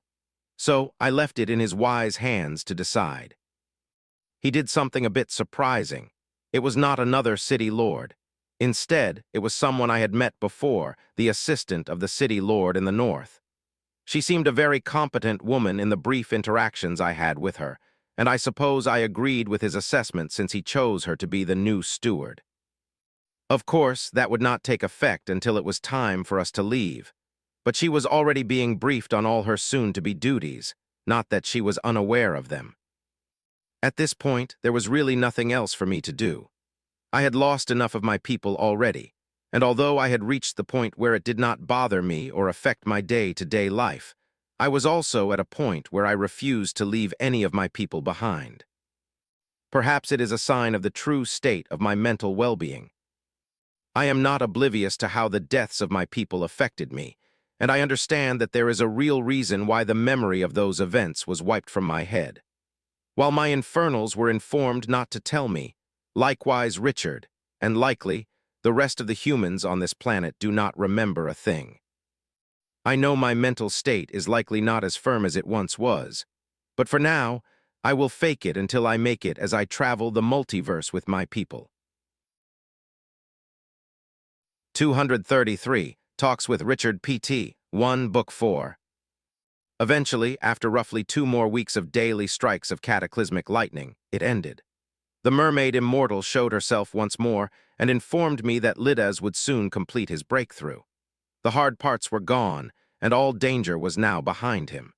The only thing he had left to do was consolidate his gains and officially step into the immortal realm, all of which should take no more than a day. She was right. Not even a day later, I could feel it from here, a presence so heavy, so mighty, that it almost forced me to my knees. It spread around the planet for the briefest of seconds before vanishing like a tide receding back into the ocean. There was no doubt in my mind that it was Lidas. For just a moment, he allowed his presence to bear down on the planet. Of course, the mermaid immortal had input regarding that as well. That is to be expected. It will likely take him quite some time to not only understand his new realm, but to get his powers and newfound strength under control. Though it is impressive that it only took him a few seconds to reign in his presence, it sometimes takes others weeks, maybe months, before they are able to forcibly bring their own presence under control so that they do not disturb others. Of course, this is not even about protecting the weak, but more so about hiding oneself and not offending someone else. For there is no weaker immortal than the immortal who just became one. Oh, he is on his way here. I could not feel whatever it was that she sensed at the moment, but I took her word for it. Only a couple of seconds later, I could sense him. In fact, it is probably inaccurate to say that I sensed LitRPG. I simply felt a blur of chi rapidly approaching before a man practically crashed down in front of me, a small crater forming where he landed. In that crater was a man on his knees. I humbly greet the patriarch, and I apologize for my earlier infraction. He looked mostly the same as before, except now there was a subtle air of superiority that coated his features. Prior to him, all the immortals I had met were already immortals when I met them. LitRPG was the first person I had known before he became one. Although his appearance did not change much, everything around him felt starkly different. Perhaps it was because he was still trying to figure out how to keep it all under control, but it truly felt oppressive. And I suppose he was apologizing for that earlier moment when his presence spread across the planet. There is no need to apologize for that, LitRPG. I am just proud that you were able to advance and become an immortal. Good job, and hopefully I will follow you soon, though there are quite a few things you have missed. Spend some time catching up with your fellow clan members, then come find me when you are done. Yes, my patriarch, it will be done. And with that, he went off to do as I asked, which meant the countdown to leaving Earth had officially begun. There was not much else stopping us from departing. The mermaid immortal was still around, so I relayed that to her. It would be a matter of days, perhaps weeks, before we were ready to leave. She acknowledged that and then disappeared. I also told my fellow Planetary Lord that she could now prepare to join us in the coming days, giving her time to get anything she needed in order before we had to leave. In the meantime, I went and found Richard. I had already spoken to him since this all began, but it was mainly to let him know of my intentions to leave and to make him the city lord of Black Cove City. It was not much of a talk. It was not the right time. Well, that is not true. There was time. I just was not in the right frame of mind to sit down and have a talk with Richard about anything other than work-related matters, which is what him becoming the city lord was. I did not want to have this conversation within the confines of an office. It did not feel right for that, so I invited him on a little journey. Nowhere too far. We simply traveled to a location in the middle of our continent where I once saw a herd of horses galloping and grazing across wide open plains. It felt more fitting. Richard was surprisingly still in the chi refinement realm and was not able to keep up with me. I was not going to sit there and wait for him, so I quite literally picked him up and bolted toward the location I had in mind, letting him down softly on the ground before plopping down next to him myself. Of course, there was nothing wrong with him, but he still had a complaint. You know, you could give a man a warning before you pick him up and fly away. I am getting too old for this. Well, if you had advanced to core formation when you were supposed to, I would not have had to pick you up. Not everyone is obsessed with cultivation like you are, Raizen. Some of us are a bit more focused on life. I have children now. I do not have time to manage a city, be a husband and a father, while cultivating day in and day out without reason. Getting stronger was once a necessity, but that is no longer the case. There are plenty of people within the city who are stronger than me and have managed to reach core formation. Even among the planetary force you created, there are plenty of core formation cultivators. Me reaching the same level does nothing for me, at least not yet. I have not stopped my cultivation journey, but I am not so hungry to pursue it in light of other things. And if you were to walk the streets of your city or any other city on this planet, you would realize that for the majority of the people here, that is the case now. That is something you helped to achieve, Raizen. You brought safety and stability to the planet. You brought jobs, money, and connections to the multiverse. You have given us things to not only live for, but to strive for and work toward. People will never be able to live their lives the way they once did before this began, but people can live a life of normalcy once again, or relative normalcy. People can get jobs, earn a respectable paycheck, pay their bills, which are not much, and start families. They can even take vacations. Because of the council you created and our ability to travel through portals between every city, we can see Earth like we never could before. There are at least 2 resort-like locations on Earth right now, and there are plenty of talks within the council to build more. That is what you have brought to Earth after the tutorial, Raizen, A world where not every single soul has to cultivate with their life on the line just to survive until the next day. That is what we have, and I will do my best to make sure it is maintained, at least in Black Cove City. What? HM? Well, I suppose that is one way to look at it. 234. Talks with Richard PT2, Book 4. I appreciate what you said here, Richard, but I don't take credit for all of that. All I did was tell a couple of people what to do, and it kind of just worked out from there with the hard work of everyone else. In fact, I have no idea what the rest of these cities really look like, and I barely know what Black Cove City looks like, let alone all of Earth. So I think most of that credit goes to the people who actually chose to do these things and make some of what you're saying happen. And you're right, no one should be forced to cultivate. It should always be a choice. Choose to do this, choose to do that, and be man enough to live with the consequences of whatever happens. So it's not on the past anymore. I'll be leaving Richard like more than I've ever left before. In fact, if you don't cultivate and get a little stronger, this could be the last conversation we have because I will get that strong, and I have no idea when I'll come back here. But I hope when I come back, there's at least one person remaining from Outpost G. Whether it's you or Brandon or someone else, I hope one of you can reach the same levels as me, even if it takes a longer time. Keep Earth warm for me until I come back because I will come back. In the meantime, I'll go out there, see new things, do new things, meet a bunch of weird-looking people, and truly learn not just about this world but about myself as well. Well, I can't promise you I'll be around when you come back. I don't even know if I want to live that long. It's a long time to live, especially if it means outliving my wife. If she wants to live that long, then maybe I'll try, but if not, then I highly doubt I'll be there. Though the same might not be said for my kids. Perhaps they'll want to chase legends and one day reach the peak of this world or something like that. I don't know. But I'll make sure they know about you, and that they make sure to let their own kids, if they have any, know about you as well. At some point, someone down the line will be able to welcome you back, that I promise. And even if they all forget to pass it down, I'll make sure to leave records of your existence in Black Cove City.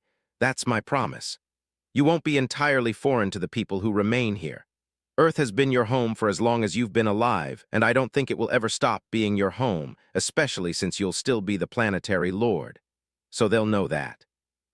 All aside, though, I truly hope you find what you're looking for out there. And while Earth will always be your home, I don't think your people are here. Not only are they with you, but they're on another planet. Perhaps being amongst people you share a race with will help you better understand things about your life and what you want to do with it. In the meantime, yeah, I'll keep Earth warm for you. Me or someone else, it will be here waiting for you. We talked a little bit after that regarding a bunch of nothing, just small talk about how his life had been in the last few years, because it truly had been over a decade since we returned from the tutorial. It's a very long time, especially for people who chose not to progress past body tempering. Anyway, we weren't going to sit here and talk forever, so eventually our talk came to an end, and I brought him back to the city. There was no one else I really wanted to talk to, even though I had relations with quite a few people there. But it had been over a decade since I'd spoken to any of them apart from Richard. There wasn't going to be any need to close the doors on anything there, so with that being said, for now, I was done with Earth. 2 days later, the guest I was waiting for arrived, Sendwara. She was tall, but not quite taller than me, roughly 6'2", thereabouts. She still had 4 arms, and she still had that beautiful orange hair, the type of hair that any redhead would be jealous of, and she had the eyes to match. You know, before this, I don't think if someone had asked me if 4 arms on a woman would be attractive, I'd have been able to say yes, because I'd likely have been picturing that one guy from Mortal Kombat. But with her body, it worked. She was dressed in leather armor with a chest plate, pants, shin armor, and bracers on her arms, all 4 of them. From her shoulders down was bare, and the tone of her arms was on display for all to see. They were ripped with muscle, but not so bulky that they looked out of place on her slender yet toned frame. The arms fit. Of course, I was standing there waiting for her when she arrived, and after taking a look around and tilting her head this way and that, she finally locked onto me and then strolled in my direction, a delicate yet determined stride. This was not a woman raised in a glass house, unaware of the problems of the world. This was a warrior, one that sought to free herself from her shackles. "I have arrived, thank you for having me. When do we leave?"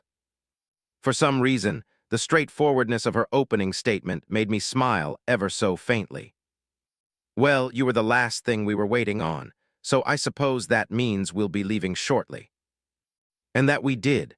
Myself, Sendwara, and a few thousand Infernals all gathered together and stood just outside of the Infernal district as we waited for our ride. A ride that I would assume would come and land before us, since there were thousands of us waiting to be picked up. But no, similarly to when I went on Elder Zal's ship, we were teleported.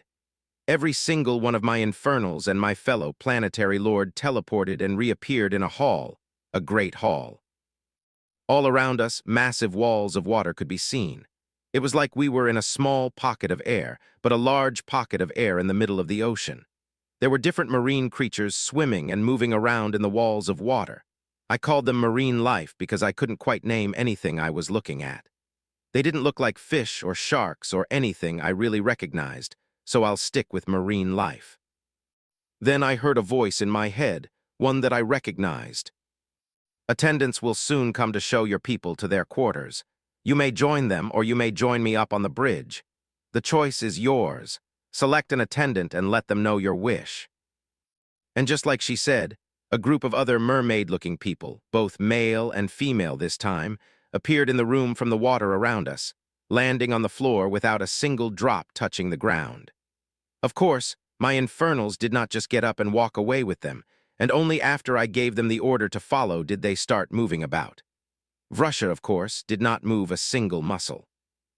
I watched as one of the mermaid people approached me and very respectfully asked where I would like to be taken. Not wanting to hold anyone up, I only gave it a moment's thought before deciding on the bridge. I had a few questions for the owner of the ship. 235, The Void, Book 4. Even though I could see everyone else leaving the same way I was about to, without any fussing, I could not lie and say that there was not a part of me that felt a bit odd about what I was about to do. After telling the attendant where I wanted to go, they bowed their head respectfully and then asked me to allow them to place a hand on my shoulder. I did so, and then they led me toward the water.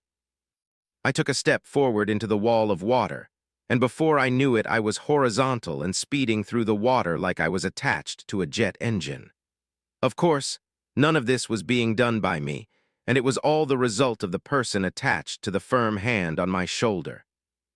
I had half a mind to turn around and look to see if their feet had become a mermaid tail, but I decided I did not want to do anything that could risk being left alone in what looked to be the real ocean. I could not see where we were going, and even my senses were a bit muted as we continued moving through the water. What was interesting, though, was that there was no need for me to hold my breath. I could feel that I was in water, but I did not feel the water entering any place it should not. Then only a few moments later, we exited the water. I never even noticed we were reaching an exit, and it still looked like there were miles of water ahead of me, but we successfully exited, and now we were on what I assumed to be the bridge.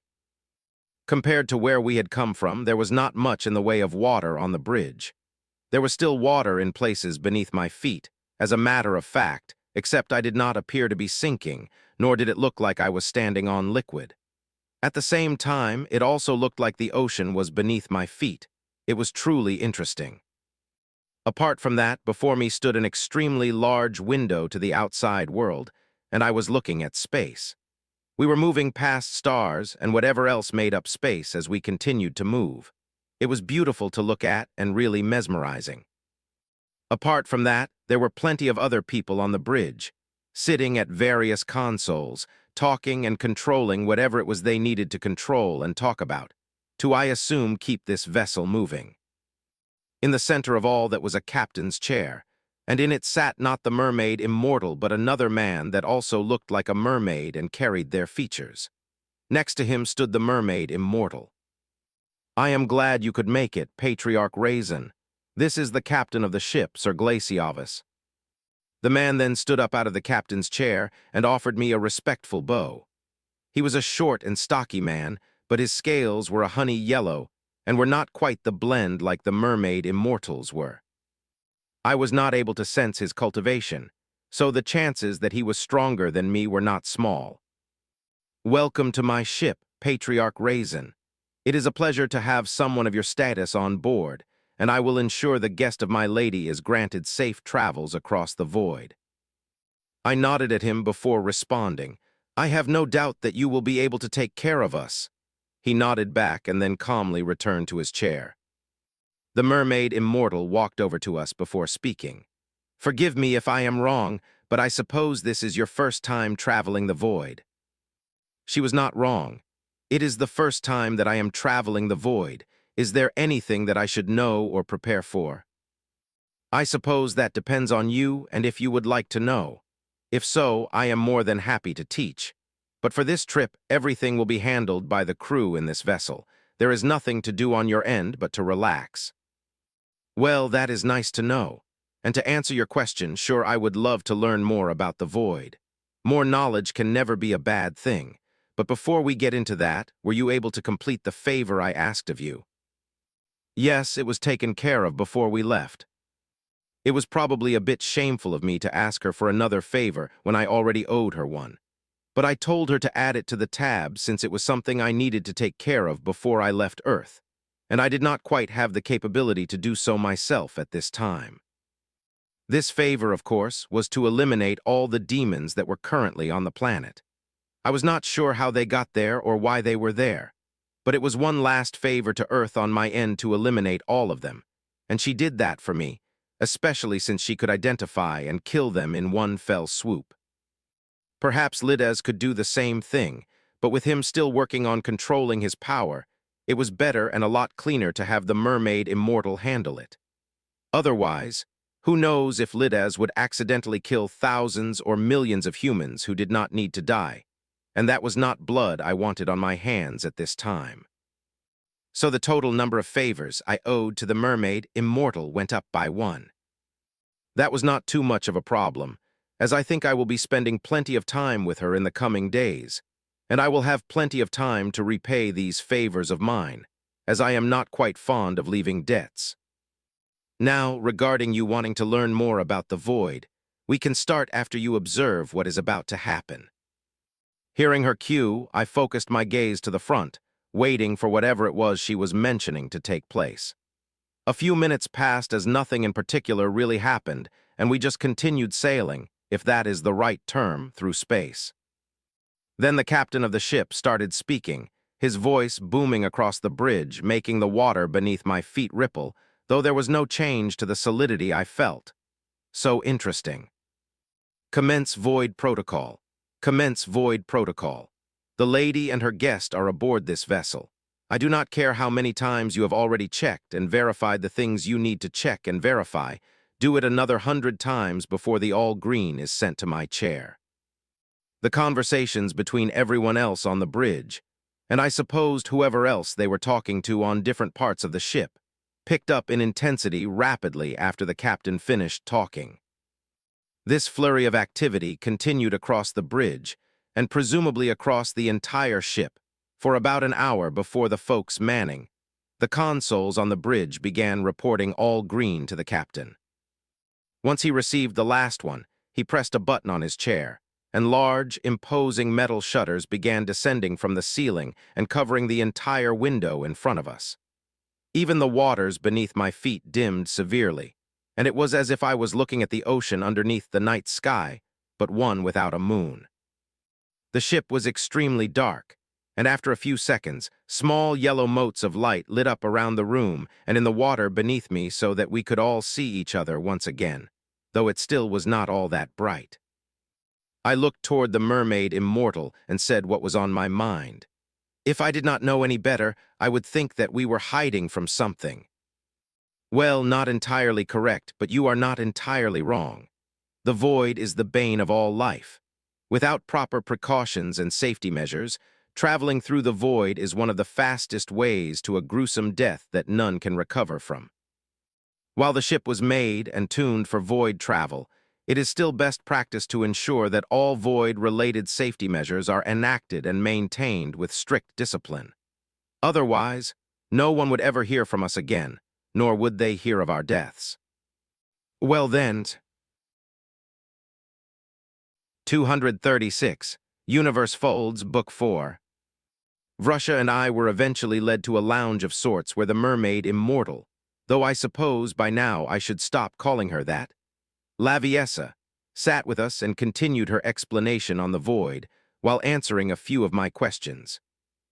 The first of which was, why did the shutters have to go down? How does that affect safety and traveling within the void? Her answer was extremely simple. When you look at the void, it looks back. There was no other explanation, no other theories or hypotheses put out for us to think about, just that line. When you look at the void, it looks back. I suppose that was all I needed to know, and I decided to take her word for it. Not that I had any plans to go staring into the void anytime soon. Anyway, how long is it going to take for us to reach your empire? She thought for a moment before responding. Well, that depends. We could reach there very, very quickly, perhaps in a matter of hours or days, or it could take a while, months to maybe even years. It all depends on the density of the folds we find.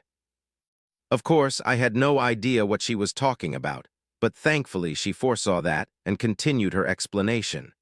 It was far more complicated and above my current understanding of how the world, or rather the universe, worked. Essentially, there are multiple universes, and all of them exist within the void. Every single universe is different. There are universes out there that might have one singular galaxy with one singular planet, and there are universes that have the opposite, a whole bunch of galaxies each with countless planets. Long story short, they are all different. But one fact between all these universes is that some are older than others. She did not know the exact age of all universes, but it was common knowledge, or at least common in higher circles, that universes have ages. There are older ones, but although these universes came before others, they do not appear next to each other in a linear way. You do not ride a ship in a straight line and eventually reach the border of the next closest universe, and then keep riding in a straight line until you reach the next one and so on. That is not how it works. Essentially, and this is where it gets complicated, there are three things to pay attention to when it comes to traversing the void from universe to universe: laws and their density, and folds in the void. I suppose it is really two things since the latter two are related. Each universe has its own set of laws. That is not to say that every universe has completely unique laws that will never be seen anywhere else, though that statement might still be true. But a lot of the same laws found on Earth could also be found in countless other universes. I will not try to name any of these laws right now, but they exist. The stronger and denser these laws are, the more likely that universe can resist the pressure placed upon it by the void. It all ties back to the void. Through many eons and millennia, researchers have realized that the void exerts pressure on everything, including the universes that exist within it. The void is constantly squeezing and pushing against the boundaries of these universes, and how each universe resists this pressure and essentially pushes back is through the density of its laws. Stronger universes, like the very first one for example, have the most dense laws, while newer ones, like the universe that Earth finds itself in, have weaker laws. She made it very clear, however, that weaker does not mean weak. There is no such thing as a weak law, only a difference in density compared to universes with older laws. She did not explain what it means for a law to be dense, as I was apparently not ready to hear about that particular concept, but I accepted what I was told. Now, folds come into the picture because universes that have weaker density in their laws will have the space around them quite literally fold under the pressure of the void. When she said, fold, I imagined clothes, but I do not think that is what she meant. When she described the space and void around the periphery of those universes folding into themselves multiple times over, the words made sense, but I could not quite picture it. How could the void and the space around a universe fold? First of all, I have no idea what a universe looks like, so it was kind of hard to imagine parts of it folding. But anyway, that is what happens. It is these folds that we traverse to reach the next universe. Where it gets tricky is that if the universes are not in a linear position in terms of their location, then how is it that we are able to travel between them? The fact remains that some universes are closer to others, and the answer lies in these folds. The more folds a universe has, the weaker its resistance is not just to the void, but also to the laws of other universes. They are able to flow into one another in a way. This part of the conversation was where she did not have concrete answers herself, which meant I definitely would not know for sure what was happening. But what I could gather was that the more folds a universe has, the more exposed it is, and the freer its travel becomes to other universes with a similar number of folds. So if Universe A has 10 folds, travel becomes possible to another universe with a similar amount of folds. But it becomes very difficult to travel to a universe that has only one fold. You would have to work your way down slowly, reaching a universe with 2 folds, and from there, a universe with 1. Yeah, none of that shit makes sense. But that is essentially the explanation I was given, so that is the one I will ride with until I can get more concrete information. And that about wrapped up the discussion on the void and universes. There was no use stressing myself out trying to wrap my mind around all these concepts. It was too far above my pay grade for now. In the meantime, though, I decided it was time to ask about the nature of the favors I was about to repay for Laviessa. Your favors? Well, I can tell you that one of them will involve fighting. You see, while the Empire as a whole stands together, there are constantly many moving pieces beneath it. People fighting and bickering for a little bit more power than they had over the last millennia, trying to claw their way to a peak they will never reach. But to avoid full-scale wars within the borders of the Empire, it was decreed that conflicts of a certain station will be handled by the youth, in this case, you. 237, The Sanctum, Book 4. Meanwhile, everywhere, nowhere, somewhere.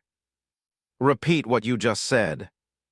My lord, every single demon on Earth was murdered in a flash. There was nothing any of them could do to escape in time. We do not believe they even got a chance to know how they died. And by whose hand was this? The immortal we've been keeping an eye on. So she decided to act, but it would be foolish to assume that she acted over her own volition. She would not want to antagonize the precious patriarch now, would she? She would not, my lord. Yes, she would not. So after all these years, we kept our heads low, only causing problems here and there, nothing big enough to catch his attention, and not enough of them to cause problems. Yet we were still eliminated. Of course, since none of them were immortal, she could have her way. Here is much to think about. My lord, should we retaliate? Perhaps we send a force to her empire and show them their place. Perhaps not, you fool. Do you want us to be wiped out? Don't be stupid. No matter what happens, in this moment our responsibility is to watch and observe the new infernal patriarch. Is he going to be like some of his siblings, as they like to refer to themselves, and ignore our presence altogether, never bothering to lift a finger at the mention of a demon? Or is he going to be like a few of his other siblings who slay demons if they are anywhere near them? There are also the small few who actively hunt demons, seeking them out no matter where they are. It is imperative that we find out what type of infernal patriarch we have on our hands. That is the responsibility of our sanctum. If a few million demons have to die for us to understand what we are dealing with, that is of no consequence to me or the sanctum. Do you understand? Yes, my lord. Good, prepare a suitable vessel and a matching escort. It is time for the sanctum to make a presence in the Empire of Water. Make sure the demons we send are suitable and prepared.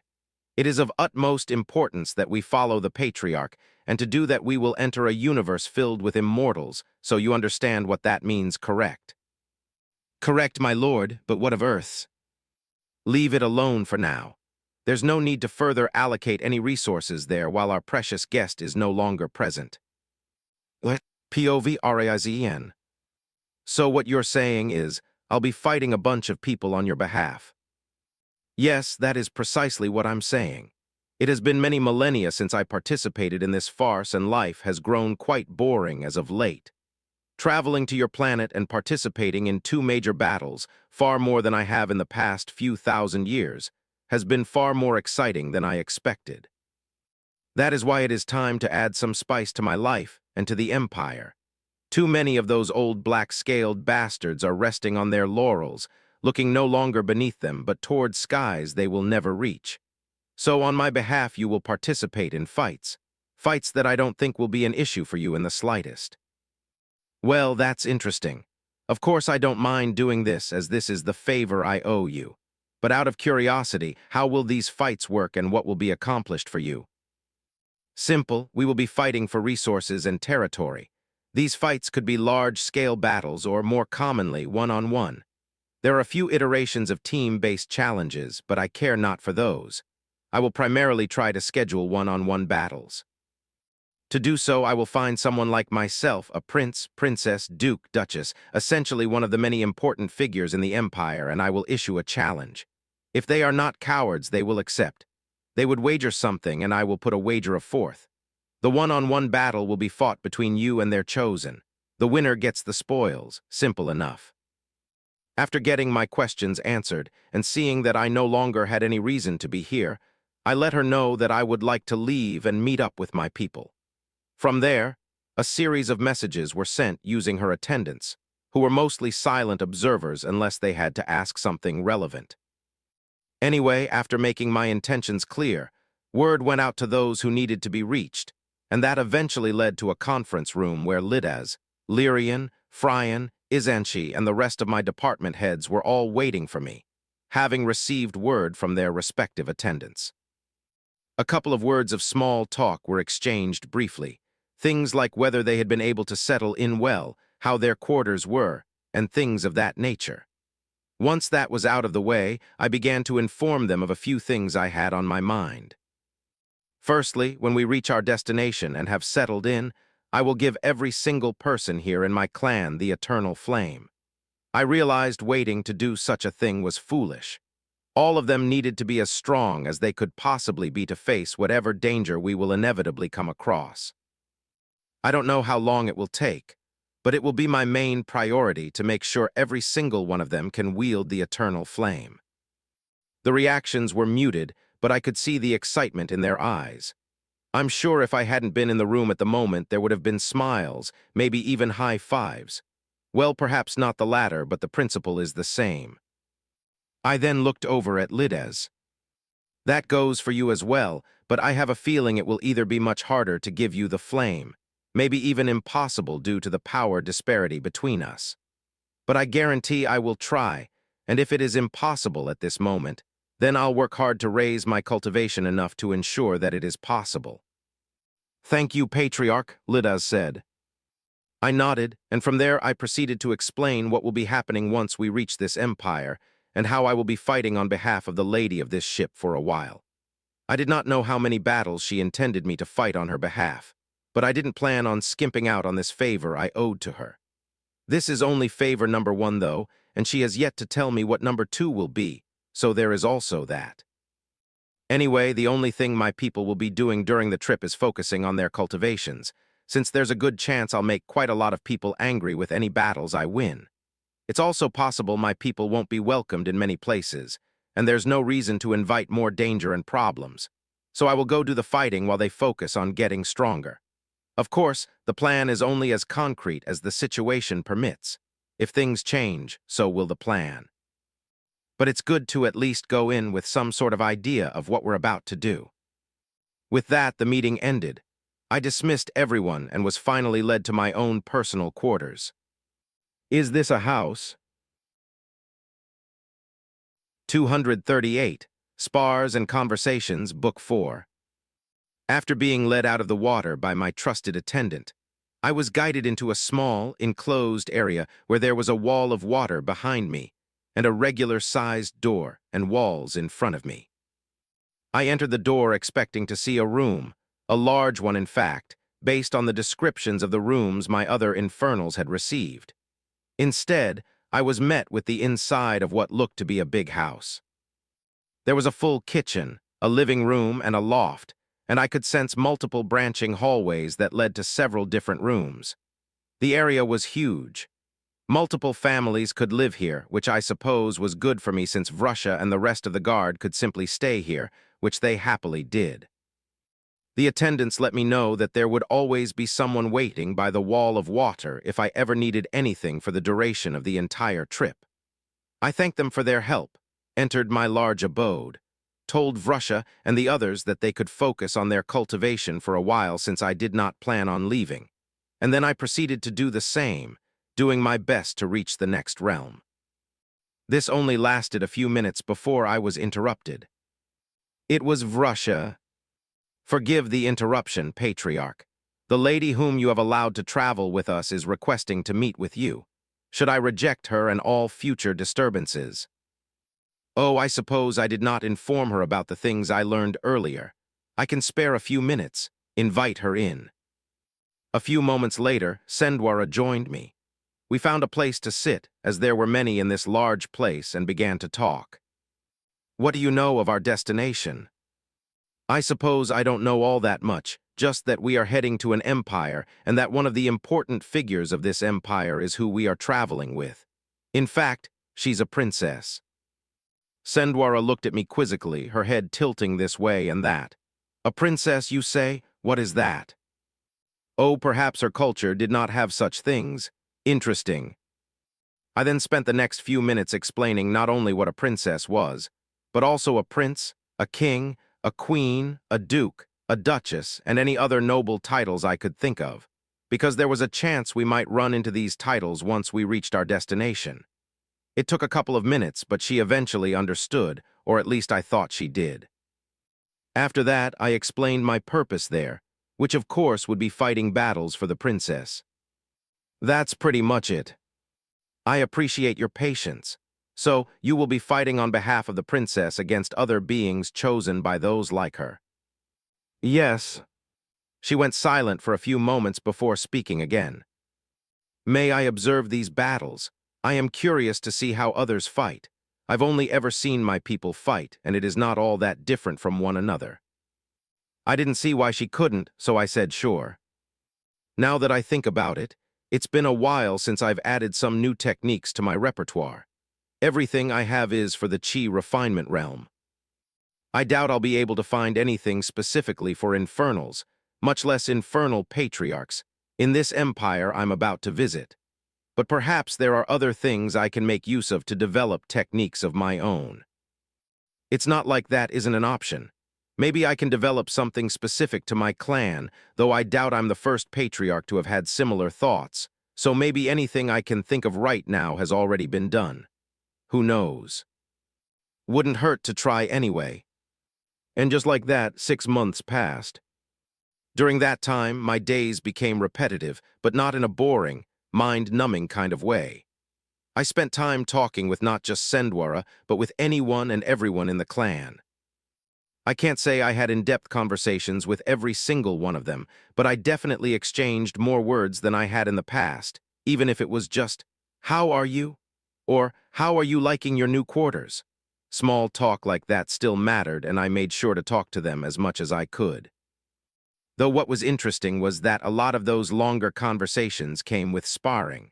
Although we were focused on our cultivation, it wasn't like we all entered closed-door training. There was still plenty of interaction, hence the conversation and sparring. Since there were many core formation infernals among my clan, sparring against them, sometimes more than one at a time, became almost a daily occurrence over the past 6 months.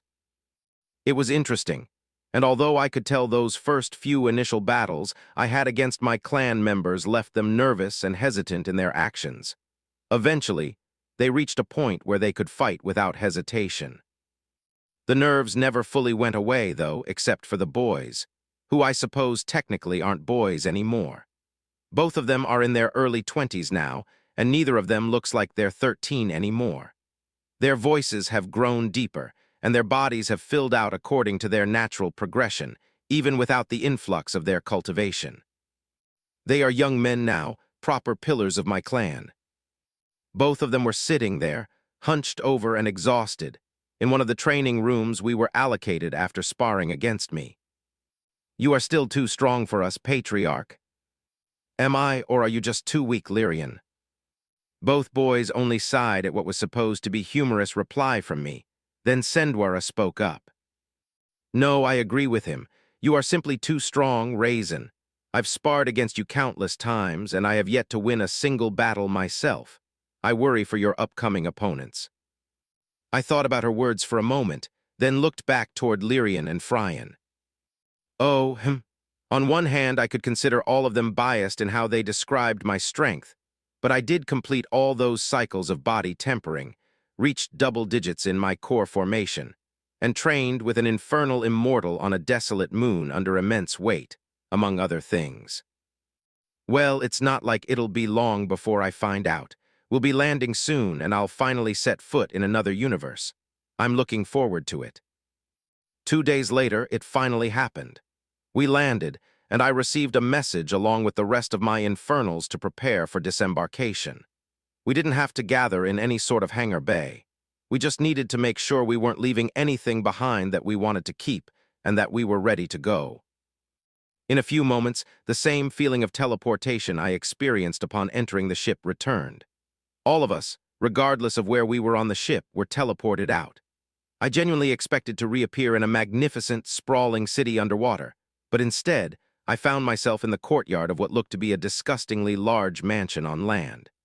No matter which way I turned, I saw no signs of water, or at least no large bodies of it. I could see a couple of fountains in the distance, but that was all. Well, this was unexpected. 239, First Offender, Book 4. I barely had more than a few seconds to look around before the mermaid, Immortal, appeared before me once again. "I hereby officially welcome you to the Aquatilla Empire. The entire estate will be for you and your people. Please spend some time getting settled in. You are a guest here, so if you need anything, there will be plenty of attendants on standby. Feel free to explore to your heart's content as well. I only ask that, if possible, you don't kill anyone who might offend you or your people. It would only make it harder to schedule the battles I have planned for you." I was a little confused by her statement. Offend me? Why would anyone choose to offend me? I believe that is a matter of perspective. Where you come from, you are likely the strongest being on the planet. Not likely actually you were, and you also had the most influence on your planet. No one in their right mind would have sought to offend you, even by accident. Not by the time you left, at least. But here, and in the wider multiverse, while you are strong and are accompanied by your own clan, one that contains an immortal being loyal to you, you are not the only group or person who has similar things. In fact, there are far more people who are not only stronger than you, but have far deeper and more immediate backing than you do. Perhaps you may be able to call upon your entire planet of infernals to come to your aid, or beings like the individual who visited you before we left, but things like that take time. Anyway, arrogance is very common in the multiverse, and the stronger certain people get, the stronger their arrogance grows along with them. So much so that there are people out there who get offended by the slightest of things. Because they feel their pride has been touched, that same pride and the arrogance it breeds demand them to respond to whatever offense they deem has befallen them.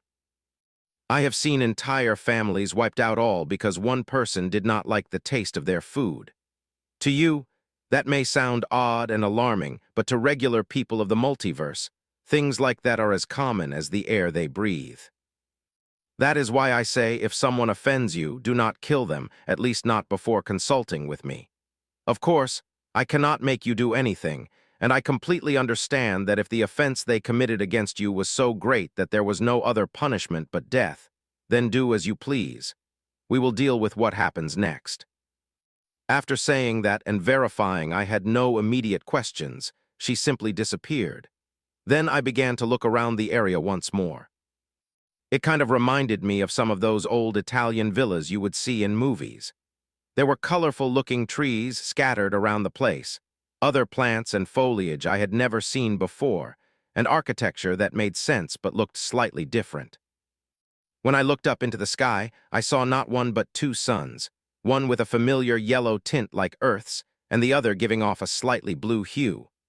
Both combined to create a beautiful picture in the sky. The world wasn't colored in green, but rather in a serene sort of yellowish blue that naturally worked well with the environment. I was just glad it still felt warm. Anyway, I told everyone to spread out and explore this compound of ours, and about a couple of hours later we quickly learned that she spared no expense in making sure we would be comfortable. This was not a regular estate. It was a small town. The only other people who populated it were attendants, and they were just people waiting to take our requests. The entire place was walled off from the outside, something we hadn't even bothered to go explore yet. For now, it was interesting to just walk around. There were places to eat where we were the only customers, places to train, places to buy weapons and all manner of goods, and places to simply relax. Of course, there were plenty of rooms for me and my people to find a place to sleep. Though while they all got the option of choosing, the courtyard in which we had been transported was apparently mine, and the mansion I saw before me was also apparently mine. Of course, I'm sure if I had pushed the issue and told them I wanted to find my own place, they wouldn't have complained, but there was no reason to do that. Once again, Vrusha and the rest of the guard also made that mansion their home, since there was more than enough space for them to do so twice over. Still, it was a bit shocking to me that I was basically allocated a town just to live in, with no other citizens to bother me. Where the hell did she think I'd be getting offended by someone else if all I had to do was stay in this town? It was even guarded, so who the hell would be coming in here to offend me? And of course, as if right on cue, the most cliché thing of all time happened. I was resting in my new bedroom when Vrusha knocked and let me know that someone was demanding to see me outside. Of course, that's not all he said. His very next question was if he should kill the man for disturbing my rest. Of course, I said no, but I was confused once again. This place was guarded, yet I didn't hear any alarms or issues being raised, yet there was someone here demanding to see me. How interesting. Anyway, I went outside after telling Vrusha not to kill the man. It was then that I saw who it was, a young man, shorter than me, but with similar features to the mermaid Immortal. At least in terms of color, they shared the same hair and scale tones.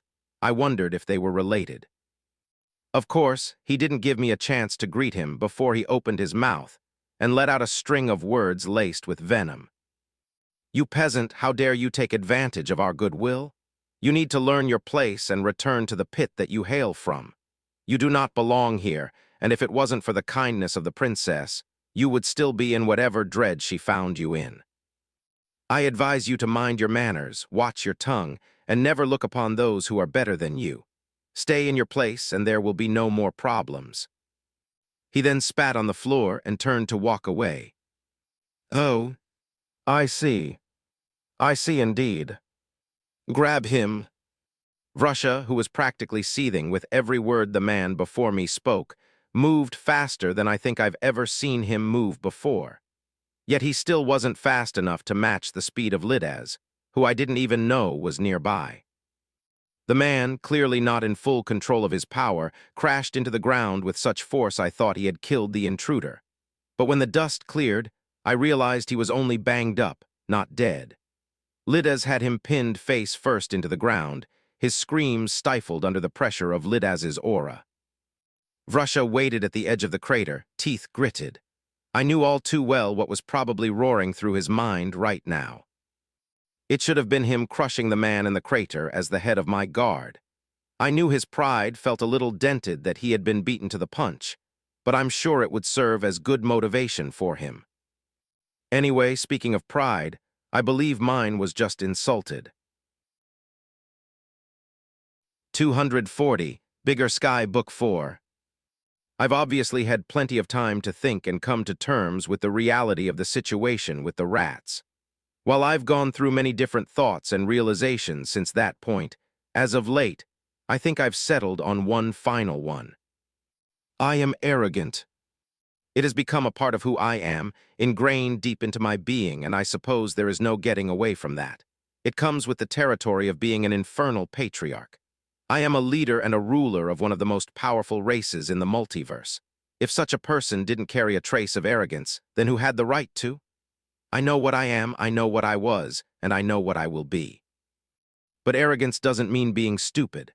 The second I realized that the rat people posed a threat, I should have sought to eliminate it.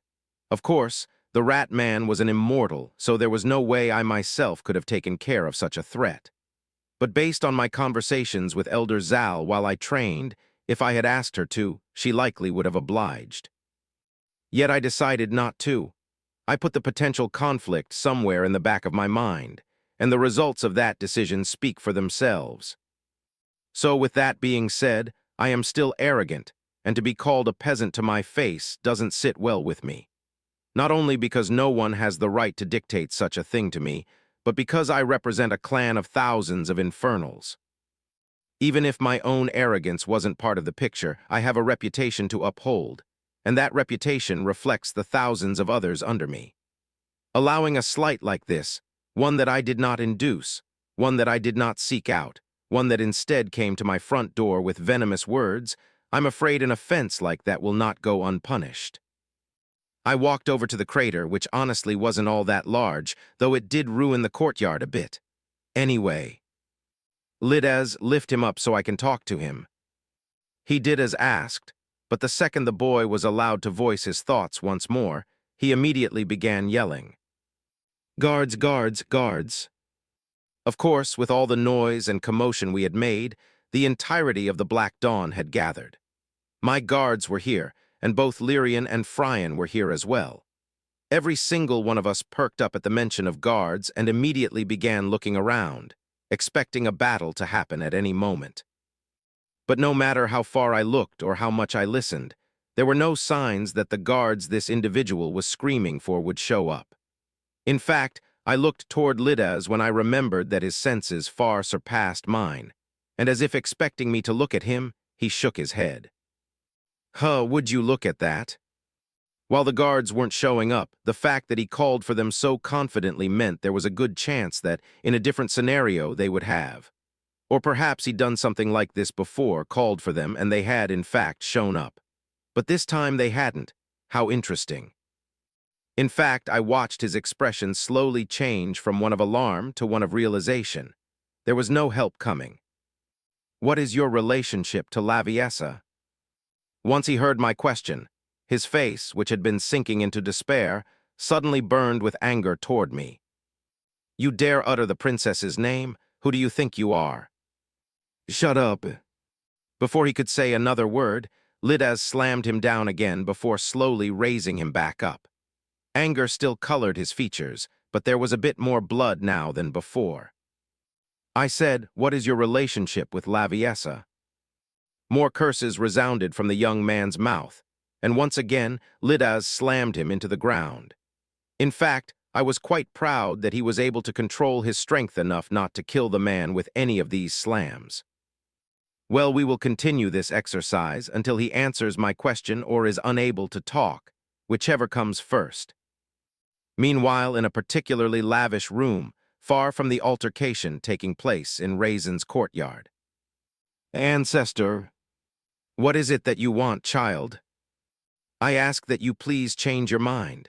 It is your own flesh and blood that is currently being embarrassed by an outsider. It does not reflect well on our people or your royal bloodline to allow this to happen.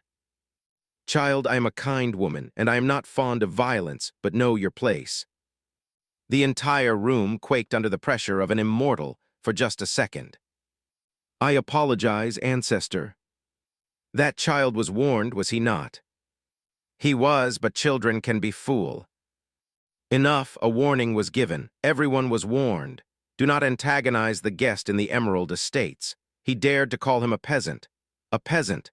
Listen, child, every single one of those people dressed in black robes are infernals. You should know what that means. And to make matters worse, the young man your descendant dared to call a peasant is a leader, a ruler among infernals. If he is a peasant, then what are we?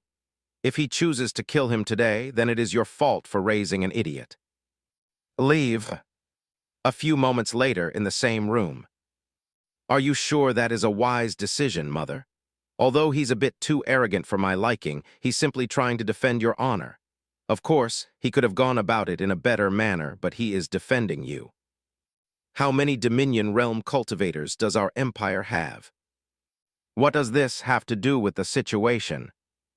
Answer the question. We have three, Mother, three cultivators of the Dominion Realm. All three of them are the pillars of our mighty empire. Why? If one of those cultivators were to call someone you've never seen or heard of before their little brother, how do you think that individual would be treated within the borders of our empire? They would be treated like one of the high princes or princesses, practically untouchable unless by someone of similar station. I see. Then what if I told you someone stronger than a Dominion Realm cultivator called the young man in the Emerald Estates, the one that child, who supposedly defended my honor, called a peasant, their little brother? The man froze as his expression grew aghast, as the reality of the situation settled into his mind. I would say he is not defending your honor, but inviting death and destruction upon our people. Exactly. So tell me, my son, how would you handle the situation? I suppose I would do as you are doing right now, or perhaps I might be forced to offer the boy's life as compensation. Interesting. Then be thankful that I have built a good relationship with that young man. From what I know, he's not the sort to resort to mindless killing unless driven to do so. I asked him not to kill anyone that offends him if he's able to restrain himself, and he appeared amiable to that decision. Let that child receive his punishment and hope it teaches him a lesson, that there is always a bigger sky. I understand, Mother. Forgive me for speaking out of turn. 241. Taking in the Vibe, Book 4.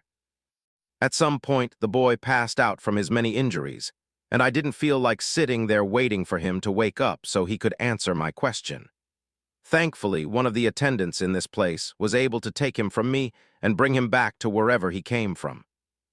I'll need to ask that princess what this was all about, but for now this is fine. I have bigger things to worry about.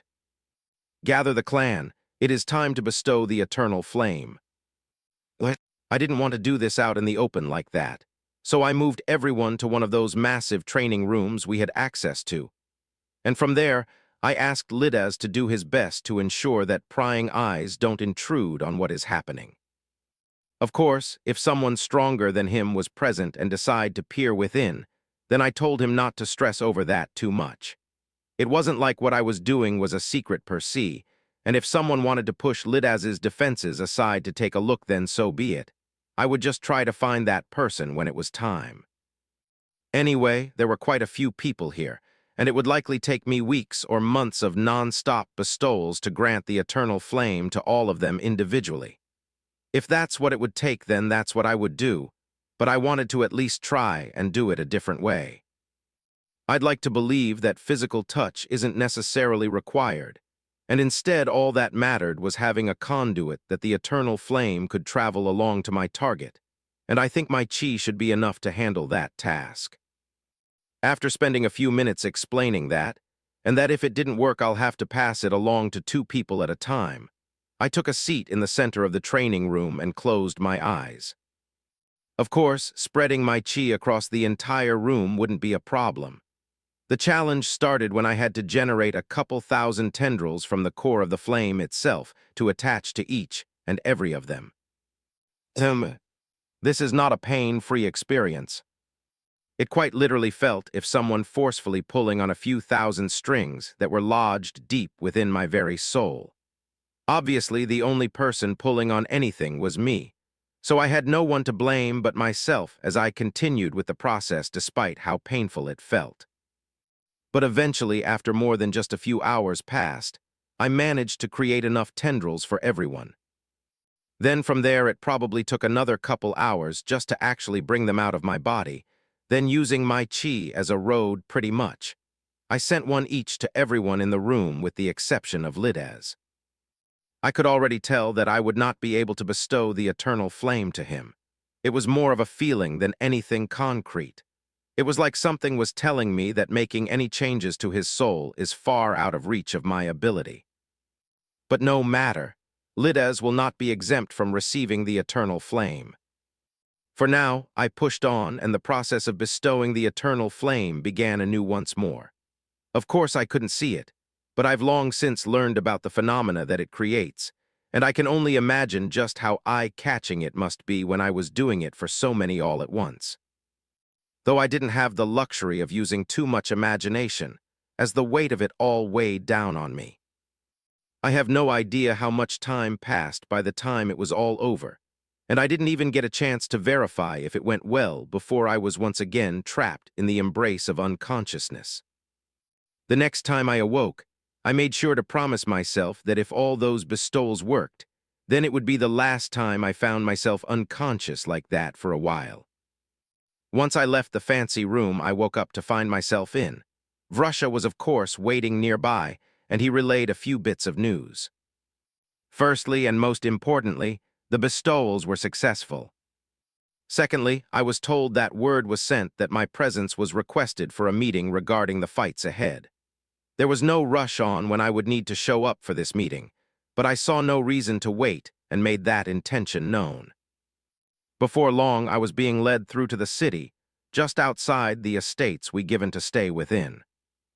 The city had everything one would expect of a city, but it carried a bit of a medieval feel to it. It was weird, since they clearly had very advanced technology, like being able to traverse the void between universes, for example.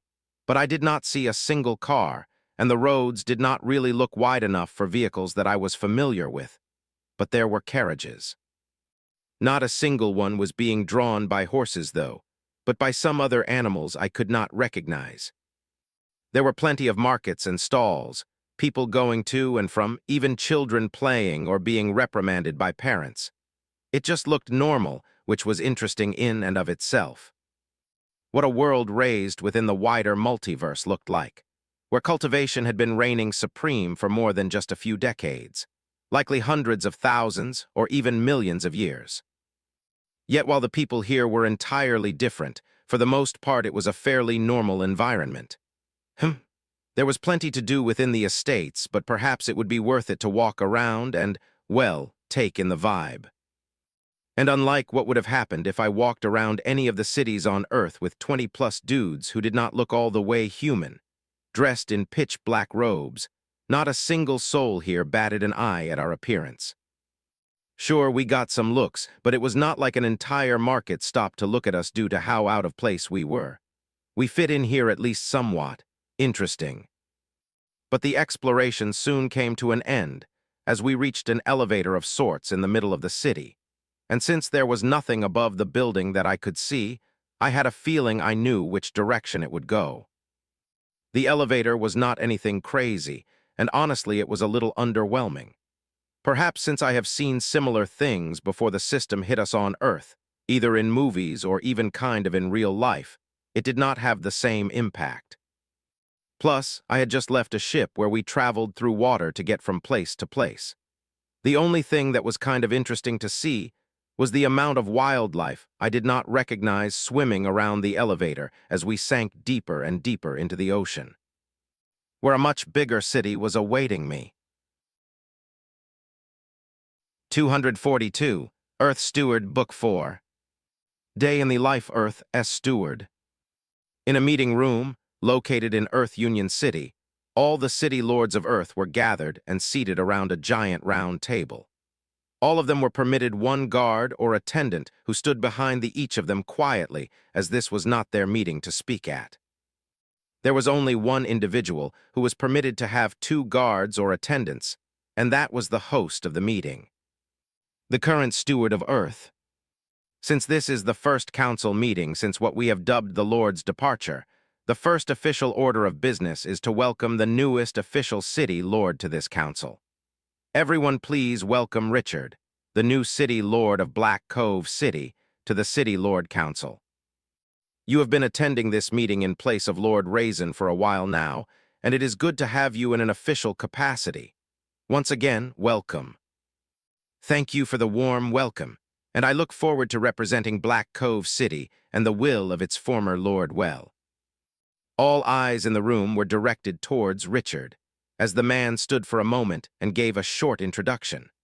Of course, Everyone in the room already knew who he was, so it was only a formality, but the last line of his intro really drew their attention. To represent the will of its former lord. That line alone caused immediate political ties to grow among some, and enmity to fester among others.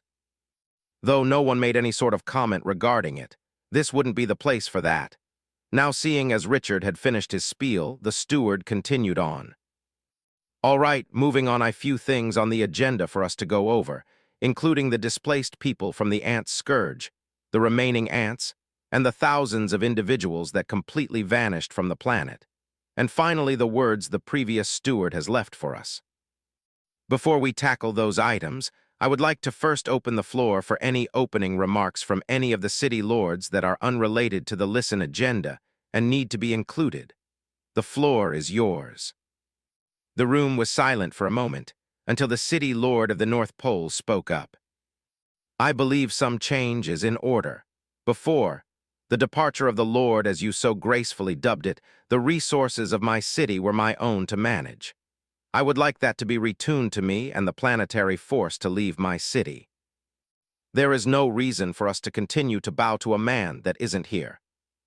The thoughts of all the city lords in the room at that point was that someone voiced the dark thought that was bubbling on surfacing in a few of their minds. If Raizen was no longer here, why the hell did they need to keep on following his wishes? Raizen had conquered the planet, but it wasn't as if he spent a bunch of time capturing the hearts of all those who dwelled within. For the most part, there wasn't a hint of loyalty in towards Raizen in the hearts of these city lords. Now all eyes were on the steward. The words she spoke now could possibly cause a great shift in the direction Earth develops in going forward. Tensions were raised, and the silence was louder than any speech for a time until the steward cut it apart with a sharp retort and an edge to her tone. The answer to your ask is no. It will be not returned to you, nor will the planetary force leave your city, and that goes for every city a part of this council. You don't have the right to order me around. You were just my subordinate not too long ago. Don't forget where you came from. The steward narrowed her eyes towards her former city lord and asked a very measured question. Is that a threat? At her question, the two guards which had silently flanked her even now moved their hands towards their swords and looked in the direction of the city lord. No words were said, but everyone in the room knew if the city lord pressed the issue even more, then blood would be shed. The planetary force were not a group of people known for having the most patience. A few moments of tense silence passed, but the city lord had not done anything else except grit his teeth and glare at the steward, clear anger coloring his features. I will take that as a no. Though while your request will be denied in full, I believe this is a great segue into one of the agenda points. Words left to us by Lord Ozel, the previous steward of Earth. He said, and this is word for word, this planet is the property of Patriarch Raizen. Do not do anything that goes against his explicit wishes. The Patriarch is many things, but forgiving isn't one of them. He is still the official planetary lord of Earth and thus can be contacted in the case of an emergency. Do not be the cause of that emergency. That was all he left behind for us, and I plan to ensure that those words remain true. I will not seek to contact Lord Raizen for anything less than an emergency, and I will do my best to ensure that whatever emergency arises isn't because of the people in this room. I am not the ruler of this planet, and for the most part, your cities will still move to all your own wills. As long as the big things aren't ignored, there will be no problems. Things all of you should be aware of already. Now, are there any questions regarding that piece of information, or anything else you all would like to be added to agenda? If any of the city lords had things to ask, then not a single one of them felt like this was the environment for it anymore. For those among them that had qualms about the current status quo, they felt like they were now sitting in a nest while a danger's viper was lurking nearby. If they spoke out of turn and caused attention to be drawn to them, then they would be swallowed whole without a hint of remorse. Needless to say, no other city lord had words for the steward of Earth after she had bared her fangs. I see, then next on the agenda is how we will handle the ant scourge from now on. Scouts has long reported that while many of them were destroyed, and thousands upon thousands of carcasses were found in the underground, not all the ants were eliminated. It is estimated they were brought to the brink of extinction through some mysterious effort that none were privy to by Lord Raizen. Thus, a lot more humans than the rest of us were expecting came running out of the tunnels seeking homes all over the planet. Getting all of these people settled is a high priority to avoid confusion, and as much resources as possible needs to be diverted to this effort. We can worry about getting people matched up with members of their family later on. For now, they need to be settled. In that same vein, I recommend shoring up defenses and preparing for retaliation from the ants. Humans were their sustenance, and I doubt they would give up on their food source so quickly. Are there any questions on this? Yes, I have a few comments here. The city lord of New Asia City spoke up. 2 things. If the ants are still alive, how are we supposed to get rid of the threat if even Lord Raizen and his people couldn't do so? Secondly, there are 2 people in my city claiming to be relatives of Lord Raizen, and that they've been trapped in the underground for years now. The attention of all the city lords, including even Richard, was grabbed at that point. Relatives of the Planetary Lord, if that is proven to be true, wouldn't they be the most powerful family on the planet? 243. City Lord Kimberly, Book 4. Day in the Life, City Lord Kimberly. City Lord Kimberly has been stressed out since the beginning of the apocalypse and the descent of the system on Earth. First off, she was teleported in her pajamas to some mysterious dark forest, where little murder vampire rabbits would attack her on sight for no good reason. Thankfully, she had a staff which was more powerful than she initially thought, and managed to defend herself fine enough. Then, after a few stressful fights and a mostly aimless journey, she managed to find a stronghold that provided relative safety. The only problem was that the damn thing was controlled by vampires, and while they were relatively nice hosts, they kept trying to push her and the people that came later to becoming vampires as well. Then what she considered an idiot of a man showed up and accepted the offer of the vampires, and joined their ranks, which led to a few others of the stronghold being convinced to do the same thing once they saw his increased strength. Of course, although she vehemently disagreed with it, she couldn't ignore that she understood it to a point. People were dying left and right in the tutorial, and desperate times called for desperate measures. Anyway, she made it through that, and somehow made it back to Earth only for that vampire idiot to sign some deal with the vampires and they back with them. She was worried initially, but everything was fine for the most part since they somehow built them a massive city, even though that guy became the city lord. But of course, things got worse before they got better. A vampire war happened, and it looked as if they were all going to die or be forced to become vampires, only for that guy to come out of nowhere and unleash a power that scared her shitless. Then time passed, people left, and everything went to shit. But things refused to end there, and that being that she scared the shit out of her came back and murdered the city lord in cold blood without a second thought. She was angry at that time, but he left no room for discussion, and before she realized, she became the new city lord. Then all of her stress only got worse from there. There were many times when she wanted to quit the position and run away or something, but the gaze of the man showed that up even in her dreams, both the good and the bad ones made her think twice about it. To make matters worse, he sent her help, and the safety of the city was guaranteed, so she had limited excuses after that.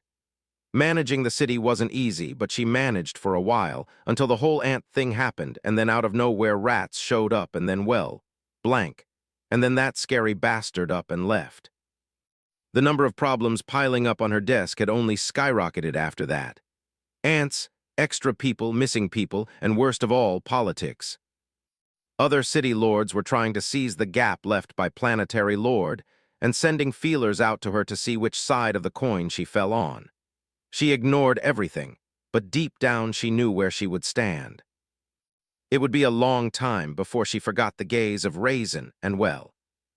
Anyway, she had just left the meeting where the new steward had put some of those greedy bastards in their place, and returned to her office where the problems hadn't ceased. "Welcome back, City Lord. You only call me City Lord when there's a problem." "Really? I never realized. Though since we're on the topic, Miss City Lord, we had to imprison a few more people who tried to enter the hole to the core." Kimberly rubbed her temples as the words registered in her mind. "How many?" "Just 3 this time." "You know what? I'm tired of it. Contact the Planetary force output in the city and let them know we are handing over all the idiots who tries to go down there to them. If they won't accept it, then we are banishing those people from the city and confiscating all that they own. If they won't respect our rules, then I won't respect their rights." "Are you sure this is path you want to go down? People won't be happy." "Blah, blah, blah, I don't care anymore. I tried to be nice and forgiving, but if they keep trying to take advantage of that, then I have no reason to be nice to them anymore. If anyone complains, tell them I have a staff that would love to visit them where the sun doesn't shine." "Yes, City Lord, ma'am." "Stop being a jackass anyway. Let's get a plan going for building a little containment building around the hole. And what's the word on all the people that needs homes? Our steward would like that prioritized." "Understood, and well, things are moving along. Thankfully, since our city wasn't completely full, we still had a few extra spaces, but that's been used up now, and the builders are working hard to expand lodging around the city. In the meantime, makeshift camps have been set up throughout the valley." "Okay, good. If any able-bodied individual is a part of the group that needs a home, then make sure every single one of them is helping. If they want proper homes, then they can help build them. Oh, and don't worry about the case of the missing people anymore.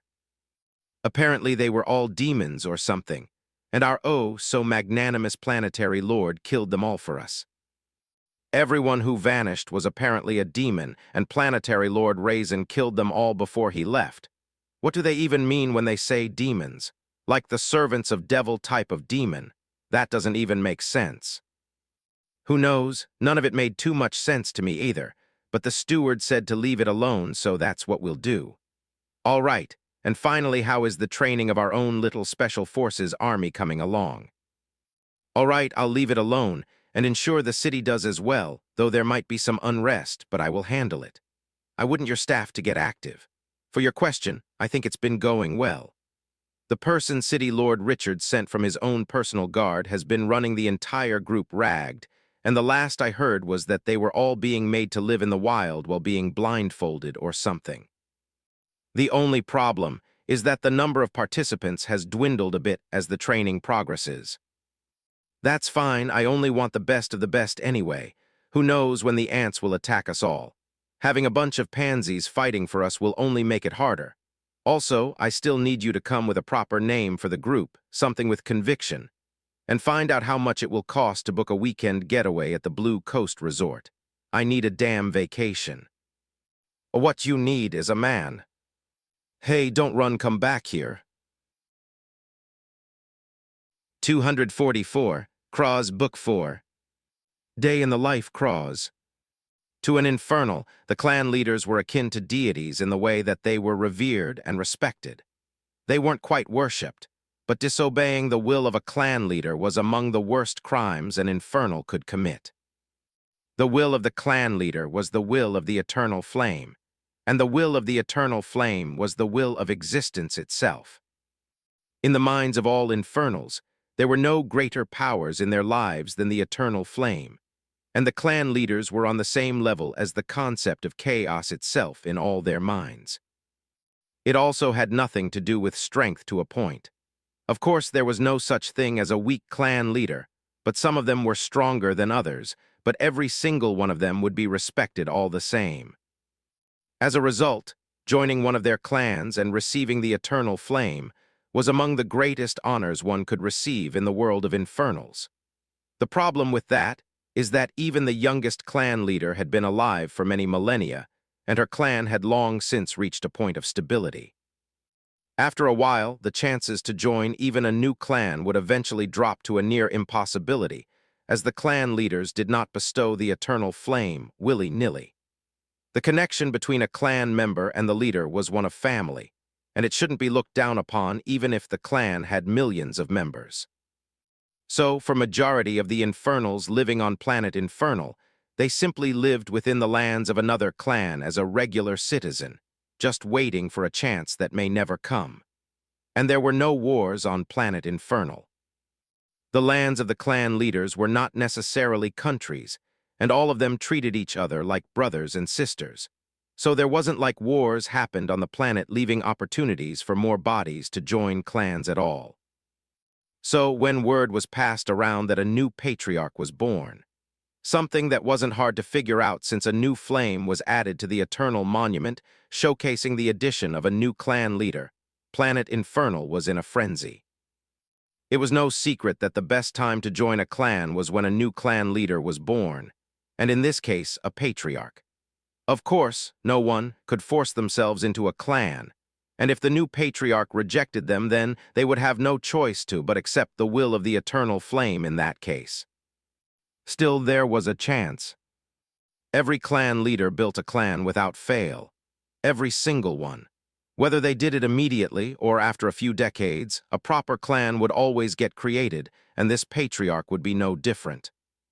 So favors were called in, and many slumbering giants awoke from their sleep to seize this opportunity. Although the premier rulers of Infernals were the clan leaders, that didn't mean other normal Infernals hadn't grown to power as well. Even if they never managed to join a clan, they didn't mean they would stop growing. And sometimes, this would continue for generations. Clans were at the peak, but there were plenty of families and groups on the planet that, while they lived in clan territory, weren't a part of clan hierarchy. They had their own goals and conducted their own businesses, mostly off-world and many other things. Croz came from one such family. His father was a rather influential Infernal and had many dealings with various clans across planet Infernal. Over the years, he had built up a lot of trust and did a lot of work, thus earning a few favors along the way. All of which were called upon to allow his youngest son a chance of joining the new clan. Word was spread that Matriarch Blank was asking for a small group of non-clan Infernals to join an expedition near the location of the new patriarch. It was all under the guise of training, of course, but everyone knew the real reason, not that it was a secret of any kind. The new patriarch will need support, and the Infernals never abandoned their own, so this training force would be there for him when he needed it, and there would be no doubt that he would need it eventually. Chaos loves the clans is an old saying among Infernals. Once that moment came, it would be up to those of the expedition to make a good impression and seize the opportunity before them and find a place in the empty clan. Whether they did it or not was up to them, and if they failed, then that would be the will of the eternal flame. Needless to say, Croz couldn't have imagined that not only he would be accepted into the clan, but he also got the role of guarding the new patriarch. He had left home on a chance granted to him by his father, and a lot of pressure was now placed on his shoulders. But despite the pressure placed on him, he would never regret the chance that was laid in front of him. Not even when his first task was to support this new patriarch in a war against the Vamps. There weren't a race he liked all that much anyway, but even if he was fond of them for whatever reason, he would collect their heads and present them before the new patriarch all the same. It was also during that battle that he got to see what it meant for a patriarch to fight. Although he was weaker than him in Cultivation, he saw firsthand, along with every other Infernal who was there when Patriarch Raizen rose from the core of planet with an immortal Vamps, and then launch a destructive beam of the eternal flame towards the enemy. It was mesmerizing and worship-worthy. From that day forth, Croz had pledged that should he ever get a chance to serve this patriarch in an official capacity, he would give him his life. Then a bunch of things happened really fast. He decided to risk it all and remain on the planet in hopes of being chosen to join the clan, only to find out they would all be accepted. And to multiply his good fortune even more, he was also selected to become a personal guard to the patriarch. There was no greater honor or gift he could possibly receive that was higher than this. Of course, there was actually being bestowed with the eternal flame, but in Krause's mind that would only be a bonus at this point. He was serving a patriarch as their personal guard. There wasn't a single person in his family who would be ashamed to claim him as a relative from this day forth. Not that there was any. All the favors his father called in to get him in this position was no longer just worth it. They would be practically forgotten. This was the type of position that couldn't be bought with money. Only fate. But it appeared fate wasn't done with yet. They journeyed to a brand new universe where he conversed with the patriarch more times than he could hope for, and when they landed, he was humbly granted the eternal flame. He had long since vowed to give the patriarch his life, but that vow had only greened deeper as time in the clan had grown. Even now, as they descended through the water of this foreign planet, Krause was primed and ready. This was not their home turf, and they were not the strongest in the area, but he will face all ensuing threats with conviction if they dare. Especially since Russia had briefed all of them that all pests are to be handled without mercy. This came after the patriarch had dealt with what was clearly a spoiled brat, and decided he didn't want to deal with that anymore. Anyone else who approached with similar intentions should not be granted mercy. And Krause would have it no other way. 245, Making Things Clear, Book 4. After making our way down the elevator, I and the rest of my guards were all given bangles to wear on our wrists. They will apparently allow us to move and breathe in the water as if we were on land. Again, more signs of advanced technology, but colored with a sense of mild medieval living. Interesting. Anyway, once the bangles were in place, we were then led through a truly beautiful city. People swam about as they went on with their lives, and even small and peaceful marine life could be seen swimming among them. And contrary to what one would expect from something so far below the ocean, it was quite bright down here, and it seemed that instead of a light post or something that was made by a person, the things giving off light were far more organic in nature. It was a combination of weird-looking trees that had something akin to light bulbs on them, and some fish-like creature that glowed as it floated around in a close loop of a certain area. Even more interesting than that is the fact that the number of different races that are in view was drastically reduced here when compared to the city above. Instead of different races, it was more like a variety of different colors among the mermaid people. Though, there are far more yellow-scaled mermaid people than the other colors. But like the journey in the city above, this one soon came to an end, as I was led to a massive palace in the middle of the city that looked like something out of an anime about a mermaid pry.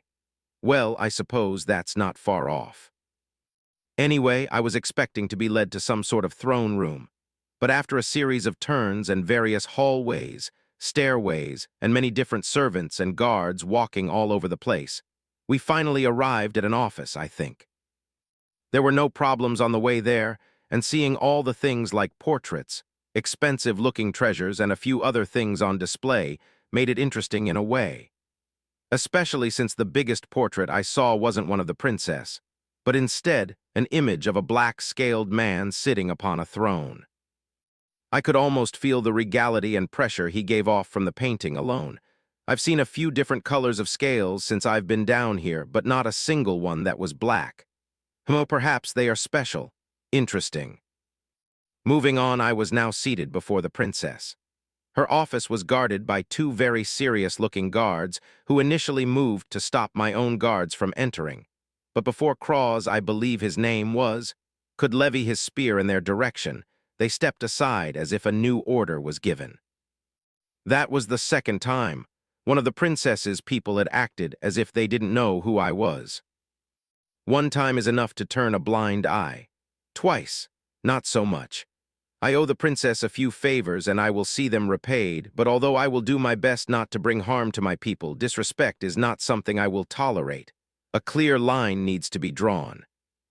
So upon sitting down before her, I spoke up before she took control of the meeting.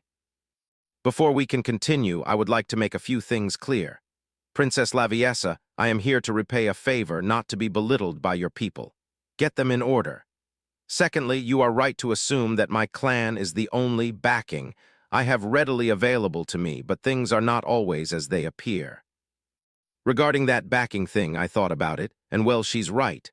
But thrice now I have received help from my siblings without ever uttering a word of request towards them. The matriarch and two fellow patriarchs that I don't know the name of. One that helped when that dwarven lady did her vow, and I was almost forced to my knees before that patriarch intervened. And then obviously my most recent escapade with whatever I did and got some help for that too for another one. All of which was without input on my part.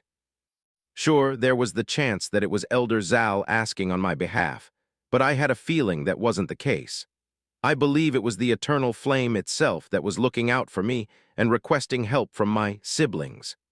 Now doesn't that mean I could ask for that same help myself? I believe so. I won't rush to do that, and I don't plan on treating it like a crutch, but I refuse to let pride and arrogance cause the deaths of so many of my people when it can be avoided.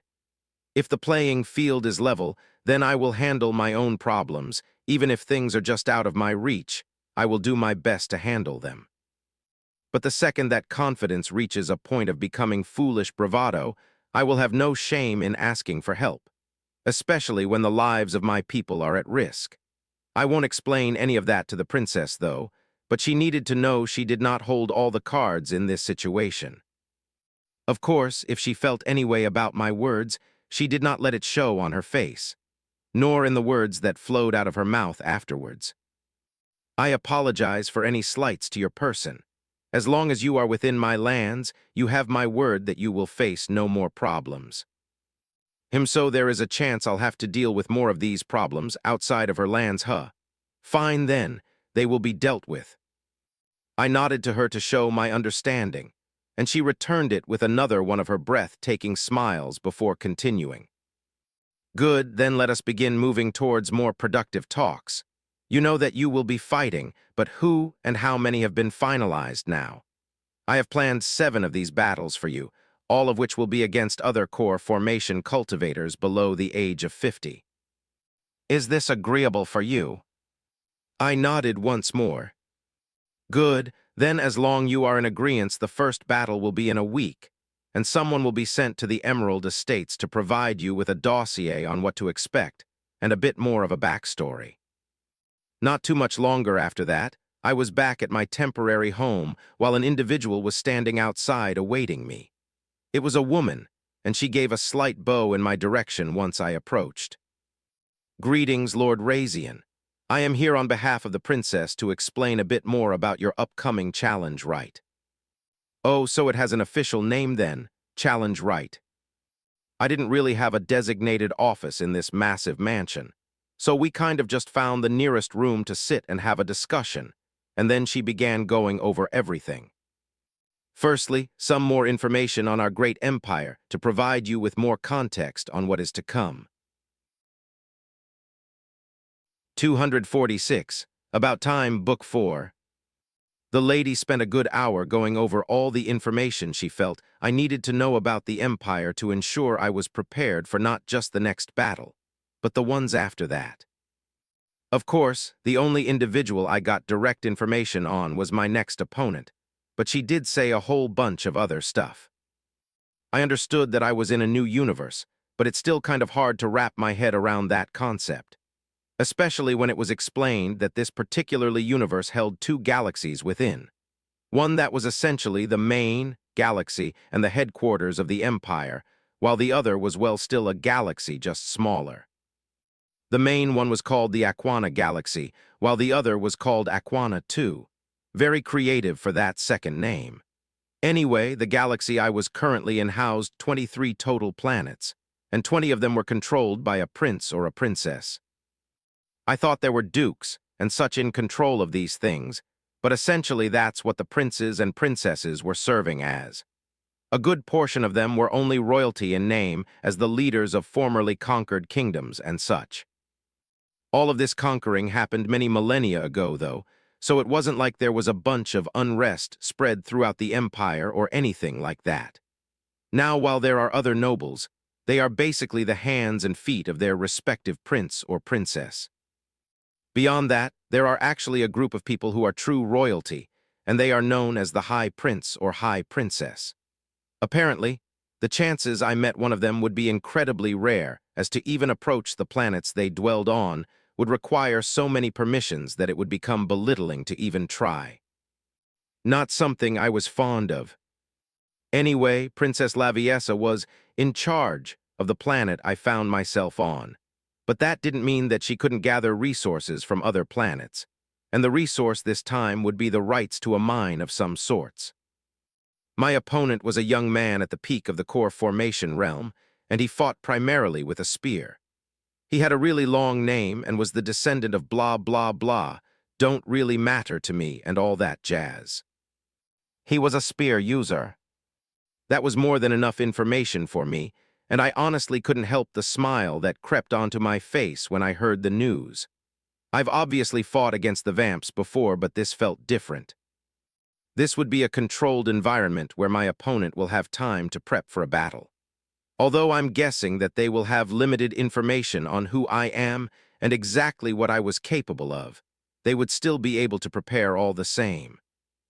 But the same was true for me, only my preparations would be a bit different, seeing as how I did not really have any. The only real decision that I made prior to the fight was to restrict the use of my eternal flame. There was no need for me to use that fire in a battle that was not to the death. I was not here to kill my opponent, only to win, and more than anything, I wanted to enjoy the fight as a user of the spear. Though that does beg the question, if I were losing, would I allow myself to use the flame? And just as quickly as the question came, so did my answer. No, if I lost, then I lost. The favor I owed to the princess was to fight on her behalf. That I would do, and while doing it, my goal was always to win. I would hate to lose a single battle, and any restriction I applied to myself needed to stay that way throughout the battle. And if that restriction caused me to lose, then all that meant was that I was not good enough. So I was simply armed with my spear, and the chi empowering my body. I did not give a damn if they used any techniques that they had. I would weather it all the same and only fight with my spear. Eventually, the week passed, and it was time for the battle. I was very excited, dressed in my all-black robes, looking like the young master of some Cultivation novel. The spear that the dwarf made for me, which thankfully survived whatever I did on Earth, was in hand, and I was ready to go. Now here I was, standing in the courtyard with the princess standing before me, where she asked me a very interesting question. "Who is coming along with you to the fight?" Well, I knew my guard would come with me and my fellow planetary lord, but I wondered if anyone else wanted to come. In fact, my entire clan was gathered in the courtyard as well, so I did not have to go far to ask. "If you want to come, raise your hand." I guess I should have expected the sight before me. More than a few thousand hands immediately shot into the air all around the courtyard. I smiled, then turned to look back at the princess. "Well, there you go." She smiled ever so faintly, as if expecting the answer we gave, and to meet that expectation, the ship we rode to the venue on was big enough to hold all of us. I guess she knew my infernals better than I did. The venue in question was actually just a small private arena. It was not covered at all, and there were enough seats going around the open arena for all of my people to sit and watch. The only other people present were about 50 of those mermaid people. Most of them looked like guards or servants, and only a couple looked relatively important. All of them had aqua blue scales, which of course included my opponent, who was already standing on the arena with a pristine-looking blue spear, all the way to the blade itself, awaiting my arrival. And it appears the smile on my face was back. "Patriarch, you are smiling again." Lyrian said that, and I looked over to see both him and his brother shaking their heads at me. Well, I cannot help it. If there is one thing I love in this world, it is a good fight. And that was something I only ever realized when the apocalypse began, and I had to fight all those goblins so many years ago. Now here I was, about to fight some aqua blue mermaid man. I was excited. I truly was excited. A few minutes later, my excitement was gone. Apparently, I could not just go down there and begin the fight. There was a whole bunch of politics and ceremony, and so many exchanges of words between the princess and the prince she was challenging for a resource, that it bored me to no end. Even the fact that the man was waiting on the arena with his spear was part of the politicking. I could not believe it. I thought he was just excited to fight like I was, but no, it was all a part of some grand ceremony, and I had to stand by the side and wait until all the back and forth was done. I think there was some trash talking involved or something along those lines, but it was so veiled and under the table that I barely managed to pick up on it at all. If you do not like somebody, just say that. If you want to tell someone you are going to defeat them, just say that too. But instead, they were dancing around the topic like it was forbidden to come out and say exactly what you wanted to say. So much so that I tuned it out, and it took the princess saying my name twice for me to snap back to attention and realize she was finally calling me to the arena to fight. About time. 247. Manners and Tempers, Book 4. I stood before my opponent with my spear gripped tightly. And the only reason why I had not attacked yet was because I assumed somebody would be giving a signal for us to begin. But then the mermaid man started talking. My name is... I immediately cut him off. My patience was already wearing thin, and a lot of the excitement I had for the battle had been washed away with all the foolishness that took place earlier. We came here to fight, enough talking. That line seemed to enrage him for the briefest of moments before calmness once again took over his face, which then quickly left as a look of disdain became cemented across his features as he gazed upon me. You lack manners, I will correct that. All right, I did not give a fuck about a start time anymore. I took off in a flash. The physical strength of an Infernal who naturally possessed height and physical gifts and a stronger body than most races out there. But along with that, this was a body that went through all 9 stages of body tempering, and was then further tempered and refined and strengthened with that special spirit milk thing, while under the gravity of a dead moon, or whatever it was called. My muscles rippled with intensity as every one of them flexed with speed and power as I darted after the mermaid man. His eyes widened, and the look of disdain left faster than it came as a frown colored his features. He immediately raised his spear to block the strike I was already leveling at him. Boom! My spear connected with his, and he was pushed back slightly. Ah, this was good. You... He tried to say something, but I could not hear him anymore, because after that I began a relentless volley of attacks from more angles than I think he was ready for. I stepped forward with power, dodged with the flexibility of a ballerina, slashed with the weight of all I was behind me, blocked as if the earth itself was standing as my wall, and never once did I let up. Never once did I give him room to breathe. I was relentless, and honestly the joy I felt almost caused my internal flames to leak out as if responding to my emotional state. But I managed to keep them within me and stick to only using the spear. Now, perhaps if I were fighting a lesser opponent, the battle would have already been over. But thankfully for me, that was not the case. The man, in a show of anger, gritted his teeth and muttered some words I did not understand. Then water, quite literally out of nowhere, sprouted up in a wide wall between us, and instead of allowing me to just push through it, it hardened as I smacked my spear against it, and I was forced to stop. The wall of water then dissolved before me, but that was not all. The mermaid man, now apparently fully taking this fight seriously, once again said some words I did not understand, and more water began to gather at the tip of his spear. It was beginning to form a very small sphere right at the tip of the blade. But why the hell would I just sit here and let him power up an attack? Something like that only happened in movies. I once again started toward him, and for some reason he seemed genuinely surprised that I did so, and I could not find why. The fight was still going on, and I did not want to believe he thought that I would let him power up an attack in the middle of a fight. Or actually, maybe he expected that I would be doing the same thing, and perhaps I would have if I wanted to use the eternal flames. But I did not. But credit to him, he reacted to my approach fast enough. He took one hand off the spear while it was still gathering water at the tip and raised his other hand toward me. Then immediately, another wall of water was formed. But my steps did not slow or pause for even a second. I simply jumped. The wall was not that wide nor that tall, so I jumped over it. Only the man raised his hand again, and the wall, to my shocking surprise, extended upward at a diagonal angle so that the man below me was still covered. My smile got even wider. The fact that this was not necessarily an easy battle made it all the more sweeter.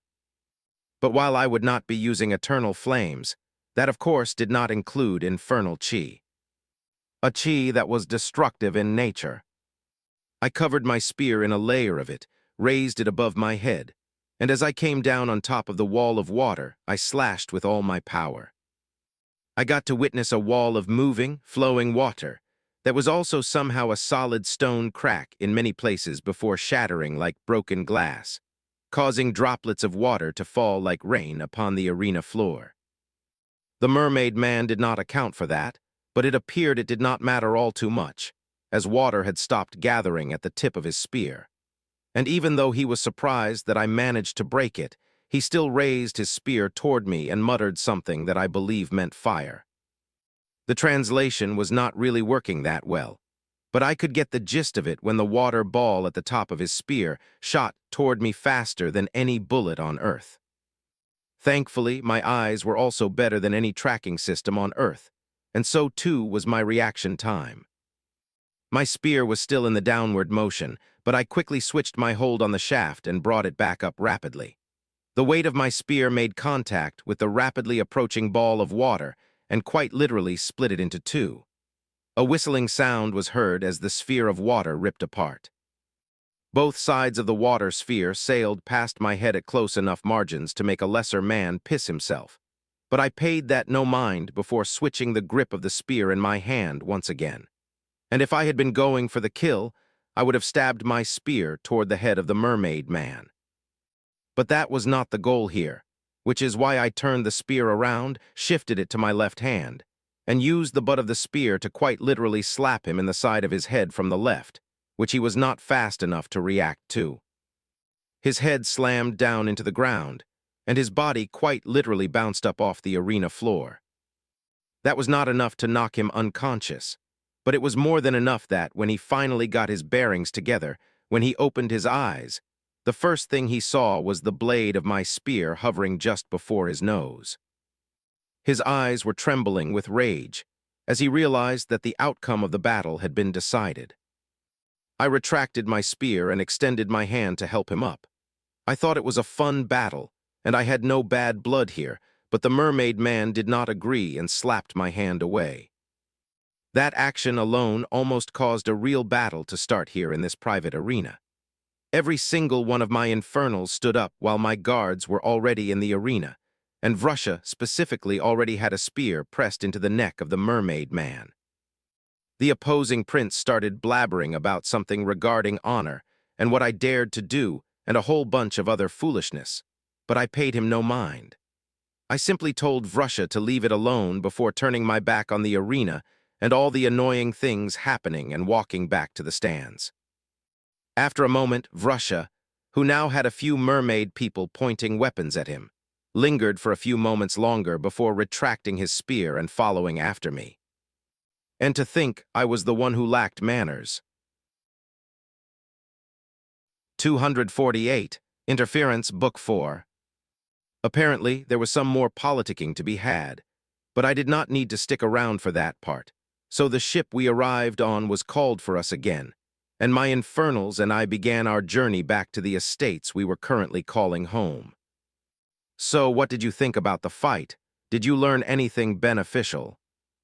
Sendwara, who was sitting next to me, observed me for a moment, her head once again tilting this way, and that before she finally responded. Before I answer that, can you tell me why you held back?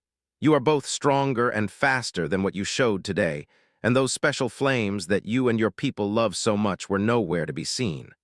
Why? It would be too easy if I did that. Since this is not a fight to the death, I wanted a proper battle, one with nothing but my ability with the spear on display. Really, would it not be better to end the battle swiftly? Perhaps if there were great stakes at play, then yes, ending the battle swiftly would be a more logical decision. But this has nothing to do with logic and everything to do with my enjoyment. I love fighting, and a good fight is a fun fight, especially one with the lives of my people having nothing to do with the outcome. So I can fight without worry, without care, and just enjoy the nature of the fight itself. Of course, while I do enjoy this, it does not compare to being able to go 110% in a battle versus an opponent also going 110% and fighting with all that we both have to the death. But I do not mind the one we did today and the ones that are still to come. I see. Thank you for answering. And to answer your first question, I did in fact learn something about the wide array of abilities that exist in the multiverse. There is not a single person on my planet who would have moved the way you did or used water the way your opponent did. We were people of war, yes, but not necessarily for one-on-one battles, and we were not a people who moved with any abundant grace or fluidity in any of our battles. So, watching you fight and respond to the movements of the opponent was definitely interesting, and I think I have a long way to go before I can make our own sparring sessions a bit more fun for you. I think our spars are fun enough. You are the first person I have ever fought against who has a second set of arms, and not only that, but you fight with maces in all 4 arms. That is not something I get to experience often, and I am sure that if I ever face an opponent with a similar skill set in the future, I will have you to thank for making sure I was prepared to face them. Well, if you say so, then I will not disagree. In fact, we should spar every day. That way you are as prepared as you can possibly be to face whomever or whatever comes your way. I do not think you will mind. Now the question is, can you keep up? You should know from our spars that I do not pull punches, as I don't really believe that is good training. She stopped, tilting her head and looking at me seriously, all 4 of her arms flexing with power as she narrowed her eyes at me. You do not have to worry about me keeping up, Lord Raizen. I will be ready. Eventually I will win. Oh, and what makes you so confident? You will just have to find out now, won't you? I could see Lyrian and Fryan shaking their heads at Sendwara's comments, but hey, I like her confidence. I just hope that it stays that high even after 1,000 spars. Well, like she said, I'll just have to find out. But time passed, and I suppose one could say that I indeed did not find out. It's been around 3 weeks since that last battle, and well, technically, I've found out a few different things. First and foremost, Sendwara and I have sparred at least twice a day, every day over that time frame. She has not beaten me a single time, but that isn't the point. I think I like this woman. Her beautiful orange hair, her well-toned arms, the ferocity in which she swings all her maces that doesn't match the grace and sophistication in which she speaks at all. And actually, even that confused me. The way she describes her people sounds like they are a bunch of uncivilized savages.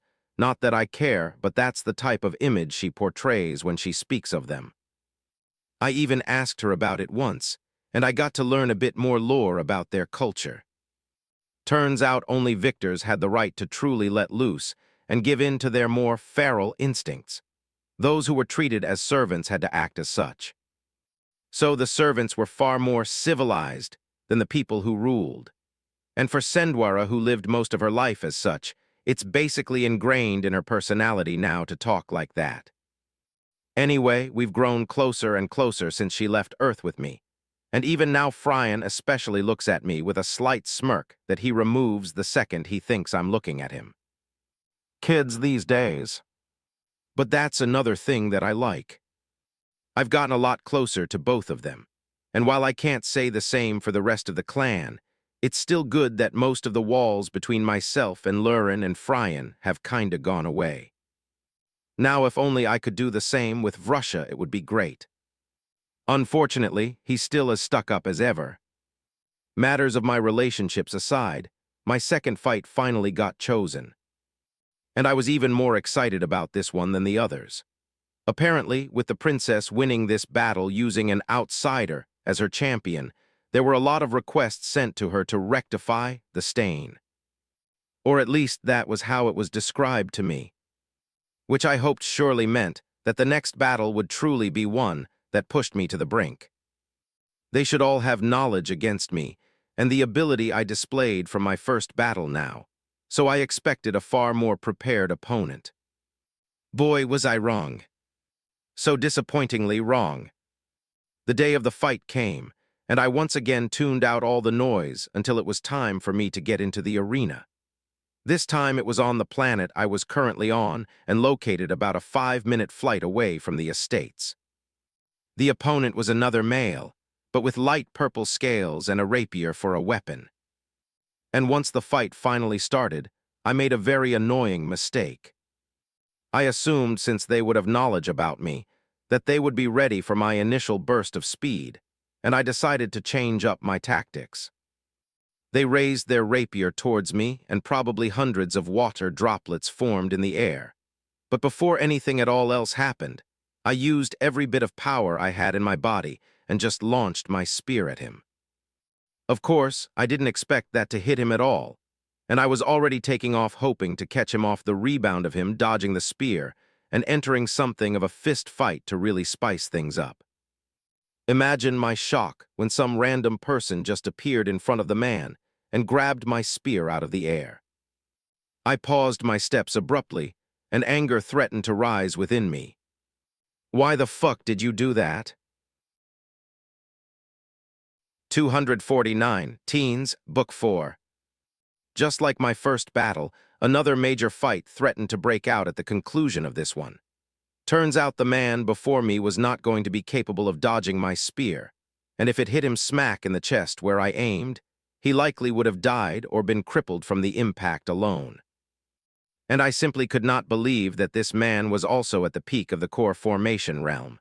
There was no way that one simple full-power throw would catch him that much off guard. What the fuck type of fights were these people used to, that such a simple move would be out of his scope of dodging? I could not believe it. I really could not believe it. This was an environment that was born and raised in cultivation. Where was the drive? Where were the battle instincts? Where were the supernatural moves and combat that would have thrown me for a loop on my best of days? Instead of anger, all I could feel was disappointment. Heavy, heavy disappointment. And I had a feeling the next couple of battles I would fight for this princess would all be of a similar reality. Anyway, back to this almost war that would have happened. Someone or another guy got really angry at me, supposedly sending a killing blow toward an opponent in which there should be no death. But what the fuck? We were fighting. Was I supposed to hold back? Or was it wrong for me to assume he would be better?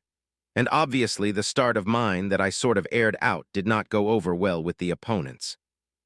And before the princess could step in, or maybe she simply chose not to, since I know she was strong enough and fast enough to do so at the drop of a hat, Lidas landed on the arena without an ounce of grace, his aura and cultivation being put on full blast for all to see.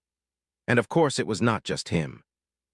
Every single one of my Infernals made their way to the arena again without any grace, and we were already on prime. They wanted to fight, and I was ready to fight. It was not my fault their chosen champion was such a weakling. But once again, no fight broke out, and the princess managed to calm things down through words, promises, and whatever else she said to get everything back in order. We were transported home, where I immediately requested to have a conversation with the princess. I needed to know if every single battle I fought was going to be on the level of the previous two. And in that conversation, I was told a very embarrassing fact, something that was truly humbling, and if I was not who I was, I would have hung my head in shame. The words of the princess were as follows. Well, this is a battle between youth. Both of your first two opponents were mere teenagers. Of course, they are prized youth of great families and have been flooded care, education, and whatever resources they could get their hands on, but they are still teenagers. Fuck it. I took a tiny peek at my status and dismissed it immediately. 33. I was 33 years of age fighting against teenagers who were all in the same cultivation realm as me. Yet here I was complaining that they were not up to standard and how disappointing it all was. And to make it all worse, I decided to ask another pointed question. How powerful are the true geniuses of your empire around age 33? The true geniuses of the empire. Even I do not know such a thing. But to compare against the few geniuses of whom I am aware, they are either at the peak of the nascent soul realm or in closed-door cultivation trying to advance. I see, thank you. With that, I calmly went back to the estate without another word. To think I was just a frog in the well. I thought myself strong, but it appears I was not anything close to that, at least not when compared to the true geniuses of the world. And again, I was not dumb enough or insecure enough that I did not understand why these people were ahead of me. I did not start this cultivation journey of mine until I was 20 years old, and with that there was no guidance, there was no real help at the beginning, just stumbling about my way through. I suppose it is not fair to say stumbling, but I never once flooded my body with resources at least until it was time to advance through the core formation realm. Meanwhile, the geniuses the princess speaks of have been nurtured and filled to the brim with whatever resources possible to get them to where they are today. All this means is I should stop jumping to conclusions so quickly. Instead, focus on the things I can control. While my opponents are teenagers, they are still at the peak of my current realm in terms of cultivation, and I will continue to treat them as such. For when I come across one of those so-called true geniuses, then I will see just how much of a difference they offer from me. Of course, this also made me think about the members of my clan. There are quite a few among them who are stronger than me, but there are plenty who are on the same level as me as well, and I have beaten all of them in a spar, or at least the ones who have got to spar against. So, does that tell me that there are no true geniuses among the members of my clan? I suppose that is one way to think of it, especially when I remember the fact that none of them were in a previous clan before I accepted them into mine, which makes me wonder about the quality of infernals the other clan leaders have. And the only reason I want to know is so that I have a proper metric with which to surpass my clan. Being the weakest clan among my people is unacceptable. I do not care that time dictates that, of course, a new clan such as mine will not be able to stand up to some of those clans that I am sure have been around for thousands, maybe millions of years. Just one clan, the amount of power that will be contained in a group like that would be out of this world. And I was not even able to speak to whatever clan leader led them. Like the man who helped me with whatever I did on Earth, the one who called me little brother. Who knows how strong that man really was? I will rise to that level. So will my clan. So with that, a few things changed. Well, I do not if at all that drastic a change, but I think this is the first time I have ever actively told the members of my clan that they need to get stronger, which is exactly what I did. Through Lyrian and Phrian, who are still the two foremost pillars of my clan and the actors of my will, I passed the order that we need to be better, we need to be stronger, and we need to be far more dominant. It is one thing to have the will and the drive to fight. It is another thing to be strong enough to back up the actions you take. So I made it clear, we need to be stronger, a lot stronger. And that obviously sent a ripple of determination through the members of my clan, who were already training and cultivating hard. But they suddenly took that to a new level. And of course, I was not just a voice without action. I authorized the purchasing of whatever resources they could find. Anything and everything was available to be purchased. And that, of course, included myself, so I tasked them to find me a few select items as well. And at some point, even the princess decided to get involved with it. And eventually, something was delivered to me. An ornate box that contained something called a soul fisher plant. It would apparently help me in forming my nascent soul. Good, but it is not time to take it just yet. There are still battles to be had. 250, finally, Book 4. Obviously, progression to the nascent soul realm would be very beneficial for me, but it would put the princess in a hard spot. I was only supposed to be fighting against youth, and while there are those my current age or young enough in that realm, they are not the type of geniuses who would show their face for just a simple battle over a particular resource. This meant the favor I owed the princess would have to be cut short. So, staying in the core formation realm right now, just for the sake of fulfilling my favor, worked better.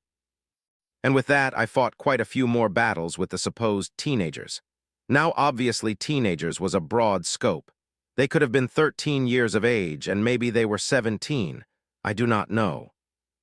The fact remains that for almost all of them, they had never been in a true life and death situation. Wars were not fought here, and if there were any sort of problems to be handled, it would not be them sent out for it. There were actual armies and multiple military forces always on standby for the Empire. Most families or forces here would not have their little heirs participate in such things. I suppose that is why fighting all of them did not really pose too much of an issue for me. They were not battle-tested, simple as that.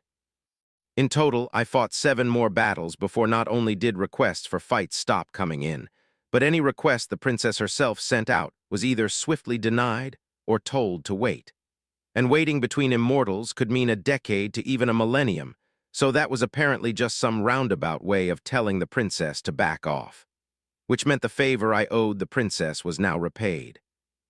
There was talk of a second favor, but apparently I repaid that one as well just by being here, and I was to teach humility to her descendants, especially the one who dared to raise his mouth at me when I had only just arrived. I am not sure what she told him about me, but her actions since I have been here sort of make sense now. She knew who I was, and she knew my temperament. And I knew that if she really did not want that boy to bother me, it would have been impossible for him to even make it to my estate. She allowed that to happen, and in a sense I was used. But I was forgiven. She considered that her second favor and all my debts were repaid, which meant I had somewhat of a decision to make. Would I continue to stay here for a while longer? It has not even been a year since I have been here. Or would I leave?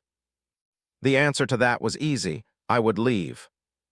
I have made quite a few people angry with being here and defeating their little snobby brats, so staying here and wandering around might only invite more problems than I care to take on at the moment. Which of course then brought up another question. Leave and go where exactly? And that answer came not from me, but from the princess. As a token of goodwill, she would be transporting me free of charge to another universe, one that was apparently bigger and far more volatile than the one we were currently in. Since it was not necessarily under the control of one power, there were multiple sects and clans and families and kingdoms and empires and all manner of other things in this new universe. And she made sure to warn me that I would be on my own there. There would not be someone waiting for me or gifting me an entire estate the size of a small village for my people and me to stay in. Anyone and everyone could very well be hostile to me. And honestly, that excited me even more. But things were not so simple. A couple days before what should have been my departure, the princess appeared before me, and honestly, this was the most serious I have ever seen her. Lord Raizen, it appears word of your prowess has reached the ears of some truly important people of my empire. A descendant of the first High Prince is currently on his way to see you. There is a good reason to believe that he will likely propose to fight you. But this will not be simple. Nothing involving the upper echelon of our empire is ever simple, and when it comes to them, my words have no meaning and no power. I cannot make you fight them, nor can I deny them entry to the estate. Anything that happens between you will be up to you. All I will say is that even if you happen to be stronger than this descendant, do not kill them. Even if you have the ability to survive a war with my empire, unfortunately my family will not be spared, since it was us who invited you here. So, I plead with you, do not kill the young man you are about to face. I will not. I do not know if she wanted more words than that, but that was all she would get from me. I was not going to kill whoever this was. But I did not miss the subtle meaning behind what she said. If I happen to be stronger than him, does that not mean she believes I am not? And to take that step further, would that not mean that a good fight was waiting for me? How could I not get excited at the thought of it? I did not give a damn how important this person was to their empire. All I wanted was a good fight. So I did not rush to leave, nor did I find a way to hide myself. I simply waited. And before the day was over, a massive ship appeared above the estates. It was black in color, pitch black even, and all I could really make out on the surface was the silhouette of it. Then, without warning or any sort of preamble, a massive group descended into the courtyard where I still waited. Every single one of them gave off the feeling of strength and power, and even more interesting, they were all covered in pristine black scales. Honestly, as someone who also favors the color black, I could not deny their beauty. So, you are the one who has been making all the noise as of late. I do not have time for any colorful pretenses, nor do I care about the thoughts of others. I simply came here to find someone interesting. Ready yourself. Honestly, it bothered me that he ordered me to ready myself, but at the same time a grin made its way onto my face regardless. This was what I was looking for. No politics, no stupid discussions about honor or anything else. He wanted to fight, so he came here to fight. So a fight he should get. Only he did not have a weapon in his hands. In a second, I brought my spear forward. He took off toward me in a mad dash, similar to how I would have likely started an attack if it was up to me. Vast. Faster than anything I have seen since I have been in this universe of theirs. He reached me in a flash, his fist seeming bigger than it actually was, bearing down on me like a boulder crashing into the earth. This was it indeed. 251. Stay your hand, Book 4. The back and forth began, and there were no signs of it ending in the short term. He did not use any power or abilities, or at least none that I could identify. He did not talk or scream. He did not roar the names of attacks. He simply punched, kicked, and even attempted a few grappling moves from time to time. He was literally doing the epitome of mixed martial arts, while I held my spear and did not hold anything back, especially once I realized that the man before me could handle it. Or maybe it was another boy, I am not sure. Either way, I did not give a damn. I fought with everything I had from a physical standpoint, obviously without including the eternal flame. And even after a few minutes passed, there were no signs of either of us running low on stamina. But at the same time, there were also no signs of any injuries on either side. No matter how many feints I mixed in, how many different ways he came at me, or how many angles he threw attacks from, neither of us had given up a single inch since the start of the battle. Until one moment where the tip of my spear was going directly for his chest, and instead of dodging like he had done in all the previous exchanges, he met it full force with a fist. The sound of piercing flesh that I have grown familiar with over the years did not come. Instead, I heard the sound of what felt like two hammers colliding. Boom! The force of the attacks colliding pushed us apart briefly, and we both took the moment to size each other up. I did not plan on talking and was ready to get back into the swing of things, but it seems he had other ideas. That is enough of a warm-up then.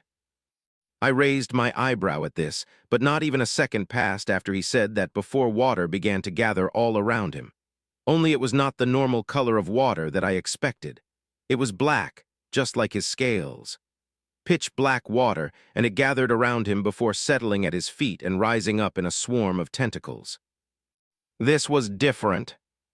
If I thought he was going to stand back and use those tentacles to fight against me, I was surely mistaken, because after he finished whatever he was doing, he once again took off toward me. But before his fist could reach me, a myriad of tentacles shot out in a flurry of attacks. Though I did not run, I stood my ground with a spear covered in infernal chi. I blocked and defended against them until he himself got close enough to throw punches once more. And that is precisely when I started losing this battle. It was not just the speed of his punches and all the other attacks he mixed in. It was not just the number of tentacles that seemed to continuously multiply. It was the angles they attacked from that threw me off. No, the real threat was the properties of the water itself. Even though my spear was coated in chi, I could feel that very chi being eaten away every time I made contact with the water. And not only that, but it was also heavy. I was not being hit by a glass of water. It was someone dumping a bucket of water around me that somehow felt like deflecting a brick wall. Hard enough to withstand the force of someone in the core formation realm, yet still with all the fluidity and formlessness of water. Even with my speed and all my physical gifts, I struggled to keep up.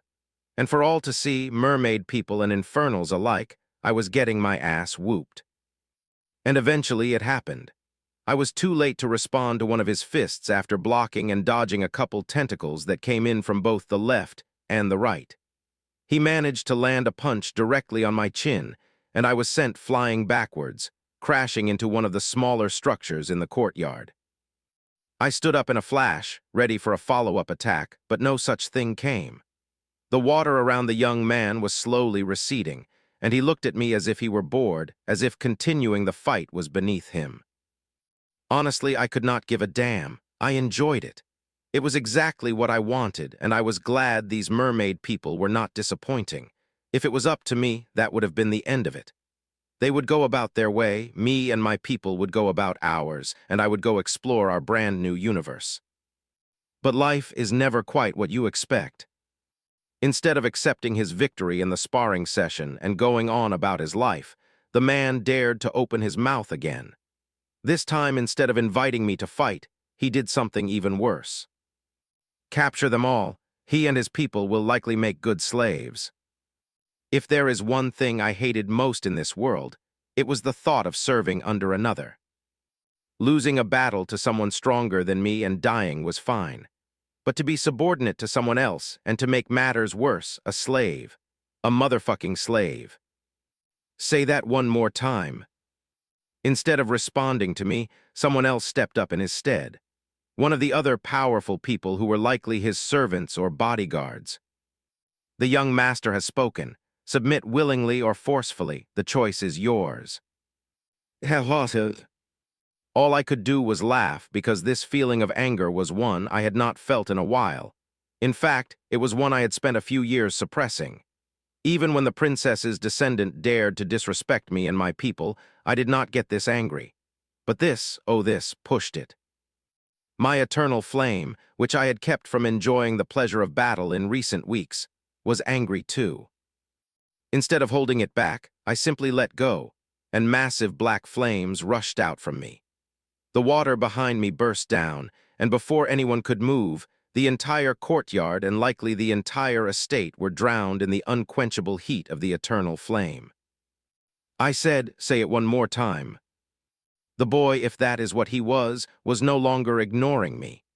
His eyes were trembling with fear, and he could barely speak, muttering a few haphazard words that would barely pass as a sentence. Use empire? No. Honestly, I did not give a damn what he wanted to say. I promised the princess I would not kill him, but I would make him bow down before me. No one is to interfere. Obviously, those words were for my own people. And since every single one of them now had access to the eternal flame, these mermaid people before me were practically swimming in black flames, and not a single one of us held back the pain and suffering the full force of the eternal flame could inflict. I was angry, which meant my clan was angry. But before anything else could happen, and just as I took my first step toward the trembling boy, a powerful presence unlike anything I have ever felt before, stronger even than Elder Zal, landed right in front of me. In a flash, the flames that I was so proud of were not only pushed back, but forced to retreat all the way to a small area around my body. It was the same for all the other infernals that were gathered here. Alarm bells quickly went off in my head, and the V word was just about to be uttered when the man, a very tall one with broad shoulders and a pristinely bald head, opened his mouth. I apologize, young infernal. Please stay your hand. 252, to Chabanla, Book 4.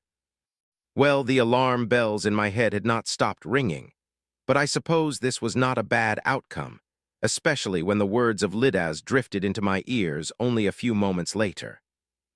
Patriarch, he is far beyond my reach. If Lidaz is already saying so much, then I had no doubt about how strong the being in front of me was. The fact that he was able to force the eternal flame back into all our bodies, essentially taking control of it, even though only infernals should be able to have any sort of power over it, was troubling on its own, but not something to think about right now. I looked at the man, and he looked at the area around us. Of course, all of my people were still ready, with weapons drawn, even if they were a bit surprised about the flames being forced back into their bodies. No matter who showed up in front of us, they were still ready for war, but that was to be expected. The mermaid people, on the other hand, there was not a single one of them not on their knees. Even the black-scaled, pompous idiots from before, to include that young master of theirs, were all on their knees, heads lowered, and not a single one of them dared to look up. So the man before me was just that important? I see. Well, honestly, I did not really know what to say here, because on one hand I still wanted to stuff that little idiot's face into the dirt. But on the other hand, I knew when I was out of my depth, and pushing any further would put my people at risk, which is not something I can allow to happen, so I did not push any further. That is only referring to that little idiot over there, at least in the sense of bringing him physical harm. I still needed to leave here with something. Compensation. As if prepared for my request, a small ring, one containing a pristine pearl as its center stone, appeared right in front of me. The ring contained something to help one reach the immortal realm, among other things. Oh, I suppose I could not ask for better compensation. I nodded at the man and signaled for my people to lower their weapons, which they did. He nodded back, and then he simply disappeared. But it was not just him. All those other black-scaled elites disappeared too. Even the princess disappeared, and I was a little confused by her disappearance as well, but I suppose that man had words for her. Thankfully, the rest of her people were still here, and me being able to leave this universe was still on track. Something that was successful quite literally the next day. There was no reason for me to linger, and although it would have been nice to have a final conversation with the princess, that also was not that important either. My people were not welcome here, and staying any longer than necessary was not a good idea. So we left, and while we were on the ship, I got briefed about the place we were going. Of course, I was already given some preliminary information, but seeing as we would be arriving there at some point in the future, a more detailed brief was given, or at least the information that they did know. For example, there would not be anyone to receive us upon entering the universe, and while I understood that the very first time it was mentioned, it appears there was a deeper meaning at play. If I were to enter the universe I was currently in, someone from the Empire would have noticed and come out to meet us. Whether they came out with violence or with peaceful negotiations in mind, regardless, we would have been met by an official party. Meanwhile, here there was a chance that someone would come meet us, but not from any sort of official party. It could be their version of space pirates, if you will, or just someone looking for an opportunity. Which meant the ship bringing us there would not want to travel too far into that universe, as the chances of something going wrong only get higher and higher. So once we made it across, they would only be getting as close as they could to activate a long-distance teleportation for me and my people and send us down to the closest planet. Thankfully, this would not be some random teleportation to a random planet without knowing a single thing. We would be going to a pretty big planet where all faction types you could think of had a hand in the pie.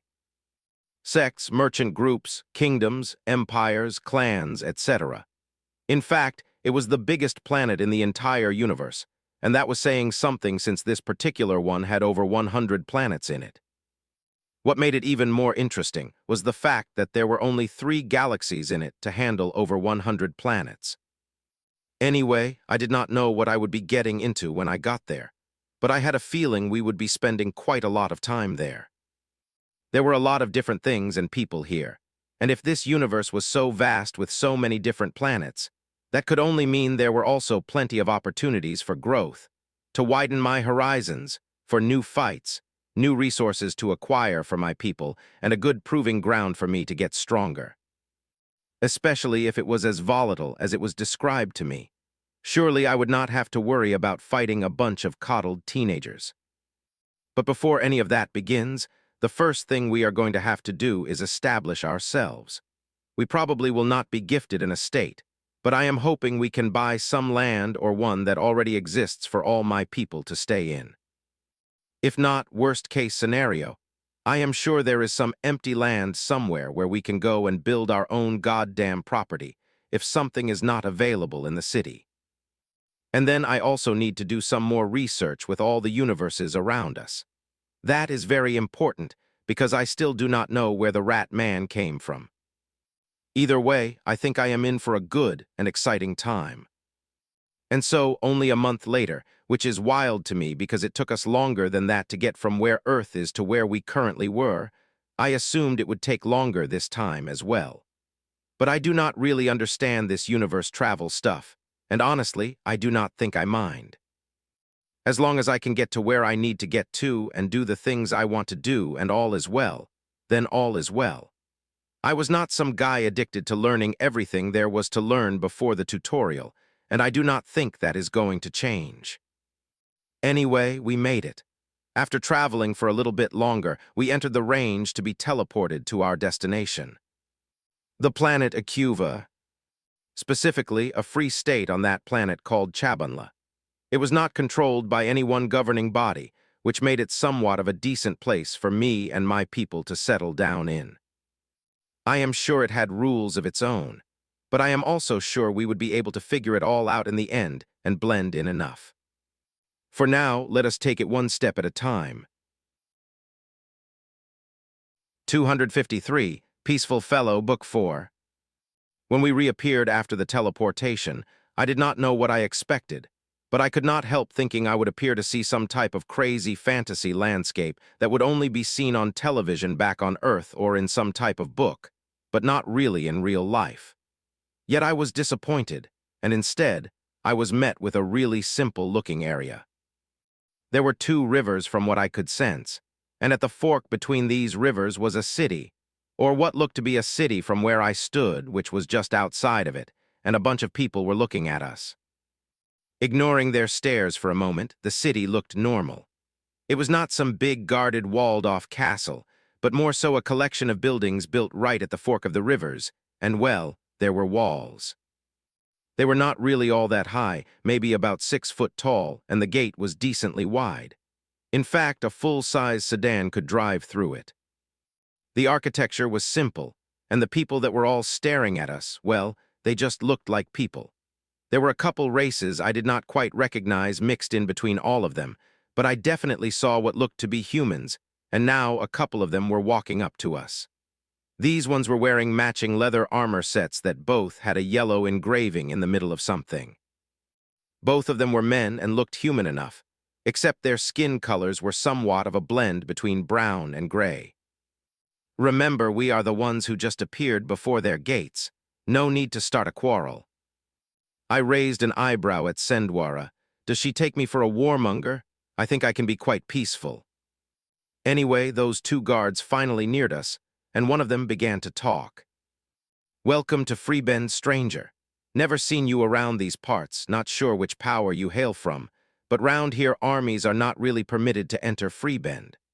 Also, I would like to remind you that immortal auras are not really allowed to permeate through the city, so if you kindly keep it under wraps, that will be nice. I looked on as the guards made all of those comments to Lidaz and just listened patiently. I suppose it makes sense that even though I was clearly standing in front of the group, he would assume the person in charge would be the strongest one here, and as the only immortal in my clan at the moment, Lidaz fit that bill. But instead of responding to the guard, Lidaz simply ignored him and looked towards me. There was a sort of apologetic look on his face, as if it felt like it was wrong for him to have been assumed the leader. Of course, it was not like I was mad at him for that, but I suppose I will take over from here. Excuse me, sir, the person you need to be talking to is me. My name is Raizen, and this is my clan. We are not an army per se, and we are just exploring, if you will. If it is all right with you, can we stand by outside while sending a few people in to get the lay of the land? We are new to the area. Of course, I did not miss the fact that while the guy before me was 100% in the core formation realm, he did not hesitate for a single second to tell an immortal level being to restrict their aura. That meant whosoever was backing him inside the city also did not fear an immortal level being, which meant it probably was in our best interest to not act too domineering while we were here. Not that I had any plans to do so, since, like I said, I can be quite peaceful. The guard raised an eyebrow, two eyebrows in fact, before shifting his head from myself to Lidaz's back and forth a couple times. Then he finally settled his gaze on me and shook his head slightly. Heh, so a displaced clan is it, eh? Not too common around here, but we get a few like you every now and then. Though usually it is only a couple of them that survived whatever war they were in. But you lot look like you could win a war right now versus some of the groups nearby. Makes me wonder just who the hell it was you lost to, and I hope it does not mean you plan on bringing trouble to our little city here. Though that is above my pay grade. Either way, all you still cannot enter as this big old group, not without getting registered and doing a whole bunch of admin stuff, but sure, you can stand by here. Just do not bother nobody trying to get in, and do not make no trouble, and of course a couple of you can go in just fine. Just gotta pay the fee like everybody else. After saying that, the man walked away and his silent partner followed after him. It was weird listening to somebody that had an accent. It reminded me of that Southern American twang, here in a completely different universe, but it had a nice, nostalgic feel to it. Anyway, we got some information, and although all of us could enter the city, that should not be too much of a problem, especially since he said there is admin work to be done that will allow all of us as a group to get together. Though I wonder if we all showed up in different outfits, would we all be allowed in? Probably too late for that, though. All right, Lyrian, take some people and go explore the city. Gather all the information we need to settle in and have a place of our own. Do not start anything, and if problems arise, then come or call for me through the flame if you cannot. Everyone else is to split up into 4 different groups and explore the area around the city. Same rules apply, do not start any problems, and if something happens then come back or call for me through the flame. Lidaz, you stay here just in case. Everyone accepted their orders and moved accordingly, while I simply sat down with Vrusha and the rest of the guards standing nearby. Sendwara stayed behind too. And me. Well, you should have a seat and people watch with me. A few of them are still staring at us, so it is only right to stare back. Well, I do not mind these orders at all. Though I am surprised you wanted your people to return in case of a problem. I would have expected you to tell them to handle it. Not that I disagree with your choice. Maybe back on Earth, but we know nothing here, and the first city we ran into clearly has no fear of immortals, so that already paints enough of a picture. We are small fry here without someone in our corner. Probably not a good idea to go around stomping ants when the entire nest can come running. Need info first. She tilted her head slightly as she responded. Need information first, so what happens once all necessary information is gathered? Well, I wonder. Hopefully nothing at all. But conflict will always find me, eh? Perhaps a few ants, and maybe the nests they belong to will meet unfortunate ends. She gave me a deadpan look, but I am ignoring it. I can still be a peaceful fellow. 254. Are you sure? Book 4.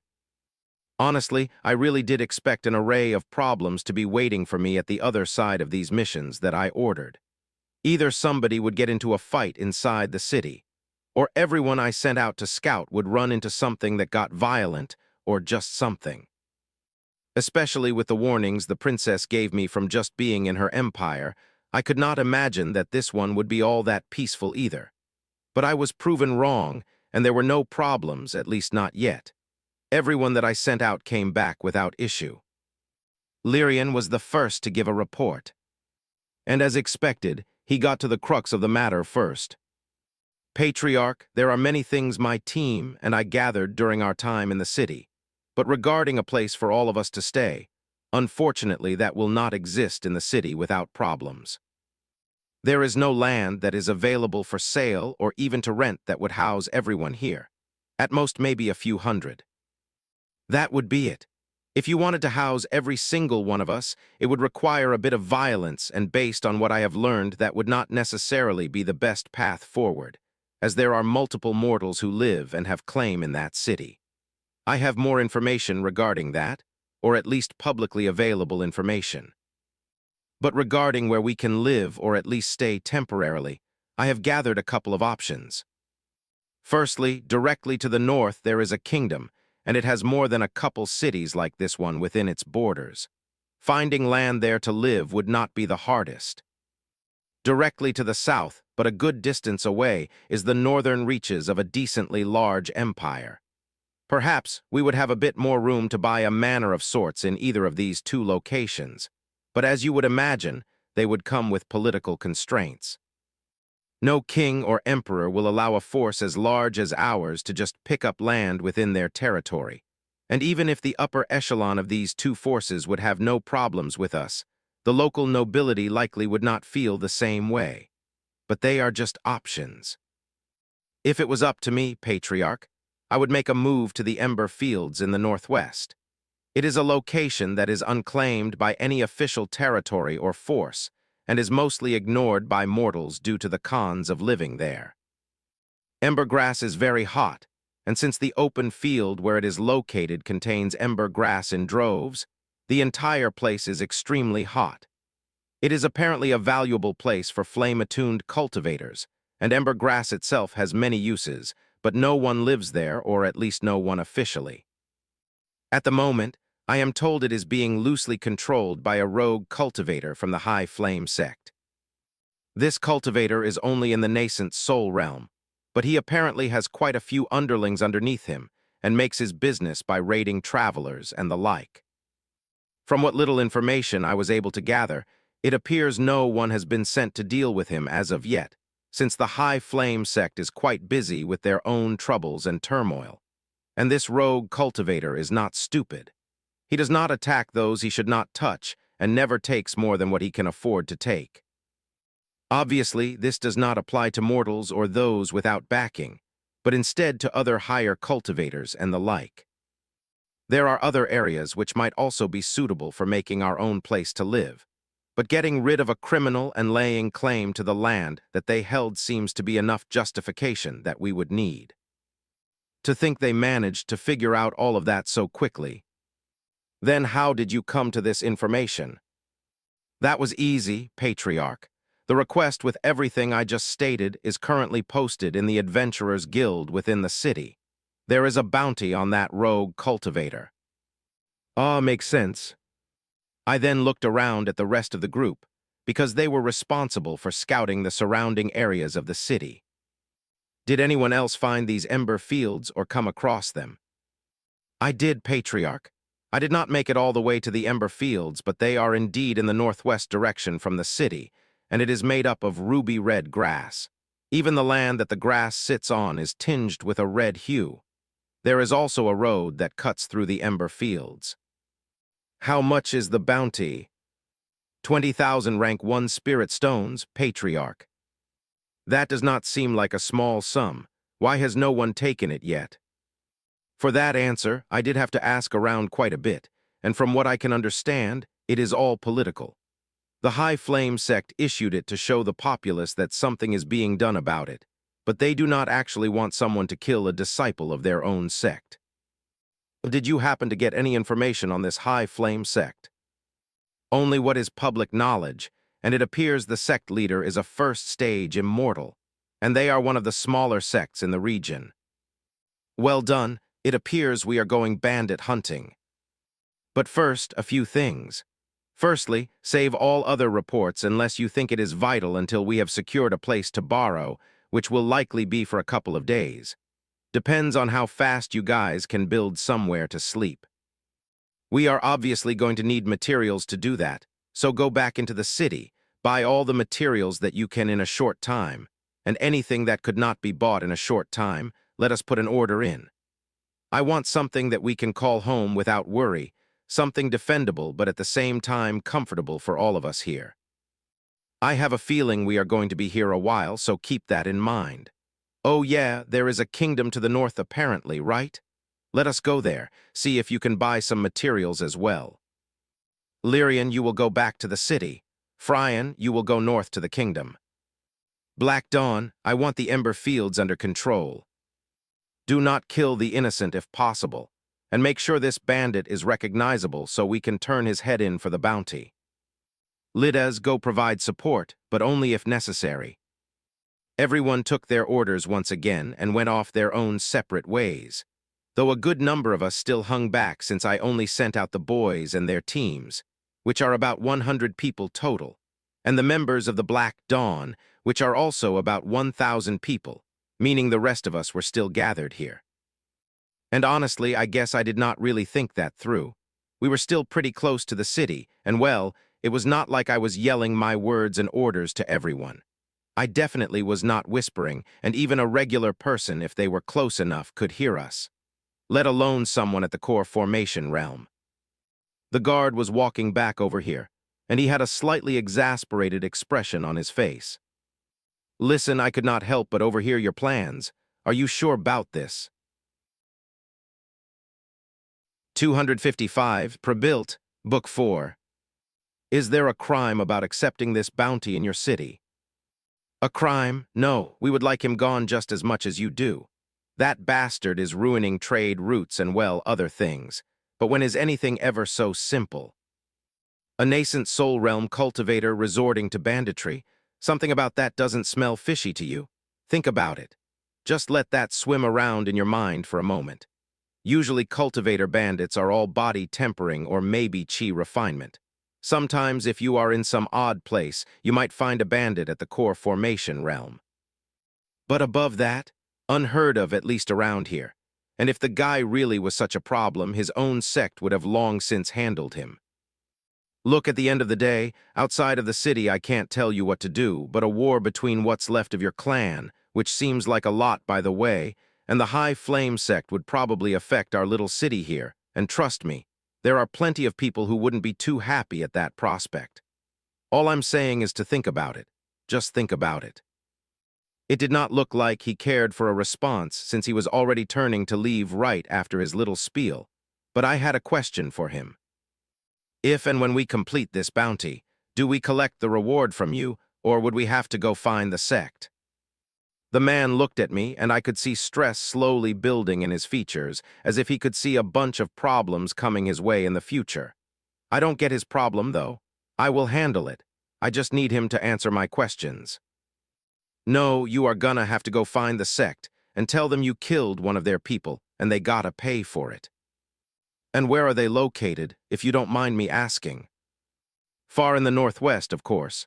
Way past those ember fields you seem to have business with, and well into the ashlands. Thank you for your time, sir. He did not bother with a response, and simply waved dismissively in my direction before turning around and walking back to his post.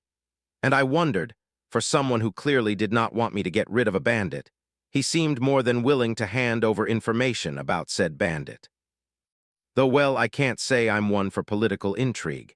It does seem odd that such a powerful individual would resort to something as low as banditry. Not that I'm judging, of course, but something about that situation did not seem right. I suppose it is good I sent Lides with the members of the Black Dawn.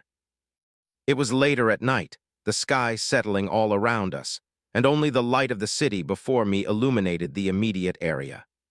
My people began to return, first of which was Lyrian, who was followed by Fryan, and lastly Lides, who appeared out of nowhere. So how was it? Patriarch, it has been handled, quite easily at that. The resistance we faced was futile. Was there anything of note, anything out of the ordinary, something that caught you guys' attention? No, Patriarch. The only odd thing was that they were living underground in basically lightly decorated holes. Unfortunately, they were destroyed in the process. I heard what he said, but what was the guard worried about then? Well, I will cross that bridge when I get there.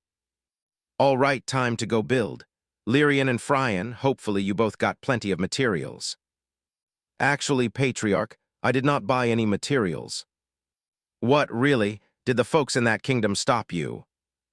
No, instead, I came across a shop in the first city I reached that was selling pre-built construction. From small homes to entire sects, all pre-built. I brought back some brochures. Oh, I did not know this kind of weight. Is that what J. Reno did for the city they built for us? Or perhaps something similar? But to think it could just be purchased like this. All right, I'm assuming that place is likely closed right now, so we'll go back in the morning. For let's start heading towards our new home. No need to rush, let's walk. While walking to the Ember Fields, I was looking through the brochures with Sendwara. Fryan brought back 8 different brochures, and we've narrowed it down to 3 options. Well, which one do you like the most? As always, she tilted her head this way, and that as she thought deeply about the question. This is not so simple. The first one, the Clearstone Enclave, is extremely pleasing to the eye. With an emphasis on architecture and serenity at its core, I think it would be quite nice to live in a place like that. I've ever had such a place to call home. Though it doesn't really have any other outstanding features, I'm surprised you let me add it to the final count. Of course, I had no plans to select this option, but it's important to allow her a few small wins without making it seem that way. This isn't my first rodeo. Thankfully, she moved past that option and continued focusing on the other 2, and even I was struggling to decide between them. The Blazewood Citadel and the Crimson Hearth Stronghold, both of which were centered around all things fire, but the approach of that fire is where things differ slightly. The Blazewood Citadel was focused a bit more on the aggressive nature of fire, and the materials, formations, and everything that went into building the citadel reflected that. For example, the entire property was covered in a formation that sought to attack rather than to defend. Meanwhile, the Crimson Hearth 2 had a stronghold-wide formation, but its focus was on defending and repelling attackers. It also came with a lot more quality-of-life features, like making sure every home and building on the property came with formations to lower or raise heat levels.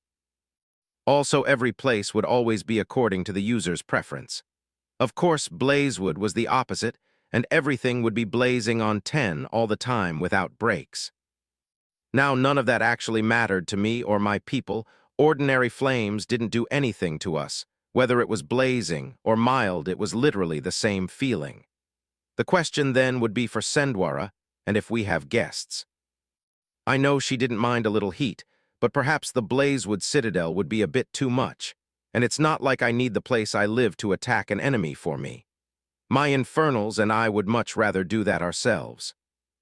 It was then that Sendwara looked up at me, a questioning gaze in her eyes. You appear more calm than usual. Have you already come to an answer regarding our new abode? No idea what she meant about appearing more calm than usual, since I think I'm always like this, but she wasn't wrong. Yeah, I think I'm leaning towards the Crimson Hearth Stronghold. Any objections? None. I was struggling to choose myself, so I do not mind.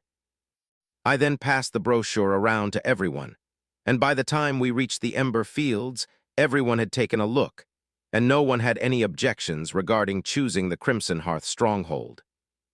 Just had to spend one night under stars, and then we'll go shopping tomorrow.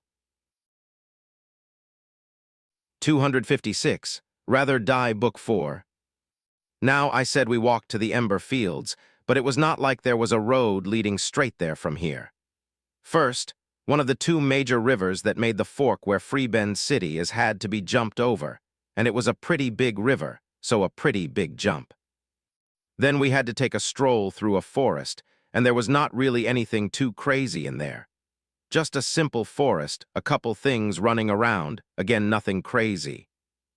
After the forest was just an open plains type of environment, and that is where we found the road. It was going from west to east. We followed it towards the west before it slowly curled north, and after walking down that road for quite some time, we eventually could see the Ember Fields. And honestly, they were quite beautiful to look at.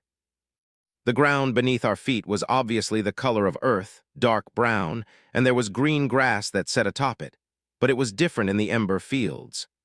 Regular earth became tinged with red, not quite so deep that it was bright red, just a slight tint enough to be noticeable. The grass itself was the sight to see. It was red, with a tinge of orange mixed in. It made them look like hard pieces of fire just planted into the ground. They were about knee-high and could be seen all over the place. The road we were walking on went directly into the Ember Fields, and eventually both our left and right were nothing but ember grass for miles. Even under the night sky, I could still appreciate the beauty on display here. I could only imagine how it all looked during the day. Anyway, we eventually broke off the road to the right and went deeper into the ember fields. Eventually, we came across signs of battle and the members of the Black Dawn calmly waiting for me. Now, while I saw signs of battle, that was only in reference to the rubble and destroyed parts of the ground around them. I could even see signs of those holes Lidas mentioned, though all of them had collapsed. But I could extend my senses beyond that collapse of rubble and see there was quite the underground network here, even though most of it was destroyed. Interesting. The body of our bounty target was stored in a ring, but apart from that there was nothing else to really do. So I told everybody to hang tight. Find somewhere to sleep if you have a tent or something of that nature in your ring. Feel free to set it up, but do not build anything too permanent, because we will be buying an entire stronghold tomorrow. It was already deep into the night when we reached the ember fields, and since I did not need to sleep too often, I simply cultivated the entire night until the warm rays of the sun touched my skin once more. It was important to ensure my body was ready for a breakthrough to the nascent soul realm. Anyway, the night passed by without a hitch. I spent the whole thing cultivating while Sendwara slept soundly beside me. Of course, Vrusha and the others were not far off either. It was honestly quite peaceful. The combination of the warmth rising from the ground and the cold night air made for quite the comforting environment. But the day was here, and thus it was time to make things happen. Though before that, there was a very important question. I thought it was high time I asked. How much money do I and the clan have? The brochure stated the Crimson Hearth stronghold cost a tidy figure of 60,000 rank 1 spirit stones, which I supposed made sense in a way, since the property would have places to train that were strong enough to withstand the force of up to the nascent soul realm. That was significant. I scanned through the small sum I held on my person. I had long since given most of my wealth over to the members of the clan. It would serve them better anyway, but let us see here. 15 rank 2 spirit stones, not a single rank 1 spirit stone, and quite a bit of gold which was practically useless at the moment. But 15 rank 2s, huh? What was the conversion rate again? Depending on the purity within, I think that is roughly 1,500 rank 1 spirit stones. Alas. Well, taking my gaze away from the ring on my finger, I posed the question to the members of my clan. And while each of them had their own personal savings, the number I was given for the clan-designated wealth made me feel a lot better. 200,000 rank 1 spirit stones. I am sure there was far more, but it seems we spent quite a large sum on resources for the entire clan in that mermaid empire. All good with me. The problem was that we were about to put a large dent into that figure, and we were not exactly earning income at the moment. So it would really be good if the High Flame sect paid the bounty they listed. It would be kind of annoying if they did not. Let us settle in before we go and seek them out. Fryan, take your team to purchase the stronghold. 1 night in the elements is enough. He and his team of 50 took off on the way to the kingdom. I could have gone with them, but they all liked being given their own tasks to accomplish. Something about the trust of the patriarch being important. Either way, if it made them happy, then so be it. But it was only a few hours later that I felt a pull. It came from Fryan. To me. I knew he would not call for me over something simple. And although I would rather not start an altercation with any force here, at least ones I did not have a grasp on, that went out the window should they attack us first. I would rather watch the world burn than turn the other cheek. And as always, not a single person in my clan hesitated. Now thousands of Infernals were moving as fast as they could across the land. Well, except for Lidas, who could move quite a bit faster than the rest of us. It made no sense to keep him here. Lidas, go on ahead and assess the situation. The safety of our people is the highest priority. Lidas practically disappeared after acknowledging the order, and it made me realize just how much our speed was holding him back. But knowing he was going didn't make me relax or slow down at all. My speed only increased as eternal flames blazed brightly beneath my feet.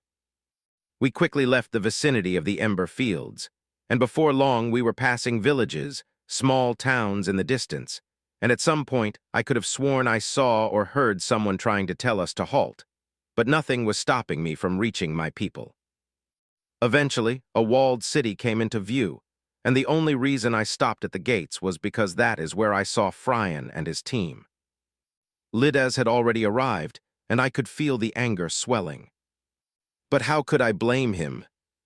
In fact, I suppose I should applaud him for not already burning the city to ash. Fryan and his people were all in chains, and there were people standing in between them and Lides. They were sitting up now, but I could quite clearly see dirt on their faces. Did they make my people bow? Let. Before I knew it, or even realized what I was doing, eternal flames painted the world black, and this time I swear to the eternal flame itself. I would rather die then to let someone quell my anger today. Because how dare? Frian. Tell me who made you kneel. 257. I dare you dare, we all dare, Book 4. I was already moving towards where Fryan and the others were, but someone dressed in some sort of leather armor stepped in front of me and tried to extend an arm in my direction. Stand down. Swish. Before he could finish his first sentence, his arm was separated from his shoulder, and while his screams still lingered in the air, his head was also removed from his body. Vrusha and the others could feel my emotions quite clearly, and were acting accordingly. In fact, I think an entire squad of those guards were ceased to exist by the time I reached the side of my people. The chains around them burned to nothingness as I stood before them. I think that's enough of your tantrum. A voice not belonging to any one of my people cut through the air, with a smooth, almost disdainful tone to it. Not only that, but I could also feel my flames themselves being pushed back around a certain group of people standing nearby. But I ignored them for now, only focusing on Fryan and the others. Tell me. He was mostly uninjured save for a few scratches on his face, but it was the dirt still clinging to all of their faces that caused me the most anger. Even Fryan himself, I saw it was not just anger he felt, but immense shame and a sense of weakness. I did my best not to ever pry into my people's lives through the flames, as I didn't like the invasion of privacy, but this was not a typical moment. I felt everything. Patriarch, it was the guard of the man who just spoke. His voice came out weak, as if even the act of speaking caused him immense shame. I placed a hand on his shoulder and squeezed. Never again, Fryan, I swear this day that you will never be made to kneel or bow again. I then turned to group nearby. It was roughly 30 people or so. About 15 of them looked to be guards of some sort. Most of the rest appeared to be servants or assistants, while one of them, a man with grayish skin and golden eyes, who looked at me as if he was watching a children's play, completely disregarding even the people I came with. All right then, since this isn't enough to worry him, hear me now, Ashkarl, and descend. A word I hadn't uttered in a long time left my lips, and this time it wasn't just the immediate area that descended into darkness from just my flames. This time it was everything. The entire city before me and the all that stood around it for miles became nothing but darkness, as the presence of the eternal flame itself answered my call and turned its attention to me. Once again, the world began to crack and creak under the pressure of something it could not contain. Even though this was just its presence, even though this universe should have been far more equipped to handle things of this nature compared to that of Earth, it still was nowhere near enough. All the people here, below a certain realm, immediately fell to their knees, and I could see the guards, particularly the only one who was an immortal, scrambling and yelling all manner of things as the weight of the eternal flame pressed down onto him and the gray stone man he was protecting. Barely a second later, a few more presences appeared from nowhere into the area. 3 of them in total. One had similar grayish skin to the man who spoke earlier, while the other 2 also had reddish skin, but they also contained a myriad of tribal-like white markings. Who DARES attack MY Kingdom? The voice of one of them boomed so loud that my ears directly burst. But that was when another voice descended, one that felt as much like family the first time I heard it. Quiet. Silence resounded in the area, and not even the wind dared to move without permission. I see, speak your quarrel, my child. They dared to make my people bow. There was no real indication or any sort of visual indication to show me anything. But I knew without a shadow of a doubt that the eternal flame was doing its own version of a frown right now. None shall interfere. DROVAKS. The same armor I used to fight that vamp immortal once again formed around my body. What followed after that was a man who had held in his anger for far too long and was releasing it without a single iota of hesitation. The first man who had that grayish skin color was in the nascent soul realm. No matter how much he struggled, there was nothing he could do to stop me. I beat him and beat him and beat him so more. But I did not take his life. This was just a beating of anger. Once I was satisfied, a single spear formed of eternal flames appeared in my hand. Then I turned to the guard who was standing there with gritted teeth, and anger coloring his features as he tried to move but clearly could not. A single swipe was all it took, and his head went flying. There was far more anger boiling in my body than this, but dragging this on longer than I needed to would only bring more problems. The person responsible was dead, and another had received a proper beating. But deep down, if I was stronger, strong enough to erase this kingdom from the face of this planet. I'll end those thoughts there. I took a deep breath, and with it, the flames I spread around the area began to disperse, and the presence of the eternal flame too began to wane. There were no more words said between us, but there was no need. I could feel the grip of unconsciousness trying to take me one again, but I forced back, at least for the moment. There were still things to handle here. An answer. My son was beaten and a subordinate killed. I need an ASNWER as to WHY. My response quick and cold. He dared to make my people kneel. It looked as if he was about to say something along the lines of just for that. But the man who yelled about his kingdom earlier cut him off. End this matter here.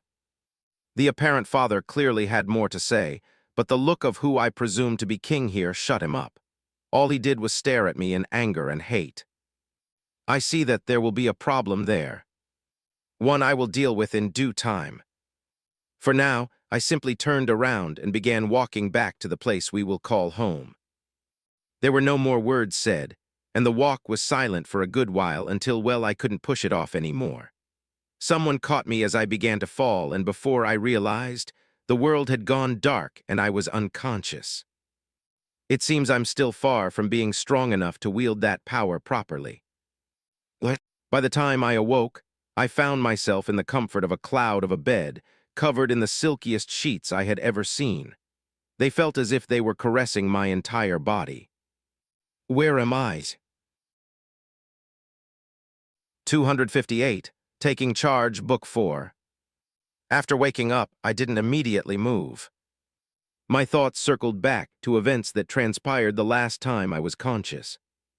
I wanted to do more. They made Fryan and the others not only kneel, but also to bow. A little beating and the claim of one life wasn't nearly enough retribution in my eyes, at least not at the time. Yet the eternal flame calmed my anger itself for whatever reason. I was ready to paint the world red, but the anger that filled my entire being was. I don't get it. If all I've heard about infernals for over a decade now was true, then the eternal flame of all things would be the last being I would expect to be calming me down.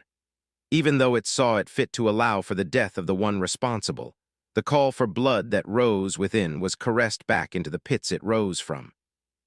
Is it because I'm still weak? Did the eternal flame aim to protect my life by doing this? Did it think if I were to kill that boy that I wouldn't be able to handle the repercussions? Perhaps that's true, but that still goes against the very meaning of what an infernal is supposed to be.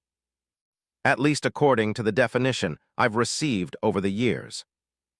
At the end of day, if I was stronger then there would be no issue. Moving on. There were a few things I needed to handle, but first let's take a look around.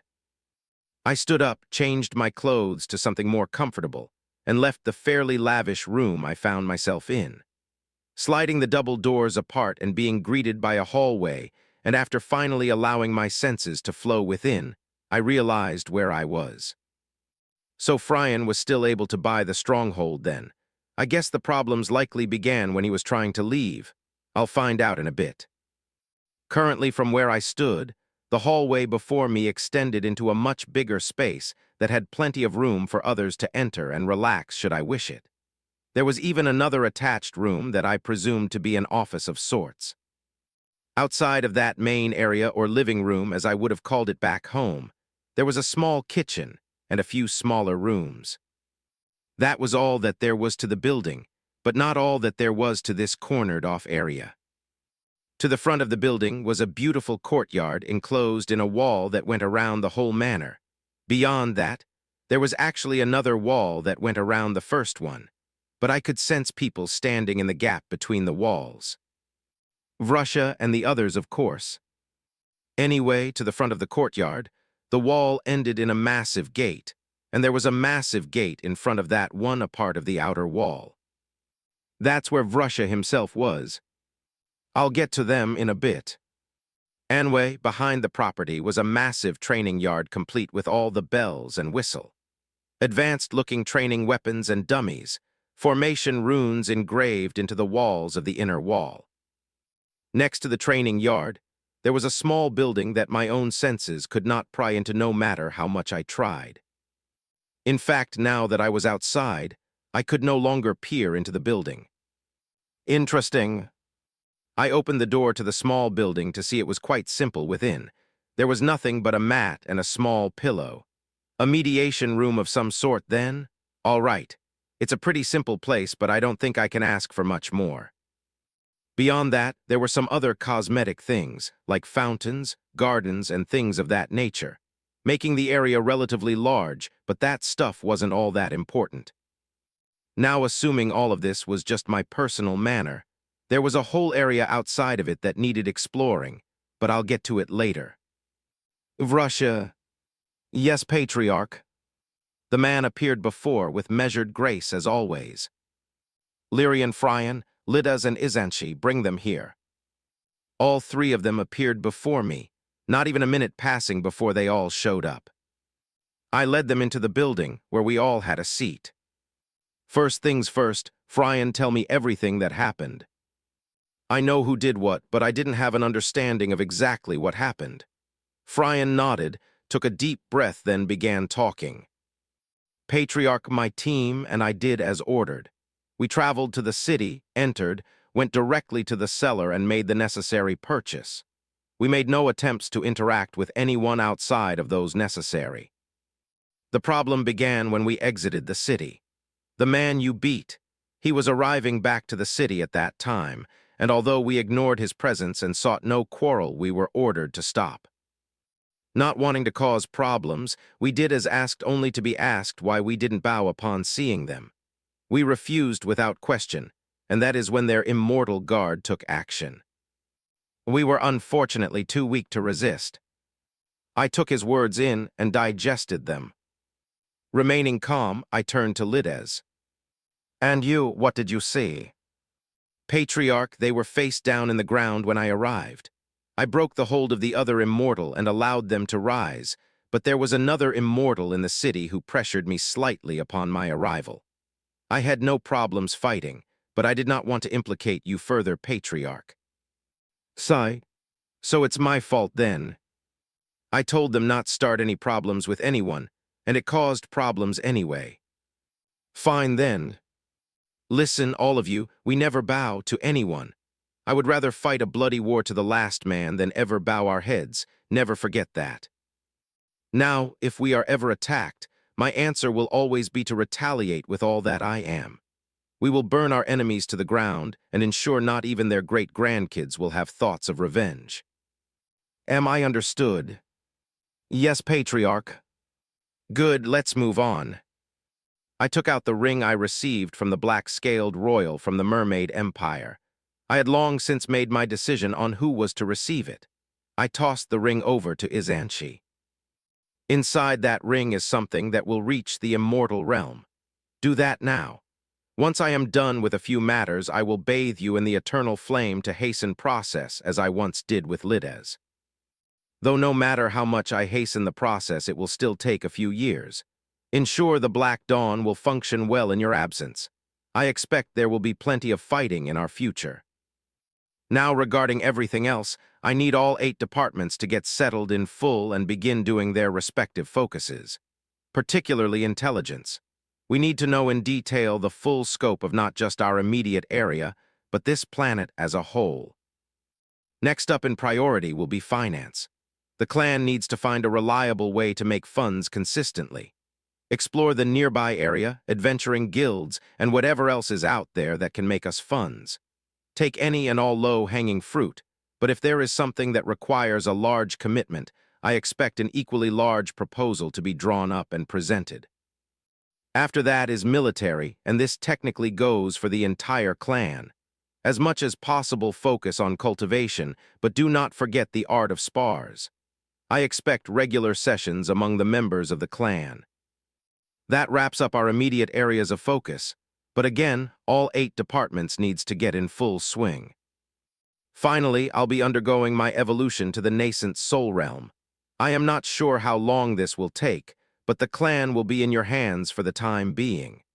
Vrusha, I expect the guard to use this period to catch up on cultivation. That's all I got.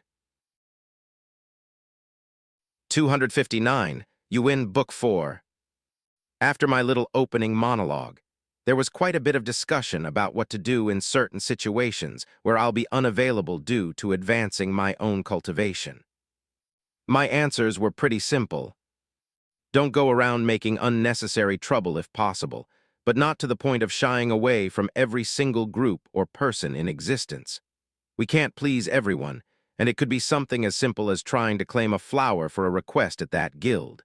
If someone else was hunting that same flower, should we back off out of fear? No, that would be stupid. Anyway, eventually the discussions came to an end, and everyone dispersed to handle their respective duties. Now there was only one more thing I had to do before entering closed-door cultivation. A few moments later, I was sitting inside my abode with Sendwara. I'm not sure how long this will take, but there's a good chance it could be anywhere from a few weeks to even a few years. The clan will ensure you're taken care of during that time, though. I didn't doubt they would, though I'm more concerned about you. I understand the importance you place on the members of your clan. Is it wise to bring the entirety of the clan down on an enemy for every slight you face? Perhaps if it was some random person asking me this, I would have already introduced them to the eternal flame. Well, not really, but I wouldn't have given a shit about what they had to say. Sendwara, on the other hand, was different. I know she's asking from a good place, and instead of turning her away outright, I entertained the conversation. Why not? If one of us was touched without reason, then the enemy deserves to meet the eternal flame. I don't disagree. Enemies should be handled at the first opportunity and without mercy. This is something in various ways throughout my life thus far, but you are special, Lord Raizen. She smiled slightly as she said Lord, knowing there was no need for her to do that any longer. You are the leader of a mighty clan of thousands of warriors, a clan you have plans to grow into a true hegemon of power in the years to come. It is likely that your clan won't just number in the thousands, but perhaps the tens of thousands. That is no small sum. If you were travel with the entire clan for each attack on a member, you would never be able to rest. HM, are you suggesting I ignore things happening to the members of the clan? Honestly, I know that isn't what she is suggesting, but it's not wrong to get clarification. especially since I think she will naturally add on to that thought. Which she did. That is not what I meant. Instead, I believe you should allow for the members of your clan to take care of themselves. They are all capable warriors, and from what I have been able to observe, they all seek your attention and approval. There is not shortage of delegation within how your clan functions, but I believe they would also appreciate handling attacks on the clan. You likely would prefer to lead from the front, and should wars reach your ears, then it is your right to carry the clan through it. But if a member is out carrying out their duties and faces an attack, allow for the clan to respond on their own. If the patriarch were to make an appearance at every occasion, then such a title would lose the power it carries. When word of the patriarch entering the battlefield reaches the ears of your enemies, there should be an emotional reaction. Not a predetermined plan, because every force on this planet is aware of you showing up for any infraction on the members of your clan. Your name should carry weight befitting of your station. Let them handle themselves, and if for some reason it exceeds their level, that is your moment to showcase the power of the patriarch. Well, when she puts it like that, it's hard not to be convinced that her thought process is more correct than mine. An example of what she discussed quite literally happened when I arrived at that city. Both the little rat's father and the king of that kingdom only arrived after I summoned the eternal flame to the city. Where were they when Lidaz arrived? Or after I covered the area in eternal flames? Heh. The prestige of the title of patriarch, huh? Well, I can't really say I care too much about that, but I do think there is value in allowing the clan to handle things before I make an appearance. Especially since I know for a fact that each and every one of them would appreciate me doing so. Well, I'll never stop doing what I want, and if this clan reached 100,000 in number, and I feel like calling every single one of them to arms and moving against 5 people, because they did something they shouldn't have, then I'll do it. But going forward, I suppose, she's right even just a little bit. What's the point of having the existence of the Black Dawn if I don't allow them to carry out their purpose? And they are only the first of hopefully a few conflagrations. If there are 2 or 3 of them, I can't just have them sitting on their ass every time something pops up. Or worse yet, do all the work myself and just have them watching. I didn't need to Sendwara to tell me that they would prefer to be given more work to do. They've all let me know that through Lyrian and Fryan many times. Fine. All right, you win. I'll do better. A smile graced her face for a moment, then the conversation shifted to other things. What you will do in the meantime? I suppose I will train, whilst continuing to find ways of progression for my race. I don't think I'm quite ready to move forward just yet, but it is important that I am prepared when the time comes. It wouldn't do well to lag too far behind you. Just bring it up with Fryan or Lyrian. They will ensure the clan uses all available resources to help you find a solution. I'm sure we can make something work on this vast planet, let alone the rest of the universe. Anyway, the conversation didn't last much longer than that, and I was soon by myself. Not wasting any time, I made my way to the mediation room, where I was met with nothing but silence the second I closed the door behind me. I could neither hear or sense anything happening outside of this room, and it would ensure that I could focus entirely on breaking through. All right, no time like the present, let's do it. I gently took out the soul fisher plant I got back in that water empire. It had a bluish stem and a bud that reminded me of a lily, with exception that it was giving off mist, and I could almost hear something akin to a song without words coming from the bud itself. It had not yet bloomed, of course, but apparently it would lose all the effects I needed it to portray if it was allowed to do so. Looking at it only for a moment, I put the whole thing in my mouth and swallowed without chewing. That wasn't a comfortable feeling, but it is done.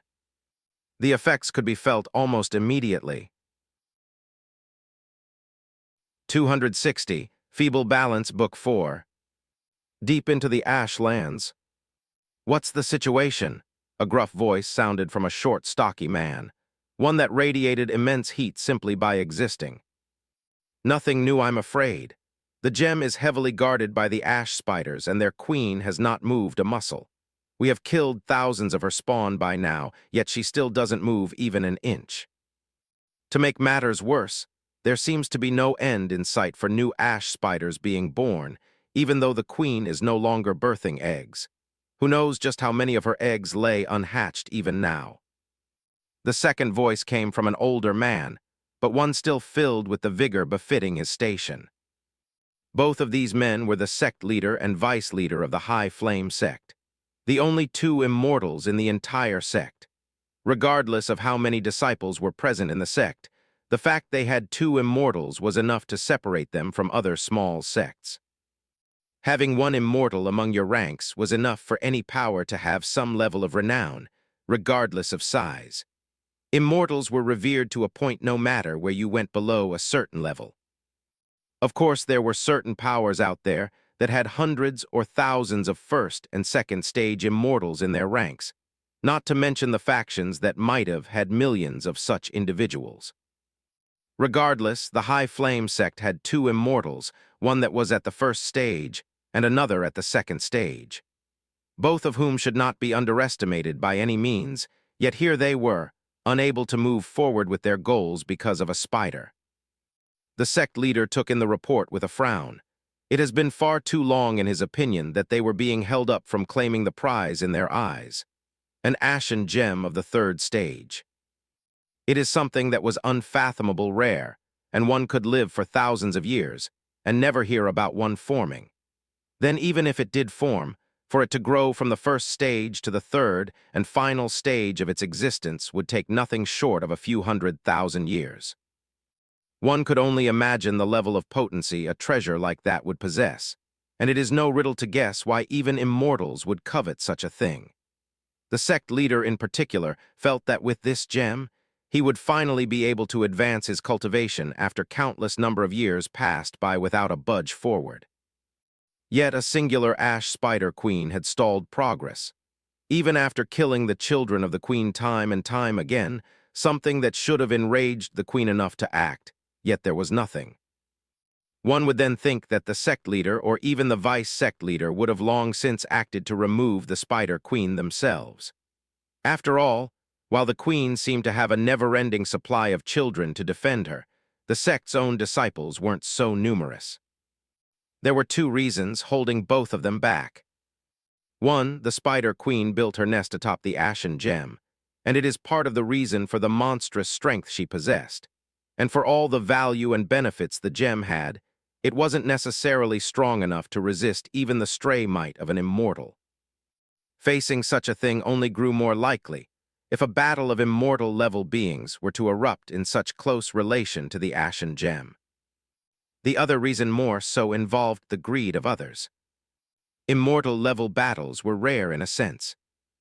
Unless there was a war of some kind happening, being of such strength rarely engaged in random conflicts. There would usually always be some sort of prelude or build-up to such a fight. This was especially true for someone in the position of a sect master. Any move someone like that made reflected back on the prestige and reputation of the sect, meaning most sect masters chose their battles carefully so as not to diminish any prestige they've managed to build. Now a sect master moving to attack a beast that didn't seem to pose immediate threat to the sect itself, that was odd. Something to pay attention to in the eyes of nearby powers. And if the prying eyes possessed enough strength, then one of them managing to see the existence of the ashen gem wasn't a low chance. Something the immortals of the High Flame sect couldn't allow to happen. Continue the pressure, we can't move yet. There are too many rats in the area already. Before the vice leader could respond, he paused as he received a message from someone else not in the room with them at the moment. He frowned slightly. Sect leader, there's a small problem.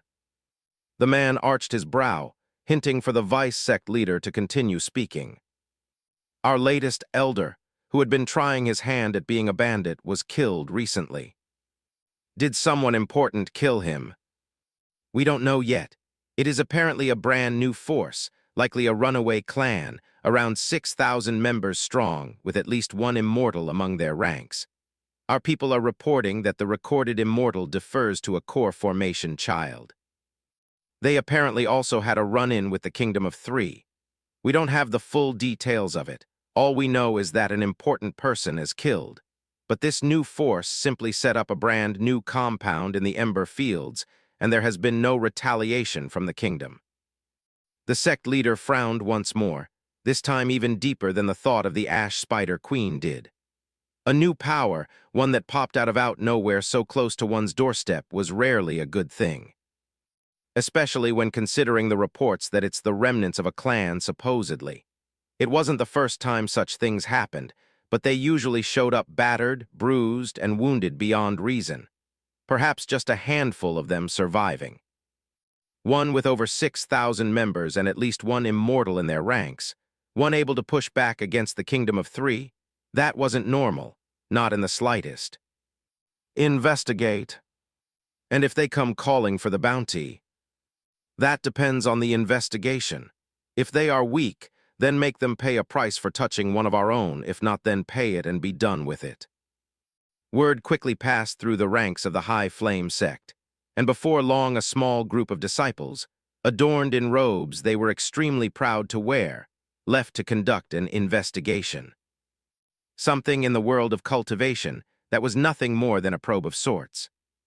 They would press slightly, not enough in their opinion, and the social normals of most advanced cultivation communities to cause a problem, but enough to elicit a certain reaction from a force, all for the sake of saving face. The politics of cultivation, if you will. Saving face, building prestige, and forming a reputation one could be proud of. It was all a part of being a cultivator and playing ball with other forces in the world. Push, but don't cross certain lines. Stand your ground, but don't advance beyond necessary. A constant balance. But it was a feeble balance. One that stood atop a single point of failure. Sure, if everyone played ball, then the balance would be maintained. But what if you pushed an animal that cared not for your politics? What if you touched a flame that didn't just sting, but sought to devour all that related to whoever dared to touch it?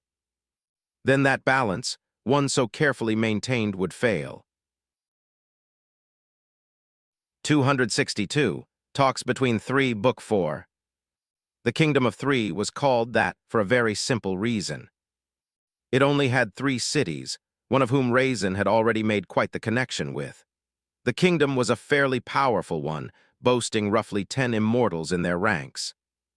The exact number wasn't known to the masses, as it was in the best interest of the kingdom to keep that information close to the chest. Even the exact strength of the king wasn't widely known even to most in the kingdom. It is said that their king was a half-step within the domain immortal realm, only needing a small nudge to make that final push. But even if that was true, a small nudge could mean anything from a year's worth of effort to a 1,000 of them. Time was never truly black and white when considering immortals. It was hard for it to be so, when one of them could sleep for the entire life of a mortal man and call it a light nap. Though at the moment, there weren't any immortals of the Kingdom of Three napping.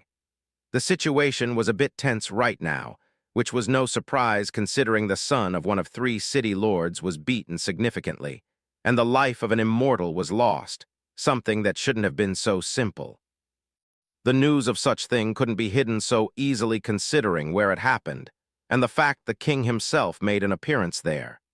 Needless to say, this was never going to be complete with just Raizen and his people walking away. Even if the king himself allowed that to be the case, it was never his intention for that to be the end of it. Especially since they received word that Raizen and his people claimed a part of the Ember Fields as their own.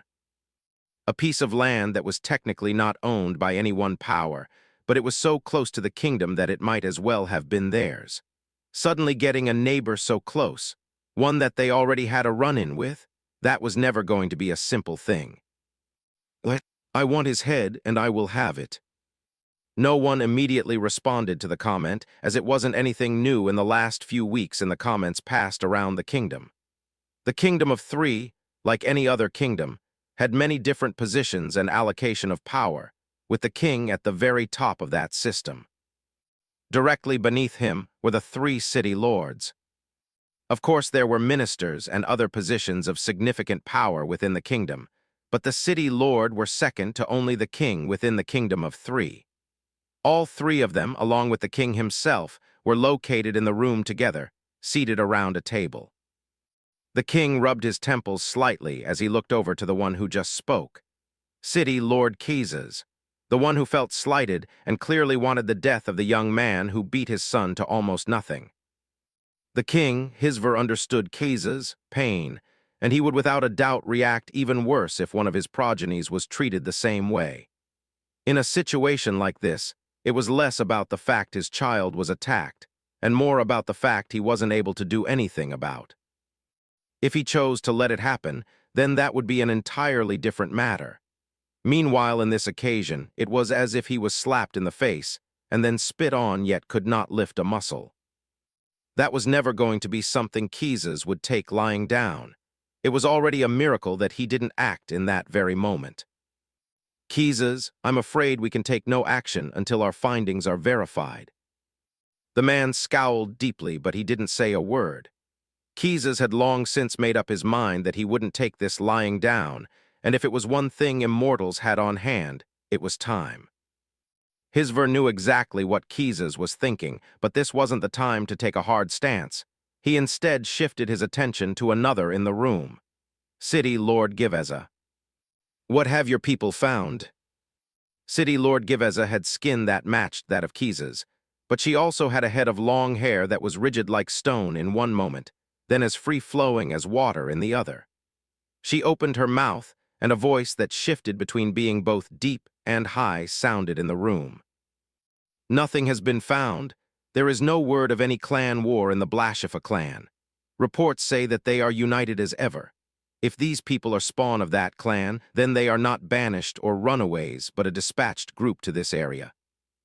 Her words resounded in the room for a moment, as the thoughts of all the immortals present took the statement apart and dissected it in far more ways than a regular human would be able to fathom even if they had a year to do it. All in a single second. The king spoke again, this time with far more seriousness in his otherwise deep voice. And the other possibility. Nothing has been found there either. There is only one recorded Infernal in this universe, and she has not departed that planet. It has been years since she has moved, and if others joined her on that planet, then we know information about it. The chance that this group sports the black flames of Infernals is likely higher than them, using the blackened smoke fire of the Blashifa clan. The silence in the room suddenly grew heavy. This was not Earth, nor was it the home of the Aquitilla Empire. Here they knew exactly what Infernals are and all that they represented. In fact, many of the factions joined Earth in their tutorial had either had their headquarters or at minimum significant presence in this very universe. Needless to say, Infernals weren't a secret here, and these immortals weren't stupid. Infernals liked to dress in black, use spears, and most importantly, they used black flames. Now, while only Infernals used the eternal flame, there were a number of other ways to have black flames or things that resembled it. The Blashifa clan was one such example, who prided themselves on using fire like smoke as the core of their abilities, and it was obviously black in color. Now, while being members of that clan wouldn't necessarily be a good thing for the Kingdom of 3 since they were not pushovers in the slightest, and just one branch of theirs could compete with the Kingdom of 3. They were still something they knew, and the Kingdom of 3 had ways to combat such a force otherwise they wouldn't be able to exist as a kingdom for as long as they had. Immortals were hard to kill depending on the circumstance, and if they really decided to throw their lives away, even one first-stage immortal could cause a lot of damage to much stronger foes. Either way, fighting the Blashifa clan was not something they would want to do, but it wouldn't be something to cause them to cower in their homes. Infernals, on the other hand, there wasn't a force in all of the multiverse that could claim they were superior out loud into the world without starting a war. They were respected and feared by everyone who knew who they were without question. Even some of the strongest forces in the universe, on the same level as Infernals would rather not get into conflicts with the maddened people known as Infernals.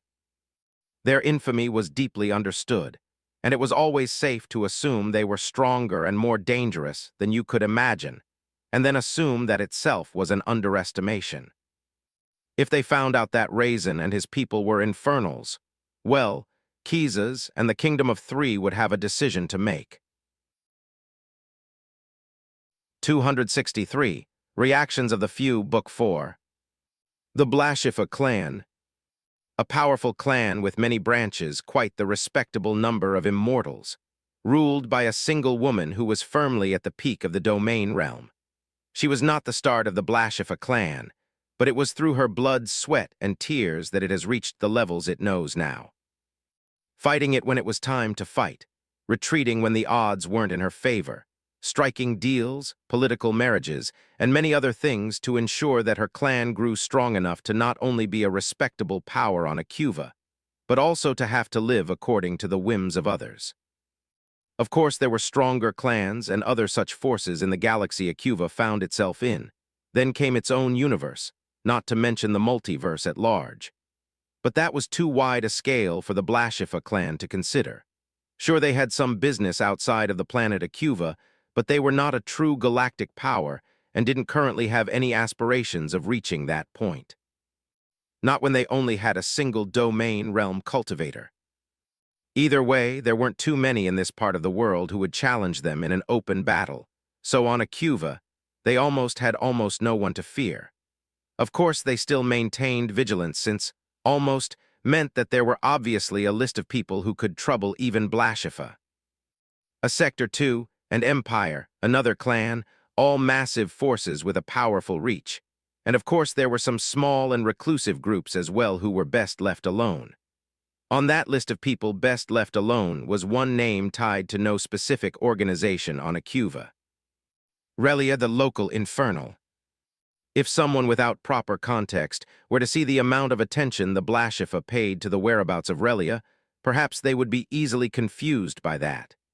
Yes, Relia was strong, proven by the fact that she was a powerful second-stage immortal, but the Blashifa had a few of those as well.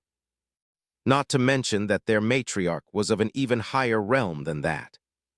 Yeah, despite both of those facts, the clan still regarded Relia with a significant amount of alertness. But those would be the thoughts of someone without proper context. Those who did have context and were properly aware of the fact that Relia was an Infernal would gain an inkling of understanding regarding the full scope of the situation. At first glance, it would be easy to assume that the clan simply feared the fact that she was an Infernal, and that alone was enough of a problem by itself. They were known all across the multiverse as a warmongering race. None had ever heard of them losing a war. For most, there would be no other reason needed to fear having one walk amongst your people, as any second some random action could cause them to call down war upon your people and all those you loved. They were easily seen as ticking time bombs. But that was not where the clan drew most of its fear from. It was because of who they were as a clan that caused the real problem. The number of times a stranger had mistaken them for being members of the Infernals in some way, shape, or form was not in the single digits. Of course, it was easily explainable, since they did use power that was quite similar to that of the Infernals, at least to the untrained eye. Their black, fire-like smoke looked nearly identical to the eternal flame. Something like that could easily be taken not as a minor slight, but a heavy one. It was no fault of the Blashifa clan that their particular bloodline gave them these abilities. What were they supposed to do, complain to the universe for giving them an ability that was similar in appearance to that of another race? Of course they would not. That would be foolish. But reality was reality.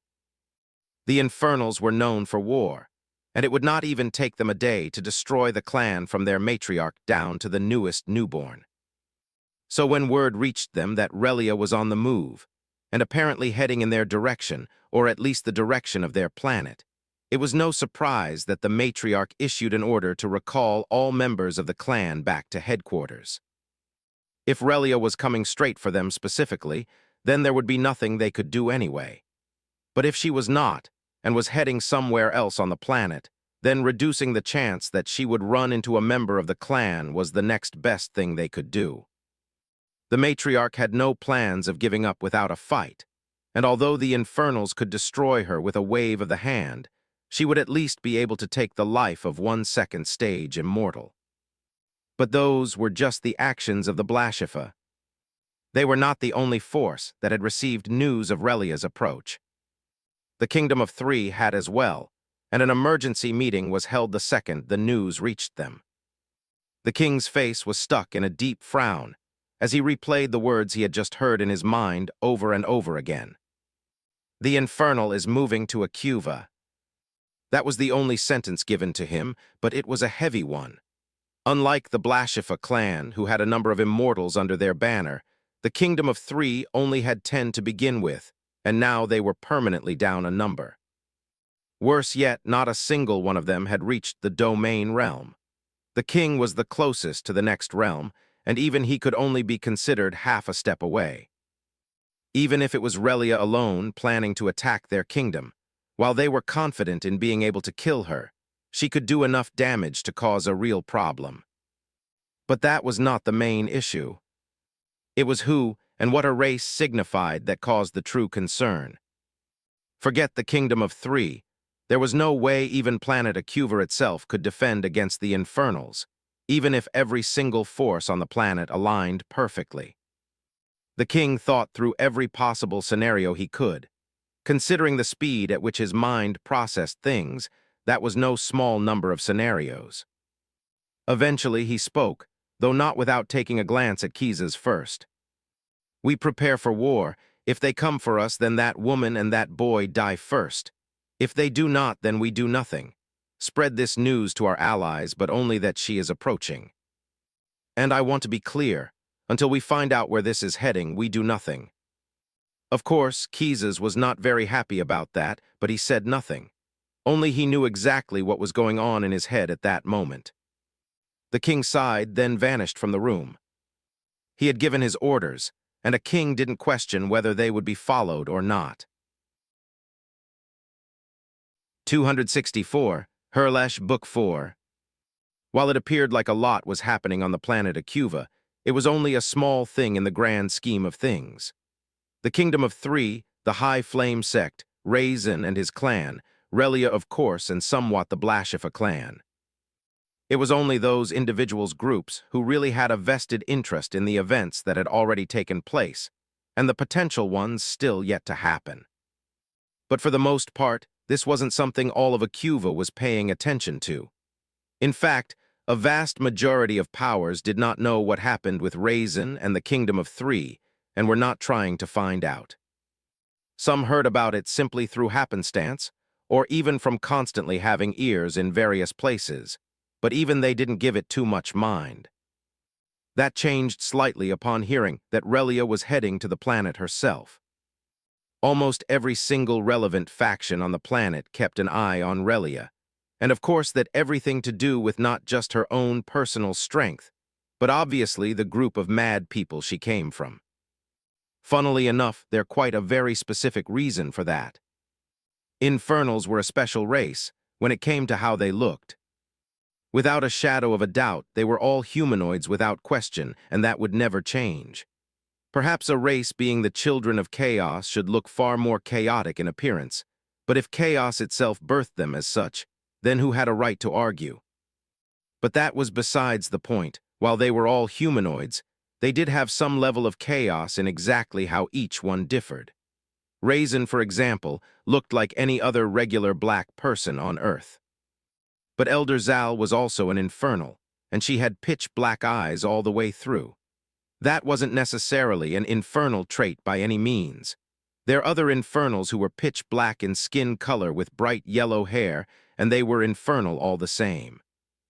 There is no explicit trait or rule that all infernals had except for being humanoid in nature. See, it all had to do with one of the two ways that infernals came into being. One was obviously like most other people did, through the mating of a male and a female, where at least one of them was an infernal, and the child would be the same. The other was, of course, how all patriarchs and matriarchs were born.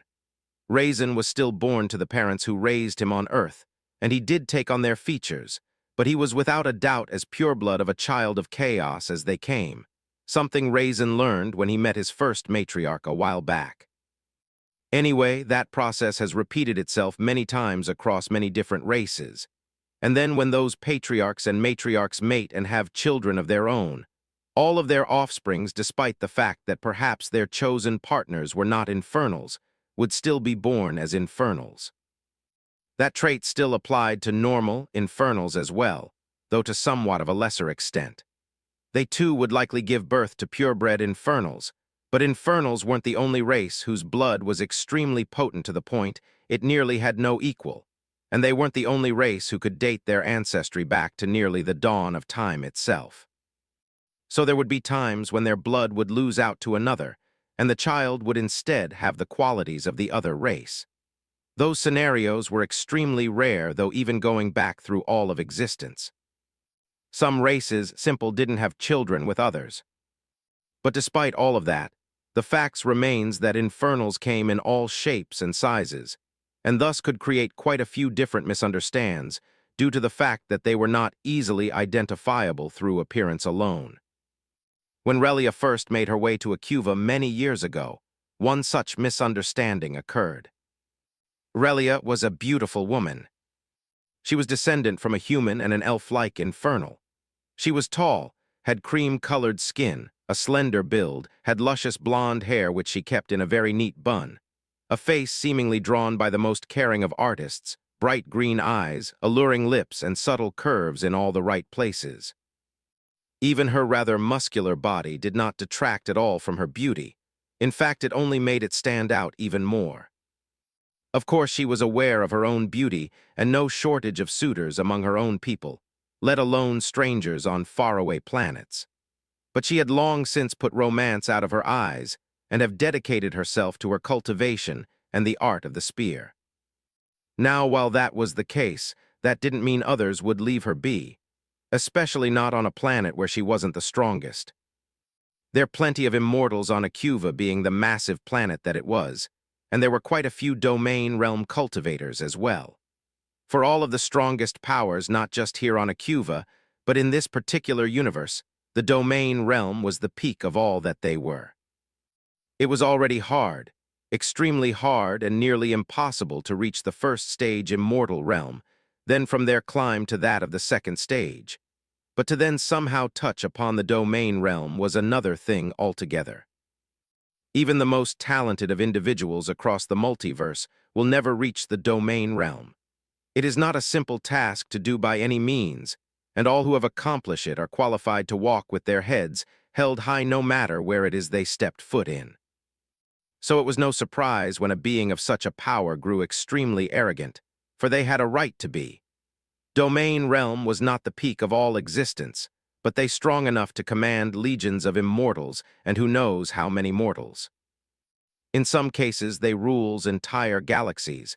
In others, a few of them might even have power over an entire universe. Such was the nature of the power that a domain realm cultivator held. Which brings us to Tresha, known as the Emperor of the Hunt, ruler of the great Hurlash Empire, the largest one located on planet Acuva. They were one of the most powerful forces on not just that planet, but in the galaxy as a whole. Tresha wasn't their only domain realm cultivator, but he was by far the strongest. Raizen himself had long since proved that two beings in the same realm didn't necessarily mean the same strength. That was still true no matter how far up the cultivation ladder one climbed. In fact, it was far more real the higher one went, due to the fact all subsequent realms were built on the backs of all the realms before it. If the foundation was weak, then the pillar would be brittle. Anyway, Relia, who was still a second-stage immortal at the time, had found herself in the lands of the Hurlash Empire, and since someone so strong would never go unnoticed since she was a stranger. Reports of her presence made it all the way up the chain of command until Tresha himself had caught wind of it.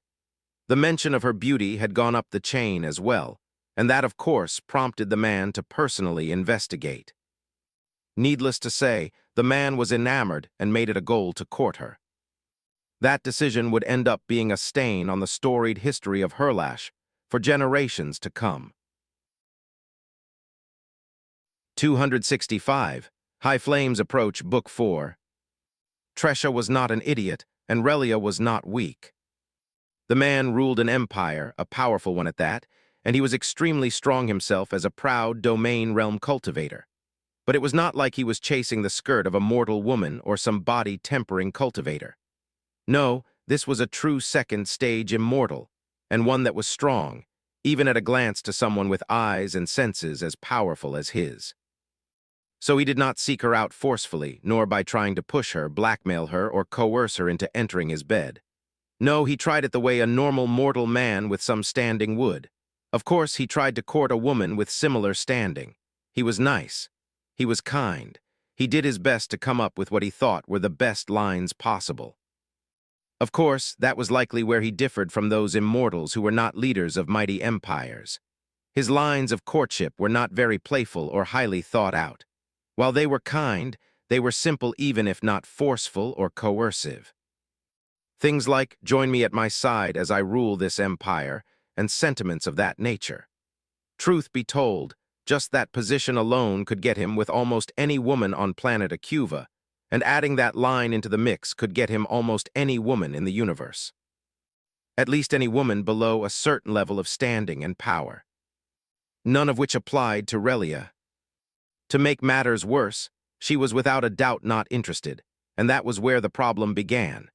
Instead of taking her initial rejection as a firm no, the Emperor was persistent in his efforts and pursuit of a woman he found most beautiful. This was, of course, coming from a man who had countless concubines and already possessed a large collection of heirs. This was not to say the man was filled with lust. It was simply an action befitting his position as an emperor. He had certain traditions and rules to abide by. A man of his strength could not simply ignore all of his duties, not unless he wanted to deal with a revolting empire. Of course, one of those duties was not necessarily a chore to him like the others. This duty was to ensure the royal family spread far and wide, so that should disaster strike, the royal line would survive. He made sure that was reality. So while he had concubines, he had no wife. He hoped Relia would change that. She did not. Now Relia, like most Infernals, especially one of significant strength, preferred to silence problems with her spear. She did not wield the eternal flame, nor did she have a clan to back her up. But she was an Infernal, and for most Infernals, that alone was more than enough reason to start a war. Relia was not in any clan, but that did not mean she was alone in this world. There were plenty of people willing to back her up should she call for help. Needless to say, Relia did indeed make one such call. And the Herlash Empire, a century later, was still stuck in a succession feud to decide the next emperor to this day. News of what happened that day spread all over Acuva and beyond, and now any force of note made sure to keep tabs on the woman as best as they could. So word of her return was duly noted, not just by directly interested parties like the Kingdom of Three, Herlash, and the Blashifa clan, but by almost anyone of note. All in all, practically the entire planet, or at least those with the strength and connections to obtain such information, knew of Relia's arrival. In the weeks that followed, everyone prepared for that arrival in their own way. Some prepared for war to their dying breath. Some sheltered, as if a simple storm were passing through. Others searched for a reason why Relia might return after such a long time. And then there were those who did nothing. Like the Shattered Peak sect, who could not care less whether Infernals were present on the planet or not. They were a lofty sect, and this branch on planet Acuva was headed by a single domain realm cultivator. But that was the thing. That was just one branch. They were one of the few powers with presence not just on planet Acuva, nor just in the galaxy, nor even the universe it dwelled in. No, they were a proper multiverse-level organization headed by a true monster of the Dominion realm. So while forces like Herlash could contend with any power in their current universe, that was only when the current universe was taken into account. Forces like the Shattered Peak sect, who spread their roots and peaks across many places, were not to be compared to an empire like Herlash. The only reason they even heard about Relia's visit and paid it any mind was because of the Kingdom of Three. The king's daughter was one of their disciples, and a fairly important one at that. There were even talks of transporting her to another branch a few centuries from now. Anyway, while they would not dare go to war with Infernals, that did not mean they had to scurry away simply because one approached. Though it was interesting to consider how they would react if their disciple's father told them the full scope of why that Infernal might be approaching. Would they dare to simply ignore her? Ignore Raizen? If that disciple came and begged for support should a war arise, would they stand by her? Or would they cut her loose the second the Infernals turned their gaze in their direction? Of course, this was all happenstance, and the future wasn't certain as of yet. Especially not when Relia or even the members of Raizen's clan were aware of all these other reactions to Relia's approach. In fact, the members of the clan, particularly Lidaz, Fryan, and Lyrian, were much more concerned about something else. The group from the High Flame clan had finally reached their gates, and they carried quite the pompous air about them. 3 of them approached, 2 in the Chi refinement realm and 1 in the core formation realm. The High Flame sect knew that there was an immortal among the group who they expected to be a runaway clan, but there were certain rules and politics these sects played by. If they themselves didn't approach with a nascent soul cultivator, much less an immortal one, then this runaway clan, or any other force for that matter, should respond with a similar level. This way they would be allowed to push within a certain extent, because no one wanted the reputation of using your cultivation to bully others. At least not sects who had an outward reputation to maintain and disciples to recruit. There would of course be a line they couldn't cross, and even pushing too much could itself be a crossed line. But as long as they played the game beneath a certain level, then the other side would play the same game. These were unwritten rules of engagement, and pretty much an understanding that most factions had. But Raizen and his people were not most factions. For one, all Chi refinement cultivators in the clan had long reached the core formation, and the clan wasn't really in the business of accepting a host of new members. So, if they thought they would be greeted by someone of their level, as they approached the entrance to Raizen's new stronghold, they had another thing coming. 266. High Flames Burn, Book 4. The presence of a nascent soul cultivator crashed into the group from the High Flame sect-like, and washed away their arrogant expressions like the tide washing away words in the sand. It wasn't enough to force them to their knees, as that wasn't the goal of the Infernal in question, who was a member of the Black Dawn, and was given the task to figure out who was approaching. Maybe there was a small chance, a very small and minuscule chance, but a chance nonetheless that the members of Raizen's clan would have greeted the entourage from the High Flame sect with a little bit more politeness. But this was unfortunately a bad time for them. Their patriarch was working towards a breakthrough, and it had been weeks since he began.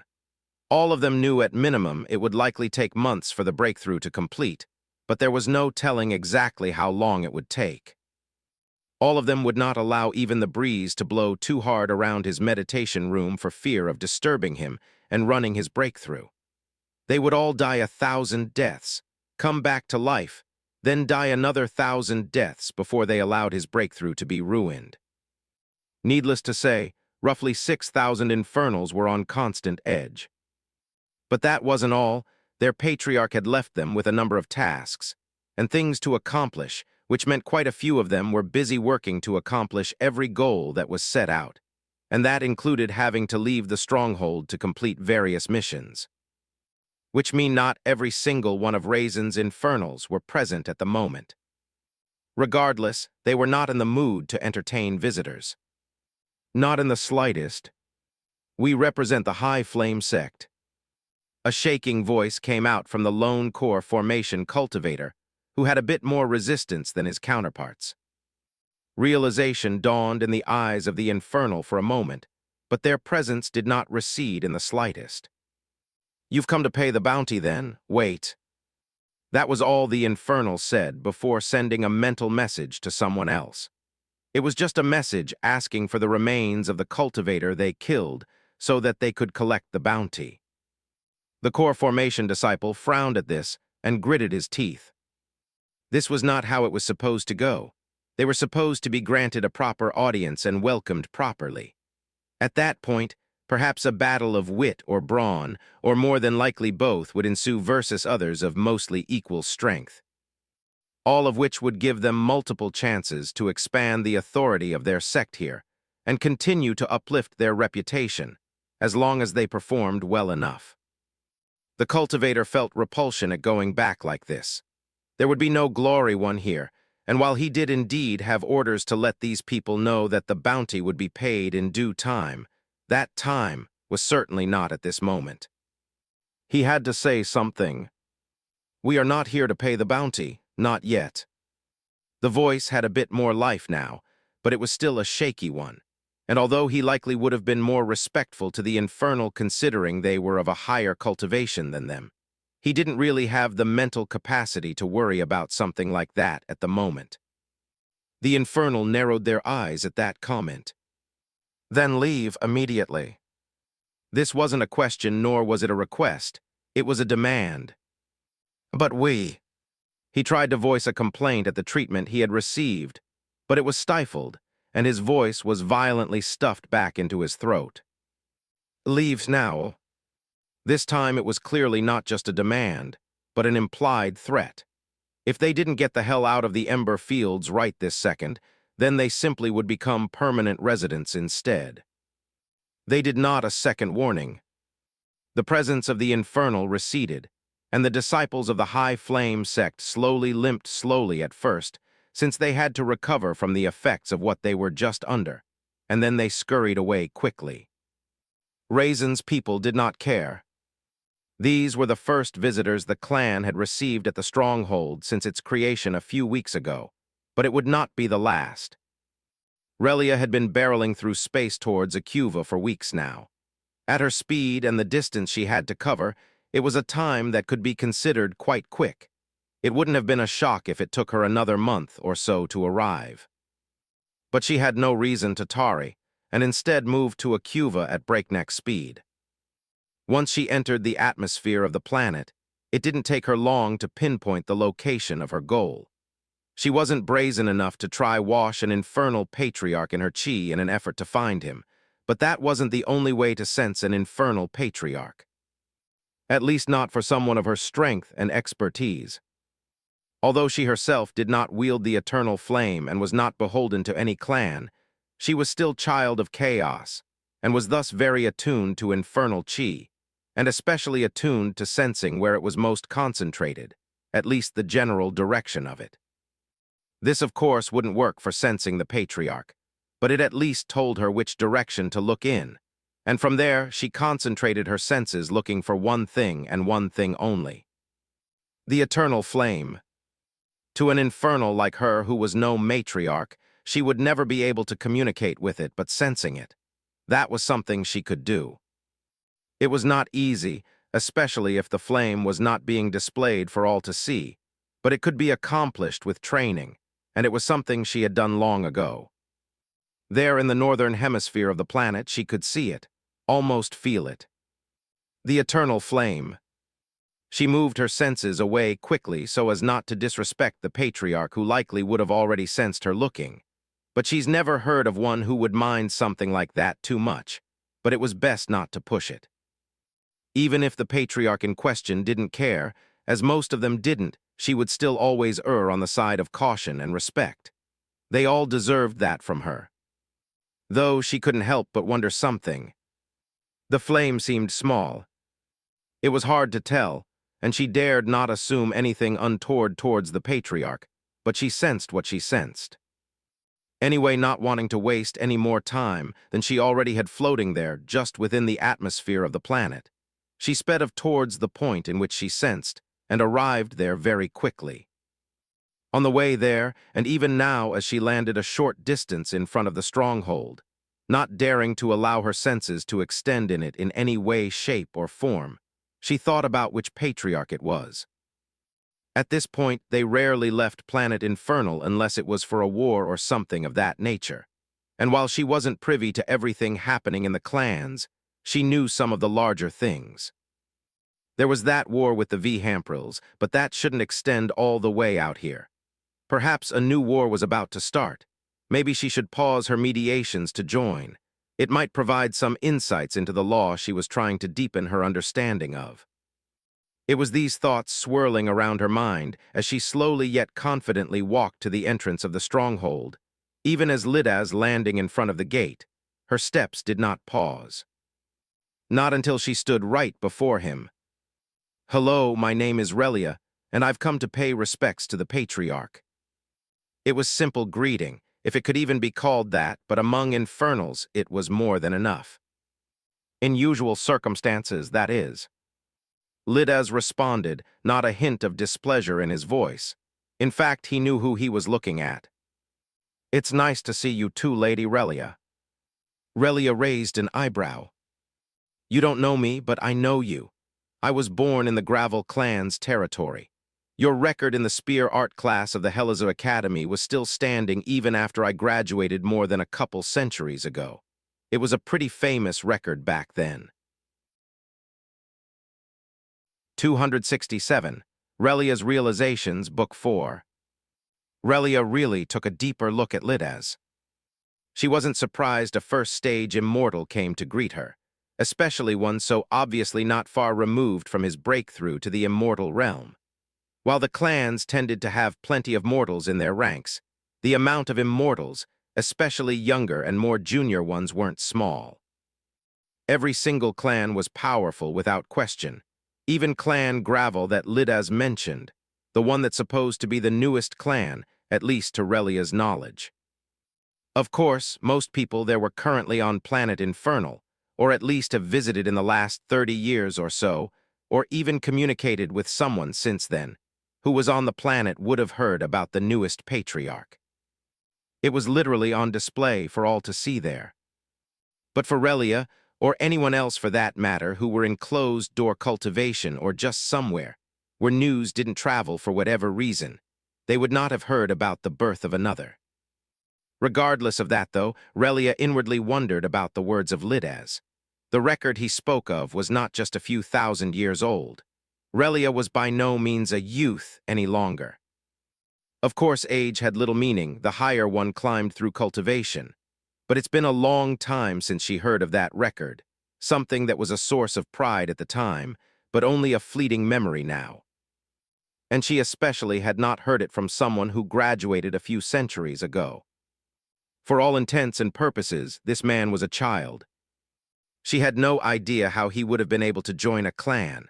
All of them would have been properly established long before he was born, long before even she was born. It has been thousands of years since she heard of any clan recruitment taking place. Only the Gravel clan took on something akin to outer sect disciples once a century or so. But that clan was ruled by a matriarch. Not a patriarch. Suspicions aside, Relia smiled at the man. This was another Infernal she was greeting, and one in service to a patriarch. She would never be rude or disrespectful to him without explicit reason. It's something I think of too often, but it's nice to hear someone still does. Though you were probably far more talented than I if you managed to gain an entry into the Patriarch's clan. A flash of realization enters Lidaz's eye, and he immediately realized that Relia had no idea who she came to greet. Perhaps it would have taken him a moment or two longer to come to the same conclusion while still in the nascent soul realm, but the thought speed of immortals could never be questioned. A smile still on his face, he responded, "Come inside, you'll understand a bit more then." Relia follows without question and entered the stronghold. Other Infernals were moving this way, and that with only some sparing her a glance and more times than not a quick greeting. They were busy, and every single one of them knew about the tenderness of the period they were in, and could spare any time more than necessary for longer conversations, with someone they all figured would not stay long. The practice of paying respects to a nearby patriarch or matriarch when in the same area was not new at all, and they would have done the same thing if they were in her shoes. But while they moved along busily, Relia regarded them with more than just curiosity now. She still didn't dare to let her sense spread without leash around the stronghold, but her eyes were sense enough. Nothing but core formation and nascent soul realm infernals. Of course, there was nothing inherently wrong with that setup, and she expected them to be here. But this stronghold was only big enough for not even 10,000 people by her estimations, and it hadn't been here long. Easy enough for her to notice, just from simply how it sat above the land. A patriarch traveling with only a paltry few thousand infernals in their wake. Normal. One traveling with only one newly crowned immortal. Very abnormal. Of course, Relia knew they all did whatever they wanted, and she wouldn't question a single thing about it, but this wasn't usual by any means. Even if the patriarch in question didn't order it, his whole damn clan would be inclined to follow him into the depths of damnation. At minimum, all of the elders of the clan would come unless the patriarch loudly and profoundly told them not to follow. But why bring thousands of mortals and one new immortal instead? Was it training? Relia couldn't put her finger on the reason while her feet continued to move behind Lidaz, who was silent since they entered the stronghold. Although Relia thought the place small, there was no question that it was truly massive enough to comfortable house over 6,000 people. So it was no surprise that it took Lidaz a few minutes to reach a small courtyard in a secluded section of the stronghold. One that held a few larger homes than that the rest of stronghold. He took a seat, and Relia followed without needing to be told to do so. Lidaz opened his mouth again. "You don't know, do you, who my patriarch is?" "No." But before Relia could begin listing the names of all the patriarchs she knew of, Lidaz cut her off. "It is none of them. I serve Patriarch Raizen of Earth and a proud child of chaos." Lidaz said that with so much pride he was basically glowing, the words alone having enough strength to almost pull him to his feet. Relia took in the words and cross-checked them with her own internal database of patriarchs and even matriarchs for good measure. Her mind fist enough to do this check thousands of times in a second, yet no matter how much she did so, she knew her conclusion would not change. Then it all made sense to her. The presence of a patriarch here, the small stronghold, the members of this clan, and the lone immortal sitting before her. This was a brand new patriarch, a brand new clan. The implications of such a thing rattled around in her mind, like the voices of a market in the peak of day. A chance, one she had given up on long ago. She wasn't a depressed maiden with an aching heart longing for a future that will never come. No, she was a proud infernal, one talented enough to rise to second stage immortal with plans and aspirations to step beyond even this. She had opportunities to join the Gravel clan in her youth, but she did not like the prospects that meant. It would have still been that outer sect-like position and her prospects at ever joining a conflagration. Something most considered a high honor would have been extremely limited. And limited was just putting it mildly. The competition for those positions were between people who had been in the clan since before she was alive. To make matters worse, spots rarely came open. It wasn't like she would have been treated poorly or anything like that, but her goals were far higher than what was being offered to her. That was why she decided to climb as high as she could under her own merit, whilst hoping to catch the eye of someone far higher on the totem pole, so that she would one day get her own chance to wield the eternal flame. She barely stopped herself from staring daggers into Lidaz. 268. News Spreads Book 4. Lidaz could guess exactly what Relia was thinking. It was no surprise why he could, since he too was once in her shoes. It was even more so for him since he came upon Raizen when he only had 2 members in his clan. 2 boys at that. Things were a bit different now, and Lidaz was a proud member of Raizen's clan, and he would die before he let some belittle them. Of course, Relia had no intention of doing that, and he knew she instead saw this as an opportunity. And while he would never allow Relia or anyone else in all the multiverse to belittle the clan, he wasn't stupid. He was their lone immortal. There was, of course, the leader of the Black Dawn currently undergoing her own breakthrough to the same realm, and while that would give them significant presence here on Acuva, Lidaz knew just who his actual counterparts are. The hegemons that existed back on planet Infernal. The matriarch of the Gravel clan was the weakest of the bunch when not counting Raizen, and she was in the Dominion realm. Someone who could dominate this entire universe without breaking a sweat.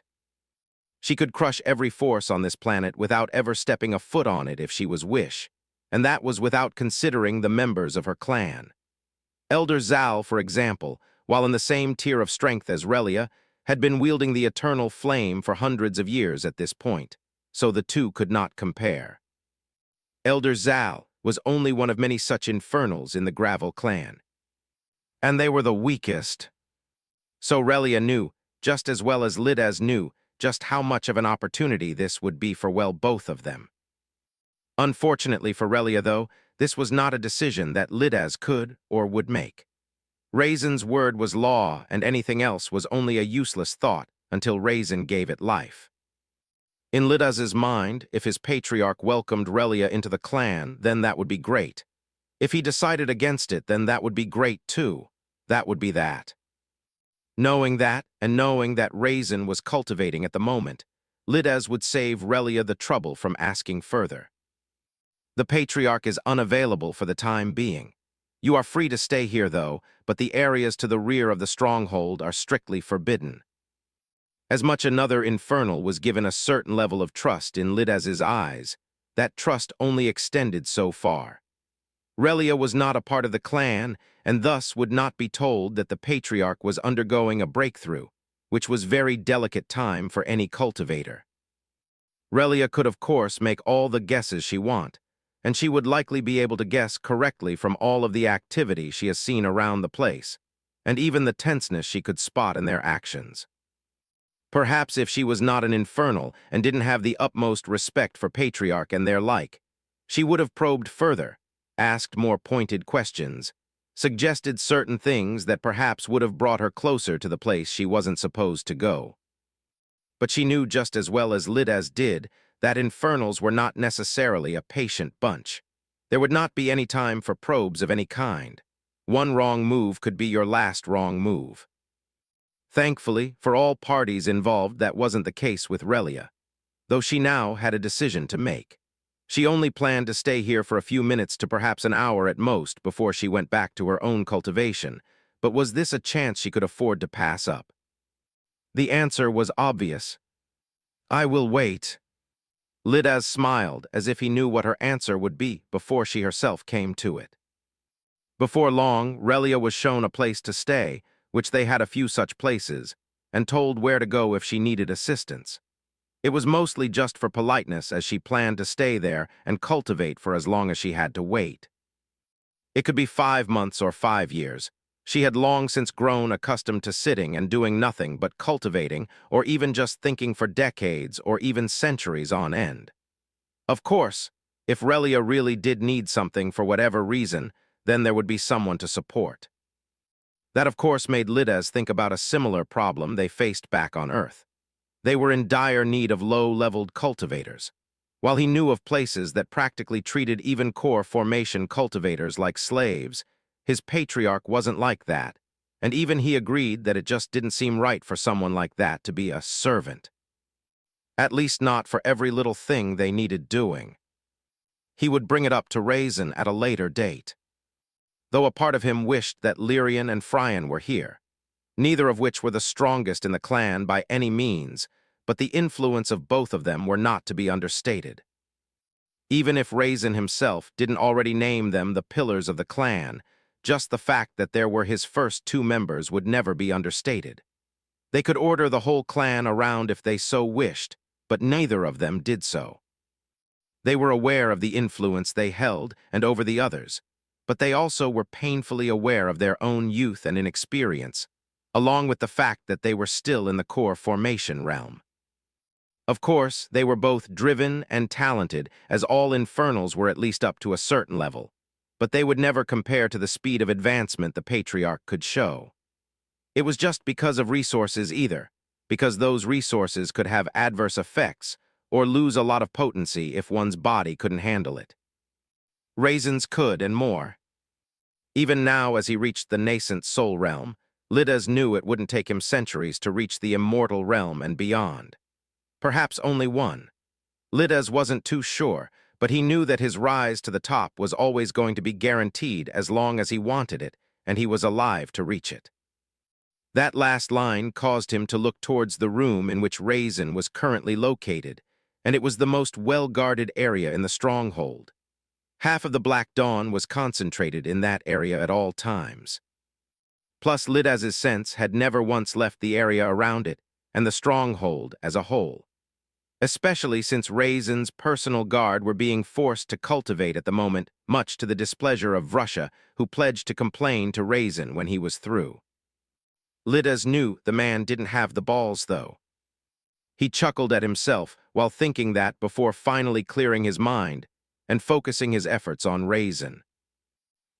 Now, while everything was calm at the stronghold, or at least as calm as it could be, the same couldn't be said for other forces both near and far. Relia hadn't necessarily hidden herself, and why would she?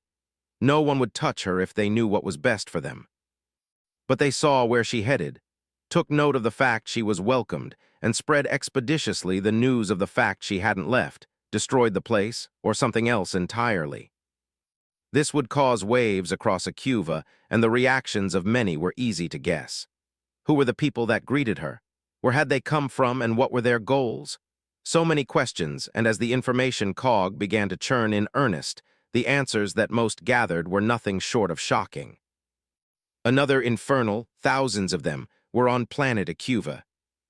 Nothing was guaranteed as of yet, but that thought wasn't so easy to dismiss. 269, Client Services, Book 4. She went were. This was the booming voice of the sect master of the High Flame sect.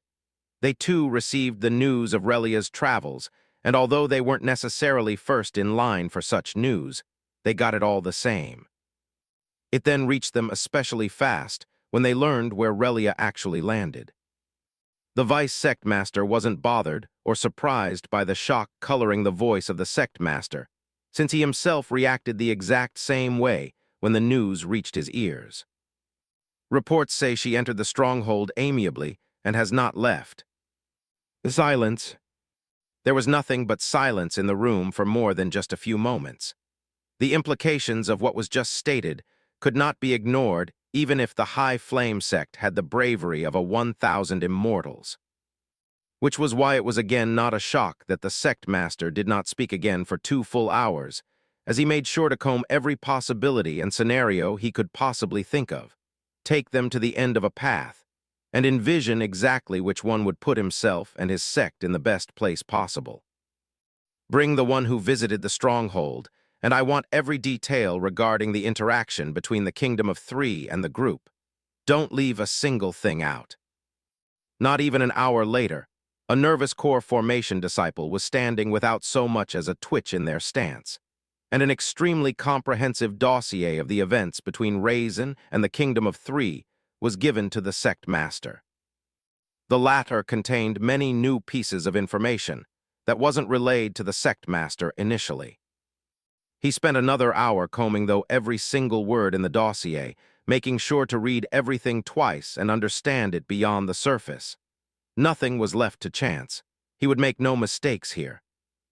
He simply couldn't afford to.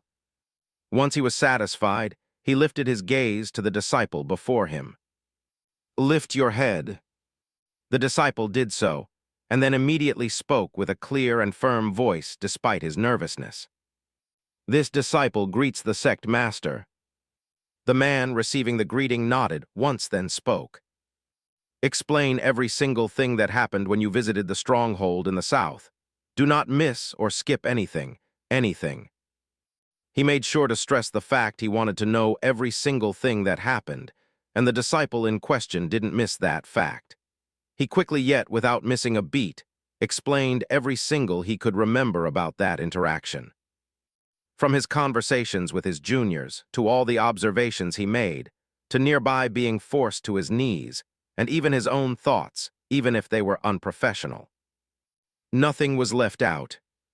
He knew better than to try and keep secrets before the stern gaze of an immortal, let alone one that was also his sect master. While he didn't know the full capabilities of an immortal, he's heard enough stories over the years to know the type of fate that would be waiting for him. The second he finished with his full accounting of what happening from start to finish, the sect master immediately dismissed him and fell into thought once again. This time, only a few minutes passed before he turned his gaze to the vice sect master, who'd been nothing but a silent observer this entire time. What do you think? Pay them what we owe and cut all ties immediately after. So you've reached the same conclusions as me then? The vice sect master just nodded grimly. The conclusion mentioned here was rather plain and practically shouting death and destruction in the ears of both men right about now. Infernals. There were thousands of infernals south of them, and they were preparing to antagonize them. They wouldn't even know how they died if they actually went through with such a plan. What happened in the Herlash Empire would still be fresh in the minds of immortals thousands of years later, let alone not even 2 centuries. It was the sect master who broke the silence in the room. I agree, or I normally would, but I'm of a different opinion. This is an opportunity. I am willing to bet my entire cultivation that there aren't many others who are allied with infernals on this planet. Based on everything we know, I believe there is a chance we could do just that. Something that is worth almost more than any treasure in all of Acuva. Do not let greed kill you. If you were anyone else, I would have turned you to ash where you stood before those words finished coming out of your mouth. The vice sect master did not speak, and only stared back without a change in expression. Fine, though let me explain, this is not a thought born of greed or foolish thinking. You have received the same reports I have. Members of that group have been busying themselves completing various missions near and far. From gathering resources to killing bandits and criminals, they've done it all. We have been struggling with our very own problem for too long. There is no other option but to keep pressing, but just how many disciples have died just to be where we are today? This could change that. Even if we cannot entire a true alliance, we have work and funds to pay them. I do not doubt that they would accept. You're willing to forsake the knowledge. Our sect has spilled blood to keep secret after all this time. The sect master followed up with a question of his own. Are you telling me this secret, and the treasure it holds, is more valuable than the opportunity to work with an infernal, to be allied with one, to let the weight of their name being associated with ours spread? The vice sect master did not reply. While the High Flame sect was coming to decisions of their own, so too were others. The king of the Kingdom of Three did not retract his order to prepare for war, and instead doubled down on those efforts. He made sure not to spread unrest among his entire kingdom by doing his best to ensure those preparations were kept close to the vest. But it wasn't so easy to hide the building tension among the soldiers who would be participating in something of this stature. But that was the actions of the king and a majority of the Kingdom of Three. There were others, though, moving in a direction of their own. The location was a room, one small without any ornaments or decorations, save for the thousands of inscriptions scribbled into the plain wooden walls. These were, of course, a part of a formation. A highly complex one meant to block all manner of senses or techniques to glean any information at all. The location of the small room itself did not matter because it was never in the same place for longer than a minute. While it had no official name, to those who made use of it, such a thing would not matter. The room, the very special room, had once purpose: to allow 2 parties to meet. One would fill the role of client, while the other would be rendering a very simple service to said client. A service seemingly as old as life itself. To kill. Yes, this box, and a few others like it, was where those of the Rock Guild took requests. The room was empty. Then a split second later, 2 figures shrouded in not just garbs, but truly powerful chi. I'd like to make a request. The client in this scenario spoke up, and the one provided a service responded. Speak. Neither voice was easily distinguishable, as both were heavily distorted by chi. The client then displayed an image of Raizen for the other to see. Kill this man. 270, for Pride, Book 4. In meetings such as this one, there was usually silence following the reveal of whoever the client wanted to have assassinated. The member of the Rock Guild would spend a few moments assessing the target and sending information regarding the target for even more assessments to take place. That assessment could take moments if information on them was on hand, or even days if things need to be gathered. Never for more than a week, though. Anyway, that silence did not happen, and an answer was given immediately. No. The client was caught off guard. A voice not yet tinged with desperation, but a slight worry could be heard. Why not? The motto of the Rock is even death has a price. I am willing to pay. The initial silence the man expected arrived, and after a few moments the member of the Rock Guild raised a single finger. One what? 1,000, 1,000,000, rank 1 or rank 2. The ladder is steep, but I can pay it in full in the next millennia. Number 1 universe. The cost you would need to pay to accept this request is for you to pay the worth of this universe. All of it needs to be paid in full before the request can take place. Silence, and this time it was an uncomfortable sort of silence. The member of the Rock Guild did not speak again during that silence, and the man who was ready to offer many more things to help seal the deal was suddenly filled with anger. Anger that threatened to explode, but he dared not do so. Killing a member of the Rock Guild was one thing if you caught them during an assassination attempt. They accepted that risk and would simply consider it a failed mission. Of course, their rate of failure was excruciatingly low.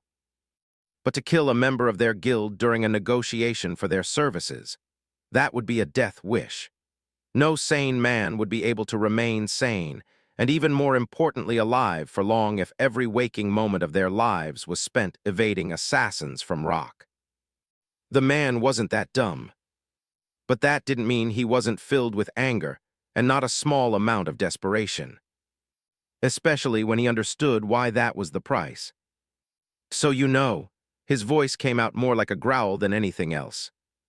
The member of the Rock Guild did not respond, the answer clear as day. What the man was referring to was something he hoped hadn't made the rounds around the planet yet. It wasn't that Relia was back or even where she went exactly. No, it was that there were now thousands of Infernals on Acuva. The tension that brought was unimaginable. It wasn't even 100% confirmed whether they were Infernals or not, but it was definitely more than 50%, and that was more than enough. There wouldn't be a single force with half a brain on Acuva who would dare touch them. Not unless they believe in suicidal acts and didn't care if themselves, their families, and anyone or anything they ever cared about was killed or destroyed. That's what it meant to get on the wrong side of Infernals. Needless to say, the Rock would never accept such a request, and anyone who could pay the absurd asking price wouldn't need to hire the Rock for a task like that in the first place. The worth of a universe. That was only a conversation being strong enough to destroy Acuva with a stray palm were allowed to have. The man, now realizing how futile it was continue this meeting any longer, did even bother saying another word and simply vanished. The box he was in immediately disappearing from where it was and wiping all traces of man's presence away from it. And for the man, the memory of the conversation he just had was wiped from his memory without him being able to do anything about it. Not that he wanted to, the memory wipe was standard procedure for dealings with the Rock. He would of course still remember who the Rock were and what business they traded in, but apart from knowing whether his request was accepted or not, he would not remember the box, who he met with, or any other detail the Rock deemed important for their own concealment. Being an assassination guild was like the existence of a guarded bank vault. Everyone knew the vault existed and that it was filled with money, but very few would actually attempt to rob it because it was heavily guarded.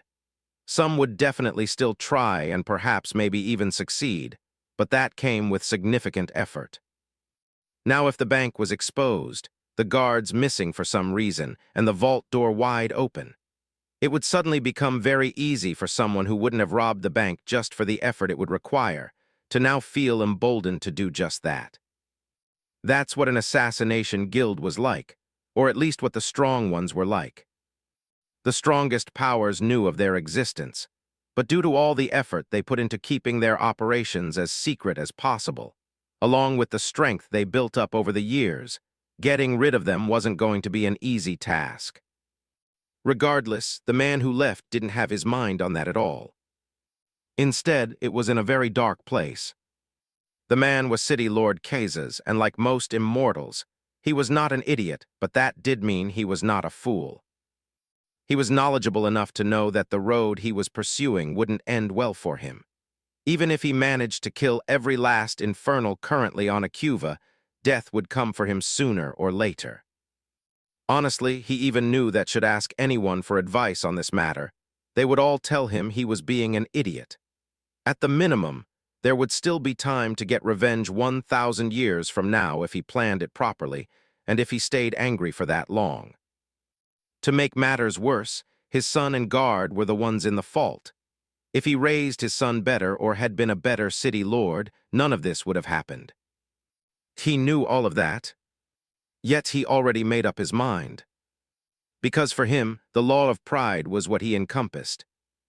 The law didn't dictate how he behaved, but for him and any other immortal, getting closer to one's law was extremely important if they ever had dreams of climbing higher.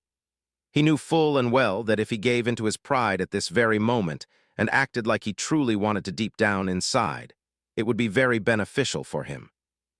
So while he was not an idiot, heading down the path of clear destruction, all because of a slight and a benefit for cultivation, could only be considered foolish.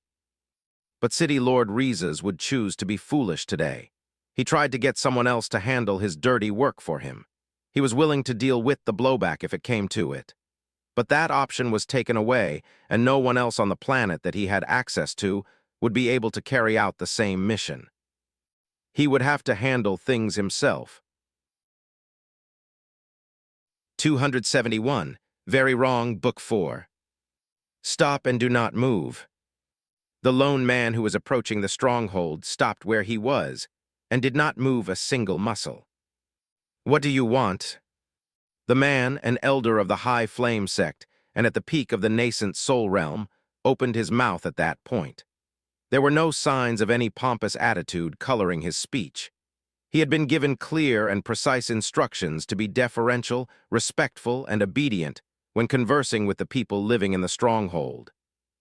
He was confused by the order and could not imagine why he, an elder of the High Flame sect, needed to be obedient to another power. But that confusion only lasted for a brief moment. The person telling him to be deferential was the Vice Master himself, a man in the immortal realm. If an immortal told him to be deferential, then it was obvious that any other choice would lead to his death. They would not give such an order lightly, not when the prestige and reputation of the sect were on the line. So he carried out his orders dutifully. Greetings. I come from the High Flame sect to thank you for helping to correct a failure on the part of the High Flame sect. As thanks, we have brought the required compensation, along with an extension of an invitation.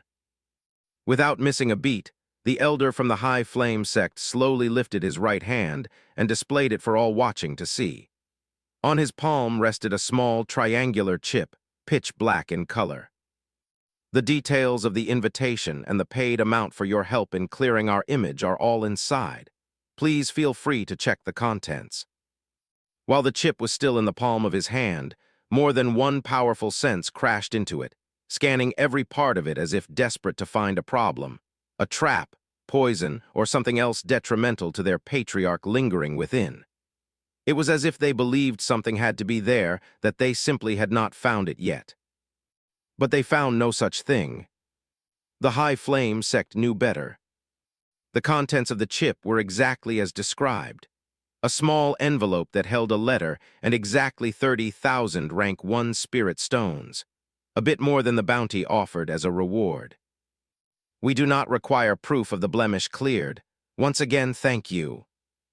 With that, the elder slowly bent down and placed the small chip on the ground before standing straight once more. He nodded once toward the stronghold, then turned on his heels and began walking away. Not too slow, where it would look like he was lingering or afraid to leave. Not fast enough to suggest he was fleeing a potential problem. Just a slow, measured walk north, back toward his sect. No one asked him to leave. After roughly 15 minutes of walking, once he felt he had reached a respectable distance, he slowly floated into the air, his hands resting behind his back, and began flying home far faster than his walking speed. It wasn't until after he was long gone that someone from the stronghold came out, gave the chip a final and through scan, before picking it up and bringing it inside. That person was Lidaz, and if he couldn't find anything wrong with it, then that would be the end of it. Of course he could go ask Relia, but this clan business, and he would keep it that way if he had anything to say about it. Lidaz then delivered the spirit stones to the financial department while taking the letter in one hand and destroying the chip in the other. Now normally, after making sure the letter and the envelope it sat in was safe, he would have either delivered to Vrusha, he would then give it to Patriarch, or he could technically do it himself. But with the Patriarch indisposed at the moment, and both Lyrian and Fryan were still on their own missions, Lidaz had a choice to make. He could leave the letter alone and simply wait for the Patriarch to complete his breakthrough and give him the letter then. Or he could wait for either Lyrian or Fryan to return, and either consult or just leave the decision with them. Finally, he could open and read the letter for himself. Lidaz chose the latter option. If this was a time-sensitive matter, the Patriarch wouldn't have liked the fact that they sat around waiting for him. Lidaz knew full and well waiting, and missing out on something even if they would have declined it, anyway would have drawn more ire from the Patriarch than taking some initiative. As long as he didn't endanger the clan needlessly or do certain things the Patriarch actively didn't like to do, then he'd be all right. Their Patriarch was pretty easygoing in that way. Well, from all Lidaz had heard growing up on planet Infernal, most of them were pretty easygoing in their own ways, until they were angry or a war was on the horizon or something like that. Anyway, Lidaz went to his abode and opened the envelope. What met him there was just a few words in a language that Lidaz could not understand. The system, as quiet as it always was, would always take care to translate voices heard. Written words would always be a bit of challenge. There were times where it would work, like the names of places, and then there were times it wouldn't. Like right now. Well, that was only if these were regular words. Lidaz could not understand the words themselves, but he could feel quite clearly the quality of the immortal chi imbued within those very words quite well. For all he knew, the person who penned this letter could have written nothing but gibberish, but he could understand the meaning behind them. Once again, we appreciate the correcting of an error on our part, but let us look to the future. The High Flame sect would like to officially invite you to our sect to discuss further collaboration and the plans of future business. Consider this as a standing invitation until you are ready. Lidaz digested the words and realized that even if he waited for the Patriarch, he wouldn't have been able to read it on his own anyway, so no harm foul on that front. But despite that, he would not be meeting with them anyway. It was one thing to deal with people approaching the stronghold, but accepting invitations to visit sects and whoever else would come calling, that wasn't something Lidaz considered to be within his or anyone else in the clan's job description at the moment. Something like that required an explicit order from the Patriarch. Lidaz understood the type of political impact a move like that could mean. Even if all he did was visit to hear what they had to say and leave without committing to anything or even downright refuting all laid before him, it would still be seen by others, and thus certain opinions could be made. Even if his Patriarch wouldn't give a damn what others thought, and hell, Lidaz didn't care either, but it was not his place to not care. If his Patriarch decided to go and didn't care what others thought, then so too would Lidaz. It was simple as that, no ifs, ands, or buts about it. So Lidaz stowed the letter and moved to return to his silent watch over the stronghold and more importantly, the patriarch. It was then he sensed a lone figure approaching, one cloaked from head to toe. Lidaz was no diviner, but the senses of an immortal were not to be looked down upon. Something was wrong. Very wronged. 272. Murderous Thoughts, Book 4. Before leaving planet Infernal, Lidaz could on one hand just how many times he had truly been enraged, and still have 4 fingers left over. But it appeared that leaving planet Inferno and meeting up with his patriarch was the signal for the universe to begin sending problems his way. And to be quite honest, the clan had experienced many different things since he joined it, but this was a first. Usually, after dealing with a problem once, there would not be a second time. It appeared that was not the case this time around. Lidaz knew that anyone who left the confines of their stronghold would be without protection at an immortal level and could always face danger. That was acceptable. Of course, if the danger was unfounded and unprovoked, or hell, even if it was, the clan would retaliate with full force. But for members of the clan to be kidnapped. If it were not for the fact that the patriarch was busy completing his breakthrough, Lidaz would have exploded in anger and bathed the world in the fury of an immortal infernal. Fortunately, he had enough sense not to do that, if only for the safety of his patriarch. But something had to be done. What choices did he really have? He was the only immortal of the clan, so automatically his options were limited. He knew just as well as the other members of the clan that sending anyone below the immortal realm would be nothing short of suicide. This was not a situation where simple numbers could make up the gap between cultivation realms. This was the sort of thing where only an extremely talented cultivator in the nascent soul realm might bridge the gap using special means, and even that was unlikely. Not unless you were the patriarch of an infernal clan and could call upon chaos incarnate itself. But none of them were the patriarch, which meant none of them could do that. Thus, the only option Lidaz had was to go himself, or at least that was the only option from a clan perspective. There was one more option, perhaps 2 more, neither of which he wanted to consider. The easier of the 2 was to do nothing, to accept that his people, the patriarch's people, had been kidnapped and that he chose to do nothing. That feeling was unbearable. He had chosen to do nothing once already, and although the patriarch did not scold or criticize him, in his mind that was how it felt. Being told that no matter what happened, they would fight to the last man if it came to that, and yet he had done nothing. That was not an option he could afford again. At the same time, asking their guest for help, someone who was not a part of the clan, was not high on his priority list either. That was not how a clan behaved. Matters of the clan were handled by the clan. Of course, all of that went out the window if the patriarch himself went to her and asked for help. If that happened, who was he to argue? But if the decision lay in his hands, he wanted to keep clan matters within the clan as much as possible. Stuck between a rock and a hard place, he had no choice but to move. Going by himself against one or more immortals was not a good idea. Not because he was afraid, far from it. He would fight 1,000,000 enemies by himself if that was what his patriarch ordered. But the lives of his fellow members were at stake. Both Lyrian's and Phryon's lives were at stake.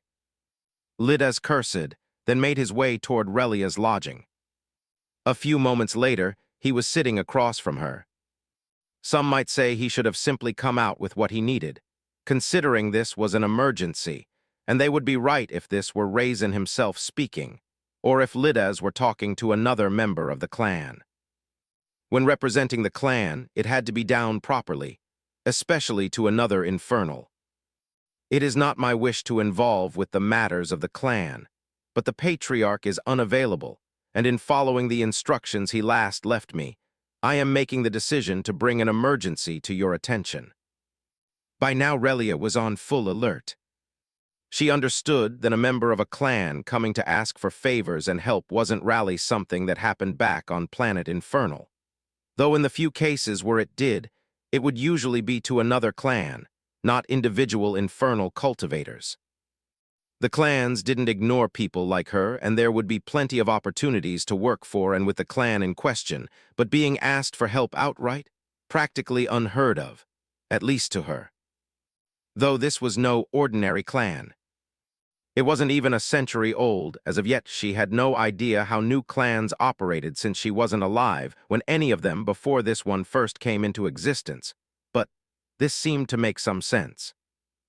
Lidas continued. Around 100 members of our clan have been kidnapped by a local cultivator, two of which are the first two people the patriarch invited into his clan and bestowed the eternal flame.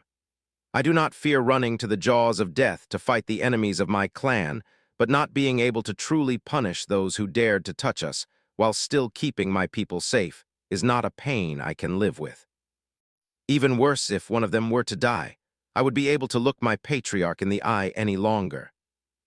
Relia was already standing before Lidas finished, and a weighty spear landing in her hands from seemingly nowhere.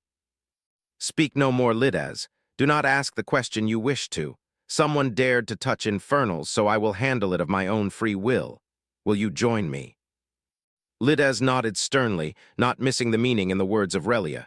He would repay that debt in due time, but for now. Death. Nothing but death and all manner of murderous thoughts clouded his mind most of his mind. He made sure to alert the entire clan, and every single Infernal still in the stronghold immediately stopped what they were doing and swarmed around the patriarch's cultivation chamber, as if their life depending on it. Not even a grain of sand would be able to get past them with being dissected thrice over, burned to nothingness, then questioned immediately after. Once that was done, Lidas and Relia immediately departed to the location given. Even if there was trap waiting for them, something like that would matter if they were weak enough to fall for it. Lidas, as a new immortal aside Relia, was far from weak. And that was only taking her personal strength into consideration. She did not like the idea of calling for help herself, but she was no stranger to it. And if the problems reached beyond her and Lidas's capabilities, she knew could likely bring half of planet Infernal here if she said the right things. If it was just for her, support like that simply wouldn't arrive unless a matriarch or patriarch called for it. But the fact it was the people of a patriarch in trouble, the newest and youngest patriarch at that. Thinking it through now, she realized she was short-sighted. Depending on what she said, wouldn't Akuva be gone before the day was over? Those were the type of monsters who lived on planet Infernal. And she was in the process of helping save people, one of those future monsters considered dear. Thoughts of death and all things related to murder and destruction now swirled beautifully in her mind. 273. Plans for Now and Later, Book 4. Relia held her spear firmly in her hand as she zoomed through the sky following after Lidas, who knew the general direction of where to go. He wasn't given coordinates or an address or anything of that nature, just to the same city of the Kingdom of Three where they first ran into a problem with the City Lord's son. For the speed of immortals, that distance was not even a minute away, but even a few seconds was more than enough time for an immortal to write an entire 3-book fantasy series if they so wished. The speed of thought at that realm was not to be underestimated even slightly, and it was why Relia had plenty of time to truly get her thoughts in order. It wasn't like she was having second thoughts about what she was doing or actually what she was about to do, but a stray mind was a defeated mind. To ensure her entire focus would be on the upcoming battle, she wanted to go over some of things swirling around in her mind. Firstly, did she actually want to join a clan at this state in her life? The answer to that was obvious. Yes, but when she envisioned joining a clan, it wasn't with a brand new one, where she would undoubtedly be the strongest entity within the clan. It would always be through a test, and if she passed, she would then be granted an opportunity to join one of the conflagrations in the clan. Not this, of course she wasn't being presumptuous, and thinking that her being given a place in the clan was a given. Even if the patriarch was a damn newborn, she would always give him the respect he deserved. But what if he did just welcome her into the clan without any sort of interview or test of any kind? For some reason, it felt wrong to her. After all of the work she has done over the years, to just be given it like that wouldn't feel right. Eventually, she came to a decision. She would not go begging to join the clan. Lidas likely knew very well that she would welcome the idea, but there was no need for her to go announce that to the young patriarch. If Lidas brought it up on his own, then so be it. But if the patriarch himself offered for her to join the clan, then she would as humbly as possibly ask to be tested before she was allowed to join. She didn't know what that would look like, if the patriarch could even think up a test that would be sufficient for someone of her level, and that thought alone was bordering on disrespect, but it wouldn't feel right to her otherwise. But her mind had been made up, and her thoughts had come to a close. Just in time for her to reach the city in question. The entire was still hustling and bustling down below almost as if they couldn't see the lone man floating high above it. His entire being radiating not an ounce of power, so perhaps they simply couldn't sense him for the moment. Lyrian and Furin were nowhere to be seen, and while Raizen would have been able to tell that if they were dead or not, Relia and Lidas didn't have that same capability. For all the knew, both Lyrian and Frian, along with both of their squads, were long since dead, and they were walking into an irredeemable situation. Fortunately, the lack of concrete information about Infernals was helping them in this scenario. The man floating above the city was of course City Lord Kazes, and when he thought about the many ways he could do this, only one option seemed to make the most sense in his mind. He already knew about the many Infernals leaving their stronghold and carrying out whatever mission they found. They were mostly of no consequence to him, and he had already dismissed the idea of killing them all. He didn't know how much Raizen cherished each and every one of clan members, but he figured it was similar to him. He didn't care about every single person who dwelled in his city and called him City Lord. He would do his job as he always, and if the city was attacked, he would defend it as a City Lord of the Kingdom of Three should. He wasn't incompetent. Despite that, one of them dying while out on some mission of their own choosing, or even an ordered one, wouldn't have driven him to rage. There were other people in places of power for that, and as an immortal, he had lived through generations of their lives and deaths already. It simply wasn't worth it to grow too attached. But that all changed when Kazes noticed Frian and Lyrian. He remembered one of them being the reason that Brat called down something he couldn't even begin to describe to the battlefield, and used it to allow him to kill a trusted subordinate and beat the shit out of his son. His king might have thought it was his order that forced him to stay put that day, but he would be wrong. Instead, it was that thing. He even heard it talk, but he couldn't understand a single word it said. At first, he was worried it was some powerful entity watching over Raizen who considered the brat that touched his son. He thought it was something that would always be watching, and there would be no hope in killing something like that. But then he sensed when Raizen fell unconscious. That, along with the care Raizen showed for one of the boys he saw on missions, plus the fact that the plan with the assassins fell through, cumulated into the plan he had today. He kidnapped both Frian and Lurin and all the people they had with them and bounded and locked them beneath the city. He wanted to kill them outright, but he had no idea if Infernals could sense the deaths of their loved ones, considering how quickly they had arrived when one was forced to kneel. He didn't want a repeat of that, though, not until he prepared so the room the boys were sealed in wouldn't allow for anything to be sent in or out. He wasn't sure if death would overcome that barrier, so that is where he left it. Not that he minded if they died, but while he only hoped to have to fight Lidas and the core formation brat who he hoped would not be able to summon that thing again, he also factored the fact that Relia was there, and she might join in as well. So Raizen cared so much about that one individual, then maybe they'd be hampered in how they fought him, because they wouldn't want to destroy the city in hopes of rescuing their people alive. It was a simple plan based on a lot of guesses, and a few things going his way that could have easily have gone the other way. But according to his own timeline, he was short on time. There was only so much he could hide from the other immortals in the kingdom, and if they knew what was going on, they would have stopped him themselves. Of course, some things did indeed go his way. He wasn't to know that Raizen was busy breaking through to the nascent soul realm, so while he didn't show up the battle, he wasn't going to be able to summon that thing again either way. Nor was Lidaz planning to destroy the city in the first place, since his patriarch didn't like killing innocent civilians if he didn't have to. All of that was good and dandy for City Lord Kizes, but he made one mistake.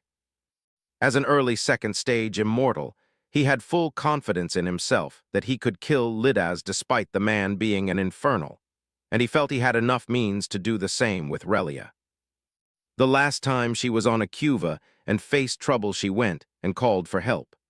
Of course, that's how the entire planet found out she was infernal, but it also meant that perhaps she wasn't as good a fighter as her reputation had dictated. He didn't know much about infernals, but he knew they were a race that loved war, which meant they likely were good at fighting said wars. Plus, there was the fact that Relia was a second-stage immortal herself. He didn't know exactly where she stood in the realm, but there was no immortal that didn't know how to fight. Even the most peaceful of them likely had to dip their hands in blood every now and then. That was simply what the path to power demanded of all who walked it. But he would always back himself, always. It was no surprise, then, why the law of pride was how he became an immortal, and perhaps it was clouding his judgment enough to overlook the extremely roundabout way he used to justify the fact a fucking second-stage immortal wouldn't be as good a fighter as him. He even ignored his own revelation that she hailed from a race that loved war. It was why it could never be said that was an idiot, but the man was a fool. 274. Pride and Love, Book 4. Find your people. Both Lidaz and even Kizes were fixing to say something the second all three individuals came face to face above the city. Lidaz was going to remind Relia not to kill civilians if it could be avoided, while Kizes was going to try and get into his opponent's heads. Relia didn't give either of them the opportunity as she darted forward at full power. There was nothing but silence in the skies above the city for the briefest of moments before a loud sonic boom could be heard for miles. And if it wasn't for the quick acting of Kizes, who contained the physical effects of a blast like that, the city might have been leveled right then and there. He didn't save the city out of any deep attachments to its people, and more so because a destroyed city would give the immortal who left an easier time to search. It was. But that would be the only time he would have to keep his mind away from the battle at hand. Relia held a spear with the color of fire from the butt of the staff to the tip of blade. The color and surface of the blade seemed to even shift as she moved like flames in the wind. There was no fancy move, no large ability, no intricate movement of the spear, just a simple thrust without a single wasted movement or action. It was aimed at the center of Kizes' head, and she had every thought in her mind to end the battle right then and there. Of course, it wouldn't be that easy. Kizes was a man of slender build and decent height, but he was not as fast as one might assume for his size relative to his realm. Compared to a mortal, there could be no question to his speed, but versus another second-stage immortal, he was lacking in this aspect. But that is not where strength lay, nor was it where the strength of his people lay in general. It had everything to do with the color of their skin. For most, it was a very bland gray, but there were some where the gray seemed to blend with something else. That blend was the key. The king, for example, didn't look to have grayish skin, and his own was instead a mix of red and white markings. They were somewhat like the Maytauk people in the sense that their skin was almost exactly like stone. They were a naturally heavy people with above-average physical defense for their level in comparison to most others. Kizes stood his ground as they gray and his skin faded to white, which was the color of a very special stone found in limited quantities on a cuva. One known for its distinctive hardness, among others. He raised his hands above his head, and the tip of the spear met his forearm. It sounded like someone took a sledgehammer and slammed into the vault door of a maximum security bank. Boom! Kizes was pushed back about 100 feet in the air, but there was no visible damage to his arms. But Relia didn't let the lack of damage stop her. The second her attack connected, she was already moving again to deliver another.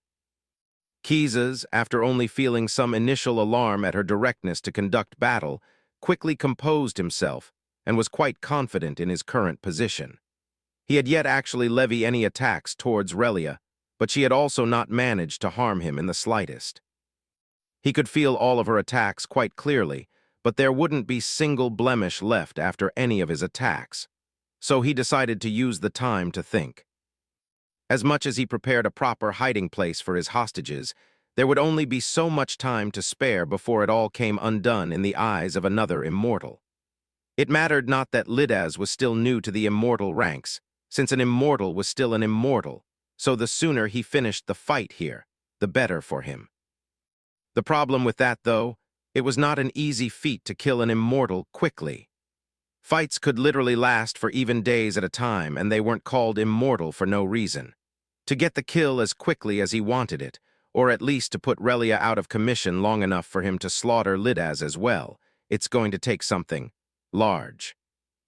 By now Keese's body was entirely white from head to toe, and there was still not even a speck of dirt that covered it. Then, for the first time in the battle, he flexed his muscles, and instead of blocking the attack aimed at him, he punched back at the spear. It was not a big attack by any means, but it was enough to push both Relia and himself back a fair margin, which gave him all the time he needed to call forth something akin to a trump card. Death to your pride. There was no visible attack, or any sort of physical manifestation of anything apparent to the naked eye. For all intents and purposes, it appeared as if Keeses did absolutely nothing except speak a few words. But that was to anyone unable to sense the movement of a law. This attack wasn't meant to kill Relia. Perhaps extremely weak first-stage immortals could die to it, and of course any talk of mortals surviving the attack was not even worth hearing. So no, Keeses did not plan for this attack to kill Relia. It was only meant to stage the ground for something else. Another attack that would be the killing or incapacitating blow that Keeses intended. Only he would not have the time to do so. Relia opened her mouth, but no words came out. One second they were the skies just past the city, then the next. Flames. Beautiful flames covered the entirety of the city. If no one below had noticed the happened of the battle between immortals by now, then this would surely do it. For if they raised their heads, all that would see were flames. All Keeses could see were flames. All they could feel were flames. All they could understand, cope with, think about, dream about, get angry at, feel saddened by, get excited for, be friends with, explore love with. The flames consumed them all. Before every single person in the nearby city perished, the king and a host of all the immortals in the Kingdom of Three appeared and blanketed the city in a barrier of immortal chi. It was no surprise they made it here after sensing the battle that was going on. It was also no surprise that the king sensed Lidaz, who was currently in the city lord's home, searching through every inch of it looking for his people. Protect the city and ward off prying eyes, but most of all, do not interfere unless it appears that the Infernal is about to die. No matter the cost, she cannot die within our territory. No matter the cost. The king left behind those words for the gathered immortals of his kingdom, who quickly moved to various parts around the city at his orders, none of them missing the implication behind his words. If it came down to it, they were to kill their own countrymen if it meant saving the kingdom. They were prepared to do it. 275, Weeping Blaze, Book 4. The sky was still filled with flames when Lidaz was confronted by the Kingdom of Three's king. The two men stood across from each other, and as much Lidaz knew fighting the man before him would likely result in his death, immortal chi had already been primed and ready to be unleashed when the king spoke. His voice steady and firm, but not threatening as he did so. I come in peace, for now. I ask you to explain the situation so that we may resolve this without further bloodshed. Lidaz looked as if he wanted to rip the man before him limb from limb, and he made no attempt to shed that look at all. The king paid the look no mind for a moment, simply waiting for an answer from Lidaz. He had extended the proverbial olive branch, and it was up to Lidaz whether he would take it or not.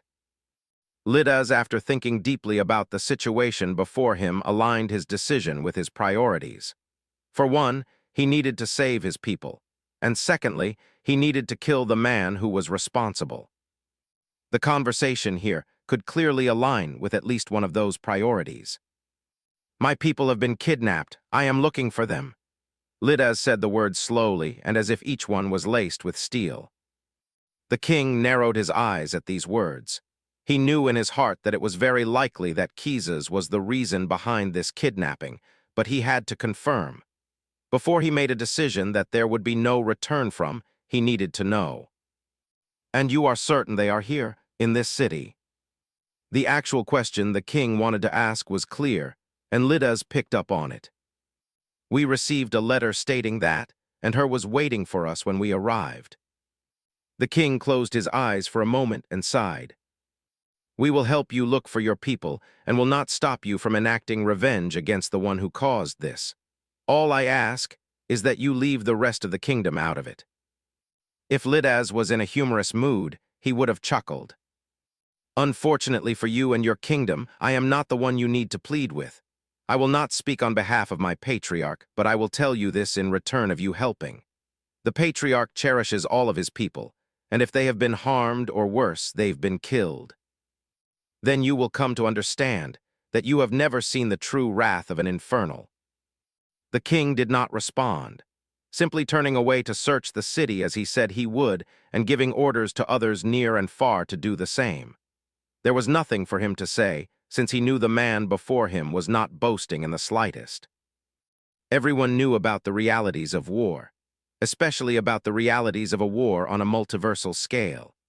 The king was proud of the strength of not just his own strength, but also that of his kingdom, and he knew without a shadow of a doubt that there were powers even on just a Cuva who would crush them, and there were others he could crush on his own, and many more who would only roughly equal them on the battlefield. But this was only a Cuva. The Infernals fought many wars in many places. The king had never been close enough to any one of those wars to learn the intricate details, but he was old enough and knew enough to know that the Infernals have never lost a war in all of their existence as a race, which was nearly as old as time itself, not that the king knew that. Regardless, Infernals were not the only powerful force out there. In fact, there were many others. Dwarves, for example, could walk with their heads held high in almost any part of the multiverse as far as the king knew. The Dwargen Federation's story was one of legend. It wasn't something that's existed as old as the Infernals, but old enough that they were already ancient long before the king was even a thought.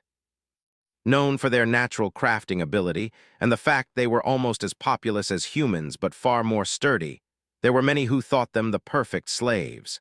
Many. While it couldn't be said that every dwarf in existence was a slave, it made no difference when the number of them that were was no longer counted in the billions.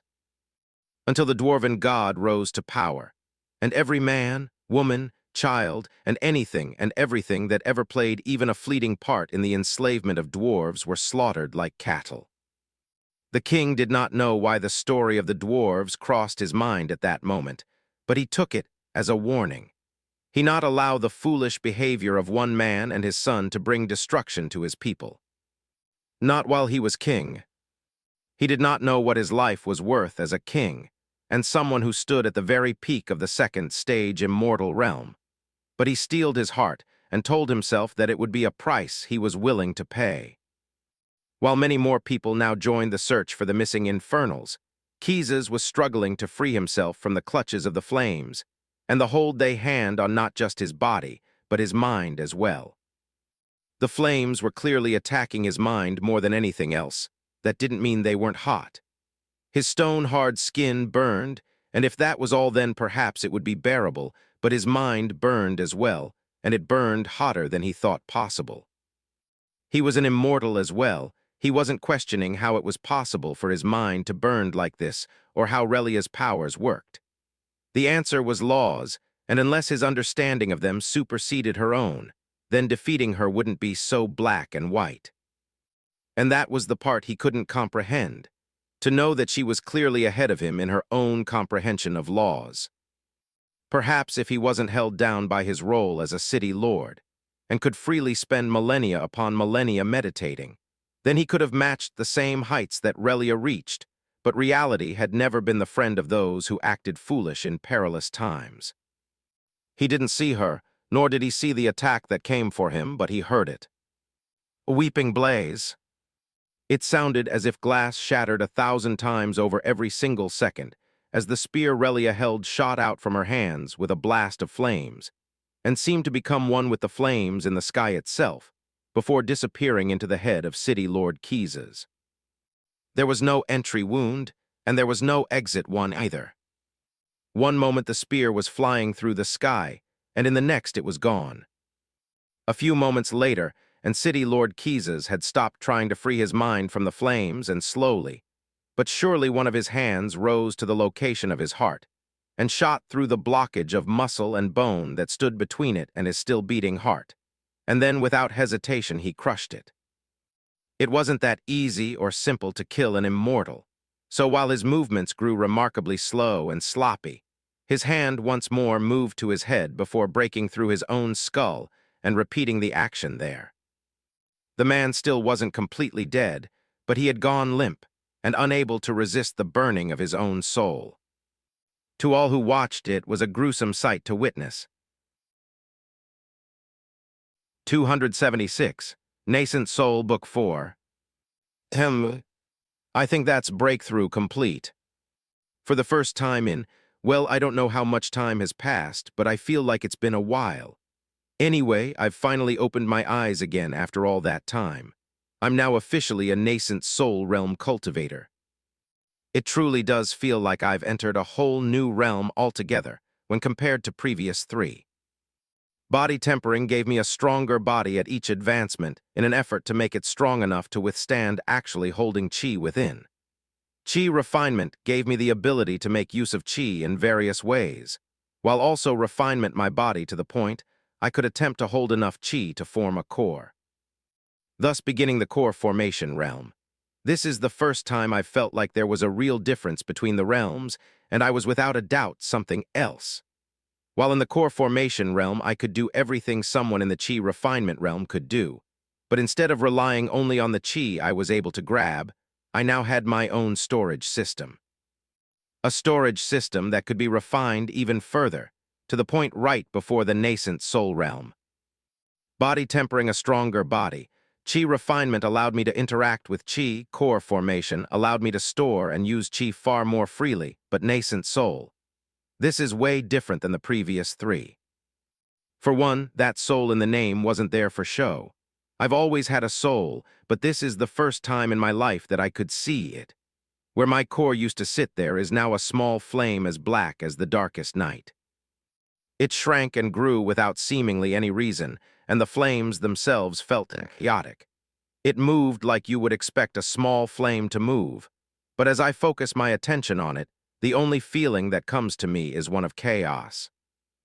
The funny thing about it, though, is that the feeling of chaos feels natural, as if the feeling of being orderly would be entirely repulsive to all that I am and will be. Fair enough, I guess. Secondly, I can feel just how different I interact with the world now. The fact my soul now has form has changed that interaction significantly. Where before I simply used some of the chi, I was strong enough to pull into my body to whatever it was I wished. Now I imposed myself and the chi and body on the world around me.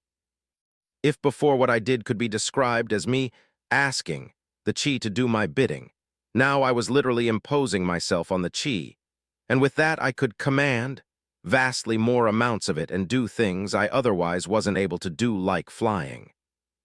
It is also why killing someone in the nascent soul realm wasn't as easy as before, because in the lower realms, cutting someone's head off would usually be all it would take, but now, with a soul that could technically be moved, stored, and whatever else you could do to physical elements, one would have to make sure that their opponent's soul is thoroughly destroyed when killing them.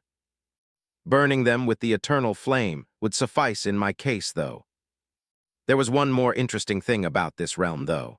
For all intents and purposes, it was the peak of what a man could ever hope to become. Reaching the core formation realm was already considering become something more than a human, and it all culminated in reaching nascent soul. There were no more minor realms to advance past in an effort to reach the next realm. This was it, the peak of the mortal realms. From here onwards was the path of the immortal. It might as well have been a whole different power structure altogether.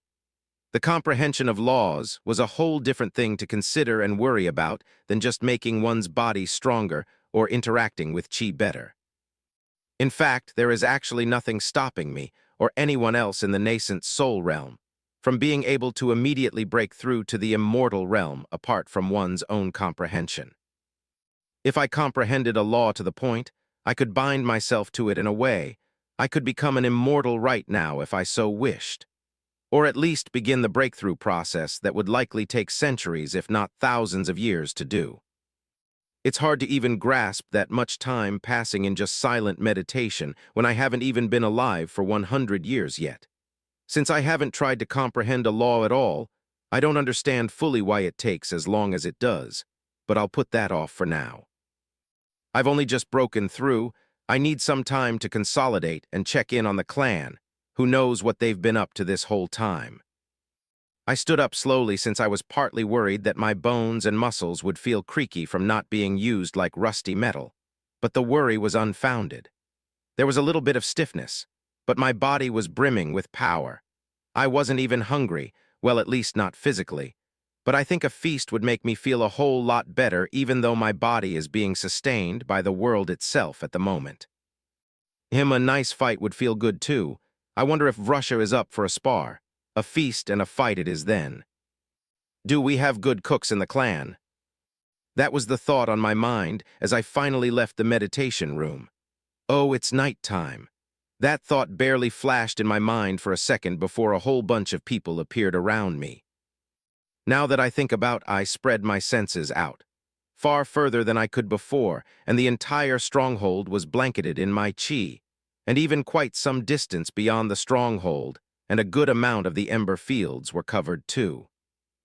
Practically the entire clan, wait nope, that's the entire clan, was concentrated around my courtyard and meditation room, with Russia, the rest of the guard, Lides, Lyrian, and Fryan being directly in front of me. Who the hell is that? I could sense someone else in the stronghold. Another Infernal, strong, not of my clan. Did we get visitors? Pushing that thought to the back of my mind for a second, I looked out at the group of people all kneeling in front of me. Who the heck even told them to kneel? No use in fighting them on that though, I know how they get. My precious clan members. I waved at them. Yo, we greet the patriarch. The loud greeting of over 6,000 infernals shook the ground and walls of every building in the area. I should have seen that one coming, I think. You all can stop kneeling now, and it's nice to see everyone too. Now whoever the best cook or cooks in the clan is, I would like a feast with the members of my clan sooner rather than later. If none of you are confident in your cooking skills, then go buy enough cooked food to feed everyone. I want a proper feast. While that's going on, I need a report on everything I've missed. Dismissed. A bit later, while the members of the clan were moving about to prepare a feast, I learned that Sendwara was on something of a journey trying to research ways for her people to progress through the ranks. I also learned about our guest, Relia, and who she was. Most of all, I learned of her involvement in something that happened while I was busy breaking through. My people were kidnapped and held hostage. When Lides got to that part in the report, the room began to crack under the pressure of my anger. It likely would have exploded into something unimaginable if not for the fact that Lides quickly explained that the man responsible was killed by our guest. It kept me from storming over there and calling down chaos itself, and using everything I had to wipe that kingdom off the face of the planet, but I was still angry. His son, was he killed as well? My voice came out icier than I wanted it to, but I was truly pissed off. To my knowledge, yes, patriarch, though his cultivation was crippled, and he is being forced to spend the rest of his life in prison in their kingdom. No, bring me his head. Now, tell their king that the infernal patriarch Raizen demands it. By your will, patriarch. Lidaz disappeared, and not even 2 minutes passed before the man was kneeling before me with a head that was clearly attached to a weak and dying body. The king sends his regards and hopes for this matter to be complete with this. I looked at the head before burning it to nothingness. Fine, consider the matter complete, you did well, Lidaz. I would have said the same to Lyrian and Phrian, but after passing along more personal greetings, they asked me for leave to go train. I didn't think anything of at the time, but now I know why. Thank you, patriarch. Bring me our guest, she didn't have to help us, but she did of her own free will. I won't forget that. 277, Time, Book 4. A beautiful elf-like woman who I could tell was without a shadow of doubt Infernal now kneeled before me. I humbly greet the infernal patriarch. Her voice was humble but firm. Stand. She did so, but not before bowing her head deeply in her kneel before doing it. Lidaz has told me all that you've done for my clan. I will never forget that. If there is something I can do to repay that favor, please let me know. I never forget a debt. It honestly looked like she was about to drop to her knees again right then and there, but seemingly thought better of it. Who would have thought someone on the same level as Elder Zal could be flustered? Forgive me, patriarch, but I would never dare to assume a debt is owed from one such as you to myself, and there is no reward needed for the actions I've taken. There isn't an infernal in existence who wouldn't have done the same. Hearing her words, I couldn't help but think back to myself when I first exited the tutorial. I knew I was an infernal, and then that book talked about being a patriarch and all that. But then I exited and met with Elder Zal and the boys. Having the reality of the situation laid bare before me that was kind of weird to get used to. And who wouldn't take some time to suddenly get accustomed to having people kneel and give you all sorts of respect? But it's been over a decade since then, and times are different now. Not only have I given up trying to stop my clan members from doing what they want, and giving in to the fact they genuinely like being told what to do, I've grown used to it. Anyway, what to do here? There was a good chance she wasn't going to ask for a reward, and I didn't necessarily want to force her to do so anyway, as that would kind of defeat the purpose. Well, it wasn't like there was much I could offer her to begin with. I didn't have immortal-level rewards just sitting around waiting to be picked up. Of course I could invite her to the clan, but what type of precedent would that set? Every single strong infernal could just come on by, clean up whatever problem I or the clan was facing at the moment, and just be invited in. Who cares? Precedents only matter to those who give a damn, and I certainly don't. I want to reward her, so I will, but I'll at least do a little research. I've been told you are without a clan. Why is that? It is a problem most infernals face, patriarch. A new clan without any members is something that happens thousands upon thousands of years after the last one. For those who were fated to be born in the years following the rise of a new clan, they have a much higher chance of being invited in. For those of us who were born thousands of years after the fact, then what we are left with is a powerful clan that has already cemented itself through blood and war, with their own storied histories and proven conflagrations. Those clans rarely recruit at that point, and if they do, it is usually very few people or requirements, so stringent only a few would qualify in the first place. I suppose that makes sense. Now I wonder just how Lidaz and the others got the opportunity they did to come to Earth when I clearly needed help. Was it all just a case of who you know? Maybe, but that's life, though. I see. Well, I am a patriarch of one of those new clans you mentioned. You have already helped immensely, and I'm sure the members of the clan would welcome you with open arms.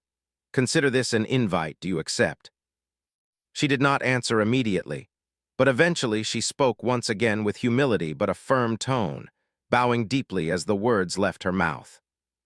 Forgive me, patriarch, while I am honored beyond measure to receive an invite into your clan, I do not consider myself worthy of such an honor.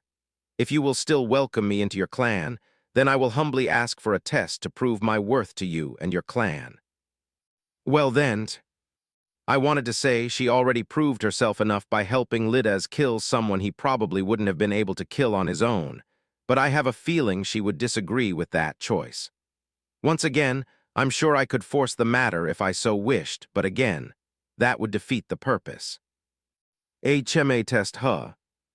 If she wants a test, then I have just the thing. There's been something on my mind ever since I learned about what it took to move through universe. It's been scratching at my mind, and this is as perfect chance as any to investigate. If it's a test you want, then a test you will get. I will not provide any physical help for this test whatsoever, and you will be solely responsible for every part of it. Upon succession, you will be officially welcomed into my clan. I will not accept failure of any sort. Now for the test. Some years ago on the planet of my birth, we were attacked by a rat-like humanoid that was clearly in the immortal realm. Something about that didn't add up to me, because my universe was still relatively fresh from our tutorial. No one should have been able to reach the immortal realm so quickly. I think there is foul play there, and I would like for you to investigate. Whether it was the merchants who made a deal with the planet, or one of the factions who played a part in the creation of the local system cities. Perhaps it was even the work of demons. I have no idea. You are not to kill the rat humanoid in question since I personally owe him a favor, but I think there are others I owe favors to as well. Find them and come back to me with a detailed report. The planet I am from is called Earth, and apart from the information given, you are free to use my name as an infernal patriarch and the planetary lord of Earth to get more information if needed. That is all. By your will, patriarch, it will be done. Her voice was as firm as ever, and I could tell she was extremely pleased to receive such a test. I don't know if it would be hard or not, but I'm sure it will take some time from just traveling between universes alone. I nodded at her, and she kneeled once more before vanishing. I'm curious to see how long she takes, but no matter. Lidaz. Just like how Relia vanished before my eyes, Lidaz appeared before my eyes in a similar fashion. You said there was a letter. He then quickly went over the letter form, the High Flame sect, and I was kind of annoyed at the fact I couldn't read it, but I got the gist of it. Unfortunately, I will not be visiting them.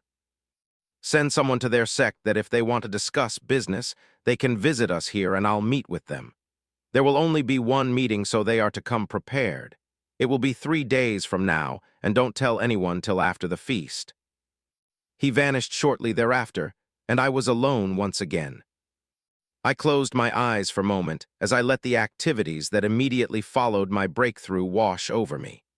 Apart from the news with Relia and the kidnapping of my people, the clan has been busy. We've completed many requests for resources. Whether it be beast parts or some other type of material, we've done guard duty, we've made deliveries, and many other things, all to build up proper income. That's been accomplished. I'm sure Lidaz told me the number at some point, but I was kind of focusing on the kidnapping. Anyway, we did it. Yet it all could have ended badly once more, all because we were still too weak to fight our own battles. I'm angry. So fucking angry, yet there is nothing I can do about it. It always comes down to time. There is still too much time from now and reaching the peak. Time, huh? Let's see if there isn't something I can do about that.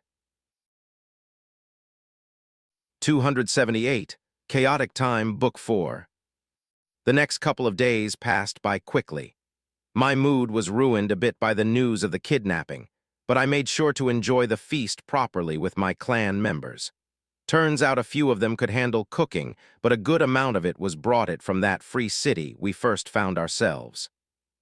I had no idea what anything was, but I made sure to try as many things as I could.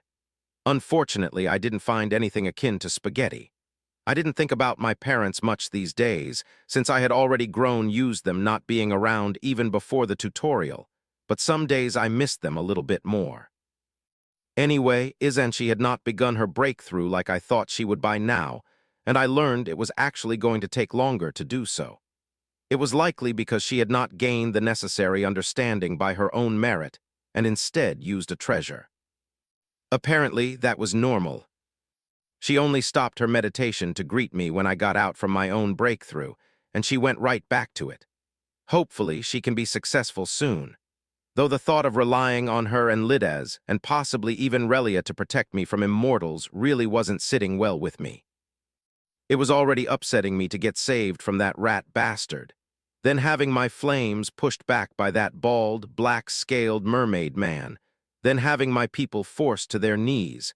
And who knows what else is going to come my way. There had to be a way past this.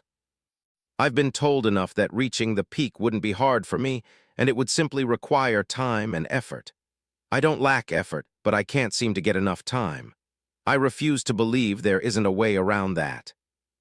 Maybe some treasure to speed up time around a certain area. Maybe some type of chamber to go train for where a year would pass inside, and a minute passed by in real life. Perhaps one of those minor world things I used to read about where time moved at different speed inside from outside. There had to be something. It was these thoughts that plagued my mind right up until a small group from the High Flame sect arrived at our gates. One of them was an immortal, and even I could tell he was stronger than Lidaz, but he did not act like it. Instead, he calmly greeted our people and allowed himself to be led through our gates and to a room in which we could meet. Pleasantries were exchanged, and before we were seated at the same time. Myself and that lone immortal. The others he brought with him were all nascent soul and stood to his back, while for me both Vrusha and Lidaz were in the room. I thought he would question the fact he was talking to me instead of Lidaz, but he showed no reaction to it. I will get straight to the point if you do not mind. I nodded at him, and he continued. The High Flame sect would like to officially request your partnership in retrieving a treasure. It is guarded by a truly powerful beast and thousands of her spawn. We do not fear killing the beast, but a fight with it in its current positions risks the treasure we seek. We are asking if your people are willing to help us either lure it away from the treasure or work to kill it where it is while we receive the treasure. We are willing to pay a significant sum for your efforts and part with many of the materials gathered. All we ask for is sole possession of the treasure in question. Perhaps if I was a greedy man, I would have pressed him for more information regarding the treasure and what it was, but honestly, I don't care. Payment and materials along with building what could be at least a positive relationship with another force is good enough for me. I don't really care about making friends, but I'm not sure arrogant that I can't see the benefits of having friendly relations with the groups around you. That works with me. Let us know when and where you want to carry out this operation, and we'll be there. Lidaz, I leave this in your hands. Take the entirety of the Black Dawn with you and ensure the reputation of this clan is handled properly. Burn it all. After saying that, I stood up and left, and I could hear Lidaz immediately take over the conversation from that point, while Vrusha fell in step behind me. Forgive me for overstepping, Patriarch, but is everything all right? It was Vrusha's voice. I guess he could tell I was more than a little annoyed. Perhaps I should be going to the fight with the High Flame sect myself, but the thought of the reality of the situation simply angered me even more. The Vice-sect master described the beast as powerful, which meant it was on the same level as an immortal, which meant without significant assistance from the eternal flame, I would once again be useless against such a creature. I'm tired of it. There was part of me that understood that in a way these thoughts of mine were of ignorance and twice as much arrogance, and 10 times the amount of impatience attached to it all. I was already basically guaranteed to reach the peak, yet here I was complaining that I can't fight things that were all likely hundreds of years older than me. If given the same amount of time, I would be far stronger than I am now. I am sure of it. But fuck it all, I don't give a damn. I am sick and tired of having to depend on others to fight my battles for me. No need to apologize, Vrusha, I am fine, but there is something I must handle. Ensure I am not bothered until I emerge from my meditation room. Understood, Patriarch. On that note, I walked into the meditation room, took a seat, calmed myself down, and closed my eyes to focus. It's about time I used my racial qualities to the fullest. I've already been told plenty of times about who I am, and how I can communicate with chaos, and how it's supposedly my actual parent.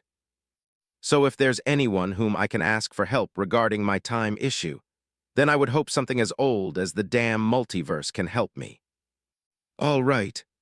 Ashkarl, can you hear me?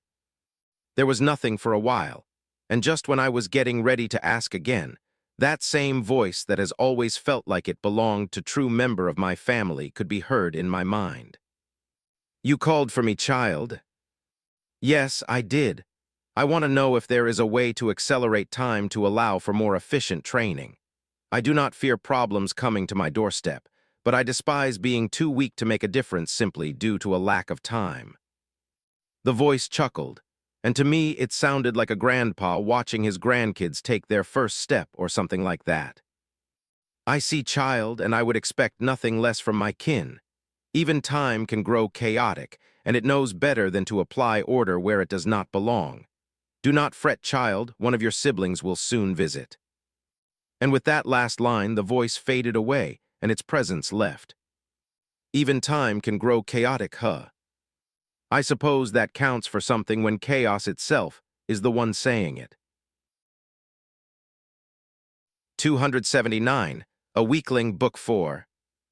After the talk with Chaos, I honestly felt a little awkward now.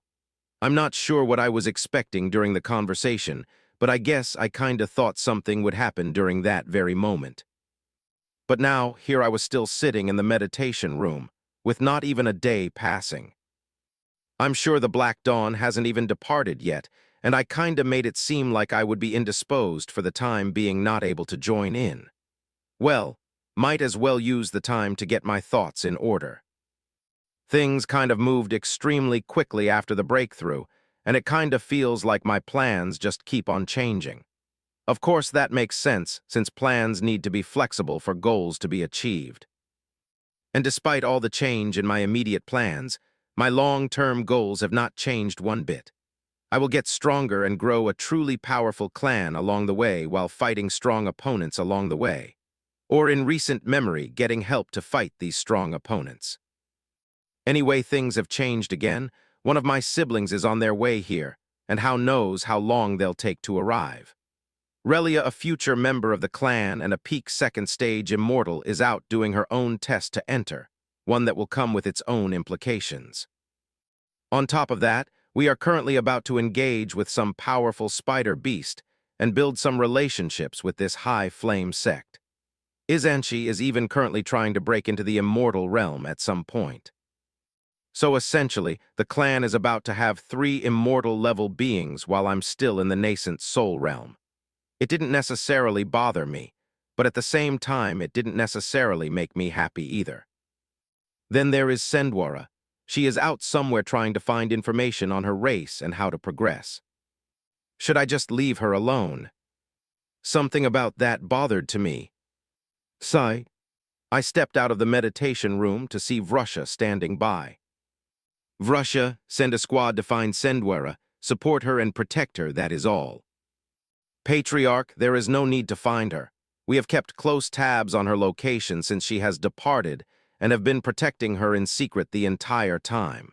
We could make her protection detail more public if you wish, though. I was genuinely a little surprised, but I suppose I shouldn't expect anything less from my people. No, that's fine. Well done and keep at it. He nodded, and I'm sure some orders and commendations were quickly passed around after that, but I left it alone. I decided that I still wouldn't be joining Lidaz and the others spider hunting since even I knew a little bit of shame, but that was only part of it. I wanted to be here when my sibling dropped by. Though I couldn't help but wonder if it was one I already met or interacted with. Was it the one who helped me when I did, whatever it was that I did to Earth? Or perhaps it was Elder Zal's matriarch, and the reason I had over 6,000 clan members now. Well, I was wrong on all accounts. I thought I would have to wait weeks or even months for this sibling of mine to show up. But I've been wrong before, and I was wrong again. Who would have guessed that just as I was walking across the training ground, that a hulk of a man would just appear in front of me? I probably would have already roused the flames within me and attacked with all I had if I couldn't instantly feel the same connection I felt before with two others before him. This was the sibling in question. Russia and the others couldn't feel the connection I felt, so I fully expected the man and the other guards surrounding the area to be halfway through an attack by now and would have to stop them, only to see Russia not moving at all. He caught my eyes, and a message was quickly transferred to my mind. Patriarch, this man is Patriarch Tivanus. Ah, so he recognized him. Anyway, the man known as Tivanus didn't seem to be paying much attention to me at the moment. He seemed lost in thought, as if he arrived here while he was thinking deeply about something. Funnily enough, I couldn't sense an ounce of power from him at all, and he could easily pass for a regular person who hadn't even begun cultivating. Well, a regular giant person, but regular nonetheless. Definitely around 12 feet in height, a gruff beard, a pristinely bald head, brown skin color, and dark red eyes. Dressed what looked to be very simple Chinese-style robes. I guess Infernals really liked their robes. Anyway, both Russia and I just stood there in silence for a bit as we let the man settle his thoughts. And a few minutes passed by like that before he finally seemed to get to the bottom of whatever was on his mind and paying attention to his surroundings. Rai, a deep rumbling voice, and that almost caused an earthquake came out of his mouth before he stopped himself abruptly and waved a hand. Sorry about that. It's been a while since I've had to restrain my own voice. Raizen, right? It's good to finally meet my newest brother. Come, there is a lot we must discuss. Ah, and don't worry, every single Infernal on this planet and even the one traveling some distance away will all receive a message about your departure. I didn't even get to agree or argue before he waved another hand in my direction, and before I knew it, I was standing. I don't know where I was standing or if I was even standing anymore. All around was just nothing. It didn't feel like the nothing that existed in the space around planets, but like a true nothing. Ah, that's much better. The laws in that universe are far too cramped, and there's no need to restrain my voice here. Plus, no one will bother us while we talk. I've always said the void was the best place to have private gatherings, but no one ever listens. So this is the void, yet here I stand uninjured and facing no level of harm whatsoever.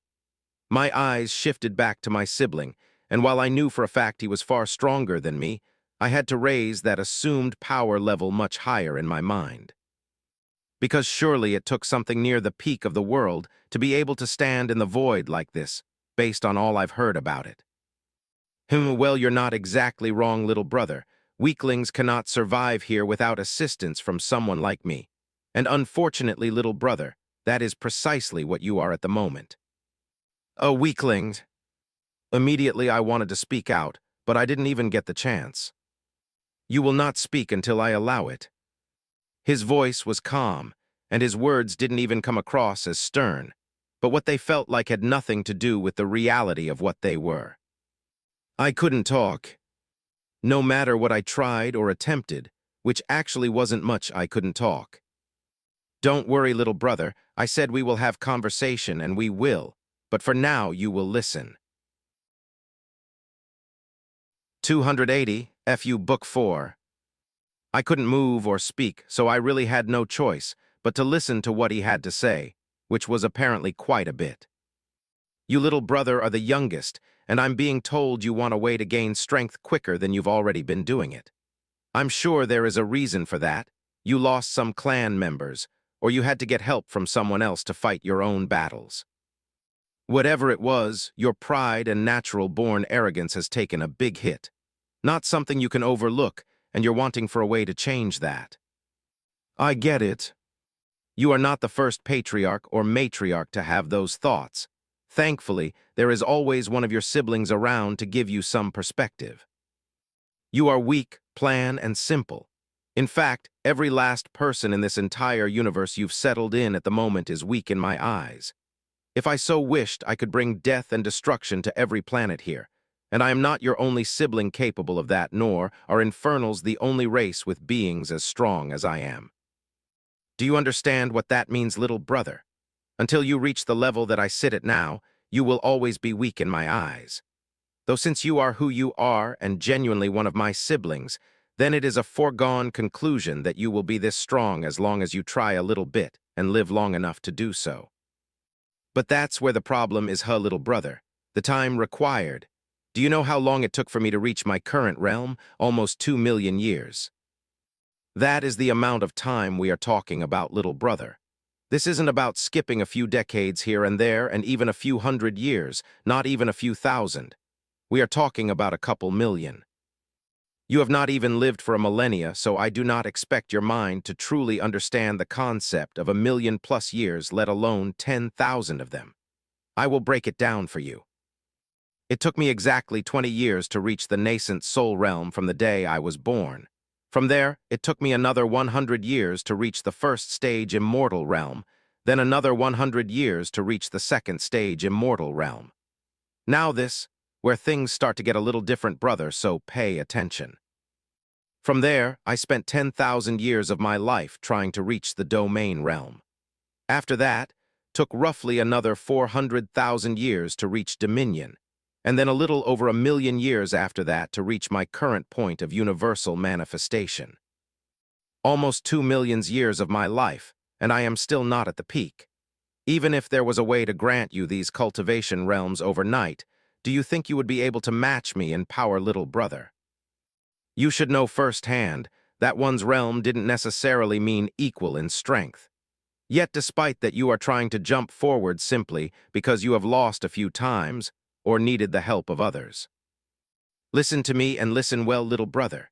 You are an infernal. Chaos follows you no matter where you go, and with it conflicts will come whether you are able to weather the storm they bring or not. No matter what it is you do, there will always be problems at your door. This will not be the first or the last time you might have to watch a member of your clan die. That is who we are and what our lives will entail. And if someone does dare to cross us, we make sure to burn everything they ever was into nothingness so that they become a lesson to others. That is what it means to be infernal, nothing more, nothing less. But there is a small problem there.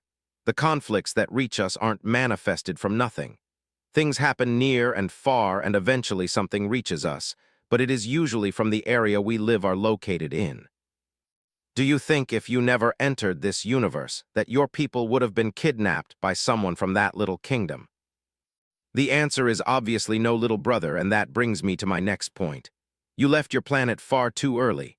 It was a planet called Earth, was it not?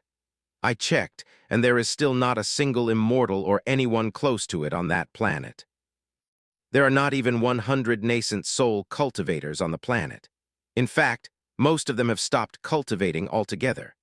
You might tell me that an environment like that doesn't pose a challenge to you, but you can't cry about not being strong enough when you are the one who left your own home to go to a place where you are now at the bottom of the totem pole.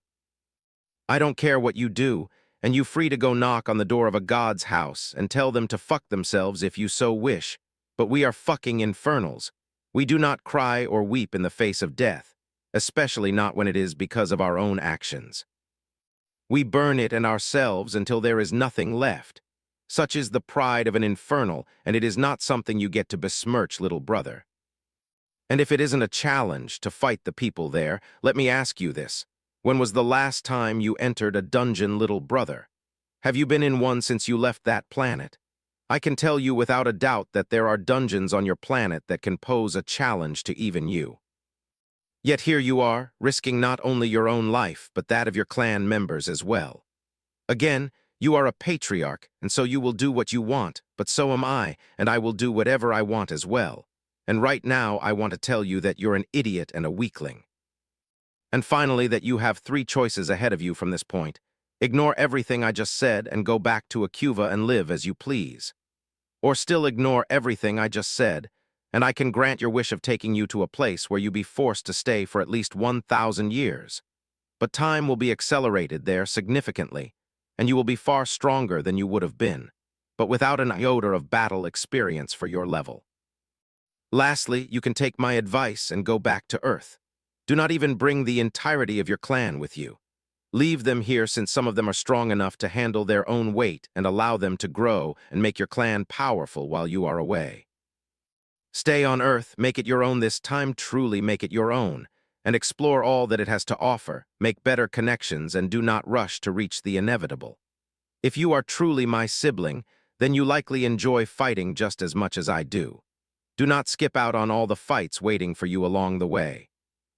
And if there is someone out there who deserves death, then they will either die a dog's death before you get to them, or will eventually reach a point when you claim it yourself.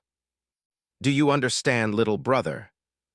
First of all, fuck you, man. 281. Stories of Gigants.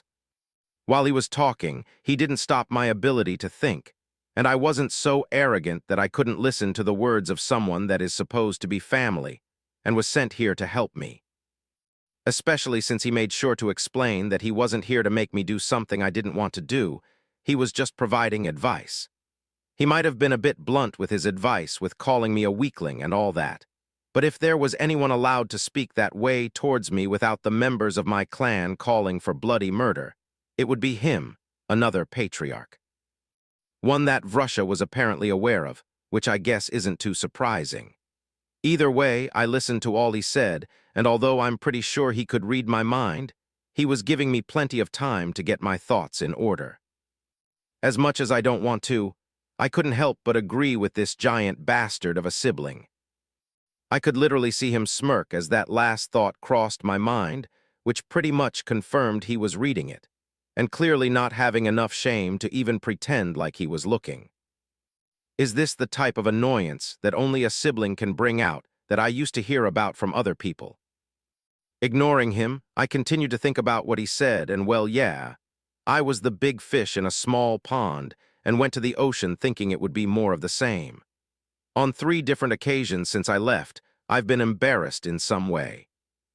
Firstly, that bald mermaid man who pushed my flame back without so much as a blink, and could clearly kill before Lides or anyone could do anything about it.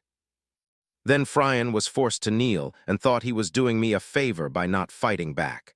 Not long after that, both him and Lyrian were kidnapped, and if it wasn't for Relia just happening to be there when she did, we would all probably be dead right now. I am too weak to be here. Of course, immortals could clearly already visit Earth, but they weren't walking around there like ants in the way they were here, and I was already in control of the entire planet. Plus, he was right about the dungeons. I didn't need him to tell me that. That weird Monkey King one was still waiting for me even now, and who knows what else the planet has to offer that I ignored so readily. I only ever visited the system cities, and not everywhere else. The existence of the ants should have been enough of a sign to let me know Earth still had much more to offer. Should I really just go back? At that point, I pushed those thoughts to the back of my mind and looked at man before me once more. Was it like that for you? He looked at me oddly for a second, then started laughing. It was a booming kind of laugh that didn't affect me personally, but it was like the nothingness around us quaked under the pressure. I'm not even sure how that was possible. Was it like that for me, huh? It was not. You know what, why not tell you, perhaps it will help you make a decision. The race I share features with are known as Gigants. There's actually a few of them here in this universe, but on a different planet. Anyway, I was born on their mother planet, the first time they appeared in the known universe. For the most part, they were not a particularly advanced race, and to some extent they still aren't to this day.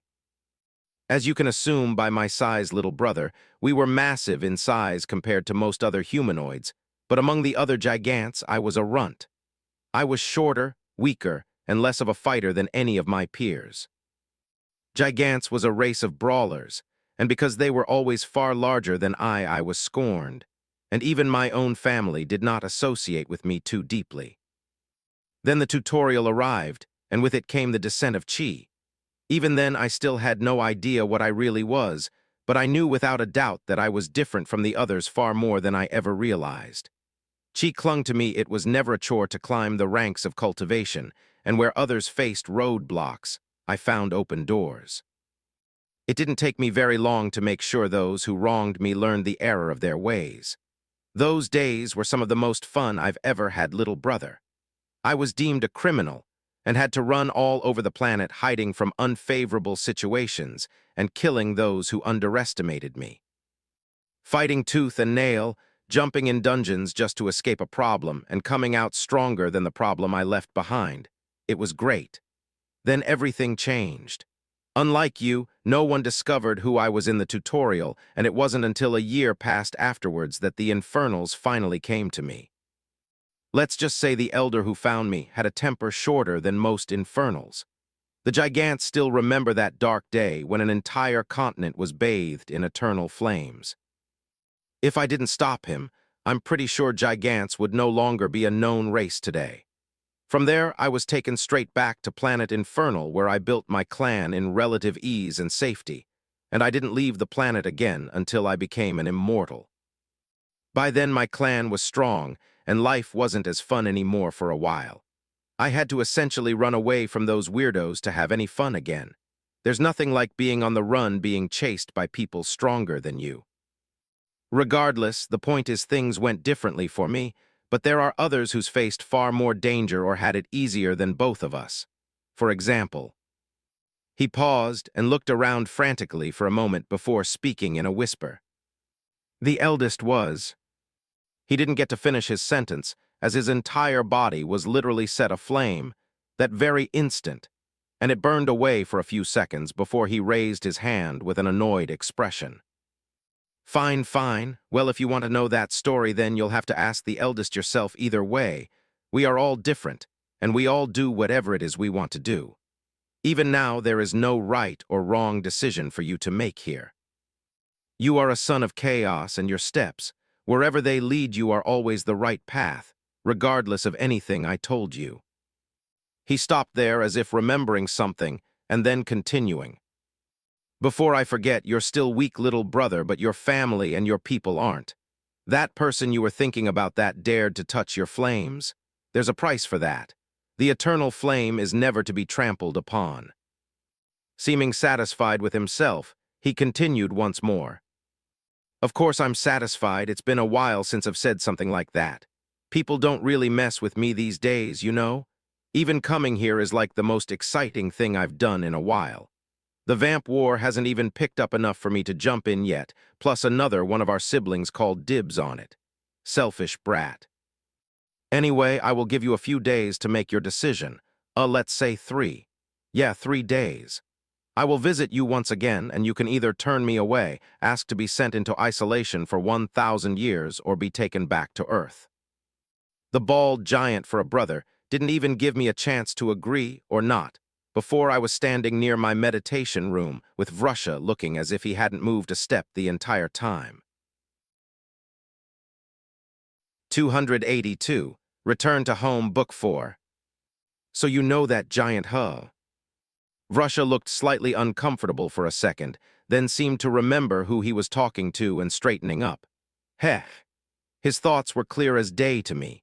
He spent most of his life without being in a clan, which meant there was no other patriarch or matriarch to back him or his actions. Which meant speaking about another patriarch informally probably would have caused a great deal of stress not that long ago. Things are different now. He has me. Yes, patriarch. There aren't many among planet Infernal who doesn't know the patriarch who you referred to as giant. Really, is he famous? I think if I wasn't who I was, Vrusha would have called me an idiot, and I wouldn't be able to blame him. The second the question left my lips, I realized how stupid it sounded. Of course he was famous. Vrusha ignored the stupidity of the question and answered as seriously as ever. All of them are famous, patriarch. There isn't a single one who isn't known across all of planet Infernal. You two will be known far and wide once you officially reach the planet. Yeah, that makes sense. You know, Vrusha, that patriarch, and all the others consider themselves my older siblings. Isn't it odd? I have older siblings who all believe they know me, and even the one I just spoke to is over 1,000,000 years older than me. But despite how weird it all seems, whenever I meet these siblings of mine, they always do feel like family, and it feels natural. To make it worse, this one particular sibling called me weak and dressed me down properly. He reminded me of my place in the world and brought me back down to earth, as they say. which is somewhat ironic considering what his actual advice was. Leave me alone for a bit, Vrusha, I need to think. Vrusha looked like he had far more he wanted to say, but chose not to in the end, and simply acknowledged the order, bowed, and vanished. Now, as a nascent realm cultivator, I can track and sense what he did, and where he went quite easily. I paid it no mind, though, and focused on the mess of thoughts swirling around my mind at the moment. If this were a book or an anime of some kind, I'm likely supposed to be facing trial after trial that will all be hard to overcome, and after rising above all of them by the skin of teeth, I'd grow stronger and face the new challenge. In the midst of all that, perhaps there will be down periods where I'd train or find romance or a few other things. The list stretches on from there. Maybe I'd even lose a close friend or two and be spurred on even more to grow in strength, continuously faced with increasingly difficult challenges. It would even make some sort of sense considering I've been told enough times that conflict will always find me. But this wasn't a book or an anime, and I am not a typical individual. I am Infernal Patriarch, and unlike those MCs, I have the unending support of not just thousands of Infernals, but likely millions if I asked. Any conflict I face from this point on could all be handled by my words without raising a single fist. Like Tivanus said, he spent quite a bit of time on planet Infernal, and he practically had to run away from his own clan just to experience some real danger again. I could do that too if I wished. Although he didn't explicitly list it as an option, the understanding that I could do whatever I wanted was as present as ever.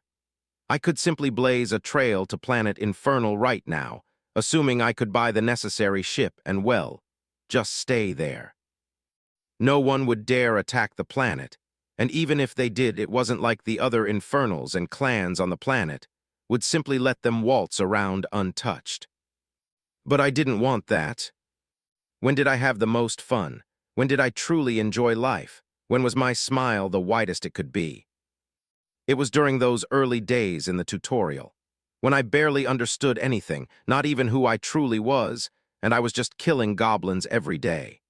Even when I fucked up and had to get saved by J. Reno that one time, I still had fun. That's probably what the big bastard was talking about, huh? Sigh. All right then.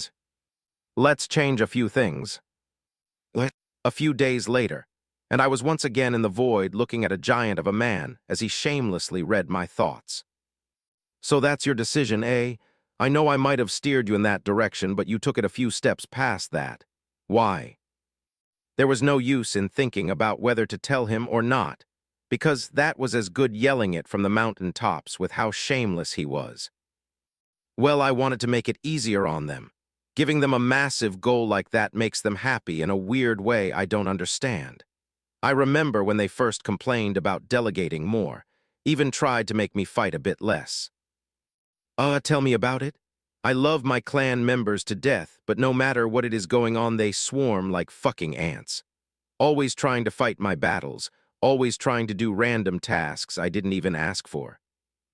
Don't get me wrong, it is always very helpful because those bastards know me better than I like to admit sometimes, so they know how far to push and all that. You just learn to give up and accept it after a while. But I am glad to see that even the youngest of us is still facing the same issues. Warms my heart, you know. Anyway, little brother, are you ready?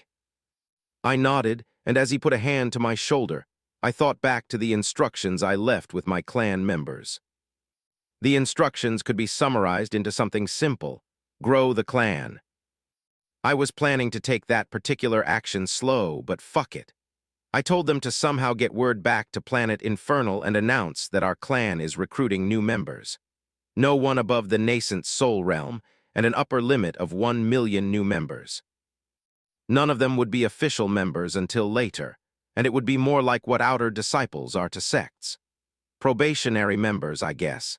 Either way, they would still get to claim me as their patriarch and fight under my name, but they won't get the benefit of the eternal flame until far later.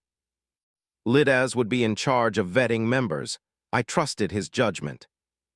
The actual member count was only one part of it, and I had no doubt based on my discussions with Lidaz and the others that there would be more than enough applicants.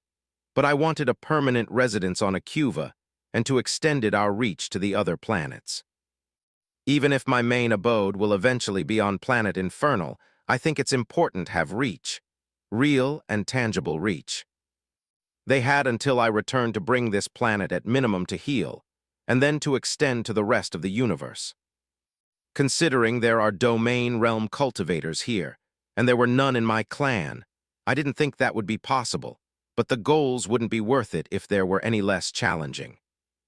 On top of that, I didn't want them to turtle and shelter in place, but to truly grow, and that was especially so for the Black Dawn. I wanted them to be respected, but feared even more than that. It's not a simple decision, and it was painful to make in some ways. I did not want to leave them, and Vrusha almost yelled at me to change my mind. It was actually the most emotion I've ever seen him make, but in the end, he accepted it, or I at least asked him to accept it. Sigh, it is what it is. The giant was right. I was hitting above my weight, then crying when I got hit back, like a little bitch. And that little annoying thought led me to this decision. Back to Earth. I wonder if Richard missed me. A little bitch, eh? Interesting thing to call yourself, little brother. The second I get strong enough to hurt you, I'll be paying you a visit. He flashed a mad, infernal grin at me. I look forward to it. His voice boomed across the void, and I think I could sense something die in the distance, but it could have been my imagination. And as if he was just being polite in his speed so I could get through my thoughts, he picked it up and my vision flashed, and I think I lost consciousness for a second, or perhaps more, who knows. The next time I awoke, I was looking down on a familiar blue planet. I'm back. I then looked over at the ride who brought me here, and he was still grinning. It looked worrying. Consider this the first hit, little brother. Come find me when you're ready to hit back. I felt the chi in and around me seal, and before I knew it, I was spiraling towards the planet like a missile. Now I know why he sent the few people who were coming back with a head. I think I'm going to kill that bastard. You can fucking try. Bastard. End of Book 4.